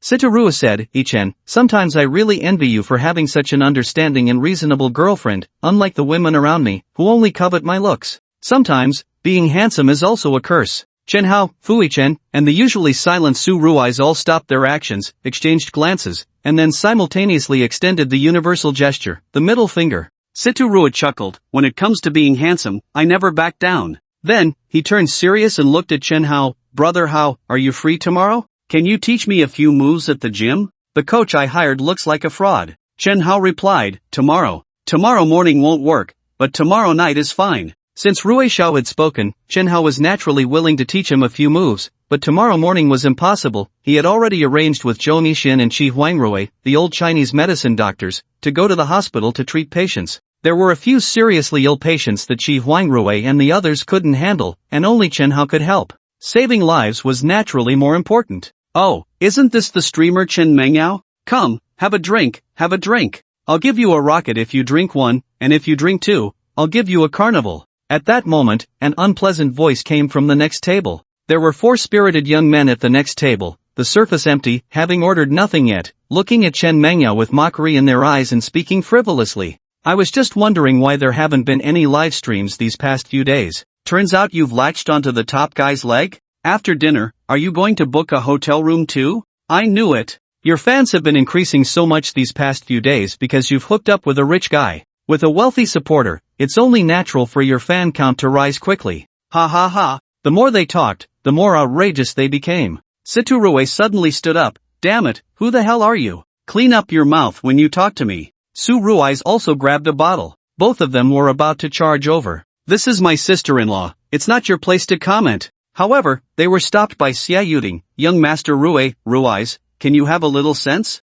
Is this the time for you to show off? She said, glancing mysteriously in Chen Hao's direction. That look clearly told them that it was Chen Hao's time to shine in front of his girlfriend. Situ-Rui and Su Rui's instantly understood Xia Yuding's meaning. She was right, if anyone should show off, it should be Brother Hao. They sat back down. Bro, just enjoy your skewers. If you keep yapping, the consequences will be severe. Chen Hao said without turning his head, his tone indifferent. The few spirited young men immediately slammed their hands on the table. Who the hell are you? Damn it, severe consequences? You should take a look in the mirror and see whose territory this is. Let us see how severe it can get. How dare you threaten us? Go find out, go find out. Bang! Before he could finish his sentence, Chen Hao, who had already stood up, kicked out, sending the guy flying 4 or 5 meters with great force. The remaining spirited young men were instantly frightened. Such strength! They immediately became timid, helping their injured companion and fleeing in a panic. No one expected that just a short distance away, a van was parked on the road near the barbecue stall, with the window rolled down just enough to extend a camera.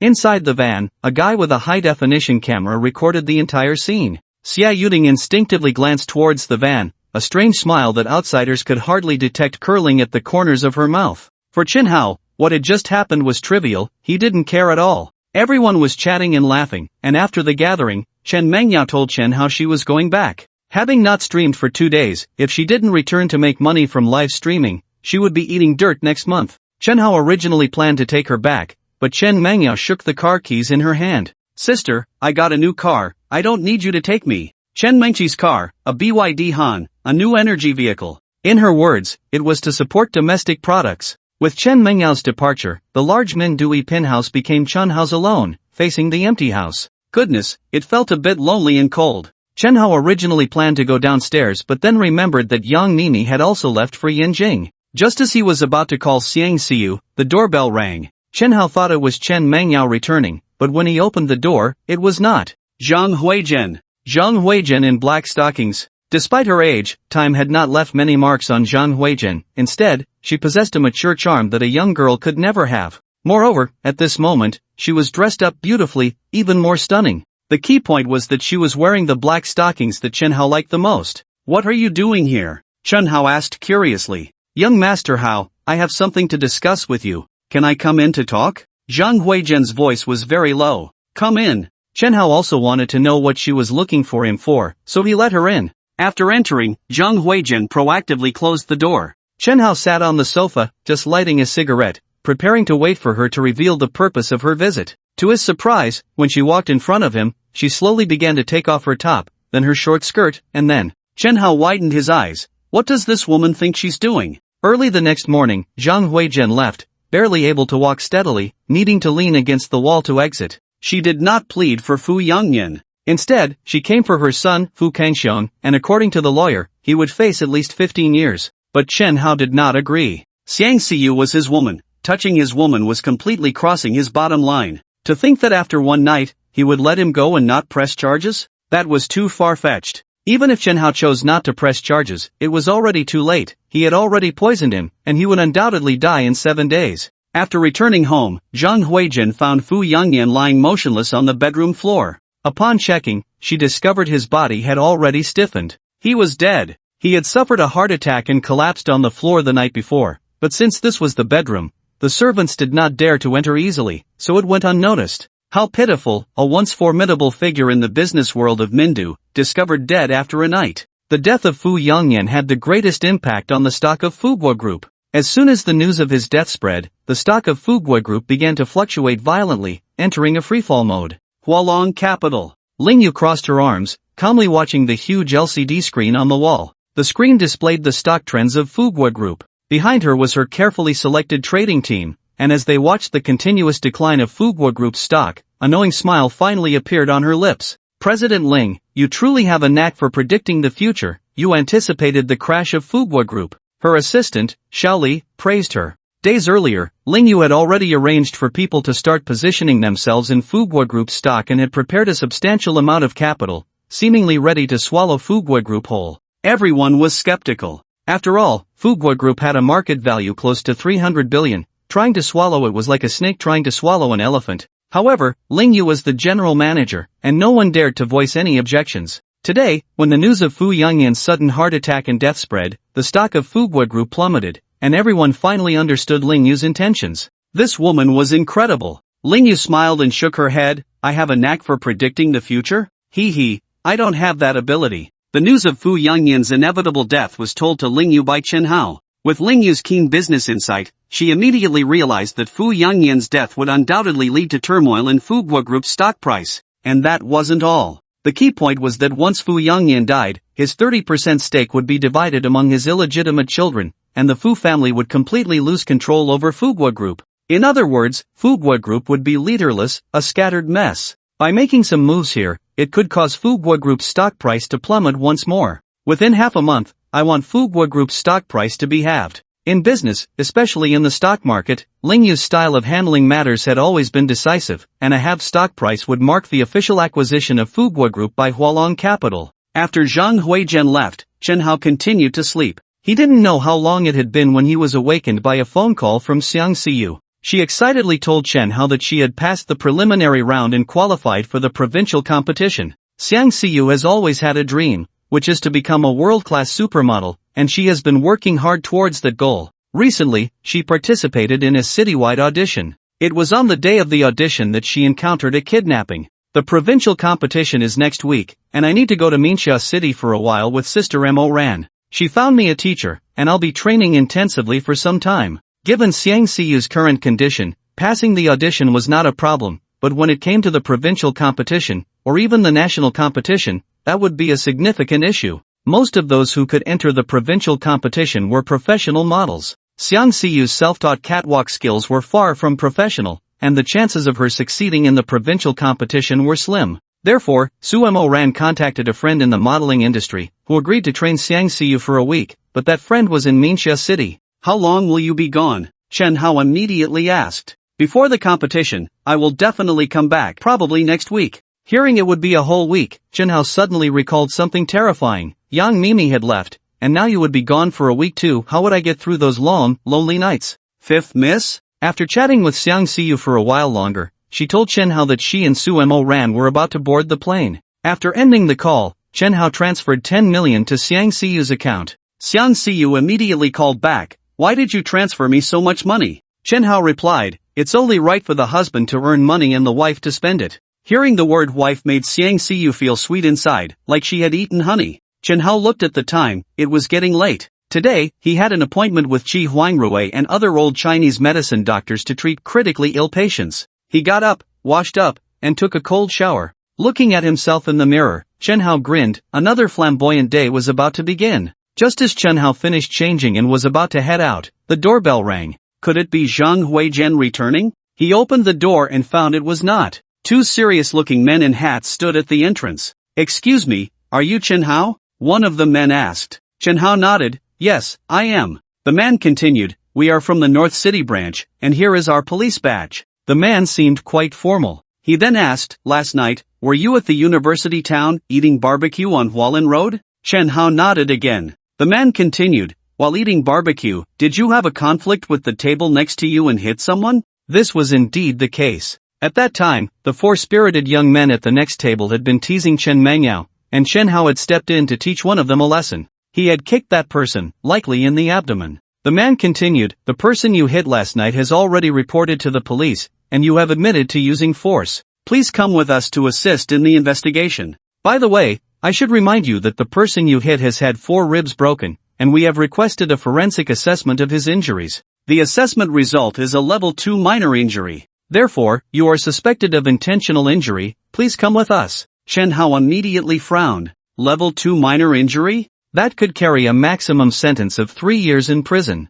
These spirited young men can't take a joke? They even called the police? Chen Hao felt helpless. "Fine, I will go with you to assist in the investigation." Chen Hao did not resist. There was no need to resist. Cooperating with the investigation was an obligation of every citizen in Huaxia. Considering he definitely wouldn't be able to go to the hospital today, he sent a text message to Qi Huangrui and the others to let them know not to wait for him. The purpose of Chen Hao sending this text message was simply to let those traditional Chinese medicine practitioners know not to wait, with no other intention. However, with the sending of this message, Qi Huangrui, who had been anxiously awaiting Chen Hao's arrival, became furious. And then, the entire traditional Chinese medicine community in Mindu was enraged. Who had the audacity to arrest the divine doctor? Mindu City Traditional Chinese Medicine Hospital. Knowing that Chen Hao was coming today, almost all the veteran traditional Chinese medicine practitioners in Mindu had gathered early in the hospital lobby. For these old practitioners, Chen Hao's medical skills were undoubtedly godlike. They admired his character and medical ethics to the utmost.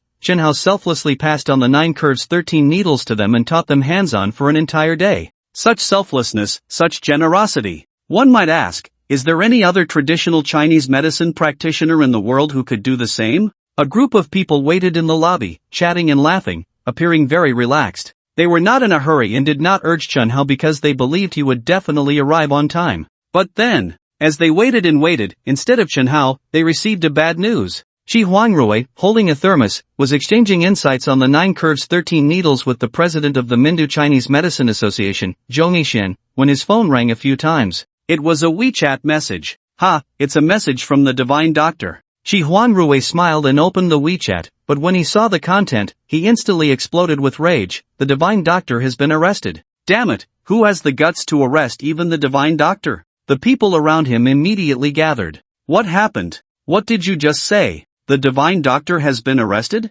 What's going on? Old Qi, what does the WeChat say? Qi Huangrui showed everyone the WeChat message. The divine doctor said he can't come anymore. He was taken to the police station by Uncle Hat, and it's for intentional injury. Nonsense. This is simply ridiculous. The president of the Chinese Medicine Association, Zhou Nishan, who was over 80 and still using a cane, was furious. How many lives has the divine doctor saved during this time? Just that day at Old Qi's hospital, he treated no less than 20 lives. without charging a penny, saving over 20 lives. A person with such noble medical ethics would intentionally harm someone? I'll harm you, you bastard. Even a refined person like Zhong Yixin couldn't help but curse. Shi Huangrui, go investigate. I want to see which guy has the guts to arrest the divine doctor. Even if these uncle hats don't give us old folks any face, don't they see who the divine doctor is treating today? Inside a luxurious villa. In a bathtub. 2 people, 1 man and 1 woman. Is it strange to take a bath early in the morning? Don't be surprised.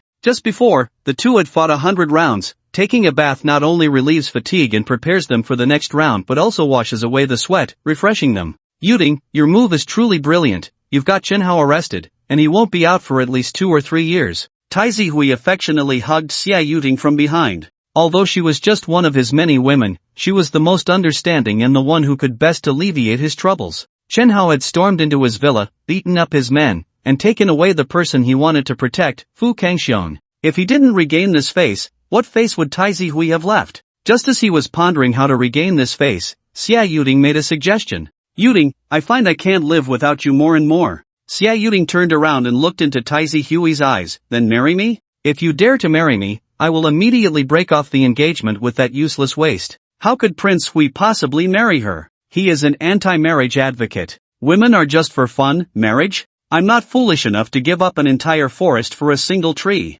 You know, I don't believe in marriage. Actually, I feel that this is quite good for us. Then he leaned down and whispered in Xia Yuding's ear, in fact, I prefer other people's wives. If you become my wife, that feeling would be lost. Xia Yuding's delicate hand tapped his forehead. So bad. Looking at the alluring beauty, Prince Hui felt stirred again. If a man isn't bad, a woman won't love him. Yuding, help me. Xia Yuding instantly understood his meaning. 3 minutes later, Xia Yuding got up, first wiped her mouth with a tissue, then went to the living room to brew a cup of coffee, but instead of drinking it, she rinsed her mouth and spat it out. While rinsing, she saw Prince Hui hurriedly running out of the bathroom, getting dressed in a rush. He looked very anxious. Hui Gu, what's wrong? What happened? Prince Hui said while putting on his clothes. That old man suddenly worsened, he might be dying. I have to go back immediately. Just now, Prince Hui received a call informing him that old Masterin was nearing his end. Although Prince Hui was not old Masterin's biological son, it was a significant matter for old Masterin to pass away, and Prince Hui naturally had to be there.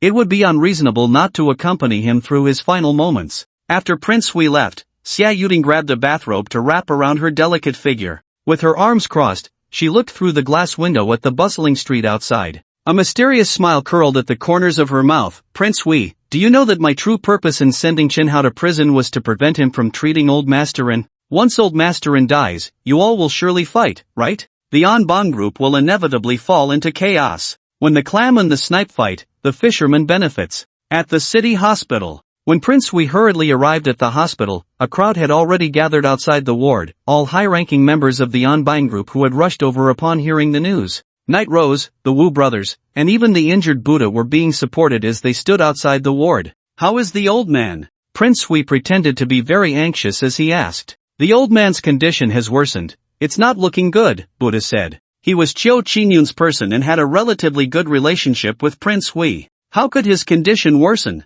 Wasn't he fine? The doctor said he could live for at least another 6 months. Prince Hui feigned sadness, but his true thoughts were, die, that would be good. If you die, my mom will have a chance to rise to power. Once my mom rises, she will eventually pass the Anbang group to me. Buddha shook his head helplessly. Isn't it strange? The Chinese Medicine Association had invited Chen Hao over today, and he was planning to come for treatment, but suddenly this morning, he was arrested on charges of intentional injury. What kind of nonsense is this? Wu Yufeng beside him cursed loudly. Damn it, I don't know which bastard is framing Chen Hao. If I find out, I'll definitely break his neck. Hearing this, Prince Hui's heart sank. Not good. What if they find out I'm the one behind this? Originally, it wouldn't matter if they knew. After all, Chen Hao had barged into his villa yesterday and taken Fu Kangxiong away, even beating up his subordinates. The two already had a conflict. It was normal for Prince Hui to retaliate against Chen Hao. But, at this critical moment when the old man is gravely ill,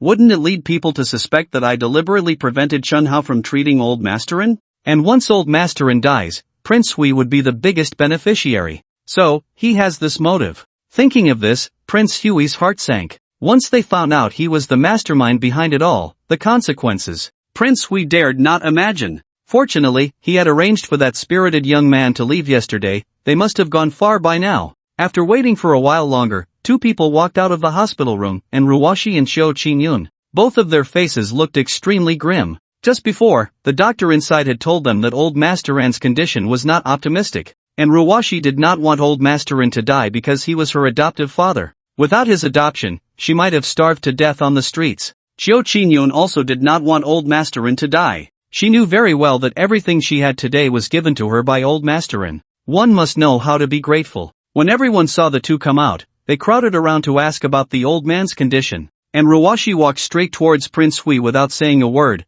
her expression extremely cold. Did you have Chen Hao thrown into jail? I don't know what you're talking about. Don't slander me, Prince Hui retorted, not daring to admit anything at this moment. Once he admitted it, not only would Ruwashi not let him off, but neither would the others. And Ruwashi, you can deceive others, but you can't deceive me, Prince Hui argued. On what basis do you say it's me? Cho Chin-yoon stepped forward. Ruwashi, in doing things, one must speak with evidence. You can't just put such a big hat on a Huey's head, he can't bear it. Although Cho Chin-yoon also suspected that it was very likely Prince Huey's doing, given Chen Hao's current identity and status, there were indeed very few who dared to touch him. However, in this situation, even if it was really him, he absolutely could not admit it. Miss, don't slander people. Madam is right, in doing things, one must pay attention to evidence. Without proof, it's just slander. Exactly, this is slander. I can also say it was you, him, and him who did it. As Cho Chin-yoon spoke, her side began to echo in agreement,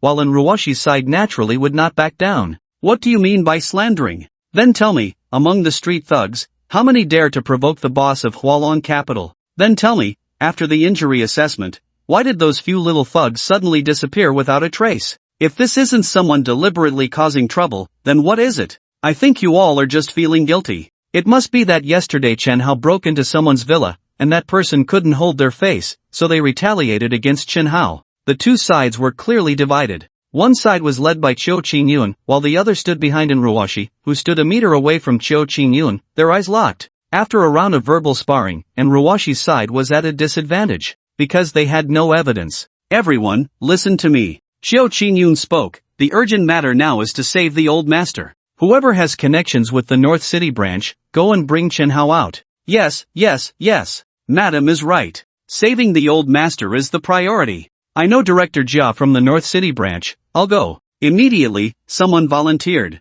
Meanwhile, Prince Hui felt secretly pleased. It seemed very wise to have those spirited young men move last night. If they were caught back.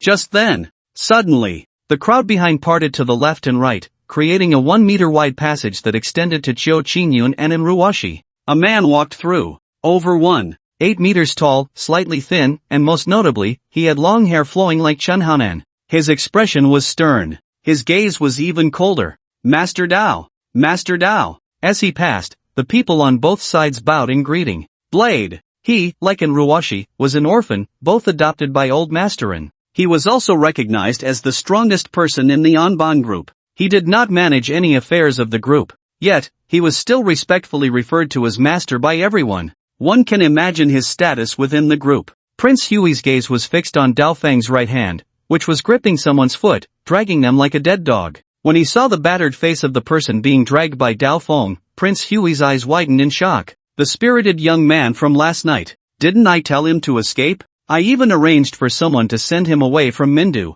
How could he end up in Dao Feng's hands? Dao Feng said nothing and directly threw the spirited young man at Prince Huey's feet. Who is this person? What does Master Dao want with him? Isn't he just a street punk? The crowd murmured. Dao Feng's voice was low. He is the punk who was taught a lesson by Chen Hao last night and then called the police to arrest Chen Hao. Damn, it's him? Is it this guy? Damn, you got Chen Hao locked up.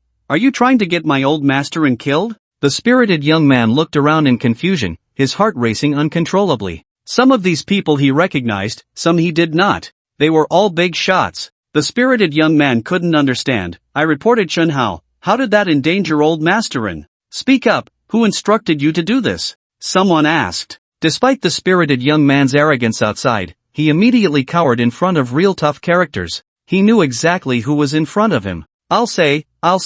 The spirited young man knelt on the ground. It was Brother Wei. Li Wei told me to do this. He asked me to provoke Chen Hao and promised me 1,000 yuan as a reward. When everyone heard the name Li Wei, all eyes turned to Prince Hui. They knew very well that Li Wei was Prince Hui's man. Although Li Wei is said to be my son's man, who can guarantee that it was definitely my son who instructed him? Or that he didn't do it on his own? Xiao Qingyun stepped forward. As far as I know, when Chen Hao went to the villa yesterday, he beat up Li Wei and even stepped on his face. Such humiliation, it wouldn't be too much for Li Wei to seek revenge. And Ruoshi sneered, whether it was arranged by Prince Hui or not, can't we just call Li Wei and find out the truth? Prince Hui's heart sank. If it really was Li Wei who called him, could he withstand the severe interrogation from so many people? From what Prince Hui knew about Li Wei, he should, seemingly, definitely not be able to withstand it. It's over. Once Li Wei arrives, I'm really done for. At this moment, Prince Hui was genuinely panicking. Wu Yufeng walked over, first casting a gloating glance at Prince Hui, then coldly said, I'll go bring that brat Li Wei over. Dao Feng stopped Wu Yufeng. No need to go, Li Wei is already dead. When Dao Feng captured the spirited young man, he had already forced out that it was Li Wei who instructed him. He immediately sent someone to Li Wei's place, wanting to control him. However, when his men arrived at Li Wei's residence, Li Wei's body was already cold. There was a knife wound on his neck. Instant death. Blood everywhere. Li Wei is dead? If he's dead, doesn't that mean there's no evidence? Damn, if Li Wei is dead, doesn't that cut off the lead? Master Dao, how did Li Wei die? Meanwhile, upon hearing the news of Li Wei's death, Prince Hui felt a surge of joy. With his death, there would be no evidence to trace back to him. Who killed Li Wei and did me such a huge favor? Was it my mother? No, it couldn't be arranged by my mother. She didn't even know it was Li Wei. Who could it be? Dao Feng walked up to Prince Hui, his cold gaze fixed on him, the overwhelming pressure making Prince Hui feel as if he were suffocating. If asked who he feared the most within the Anbang group, it was definitely not his mother or Ruoshi. It was this man before him, who held no official position but was someone no one dared to provoke, only listening to the orders of old master in Dao Feng. This guy showed no favoritism to anyone, and his strength was terrifying. If I find out it was you, you'll die a miserable death. Take him to the North City precinct, close the case, and bring the divine doctor to treat my adoptive father. With that, Dao Feng turned and walked toward the hospital room. Do I have to go ask Chen Hao? Are you kidding me? I, the dignified Prince Hui, go to ask Chen Hao to be released from prison? As long as this punk goes to the police station and says it was a misunderstanding, and doesn't press charges against Chen Hao, then Chen Hao will be innocent, and they'll naturally let him out. Why do I have to? Prince Hui couldn't understand. But just as he was about to finish his complaint, Dao Feng's gaze shot over. Terrified, Prince Hui didn't dare to continue his grievances, his face a picture of despair. Fine, I'll go ask him back, okay? Before he left, Xiao Qingyun pulled him aside and warned, son, even if this matter wasn't instigated by you, Li Wei is still your man, and you can't wash your hands of it. So you must bring Chen Hao back to eliminate everyone's suspicions about you.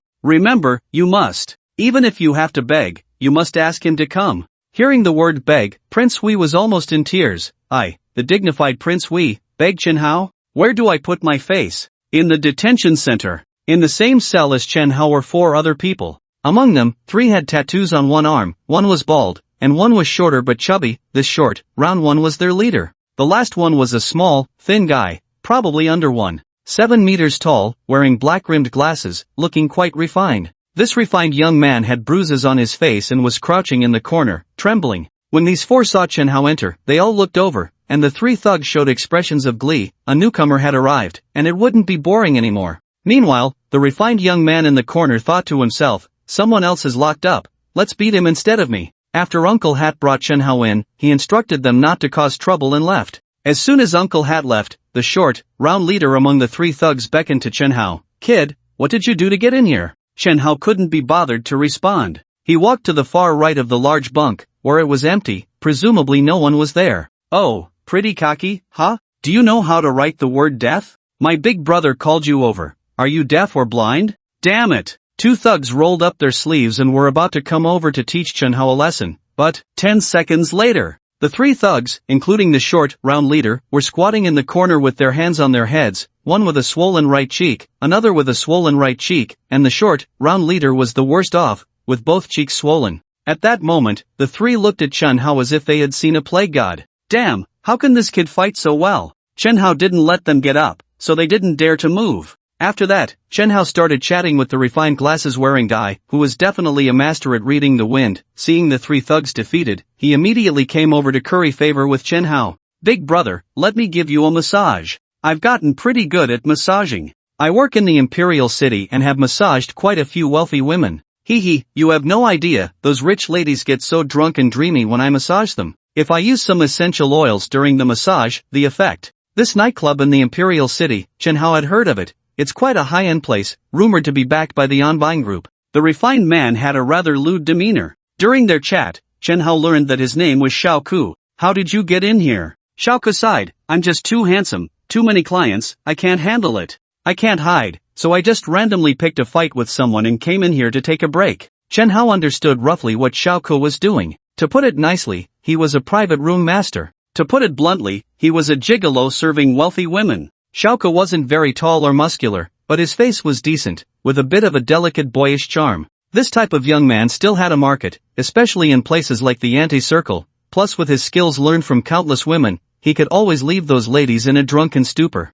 There were too many repeat customers, sometimes he had to deal with several ladies in a day. How could his body withstand that? Finding a place to rest for a while was normal behavior, he just didn't expect to hide here. What a peculiar guy. By the way, how did you get in? Xiao Ku asked. They said I broke 4 ribs of a little thug, it should be someone arranged by Prince Hui. Chen Hao replied. Chen Hao wasn't stupid. Connecting the dots of the events, he could figure it was Prince Hui. Xiao Ku's eyes widened. Prince Hui? The Prince Hui of the Onbon Group? You're done for, you're really done for. Why did you provoke him of all people? Do you know that in the entire Mindu, he's definitely a rich second generation who can walk sideways? You've offended him and broke 4 of his ribs? Breaking 4 ribs is just a year or 2 of punishment, but now it's Prince Hui's people. I'm afraid once you go in, you'll never come out. Just then, the uncle in the hat who had left earlier walked in and opened the iron door of Chen Hao's cell. Chen Hao, you can go now. Upon hearing this, Xiao Ku and the 3 thugs squatting on the ground were dumbfounded.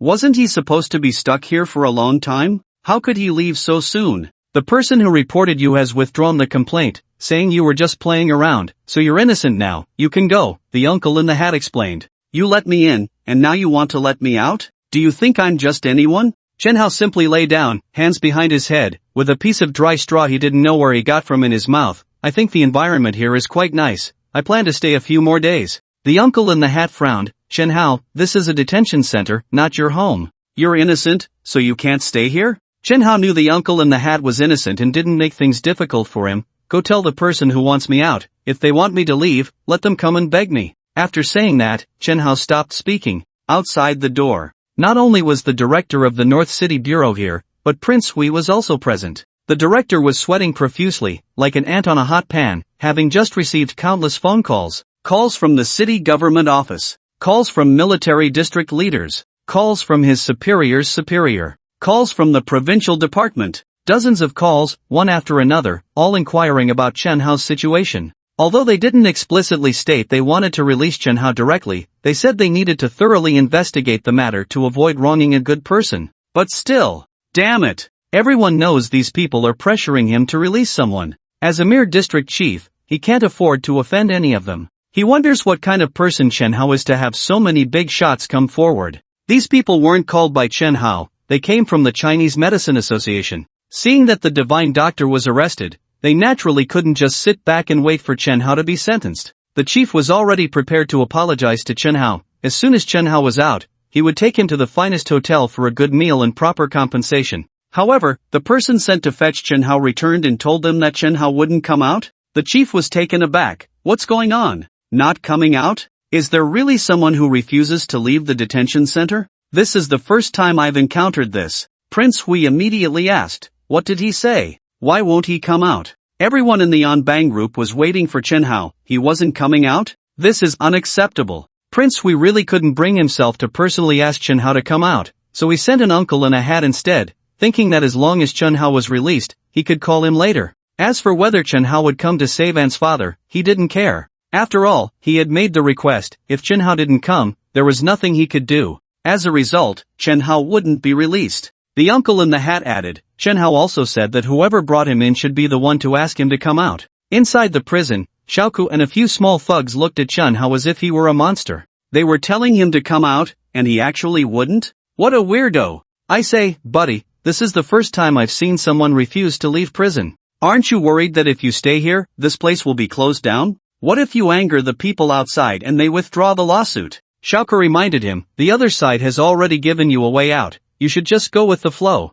Didn't you say the mastermind might be Prince Wei? If it really is Prince Wei, do you still expect him to come and ask you to come out? You really dare to think that? Xiaoke shook his head, this guy was truly crazy. Who is Prince Wei? How could he lower himself to come and ask you? Just after Xiaoke finished speaking, he noticed a group of people walking in from outside, with two uncles in hats leading the way. Behind them were two others. One was short but fat, also in uniform. When Xiaoke noticed the young man on the left at the back, his eyes widened in an instant. That's Prince Wei? He was so surprised that he stuttered. Prince Wei really came? Xiaoke had once worked at a nightclub under the Anbang group and often saw Prince Wei bringing beautiful women to have fun. So, he recognized him at a glance. He really came? Then, Xiaoke looked at Chun Hao in astonishment. Who on earth is this guy? There's no one in Mindu more impressive than Prince Wei among the rich second generation. Xiaoke often hung out with wealthy women and had seen many luxury brands, so he could tell that Chun Hao was dressed entirely in high-end brands, undoubtedly a rich second generation.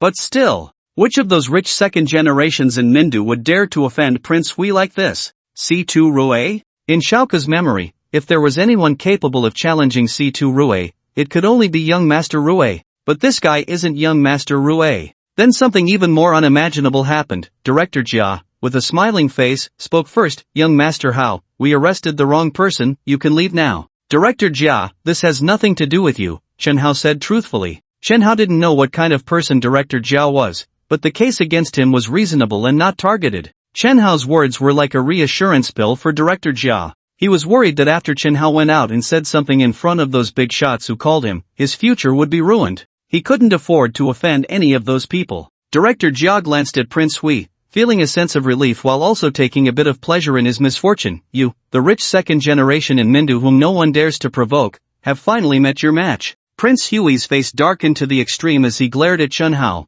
who couldn't even be bothered to look at him. The two sides were at a standstill. If it were any other matter, Prince Wei would have already walked away. But old Master Ren was still waiting for Chen Hao to save him. Prince Wei didn't know how much longer the old man could hold on. It could be 1 or 2 months, or perhaps only a day or two. Prince Wei didn't dare to gamble. So, he finally spoke up. Chen Hao, this matter was done by Li Wei, and has nothing to do with me. My old man is still waiting for you to save him. You should know what kind of person my old man is. If you can't save him in time, if you can save him, our grievances will be wiped clean, and the Anbang group will definitely be grateful to you and may even become your strongest backing. Prince Hui's words were quite skillful. He first distanced himself from the matter. Using a threat, he reminded Chen Hao of his old man's identity, implying that if he didn't treat him, the Anbang group wouldn't let him off the hook if anything happened to the old man. Of course, he didn't say this outright, but he believed Chen Hao understood the implication. Next, he tempted him with benefits, because in Mindu, which faction wouldn't want to have a relationship with the Anbang group?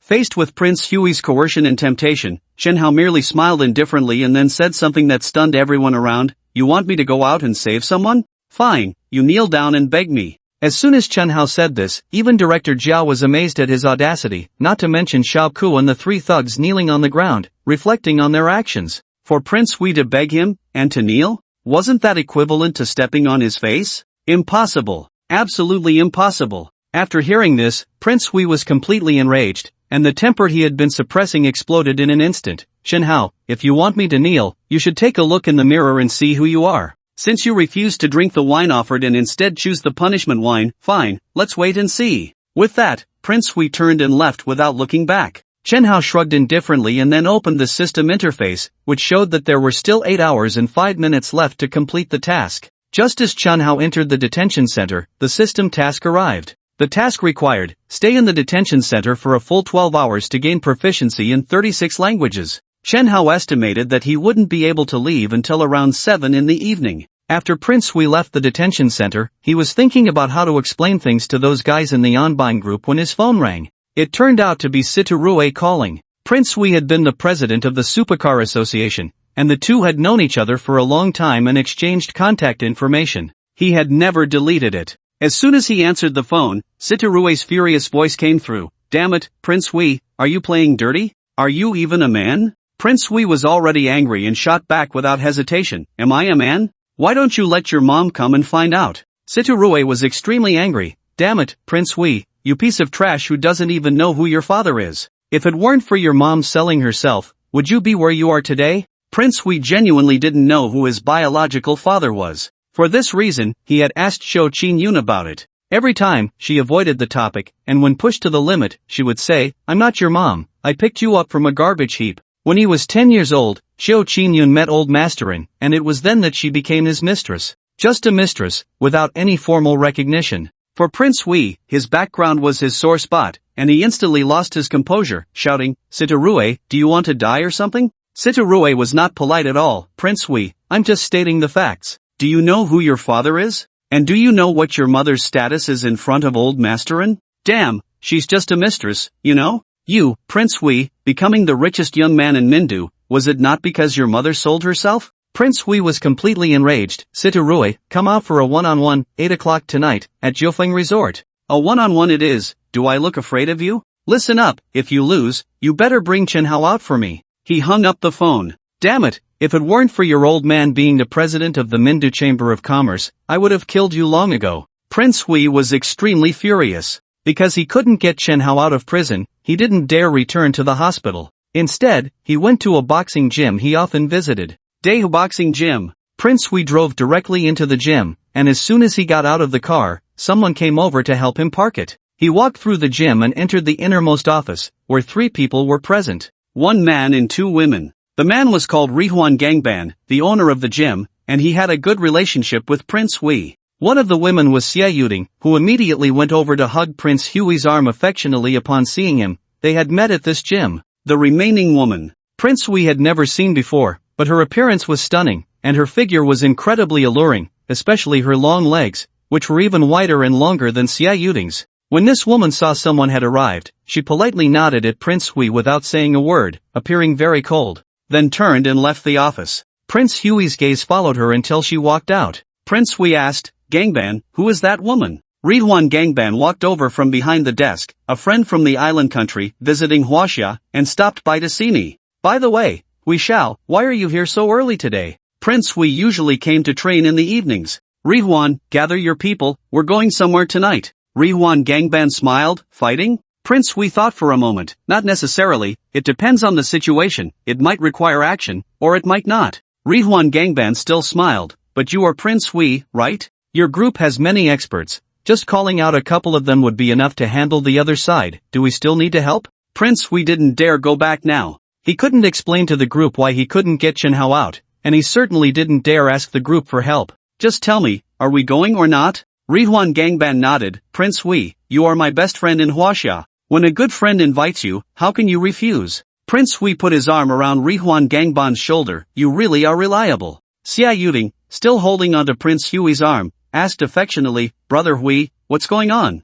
Who are we going to teach a lesson to tonight? Who in Minda dares to provoke you?" "Sitarue." Prince Hui gritted his teeth in hatred at the mention of Sitarue. "I've arranged a one-on-one with Sitarue at Jiufeng Resort tonight. If he brings people, I'll have to rely on Gangban and the others. But if he comes alone, then Gangban won't need to lift a finger, I can handle him myself." "Young Master Rue? How did you get into a conflict with young Master Rue? Isn't Chen Hao locked up?" "C2 Rue insists that I did it." "Damn, just wait and see how I deal with him tonight. By the way, Yuting, do you know that girl from earlier? Introduce me to her." Xia Yuting immediately rolled her eyes. They were about to duel, and he was still thinking about women? Truly, a dog can't change its habit of eating shit. "Tonight, at 8. Normally, the Jiufeng Resort would be quiet at night, but tonight it was quite lively. The news of C2 Rue and Prince Hui's duel had somehow leaked out, and given that both were top-tier rich second-generation heirs from Mindu, who wouldn't want to know who would come out on top?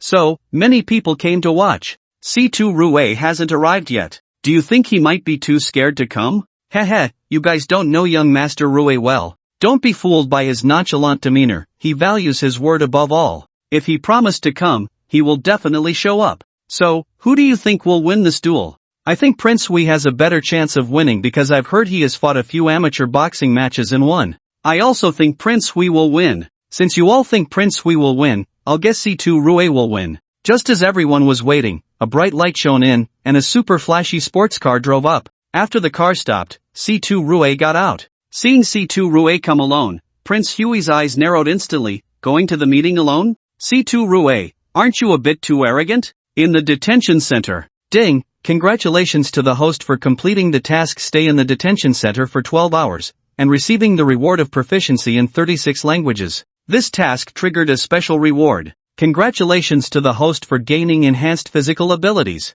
With the system's voice echoing, countless language skills suddenly filled Chen Hao's mind. Previously, aside from Chinese, he only knew a bit of English. But now, he understood the languages of 36 countries, and he was quite proficient in them. These languages included Arabic, French, island languages, Korean, Thai, and more. Now, I won't need a translator to watch movies. Then, Chen Hao opened the system interface. His physical abilities had reached a terrifying 140, he just didn't know when it would end. Chen Hao stretched comfortably and then left the detention center. With the system task completed, there was no need to stay here any longer. Watching Chen Hao leave, the most excited was Director Jia. Ever since he locked Chen Hao up, he had received countless calls from people asking him to release him. He couldn't afford to offend any of them. But now, Chen Hao was refusing to leave. Now that he finally saw this big Buddha leave, Director Jia's heart was finally at ease. Here is your phone and some personal belongings. Please check if anything is missing.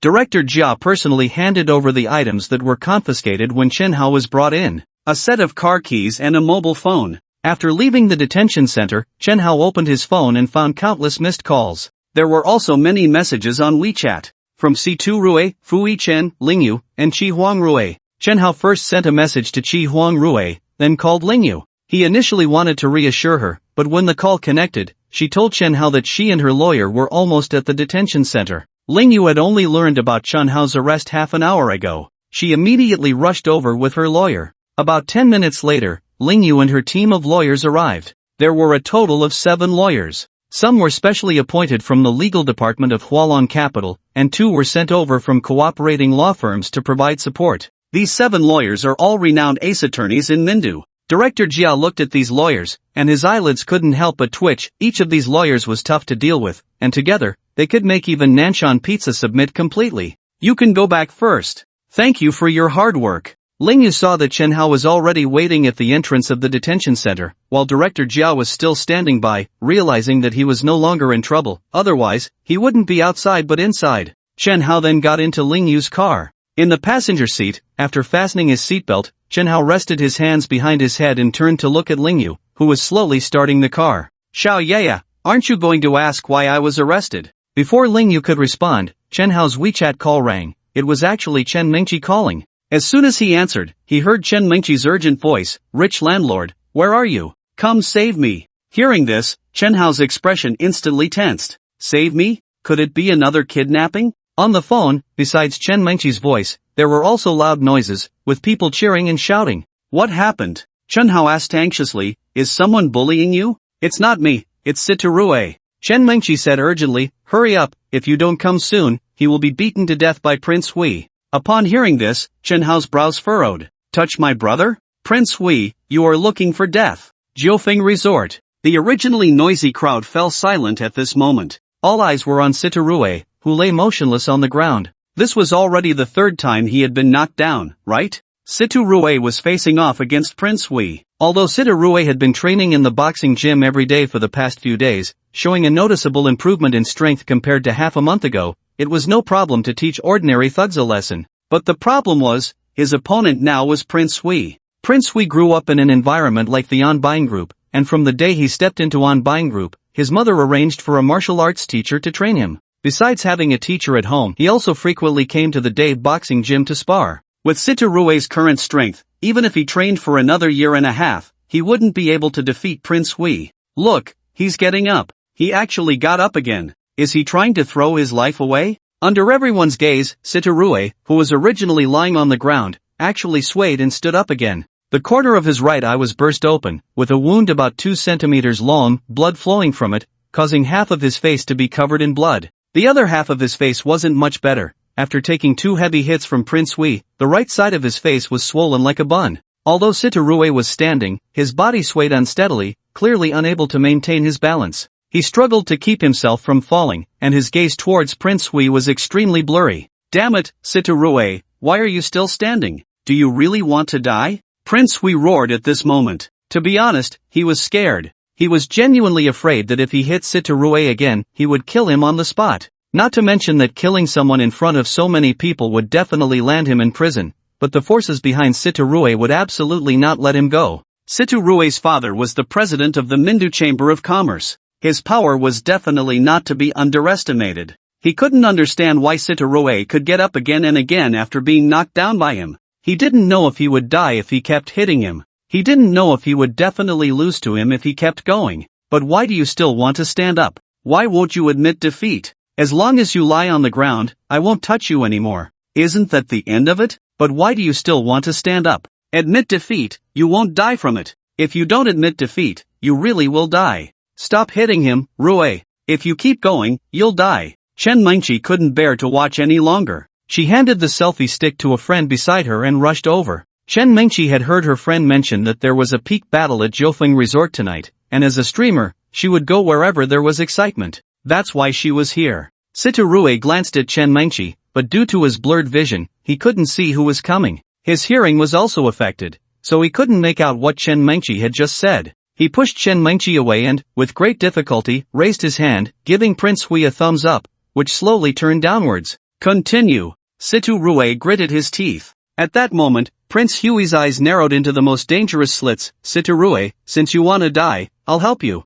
Just as Prince Hui was about to make his move against Sitorué, a bright light suddenly shone down, blinding everyone. Then came the sound of screeching brakes. Everyone looked up to see a supercar that was incredibly flashy and cool. The supercar had just come to a stop, and before it could even turn off the engine, two people jumped out of the car. It's Fuichen and Su Ruiz. I heard they have a great relationship with Sitorué. Fuichen and Su Ruiz had no idea about the duel between Sitorué and Prince Hui, otherwise, they would never have stood by. Just earlier, while Su Ruiz was scrolling through Douyin, he stumbled upon a live broadcast from a local influencer. That's when he learned that Sitorué was dueling Prince Hui, and he immediately contacted Fuichen, and the two rushed over together. Su Ruiz supported the already staggering Sitorué, while Fuichen, seeing Sitorué in such a state, instantly turned red with rage. Prince Hui, I'll fuck your grandma. With a furious shout, he lunged at Prince Hui, delivering a series of punches that forced Prince Hui to retreat repeatedly. Prince Hui had a professional master teaching him, the Anbine group was filled with experts, and his mother, Zhou Qinyun, had arranged for several masters to guide him.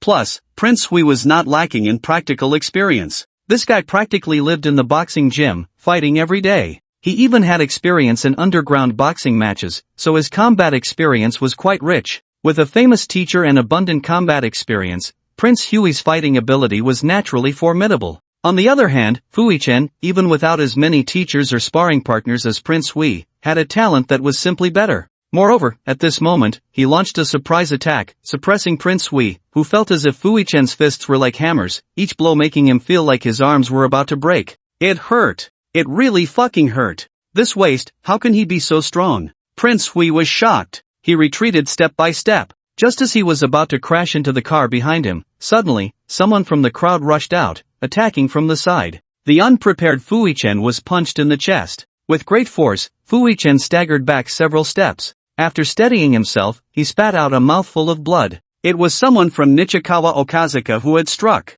Damn it, despicable. Fuichen wiped the blood from the corner of his mouth, his eyes narrowing like a venomous snake, staring at the person who had attacked him. The guy was not tall, under 1.7 meters, but he was very muscular, his muscles bulging like a calf, with a smirk on his face, looking at Fuichen mockingly. Damn it, despicable. Grass, a sneak attack, what kind of man are you? Who is this guy, resorting to such despicable tactics? I despise you. The people around were all indignant. If you want to compete, then compete fairly. If you can't win, resorting to sneak attacks is just shameless, right? Prince Hui turned to glance at Nichikawa Gensaka, thinking that if there was a real issue, he would send someone to handle it. This guy truly deserves to be called his good friend. Then Prince Hui beckoned to Fuichen with a finger. Fuichen, let's continue. He thought to himself, you're already seriously injured, let's see how I deal with you. Damn it, if we're continuing, then let's go. You think I P.U. Before he could finish his sentence, a mouthful of blood spewed out again. His insides felt like a storm was raging. He couldn't even stand steadily, let alone fight. But still, he held his chest high and stood straight. A man cannot bend. Just as Fuichen was about to step forward to continue the fight, a large hand suddenly pressed down on his shoulder. Fuichen turned around, and his eyes lit up. How go? When Ruidasha and Su Ruai saw Chen Hao, they couldn't help but get excited. This kid, wasn't he in the detention center? How did he get out? Chen Hao patted Fui Chen on the shoulder. You go rest first, leave the rest to me. The moment Chen Hao appeared, the people around began to murmur. Who is this guy? He looks so handsome. What? You don't even know him? How are you going to survive in Mindu? He is Chen Hao, known as Young Master Hao. It's really him. Oh my god, he's so handsome. So what if he's handsome? You have no chance, just look at the woman next to him. Such a top-notch woman is worthy of Young Master Hao's status, not just any pretty girl can pursue him. I heard Young Master Hao is quite strong. That's true, but in this situation, unless he turns into a Super Saiyan, otherwise, it's just him. It's hard to make a sound alone. Watching Chen Hao come in alone, many people began to worry for him. There were at least 20 people on the opposite side, and he was just one person. If a fight broke out, wouldn't he get beaten to a pulp? When Prince Hui saw Chen Hao, his eyes narrowed into the most dangerous slits. This guy, when I went to invite you, you didn't come out. Now you come out on your own? Chen Hao, you're just in time. I give you a chance to come with me to save someone. Prince Hui's task was not yet complete. That was to invite Chen Hao back to treat old Master Ren's illness. If Chen Hao obediently went back with him now, then Prince Hui would temporarily not hold it against him. Just as his voice fell, suddenly there was a loud bang. Then came the sound of a crash. Chen Hao completely ignored Prince Hui and took action. The guy who had sneak-attacked Fui Chen was kicked away by Chen Hao, flying 7 or 8 meters before crashing into a BMW behind him. The side door was completely caved in. This guy spat out a mouthful of blood directly in front of Chen Hao. This guy had no power to resist at all. The huge gap in strength left him no time to react before he was sent flying.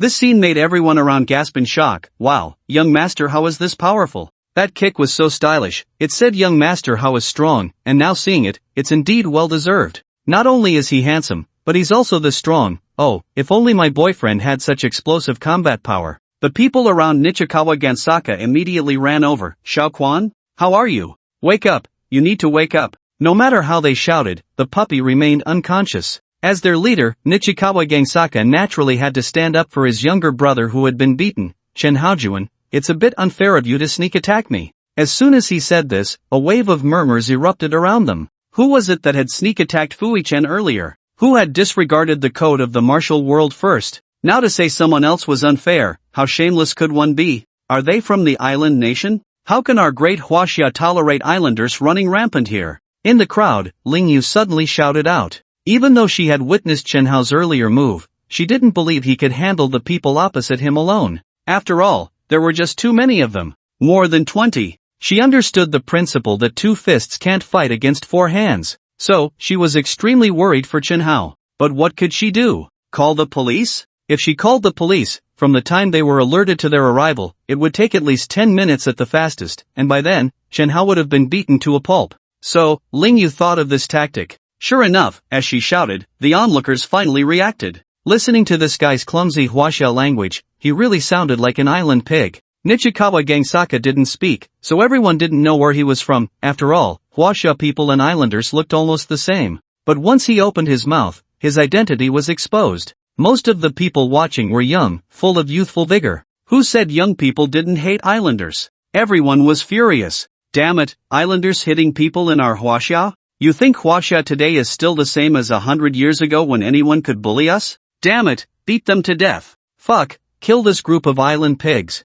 Thus, the atmosphere immediately changed, and countless unidentified flying objects were thrown from all directions. There were beer bottles. There were cola bottles. Even worse, there were countless stones. Being hit by those stones really hurt. Nichikawa Gangsaka and his group were hit and had to cover their heads and flee, screaming in panic, forced to hide behind a car. They wanted to fight back, but after weighing their options, they gave up. There were just too many people on the opposite side. A single spit from each person could drown them. The best strategy was to retreat. Prince Hui, sorry, I must take my leave first. Until we meet again. Before Prince Hui could respond, Nichikawa Gangsaka had already left in a flurry, and with his departure, only Prince Hui was left. Watching Nichikawa Gangsaka run faster than a rabbit, Prince Hui had already cursed his ancestors 18 generations over. Faced with the advancing Chen Hao, Prince Hui felt bitter. Damn Nichikawa, you guys left me here alone, what should I do? Prince Hui didn't know what Chen Hao's strongest combat power was. To put it simply, he didn't know his upper limit of strength. But just based on the fact that he had defeated Budayi,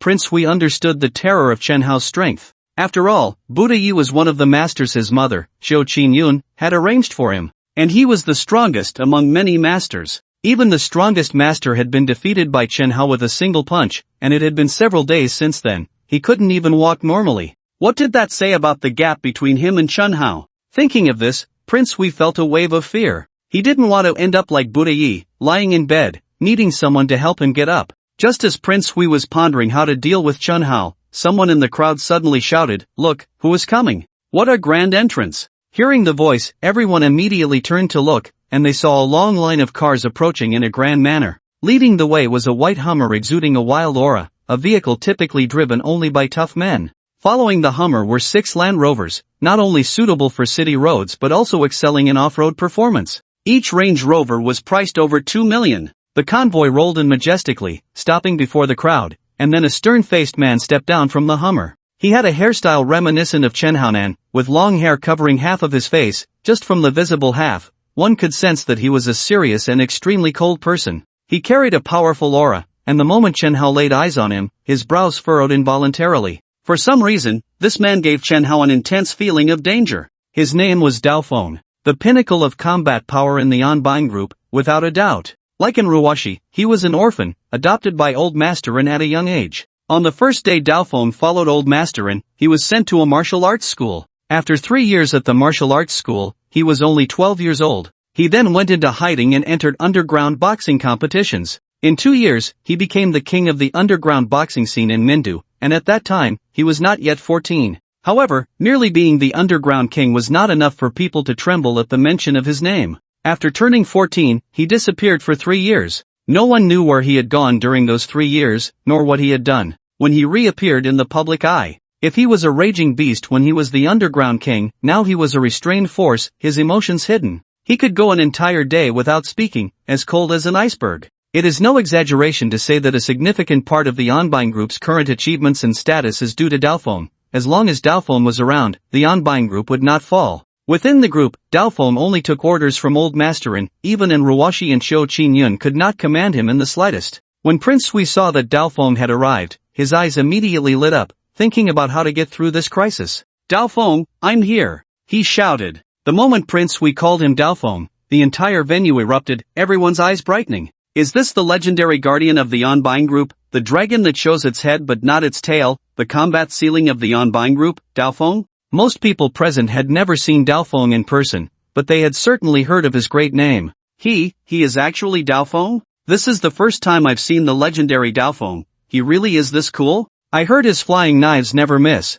I wonder if that's true. Of course it's true. He established his reputation as the #1 expert in the Anbang group with his extraordinary flying knives, invincible in battle. Do you know? The development of the Anbang group was not smooth sailing. There were too many obstacles. During the 3 years Dao Feng was missing, the Anbang group expanded rapidly, continuously growing its business, which led to dissatisfaction among competitors. 7 very famous big shots at the time united to try to wipe out the Anbang group in one fell swoop. Although Old Masterin was exceptionally talented, facing the siege of 7 big shots, he ultimately found it difficult to fight alone. Just when he thought he was doomed this time, Dao Feng, who had been missing for 3 years, finally returned. It was a stormy night. Dao Feng went door to door. The next morning, someone saw 7 big shots kneeling at the entrance of the Anbang group, kneeling for a full 2 days and 2 nights. 2 days later, those big shots obediently handed over their industries and then left Mindu with their families. It is said that after all these years, not a single one dared to return to Mindu.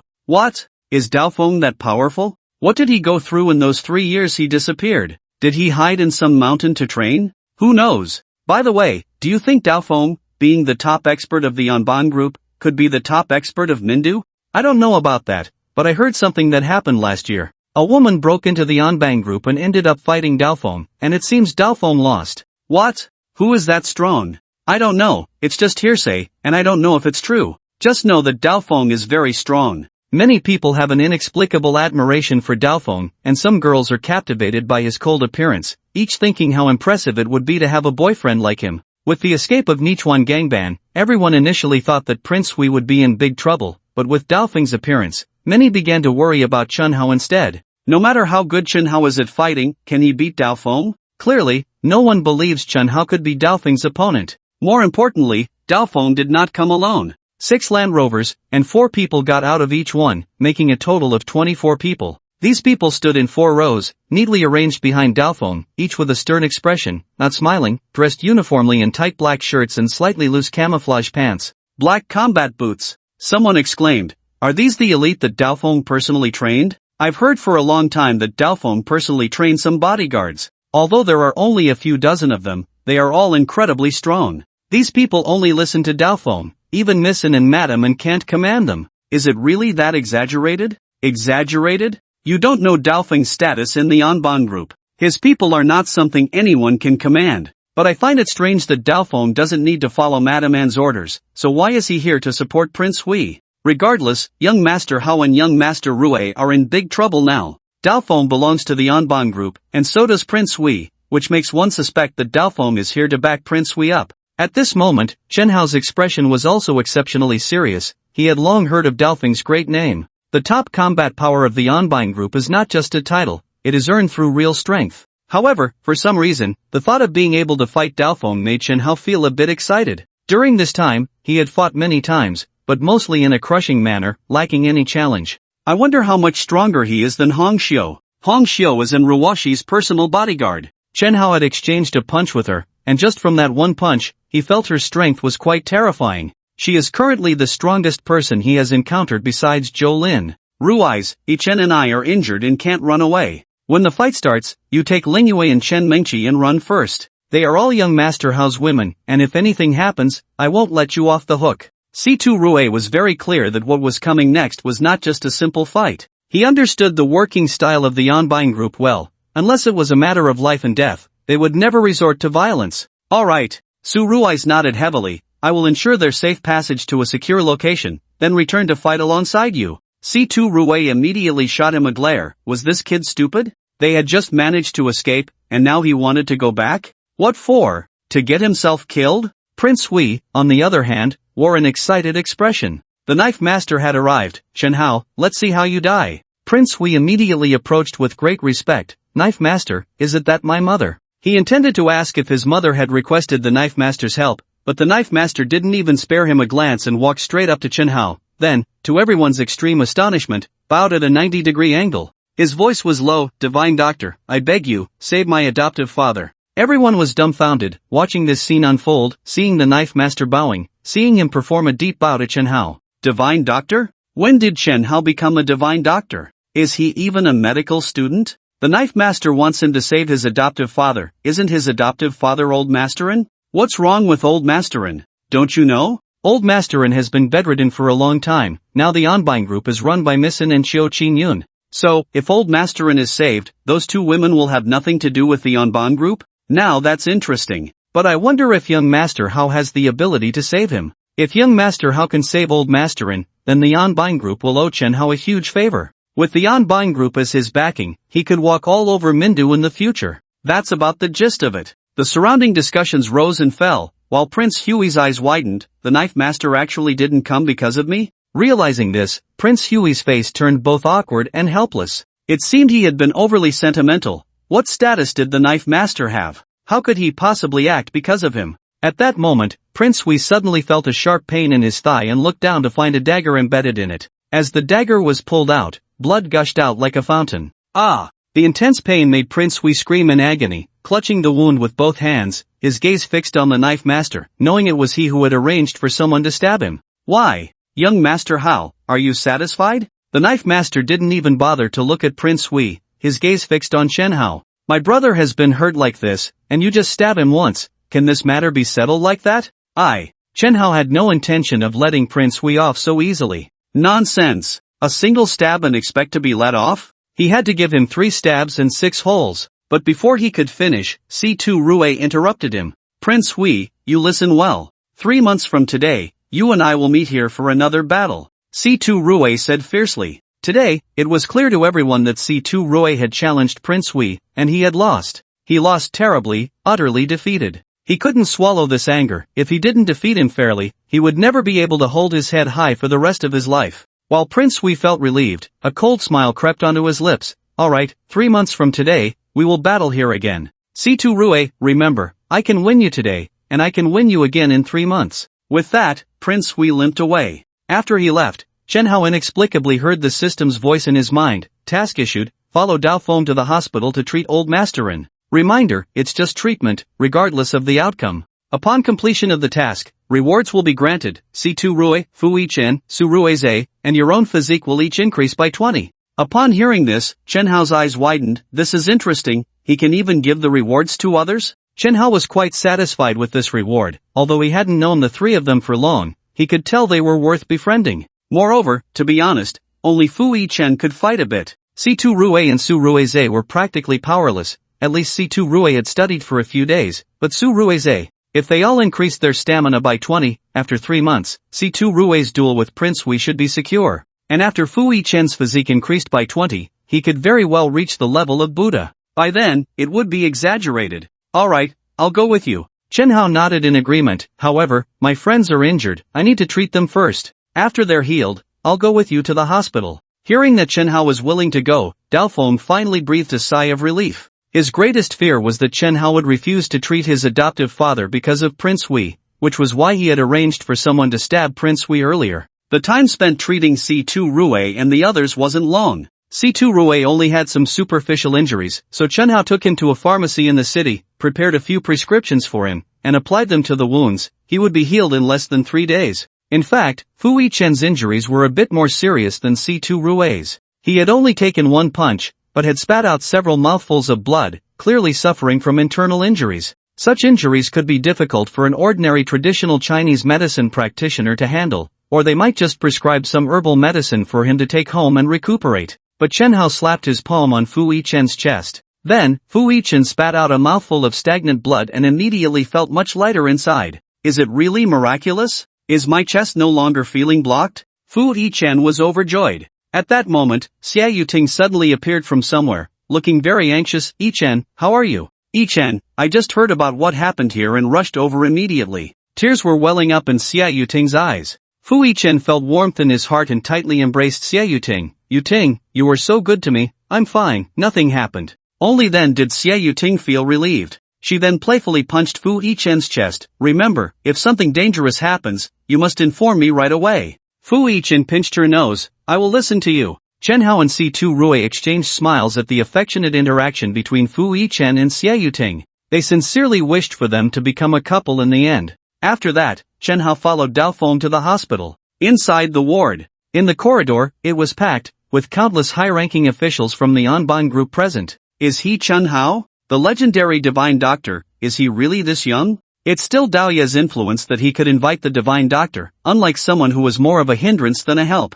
Although this person didn't name names, everyone knew he was talking about Prince Hui, and Prince Hui was the son of Qiu Qin-yun, so how could they allow such talk? Immediately, someone wanted to refute. However, Dao Feng shot a glare over, and the person wanting to argue immediately shut up. The entire corridor fell silent. Pushing through the crowd, they arrived at the ward. It was a super luxurious room, over 100 square meters, and Enruoshi stood at the bedside, looking troubled. Qiu Qin-yun was standing by the window, on the phone. What did you say? My son was wronged at Jiufeng Resort? And was stabbed by Dao Feng's people? This made Qiu Qin-yun somewhat displeased. Even when beating a dog, one must consider its owner, let alone he is my son. After Chen Hao and Dao Feng entered, both Qiu Qin-yun and Enruoshi turned to look. Enruoshi's face lit up with joy upon seeing Chen Hao, and she immediately approached him. Young Master Hao, we have finally been waiting for you. Qiu Qin-yun quickly sized up Chen Hao. Then she walked over with a smile, extending her delicate, fair hand. They say young Master Hao is exceptionally talented, and seeing you today, it truly lives up to the reputation.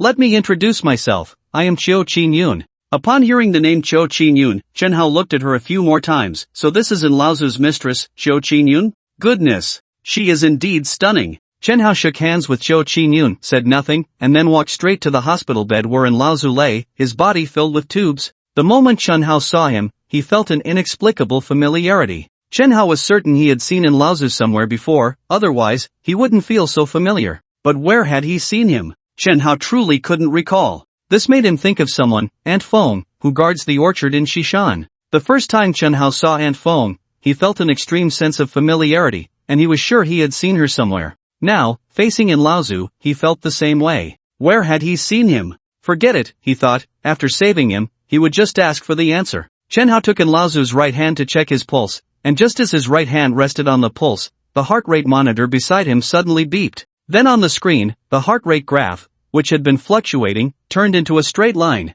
Anyone with a bit of common sense knows that when the heart rate graph turns into a straight line, it means the heart has stopped beating. Chen Hao immediately began resuscitation. Cardiopulmonary resuscitation. Unfortunately, it was useless. He then took out silver needles, performing not only the 9 curves 13 needles but even the 10 sections brocade. Sadly, it was still ineffective. Half an hour later, Chen Hao gave up. Even he was powerless. Chen Hao also roughly understood that Laozu was not sick but injured, and this injury had existed for a long time, unable to be cured, and after dragging on for so long, it was already a lost cause. Bang! Seeing Chen Hao give up, Dao Feng, disregarding the shocked gazes of Chiu Qingyun and the nurses, heavily knelt before Chen Hao, desperately bowing his head. "Young Master Hao, I beg you, save my adoptive father. As long as you treat him well, from now on, my life will belong to you. Young Master Hao, I beg you." They say a man has gold under his banner, but Dao Feng couldn't care less. His pride was worth nothing to him. As long as he could save his adoptive father, he would be willing to kneel, even to be a servant. To this, Chen Hao just shook his head, comfortingly patting the kneeling Dao Feng. "If I had come half a day earlier, there would have been hope." Then he turned and left the ward. Chen Hao had truly done his best. If he could have saved him, he would have done so long ago. Upon hearing this, Dao Feng's sharp gaze immediately turned to Chiu Qingyun. A chill ran straight to the top of Chiu Qingyun's head, making her heart skip a beat. If it weren't for Wei getting Chen Hao imprisoned, Chen Hao would have come long ago. It seems Dao Feng has developed a hatred for Wei, and then secretly sent a voice message to Prince Wei, telling him to hide for a while. Ding! Congratulations to the host for completing the task of treating in Laozu. The system rewards have been issued. The system only required Chen Hao to treat in Laozu. It only said to go, not that he had to cure him. This is a villa. Inside a room on the second floor, a rhythmic sound could be heard. In the room, on the big bed, Fu Chen was playing poker with Xie Yuding. The two had been fighting for 20 minutes. Even though Fu Chen was strong and physically fit, after more than 20 minutes of high-intensity output, he was starting to feel overwhelmed. It looked like he was about to lower his flag and call it a day. At that moment, something strange happened. Suddenly, he felt an explosion of energy within him. His whole body was filled with power. What's going on? Fu Chen felt it was unbelievable. Although he didn't know what had happened, he was certain, I can still fight for another hour. But this was tough on Xie Yuding. This useless person, why is he so fierce today? Much stronger than Prince Wei. A similar situation was unfolding with Situ Rui and Su Rui's. Situ Rui suddenly realized he had become stronger. He went to the gym and hit the punching bag twice in quick succession. With each punch, the bag shook violently. What the heck is happening to me? Then he was filled with wild joy and immediately logged into the most beautiful 5 WeChat group to message Fu Chen. "Ichen, come off for a duel. I've discovered I can fight you now." Situ Rui had no idea that Fu Chen's strength had also increased, and Fu Chen couldn't be bothered to respond to him. Of course, he was busy working hard for the continuation of humanity. He had no time to deal with him. After Chen Hao left the hospital, he received a WeChat message from Chen Mengqi. Seeing it was from her, he couldn't help but smile faintly. To be honest, if it weren't for Chen Mengqi giving him a heads up today, the consequences would have been dire. Did he owe her another favor? The message from Chen Mengqi read, "Rich landlord, when are you done? Call me when you finish, I need your help." Chen Mengqi knew Chen Hao was busy treating patients, so she didn't dare call him, fearing she would disturb him. Chen Hao called her back. Once the call connected, Chen Mengqi spoke apologetically, "Rich landlord, I really have no other choice, that's why I'm asking for your help." Chen Hao smiled lightly. Usually, when someone speaks like this, they are asking to borrow money. Money was something Chen Hao truly didn't lack. Just for the fact that she risked her life to save Xiang Xiu, he would be willing to give her any amount she asked for. "Send me your bank account number." Chen Mengqi shook her head repeatedly. "What bank account number? I'm not asking to borrow money. Here's the situation, I signed a contract with an internet celebrity guild, and they are so despicable, constantly withholding my money. I don't want to work with them anymore and want to terminate the contract, but they won't let go of my contract, so I want you to accompany me to the company to give me some courage and help me get my contract back." Chen Hao thought it was something serious. It turned out she just wanted him to back her up? It was just a small internet celebrity guild, they couldn't possibly hold you down. Then, after asking for her address, Chen Hao hailed a car and went over. When he went to the hospital, he didn't drive, he took a ride in a sharp car. At the hospital, in the ward, Mrs. Xiu, Master Dao, and Lawyer Wang have arrived at the company and are asking when you will go over. Someone came in to report. The lawyer Wang he mentioned was the most trusted private lawyer of Old Masterin. Both An Ruwashi and Xiao Qingyun knew that as soon as the news of Old Masteran's death was announced, he would come knocking, definitely because of the will. At this moment, everyone's emotions were both expectant and excited. Who would inherit the Anbang group? It was finally time to unveil the mystery. After that, everyone immediately returned to the company. Just after they left, an unexpected guest arrived in the empty ward. She wasn't overly stunning, but she had a unique aura that set her apart. If Chen Hao were there, he would definitely recognize her as none other than Aunt Feng, whom he had met twice. Aunt Feng walked to the bedside and pulled away the white cloth covering Old Masteran's head. Olden, now you have left too. Say a word to those old brothers on the other side. The things I, Dao Baifeng, have not completed, I will definitely finish. Rest in peace, safe travels. Aunt Feng returned to the Shishan orchard. In the middle of the orchard, a graveyard had been cleared out, with 12 nameless tombstones standing there. Aunt Feng's thoughts involuntarily drifted back 20 years, recalling that back then, there were a total of 18 people following the old master and mistress, and now 12 of them had been buried here. If we add Olden, who left today, only 5 remain alive. Anbang Group, headquarters. Almost all the senior executives of Anbang Group gathered here. The large conference room was packed. And Ruwashi sat on the left side of the conference table, her people standing neatly behind her, including Hong Xiu, the Wu siblings, and over 30 others. Xiao Qingyun sat on the right side of the conference table, her people also standing behind her, while the Buddha sat in a wheelchair. The two sides were clearly divided. Dao Feng sat in the middle at the bottom of the conference table. Behind him was empty, not a single person. He was playing with a flying knife in his hand, and if someone had sharp eyes, they would definitely notice that this was a very old flying knife. It had been around for some years. This was the knife that Old Masterin personally crafted for him after he returned from 3 years of disappearance. It was roughly made and not sharp, but Dao Feng treasured it like a gem. Over the years, this flying knife had always been with him, never leaving his side. After waiting for a while, the door of the conference room was pushed open from the outside, and 3 people walked in, all dressed in suits. The one in front was an old acquaintance of everyone, Lawyer Wang, the great lawyer who had served Old Masterin for over 20 years. Lawyer Wang walked to the head of the conference table, looked around, and seeing that most people had arrived, he stopped hesitating. Everyone, this is Old Masterin's will, which has not been opened before. You can check. It was a basic procedure to check whether the will had been opened before announcing it, and Ruwashi and Xiao Qingyun carefully checked it. There were no signs of it being tampered with. Dao Feng couldn't be bothered to look because he still trusted Lawyer Wang. Since no one has any objections, I will begin to open the will. Lawyer Wang carefully opened the will in front of everyone and began to read. Dao Feng, you will receive 5% of Anbang Group's shares. As soon as these words were spoken, everyone's gaze turned to Dao Feng, their eyes filled with envy. Although it was only 5%, one must know how vast Anbang Group was. This 5% was definitely worth a fortune. In fact, everyone had already guessed that Dao Feng would definitely get a share. After all, Anbang Group's achievements today were inseparable from him, and this could be considered Old Masteran's acknowledgement of him. Dao Feng's expression showed no change regarding the 5% of the shares. He did not love money. If it could bring his adoptive father back to life, he would rather not have these shares. Xiao Qingyun couldn't help but show a faint smile. She had long anticipated that there were 3 people who might obtain the top position in Anbang Group, herself, Ruwashi, and Dao Feng. Although Dao Feng's chances were slim, there was still that slight possibility that couldn't be ignored. And now it was good. Dao Feng only received 5% of the shares, so the top position was definitely out of his reach. And Ruwashi glanced in Dao Feng's direction. This brother, with no blood relation, deserved to receive these shares, and she was happy for him. Soon, everyone turned their attention back to Lawyer Wang.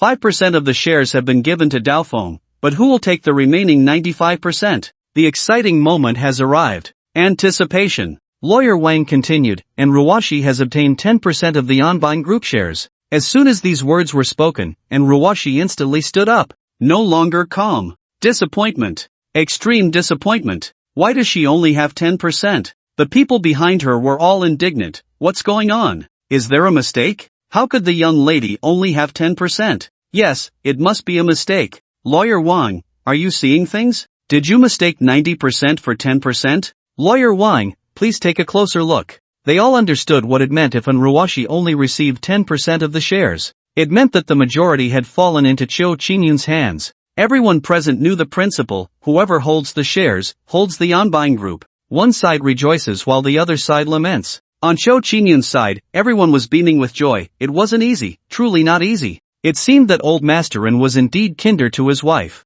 Then, they looked over at Enruwashi's side, their eyes filled with mockery, as if the victors were looking at the defeated. Xiao Qinyun's anxious heart finally settled down, and she let out a long sigh of relief. Old Masterin was still good to her. The Anbang group was finally in her grasp. She suppressed her joy, stood up, and looked at Enruwashi. Ruwashi, congratulations on obtaining 10% of the shares. It's clear that this is old Masteran's recognition of your work ability. From now on, you must work twice as hard, the group will not treat you unfairly. Looking at Xiao Qinyun's smug expression, Enruwashi felt an impulse to slap her. However, Enruwashi simply could not understand why she only had 10% while the majority went to Xiao Qinyun. She didn't know that Xiao Qinyun had a son. If the Anbang group was handed over to Xiao Qinyun years later, she would definitely pass the position to her son, which would mean the Anbang group would change its surname. Adoptive father, oh adoptive father, how could you be so confused? Xiao Qinyun looked at Enruwashi's almost predatory gaze, feeling increasingly pleased.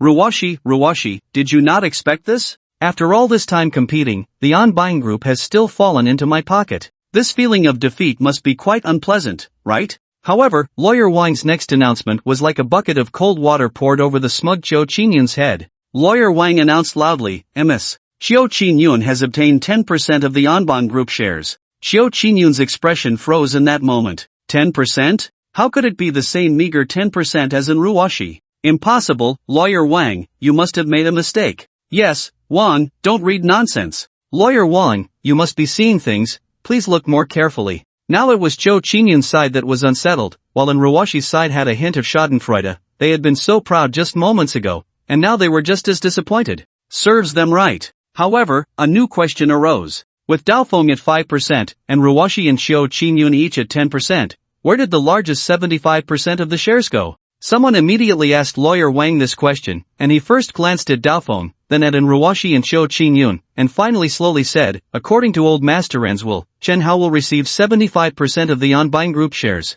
The name Chen Hao caused an uproar. Impossible, absolutely impossible. How could the majority fall into Chen Hao's hands? Before this, there was no connection between the Anbang group and Chen Hao. The only connection was a feud with someone. How could the Anbang group's majority shares be given to someone completely unrelated? It must be a mistake, definitely a mistake. Everyone was truly baffled. To know that 75% of the shares meant one entity would dominate, even if Daofeng, and Ruwashi, and Xiao Qinyun combined their shares, they wouldn't even reach half of Chen Hao's. In other words, from now on, Chen Hao would become the master of the Anbang group. Lawyer Wang, are you sure this will hasn't been tampered with? Xiao Qinyun's gaze turned icy as she looked at Lawyer Wang, her eyes almost devouring him. If Lawyer Wang had altered the will, then Xiao Qinyun would use all her power to make him disappear from the earth. Lawyer Wang seemed to have anticipated their doubts and did not explain. Instead, he instructed his assistant to open the laptop he had brought. The screen projected onto the wall. Then, a video was played. The will consisted of two parts, a paper document and a video. The video had been recorded before the old man fell into a coma. It wasn't long, less than 5 minutes. It quickly finished playing. The content of the video was completely consistent with what Lawyer Wang had announced. With the video as proof, the authenticity of this will was no longer in doubt. The only thing everyone couldn't understand was why the old man would give the shares to Chen Hao. What was their relationship? You all can leave. And Ruwashi waved her hand, dismissing those behind her. She was feeling extremely agitated, and Xiao Qinyun similarly ordered her subordinates to leave. As Lawyer Wang also departed, the large conference room felt empty. Xiao Qinyun lit a slender white cigarette, her face filled with worry. Ruwashi, we've been fighting for so long, only to have the fruit picked by Chen Hao. What do you think? Xiao Qinyun flicked the ash from her cigarette. I really can't understand why the old man would inexplicably give the will to someone completely unrelated. And Ruwashi retorted, on what basis do you say he is unrelated? Xiao Qinyun immediately asked, do you know the relationship between the old man and Chen Hao? What is their relationship? And Ruwashi shook her head. I don't know. I'm just thinking, it can't possibly be without a relationship. If it were you, would you give your life's work to a complete stranger? Xiao Qinyun shook her head. No. Then she added, so Ruwashi, are you really willing to hand over the Anbang group to Chen Hao? And Ruwashi fell silent for a moment before shaking her head. She was unwilling. Even though Chen Hao had saved her life once, she was not willing to hand over the Anbang group so easily. Xiao Qinyun smiled. I also can't possibly give the Anbang group to him. Why don't we join forces and make him give up the shares in his hands? These two women, who usually barely spoke to each other, now found a common enemy and planned to unite. Just as they were about to reach an agreement, suddenly, a cold gleam flashed, followed by two loud thuds, and a flying knife appeared on the table in front of Ruwashi and Xiao Qingyun. The knife was less than a centimeter away from Ruwashi's fingertips. If it had deviated just a little, Ruwashi's fingers would have been gone, and she quickly withdrew her hand in shock. Xiao Qingyun was not much better off. The flying knife had landed right in front of her, leaving her pale with fear as she shouted at Daofeng, "Daofeng, what are you doing?" Daofeng slowly stood up, first walking over to Ruwashi's side to pull the knife from her table, then going to Xiao Qingyun to retrieve the knife from her side. "I don't care how you two fight. I don't care what identity Chen Hao has, nor do I care about his relationship with my adoptive father. Since he is the successor chosen by my adoptive father, there must be a reason for it. From now on, Daofeng is his person. Remember, if you want to touch Chen Hao, you must first ask if the flying knife in my hand agrees." After saying this, Daofeng left the conference room without looking back, leaving Ruwashi and Xiao Qingyun staring at each other in shock. They both knew Daofeng's character. If he said it, he would definitely do it. With Daofeng in the middle, anyone wanting to move against Chen Hao would really have to think twice. Chen Hao was unaware of everything happening within the Anbang group, and he was even less aware that old Masterin had already handed over the Anbang group to him. At this moment, he received a call from Chen Mengqi, who told him she was in trouble, and Chen Hao was rushing to the agreed location. "Little anchor, don't worry. I'm coming to back you up." This was a well-known area in Mindu, and Chen Mengqi was standing on the road outside a building. The guild she belonged to, the Brilliant Star Guild, was on the 7th floor of the building behind her. Chen Mengqi didn't dare to enter the building alone because a few days ago, she had come by herself and was kicked out. She was waiting for Chen Hao to arrive. However, as she waited, instead of Chen Hao, she saw the BMW of the guild leader coming out of the building's parking lot. Clearly, he was about to leave. If he left now, wouldn't it be a wasted trip? Chen Mengqi immediately rushed over and stood in front of the BMW. "Stop! Get out of the car! Give me my money!" Chen Mengqi suddenly jumped out, startling Wu Xiaojiang in the car, who quickly slammed on the brakes, and with a screech, the BMW came to a halt. That was close. Wu Xiaojiang was so scared that cold sweat broke out. Only then did he realize it was Chen Mengqi. He got out of the car and cursed, "Damn it, do you want to die? If you want to die, go to the road, don't come here to mess with me." Just now, Chen Mengqi had acted out of desperation, fearing he would run away, which is why she rushed out. Now that she thought about it, she had been too impulsive, and a wave of fear washed over her. But now, she couldn't care about that anymore and extended her hand. "President Wu, give me back my hard-earned money."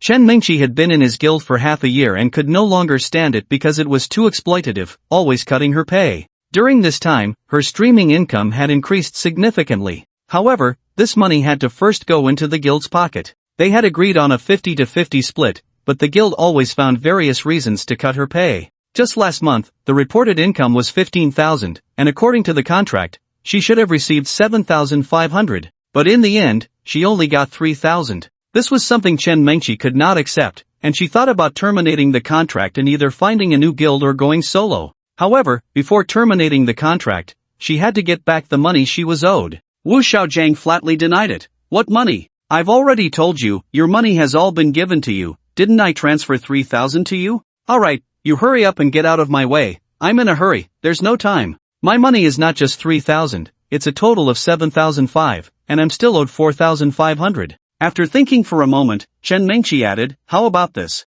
I won't even ask for the 4,500, I've drafted a termination contract, just sign it." Wu Xiaojiang laughed. "So your real goal is to terminate the contract?" "Terminating the contract isn't impossible, it's your freedom. However, the contract we signed is for 5 years, and it's only been half a year. If you want to terminate it, you'll have to pay a hefty penalty? I've roughly calculated it, it's about 1 million. Wu Xiaojiang looked Chen Mengqi up and down, then turned back to glance at the girl in the passenger seat of the BMW. In comparison, she paled significantly next to Chen Mengqi. He was calculating in his mind how to get her into bed. Chen Mengqi's eyes widened in shock as she exclaimed, 1 million? So much? Why don't you just rob it? Wu Xiaojiang arrogantly replied, "Rob? I want to rob you, what can you do about it?" Just as his words fell, a voice behind him that he found quite unpleasant rang out, "Oh, who's so arrogant? In a society governed by law, how can you be so brazen?" At that moment, when Chen Mengqi felt helpless, Chen Hao finally arrived, stepping out of a taxi.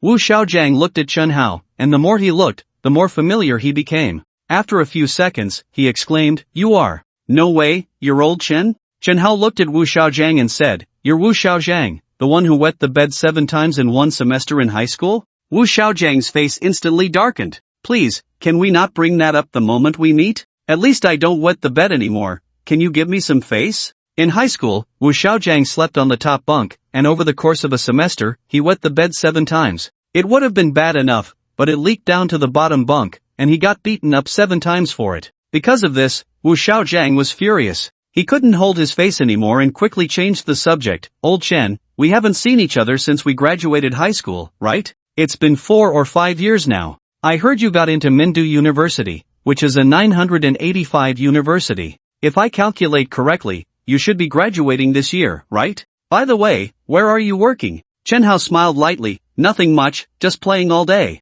He wasn't lying. He had handed over the management of his companies to others and was now completely carefree, living for one thing, fun. Wu Xiaojiang thought to himself, no wonder I saw you just got out of a taxi. It turns out you don't even have a proper job. He thought this but said politely, you just graduated and haven't found a job yet? Don't worry, there are plenty of college graduates out there, but since you graduated from a 985, it should be easier to find a job. Take your time, you'll find something. When Chen Hao heard him say that college graduates are as common as dogs, he knew it was a jab. Being old classmates, Chen Hao didn't bother to retaliate, while Chen Mengqi was overjoyed to see that Chen Hao actually knew Wu Xiaojiang. Out of respect for their old friendship, Wu Xiaojiang should be willing to release her from the contract, right? Old Chen, what's your relationship with Chen Mengqi? Wu Xiaojiang asked tentatively. We're friends. Chen Hao replied honestly, he and Chen Mengqi were indeed just friends, and if he were to be more specific, Chen Mengqi was the lifesaver of his girlfriend. Wu Xiaojiang didn't believe this at all.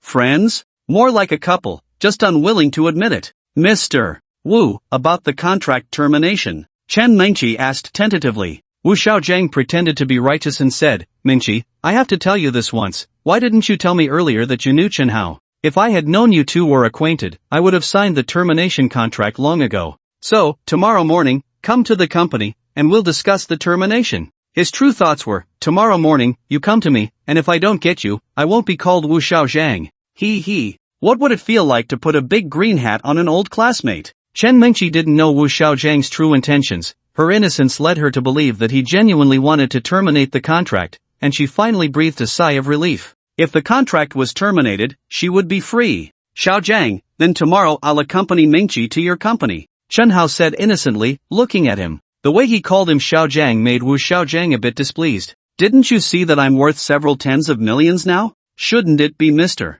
Wu? This guy, still so clueless? And what are you doing at my company? Did he see through my little thoughts? Impossible. How could he possibly know what I'm thinking? Wu Xiaojiang smiled and said, by the way, Lao Chen, it's rare to meet, let's go, I'll take you to a place. Mengqi, you come along too. Chen Hao asked, where to? Wu Xiaojiang replied, you'll know when you get there, I'll give you a surprise, meet an old friend. Under Wu Xiaojiang's enthusiastic invitation, Chen Hao and Chen Mengqi got into Wu Xiaojiang's BMW. This is a BMW, a luxury car worth over $1 million, and those who can drive such a car are basically at the boss level. In the passenger seat sat a sexy-looking beauty. The beauty had been sitting in the passenger seat without getting out of the car, and only glanced at Chen Hao through the rearview mirror when he got in. Just that one look instantly brightened her eyes. Handsome. This is really handsome. However, in this day and age, being handsome doesn't pay the bills. In her eyes, the most handsome man is the one who can spend money on her. The more money he spends, the handsomer he becomes. So, after just a glance, she disdainfully withdrew her gaze, thinking,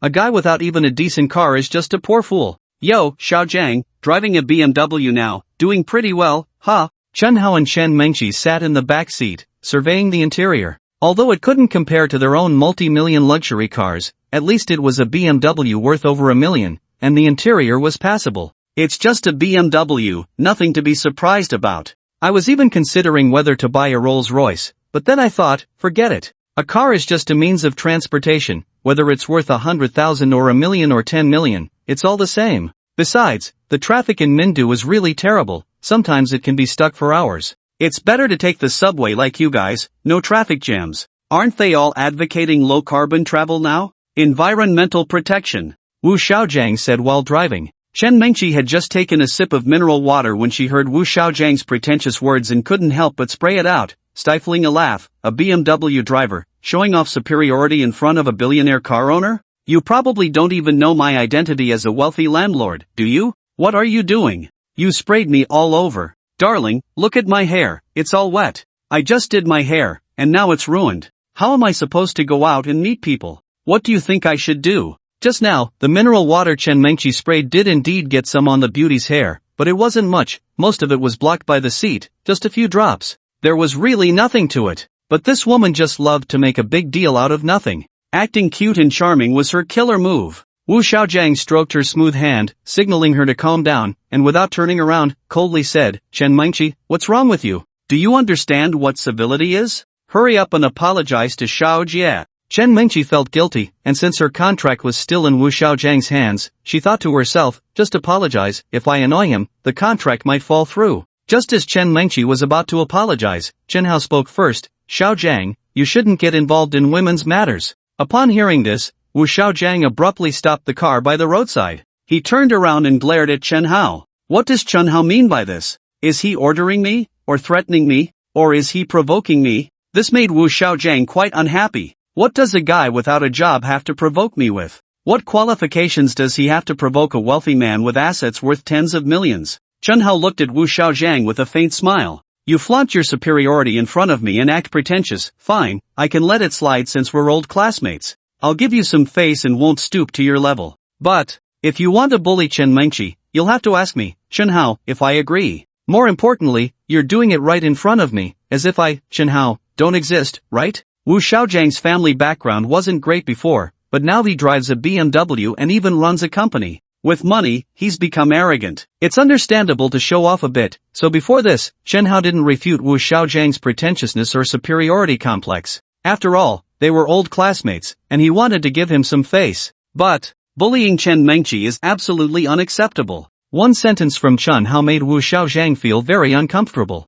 What do you mean by saying I shouldn't get involved in women's matters? I, Wu Xiaojiang, will get involved, and what can you, Chen Hao, do about it? Just as the atmosphere in the car became tense, a black Audi pulled up beside them, driving parallel to Wu Xiaojiang's car. The passenger window of the Audi rolled down, and a head popped out. Xiaojiang, why did you park on the roadside? What's going on? At that moment, the rear window also rolled down, revealing two beautiful women sitting in the back. It's really you, Boss Wu. Long time no see. Tonight, Wu Xiaojiang had invited these old classmates for a late-night snack. The four people in the Audi were all Wu Xiaojiang's high school classmates, and of course, they were also Chen Hao's high school classmates. However, their relationships couldn't be considered good or bad. After graduating high school, Chen Hao hadn't kept in touch with them. At this moment, Chen Hao pushed the door open and got out of the back seat. Since things had already turned unpleasant with Wu Xiaojiang, there was no need to stick around him. Oh, is that Chen Hao? It really is Chen Hao.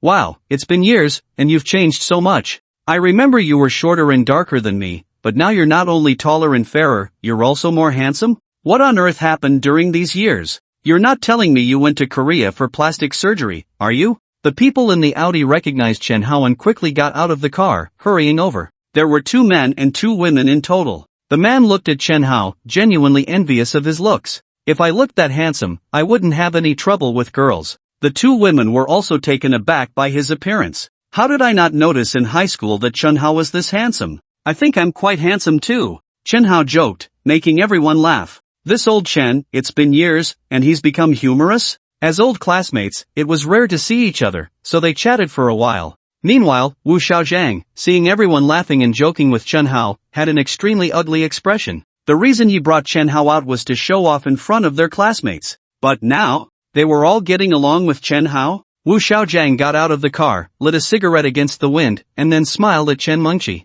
Chen Mengqi, remember, if you want to terminate the contract, it's 1 million, not a cent less. Otherwise, you can forget about it. At this moment, Wu Xiaojiang was too lazy to pretend anymore. Chen Mengqi immediately became anxious. 1 million? Where am I supposed to get 1 million? Mr. Wu, I don't have 1 million. The company deducts my pay every month, and I'm struggling to make ends meet. Where can I get 1 million? Chen Mengqi was very anxious. Hearing this, Chen Hao couldn't help but frown. There's this issue too? The reason Chen Hao came here was that Chen Mengqi wanted him to back her up, but he really didn't know about her pay being deducted or the 1 million. Damn it, unscrupulous businessman. The type of boss Chen Hao despised the most was one who deducted pay. Working people, is there anyone whose life is easy? Working hard every day, only to have my wages deducted? Since the cards are on the table, I won't hold back, Chen Hao said lazily. 1 million, huh? I have 1 million, but I wonder, if I give you 1 million, would you dare to take it? Wu Xiaojiang looked at Chen Hao as if he were an idiot, sneering, you, who don't even have a job, how could you possibly come up with 1 million? Even if you could, do you think I, Wu Xiaojiang, would dare to take it? The 4 high school classmates sensed that the atmosphere was off and were all a bit confused. What had happened between them? Not knowing the ins and outs, they tacitly chose to remain silent and not get involved. Just as Wu Xiaojiang was speaking, a long line of vehicles came rolling down the street, led by a wild-looking Hummer, followed by a fleet of identical Range Rovers. There were a total of 13 Range Rovers. Each one had 4 people inside, making it 52 in total. Wow, what a scene, what a setup. Which big shot is making such a grand entrance? All Range Rovers, each worth over 2 million. This kind of setup, even in Mindu, not many can pull it off. Even Wu Xiaojiang couldn't help but look over, his eyes filled with envy. If they were here to welcome him, how impressive that would be. What no one expected was that the convoy, which they thought was just passing by, actually stopped right in front of them. From the front Hummer, a young man with long hair and a hairstyle reminiscent of Chen Haonan stepped out, playing with an old flying knife in his hand. The people from the Range Rovers also got out of their cars. They lined up neatly behind the young man, and Chen Hao looked at them, feeling somewhat speechless. Why won't this knife-wielding guy just leave me alone? Didn't I tell you before, I can't help your old man? Chen Hao thought the purpose of the knife-wielding man was still about treating an illness. To be honest, old Masterin, Chen Hao really was powerless. Old Masterin wasn't sick, he was injured. From Chen Hao's judgment, he had been injured in middle age, and it had never been treated properly, or rather, it had been poorly treated, and now it was too late, beyond saving. In any case, Chen Hao had no way to help.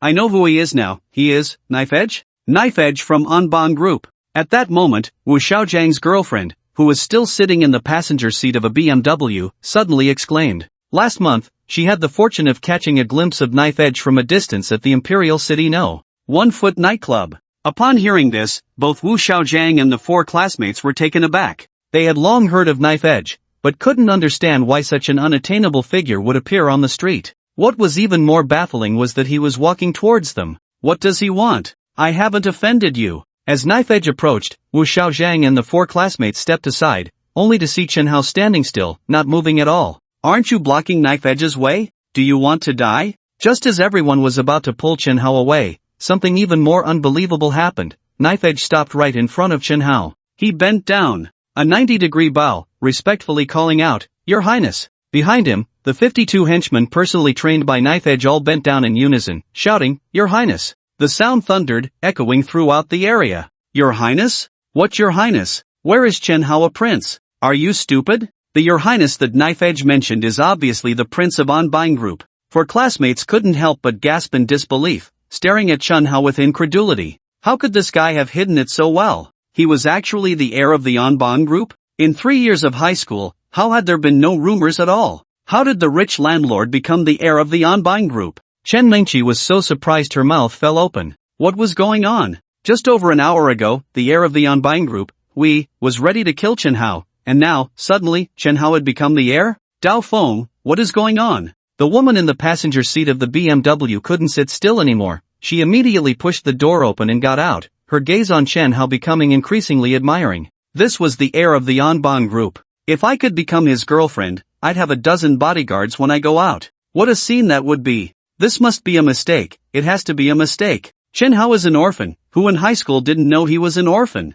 There's no way he could be the heir of the Anbang Group. Dao Yi, you must have mistaken him for someone else. Wu Xiaojiang looked incredulous, and just as he was about to say more, a buzzcut young man stepped out from among the bodyguards behind Dao Feng. He grabbed Wu Xiaojiang by the collar with one hand and lifted him off the ground effortlessly, scaring Wu Xiaojiang into trembling. What do you want? The man spoke in a low voice. How dare you judge my young master? You deserve a beating. Then, with one hand holding him, the other hand, as large as a fan, began to slap him repeatedly, landing 20 slaps in a row. Wu Xiaojiang's face turned red and swollen, his mouth filled with blood and knocked out teeth, and his head spun with dizziness, stars flashing before his eyes. What did you call me? Chen Hao couldn't be bothered with Wu Xiaojiang, as he was completely confused about what was happening with Dao Feng. What heir? What heir am I? I have nothing to do with your Anbang Group, okay? Dao Feng pulled Chen Hao aside and said mysteriously, "Young master, at this point, you shouldn't keep lying to me. I know you are the illegitimate son of my adoptive father,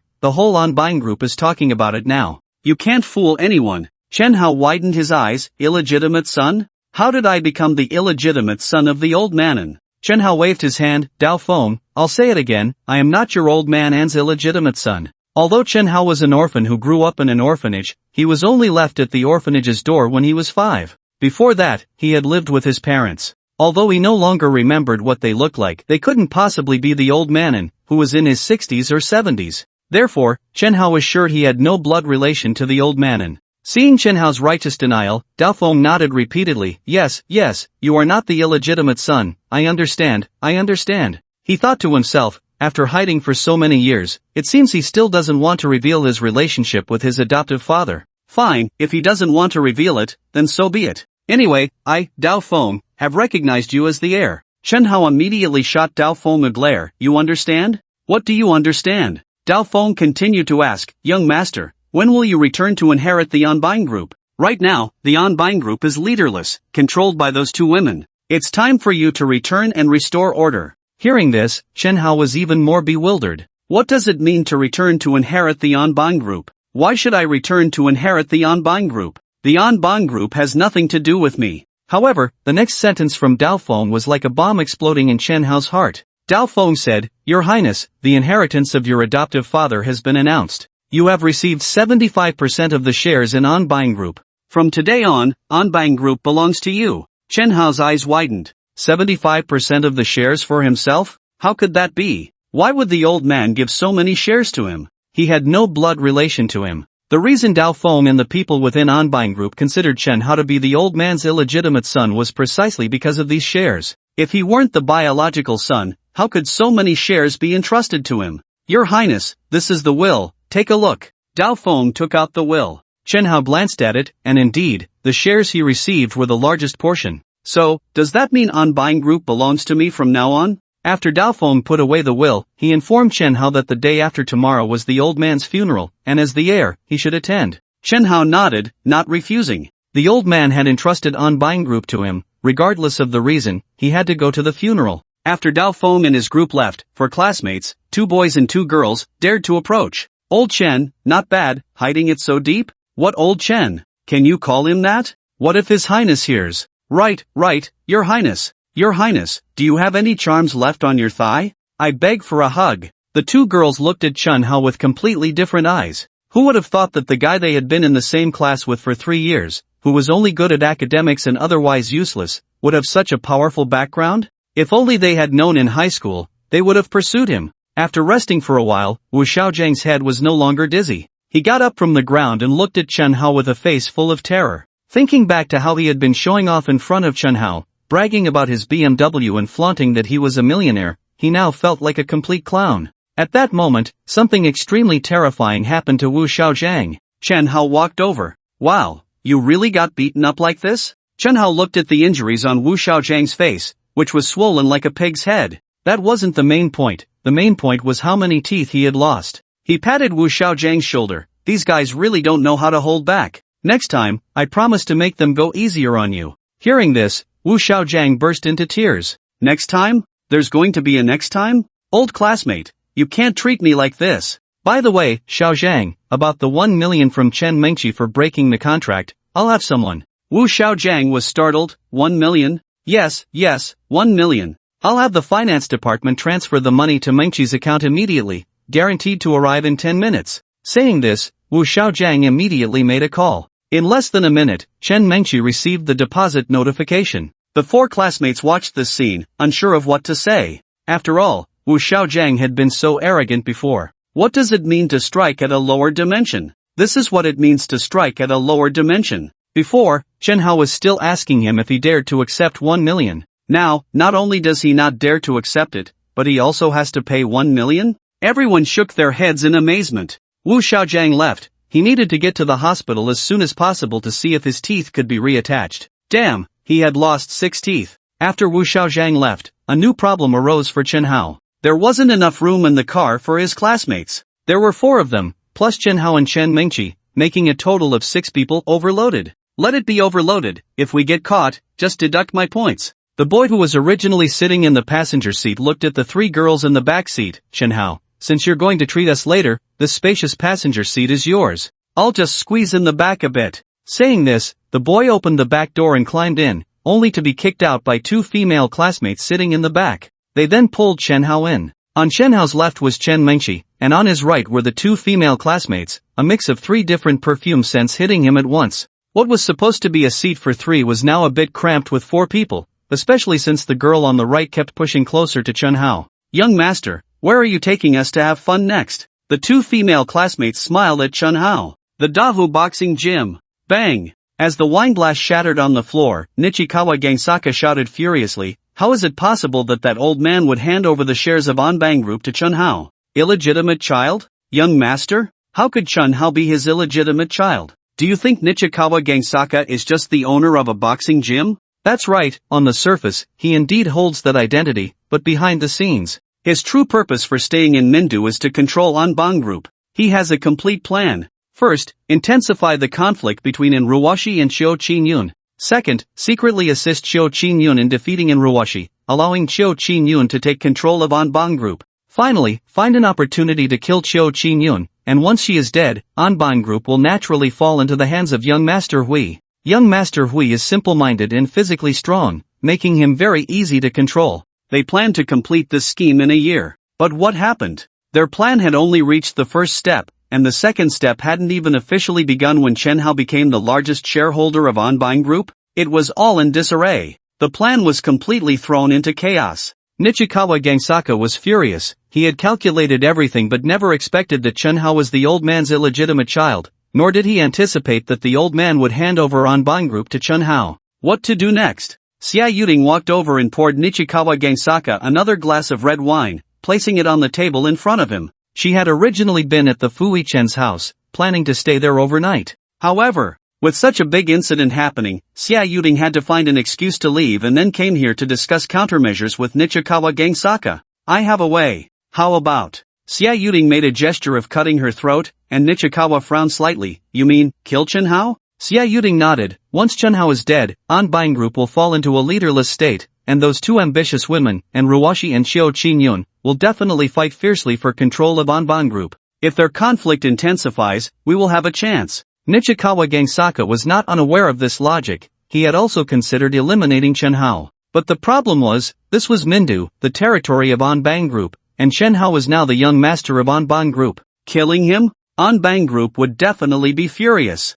Provoking Anbang Group to the point of anger would have terrifying consequences. Gangsaka, when did you become so indecisive? Xia Yuding poured herself a glass of red wine. You've been in Huaxia for half a year, and you don't even have the courage to kill someone? Nichikawa Gangsaka's expression was serious. Being called cowardly by a woman made him uncomfortable. Xia Yuding said softly, there's an old saying in Huaxia, use a borrowed knife to kill. Upon hearing this, Nichikawa Gangsaka's eyes immediately brightened. Doing it myself is easy to expose, so let's use a borrowed knife. But the question is, whose knife do we borrow? Rikowa Okazuka and Xia Yuding exchanged a glance, and then almost simultaneously thought of someone. Inside a certain villa. Damn it, is there something wrong? Chenhao is that old man's illegitimate son. 75% of the shares all went to Chenhao, and I don't even have 0.1%? You old bastard, why don't you just die earlier? After receiving this news, Prince Hui was furious. He had long been hoping for old Masterin to die, thinking to himself,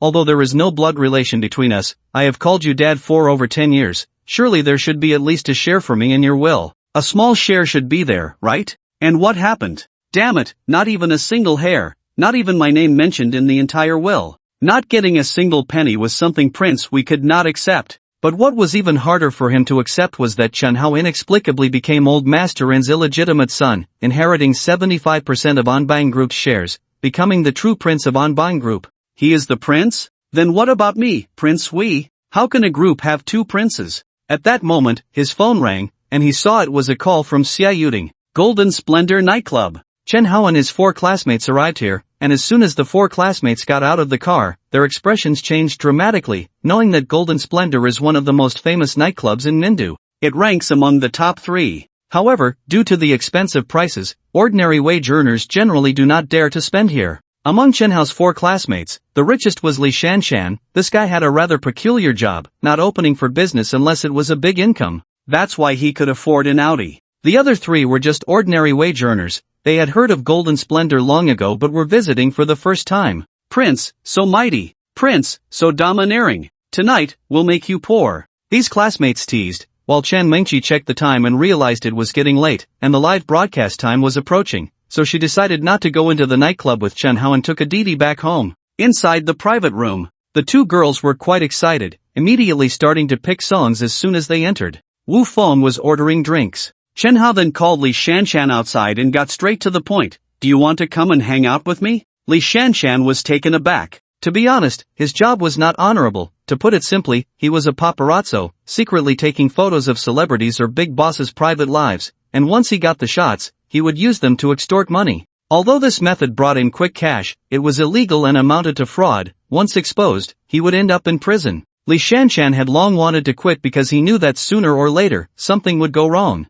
But he didn't know what else to do. And now, with the Prince of Anbang Group inviting him to join, what was there to hesitate about? He immediately nodded in agreement. Seeing Li Shanshan agree, Chen Hao directly stated his purpose. I want you to do something, go find my parents. Hearing Chen Hao say this, Li Shanshan was a bit confused. Isn't your father Old Masterin? What are you investigating? Chen Hao shook his head. Old Masterin is not my father. My father is Chen Xinlong, and my mother is Feng Yajun. I don't know much about them. I'll give you 1 million a month for activity funds. Hearing 1 million a month, Li Shanshan's eyes lit up. Isn't that over 10 million a year? I'm getting rich? To facilitate Li Shanshan's search, Chen Hao also mentioned some characteristics of his parents from his memory. Don't worry, Hao Ge, I'll take care of it. Even if I have to dig 3 feet into the ground, I will find your parents. Of course, I will keep it confidential. Chen Hao nodded. Alright, go in and play with them. After Li Shanshan entered the private room, Chen Hao lit a cigarette.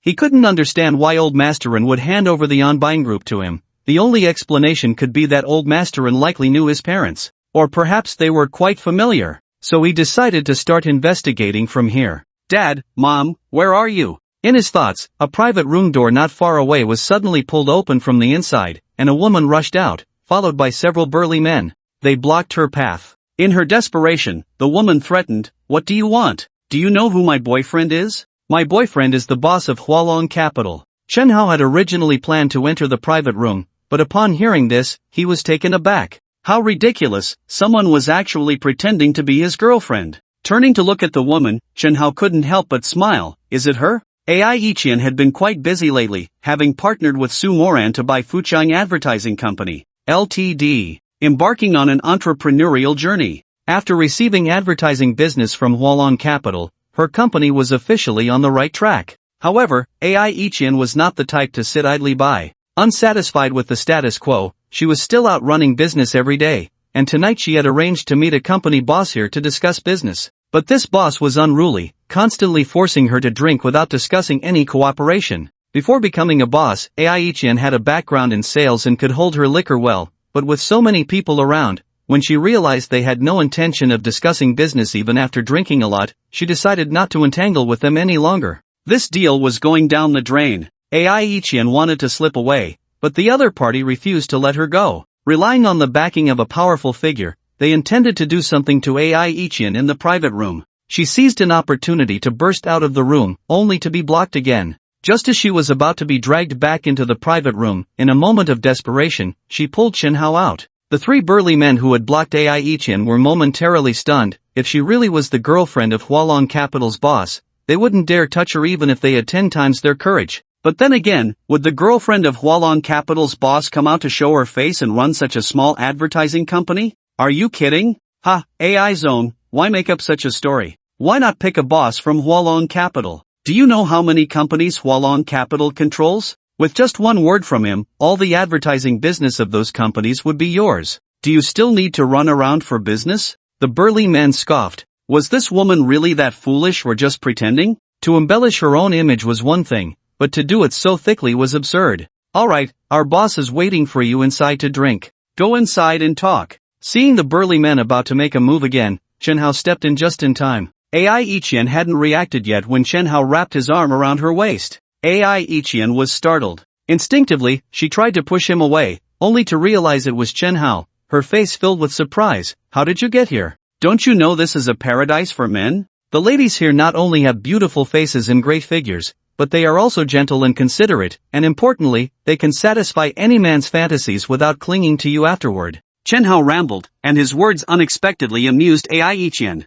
With such a big boss, what woman couldn't he find? Why would he come to such a place to look for women? Ai Ichian no longer rushed to push Chen Hao away and looked seriously at the three men in front of her. See? My boyfriend is here, I wasn't lying to you. The burly men sized up Chen Hao. He was indeed handsome. But, could this pretty boy really be the boss of Hualong Capital? Surely, he must be here to entertain us, right? Inside the brilliantly decorated security monitoring room. After all, this is an entertainment venue where people tend to get impulsive after a drink, so security issues must be taken seriously. Therefore, the nightclub has arranged for 2 security guards to monitor the surveillance. If any unpleasant incidents occur in any area, nearby security can be dispatched immediately. The door to the security room was pushed open from the outside, and Rose walked in with Wu Wanqing. As they walked, Rose introduced, Wanqing, this is the security monitoring room. Our surveillance can cover every corner of the club, except for the private rooms. You'll be in charge of this place from now on, and you can come here to check things out more often.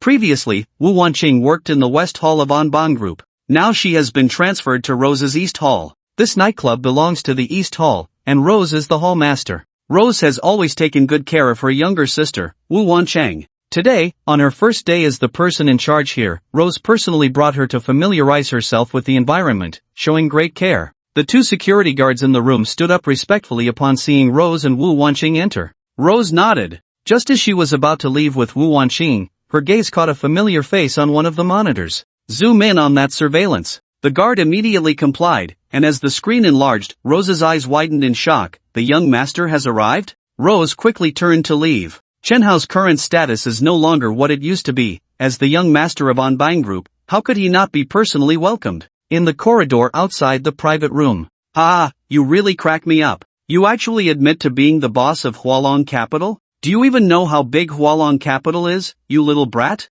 A fat middle-aged man, with a cigar in his mouth, walked out of the private room. Ai Ichian was originally there to discuss business with him, but this guy was too busy pouring drinks for her. The fat middle-aged man laughed heartily. You say you're the boss of Hualong Capital? Well, I'm still the young master of Anbang Group. The news of a young master appearing in Anbang Group had spread after some time. Almost all the bosses mingling in entertainment venues knew that Anbang Group had gained a new young master. The fat man's lackeys all laughed heartily, looking at Chen Hao as if he were just a pretty boy. Soon, their boisterous laughter came to an abrupt halt as they saw a group of people approaching, bustling down the stairs. The woman at the front, wearing a slightly tight black qipao, had the slit almost reaching her waist, revealing glimpses of her snow-white legs as she walked, stirring desire. Not only was she stunningly beautiful, but her explosive figure was enough to captivate countless men. Who wouldn't want to approach such a beauty? But no one dared. Those who knew this woman understood that not everyone had the privilege to approach her. Upon seeing Rose leading the group,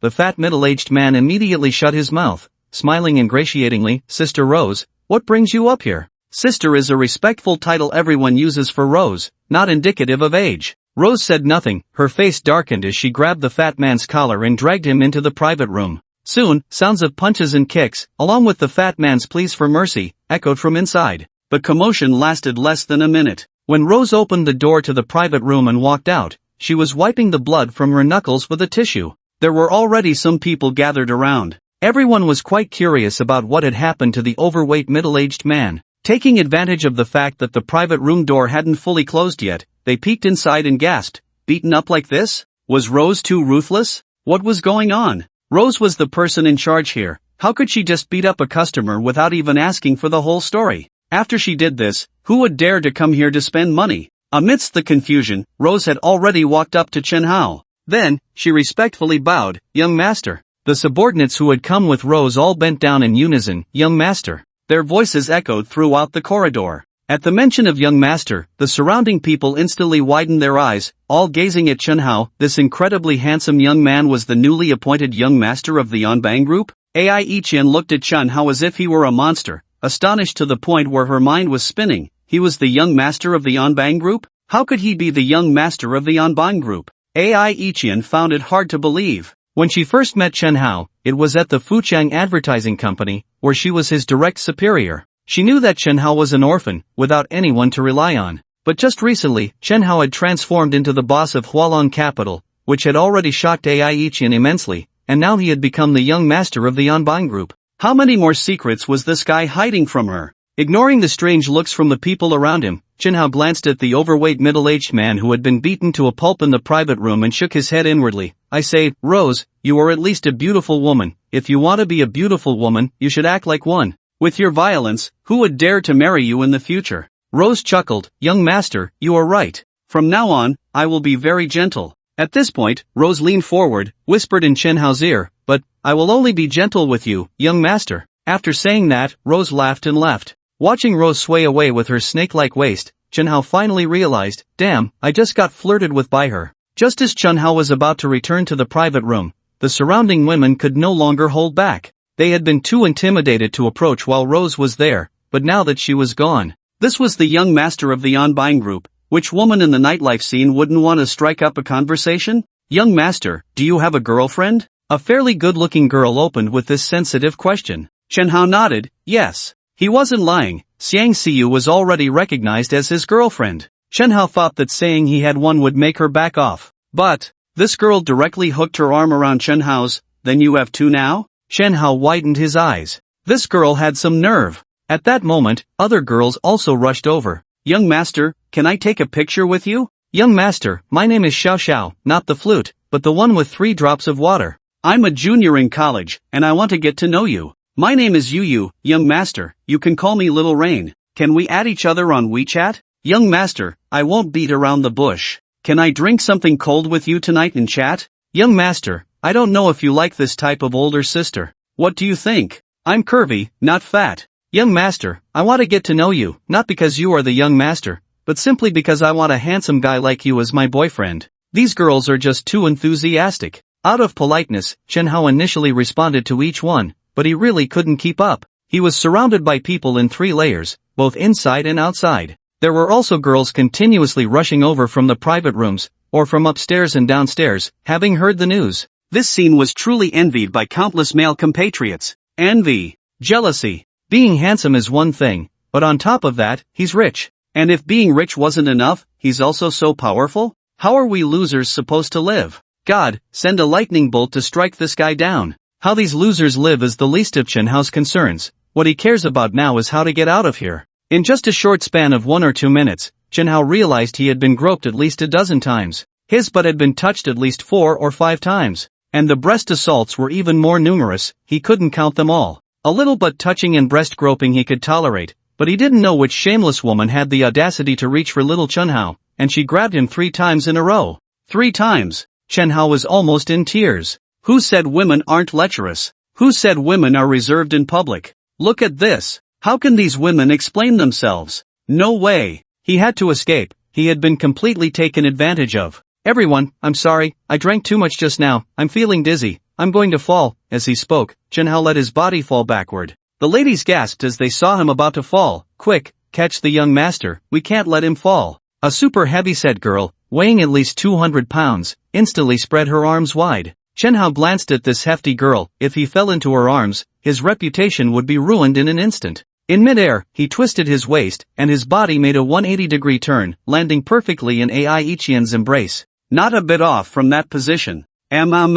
So fragrant, so soft. Ai Ichian immediately realized that Chen Hao had actually fallen onto her, and a charming blush instantly spread across her fair face, making her quite shy. Dare to take advantage of me? Let's see how I deal with you. When Chen Hao returned to Minduipin, it was already past 1 in the morning. Ai Ichian was drunk. She had already been plied with quite a bit of alcohol by that overweight middle-aged man, and after that, she went to his private room to drink with Chen Hao and his classmates. The key point was that Chen Hao had opened 2 bottles of Remy Martin. This was good wine worth tens of thousands a bottle. Ai Ichian had never drunk such expensive wine before. Adhering to the principle of not wasting, they finished both bottles completely. The result was, she got drunk. Chen Hao carried the unconscious Ai Ichian back to Minduipin, laid her on the bed, and gently covered her with a blanket. Hot! Ai Ichian murmured, then kicked the blanket off her body with 1 foot. Chen Hao felt a bit helpless and walked over, intending to help her cover up. It's easy to catch a cold sleeping without a blanket when drunk.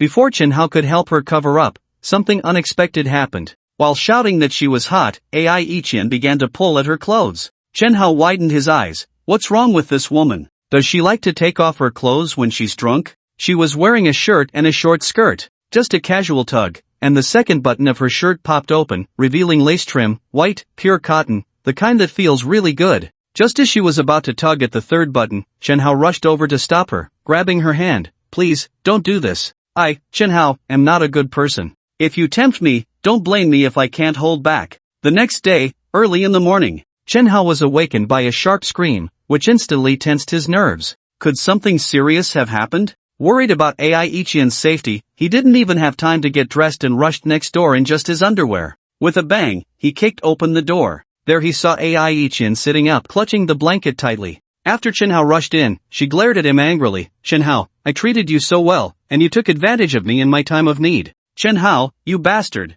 Chen Hao was puzzled. How had he become the bastard? Still not admitting it, huh? Then let me ask you, I was clearly at the nightclub. How did I wake up in your house? Chen Hao shouted in protest. You were drunk. I wanted to take you home, but you said you moved to a new place, and I didn't know where that was, so I brought you here. I couldn't just leave you on the street, could I? Ai Ichian had indeed moved to a new rental a few days ago because her landlord was really annoying, always bothering her. Then let me ask you, why do I smell so good? Ai Ichian could sense the fragrance on her body, which was completely different from her usual perfume. Ai Ichian asked, did you spray perfume on me? Chen Hao shook his head. No, that's the smell of body wash. I gave you a bath. You have no idea, you were throwing up yesterday, and your whole body was. So I helped you take a bath. Don't you feel more comfortable sleeping after the bath? You don't need to thank me. Upon hearing the word bath, Ai Ichian's eyes widened. A bath? Oh my god, did he help me bathe? Was I wearing clothes or not?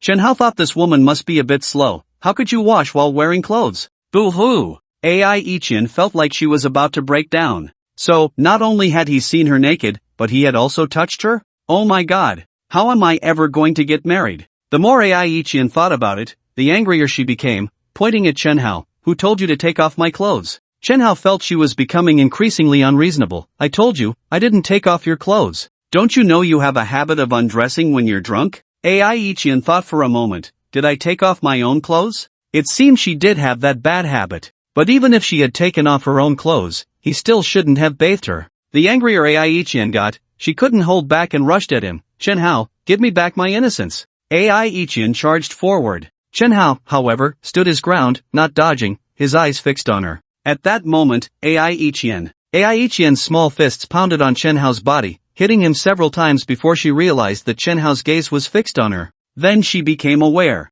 Oh no, she was completely naked. Ai Ichian felt both ashamed and guilty, and with a squeak, she dove back under the covers, too embarrassed to show her head. Boo-hoo-hoo! How am I going to face anyone in the future? Ding dong, ding dong. At that moment, the doorbell rang, and Chen Hao walked over to open the door. As soon as the door opened, a refreshing scent of perfume wafted in. Luo Qingyan stood there holding a delicate handbag, smiling at Chen Hao. Since it was working hours, she was dressed in typical office attire. A cream-colored shirt. The shirt seemed a size too small or something, tightly hugging her body, making her chest appear particularly ample. The shirt was tucked into a form-fitting short skirt, and under the skirt were black stockings that would drive any man crazy, ultra-thin size 10. From her outfit, it was clear she understood men very well. Luo Qingyan, the property manager of Mindu No. 1. The property management company, after all, belongs to the Anbang Group. Anbang Group has almost monopolized property management in Mindu.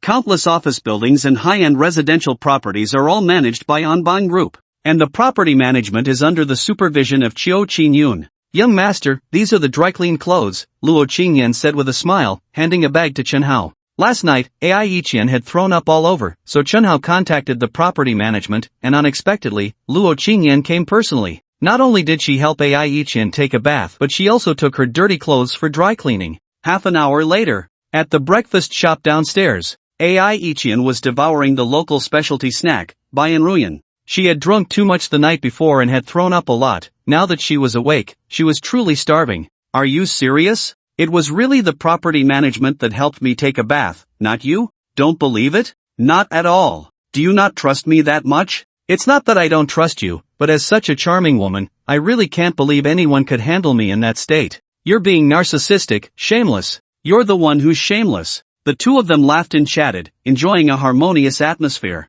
Just as they were eating, a row of luxury cars drove up, stopping on the left side of the breakfast shop. Leading the group were none other than Mei Gui and Wu Yufeng, whom Chen Hao knew, followed by 7 or 8 black Mercedes-Benz cars, with at least 20 to 30 people. The scene looked as if some big shot was making an appearance. In the past, Mei Gui and Wu Yufeng would have come directly over. But now they didn't dare. The young master was having breakfast. How could they, as subordinates, dare to disturb him? On the right side, dozens of people also arrived. The leader was someone Chen Hao recognized, Luo Qingyan, who had just met him before. Seeing Chen Hao eating breakfast, Luo Qingyan also didn't dare to approach. It wasn't until Chen Hao finished his breakfast that Luo Qingyan and Mei Gui almost simultaneously walked over. Young master, Missin requests your presence. She has something to discuss with you. Young master, Mrs. Xiao requests your presence. She has something to discuss with you. Mei Gui and Luo Qingyan spoke almost in unison, while Wu Yufeng immediately went over to pay for Chen Hao's bill. Mei Gui represented Enruwashi, while Luo Qingyan represented Xiao Qinyun. Both Enruwashi and Xiao Qinyun were ambitious women with a strong desire for power, yet after so long, neither had managed to gain the upper hand. Although Chen Hao was now the controller of Anbine Group, these two women were not willing to relinquish their power. Initially, they had considered joining forces against Chen Hao, but they were stopped by the blade. With no way to move against Chen Hao, the only way to control Anbine Group was to ally with him. And Ruwashi and Xiao Qinyun almost simultaneously reached the conclusion, whoever gains Chen Hao gains Anbine Group. Thus, they both sent people to invite Chen Hao over for a serious discussion. Chen Hao glanced at Luo Qingyan and then at Mei Gui, both stunning beauties dressed in the black stockings he favored. He waved his hand, if they want to see me, let them come themselves. After saying that, Chen Hao ignored the two women, took Ai Iqian's hand, and walked towards the Mercedes parked by the roadside. The car belonged to Ai Iqian, the one they had bought together last time. Unable to get Chen Hao to meet them, both Mei Gui and Luo Qingyan felt a bit disappointed, but there was nothing they could do. The young master wasn't going, and they couldn't possibly force him to go, could they? Mei Gui and Luo Qingyan didn't speak. Although they both belonged to Anbine Group, they served different masters. Just as they were about to leave, at that moment, suddenly, a loud crash echoed, and everyone turned their heads almost simultaneously to see a serious car accident at the nearby intersection, where a black Mercedes was sent flying. Rose panicked, Wu Yufeng panicked, and Luo Qingyan panicked too. This is the prince's car? Time rewinds to a minute earlier. Chen Hao and Ai Iqian were on their way to visit Ai Iqian's grandmother. The last time, Chen Hao had treated Ai Iqian's grandmother with acupuncture, and the old lady had been insisting on meeting him. Since he had some free time today, Chen Hao decided to visit the old lady. Ai Iqian had drunk too much last night. Although she wasn't dizzy anymore, she was likely still over the alcohol limit. To avoid the risk of drunk driving, Chen Hao took the wheel. With the seatbelt fastened, Chen Hao started the car, and Ai Iqian, sitting in the passenger seat, looked at him curiously. Chen Hao, tell me honestly, how many things are you hiding from me?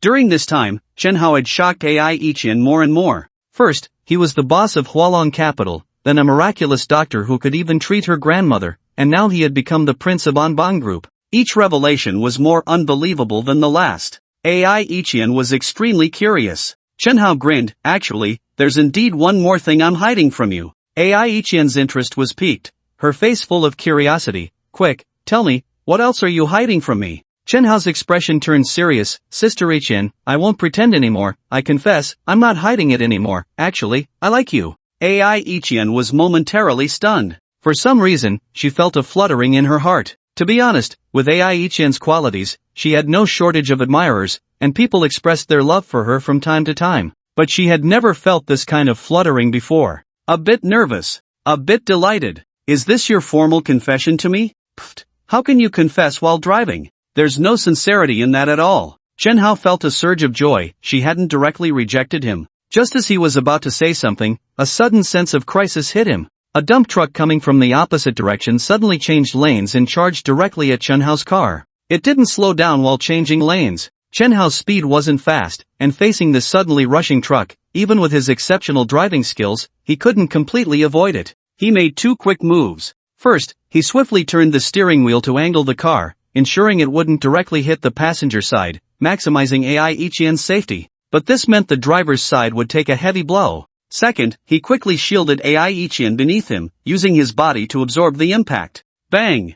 The massive collision came as expected, pushing the entire Mercedes sideways, flipping several times in mid-air before coming to a stop. On Rose's side, they had initially planned to leave, but the sound of the crash caught their attention. Oh no, it's the prince? Something happened to the prince? When they recognized that the car that had been sent flying was the one Chen Hao was in, everyone broke out in a cold sweat and quickly rushed over. Control the dump truck driver! Wu Yufeng shouted angrily, then hurried towards the Mercedes. Rose and Luo Qingyan arrived almost simultaneously at the front of the Mercedes, with Wu Yufeng slightly behind. At this point, the Mercedes was completely mangled. Help, quickly! Rose shouted urgently. Prince, you mustn't be hurt. Luo Qingyan's expression was extremely grave. At the Anbang Group headquarters, in Ruoshi's office, and Ruoshi was handling the documents in front of her. She managed the bodyguard business of the Anbang Group and also controlled the entertainment industry, keeping her quite busy. While she was bent over her desk, the phone rang.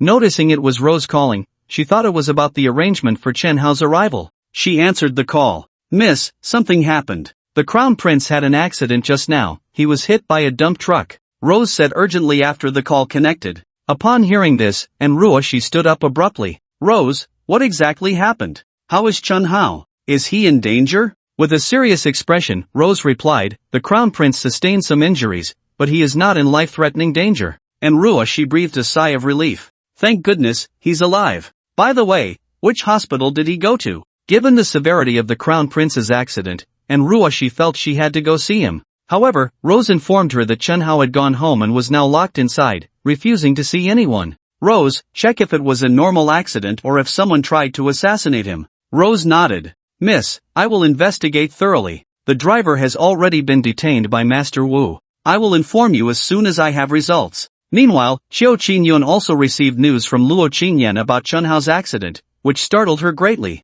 The old master hadn't even been buried yet, and now his son was in an accident? If something happened, Qiu Qingyun would be implicated. After all, who would benefit the most from Chen Hao's death? Naturally, it would be Ruoshi and Qiu Qingyun. Thus, their motives for committing the crime were the strongest. However, given the conflict between Chen Hao and Crown Prince Wei, the most likely suspect was Qiu Qingyun. Qiu Qingyun was well aware that she hadn't done anything of the sort. So who could it be? Or was it just a simple accident? Impossible. Why would a truck suddenly change lanes? It made no sense. Therefore, Qiu Qingyun believed it was undoubtedly an assassination. Who wanted the Crown Prince's life? By the way, could it be Hui? Thinking of this made Qiu Qingyun's heart skip a beat. Because of Chen Hao, Crown Prince Hui was now hiding, and he had even been stabbed in the thigh. Although it was just a flesh wound, it was a great humiliation for Crown Prince Hui. In fact, these matters were not significant for Qiu Qingyun. Crown Prince Hui could hide for a while, and once everyone calmed down, she could act as a mediator to resolve the conflict between the two sides. Even if they couldn't become friends in the future, being strangers was also acceptable. Qiu Qingyun immediately made a call, praying in her heart that it wasn't him. But, as the saying goes, fear brings what you dread. As soon as the call connected, the words from the other end made Qiu Qingyun feel as if she had fallen into an ice cave. Crown Prince Hui said irritably, Mom, I know why you're calling. To tell you the truth, it was my people who tried to kill Chen Hao. Damn it, this time he was lucky to survive. Next time, he won't be so fortunate. Upon hearing this, Qiu Qingyun's beautiful face turned pale in an instant, and the next second, she exploded in anger. Hui, did you really do it? Do you know what the consequences of this will be? An assassination of the Crown Prince of the Anbang Group? You can't bear this consequence. Mom, but have you considered my feelings? Right now, I feel like a stray dog, unable to return home. That's one thing, but now the Anbang Group belongs to Chen Hao. He is the legitimate Crown Prince. What about me? What has Crown Prince Hui become? There can't be two Crown Princes in the Anbang Group.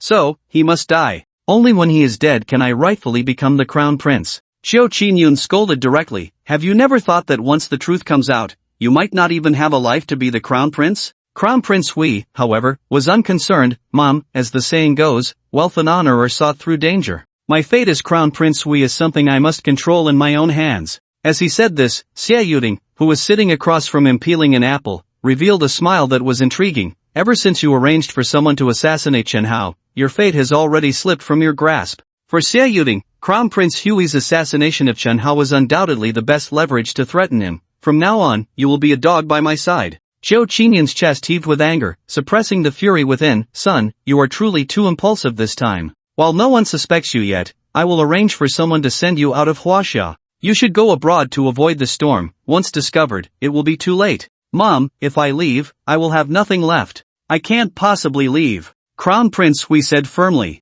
Ah Hui, listen to your mother. I really don't want to see you in trouble. You should know very well how ruthless Dao Feng can be. The last time he stabbed you, it was only because of my face that he went easy on you. But this time, you want Chunhao's life. Once it's known that you did it, even your mother can't protect you. Crown Prince Hui sneered, then let's kill him too, along with Ruoshi and Chen Hao. Once they are dead, won't the Anbang group belong to us? Mom, why don't we join forces? Xiao Qingyun was truly taken aback by this. She indeed wanted to acquire the entire Anbang group, but she had never thought of killing anyone. Just like yesterday, when she planned to team up with Ruoshi to deal with Chen Hao, she only wanted to force Chen Hao to hand over his shares and get him out of the Anbang group, never intending to take his life. How has Ah Hui changed so much? After hanging up the phone, Crown Prince Hui was also furious. The compassion of a woman, why had he never seen you so indecisive before? He casually grabbed a pack of cigarettes from the table, only to find that he couldn't locate his lighter. Yuting, where's my lighter?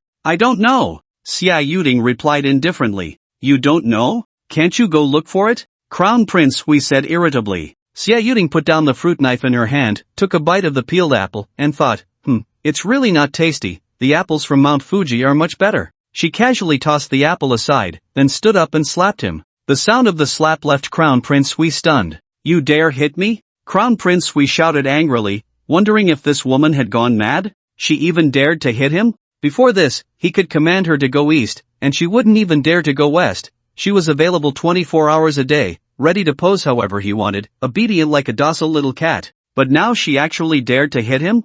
This was outrageous. Crown Prince Hui was furious and threw a punch at Xia Yuting. What he didn't expect was that before his fist could land, Xia Yuting kicked him, sending him flying 3 or 4 meters away. It looked effortless. Crown Prince Hui stared at Xia Yuting in disbelief. You know martial arts? Xia Yuting did not answer the question but coldly said, Crown Prince Hui, you wouldn't want people to know that you arranged for someone to assassinate Chen Hao, would you? From now on, you will obediently listen to me. Whatever I tell you to do, you will do, otherwise. You understand. Hearing this, Crown Prince Hui suddenly realized, you encouraged me to assassinate Chen Hao, and it turns out you want to control me? Xia Yuting smiled, genuinely happy. Crown Prince Hui, what do you think you have? Besides having a good mother, what else do you have? I, Meichuan Maruko, could never look at you, this trash. The Crown Prince Hui's eyes widened. Meichuan Maruko? You're actually from the island nation? A top-tier beauty from Mindu. It hurts. It hurts. It hurts. Be gentler, be gentler.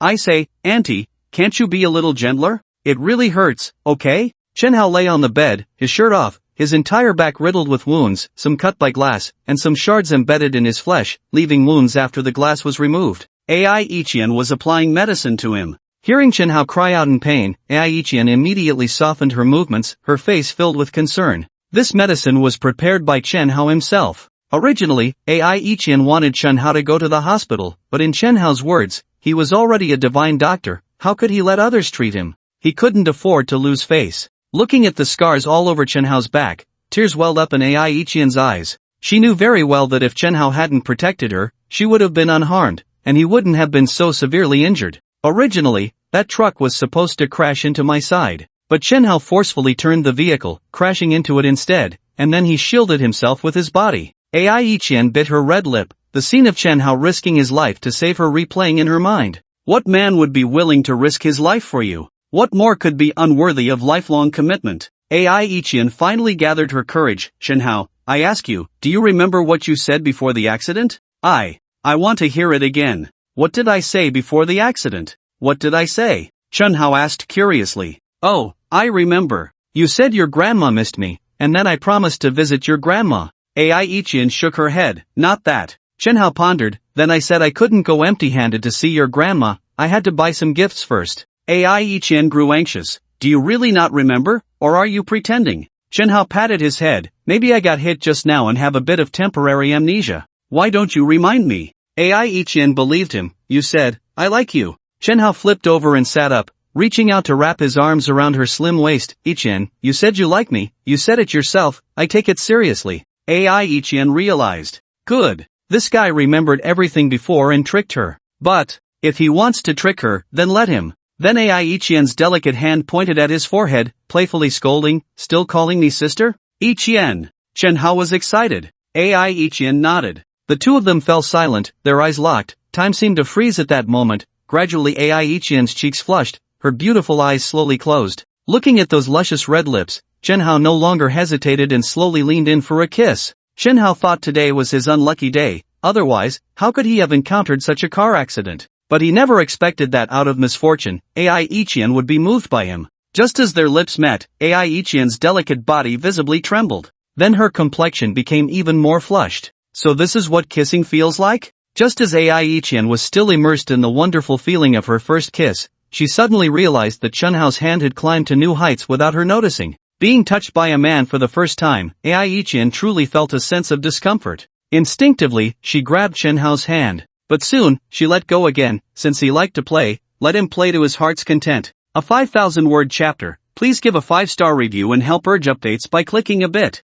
Do you know what the most frustrating thing in life is? It's absolutely not that someone has died and the money hasn't been spent, but rather that just when you are about to strike at the heart of the matter, someone is getting in the way. Ding dong, ding dong. Damn it, at this moment the doorbell actually rang. I don't know which scoundrel has come knocking at this time. No matter. I can't be bothered. I'm busy, don't disturb me. And yet, ding dong, the doorbell kept ringing. Ai Ichien pushed Chen Hao away, and he saw her face flushed, her clothes unbuttoned by him, and her inner garment flipped up. Shyly, she punched Chen Hao several times before quickly running into the room. Just like that, a good moment was interrupted, and Chen Hao had no choice but to go open the door, wanting to see which blind fool was ruining his good time. Dao Feng stood at the door. Your Highness, it has been investigated, and it's confirmed to be an assassination. Dao Feng's voice was deep. Dao Feng had been very busy these past few days. Tomorrow was the day of the old man's funeral, and he was occupied with arranging the old man's affairs. When he learned about Chen Hao's car accident, he rushed over immediately, first going to the scene of the incident,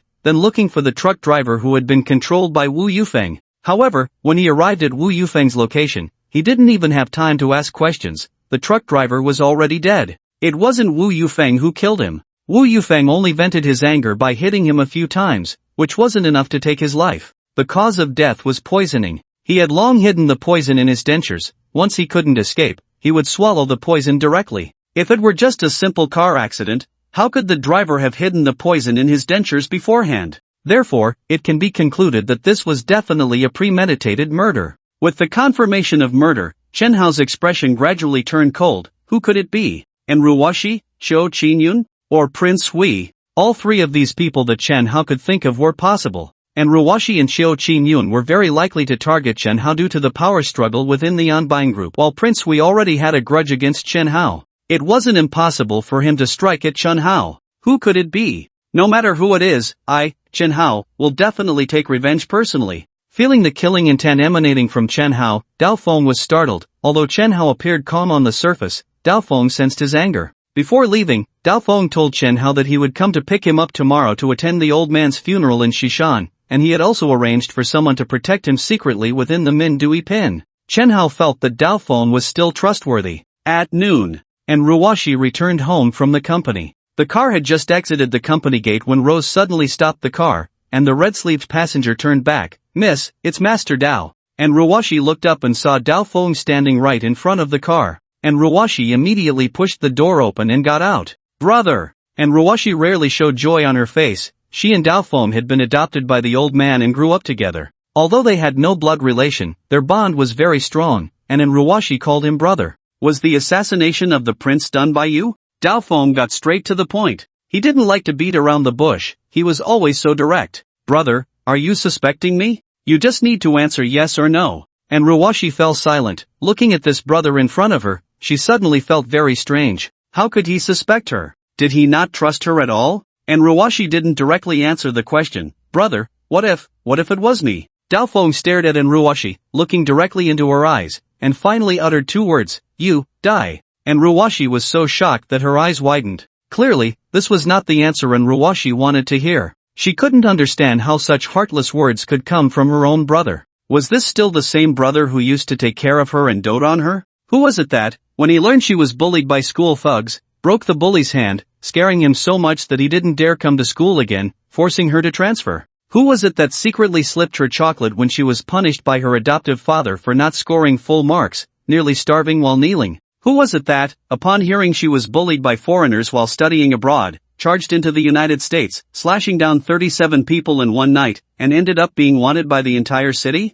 Who was it that supported her when she first took over the business, facing all kinds of difficulties and standing by her side against the odds? There were too many such deeds for Enruwashi to count. She simply couldn't imagine that such a loving brother would want to kill her for someone he had only known for a few days. Hong Xiu sensed that the atmosphere was off and quietly moved to Enruwashi's side, becoming alert. In the driver's seat, Rose also silently got out of the car, her expression quite serious. If Knife Master were to act, could she and Hong Xiu withstand him? Knife Master glanced at Hong Xiu out of the corner of his eye but ignored her, calmly looking at Enruwashi. I hope it wasn't you. After saying this, he turned and left without looking back, getting into his Hummer and driving away. From their brief encounter, Knife Master was already certain that Enruwashi was not the culprit. He wasn't here to take Enruwashi's life, he was here to send a message. The Crown Prince was the only bloodline of his adoptive father. Whoever wanted to harm him would have to ask for Knife Master's permission first. As Knife Master left, both Hong Xiu and Rose let out a long sigh of relief. If a fight broke out, they couldn't guarantee they could withstand Knife Master. The three women got back into the car, with Rose driving again. After the earlier scene, Enruwashi's mood soured once more. Rose glanced at the frowning Enruwashi in the rearview mirror and said, Miss, actually, I have a way for you to take over Anbang Group legitimately. Hong Xiu interjected, Rose, stop it. Anbang Group now belongs to Chen Hao, he holds 75% of the shares. Legally, Anbang Group is entirely under his control. It's impossible for the young lady to take over legitimately because he wouldn't be foolish enough to give up his shares. Enruwashi nodded, agreeing with Hong Xiu. Although she hadn't interacted much with Chen Hao, she knew he would never easily back down or hand over his shares. Currently, she controlled half of Anbang Group's assets, but it was not legitimate. After all, Anbang Group was not hers. Why should she control half of its assets? Rose, do tell, what is your plan? Of course, if it involves killing Chen Hao or kidnapping him to force him to hand over his shares, then don't bother. My brother, when he goes crazy, would dare to kill even me.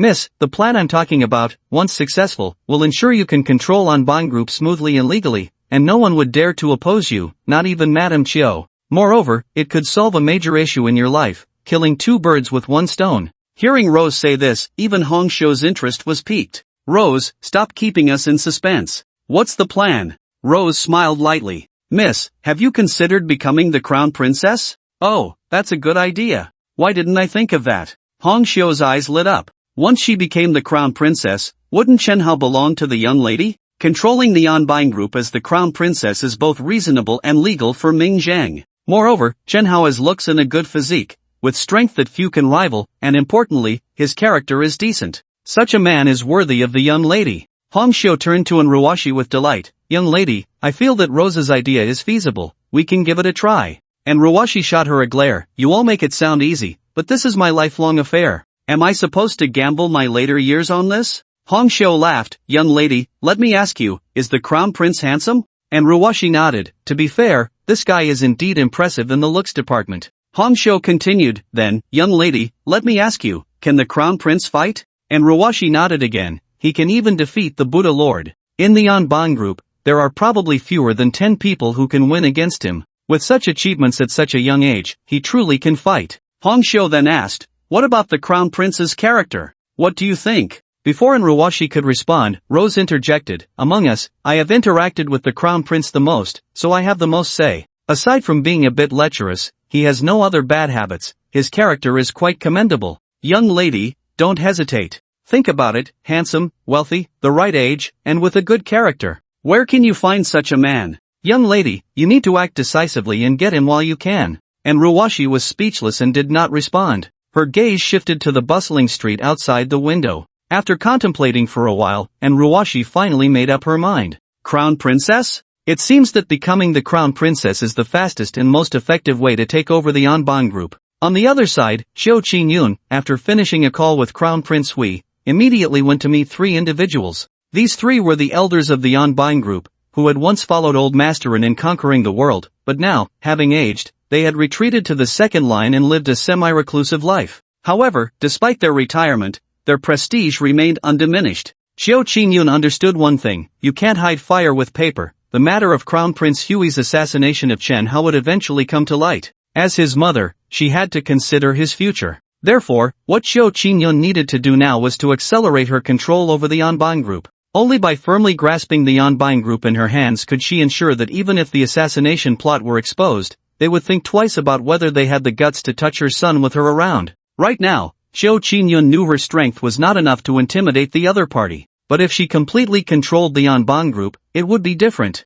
Tomorrow, there will be a good show. Standing on the rooftop of the villa, Xiao Qingyun crossed her arms, a slender cigarette pinched between her fingers. Crown Prince, whether you can get through tomorrow depends on your capabilities. In Mindu Yipin. In the kitchen, Ai Ichian was wearing a white apron, busy preparing lunch. Originally, a simple phone call to the property management could have brought a rich meal over. But in Ai Ichian's words, only by cooking herself could the home have a sense of warmth and feel like a home. Chen Hao was still shirtless, lying on the living room sofa with his back covered in ointment, watching Ai Ichian busy in the kitchen, a happy smile curling at the corners of his mouth. This is what home feels like. Chen Hao walked over to the kitchen and gently hugged her from behind. Wife, what are you cooking? It smells so good? Feeling that Chen Hao was being inappropriate again, Ai Ichian turned around, her delicate hand tapping his forehead. I'm cooking, you go wait outside, it will be ready soon, don't get oil all over yourself. Not afraid. Chen Hao grinned, I'm coming to cook with you. Go outside, rest well, don't move around, be careful not to get your wound dirty. Go out, go out, go out. Ai Ichian firmly pushed Chen Hao out, saying that his hands were meant for great things, and he shouldn't be doing household chores like cooking. Chen Hao, helpless, could only return to the living room. At noon, there were 3 dishes and a soup. Oysters with eggs, steamed base, water spinach, and seafood tofu soup. These were all home-cooked dishes, not extravagant, but it was the warmest meal Chen Hao had had in years. It wasn't just food, it was the feeling of home. Chen Hao cleared the table of food, patted his round belly, and Ai Ichian promptly handed him a tissue. Look at you, your mouth is all messy, wipe it. Chen Hao grabbed her hand and pulled her into his embrace. Ai Ichian sat on Chen Hao's lap, feeling a bit shy. Will you help me wipe? Chen Hao grinned. Ai Ichian's cheeks flushed, her heart racing like a little deer. It was her first time sitting in a man's lap, making her inevitably awkward and shy. However, she didn't pull away, wrapping one arm around Chen Hao's neck. Then she took the tissue and gently wiped the grease from the corner of his mouth.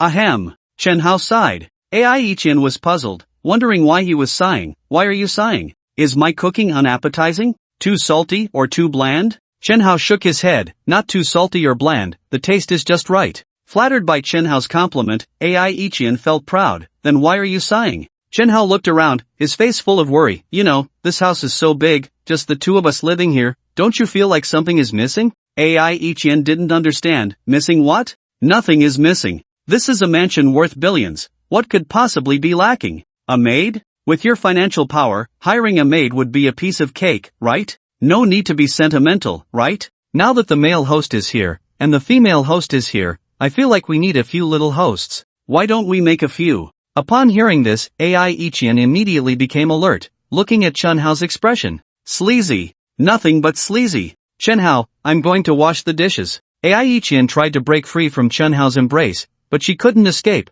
Chen Hao had one arm around her waist, firmly holding her on his lap. After struggling a few times without success, she suddenly realized. How did this guy's hand climb up again? Is it really that fun? Originally, Chen Hao thought the most frustrating thing in life was being interrupted just when he was about to strike gold, like this morning when the knife came. But now, he didn't think so anymore. The most frustrating thing in life was being interrupted again and again before reaching that golden moment. Ding dong, ding dong. On the sofa, Chen Hao suddenly looked up. Was someone else coming? Who the hell is coming at such a timely moment? Is there no room for people to live? The first time was the knife, and this time who was it? Ai Ichian pushed Chen Hao away, straightened her clothes, and seeing his gloomy expression, she held back a laugh. I'll go open the door. Ai Ichian walked over. It was Fu Yichen and Situ Rui who came. The news of Chen Hao's car accident had already spread. These 2 guys had been trying to call Chen Hao, but no one answered. This couldn't be blamed on Chen Hao, his phone was broken in the crash. The phone call didn't go through, which scared them badly, and they immediately rushed to Chen Hao's house. Chen Hao looked at these 2 guys with a gloomy expression. You guys really picked the worst time to come, huh? And they didn't just come, they barged in and refused to leave, claiming they were worried about Chen Hao's injuries. But once they learned that Chen Hao was fine, they insisted on him teaching them how to practice boxing. These 2 guys, after their physical training had increased by 20, had indeed become much stronger. They practiced until nightfall. After Chen Hao finally sent them off, he thought to himself, finally, no one will disturb me now, right? But then, Ai Ichian had actually fallen asleep. Looking at Ai Ichian, who was sound asleep, Chen Hao slowly walked over, gently crawled into the bed, and then softly hugged her from behind. He couldn't bear to wake her up, but just holding her like this was an incredibly comfortable thing. The next day, outside the Mindui Pin building, a row of Range Rovers was parked early on the roadside, each surrounded by 4 stern-looking men in black, drawing the attention of passers-by. Wow, what a big scene!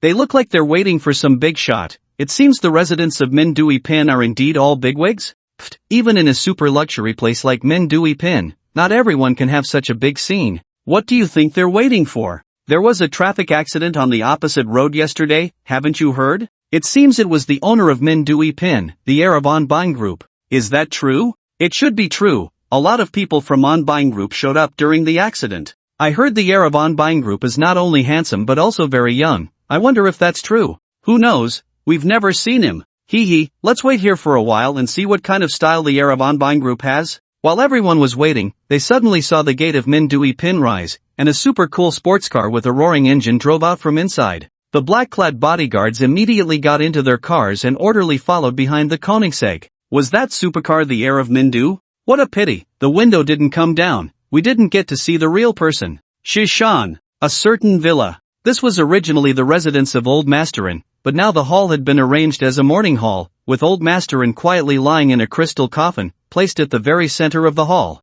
Today was the day of Old Masterin's funeral. Almost all the mid to senior management of Onbang Group had arrived, and with the security personnel maintaining order, there were at least 200 to 300 people from Onbang Group alone. The number of guests was even greater. Old Masterin had dominated Mindu for over 20 years, and his accumulated prestige was nearly unmatched. Even those who hadn't received invitations came to pay their respects. The result was a crowded scene, and with so many people, it was easy for things to go wrong. And Ruwashi and Shou Qinyun immediately dispatched another 100 bodyguards to maintain order. In the hall, there were at least 60 to 70 people. Regardless of gender, everyone was dressed in black suits, with white mourning cloth wrapped around their arms. These were the true upper echelons of Onbine Group, with Ruwashi leading on the left and Shou Qinyun on the right. The two sides were clearly divided, with less than 2 meters between them. When Old Masterin was alive, the two sides were already at odds. Now that he was dead, without his restraint, they became even more reckless. As soon as they met, a verbal spat broke out between them.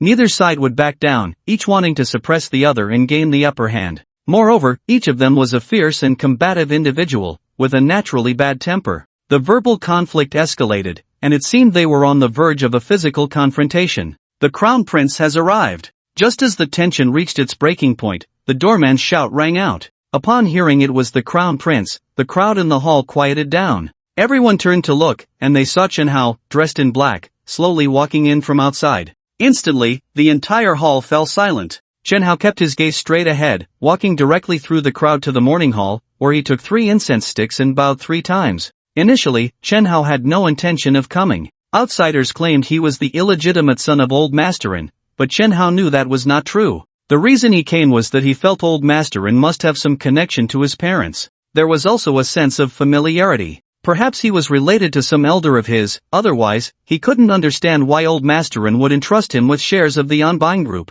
So, Chen Hao came. After paying his respects, Chen Hao turned to leave. As for the conflict between Ruwashi and Shou Qinyun, he couldn't be bothered to get involved. Under the watchful eyes of everyone, Chen Hao left the mourning hall. Just as he stepped out, a nonchalant voice came from the side. Wasn't it said that after yesterday's car accident, he couldn't even leave the house? How come he's full of energy today? That car accident yesterday wasn't staged, was it? Just to incite internal strife within the Onbang Group and reap the benefits? The speaker was a middle-aged man in a black suit, with a white mourning cloth wrapped around his arm. One person nearby was startled by his words and quickly stopped him. Are you trying to get yourself killed? That's the Crown Prince. The man scoffed dismissively. Crown Prince? Just a figurehead. Look at who in the Onbang Group listens to him. Even the only one who listens to him, the Blade, isn't here. What's there to be afraid of? At that moment, Chen Hao shot him a glare. Are you talking about me? The middle-aged man sneered. Whoever had the car accident yesterday, I'm talking about them. Chen Hao walked over, stood in front of the man, and directly grabbed his hair, pushing his head down while bending his right leg and driving his knee upward. With a loud bang, Chen Hao's knee struck the middle-aged man's nose with force. Under the impact, the man felt dizzy, stars dancing before his eyes, barely able to stand. Chen Hao seized his collar and slapped his face. Figurehead? Even in Ruwashi and Madame Chiu have to politely call me Crown Prince. What do you think you are? Today, I'll show you who the true king of the Onbine group is. The middle-aged man clutched his nose, which had collapsed from the blow, blood gushing out. He tried to cover it to stop the bleeding, but even that couldn't stem the flow. The man roared, "You hit me. Do you dare hit me? Do you know who my uncle is?" Chen Hao remained silent, holding onto his collar, and slapped him again. With that forceful hit, several of the man's teeth flew out. After the slap, Chen Hao looked at him. "Your uncle? I don't know him. It seems you still haven't figured out your place." After receiving another slap, the man's anger intensified, his eyes filled with resentment as he glared at Chen Hao, thinking to himself, "Just wait and see, my uncle will make you pay. It seems you still don't know who I am?" Chen Hao slapped him again, this time on the other side of his face, and several more teeth flew out. The commotion drew everyone's attention, and they gathered around to watch. Is someone fighting? Pu Bucheng is getting beaten? Damn, who in the Onbine group dares to hit Pu Bucheng? Who has the guts to do this? It's not about guts, it's simply looking for death. Park Bucheng held a significant position in the Onbine group, and many people from the group wanted to come to his aid when they learned he had been beaten. However, upon seeing that it was the young master teaching someone a lesson, no one dared to step forward. The young master was teaching someone a lesson. Who would dare to help? That would be courting death. Even though the young master was indeed, as Park Bucheng said, a mere figurehead now, he was still the young master, and his status was undeniable. Inside, and Ruwashi and Chiu Qin-yun heard the commotion and came out. After understanding the situation, and Ruwashi shook her head in disbelief. Who would provoke the young master in this situation? Is Park Bucheng out of his mind? Meanwhile, a strange smile crept onto Chiu Qin-yun's lips, one that outsiders couldn't detect. It seemed a good show was about to unfold. Chen Hao slapped Park Bucheng twice, leaving him dizzy and spitting blood, but not enough to knock him out. However, even after those two slaps, Park Bucheng remained defiant, glaring at Chen Hao as if he wanted to eat him alive. Just wait and see, my uncles will be here soon. Let's see if you can still be so arrogant then. Make way, make way. Don't block the path, Master Park is coming. At that moment, a voice rang out from the crowd, and everyone parted to reveal three elderly men, at least in their 60s or 70s, hurrying over. Upon seeing these three men, everyone greeted them respectfully. Uncle Park. Uncle who? Uncle Son. Even in Ruwashi had to call them uncles. These three men had once followed Old Masterin into battle, sharing life and death together. The glory of the Onbine group today was partly due to their contributions. Years ago, when Old Masterin came to Mindu to establish his power, he founded a gravel pit. To expand his influence, he constantly clashed with competitors, and many of his entrepreneurial brothers died, leaving him alone. When he was at his wits' end, a young couple extended a helping hand, providing him with substantial financial support and guiding him on a path forward. With money, Old Masterin began to recruit soldiers, and these three were among those who joined at that time. Of course, they were not the only ones. A total of 8 were recruited, known in the rivers and lakes of Mindu as the 8 Great Kings of Onbong. However, after so many years, some of the once feared 8 Great Kings had died in battle, some from illness. Now, only Park, Hu, and Son remained alive. Although these three were now elderly and had long since retired to live a secluded life enjoying their twilight years, their status as brothers of Old Masterin still commanded great respect within the group. Even in Ruwashi and Chiu Qin-yun had to give them some face. Seeing his uncles arrive, Park Bucheng immediately showed a look of joy. Second uncle, look at what they've done to me. You have to stand up for me. Park Bucheng, having lost several teeth and with a swollen face, spoke with difficulty. Park Changfan was the most respected among the three elderly men. As he approached and saw his nephew's swollen cheeks and bloodied mouth, with several teeth scattered on the ground, he felt extremely uncomfortable. Even when beating a dog, one must consider its owner, let alone, he is my own nephew. How could they not take me seriously? Young master, these three were once followers of Old Masterin, and they are senior figures in the group. Wu Yufeng came over and quietly introduced to Chen Hao. Although they are no longer involved in the company's affairs, their prestige is extremely high. Sometimes even the young lady and the madam find it hard to go against their wishes. The one you beat, Park Bucheng, is the direct nephew of Master Park. This old fellow is not someone to be trifled with. Wu Yufeng was reminding Chen Hao that these three old fellows were not to be trifled with. In other words, it was best to avoid provoking them if possible. However, Chen Hao was unconcerned, a cold smile curling at the corners of his mouth. No wonder Park Bucheng is so arrogant. it turns out he has an elder's uncle behind him. But so what? Park Changfan, the oldest and most respected of the three elders, glared at Chen Hao with displeasure. I am Park Changfan. Are you the newly appointed prince? Hearing the name Park Changfan nearly made Chen Hao burst out laughing. Pimp? Unable to get laid? This family has some bizarre naming conventions. Chen Hao did not directly answer the question but instead said, do you have something to discuss with me? Yes, I want to ask you. Park Changfan leaned on his cane, pointing at Park Bucheng, but was interrupted by Chen Hao. Whatever it is, we can talk after I finish what I'm doing. Chen Hao did not give him a chance to continue. This made Park Changfan even more irritated. Did he not know that interrupting someone was very impolite? However, what infuriated him even more was that, under the shocked and incredulous gazes of everyone, Chen Hao once again grabbed Park Bucheng by the collar and delivered a right hook straight to his chin. With that punch, Park Bucheng's mind went blank, and he fainted instantly. The onlookers were left dumbfounded, unable to react for a long while. Meanwhile, Chen Hao seemed unfazed, first tidying up his slightly disheveled clothes before looking back at Park Changfan with a faint smile. By the way, you wanted to say something earlier, now you can go ahead. Looking at the motionless Park Bucheng on the ground, Park Changfan's eyelids twitched with anger. Chen Hao's behavior was not just dismissive, it was clearly a provocation. If he hadn't been there, it would have been one thing for Chen Hao to teach Park Bucheng a lesson. But now that he was present, and Chen Hao still dared to act, what else could it be but a challenge? After years of navigating society, with one foot already in the grave, would he really be afraid of a rookie like Chen Hao? Good, very good. Prince, let me ask you this. Are you really the illegitimate son of old Masterin? Old who, old son, and I have followed Brotherin for so many years and have never heard of him having an illegitimate son? As Park Changfan spoke, his peripheral vision involuntarily glanced towards Zhou Qingyun. The notion that Chen Hao was old Masteran's illegitimate son was merely speculation among the group insiders. Yes, speculation. There was no substantial evidence to prove it. If Chen Hao was not old Masteran's son, then his status as prince was false, and he would have no right to inherit the Onbine group. His words reminded everyone. Yes, is the prince really the prince? I also find it strange. I had never heard of a prince in the group before, and suddenly he just appeared. I have my doubts too. Old Masterin had no children. Having a son would be quite normal, right? Then why is it only now that people are finding out? Don't you know that many wealthy or powerful people don't like their children being exposed? They fear being targeted. Old Masterin has been in Mindu for so many years and has many enemies.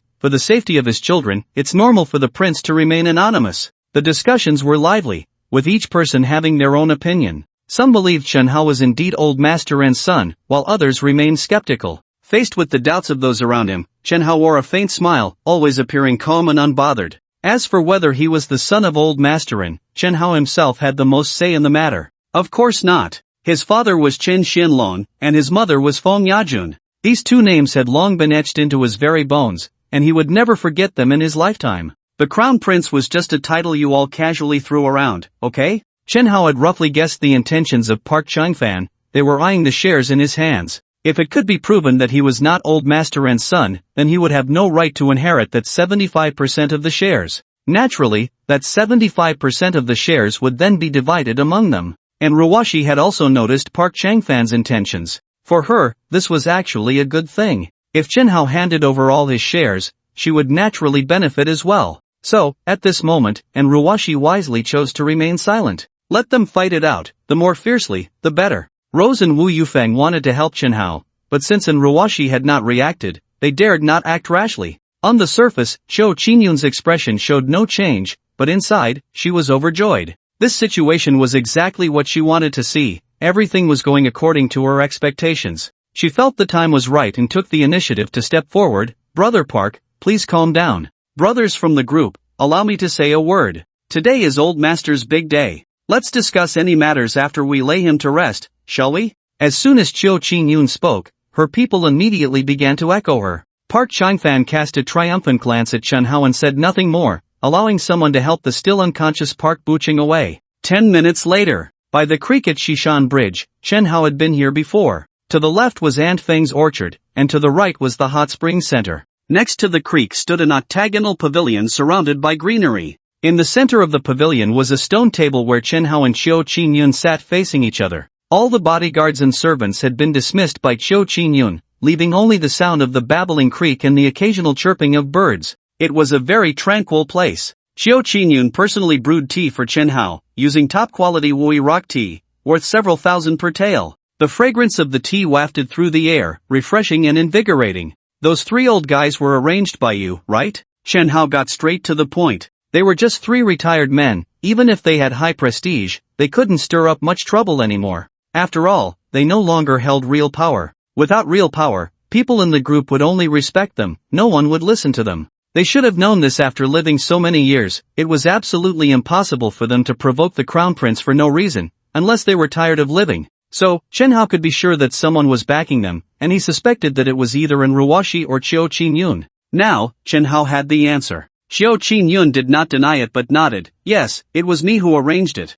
Xiao Qingyun stood up and placed a cup of tea in front of Chen Hao. The table was a bit wide, so she had to lean forward to set the cup down. Today, she was dressed relatively conservatively, a black blazer with a black shirt underneath, the shirt only unbuttoned at the top. However, as she stood and leaned forward, the collar opened up, facing Chen Hao directly. From Chen Hao's angle, through the open collar, an enticing view was laid bare. It was black. No lace trim. Soft and delicate, the kind that one hand could never grasp. Don't be fooled by the fact that Xiao Qingyun has already passed 40 and is no longer young. Time has not left too many marks on her. On the contrary, due to the accumulation of experience, she possesses a mature charm that a young girl could never have. Moreover, this woman is exceptionally beautiful. If it weren't for everyone knowing she was the woman of Old Masterin, no one would dare pursue her. Otherwise, with her looks and demeanor, she would undoubtedly have countless suitors. Xiao Qingyun did not notice that she had quietly given Chen Hao a wave of benefits. After sitting back in her seat, she poured herself a cup of tea and said, "Crown Prince, this tea tastes good, give it a try."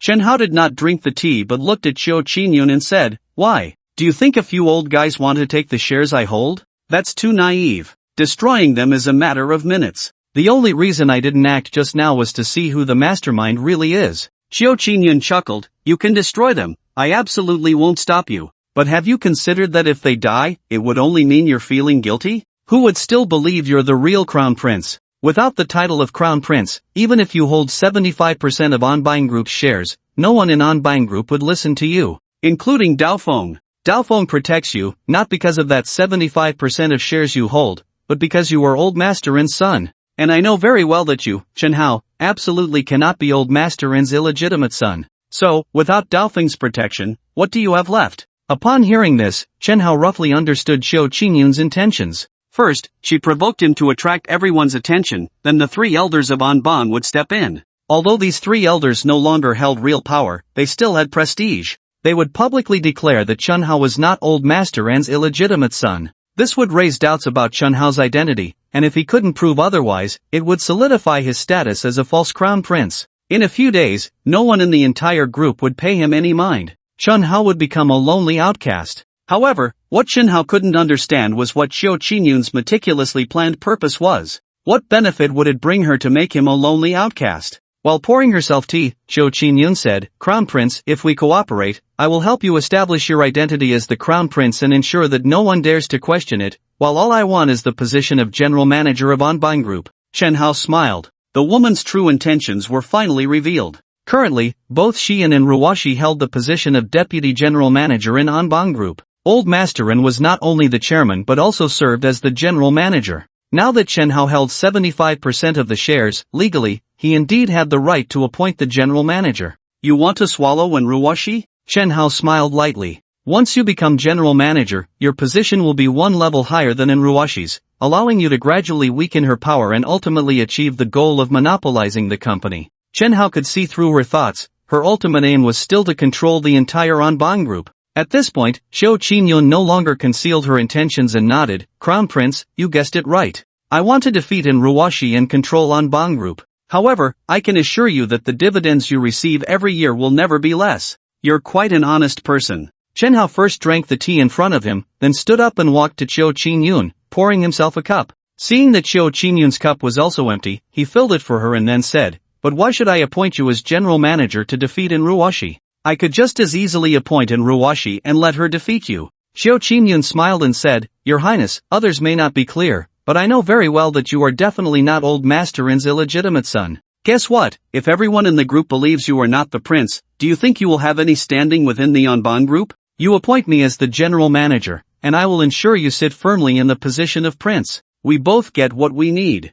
Chen Hao smiled lightly. Then I would like to know, on what basis do you say I am definitely not old Master Ren's illegitimate son? Chen Hao certainly knew he wasn't, but how did Xiao Qingyun know? Because old Master Ren is incapable. Back when he was 30, old Master Ren was just a street thug. During a conflict, he was kicked in such a way that he became completely impotent from that moment on. Perhaps you will ask, if he is impotent, why does he still seek so many lovers? It's just to throw people off the scent. Very few people outside know about this, but how could I, who share a bed with him every day, not know? He was impotent at 30, which was 30 or 40 years ago, and how old are you? You're just in your early 20s, so you absolutely cannot be his illegitimate son. Chen Hao, you and I will cooperate. You appoint me as your general manager in your capacity as the largest shareholder, and I will ensure you solidify your position as the prince, with dividends that won't be shortchanged. You won't lose in this deal. Chen Hao stretched comfortably. What if I say no? Chen Hao, you should know that the entire group is already discussing whether you are the prince of On-Buying Group.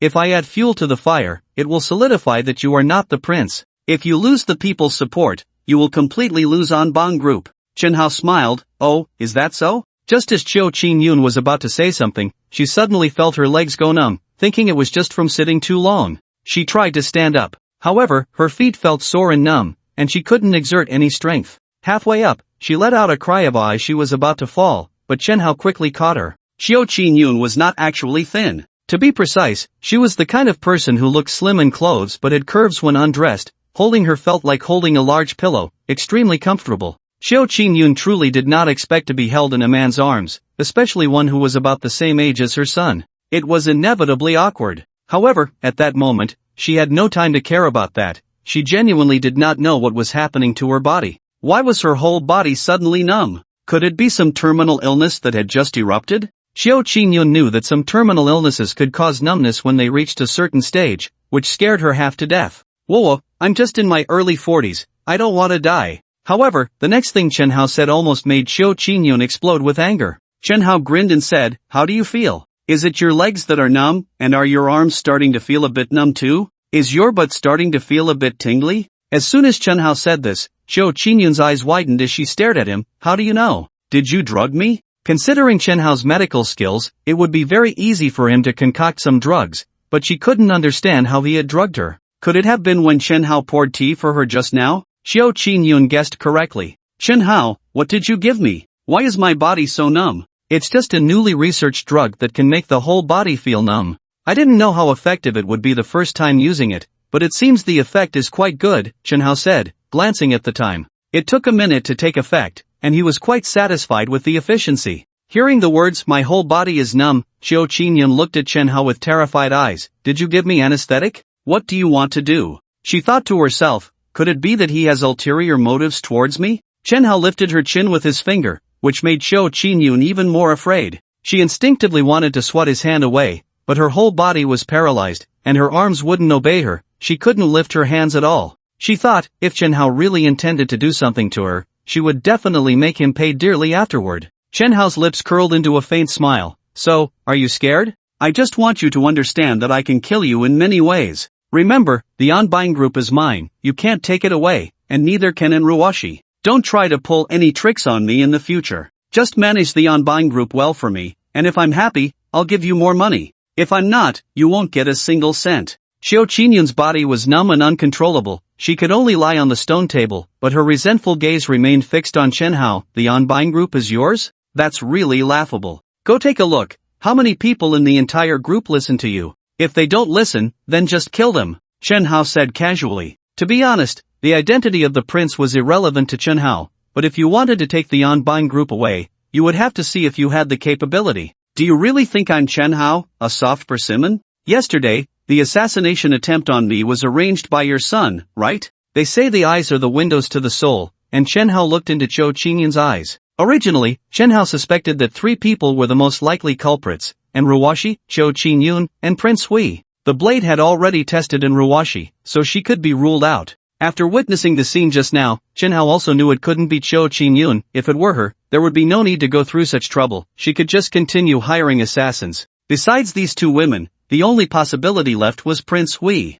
I don't know what you're talking about. My son wouldn't dare to kill a chicken. How could he arrange for someone to assassinate you? Xiao Qingyun tried to maintain her composure while speaking, but the fleeting panic in her eyes made Chen Hao realize it was indeed Prince Hui's doing. A cold smile crept onto Chen Hao's lips. Then, he laughed. Hey, you're just leaving like that? What am I supposed to do? Chen Hao couldn't be bothered to respond to her. After a few minutes, Xiao Qingyun's body slowly regained sensation, and before long, she was back to normal. She couldn't help but break into a cold sweat, wondering what would have happened if he had really done something excessive to her. Then, Xiao Qingyun bitterly smiled, to think she was teased by a little guy the same age as her son. Prince, please wait. Just as Chen Hao came out from Xishan Bridge, Rose walked up to him, followed by Wu Wanqing. The moment Chen Hao saw Wu Wanqing, he instinctively glanced at the left side of his chest. It was the same size as the right side. No need to guess, he knew it was padded. Don't say anything yet. Let me guess your purpose for finding me. Is it that your young lady wants to see me? Chen Hao said.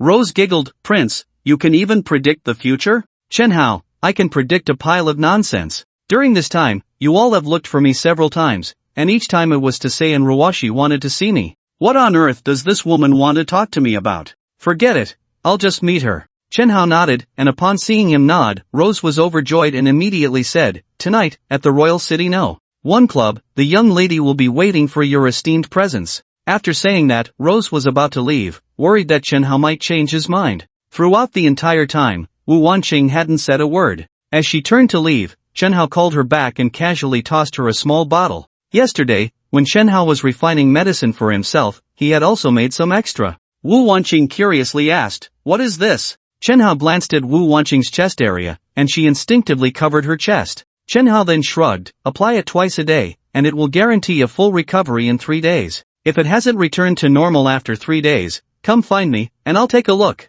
Traditional Chinese massage can also help restore it. Upon hearing the words traditional Chinese massage, a charming blush immediately spread across Wu Wanqing's stunning face. No, wouldn't that involve hands-on manipulation? Meanwhile, Chen Hao hummed a little tune and left. Mei Guo felt it was strange. Why was the prince delivering medicine to Wu Wanqing? Could there be something going on between these two? She thought to herself, Wanqing, the prince is a gentleman, you can't be the third party. After leaving Xishan, Chen Hao made a call to Situ, informing him that the one who attempted to assassinate him was Prince Hui. Situ was furious upon hearing this. He pounded his chest and vowed to turn Min Du upside down to find Prince Hui. Just after finishing the call with Situ, Chen Hao's phone rang again, displaying the caller ID, Yang Mimi. She had been away from Min Du for several days, and he missed her. Mimi, my dear, I miss you. Miss me? I don't believe it. You must be in some woman's warm embrace right now. Are you jealous?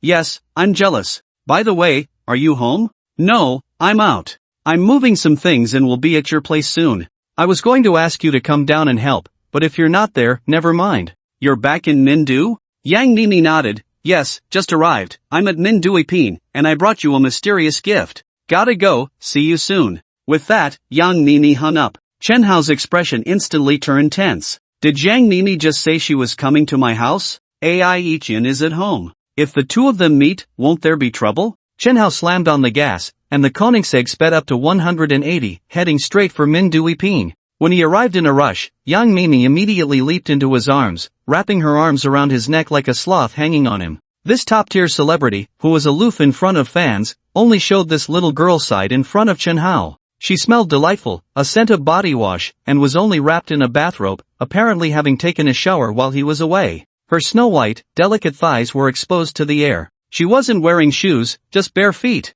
Where's Ai Ichian? Did she leave? Not seeing Ai Ichian, Chen Hao breathed a sigh of relief. She must have left after he did in the morning. Chen Hao supported Yang Mimi's perky bottom with both hands to prevent her from falling. He carried her all the way to the sofa. After a passionate kiss, Yang Mimi said, I can only stay in Min Du for 6 hours. I have a flight at 5 in the evening to record a variety show in Modu. Hearing that there were only 5 hours left, Chen Hao felt genuinely disappointed. He wanted to spend a few more days with her. It seemed impossible now. Yang Mimi got off Chen Hao and noticed 2 large cardboard boxes in the living room. Chen Hao was curious if this was the mysterious gift she brought. What could it be? Yang Mimi blushed slightly. Why don't you open it and see? Chen Hao walked over and opened the box. To his surprise, it was a chair, or rather, it didn't quite look like a chair, it resembled a rocking chair. This left Chen Hao bewildered. It was such a strange chair that sitting on it was uncomfortable, and lying down was impossible. There was also a manual inside the box.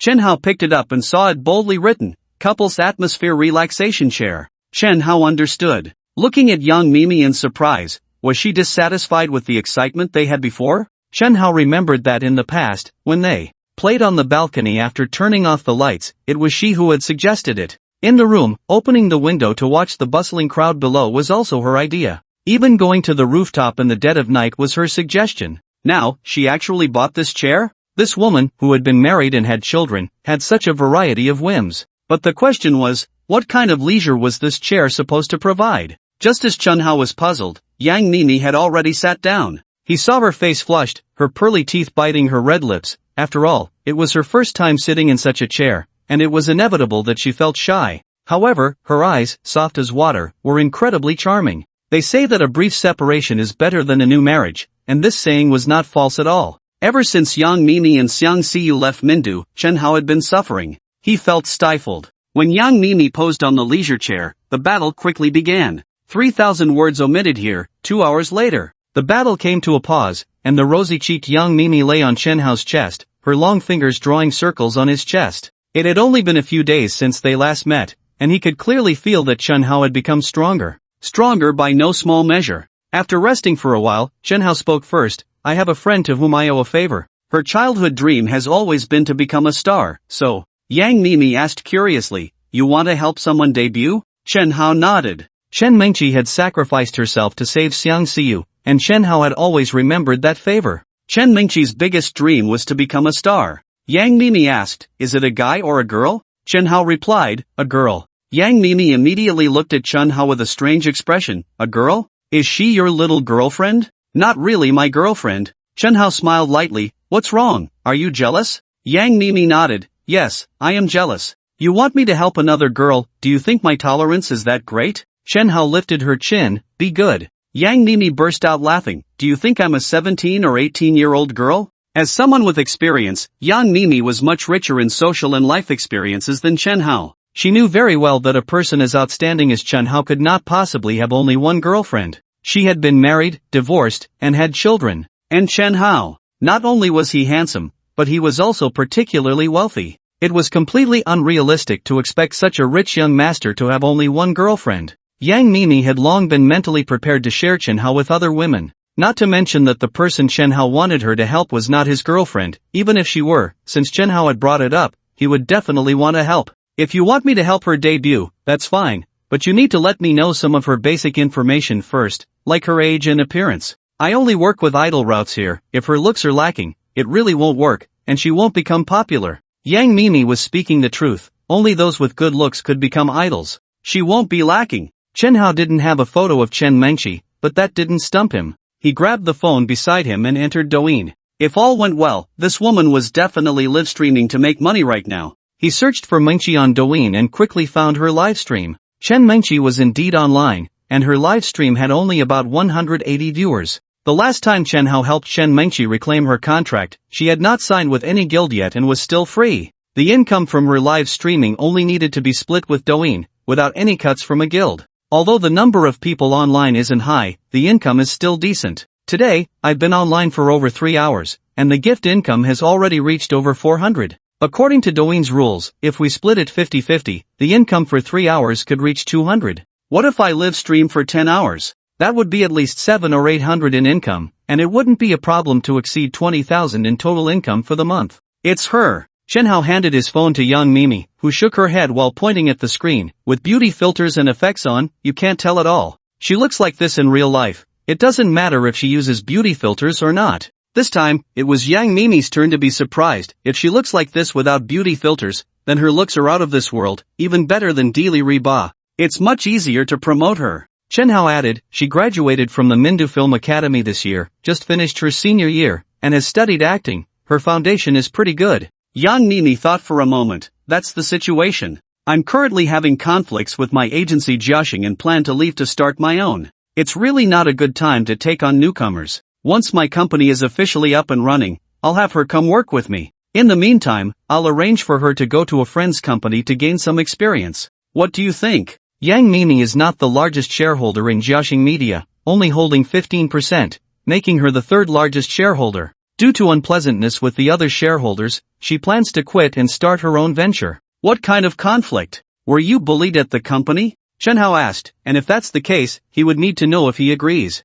It's not bullying, but working with them has been exhausting, and in the end, they take the lion's share. I'm a bit unwilling, so I've decided to go solo. If you agree with what I just said, I can contact my friend in Mindu right now. Yang Mimi plans to have Chen Mengqi train at her friend's company for a while, and once her own company is established, she will have Chen Mengqi sign with her. The entertainment industry is a mixed bag. Without someone to back you up, it's a bit concerning. A few months can bring about too many changes. Forget it, let's skip the training. Once your company is up and running, you can just bring her over, it won't take much time anyway. Your company is almost ready, right? Yang Mimi nodded. It should be quick, 1 or 2 months at most. If it drags on, 3 to 5 months. I want to establish the company as soon as possible, and once it's set up, I'll sign Mengqi. I guarantee she'll be even more popular than I am. Chen Hao pulled her into his arms. Wife, thank you. Yang Mimi's delicate hand tapped his forehead. Why are you being so polite with me? Chen Hao grinned. Indeed, saying thank you felt a bit distant.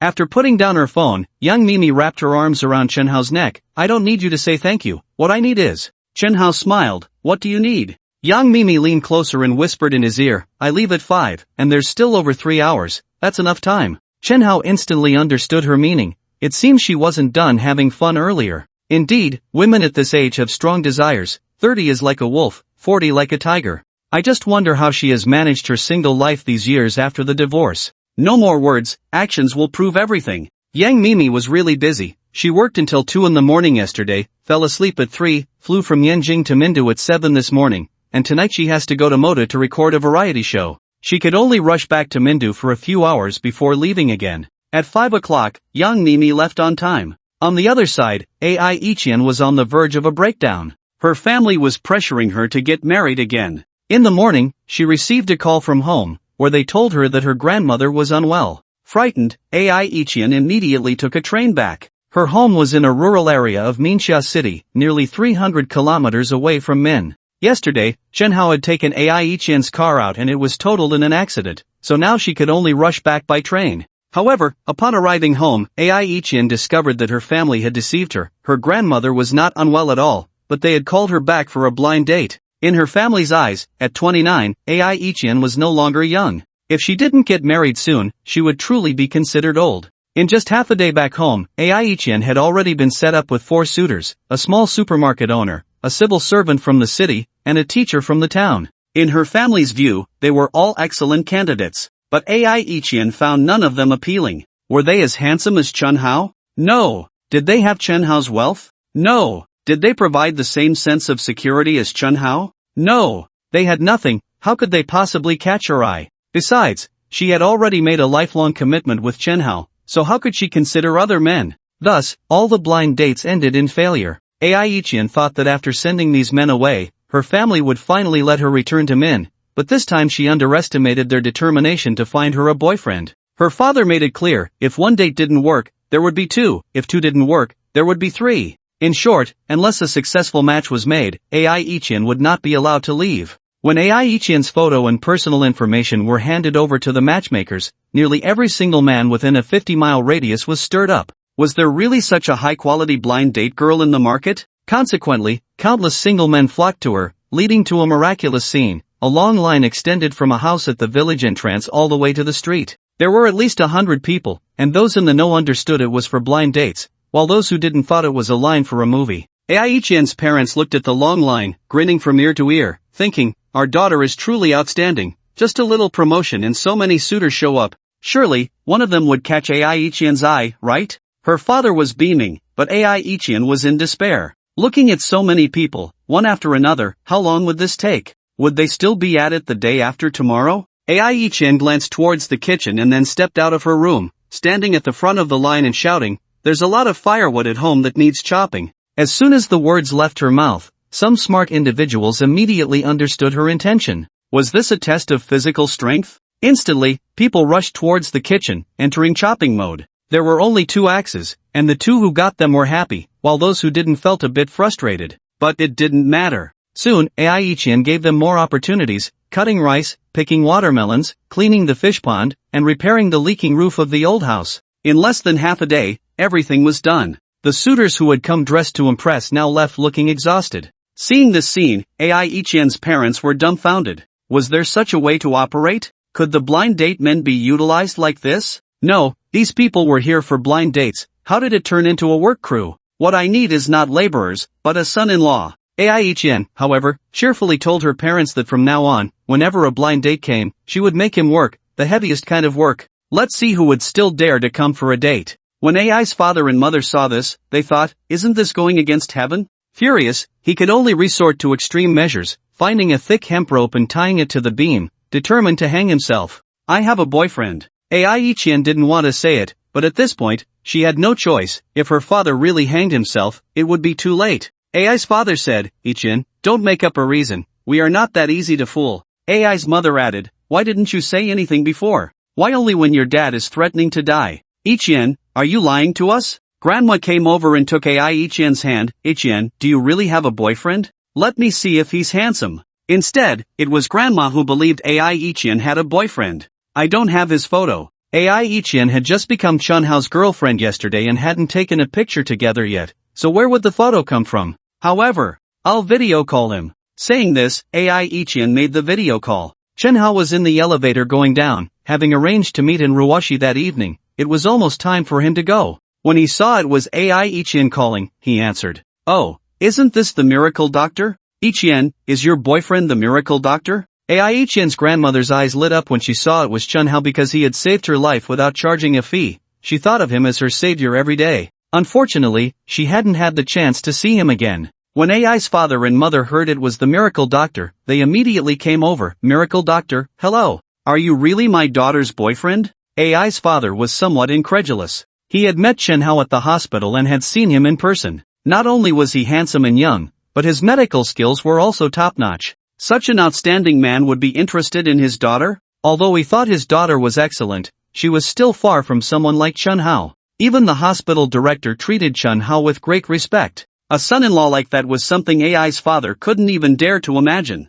Chunhao greeted them warmly, uncle, auntie, grandma, hello. Yes, I am Ichien's boyfriend. Ai's father still had some doubts, thinking, could it be that he and Ichien had already conspired to fool us? He immediately said, it's like this, miracle doctor, do you have time to come to our house? You cured Grandma Ichien, and we haven't had the chance to thank you yet. Ai's father thought to himself, if you don't dare to come, then it must be fake. Ding, mission released, agree to Ai's father's request and go to the Ai family in Ningxia City. After completing the mission, you will receive 100% shares of the Shangruman Group. Hearing the system's voice, Chunhao was delighted. Going to his girlfriend's house actually came with a reward? That's great. Thank you for the invitation, Uncle Ai. I'll come over tomorrow. Seeing Chunhao agree so readily without hesitation, Ai's father became exceptionally excited. The Ai family had found such an impressive son-in-law. This was like smoke rising from their ancestral grave. Ai Ichien took the phone from Ai's father's hand and walked aside. Chunhao, are you really coming?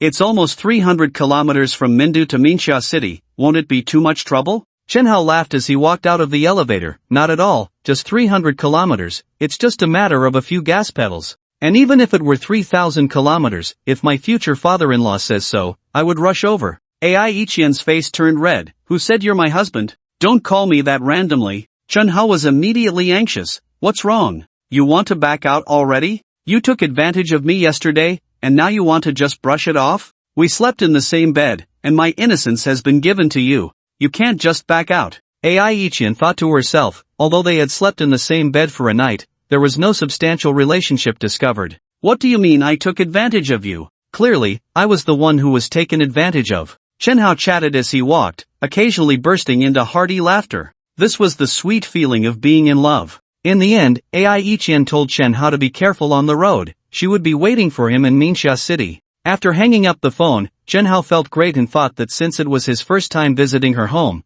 he couldn't go empty-handed. He planned to go to the supermarket in the morning to buy some things. But then his expression darkened. There was a guy sitting on the hood of his Bugatti, silently smoking a cigarette. When the man noticed Chunhao, he jumped down from the hood. He had a stern face and a buzz cut. He was nearly 6 feet tall. Zhao Yong? The three recognized masters of Onbine Group were Blade, Red Sleeve, and this man, Xiao Qinyan's bodyguard, Zhao Yong. On the surface, Blade was the top master of Onbine Group, but Zhao Yong had always been unconvinced. the two had never fought, so why should he be considered the top master? This was a man who dared to challenge Blade, so his strength was evident. Chen Hao knew that this guy coming to find him would definitely not bring any good news. Could it be that Qiu Qingyun sent him to silence him? There was that possibility. So, Chen Hao quietly became vigilant. What did you do to Madame Qiu this morning? Zhao Yong asked coldly as he approached. In the morning, Qiu Qingyun had arranged to meet Chen Hao at Shishan Bridge, and Zhao Yong along with the servants had been dismissed by her.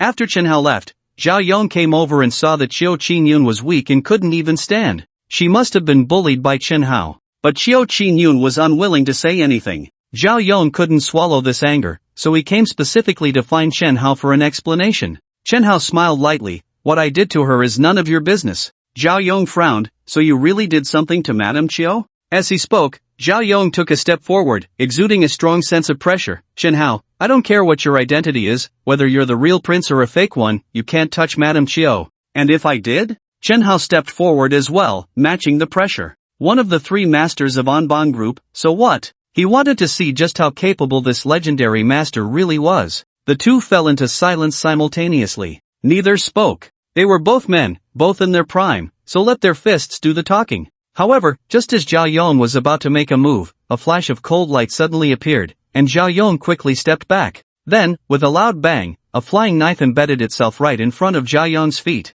This was on a concrete surface, and the fact that the knife could penetrate it showed just how much force it had. Zhao Yong frowned. Even without looking, he knew Blade had arrived. Blade stepped down from a Hummer not far away. Ever since the last time Chen Hao was attacked, he had felt guilty, believing it was his failure to protect Chen Hao that had let down his adoptive father. So, he silently vowed to protect Chen Hao, the only heir of his adoptive father. Blade, this is between me and Chen Hao, you'd better not interfere. Zhao Yong glared at Blade as he approached. The Blade walked straight over, bent down to pull the flying knife from the ground, and calmly looked at Zhao Yong. If you want to touch the prince, you should first ask if the flying knife in my hand agrees. Blade, do you think you can protect Chen Hao? You can try. I heard you are the best in the Anbang Group. I, Zhao Yong, am the first to disagree. You're just in time, let's have a competition. Zhao Yong's fighting spirit was rising continuously. He knew very well Blade's character. Since he had decided to protect Chen Hao, it was impossible for him to touch Chen Hao before defeating him. Moreover, Zhao Yong had originally wanted to challenge Blade. Since there was no better day than today, he would resolve both matters at once. Let's compete, then let's compete. I also want to see whether your swift knife is better or my flying knife is better. Seeing that a fight was about to break out, Chen Hao stepped aside, lit a cigarette against the wind. Such an opportunity to witness a duel between two legendary masters was rare. However, just when Chen Hao thought the final duel was about to unfold, Zhao Yong's phone in his pocket rang. It was a call from Qiu Qingyun. After answering the call, Zhao Yong said nothing and hurriedly left Blade behind. The fight didn't happen. The good show was gone, and Chen Hao felt a bit disappointed. In the villa, at Qiu Qingyun's home, the more Qiu Qingyun thought about it, the more afraid she became. She had witnessed Chen Hao's methods. He had silently poisoned her. In a state of complete paralysis and loss of consciousness, Chen Hao could do anything he wanted to her. This feeling of being at the mercy of others, helpless, left Qiu Qingyun with a lingering fear. This time, Chen Hao spared her. But what about next time? Moreover, Qiu Qingyun always felt that Chen Hao already knew that the mastermind behind the assassination was Prince Hui, which made her even more worried. Once Chen Hao found Prince Hui, with his character, he would definitely not let Prince Hui live. Min Du was no longer safe, he had to be moved out. Qiu Qingyun finally made up her mind to send Prince Hui away. Madam, the boat is ready. Let the young master secretly board tonight, leave Min Du, and then go abroad. I have already made arrangements overseas, Foe said as he walked in. Some time ago, Foe had been injured by Chen Hao, but after a period of treatment, his wounds had mostly healed. Qiu Qingyun trusted Foe's abilities. She then called Prince Hui, telling him not to go anywhere and to wait in the villa. She would arrive shortly and take him away from Min Du that night. After Zhao Yong arrived, Qiu Qingyun set off directly to Prince Hui's hiding place. What Qiu Qingyun did not expect was that she had already been targeted. Zhang Shanshan, an old classmate of Chen Hao who became a paparazzo after graduation,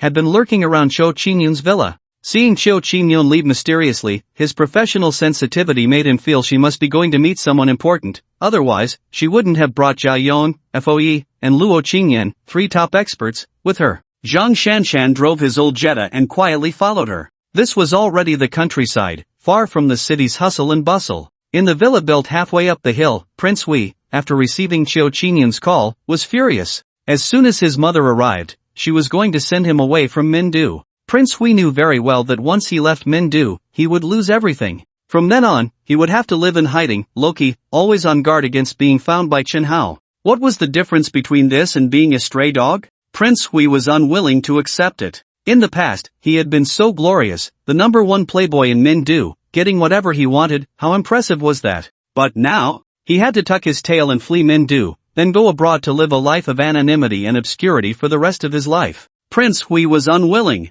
but what could he do? His mother was about to arrive. If you want to stay in Mindu, it's not impossible. Nichuan Gangsaka and Xia Yuding were beside Prince Hui, with Xia Yuding peeling an apple that had been transported from Mount Fuji. She still preferred the apples from her hometown. Hearing this, Prince Hui immediately perked up.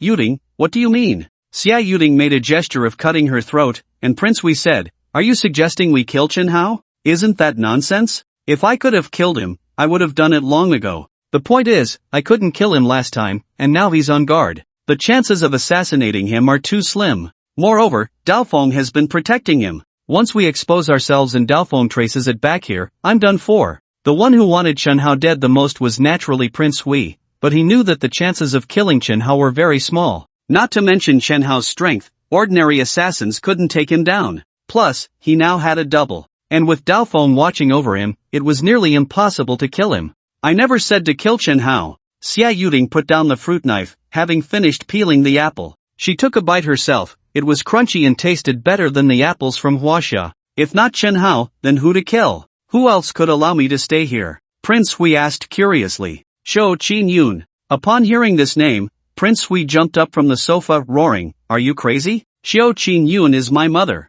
Are you asking me to kill my mother? Are you all insane? Your mother must die. Xia Yuding revealed a cold smile. Originally, he and Nichuan Gangsaka's plan was to help Qiu Qinyan defeat Enruwashi, allowing her to inherit the Anban group, and then find an opportunity to kill Qiu Qinyun, so Prince Hui could smoothly take over the Anban group. By controlling Prince Hui, they would effectively control the Anban group. This way, the Anban group would fall into their hands, but then Chen Hao appeared out of nowhere, completely disrupting their plan. So, they had to revise their strategy. Prince Hui absolutely could not leave the country. As long as he left Mindu, this pawn would lose all its value, and obtaining the Anban group would become impossible. Therefore, they could not let Prince Hui leave. Prince Hui, once your mother is dead and the blame is placed on Chen Hao, do you think your mother's subordinates will spare him? At that time, when you call out, your mother's old subordinates will definitely listen to you. Then you can take revenge for your mother and justifiably go to war against Chen Hao, and we will secretly help you eliminate him.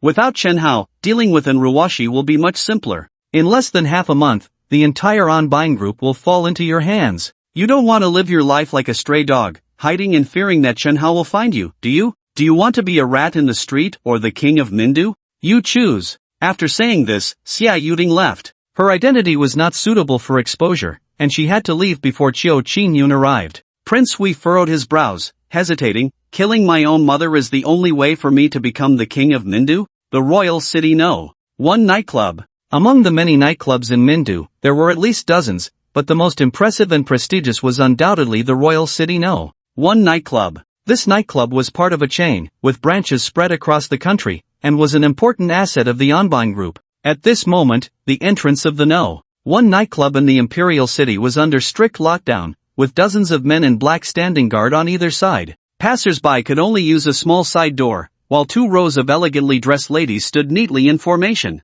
Rose and Wu Wanqing stood at the entrance. It was clear that they were waiting for some important figure to arrive. Both pedestrians on the street and patrons of the nightclub couldn't help but stop and watch, curious about the grand display and who could possibly be arriving. Was it the president of the Min Capital Chamber of Commerce? The richest person? Or perhaps a political bigwig? It seemed unlikely. These big shots usually kept a low profile when visiting such places, fearing attention, so it didn't make sense to have such a grand welcome. Before long, boom, boom, boom. The roar of an engine, like a wild beast, approached from afar. Rose looked up, and the silver supercar speeding down the road appeared like a dazzling bolt of lightning in the night sky. It's here! Rose's face lit up with joy. Wu Wanqing's expression was somewhat complicated. Ever since she had been beaten by Chen Hao over half a month ago and had not healed properly even after going to the hospital, Chen Hao had given her a patch during the day to apply. She had only used it once, but the effect was quite remarkable. It actually started to grow.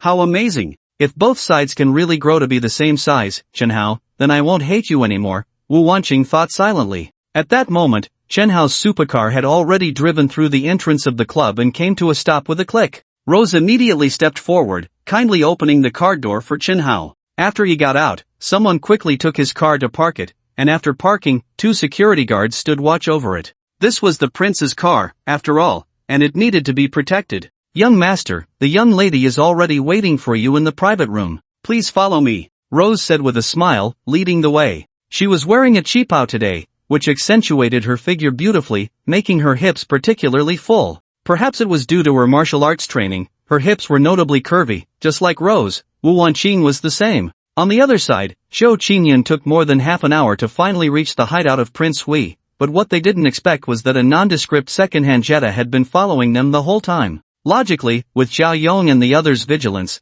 they should have noticed someone tailing them. But who was Zhang Shanshan? Years of being a paparazzo had honed her skills in tracking and secretly photographing. If she didn't have these skills, how could she possibly capture the private moments of those stars and big bosses? So, she managed to follow them for over half an hour without Zhao Yong and the others noticing. After Zhou Qinyun and the others got out of the car, they crossed the front yard and directly entered the living room. The house had been bought quite some time ago and was already over 17 or 18 years old. At that time, it could definitely be called a mansion. Not only was it spacious, with the living room alone over 100 square meters, but there was also a yard of over 300 square meters outside. Prince Hui sat alone in the living room, looking somewhat dazed, lost in thought, struggling with whether he should heed Yu Ting's advice and take action against his mother. He was so absorbed in his thoughts that he didn't even notice when Zhou Qinyun, Zhao Yong, Foi, and Luo Qingqing entered until Zhou Qinyan called out to him, snapping him back to reality. Ah Hui, Chenhao likely already knows that you arranged for someone to assassinate him.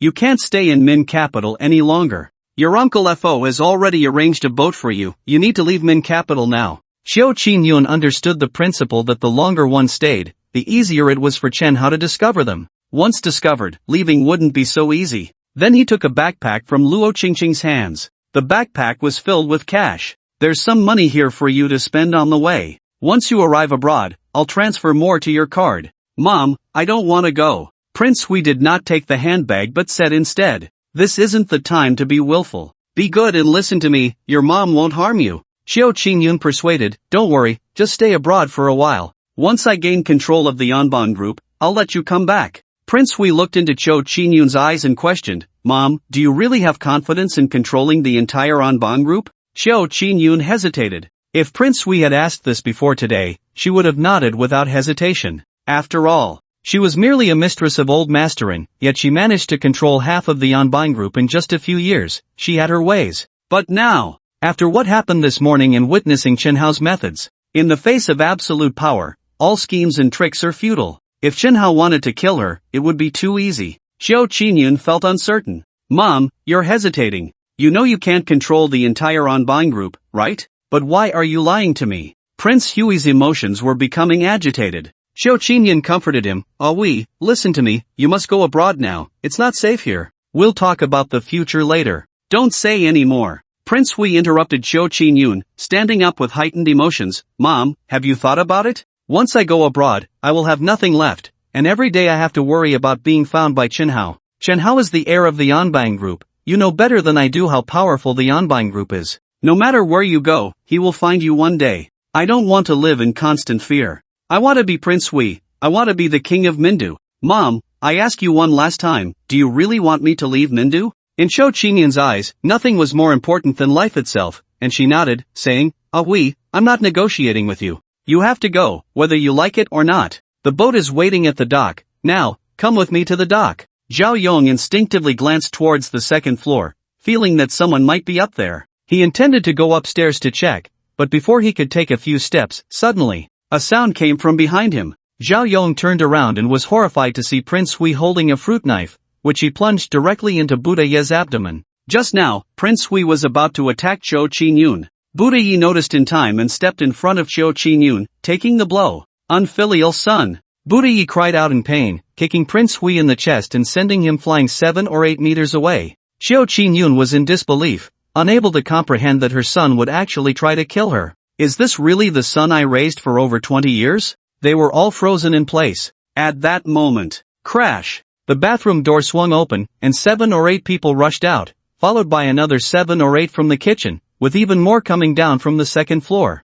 There were at least 30 or 40 of them. They were all dressed in black, masked, wielding gleaming dongyang sabers. Bang! At this moment, the main door of the hall was heavily shut, and Prince Hui got up from the ground, blood at the corner of his mouth, his eyes bloodshot and wild, glaring at Xiao Qingyun like a beast. Mom, I said I wouldn't leave. If you insist that I go, then I can only say I'm sorry. Luo Qingyan bent down to pick up the blood-stained fruit knife from the ground, gripping it tightly in her hand, then raised her hand to shield Xiao Qingyun, while Budayi clutched his abdomen, a murderous intent rising, and Zhao Yong's expression was extremely grave. They all knew that a bloody battle was inevitable. Outside the villa, on the road, in the Jetta, the car had already turned off. The window on the passenger side was rolled down just enough to stick out a pair of binoculars. As a professional paparazzo, a high-definition pair of binoculars was standard equipment. But as Zhang Shanchan watched, something felt off. How could so many men in black suddenly appear inside, and the gate was closed? Zhang Shanchan felt something was amiss, got out of the car, and, taking advantage of the night, stealthily circled around the front garden, hiding under the villa's window to eavesdrop and spy.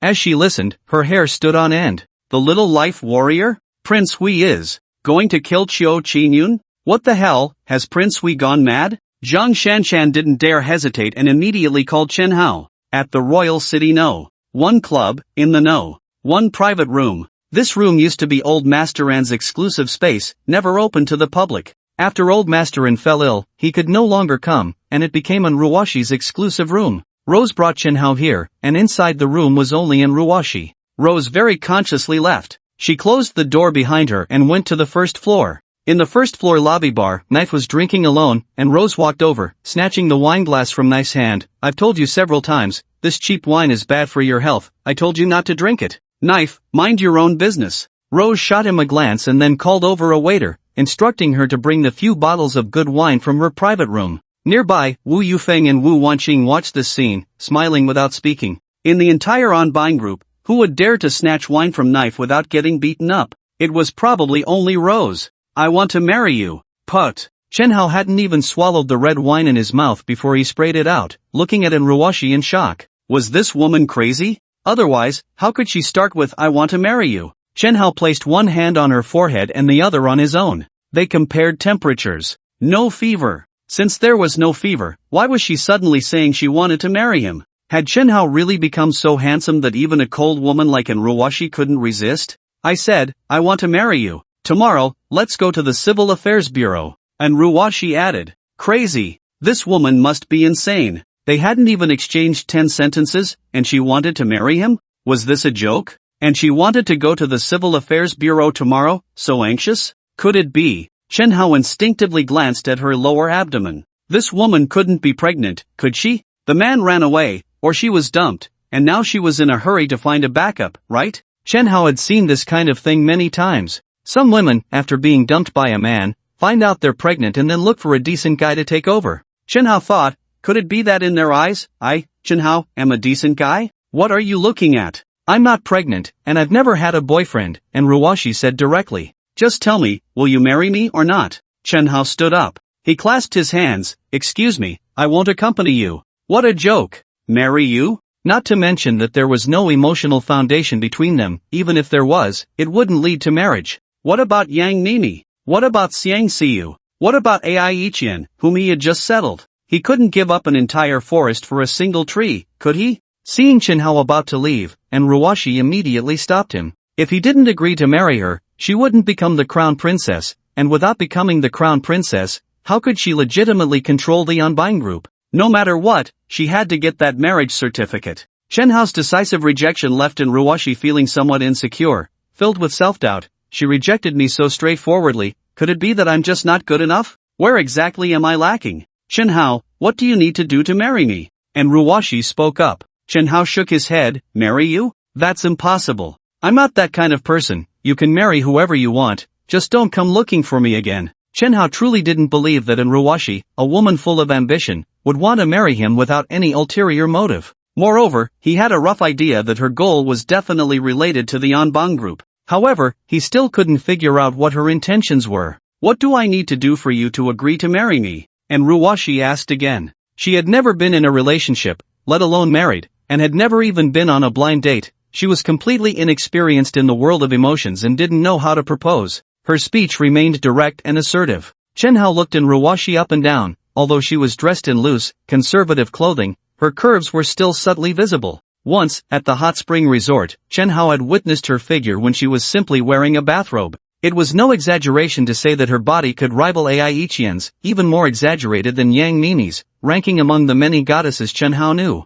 Yet, she also exuded a domineering queen vibe that kept people at a distance, something none of the women he knew possessed. Chenhao suddenly had a whimsical idea and wanted to tease her. He reached out and wrapped his arm around her slim waist. With a slight exertion, her delicate body pressed tightly against him. Because they were so close, the fullness hidden beneath her loose clothing was deformed, allowing Chenhao to enjoy the surprising elasticity of the Onbine group's young lady while heavily inhaling near her ear. So fragrant. And Ruwashi didn't expect Chenhao to be so rude. The moment he pulled her into his embrace, her body couldn't help but tremble. Then a surge of anger rose within her. Damn it, this guy dares to take advantage of me. Doesn't he know my people are right outside the door? One word from me could have them come in and turn you into minced meat. And Ruwashi couldn't wait to push Chenhao away, but after several attempts, she found it futile. Chenhao was too strong for her to budge. Thinking to herself, alright, I'll have to pull out the big guns. If it blows up, don't blame me. Just as Ruwashi was about to use her knee to push up, Chenhao's voice rang in her ear. Aren't you wanting to marry me? I can give you a chance, but it depends on your performance. If I'm satisfied, I might consider it. If not, then forget it. Upon hearing this, Ruwashi stopped her movements, and Chenhao released her. He sat back on the sofa, lit a cigarette, and leisurely smoked while watching Ruwashi with interest. Hearing Chenhao's words, Ruwashi felt there was still room for negotiation, so she adjusted her somewhat disheveled clothes. Give me a chance to perform, then tell me, what do you want me to do? Chenhao looked her up and down again, sighed sadly. You see, I've been afraid of the dark since I was a child, and now I'm particularly scared of dark things. I hope you can wear black stockings to help me overcome my fear of the dark. And Ruwashi felt a bit sympathetic towards Chenhao for being afraid of the dark at his age, which was indeed pitiful. But the latter part of his statement made her explode. Wear black stockings. Chenhao, can you be any more perverted? And Ruwashi couldn't get past that mental barrier, looking sternly at Chenhao and saying harshly, it's impossible for me to wear black stockings for you, absolutely impossible. Before Ruwashi could finish her sentence, she saw Chenhao stand up and walk away without looking back. Was this it? And Ruwashi immediately blocked Chenhao's path. Fine. Let's talk things over. Don't just walk away like that. Can't I wear them? Rose was drinking on the first floor with the Wu siblings in Daophone when her phone rang. Seeing it was Ruwashi calling, she immediately picked up. After the call, Rose exclaimed, her eyes wide with surprise. Guess what the young lady asked me to do? Wu Yufeng shook his head. Wu Wanqing also shook her head. Daophone, indifferent, continued drinking, and to be honest, Rose's private stash of liquor was quite good. Rose found it unbelievable. The young lady asked me to buy black stockings, and they have to be ultra-thin, size 10 or 5. These two have just met for the first time, and they're already playing so wildly? Not far from the royal city. No. One club, there was a Balenciaga store, but driving there was inconvenient, so Rose simply took an electric scooter. What size 5 or 10, what bodysuits, tights, thigh-highs, with letters or without? She bought a whole bunch. If you want to play, then play to your heart's content. When Rose returned with a large bag of stockings, Chenhao was on the phone. I said, Zhang Shanshan, you can't be drunk, right? Prince Hui wants to kill Qiu Qinyun? Are you joking? Chenhao believed Prince Hui could kill anyone, but Qiu Qinyun was impossible. She was his mother. There's no reason to kill one's own mother for no reason. Chenhao, you bastard, I'm risking my life to warn you. If you don't believe me, just listen, they're already fighting. Zhang Shanshan held the phone up to the window. The sound coming from the phone was faint, but Chenhao's hearing was extraordinary. Are they really fighting? Chenhao hung up, his expression instantly darkening as he ordered in a deep voice, and Ruwashi, call for backup. And Ruwashi nodded, okay. She immediately ordered to gather people, but after giving the order, she realized a serious problem. Why was she gathering people when Chenhao had just asked her to? Why should she listen to him? Inside the villa, the battle was extremely fierce. The first wave of attacks was blocked by Zhao Yong and his group. Zhao Yong wielded dual knives, each about a foot long, known as the Quick Blade Master. 6 people were already lying at his feet, and behind him was Qiu Qinyun, supporting Buddha, who had a fruit knife stuck in his abdomen. He didn't dare to pull it out, fully aware that in this state, pulling it out without timely bleeding control could drain him dry. Finally, there was Luo Qingyan. It was unclear where she had snatched a samurai sword from, but at this moment, she had completely shed her previous delicate demeanor, her eyes bloodshot and covered in blood, filled with murderous intent, looking like a Shura emerging from hell. Whether it was Zhao Yong, Buddha, or Luo Qingyan, they all understood that today, if they wanted to leave alive, they had to fight desperately. Ah Hui, stop it, Ah Hui. Xiao Qingyun shouted, if you stop now, I'll pretend nothing happened. Don't make things worse, listen to me, stop. Prince Hui's face was twisted with rage. Stop? How can I stop now? If I let you leave here, will I still have my life? I, Prince Hui, have no way out. Mom, don't be my mother in the next life, I can only let you down. Tears streamed from Xiao Qinyan's eyes, unable to believe that this was the son she had cared for 22 years. Kill! With a command from Prince Hui, the group of masked island warriors charged forward once again. Zhao Yong's expression was exceptionally grave. He had sensed during the previous encounter that these warriors were far from ordinary.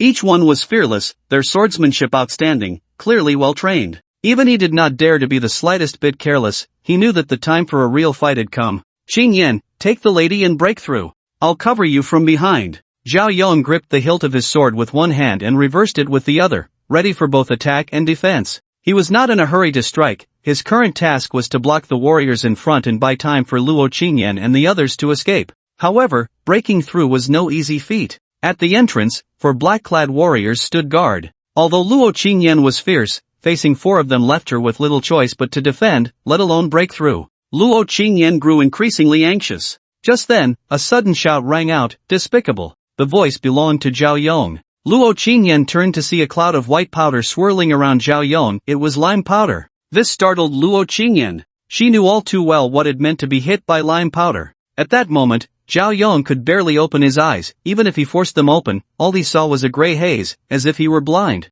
Put. Unable to see, Zhao Yong's strength was greatly diminished. After dodging 1 strike, he was hit by 2 more. Brother Yong. Luo Qingyan was burning with anxiety. Don't worry about me. Go. Take the lady and go. Zhao Yong shouted. The monk's face was pale, clutching his abdomen where a dagger was lodged, too afraid to pull it out, yet blood continued to flow from the wound. He knew that if this continued, he would soon die here. He glanced back at Luo Qingyan, as if making a decision. Kill! Luo Qingyan, filled with rage, charged once more towards the entrance. She knew that if she didn't break through soon, when Zhao Yong could no longer hold on, the dozens behind them would surge in, and all their lives would be lost here. Luo Qingyan's sudden outburst caught the 4 black-clad warriors off guard. They began to retreat, but it only bought her a moment. As soon as they regained their composure, they organized a counterattack. Luo Qingyan was suppressed. She was filled with hatred. Hatred for her own lack of strength, hatred for her inadequate skills. Was she really going to die here? Madam, I've tried my best. Luo Qingyan felt as if her heart had turned to ashes. In that critical moment, the monk suddenly charged at the 4 warriors. Put.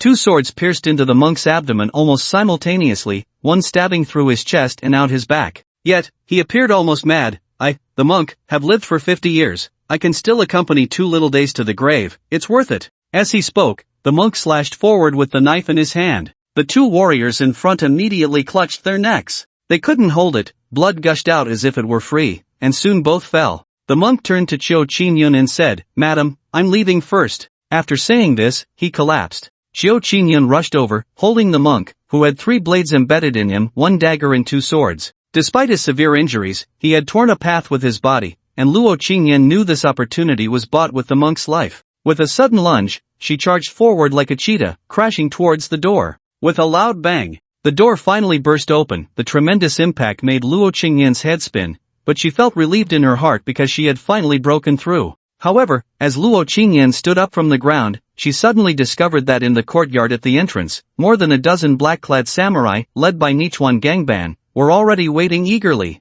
A cold smile hung on Nichuan Gangban's lips. Do you really think that by rushing out from the villa, you can save your life? You are too naive. Luo Qingyan looked at the people in front of her, and her mood instantly plummeted to the depths. It felt like a chill swept over her. There were 30 or 40 people in the hall, and more than a dozen outside. It was clear that today they were determined to put her and the others to death. With a swish, Luo Qingyan tore down her sleeve and tightly strapped her battle knife to her hand, ensuring that it wouldn't slip away when she fought. She glared coldly at her opponents. Come on. Knowing full well that this battle was impossible to win, knowing that she was undoubtedly facing death, Luo Qingyan still bravely charged at them. Nichuan Gangban waved his hand, and from among the samurai behind him, a sturdy man stepped forward. He wasn't very tall, measuring just over 1.60 meters. He emerged from the crowd and casually set his samurai sword aside. Just a woman, why bother using a sword? Luo Qingyan executed a slicing strike from the air, aiming directly downwards. The samurai from the island pushed off with his right leg, sliding to the left to avoid the blow, then suddenly kicked out with a fierce kick. Luo Qingyan didn't even try to dodge the kick. She retracted her battle knife and struck down again with a powerful chop. This was a classic case of injuring the enemy 1,000 while harming oneself 800. The island samurai, frightened, quickly retracted his leg and rolled forward, grabbing the battle knife he had tossed aside. The brief exchange made the island samurai realize that trying to defeat Luo Qingyan with bare hands seemed quite difficult. In terms of swordsmanship, this island samurai had trained for 20 years, although he wasn't a master. Within their organization, there were only a handful of peers who could surpass him. He was Nichuan Gangban's younger brother, Nichuan Masaka. With a sword in hand, the island samurai's momentum surged. He took the initiative to attack. After a series of assaults, Luo Qingyan was pushed back step by step, sustaining several cuts, though fortunately, they were not deep. To be honest, Luo Qingyan's strength was not weaker than Nichuan Masaka's. The reason she was retreating was mainly due to her exhaustion. She had already fought 2 battles in the villa and had used all her strength to break open the main door. Having consumed too much energy, after fighting for a while longer, her movements became increasingly sluggish. Nichuan Masaka seized the opportunity and landed a heavy punch on her jaw. With great force, Luo Qingyan was sent flying over 3 meters. Xiao Qinyun immediately rushed over, embracing Luo Qingyan and checking her breathing, wanting to see if she was alive or dead. Fortunately, there was a breath. Just as Xiao Qinyun was relieved that Luo Qingyan was still alive, a beast-like howl of pain echoed from the villa's hall, startling her. How could she not recognize Zhao Yon's voice? What happened to Zhao Yon? Bang! The villa's window was directly smashed open from the inside. It was Zhao Yon who had crashed through the window with his body, landing on the grass outside. After hitting the ground, he rolled a few times to dissipate the momentum. Xiao Qinyun looked up, and her heart dropped in shock. Zhao Yon was kneeling on the ground, his left hand's single knife plunged into the earth, supporting his swaying body. He was covered in wounds, countless cuts, slashes, and stab wounds, and his right hand was gone. From the elbow down, his entire arm had been severed. Even someone as strong as Zhao Yon, in a state of blindness, could not withstand the attacks of these samurai. Zhao Yon! Looking at the tragic Zhao Yon, Xiao Qinyun couldn't help but cry out loud. The Buddha had already died, Luo Qingyan's life was uncertain, and Zhao Yon was in such a miserable state. Madam, I'm sorry, I didn't take good care of you. Zhao Yon turned to look at Xiao Qinyun, but his eyes were blind, and he could see nothing. He was well aware of his own condition. He had already reached the point of exhaustion, and the massive blood loss had left him incredibly weak. At that moment, Nichikawa Gangsaka made his move. With a run-up, his movements were incredibly swift. He then drew the katana from his waist with a fierce motion, and a silver flash streaked across the night sky. Zhao Yon clutched his neck, held on for a few seconds, and then fell straight down. Nichikawa Gangsaka elegantly sheathed his sword, one of the 3 top experts of the Anban group. It was nothing more than this. No! Xiao Qinyun rushed over, sitting on the ground and holding Zhao Yon, who lay on the ground. A wound had already opened on his neck, but not much blood flowed out, as he had long since lost most of it. Zhao Yon was dead. Xiao Qinyun cried heart-wrenchingly. Madam Qiu, I can give you a chance to live. Cooperate with me, and I won't kill you. Nichikawa Gangsaka's voice came over. For Nichikawa Gangsaka, Xiao Qinyun was far more valuable than Prince Hui. If he could control Xiao Qinyun, it would be the best choice. Xiao Qinyun didn't even bother to look at Nichikawa Gangsaka, coldly saying, I would rather cooperate with a pig than with you. Listen well, if you don't kill me right now, I, Xiao Qinyun, swear I will never let you leave Mindu alive. Nichikawa Gangsaka laughed heartily. I know Madame Qiu has the ability to keep me forever in Mindu. Since there's nothing to discuss, then fine, you can go down and accompany them. Nichikawa Gangsaka threw a katana in front of Prince Hui. Prince Hui, it's your turn. Prince Hui picked up the katana from the ground, gripping the hilt with both hands as he slowly approached Xiao Qinyun. Zhao Yong was dead, the Buddha was dead, and Luo Qingyan's life was uncertain. In this state, it was already impossible to regret. Only by killing Xiao Qinyun could he silence her. Having made up his mind, Prince Hui no longer hesitated. When he reached Xiao Qinyun, he thrust the katana directly toward her abdomen. Xiao Qinyun did not dodge. Instead, she coldly looked at Prince Hui, and in the next second, she closed her eyes, recalling 22 years ago, on a stormy night when she heard a cry from a trash can as she left work, exhausted. When she opened the trash can, there was a baby boy inside. What Xiao Qingyun never expected was that 22 years later, she would die at the hands of this baby boy. If I had known, I shouldn't have picked you up. Just then, whoosh! A sharp sound of wind broke through, and a cold light flashed in the night sky. In the next second, the katana in Prince Hui's hand fell to the ground as he clutched his wrist, howling in pain. A flying knife was embedded in his right wrist. The knife edge? The knife edge has come? Prince Hui didn't need to look to know that the knife edge had arrived, and it filled him with fear. Nichikawa Gangsaka turned to look, and he was instantly shocked. It wasn't just the knife edge that had come.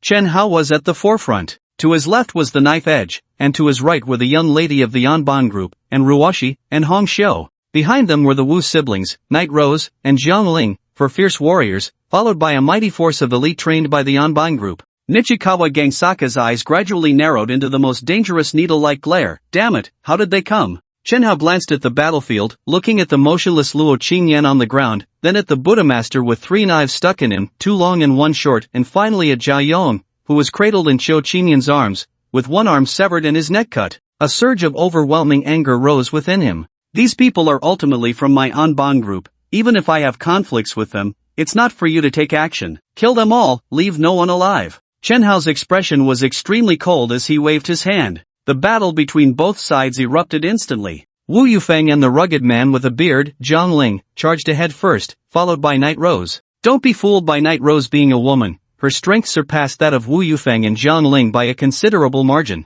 Hong Xiu stayed behind to protect in Ruoshi. Wu Wanqing led the elite of the Yanban group to charge at the black-clad warriors. Half of Ruoshi's experts were here, plus the recognized top 3 of the Yanban group, Dao Feng and Hong Xiu, not to mention Chen Hao had yet to make a move. As soon as the two sides clashed, the situation tilted overwhelmingly in one direction. Although those black-clad warriors were fearless, in the face of absolute strength, they could only meet the fate of being crushed and slaughtered. Richuan Gangban, seeing the tide had turned and only death awaited him, quietly slipped away during the chaos. Little did he know, he had already been marked. As he ran swiftly, thinking he had escaped, he suddenly stopped. By the light of the moon, he saw a man standing on the hillside ahead. He couldn't make out the exact appearance, but he sensed it was Chen Hao. However, Richuan Gangban was puzzled as to how Chen Hao had gotten ahead of him. What about Dao Feng? Richuan Gangban feared Dao Feng the most. With Chen Hao here, was Dao Feng also present? But after looking around, he didn't see Dao Feng's shadow, which made him feel a bit relieved.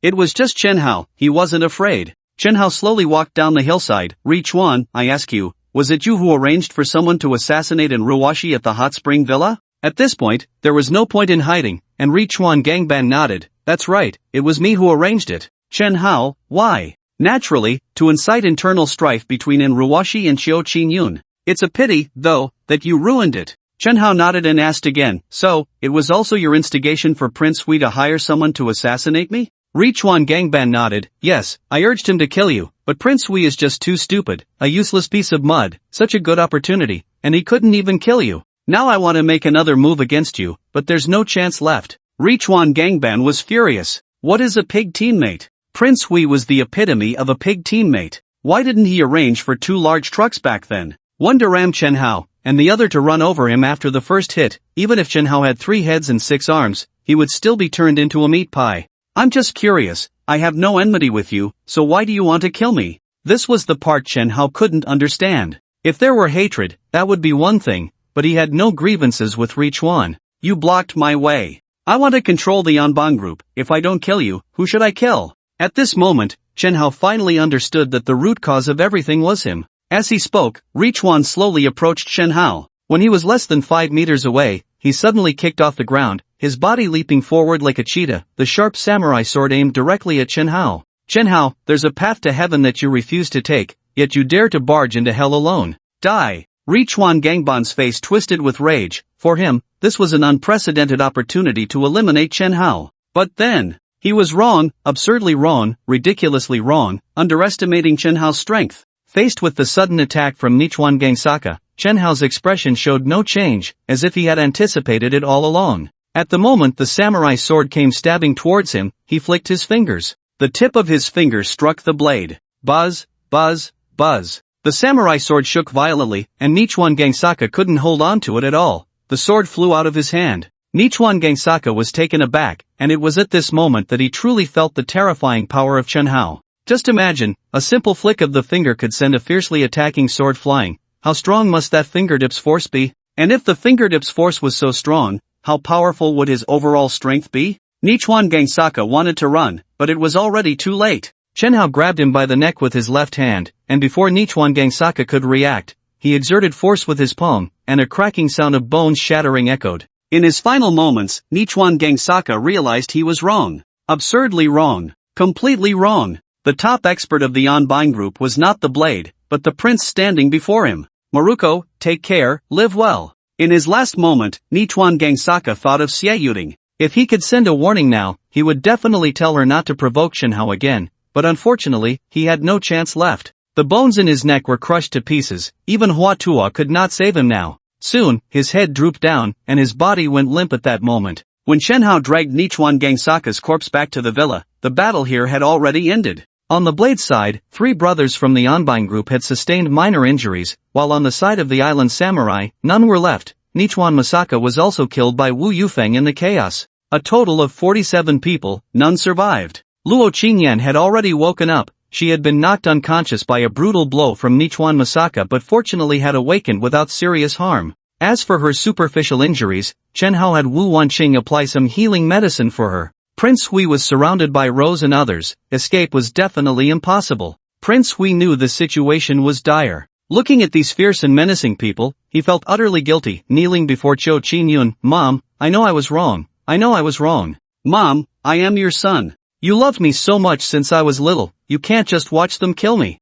I don't want to die, I really don't want to die. I will listen to you, I will go abroad. I will never come back again, Mom, I beg you, please plead for me with the prince, spare me. I won't dare again, I really won't dare again. Xiao Qingyun walked over. The deaths of Buddha and Zhao Yon left her heart in ashes. She squatted down and gently held Prince Hui in her arms. Hui, if I had known it would come to this, 22 years ago, I shouldn't have picked you up from the garbage heap. Mom, what do you mean? Am I not your son? Ah. In the next moment, Prince Hui suddenly pushed Xiao Qingyun away, then clutched his heart in pain, where a dagger was visibly embedded. The dagger had completely pierced through, penetrating his heart. Prince Hui glared at Xiao Qingyun with resentment, his finger trembling as he pointed at her. You. Then he collapsed, lying on the ground, his body twitching a few times before going completely still. 3 days later, at Shishan Cemetery, 2 graves had been added here. One for Zhao Yong and another for Buddha. To be honest, although Chen Hao had some friction with Zhao Yong and Buddha,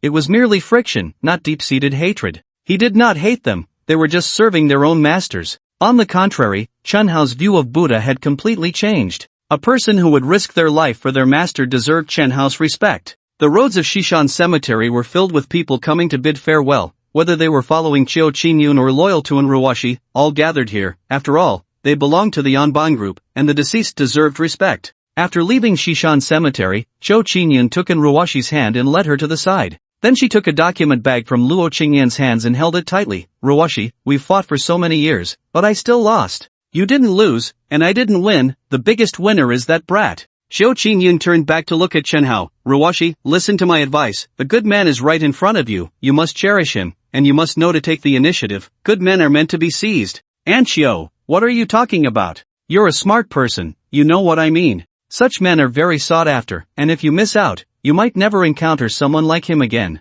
With that, Qiu Qingyun said no more, believing that Enruwashi understood her meaning perfectly, and then handed the document bag to Enruwashi. Ruwashi, I'm leaving, and I don't know when I'll be back. Consider this an early dowry for you. And Ruwashi asked curiously, Anchio, are you really leaving? Qiu Qingyun nodded, it's time to go. Ruwashi, from now on, the Onbine group is in your hands. To be honest, I'm really not at ease handing it over to the prince. That kid, you can tell at a glance he's not cut out for managing a business. You're the reliable one. After saying that, Qiu Qingyun gave Enruwashi a big hug. Then she walked up to Chen Hao and gave him a hug as well. Brat, remember this, treat Ruwashi better in the future. If I find out you bully her, I will come back to teach you a lesson, no matter where you are. Chen Hao was left confused by this. What does it mean that I bully her? It makes it sound like I'm very close to her. Then Anchio, what if she bullies me, will you care? And Ruwashi laughed. I've watched Ruwashi grow up, I know her character well. She wouldn't bully you for no reason.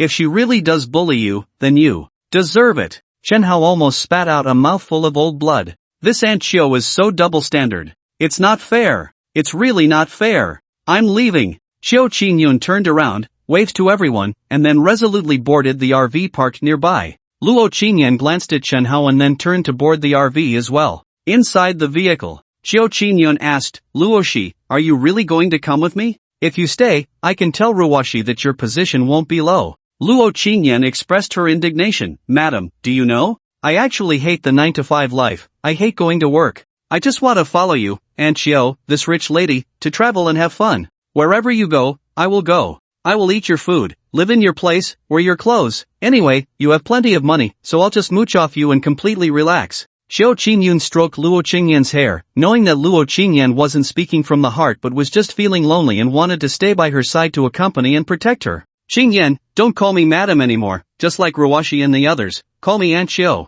Luo Qingyan nodded and affectionately hugged Xiao Qingyun's arm. Aunt Chiu.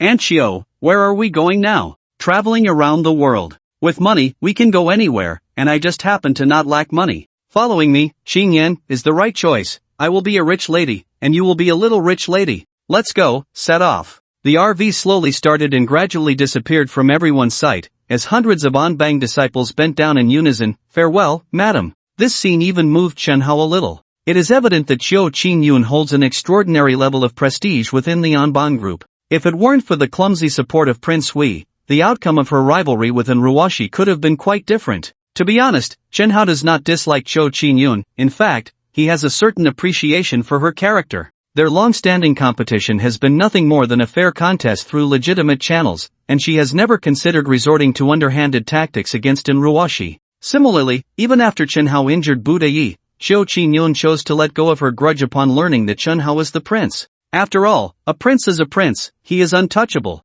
Even after the intense conflict between Chen Hao and Prince Hui, Xiao Qingyun never thought of laying a finger on Chen Hao. She merely wanted to ally with him. From this, Chen Hao recognized Xiao Qingyun's integrity. She is not a bad person, which is why he rushed to save her as soon as he learned she was in danger. Oh my, Aunt Chiu gave all her shares to me? When Ruoshi opened the document bag left for her by Xiao Qingyun and saw its contents, she was truly stunned. Inside was the share transfer agreement for the 10% stake in the Anbang group that Xiao Qingyun originally held. Soon, Ruoshi couldn't help but smile wryly. Aunt Chiu, why go to such lengths? In that moment, Ruoshi understood that Xiao Qingyun had truly let go. Wow, Aunt Chiu is really biased, giving you the shares and not me? Chen Hao's voice came from the side, making Ruoshi feel a bit smug, but then Chen Hao's next words felt like a bucket of cold water. Even with this 10%, it's still far inferior to mine. Then, Chen Hao suddenly became serious, adopting a tone reminiscent of a leader reprimanding a subordinate. Ruoshi, work hard, and I won't treat you poorly in the future. By the way, when are you going to help me overcome my fear of the dark? Ruoshi's face darkened. In front of so many people, could you at least give me some face, Chen Hao? Watch out. Ruoshi's small fist flew toward him, but Chen Hao dodged to the side. You dare to hit me? You really don't take me, the prince, seriously. This scene caught the attention of the hundreds of disciples of the Anbang group around them, all of whom were stifling their laughter, and they wisely turned away. You all fight, you all make a scene, we can't see anything. It's time to set off. 3 days ago, Chen Hao had promised Ai Yiqian that he would visit her home in Ningxia City the next day, but due to the significant events that had occurred, he had delayed for 3 days. He couldn't possibly ignore such a major event as Buddha Yi and Zhao Yong's funeral, right? That would disappoint the other brothers. So, Chen Hao decided to postpone his visit. Among the hundreds of disciples of the Anbang group, 3 old men were sneaking around, trembling in fear like startled birds. They relaxed a bit when they saw Chen Hao heading toward the supercar. Perhaps he had forgotten what happened that day? The 3 old men were silent, wiping the sweat from their foreheads, drenched in perspiration. Fortunately, Chen Hao was leaving and seemed not to have noticed them. But soon, these 3 old men could no longer smile. Just as Chen Hao was about to board the Lamborghini Veneno, he turned back and walked straight toward the 3 old men. The 3 old men were startled. What does he want? They were too nervous to look Chen Hao in the eye. This is what they call fearing what you attract. Chen Hao approached them, smiling. Who was it that said I was a fake prince a few days ago? Step forward and speak. Hu and the 2 old Li brothers immediately took a step back. With that, Park Chanfan stood out particularly. He glared, damn, 2 ungrateful guys. Then, he respectfully bowed at a 90-degree angle to Chen Hao. Your Highness, I submit. Chen Hao smiled, patting his shoulder. from today on, you are no longer part of my on-buying group. I don't want to see you again. Park Changfan's eyes widened in an instant. Kicked out of the on-buying group? Without the protection of the on-buying group, what would we do if those old enemies came knocking? He then looked to Enruwashi for help, but Enruwashi shifted her gaze aside, completely uninterested, thinking they were just reaping what they sowed. Chen Hao got into the Lamborghini Veneno parked nearby, ready to leave, but then remembered something and lowered the window. Rose, from today on, all illegal businesses of the on-buying group will be shut down, including the Shishan Casino. Night Rose nodded. Since your highness has spoken, I will definitely comply. Chen Hao looked at Enruwashi again. I will be away from Mindu for a while. Take good care of the on-buying group for me. If I find out you haven't managed it well, just wait until I come back to deal with you. By the way, help me overcome my fear of the dark. I've always remembered that. When I return, make sure to repay me. Remembering this, Enruwashi couldn't help but blush. Why did she agree to him back then? So awkward. She nodded. You don't need to remind me. I will manage the on-buying group well. Chen Hao said no more, raised the window, and then pressed the accelerator. The supercar roared and shot out like an arrow. At the moment Chen Hao left, hundreds of disciples of the on-buying group bowed in unison. Farewell, your highness.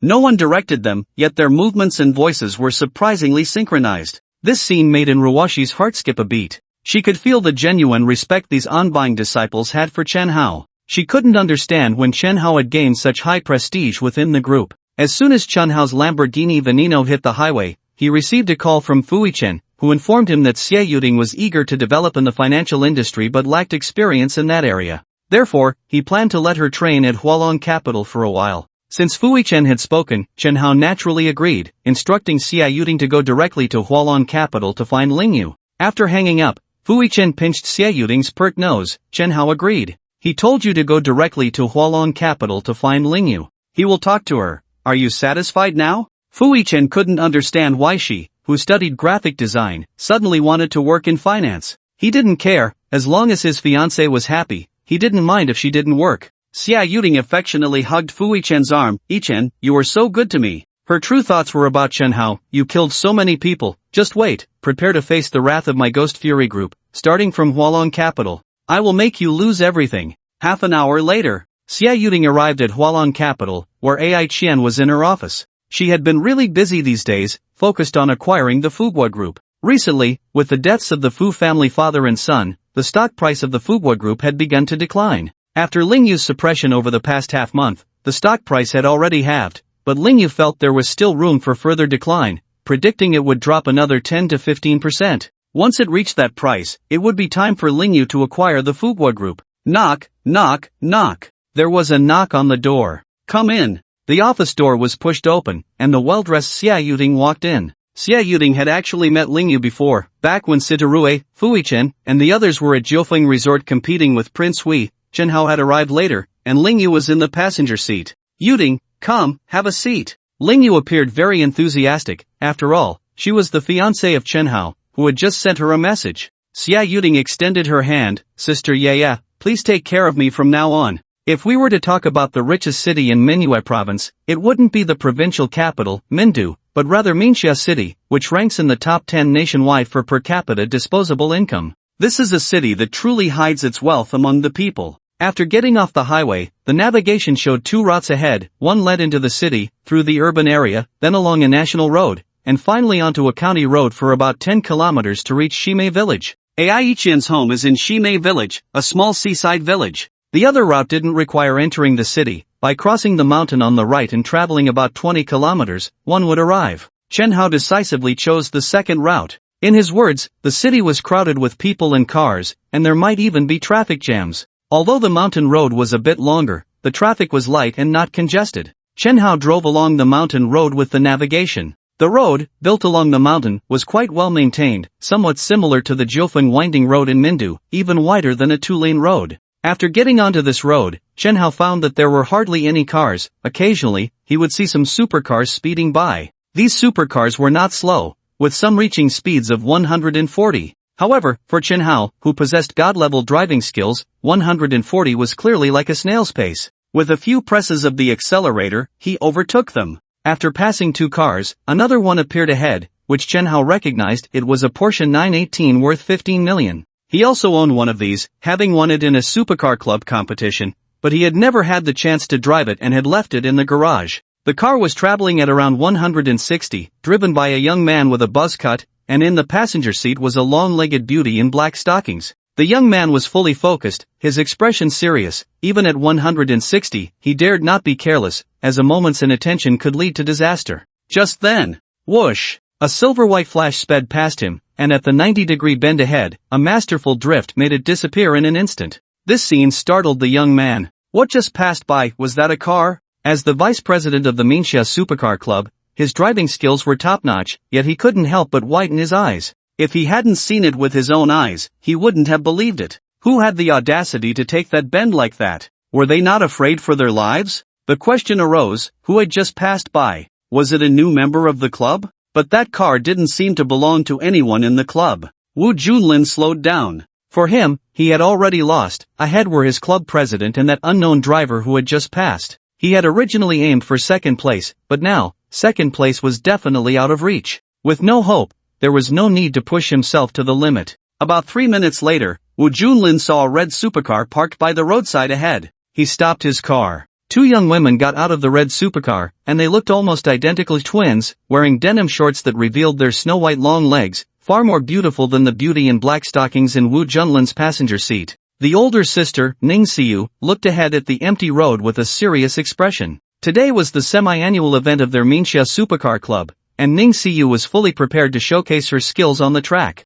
She specifically drove her beloved Ferrari Enzo over. Before this, she had always been far ahead, but out of nowhere, a supercar appeared and overtook her? Ning Xiu was naturally unwilling to accept this. She accelerated and engaged in a chase with the other car, but after just a few rounds, she was left in the dust. This hit Ning Xiu, the president of the Manhwa City Supercar Club, hard. Junlin, whose Lamborghini Veneno was that just now? Set up a time for me to race against him, she demanded. Wu Junlin was taken aback. Was that really a Lamborghini Veneno? He hadn't even seen what kind of car it was before it vanished, knowing it was a supercar worth over 100 million. Although he could afford it, he had no channels to buy one. Sia, we don't have that car in our club. It shouldn't belong to us. Ning Sia frowned. So, it's an outsider's car? Her sister, Ning Sisi, added, I saw the license plate. It's from Min, so it must be from Mindu. This made Ning Sia even more displeased. A car from Mindu intruding into their Manhwa City Supercar Club's racing scene and overtaking all the cars, including the president's? This was undoubtedly the greatest insult to their supercar club. If word got out, where would that leave her club's reputation? It was a slap in the face to their supercar club. Wu Junlin, I don't care what method you use, even if you have to dig 3 feet into the ground, find that car for me. I want to race him fairly. If Ning Sia had lost to a member of her own club, that would be one thing, but losing to an outsider was something she couldn't tolerate. If she didn't reclaim her pride, what was the point of her being the president of the supercar club? Chen Hao had no idea he had accidentally stumbled into their racing track, nor did he know he had caught Ning Xia's attention. What he needed to do now was to get to Ai Ichien's house as quickly as possible. He was already 3 days late, and Ai Ichien must be anxious. At the village entrance, there was a small shop with a mahjong table set up outside, where several aunties were playing. Boom! Boom! Boom! The low roar of an engine came from not far away, and the aunties immediately turned to look, seeing a supercar that was incredibly flashy and cool approaching. They didn't know how much the car cost or what it was, but just by its design, it must be worth several million, right? Then, with a screech, the Lamborghini Veneno stopped in front of them. When Chen Hao rolled down the window and leaned out, the auntie's eyes lit up. What a handsome young man, Chen Hao politely asked. Excuse me, ladies, how do I get to Ai Ichien's house? Calling them ladies made the older aunties very happy. One of them pointed to a fork in the road ahead, turn left at the fork, go all the way down, and there's a fish pond, that's Ai Ichien's house. Chen Hao smiled and said, thank you, ladies. Young man, are you here to meet Ai Ichien for a blind date? One of the aunties asked. Chen Hao shook his head, no, I'm Ai Ichien's boyfriend. It's my first time visiting my future father-in-law's house. Ladies, I'll be on my way. Goodbye. After Chen Hao left, the aunties were envious beyond measure. Not only was he young and handsome, but he also had a sweet tongue and drove a supercar, so he must be rich. In the countryside, jealousy ran strong. You could live well, but you couldn't live better than me. Seeing that the old Ai family had such an outstanding son-in-law, how could they not be envious? It's enviable but unattainable. Ai Ichien is truly outstanding. Not only is she making money to treat Grandma Ai, but now I've heard she has opened a company in Mindu and has become a boss. Chen Hao turned left, and not long after, he saw a fish pond. After stopping the car, the young man squatting by the pond fishing brightened up when he saw the sports car. If I drove this car to Xiaoli's house, her parents would definitely stop looking down on me, right? Hello, is this AI Ichien's home? Chen Hao leaned out and asked the young man, who put down his fishing rod. Who are you? Are you here for a blind date? My sister won't see anyone. I'm telling you, my sister has a boyfriend, so don't come here for blind dates anymore. Chen Hao smiled at him. AI Ichien is your sister? I'm Chen Hao. Upon hearing that name, the young man immediately became enthusiastic. He had never met Chen Hao, but the name was well known. Not only was he his sister's boyfriend, but he was also the miraculous doctor who treated grandma, and the best part was he didn't charge any money. The family had been eagerly awaiting the arrival of this future son-in-law for several days. He immediately ran over excitedly. Brother-in-law, you finally came? Sister, Dad, Mom, Grandma. AI Xiaobao excitedly ran into the house to share the news. AI father came out, and AI mother followed. AI Ichien immediately came out from inside, thinking, this little brat finally showed up. If you hadn't come, I would have gone crazy from my family's pressure. AI Ichien was tricked back from Mindu by her family, with the purpose of finding her a husband. She was so annoyed that she had to admit she had a boyfriend and said Chen Hao would come the next day. After that, the AI family stopped setting her up for blind dates and just waited for Chen Hao to arrive. But what happened? He didn't come the next day. He still hadn't come on the third day. AI father couldn't take it anymore. AI Ichien joyfully ran out, only to see a super flashy sports car parked at the door, and Chen Hao was smiling at her. AI Ichien excitedly ran over, and Chen Hao opened his arms to lift her up, spinning her around several times. The miraculous doctor is here. The miraculous doctor really came? After his initial surprise, AI father was filled with excitement. When he learned that Chen Hao was AI Ichien's boyfriend, he was very happy, thinking it was a stroke of luck, but Chen Hao hadn't come for several days, which disappointed him greatly. He even thought AI Ichien was lying to him. Now, it was finally good. Chen Hao had arrived. When Grandma AI learned that Chen Hao was here, she rushed out. Is the miraculous doctor here? Where is my lifesaver? I want to meet him. Uncle, Aunt, Grandma, hello. I originally planned to come the day before yesterday, but something unexpected happened in Mindu, so I was delayed. I'm sorry. No problem, just glad you're here. AI father smiled widely. AI mother looked at Chen Hao and liked him more and more. Grandma AI even took Chen Hao's hand. I really didn't expect that the miraculous doctor would become my granddaughter's husband. It makes this old woman so happy. Grandma, just call me Xiaolai from now on. Miraculous doctor feels too distant. The title miraculous doctor made Chen Hao feel quite uncomfortable. Grandma AI nodded. Alright, calling you miraculous doctor feels too distant. We are family now, so I'll call you Xiaohai. Come on, don't just stand at the door, let's go inside and chat. Saying this, she tried to pull Chen Hao into the house. Grandma, wait a moment. Chen Hao didn't come empty-handed this time, he brought a lot of gifts.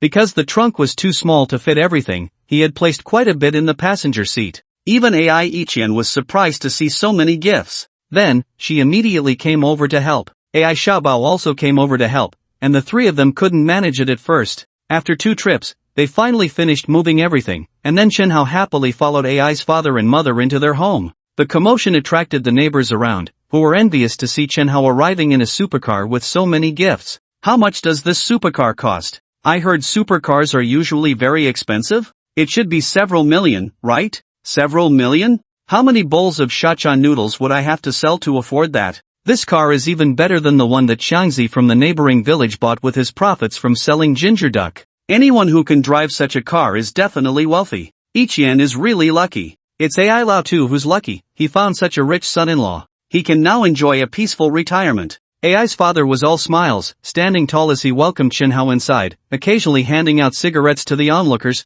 and they were the expensive Hong Chi Chi Lang, costing over 10 yuan a box. Meanwhile, AI Ichien hugged Chen Hao's arm and, when no one was paying attention, secretly kissed him on the cheek. Did you just kiss me? Chen Hao looked at her. AI Ichien's face turned crimson. Chen Hao, actually, my family has always been looked down upon. My dad doesn't earn much, my brother is unemployed at home, and my grandma is seriously ill. My parents have never been able to hold their heads high in the village. That's how society is. When you're poor, people really do look down on you. Although AI Ichien earned quite a bit before, making over 10,000 a month, all her money went towards her grandma's medical treatment. While others were building new houses, Their family still lived in the dilapidated houses left by her grandma's generation. But now, look at this. Your supercar pulls up to our door, and those people in the village are so envious of us. They say our ancestral grave is smoking green, that we've found a good son-in-law. My dad is so proud now, standing tall. Chen Hao, thank you. Chen Hao pinched Ai Iqian's nose.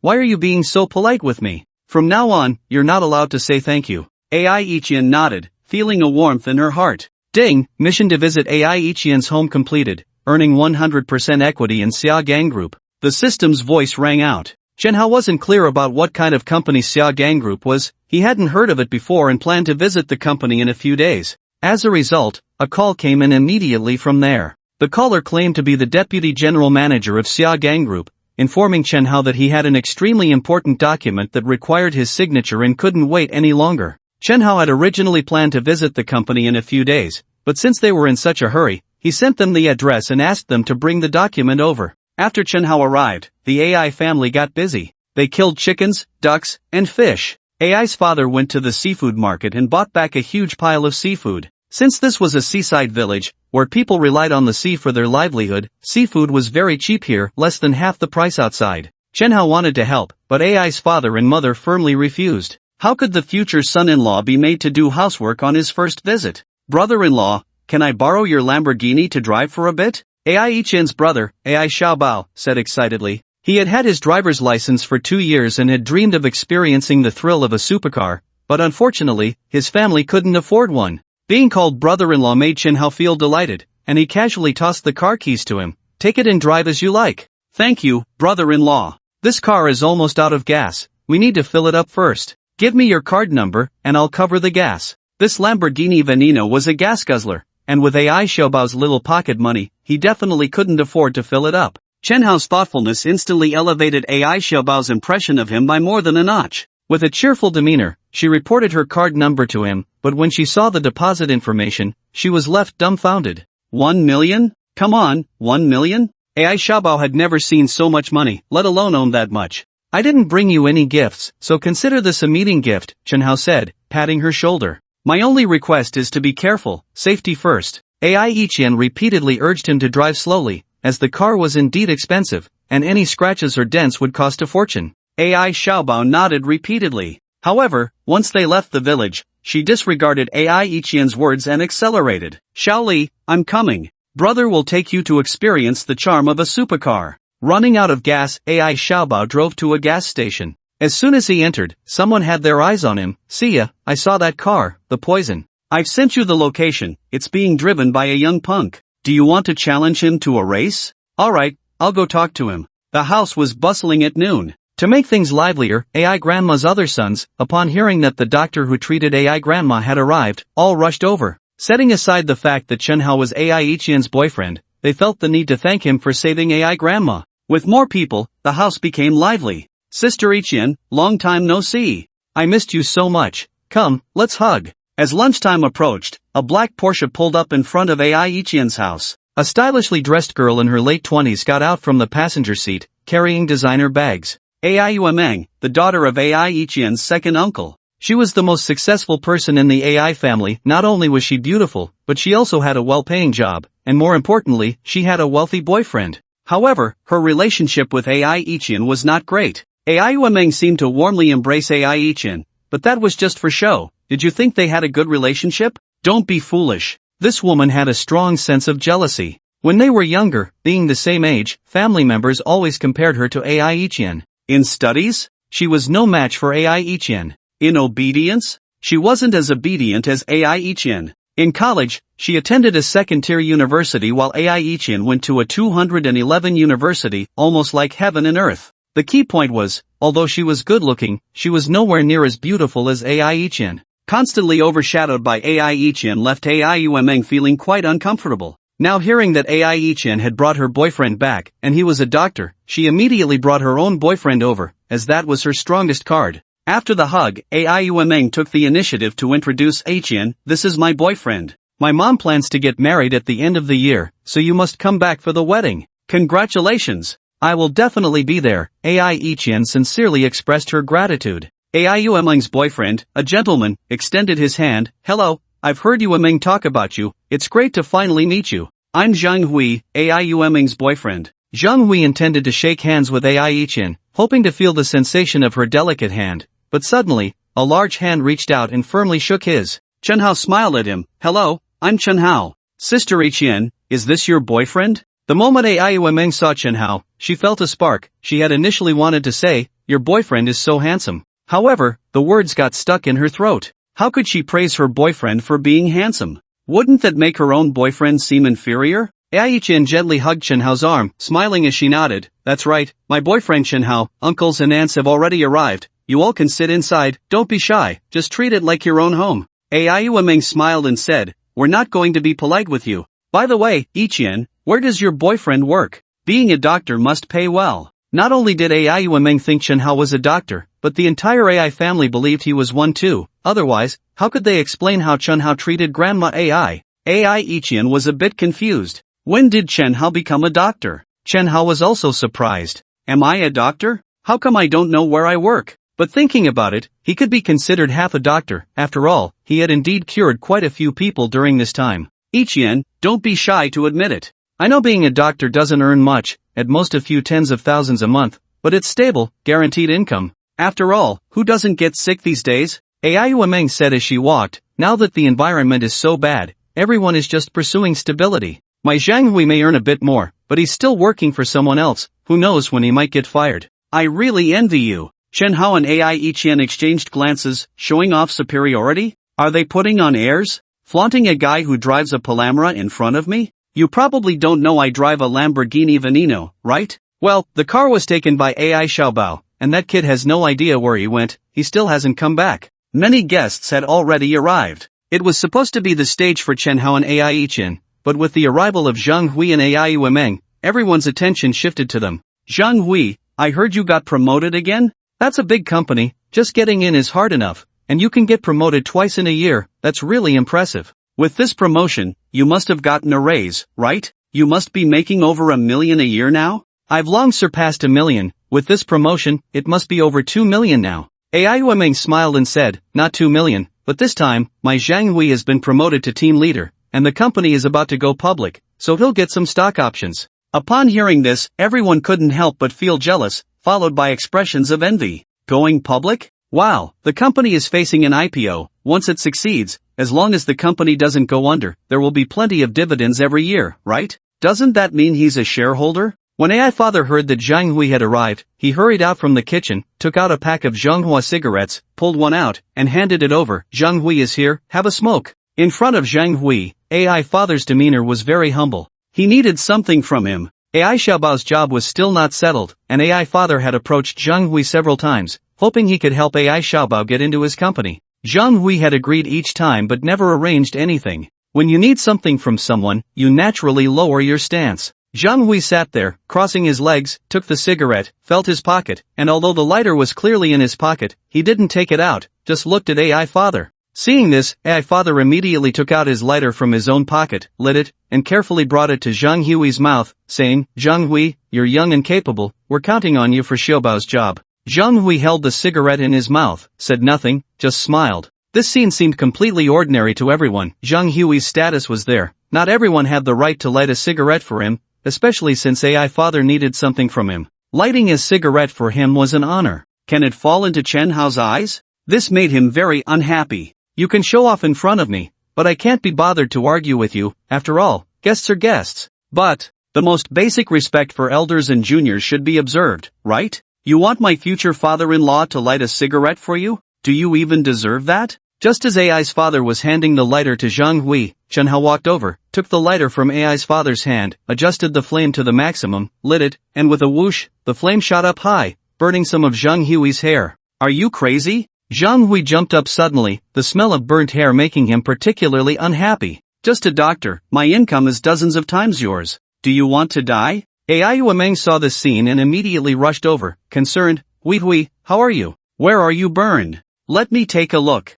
Seeing that only a bit of hair was burned, she pointed at Chen Hao. How can you be like this? We are guests here, is this how your family treats guests? Since you know you are a guest, do you have the awareness of being a guest? Do you respect my uncle AI? Chen Hao was no longer going to indulge him. No matter how you say it, Uncle AI is your elder. Your boyfriend asked your uncle to light a cigarette for him, and can't even show the most basic respect. Why should I, Chen Hao, give you face? Chen Hao's assertiveness made everyone around him freeze for a moment. Before this, AI Ichien's family actually held a low status in their family. The other family members looked down on them because they were poor. Cold sarcasm was common, and even when they were bullied in the past, they had never seen them react. Unexpectedly, a boyfriend who had just come to visit for the first day was so assertive. This made them a bit uncomfortable. AI Yueming's mother saw her future son-in-law being wronged and rushed over. This woman was known as a shrew in the area, pointing at Chen Hao's nose and preparing to scold him. At that moment, a group of people walked in from outside, each one in a suit and tie, clearly successful individuals.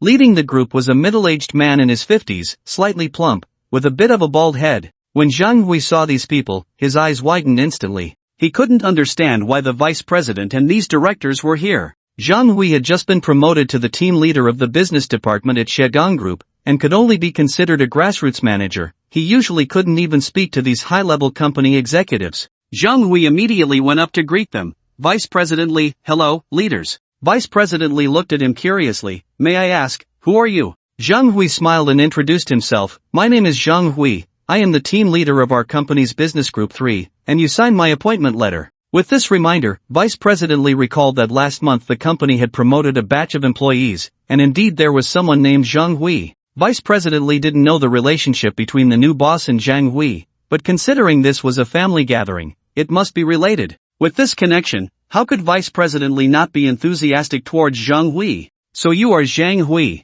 I've heard from my subordinates that you are diligent and responsible, and your abilities are outstanding. The deputy manager Wang from your department will retire in a few months, and I've been looking for a suitable successor. I think you are quite suitable. How about this? I will call Deputy Manager Wang later to start the handover with you. Director Wu, Director Zhang, what do you think of my proposal? Immediately, a middle-aged woman walked over. She was the director of the business department, surnamed Wu, and then she praised, Zhang Hui is from my department. I've always had high hopes for him, mainly because his work ability is evident. Vice President Li, if you want to promote him, I certainly have no objections. Director Zhang is the head of the Human Resources Department, and any personnel changes in the company must go through him. According to the company's normal procedures, one cannot be promoted 2 levels in a month. Last month he was promoted to team leader. How could he be promoted to deputy manager this month? But Director Zhang is not foolish. Vice President Li can see that Zhang Hui has connections with the new boss, and naturally, he can see it too.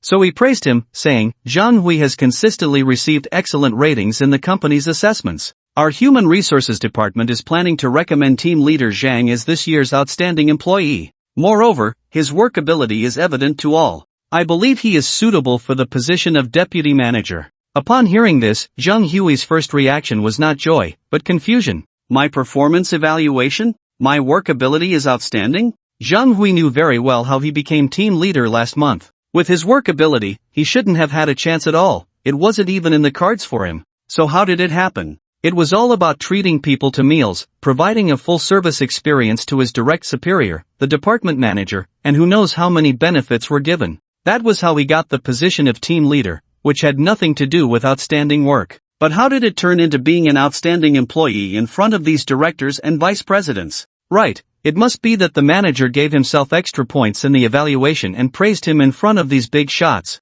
Otherwise, Zhang Hui really couldn't understand why he was promoted again. It should be noted that although the deputy manager and team leader are only half a level apart, it represents a leap in hierarchy. The deputy manager, despite the deputy title, is already a middle management position in the company. The team leader can only be considered the most basic level of management. The powers associated with the positions are significantly different. Team leaders do not participate in departmental decision-making, but deputy managers do, which gives them more power and makes it easier for them to engage in shady dealings, especially in a business department that frequently interacts with clients. Just from kickbacks alone, who knows how much could be earned? The team leader's annual salary is 300,000, while the deputy manager earns 450,000. If you add in kickbacks and other illicit earnings, it easily totals over $1 million a year, after tax. Thinking of this, Zhang Hui felt incredibly excited, patting his chest and assuring these big shots that he would work hard and would not disappoint their kindness. This scene, seen by the surrounding family members, was nothing but envy and jealousy. So these are the big shots of Shagan Group? I didn't expect Zhang Hui to be so valued in the company. He was just promoted last month, and now he's promoted again. Zhang Hui is really impressive. If my son-in-law were even half as outstanding as Zhang Hui, I would wake up smiling from my dreams. What a pity, my daughter is not ambitious and ended up with a good-for-nothing who only earns 8,000 a month. Second sister-in-law, you need to tighten the reins and hurry up with the marriage between him and Yuemeng. That's how a real family is formed. Right. When will you treat us to a wedding feast? Ai Yuemeng's mother was truly feeling proud now, deliberately straightening her posture and glancing over at Ai's father and mother, clearly showing off. Your son-in-law is just a doctor. Compared to my Zhang Hui, he falls far short. Ai Yuemeng was even more excited, hugging Zhang Hui's arm. She really didn't expect her boyfriend to be so valued by his superiors at the company. She also didn't expect that in just a month, he would be promoted again. Does this mean she is one step closer to becoming a rich woman? Thinking of this, Ai Yuemeng proudly glanced at Ai Yichin, a smirk on her lips. It seemed to say, how about that? My boyfriend is better than yours, right? You used to have better grades than me and went to a better university, but what does that matter now? What do you have to compare with me? How could Ai Yichin not sense the meaning behind Ai Yuemeng's gaze? It was somewhat speechless. What's there to show off about? Even if your boyfriend is a deputy manager, or even the boss of Shagang Group, I wouldn't feel the slightest bit of envy. Do you know what kind of person Chen Hao is? Do you know how many businesses he has in Min? Just the Hualong capital alone has a market value exceeding 200 billion, and it's solely owned by him, not to mention his identity as the heir of Anbang Group, whose value is immeasurable. He could casually take out a car from his garage, and you would have to work a lifetime to afford it. Showing off in front of me? If Chen Hao's identity were revealed, it would probably scare you to death. And putting aside Chen Hao's identity, my current income is well over $1 million a year. Just the business from Hualong Capital alone is enough for me to earn tens of millions in a year. Can your boyfriend compare to that? Deputy General Manager, esteemed directors, I didn't know you would come, and I haven't made any preparations. You see, this place is quite shabby. Let's change to another location so I can properly host you, Zhang Hui said with a smile. There's a farmhouse not far from here, and the environment there is much better. How about we move there to discuss in detail, and I can take the opportunity to report on the work situation. Let's skip the meal, I have important matters to attend to. The deputy general manager waved his hand, his gaze sweeping across the room, and then he spotted a young man sitting on the far right side of the courtyard. A strikingly handsome young man. The deputy general manager had seen some basic information about Chen Hao, including his photo, and to show respect, he tidied up his clothes before quickly walking over. Chen Hao grabbed a pack of cigarettes from the table, pulled one out, and was about to light it. The deputy general manager, quite perceptive, immediately took out a lighter from his pocket and eagerly handed it to Chen Hao. After lighting the cigarette, Chen Hao took a satisfying puff. The surrounding relatives gasped collectively, instantly stunned. What was going on? The deputy general manager of Shagang Group was actually lighting a cigarette for Chen Hao, and his attitude was so respectful? Why was that? However, before everyone could recover from their shock, something even more unexpected happened. After lighting his cigarette, the deputy general manager spoke with utmost respect. Boss. The directors who came with him also called out in unison, Boss. Silence fell, one could hear a pin drop. Watching the big shots of Shagang Group bowing to Chen Hao, the AI family's relatives were truly at a loss. Didn't they say he was a doctor? How did he become the boss of Shagang Group? Compared to these relatives, Ai Yichin felt surprised but not as much. After all, Chen Hao had given her too many surprises during this time, from Xingmenju and Company, to the hundreds of millions worth of luxury apartments in Mindu, to Hualong Capital, every single event was unexpected. She had gotten used to it. But Ai Yichin couldn't figure out just how many more secrets this guy was hiding from her. Ai father and Ai mother were suddenly filled with excitement. Wasn't he a doctor? How did he become the boss of Shagang Group? This was truly wonderful. Little Bao's job was now secured. Ai Yuemeng's mood plummeted to the lowest point. She couldn't believe that Chen Hao was the boss of Shagang Group. Wasn't he from Mindu? This Shagang Group is from Arminsha city. Impossible. They must have made a mistake. If he really was the boss of Shagang, what would happen to Zhang Hui? Thinking of this, Ai Yuemeng felt scared. Remembering how she had treated Chen Hao earlier, if he really was the boss, wouldn't Zhang Hui's future be ruined? She understood Zhang Hui. His family wasn't outstanding, his parents were just ordinary employees, soon facing retirement. They had almost exhausted their savings and pulled countless strings just to help him get into Shagang Group. If Zhang Hui left the Shagang Group, he would have to start all over again, and he might never find a job as good as the one at Shagang Group for the rest of his life. If you lose your job at Shegang Group, Aiuameng, won't suffer with you. At that moment, Aiuameng looked at Chen Hao, and the more she looked, the more pleasing he seemed. Perhaps this was the allure of wealthy people to green tea bitches. Is he the boss? If he is the boss, what will I do? After the initial shock, Zhang Hui began to feel afraid, unable to fathom that Chen Hao could actually be his boss. This was a disaster. I might lose my job. Amidst the astonishment of those around, Chen Hao remained nonchalant, while he couldn't even be bothered to glance at Zhang Hui, who was not even qualified to be his opponent. He simply said to the vice president and others, "I'm not familiar with him." Vice President Li Guangfeng, a shrewd character, immediately understood Chen Hao's meaning. A jolt ran through him. Did I just flatter the wrong person? He then walked straight up to Zhang Hui. "Zhang Hui, from this moment on, you are fired." Upon hearing this, Zhang Hui's face turned ashen, and he wanted to plead with Chen Hao for another chance, but Chen Hao couldn't care less and left with Li Guangfeng for the door. Outside, it was quiet, with no one to disturb them. Li Guangfeng then handed a document to Chen Hao for his signature. It was a draft for going public, and once the boss signed it, the pre-IPO financing process would commence. After Chen Hao signed, Li Guangfeng informed him that the boss of Imei Group wanted to meet him tonight at Gulong Mountain Villa.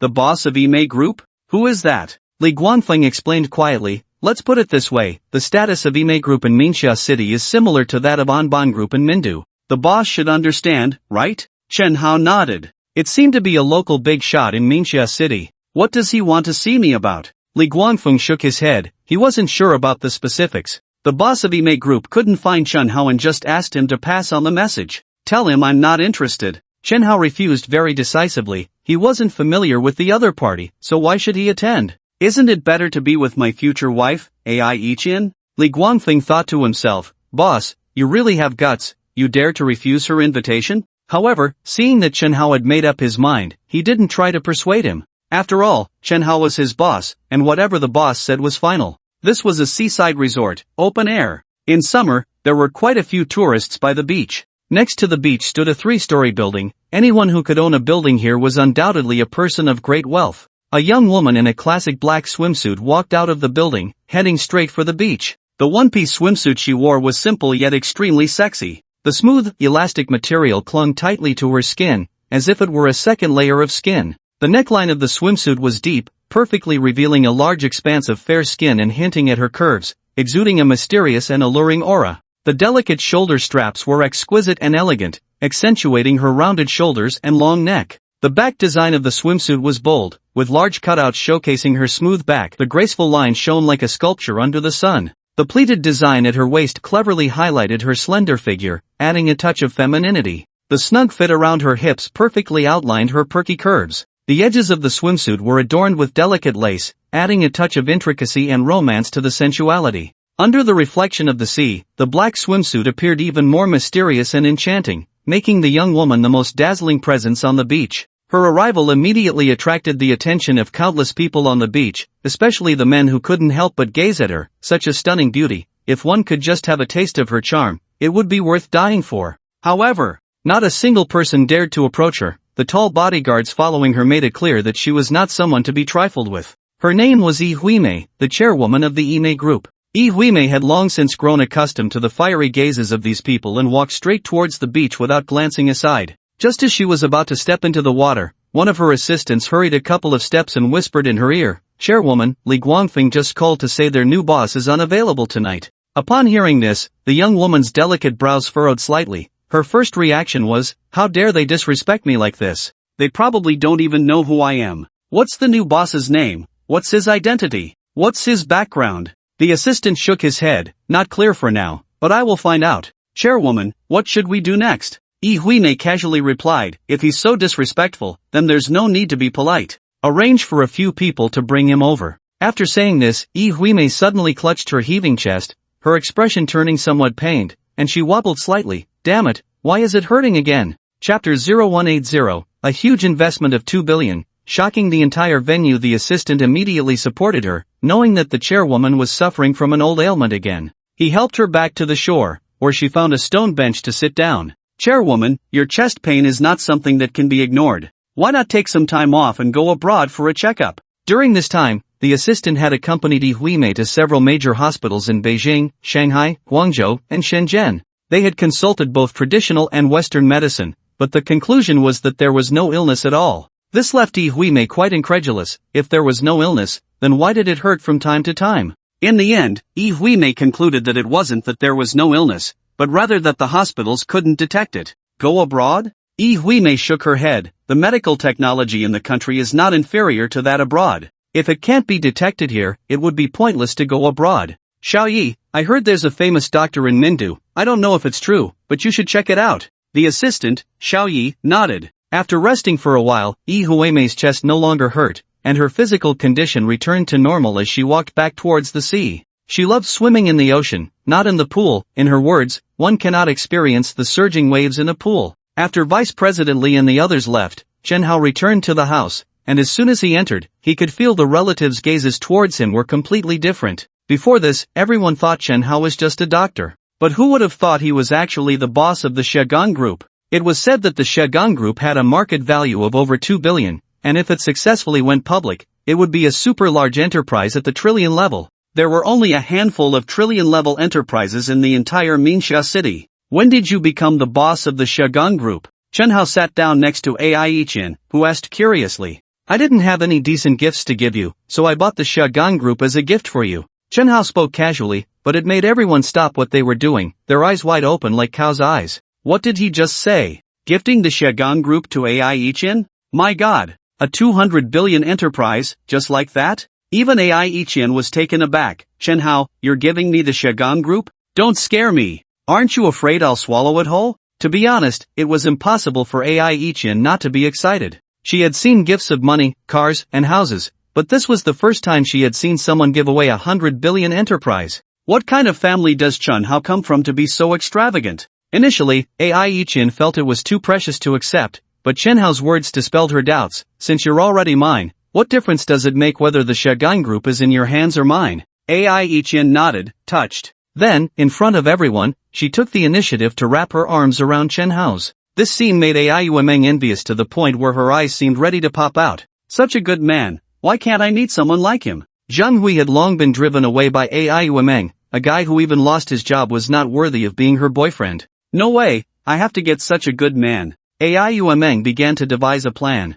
At that moment, everyone present knew that Ai Yichin had struck it rich, and so had the Ai family. Time passed for 3 hours, and it was already evening. During this 3-hour meal, Chen Hao completely became the focus of the day, with family members coming over to toast him. Chen Hao, unable to hold his liquor, got drunk. Ai Yichin helped Chen Hao to her room, laid him down, gently covered him with a blanket, and squatted by the bed, resting her chin on her hand as she looked at the sleeping Chen Hao. The more she looked, the more handsome he seemed, and the more she liked him, until she couldn't help but gently kiss his forehead. Just as she was about to leave, she suddenly found her hand being pulled. You sneak a kiss and think you can just leave? It's not that easy. Before she could react, Chen Hao had already sat up, pulling her into his embrace. Chen Hao wrapped his arms around Ai Yichin's waist, looking at her, and Ai Yichin, who had fallen into his arms, suddenly realized, Chen Hao, you were pretending to be drunk? If I didn't pretend, how could your relatives let me go? Just now, 6 people came to me for favors, 2 wanted to borrow money, and 4 wanted job introductions, Chen Hao said helplessly. To ask for money on the first meeting, these people are really shameless, Ai Yichin said, wrapping her arms around Chen Hao's neck, their faces less than 20 centimeters apart. Chen Hao, you deliberately had Vice President Li come to my house, didn't you? Chen Hao smiled at Ai Yichin. Did you see through me? Ai Yichin looked at Chen Hao, touched, and nodded. She understood that Chen Hao's intention in having Vice President Li come to her house was to truly elevate her family's status. Just imagine, when these relatives find out there's a son-in-law who was the boss of the Shegang Group, would they dare to look down on her family again? Probably not. From today on, not just my Ai family, but no one in the entire village or the whole Minxia city will dare to underestimate us. You didn't see it? My dad speaks with confidence now, and he walks with his back straight. Chen Hao, thank you. As she spoke, Ai Yichin took the initiative to kiss him. Chen Hao held her waist, while Ai Yichin wrapped her arms around his neck, sharing a passionate kiss. But soon Ai Yichin noticed that one of Chen Hao's hands had moved away from her waist. I don't know when it had already slipped inside her clothes, climbing up along her flat little belly. Ai Yichin's delicate body couldn't help but shiver. Although this wasn't the first time Chen Hao had climbed up her, it still made her incredibly shy. She just couldn't understand, was it really that fun? 10 minutes later, just as Chen Hao was about to go further, Ai Yichin suddenly stopped him, pushed him away, and stood up from his embrace. Chen Hao. In this state, with no one around, why refuse? Ai Chen blushed and said, not today, my period has come. Chen Hao, isn't your period downstairs? After saying this, Chen Hao finally realized, this period is not that period. No fun anymore? Wanting to cry but having no tears. Chen Hao looked down, what to do now? He felt like he was going to suffocate. At that moment, to Chen Hao's surprise, the blushing Ai Chen walked over again and squatted down. She looked up at Chen Hao and said, it must be uncomfortable, let me help you. Chen Hao understood her meaning, and his mood inevitably became a bit excited as he looked at her luscious red lips.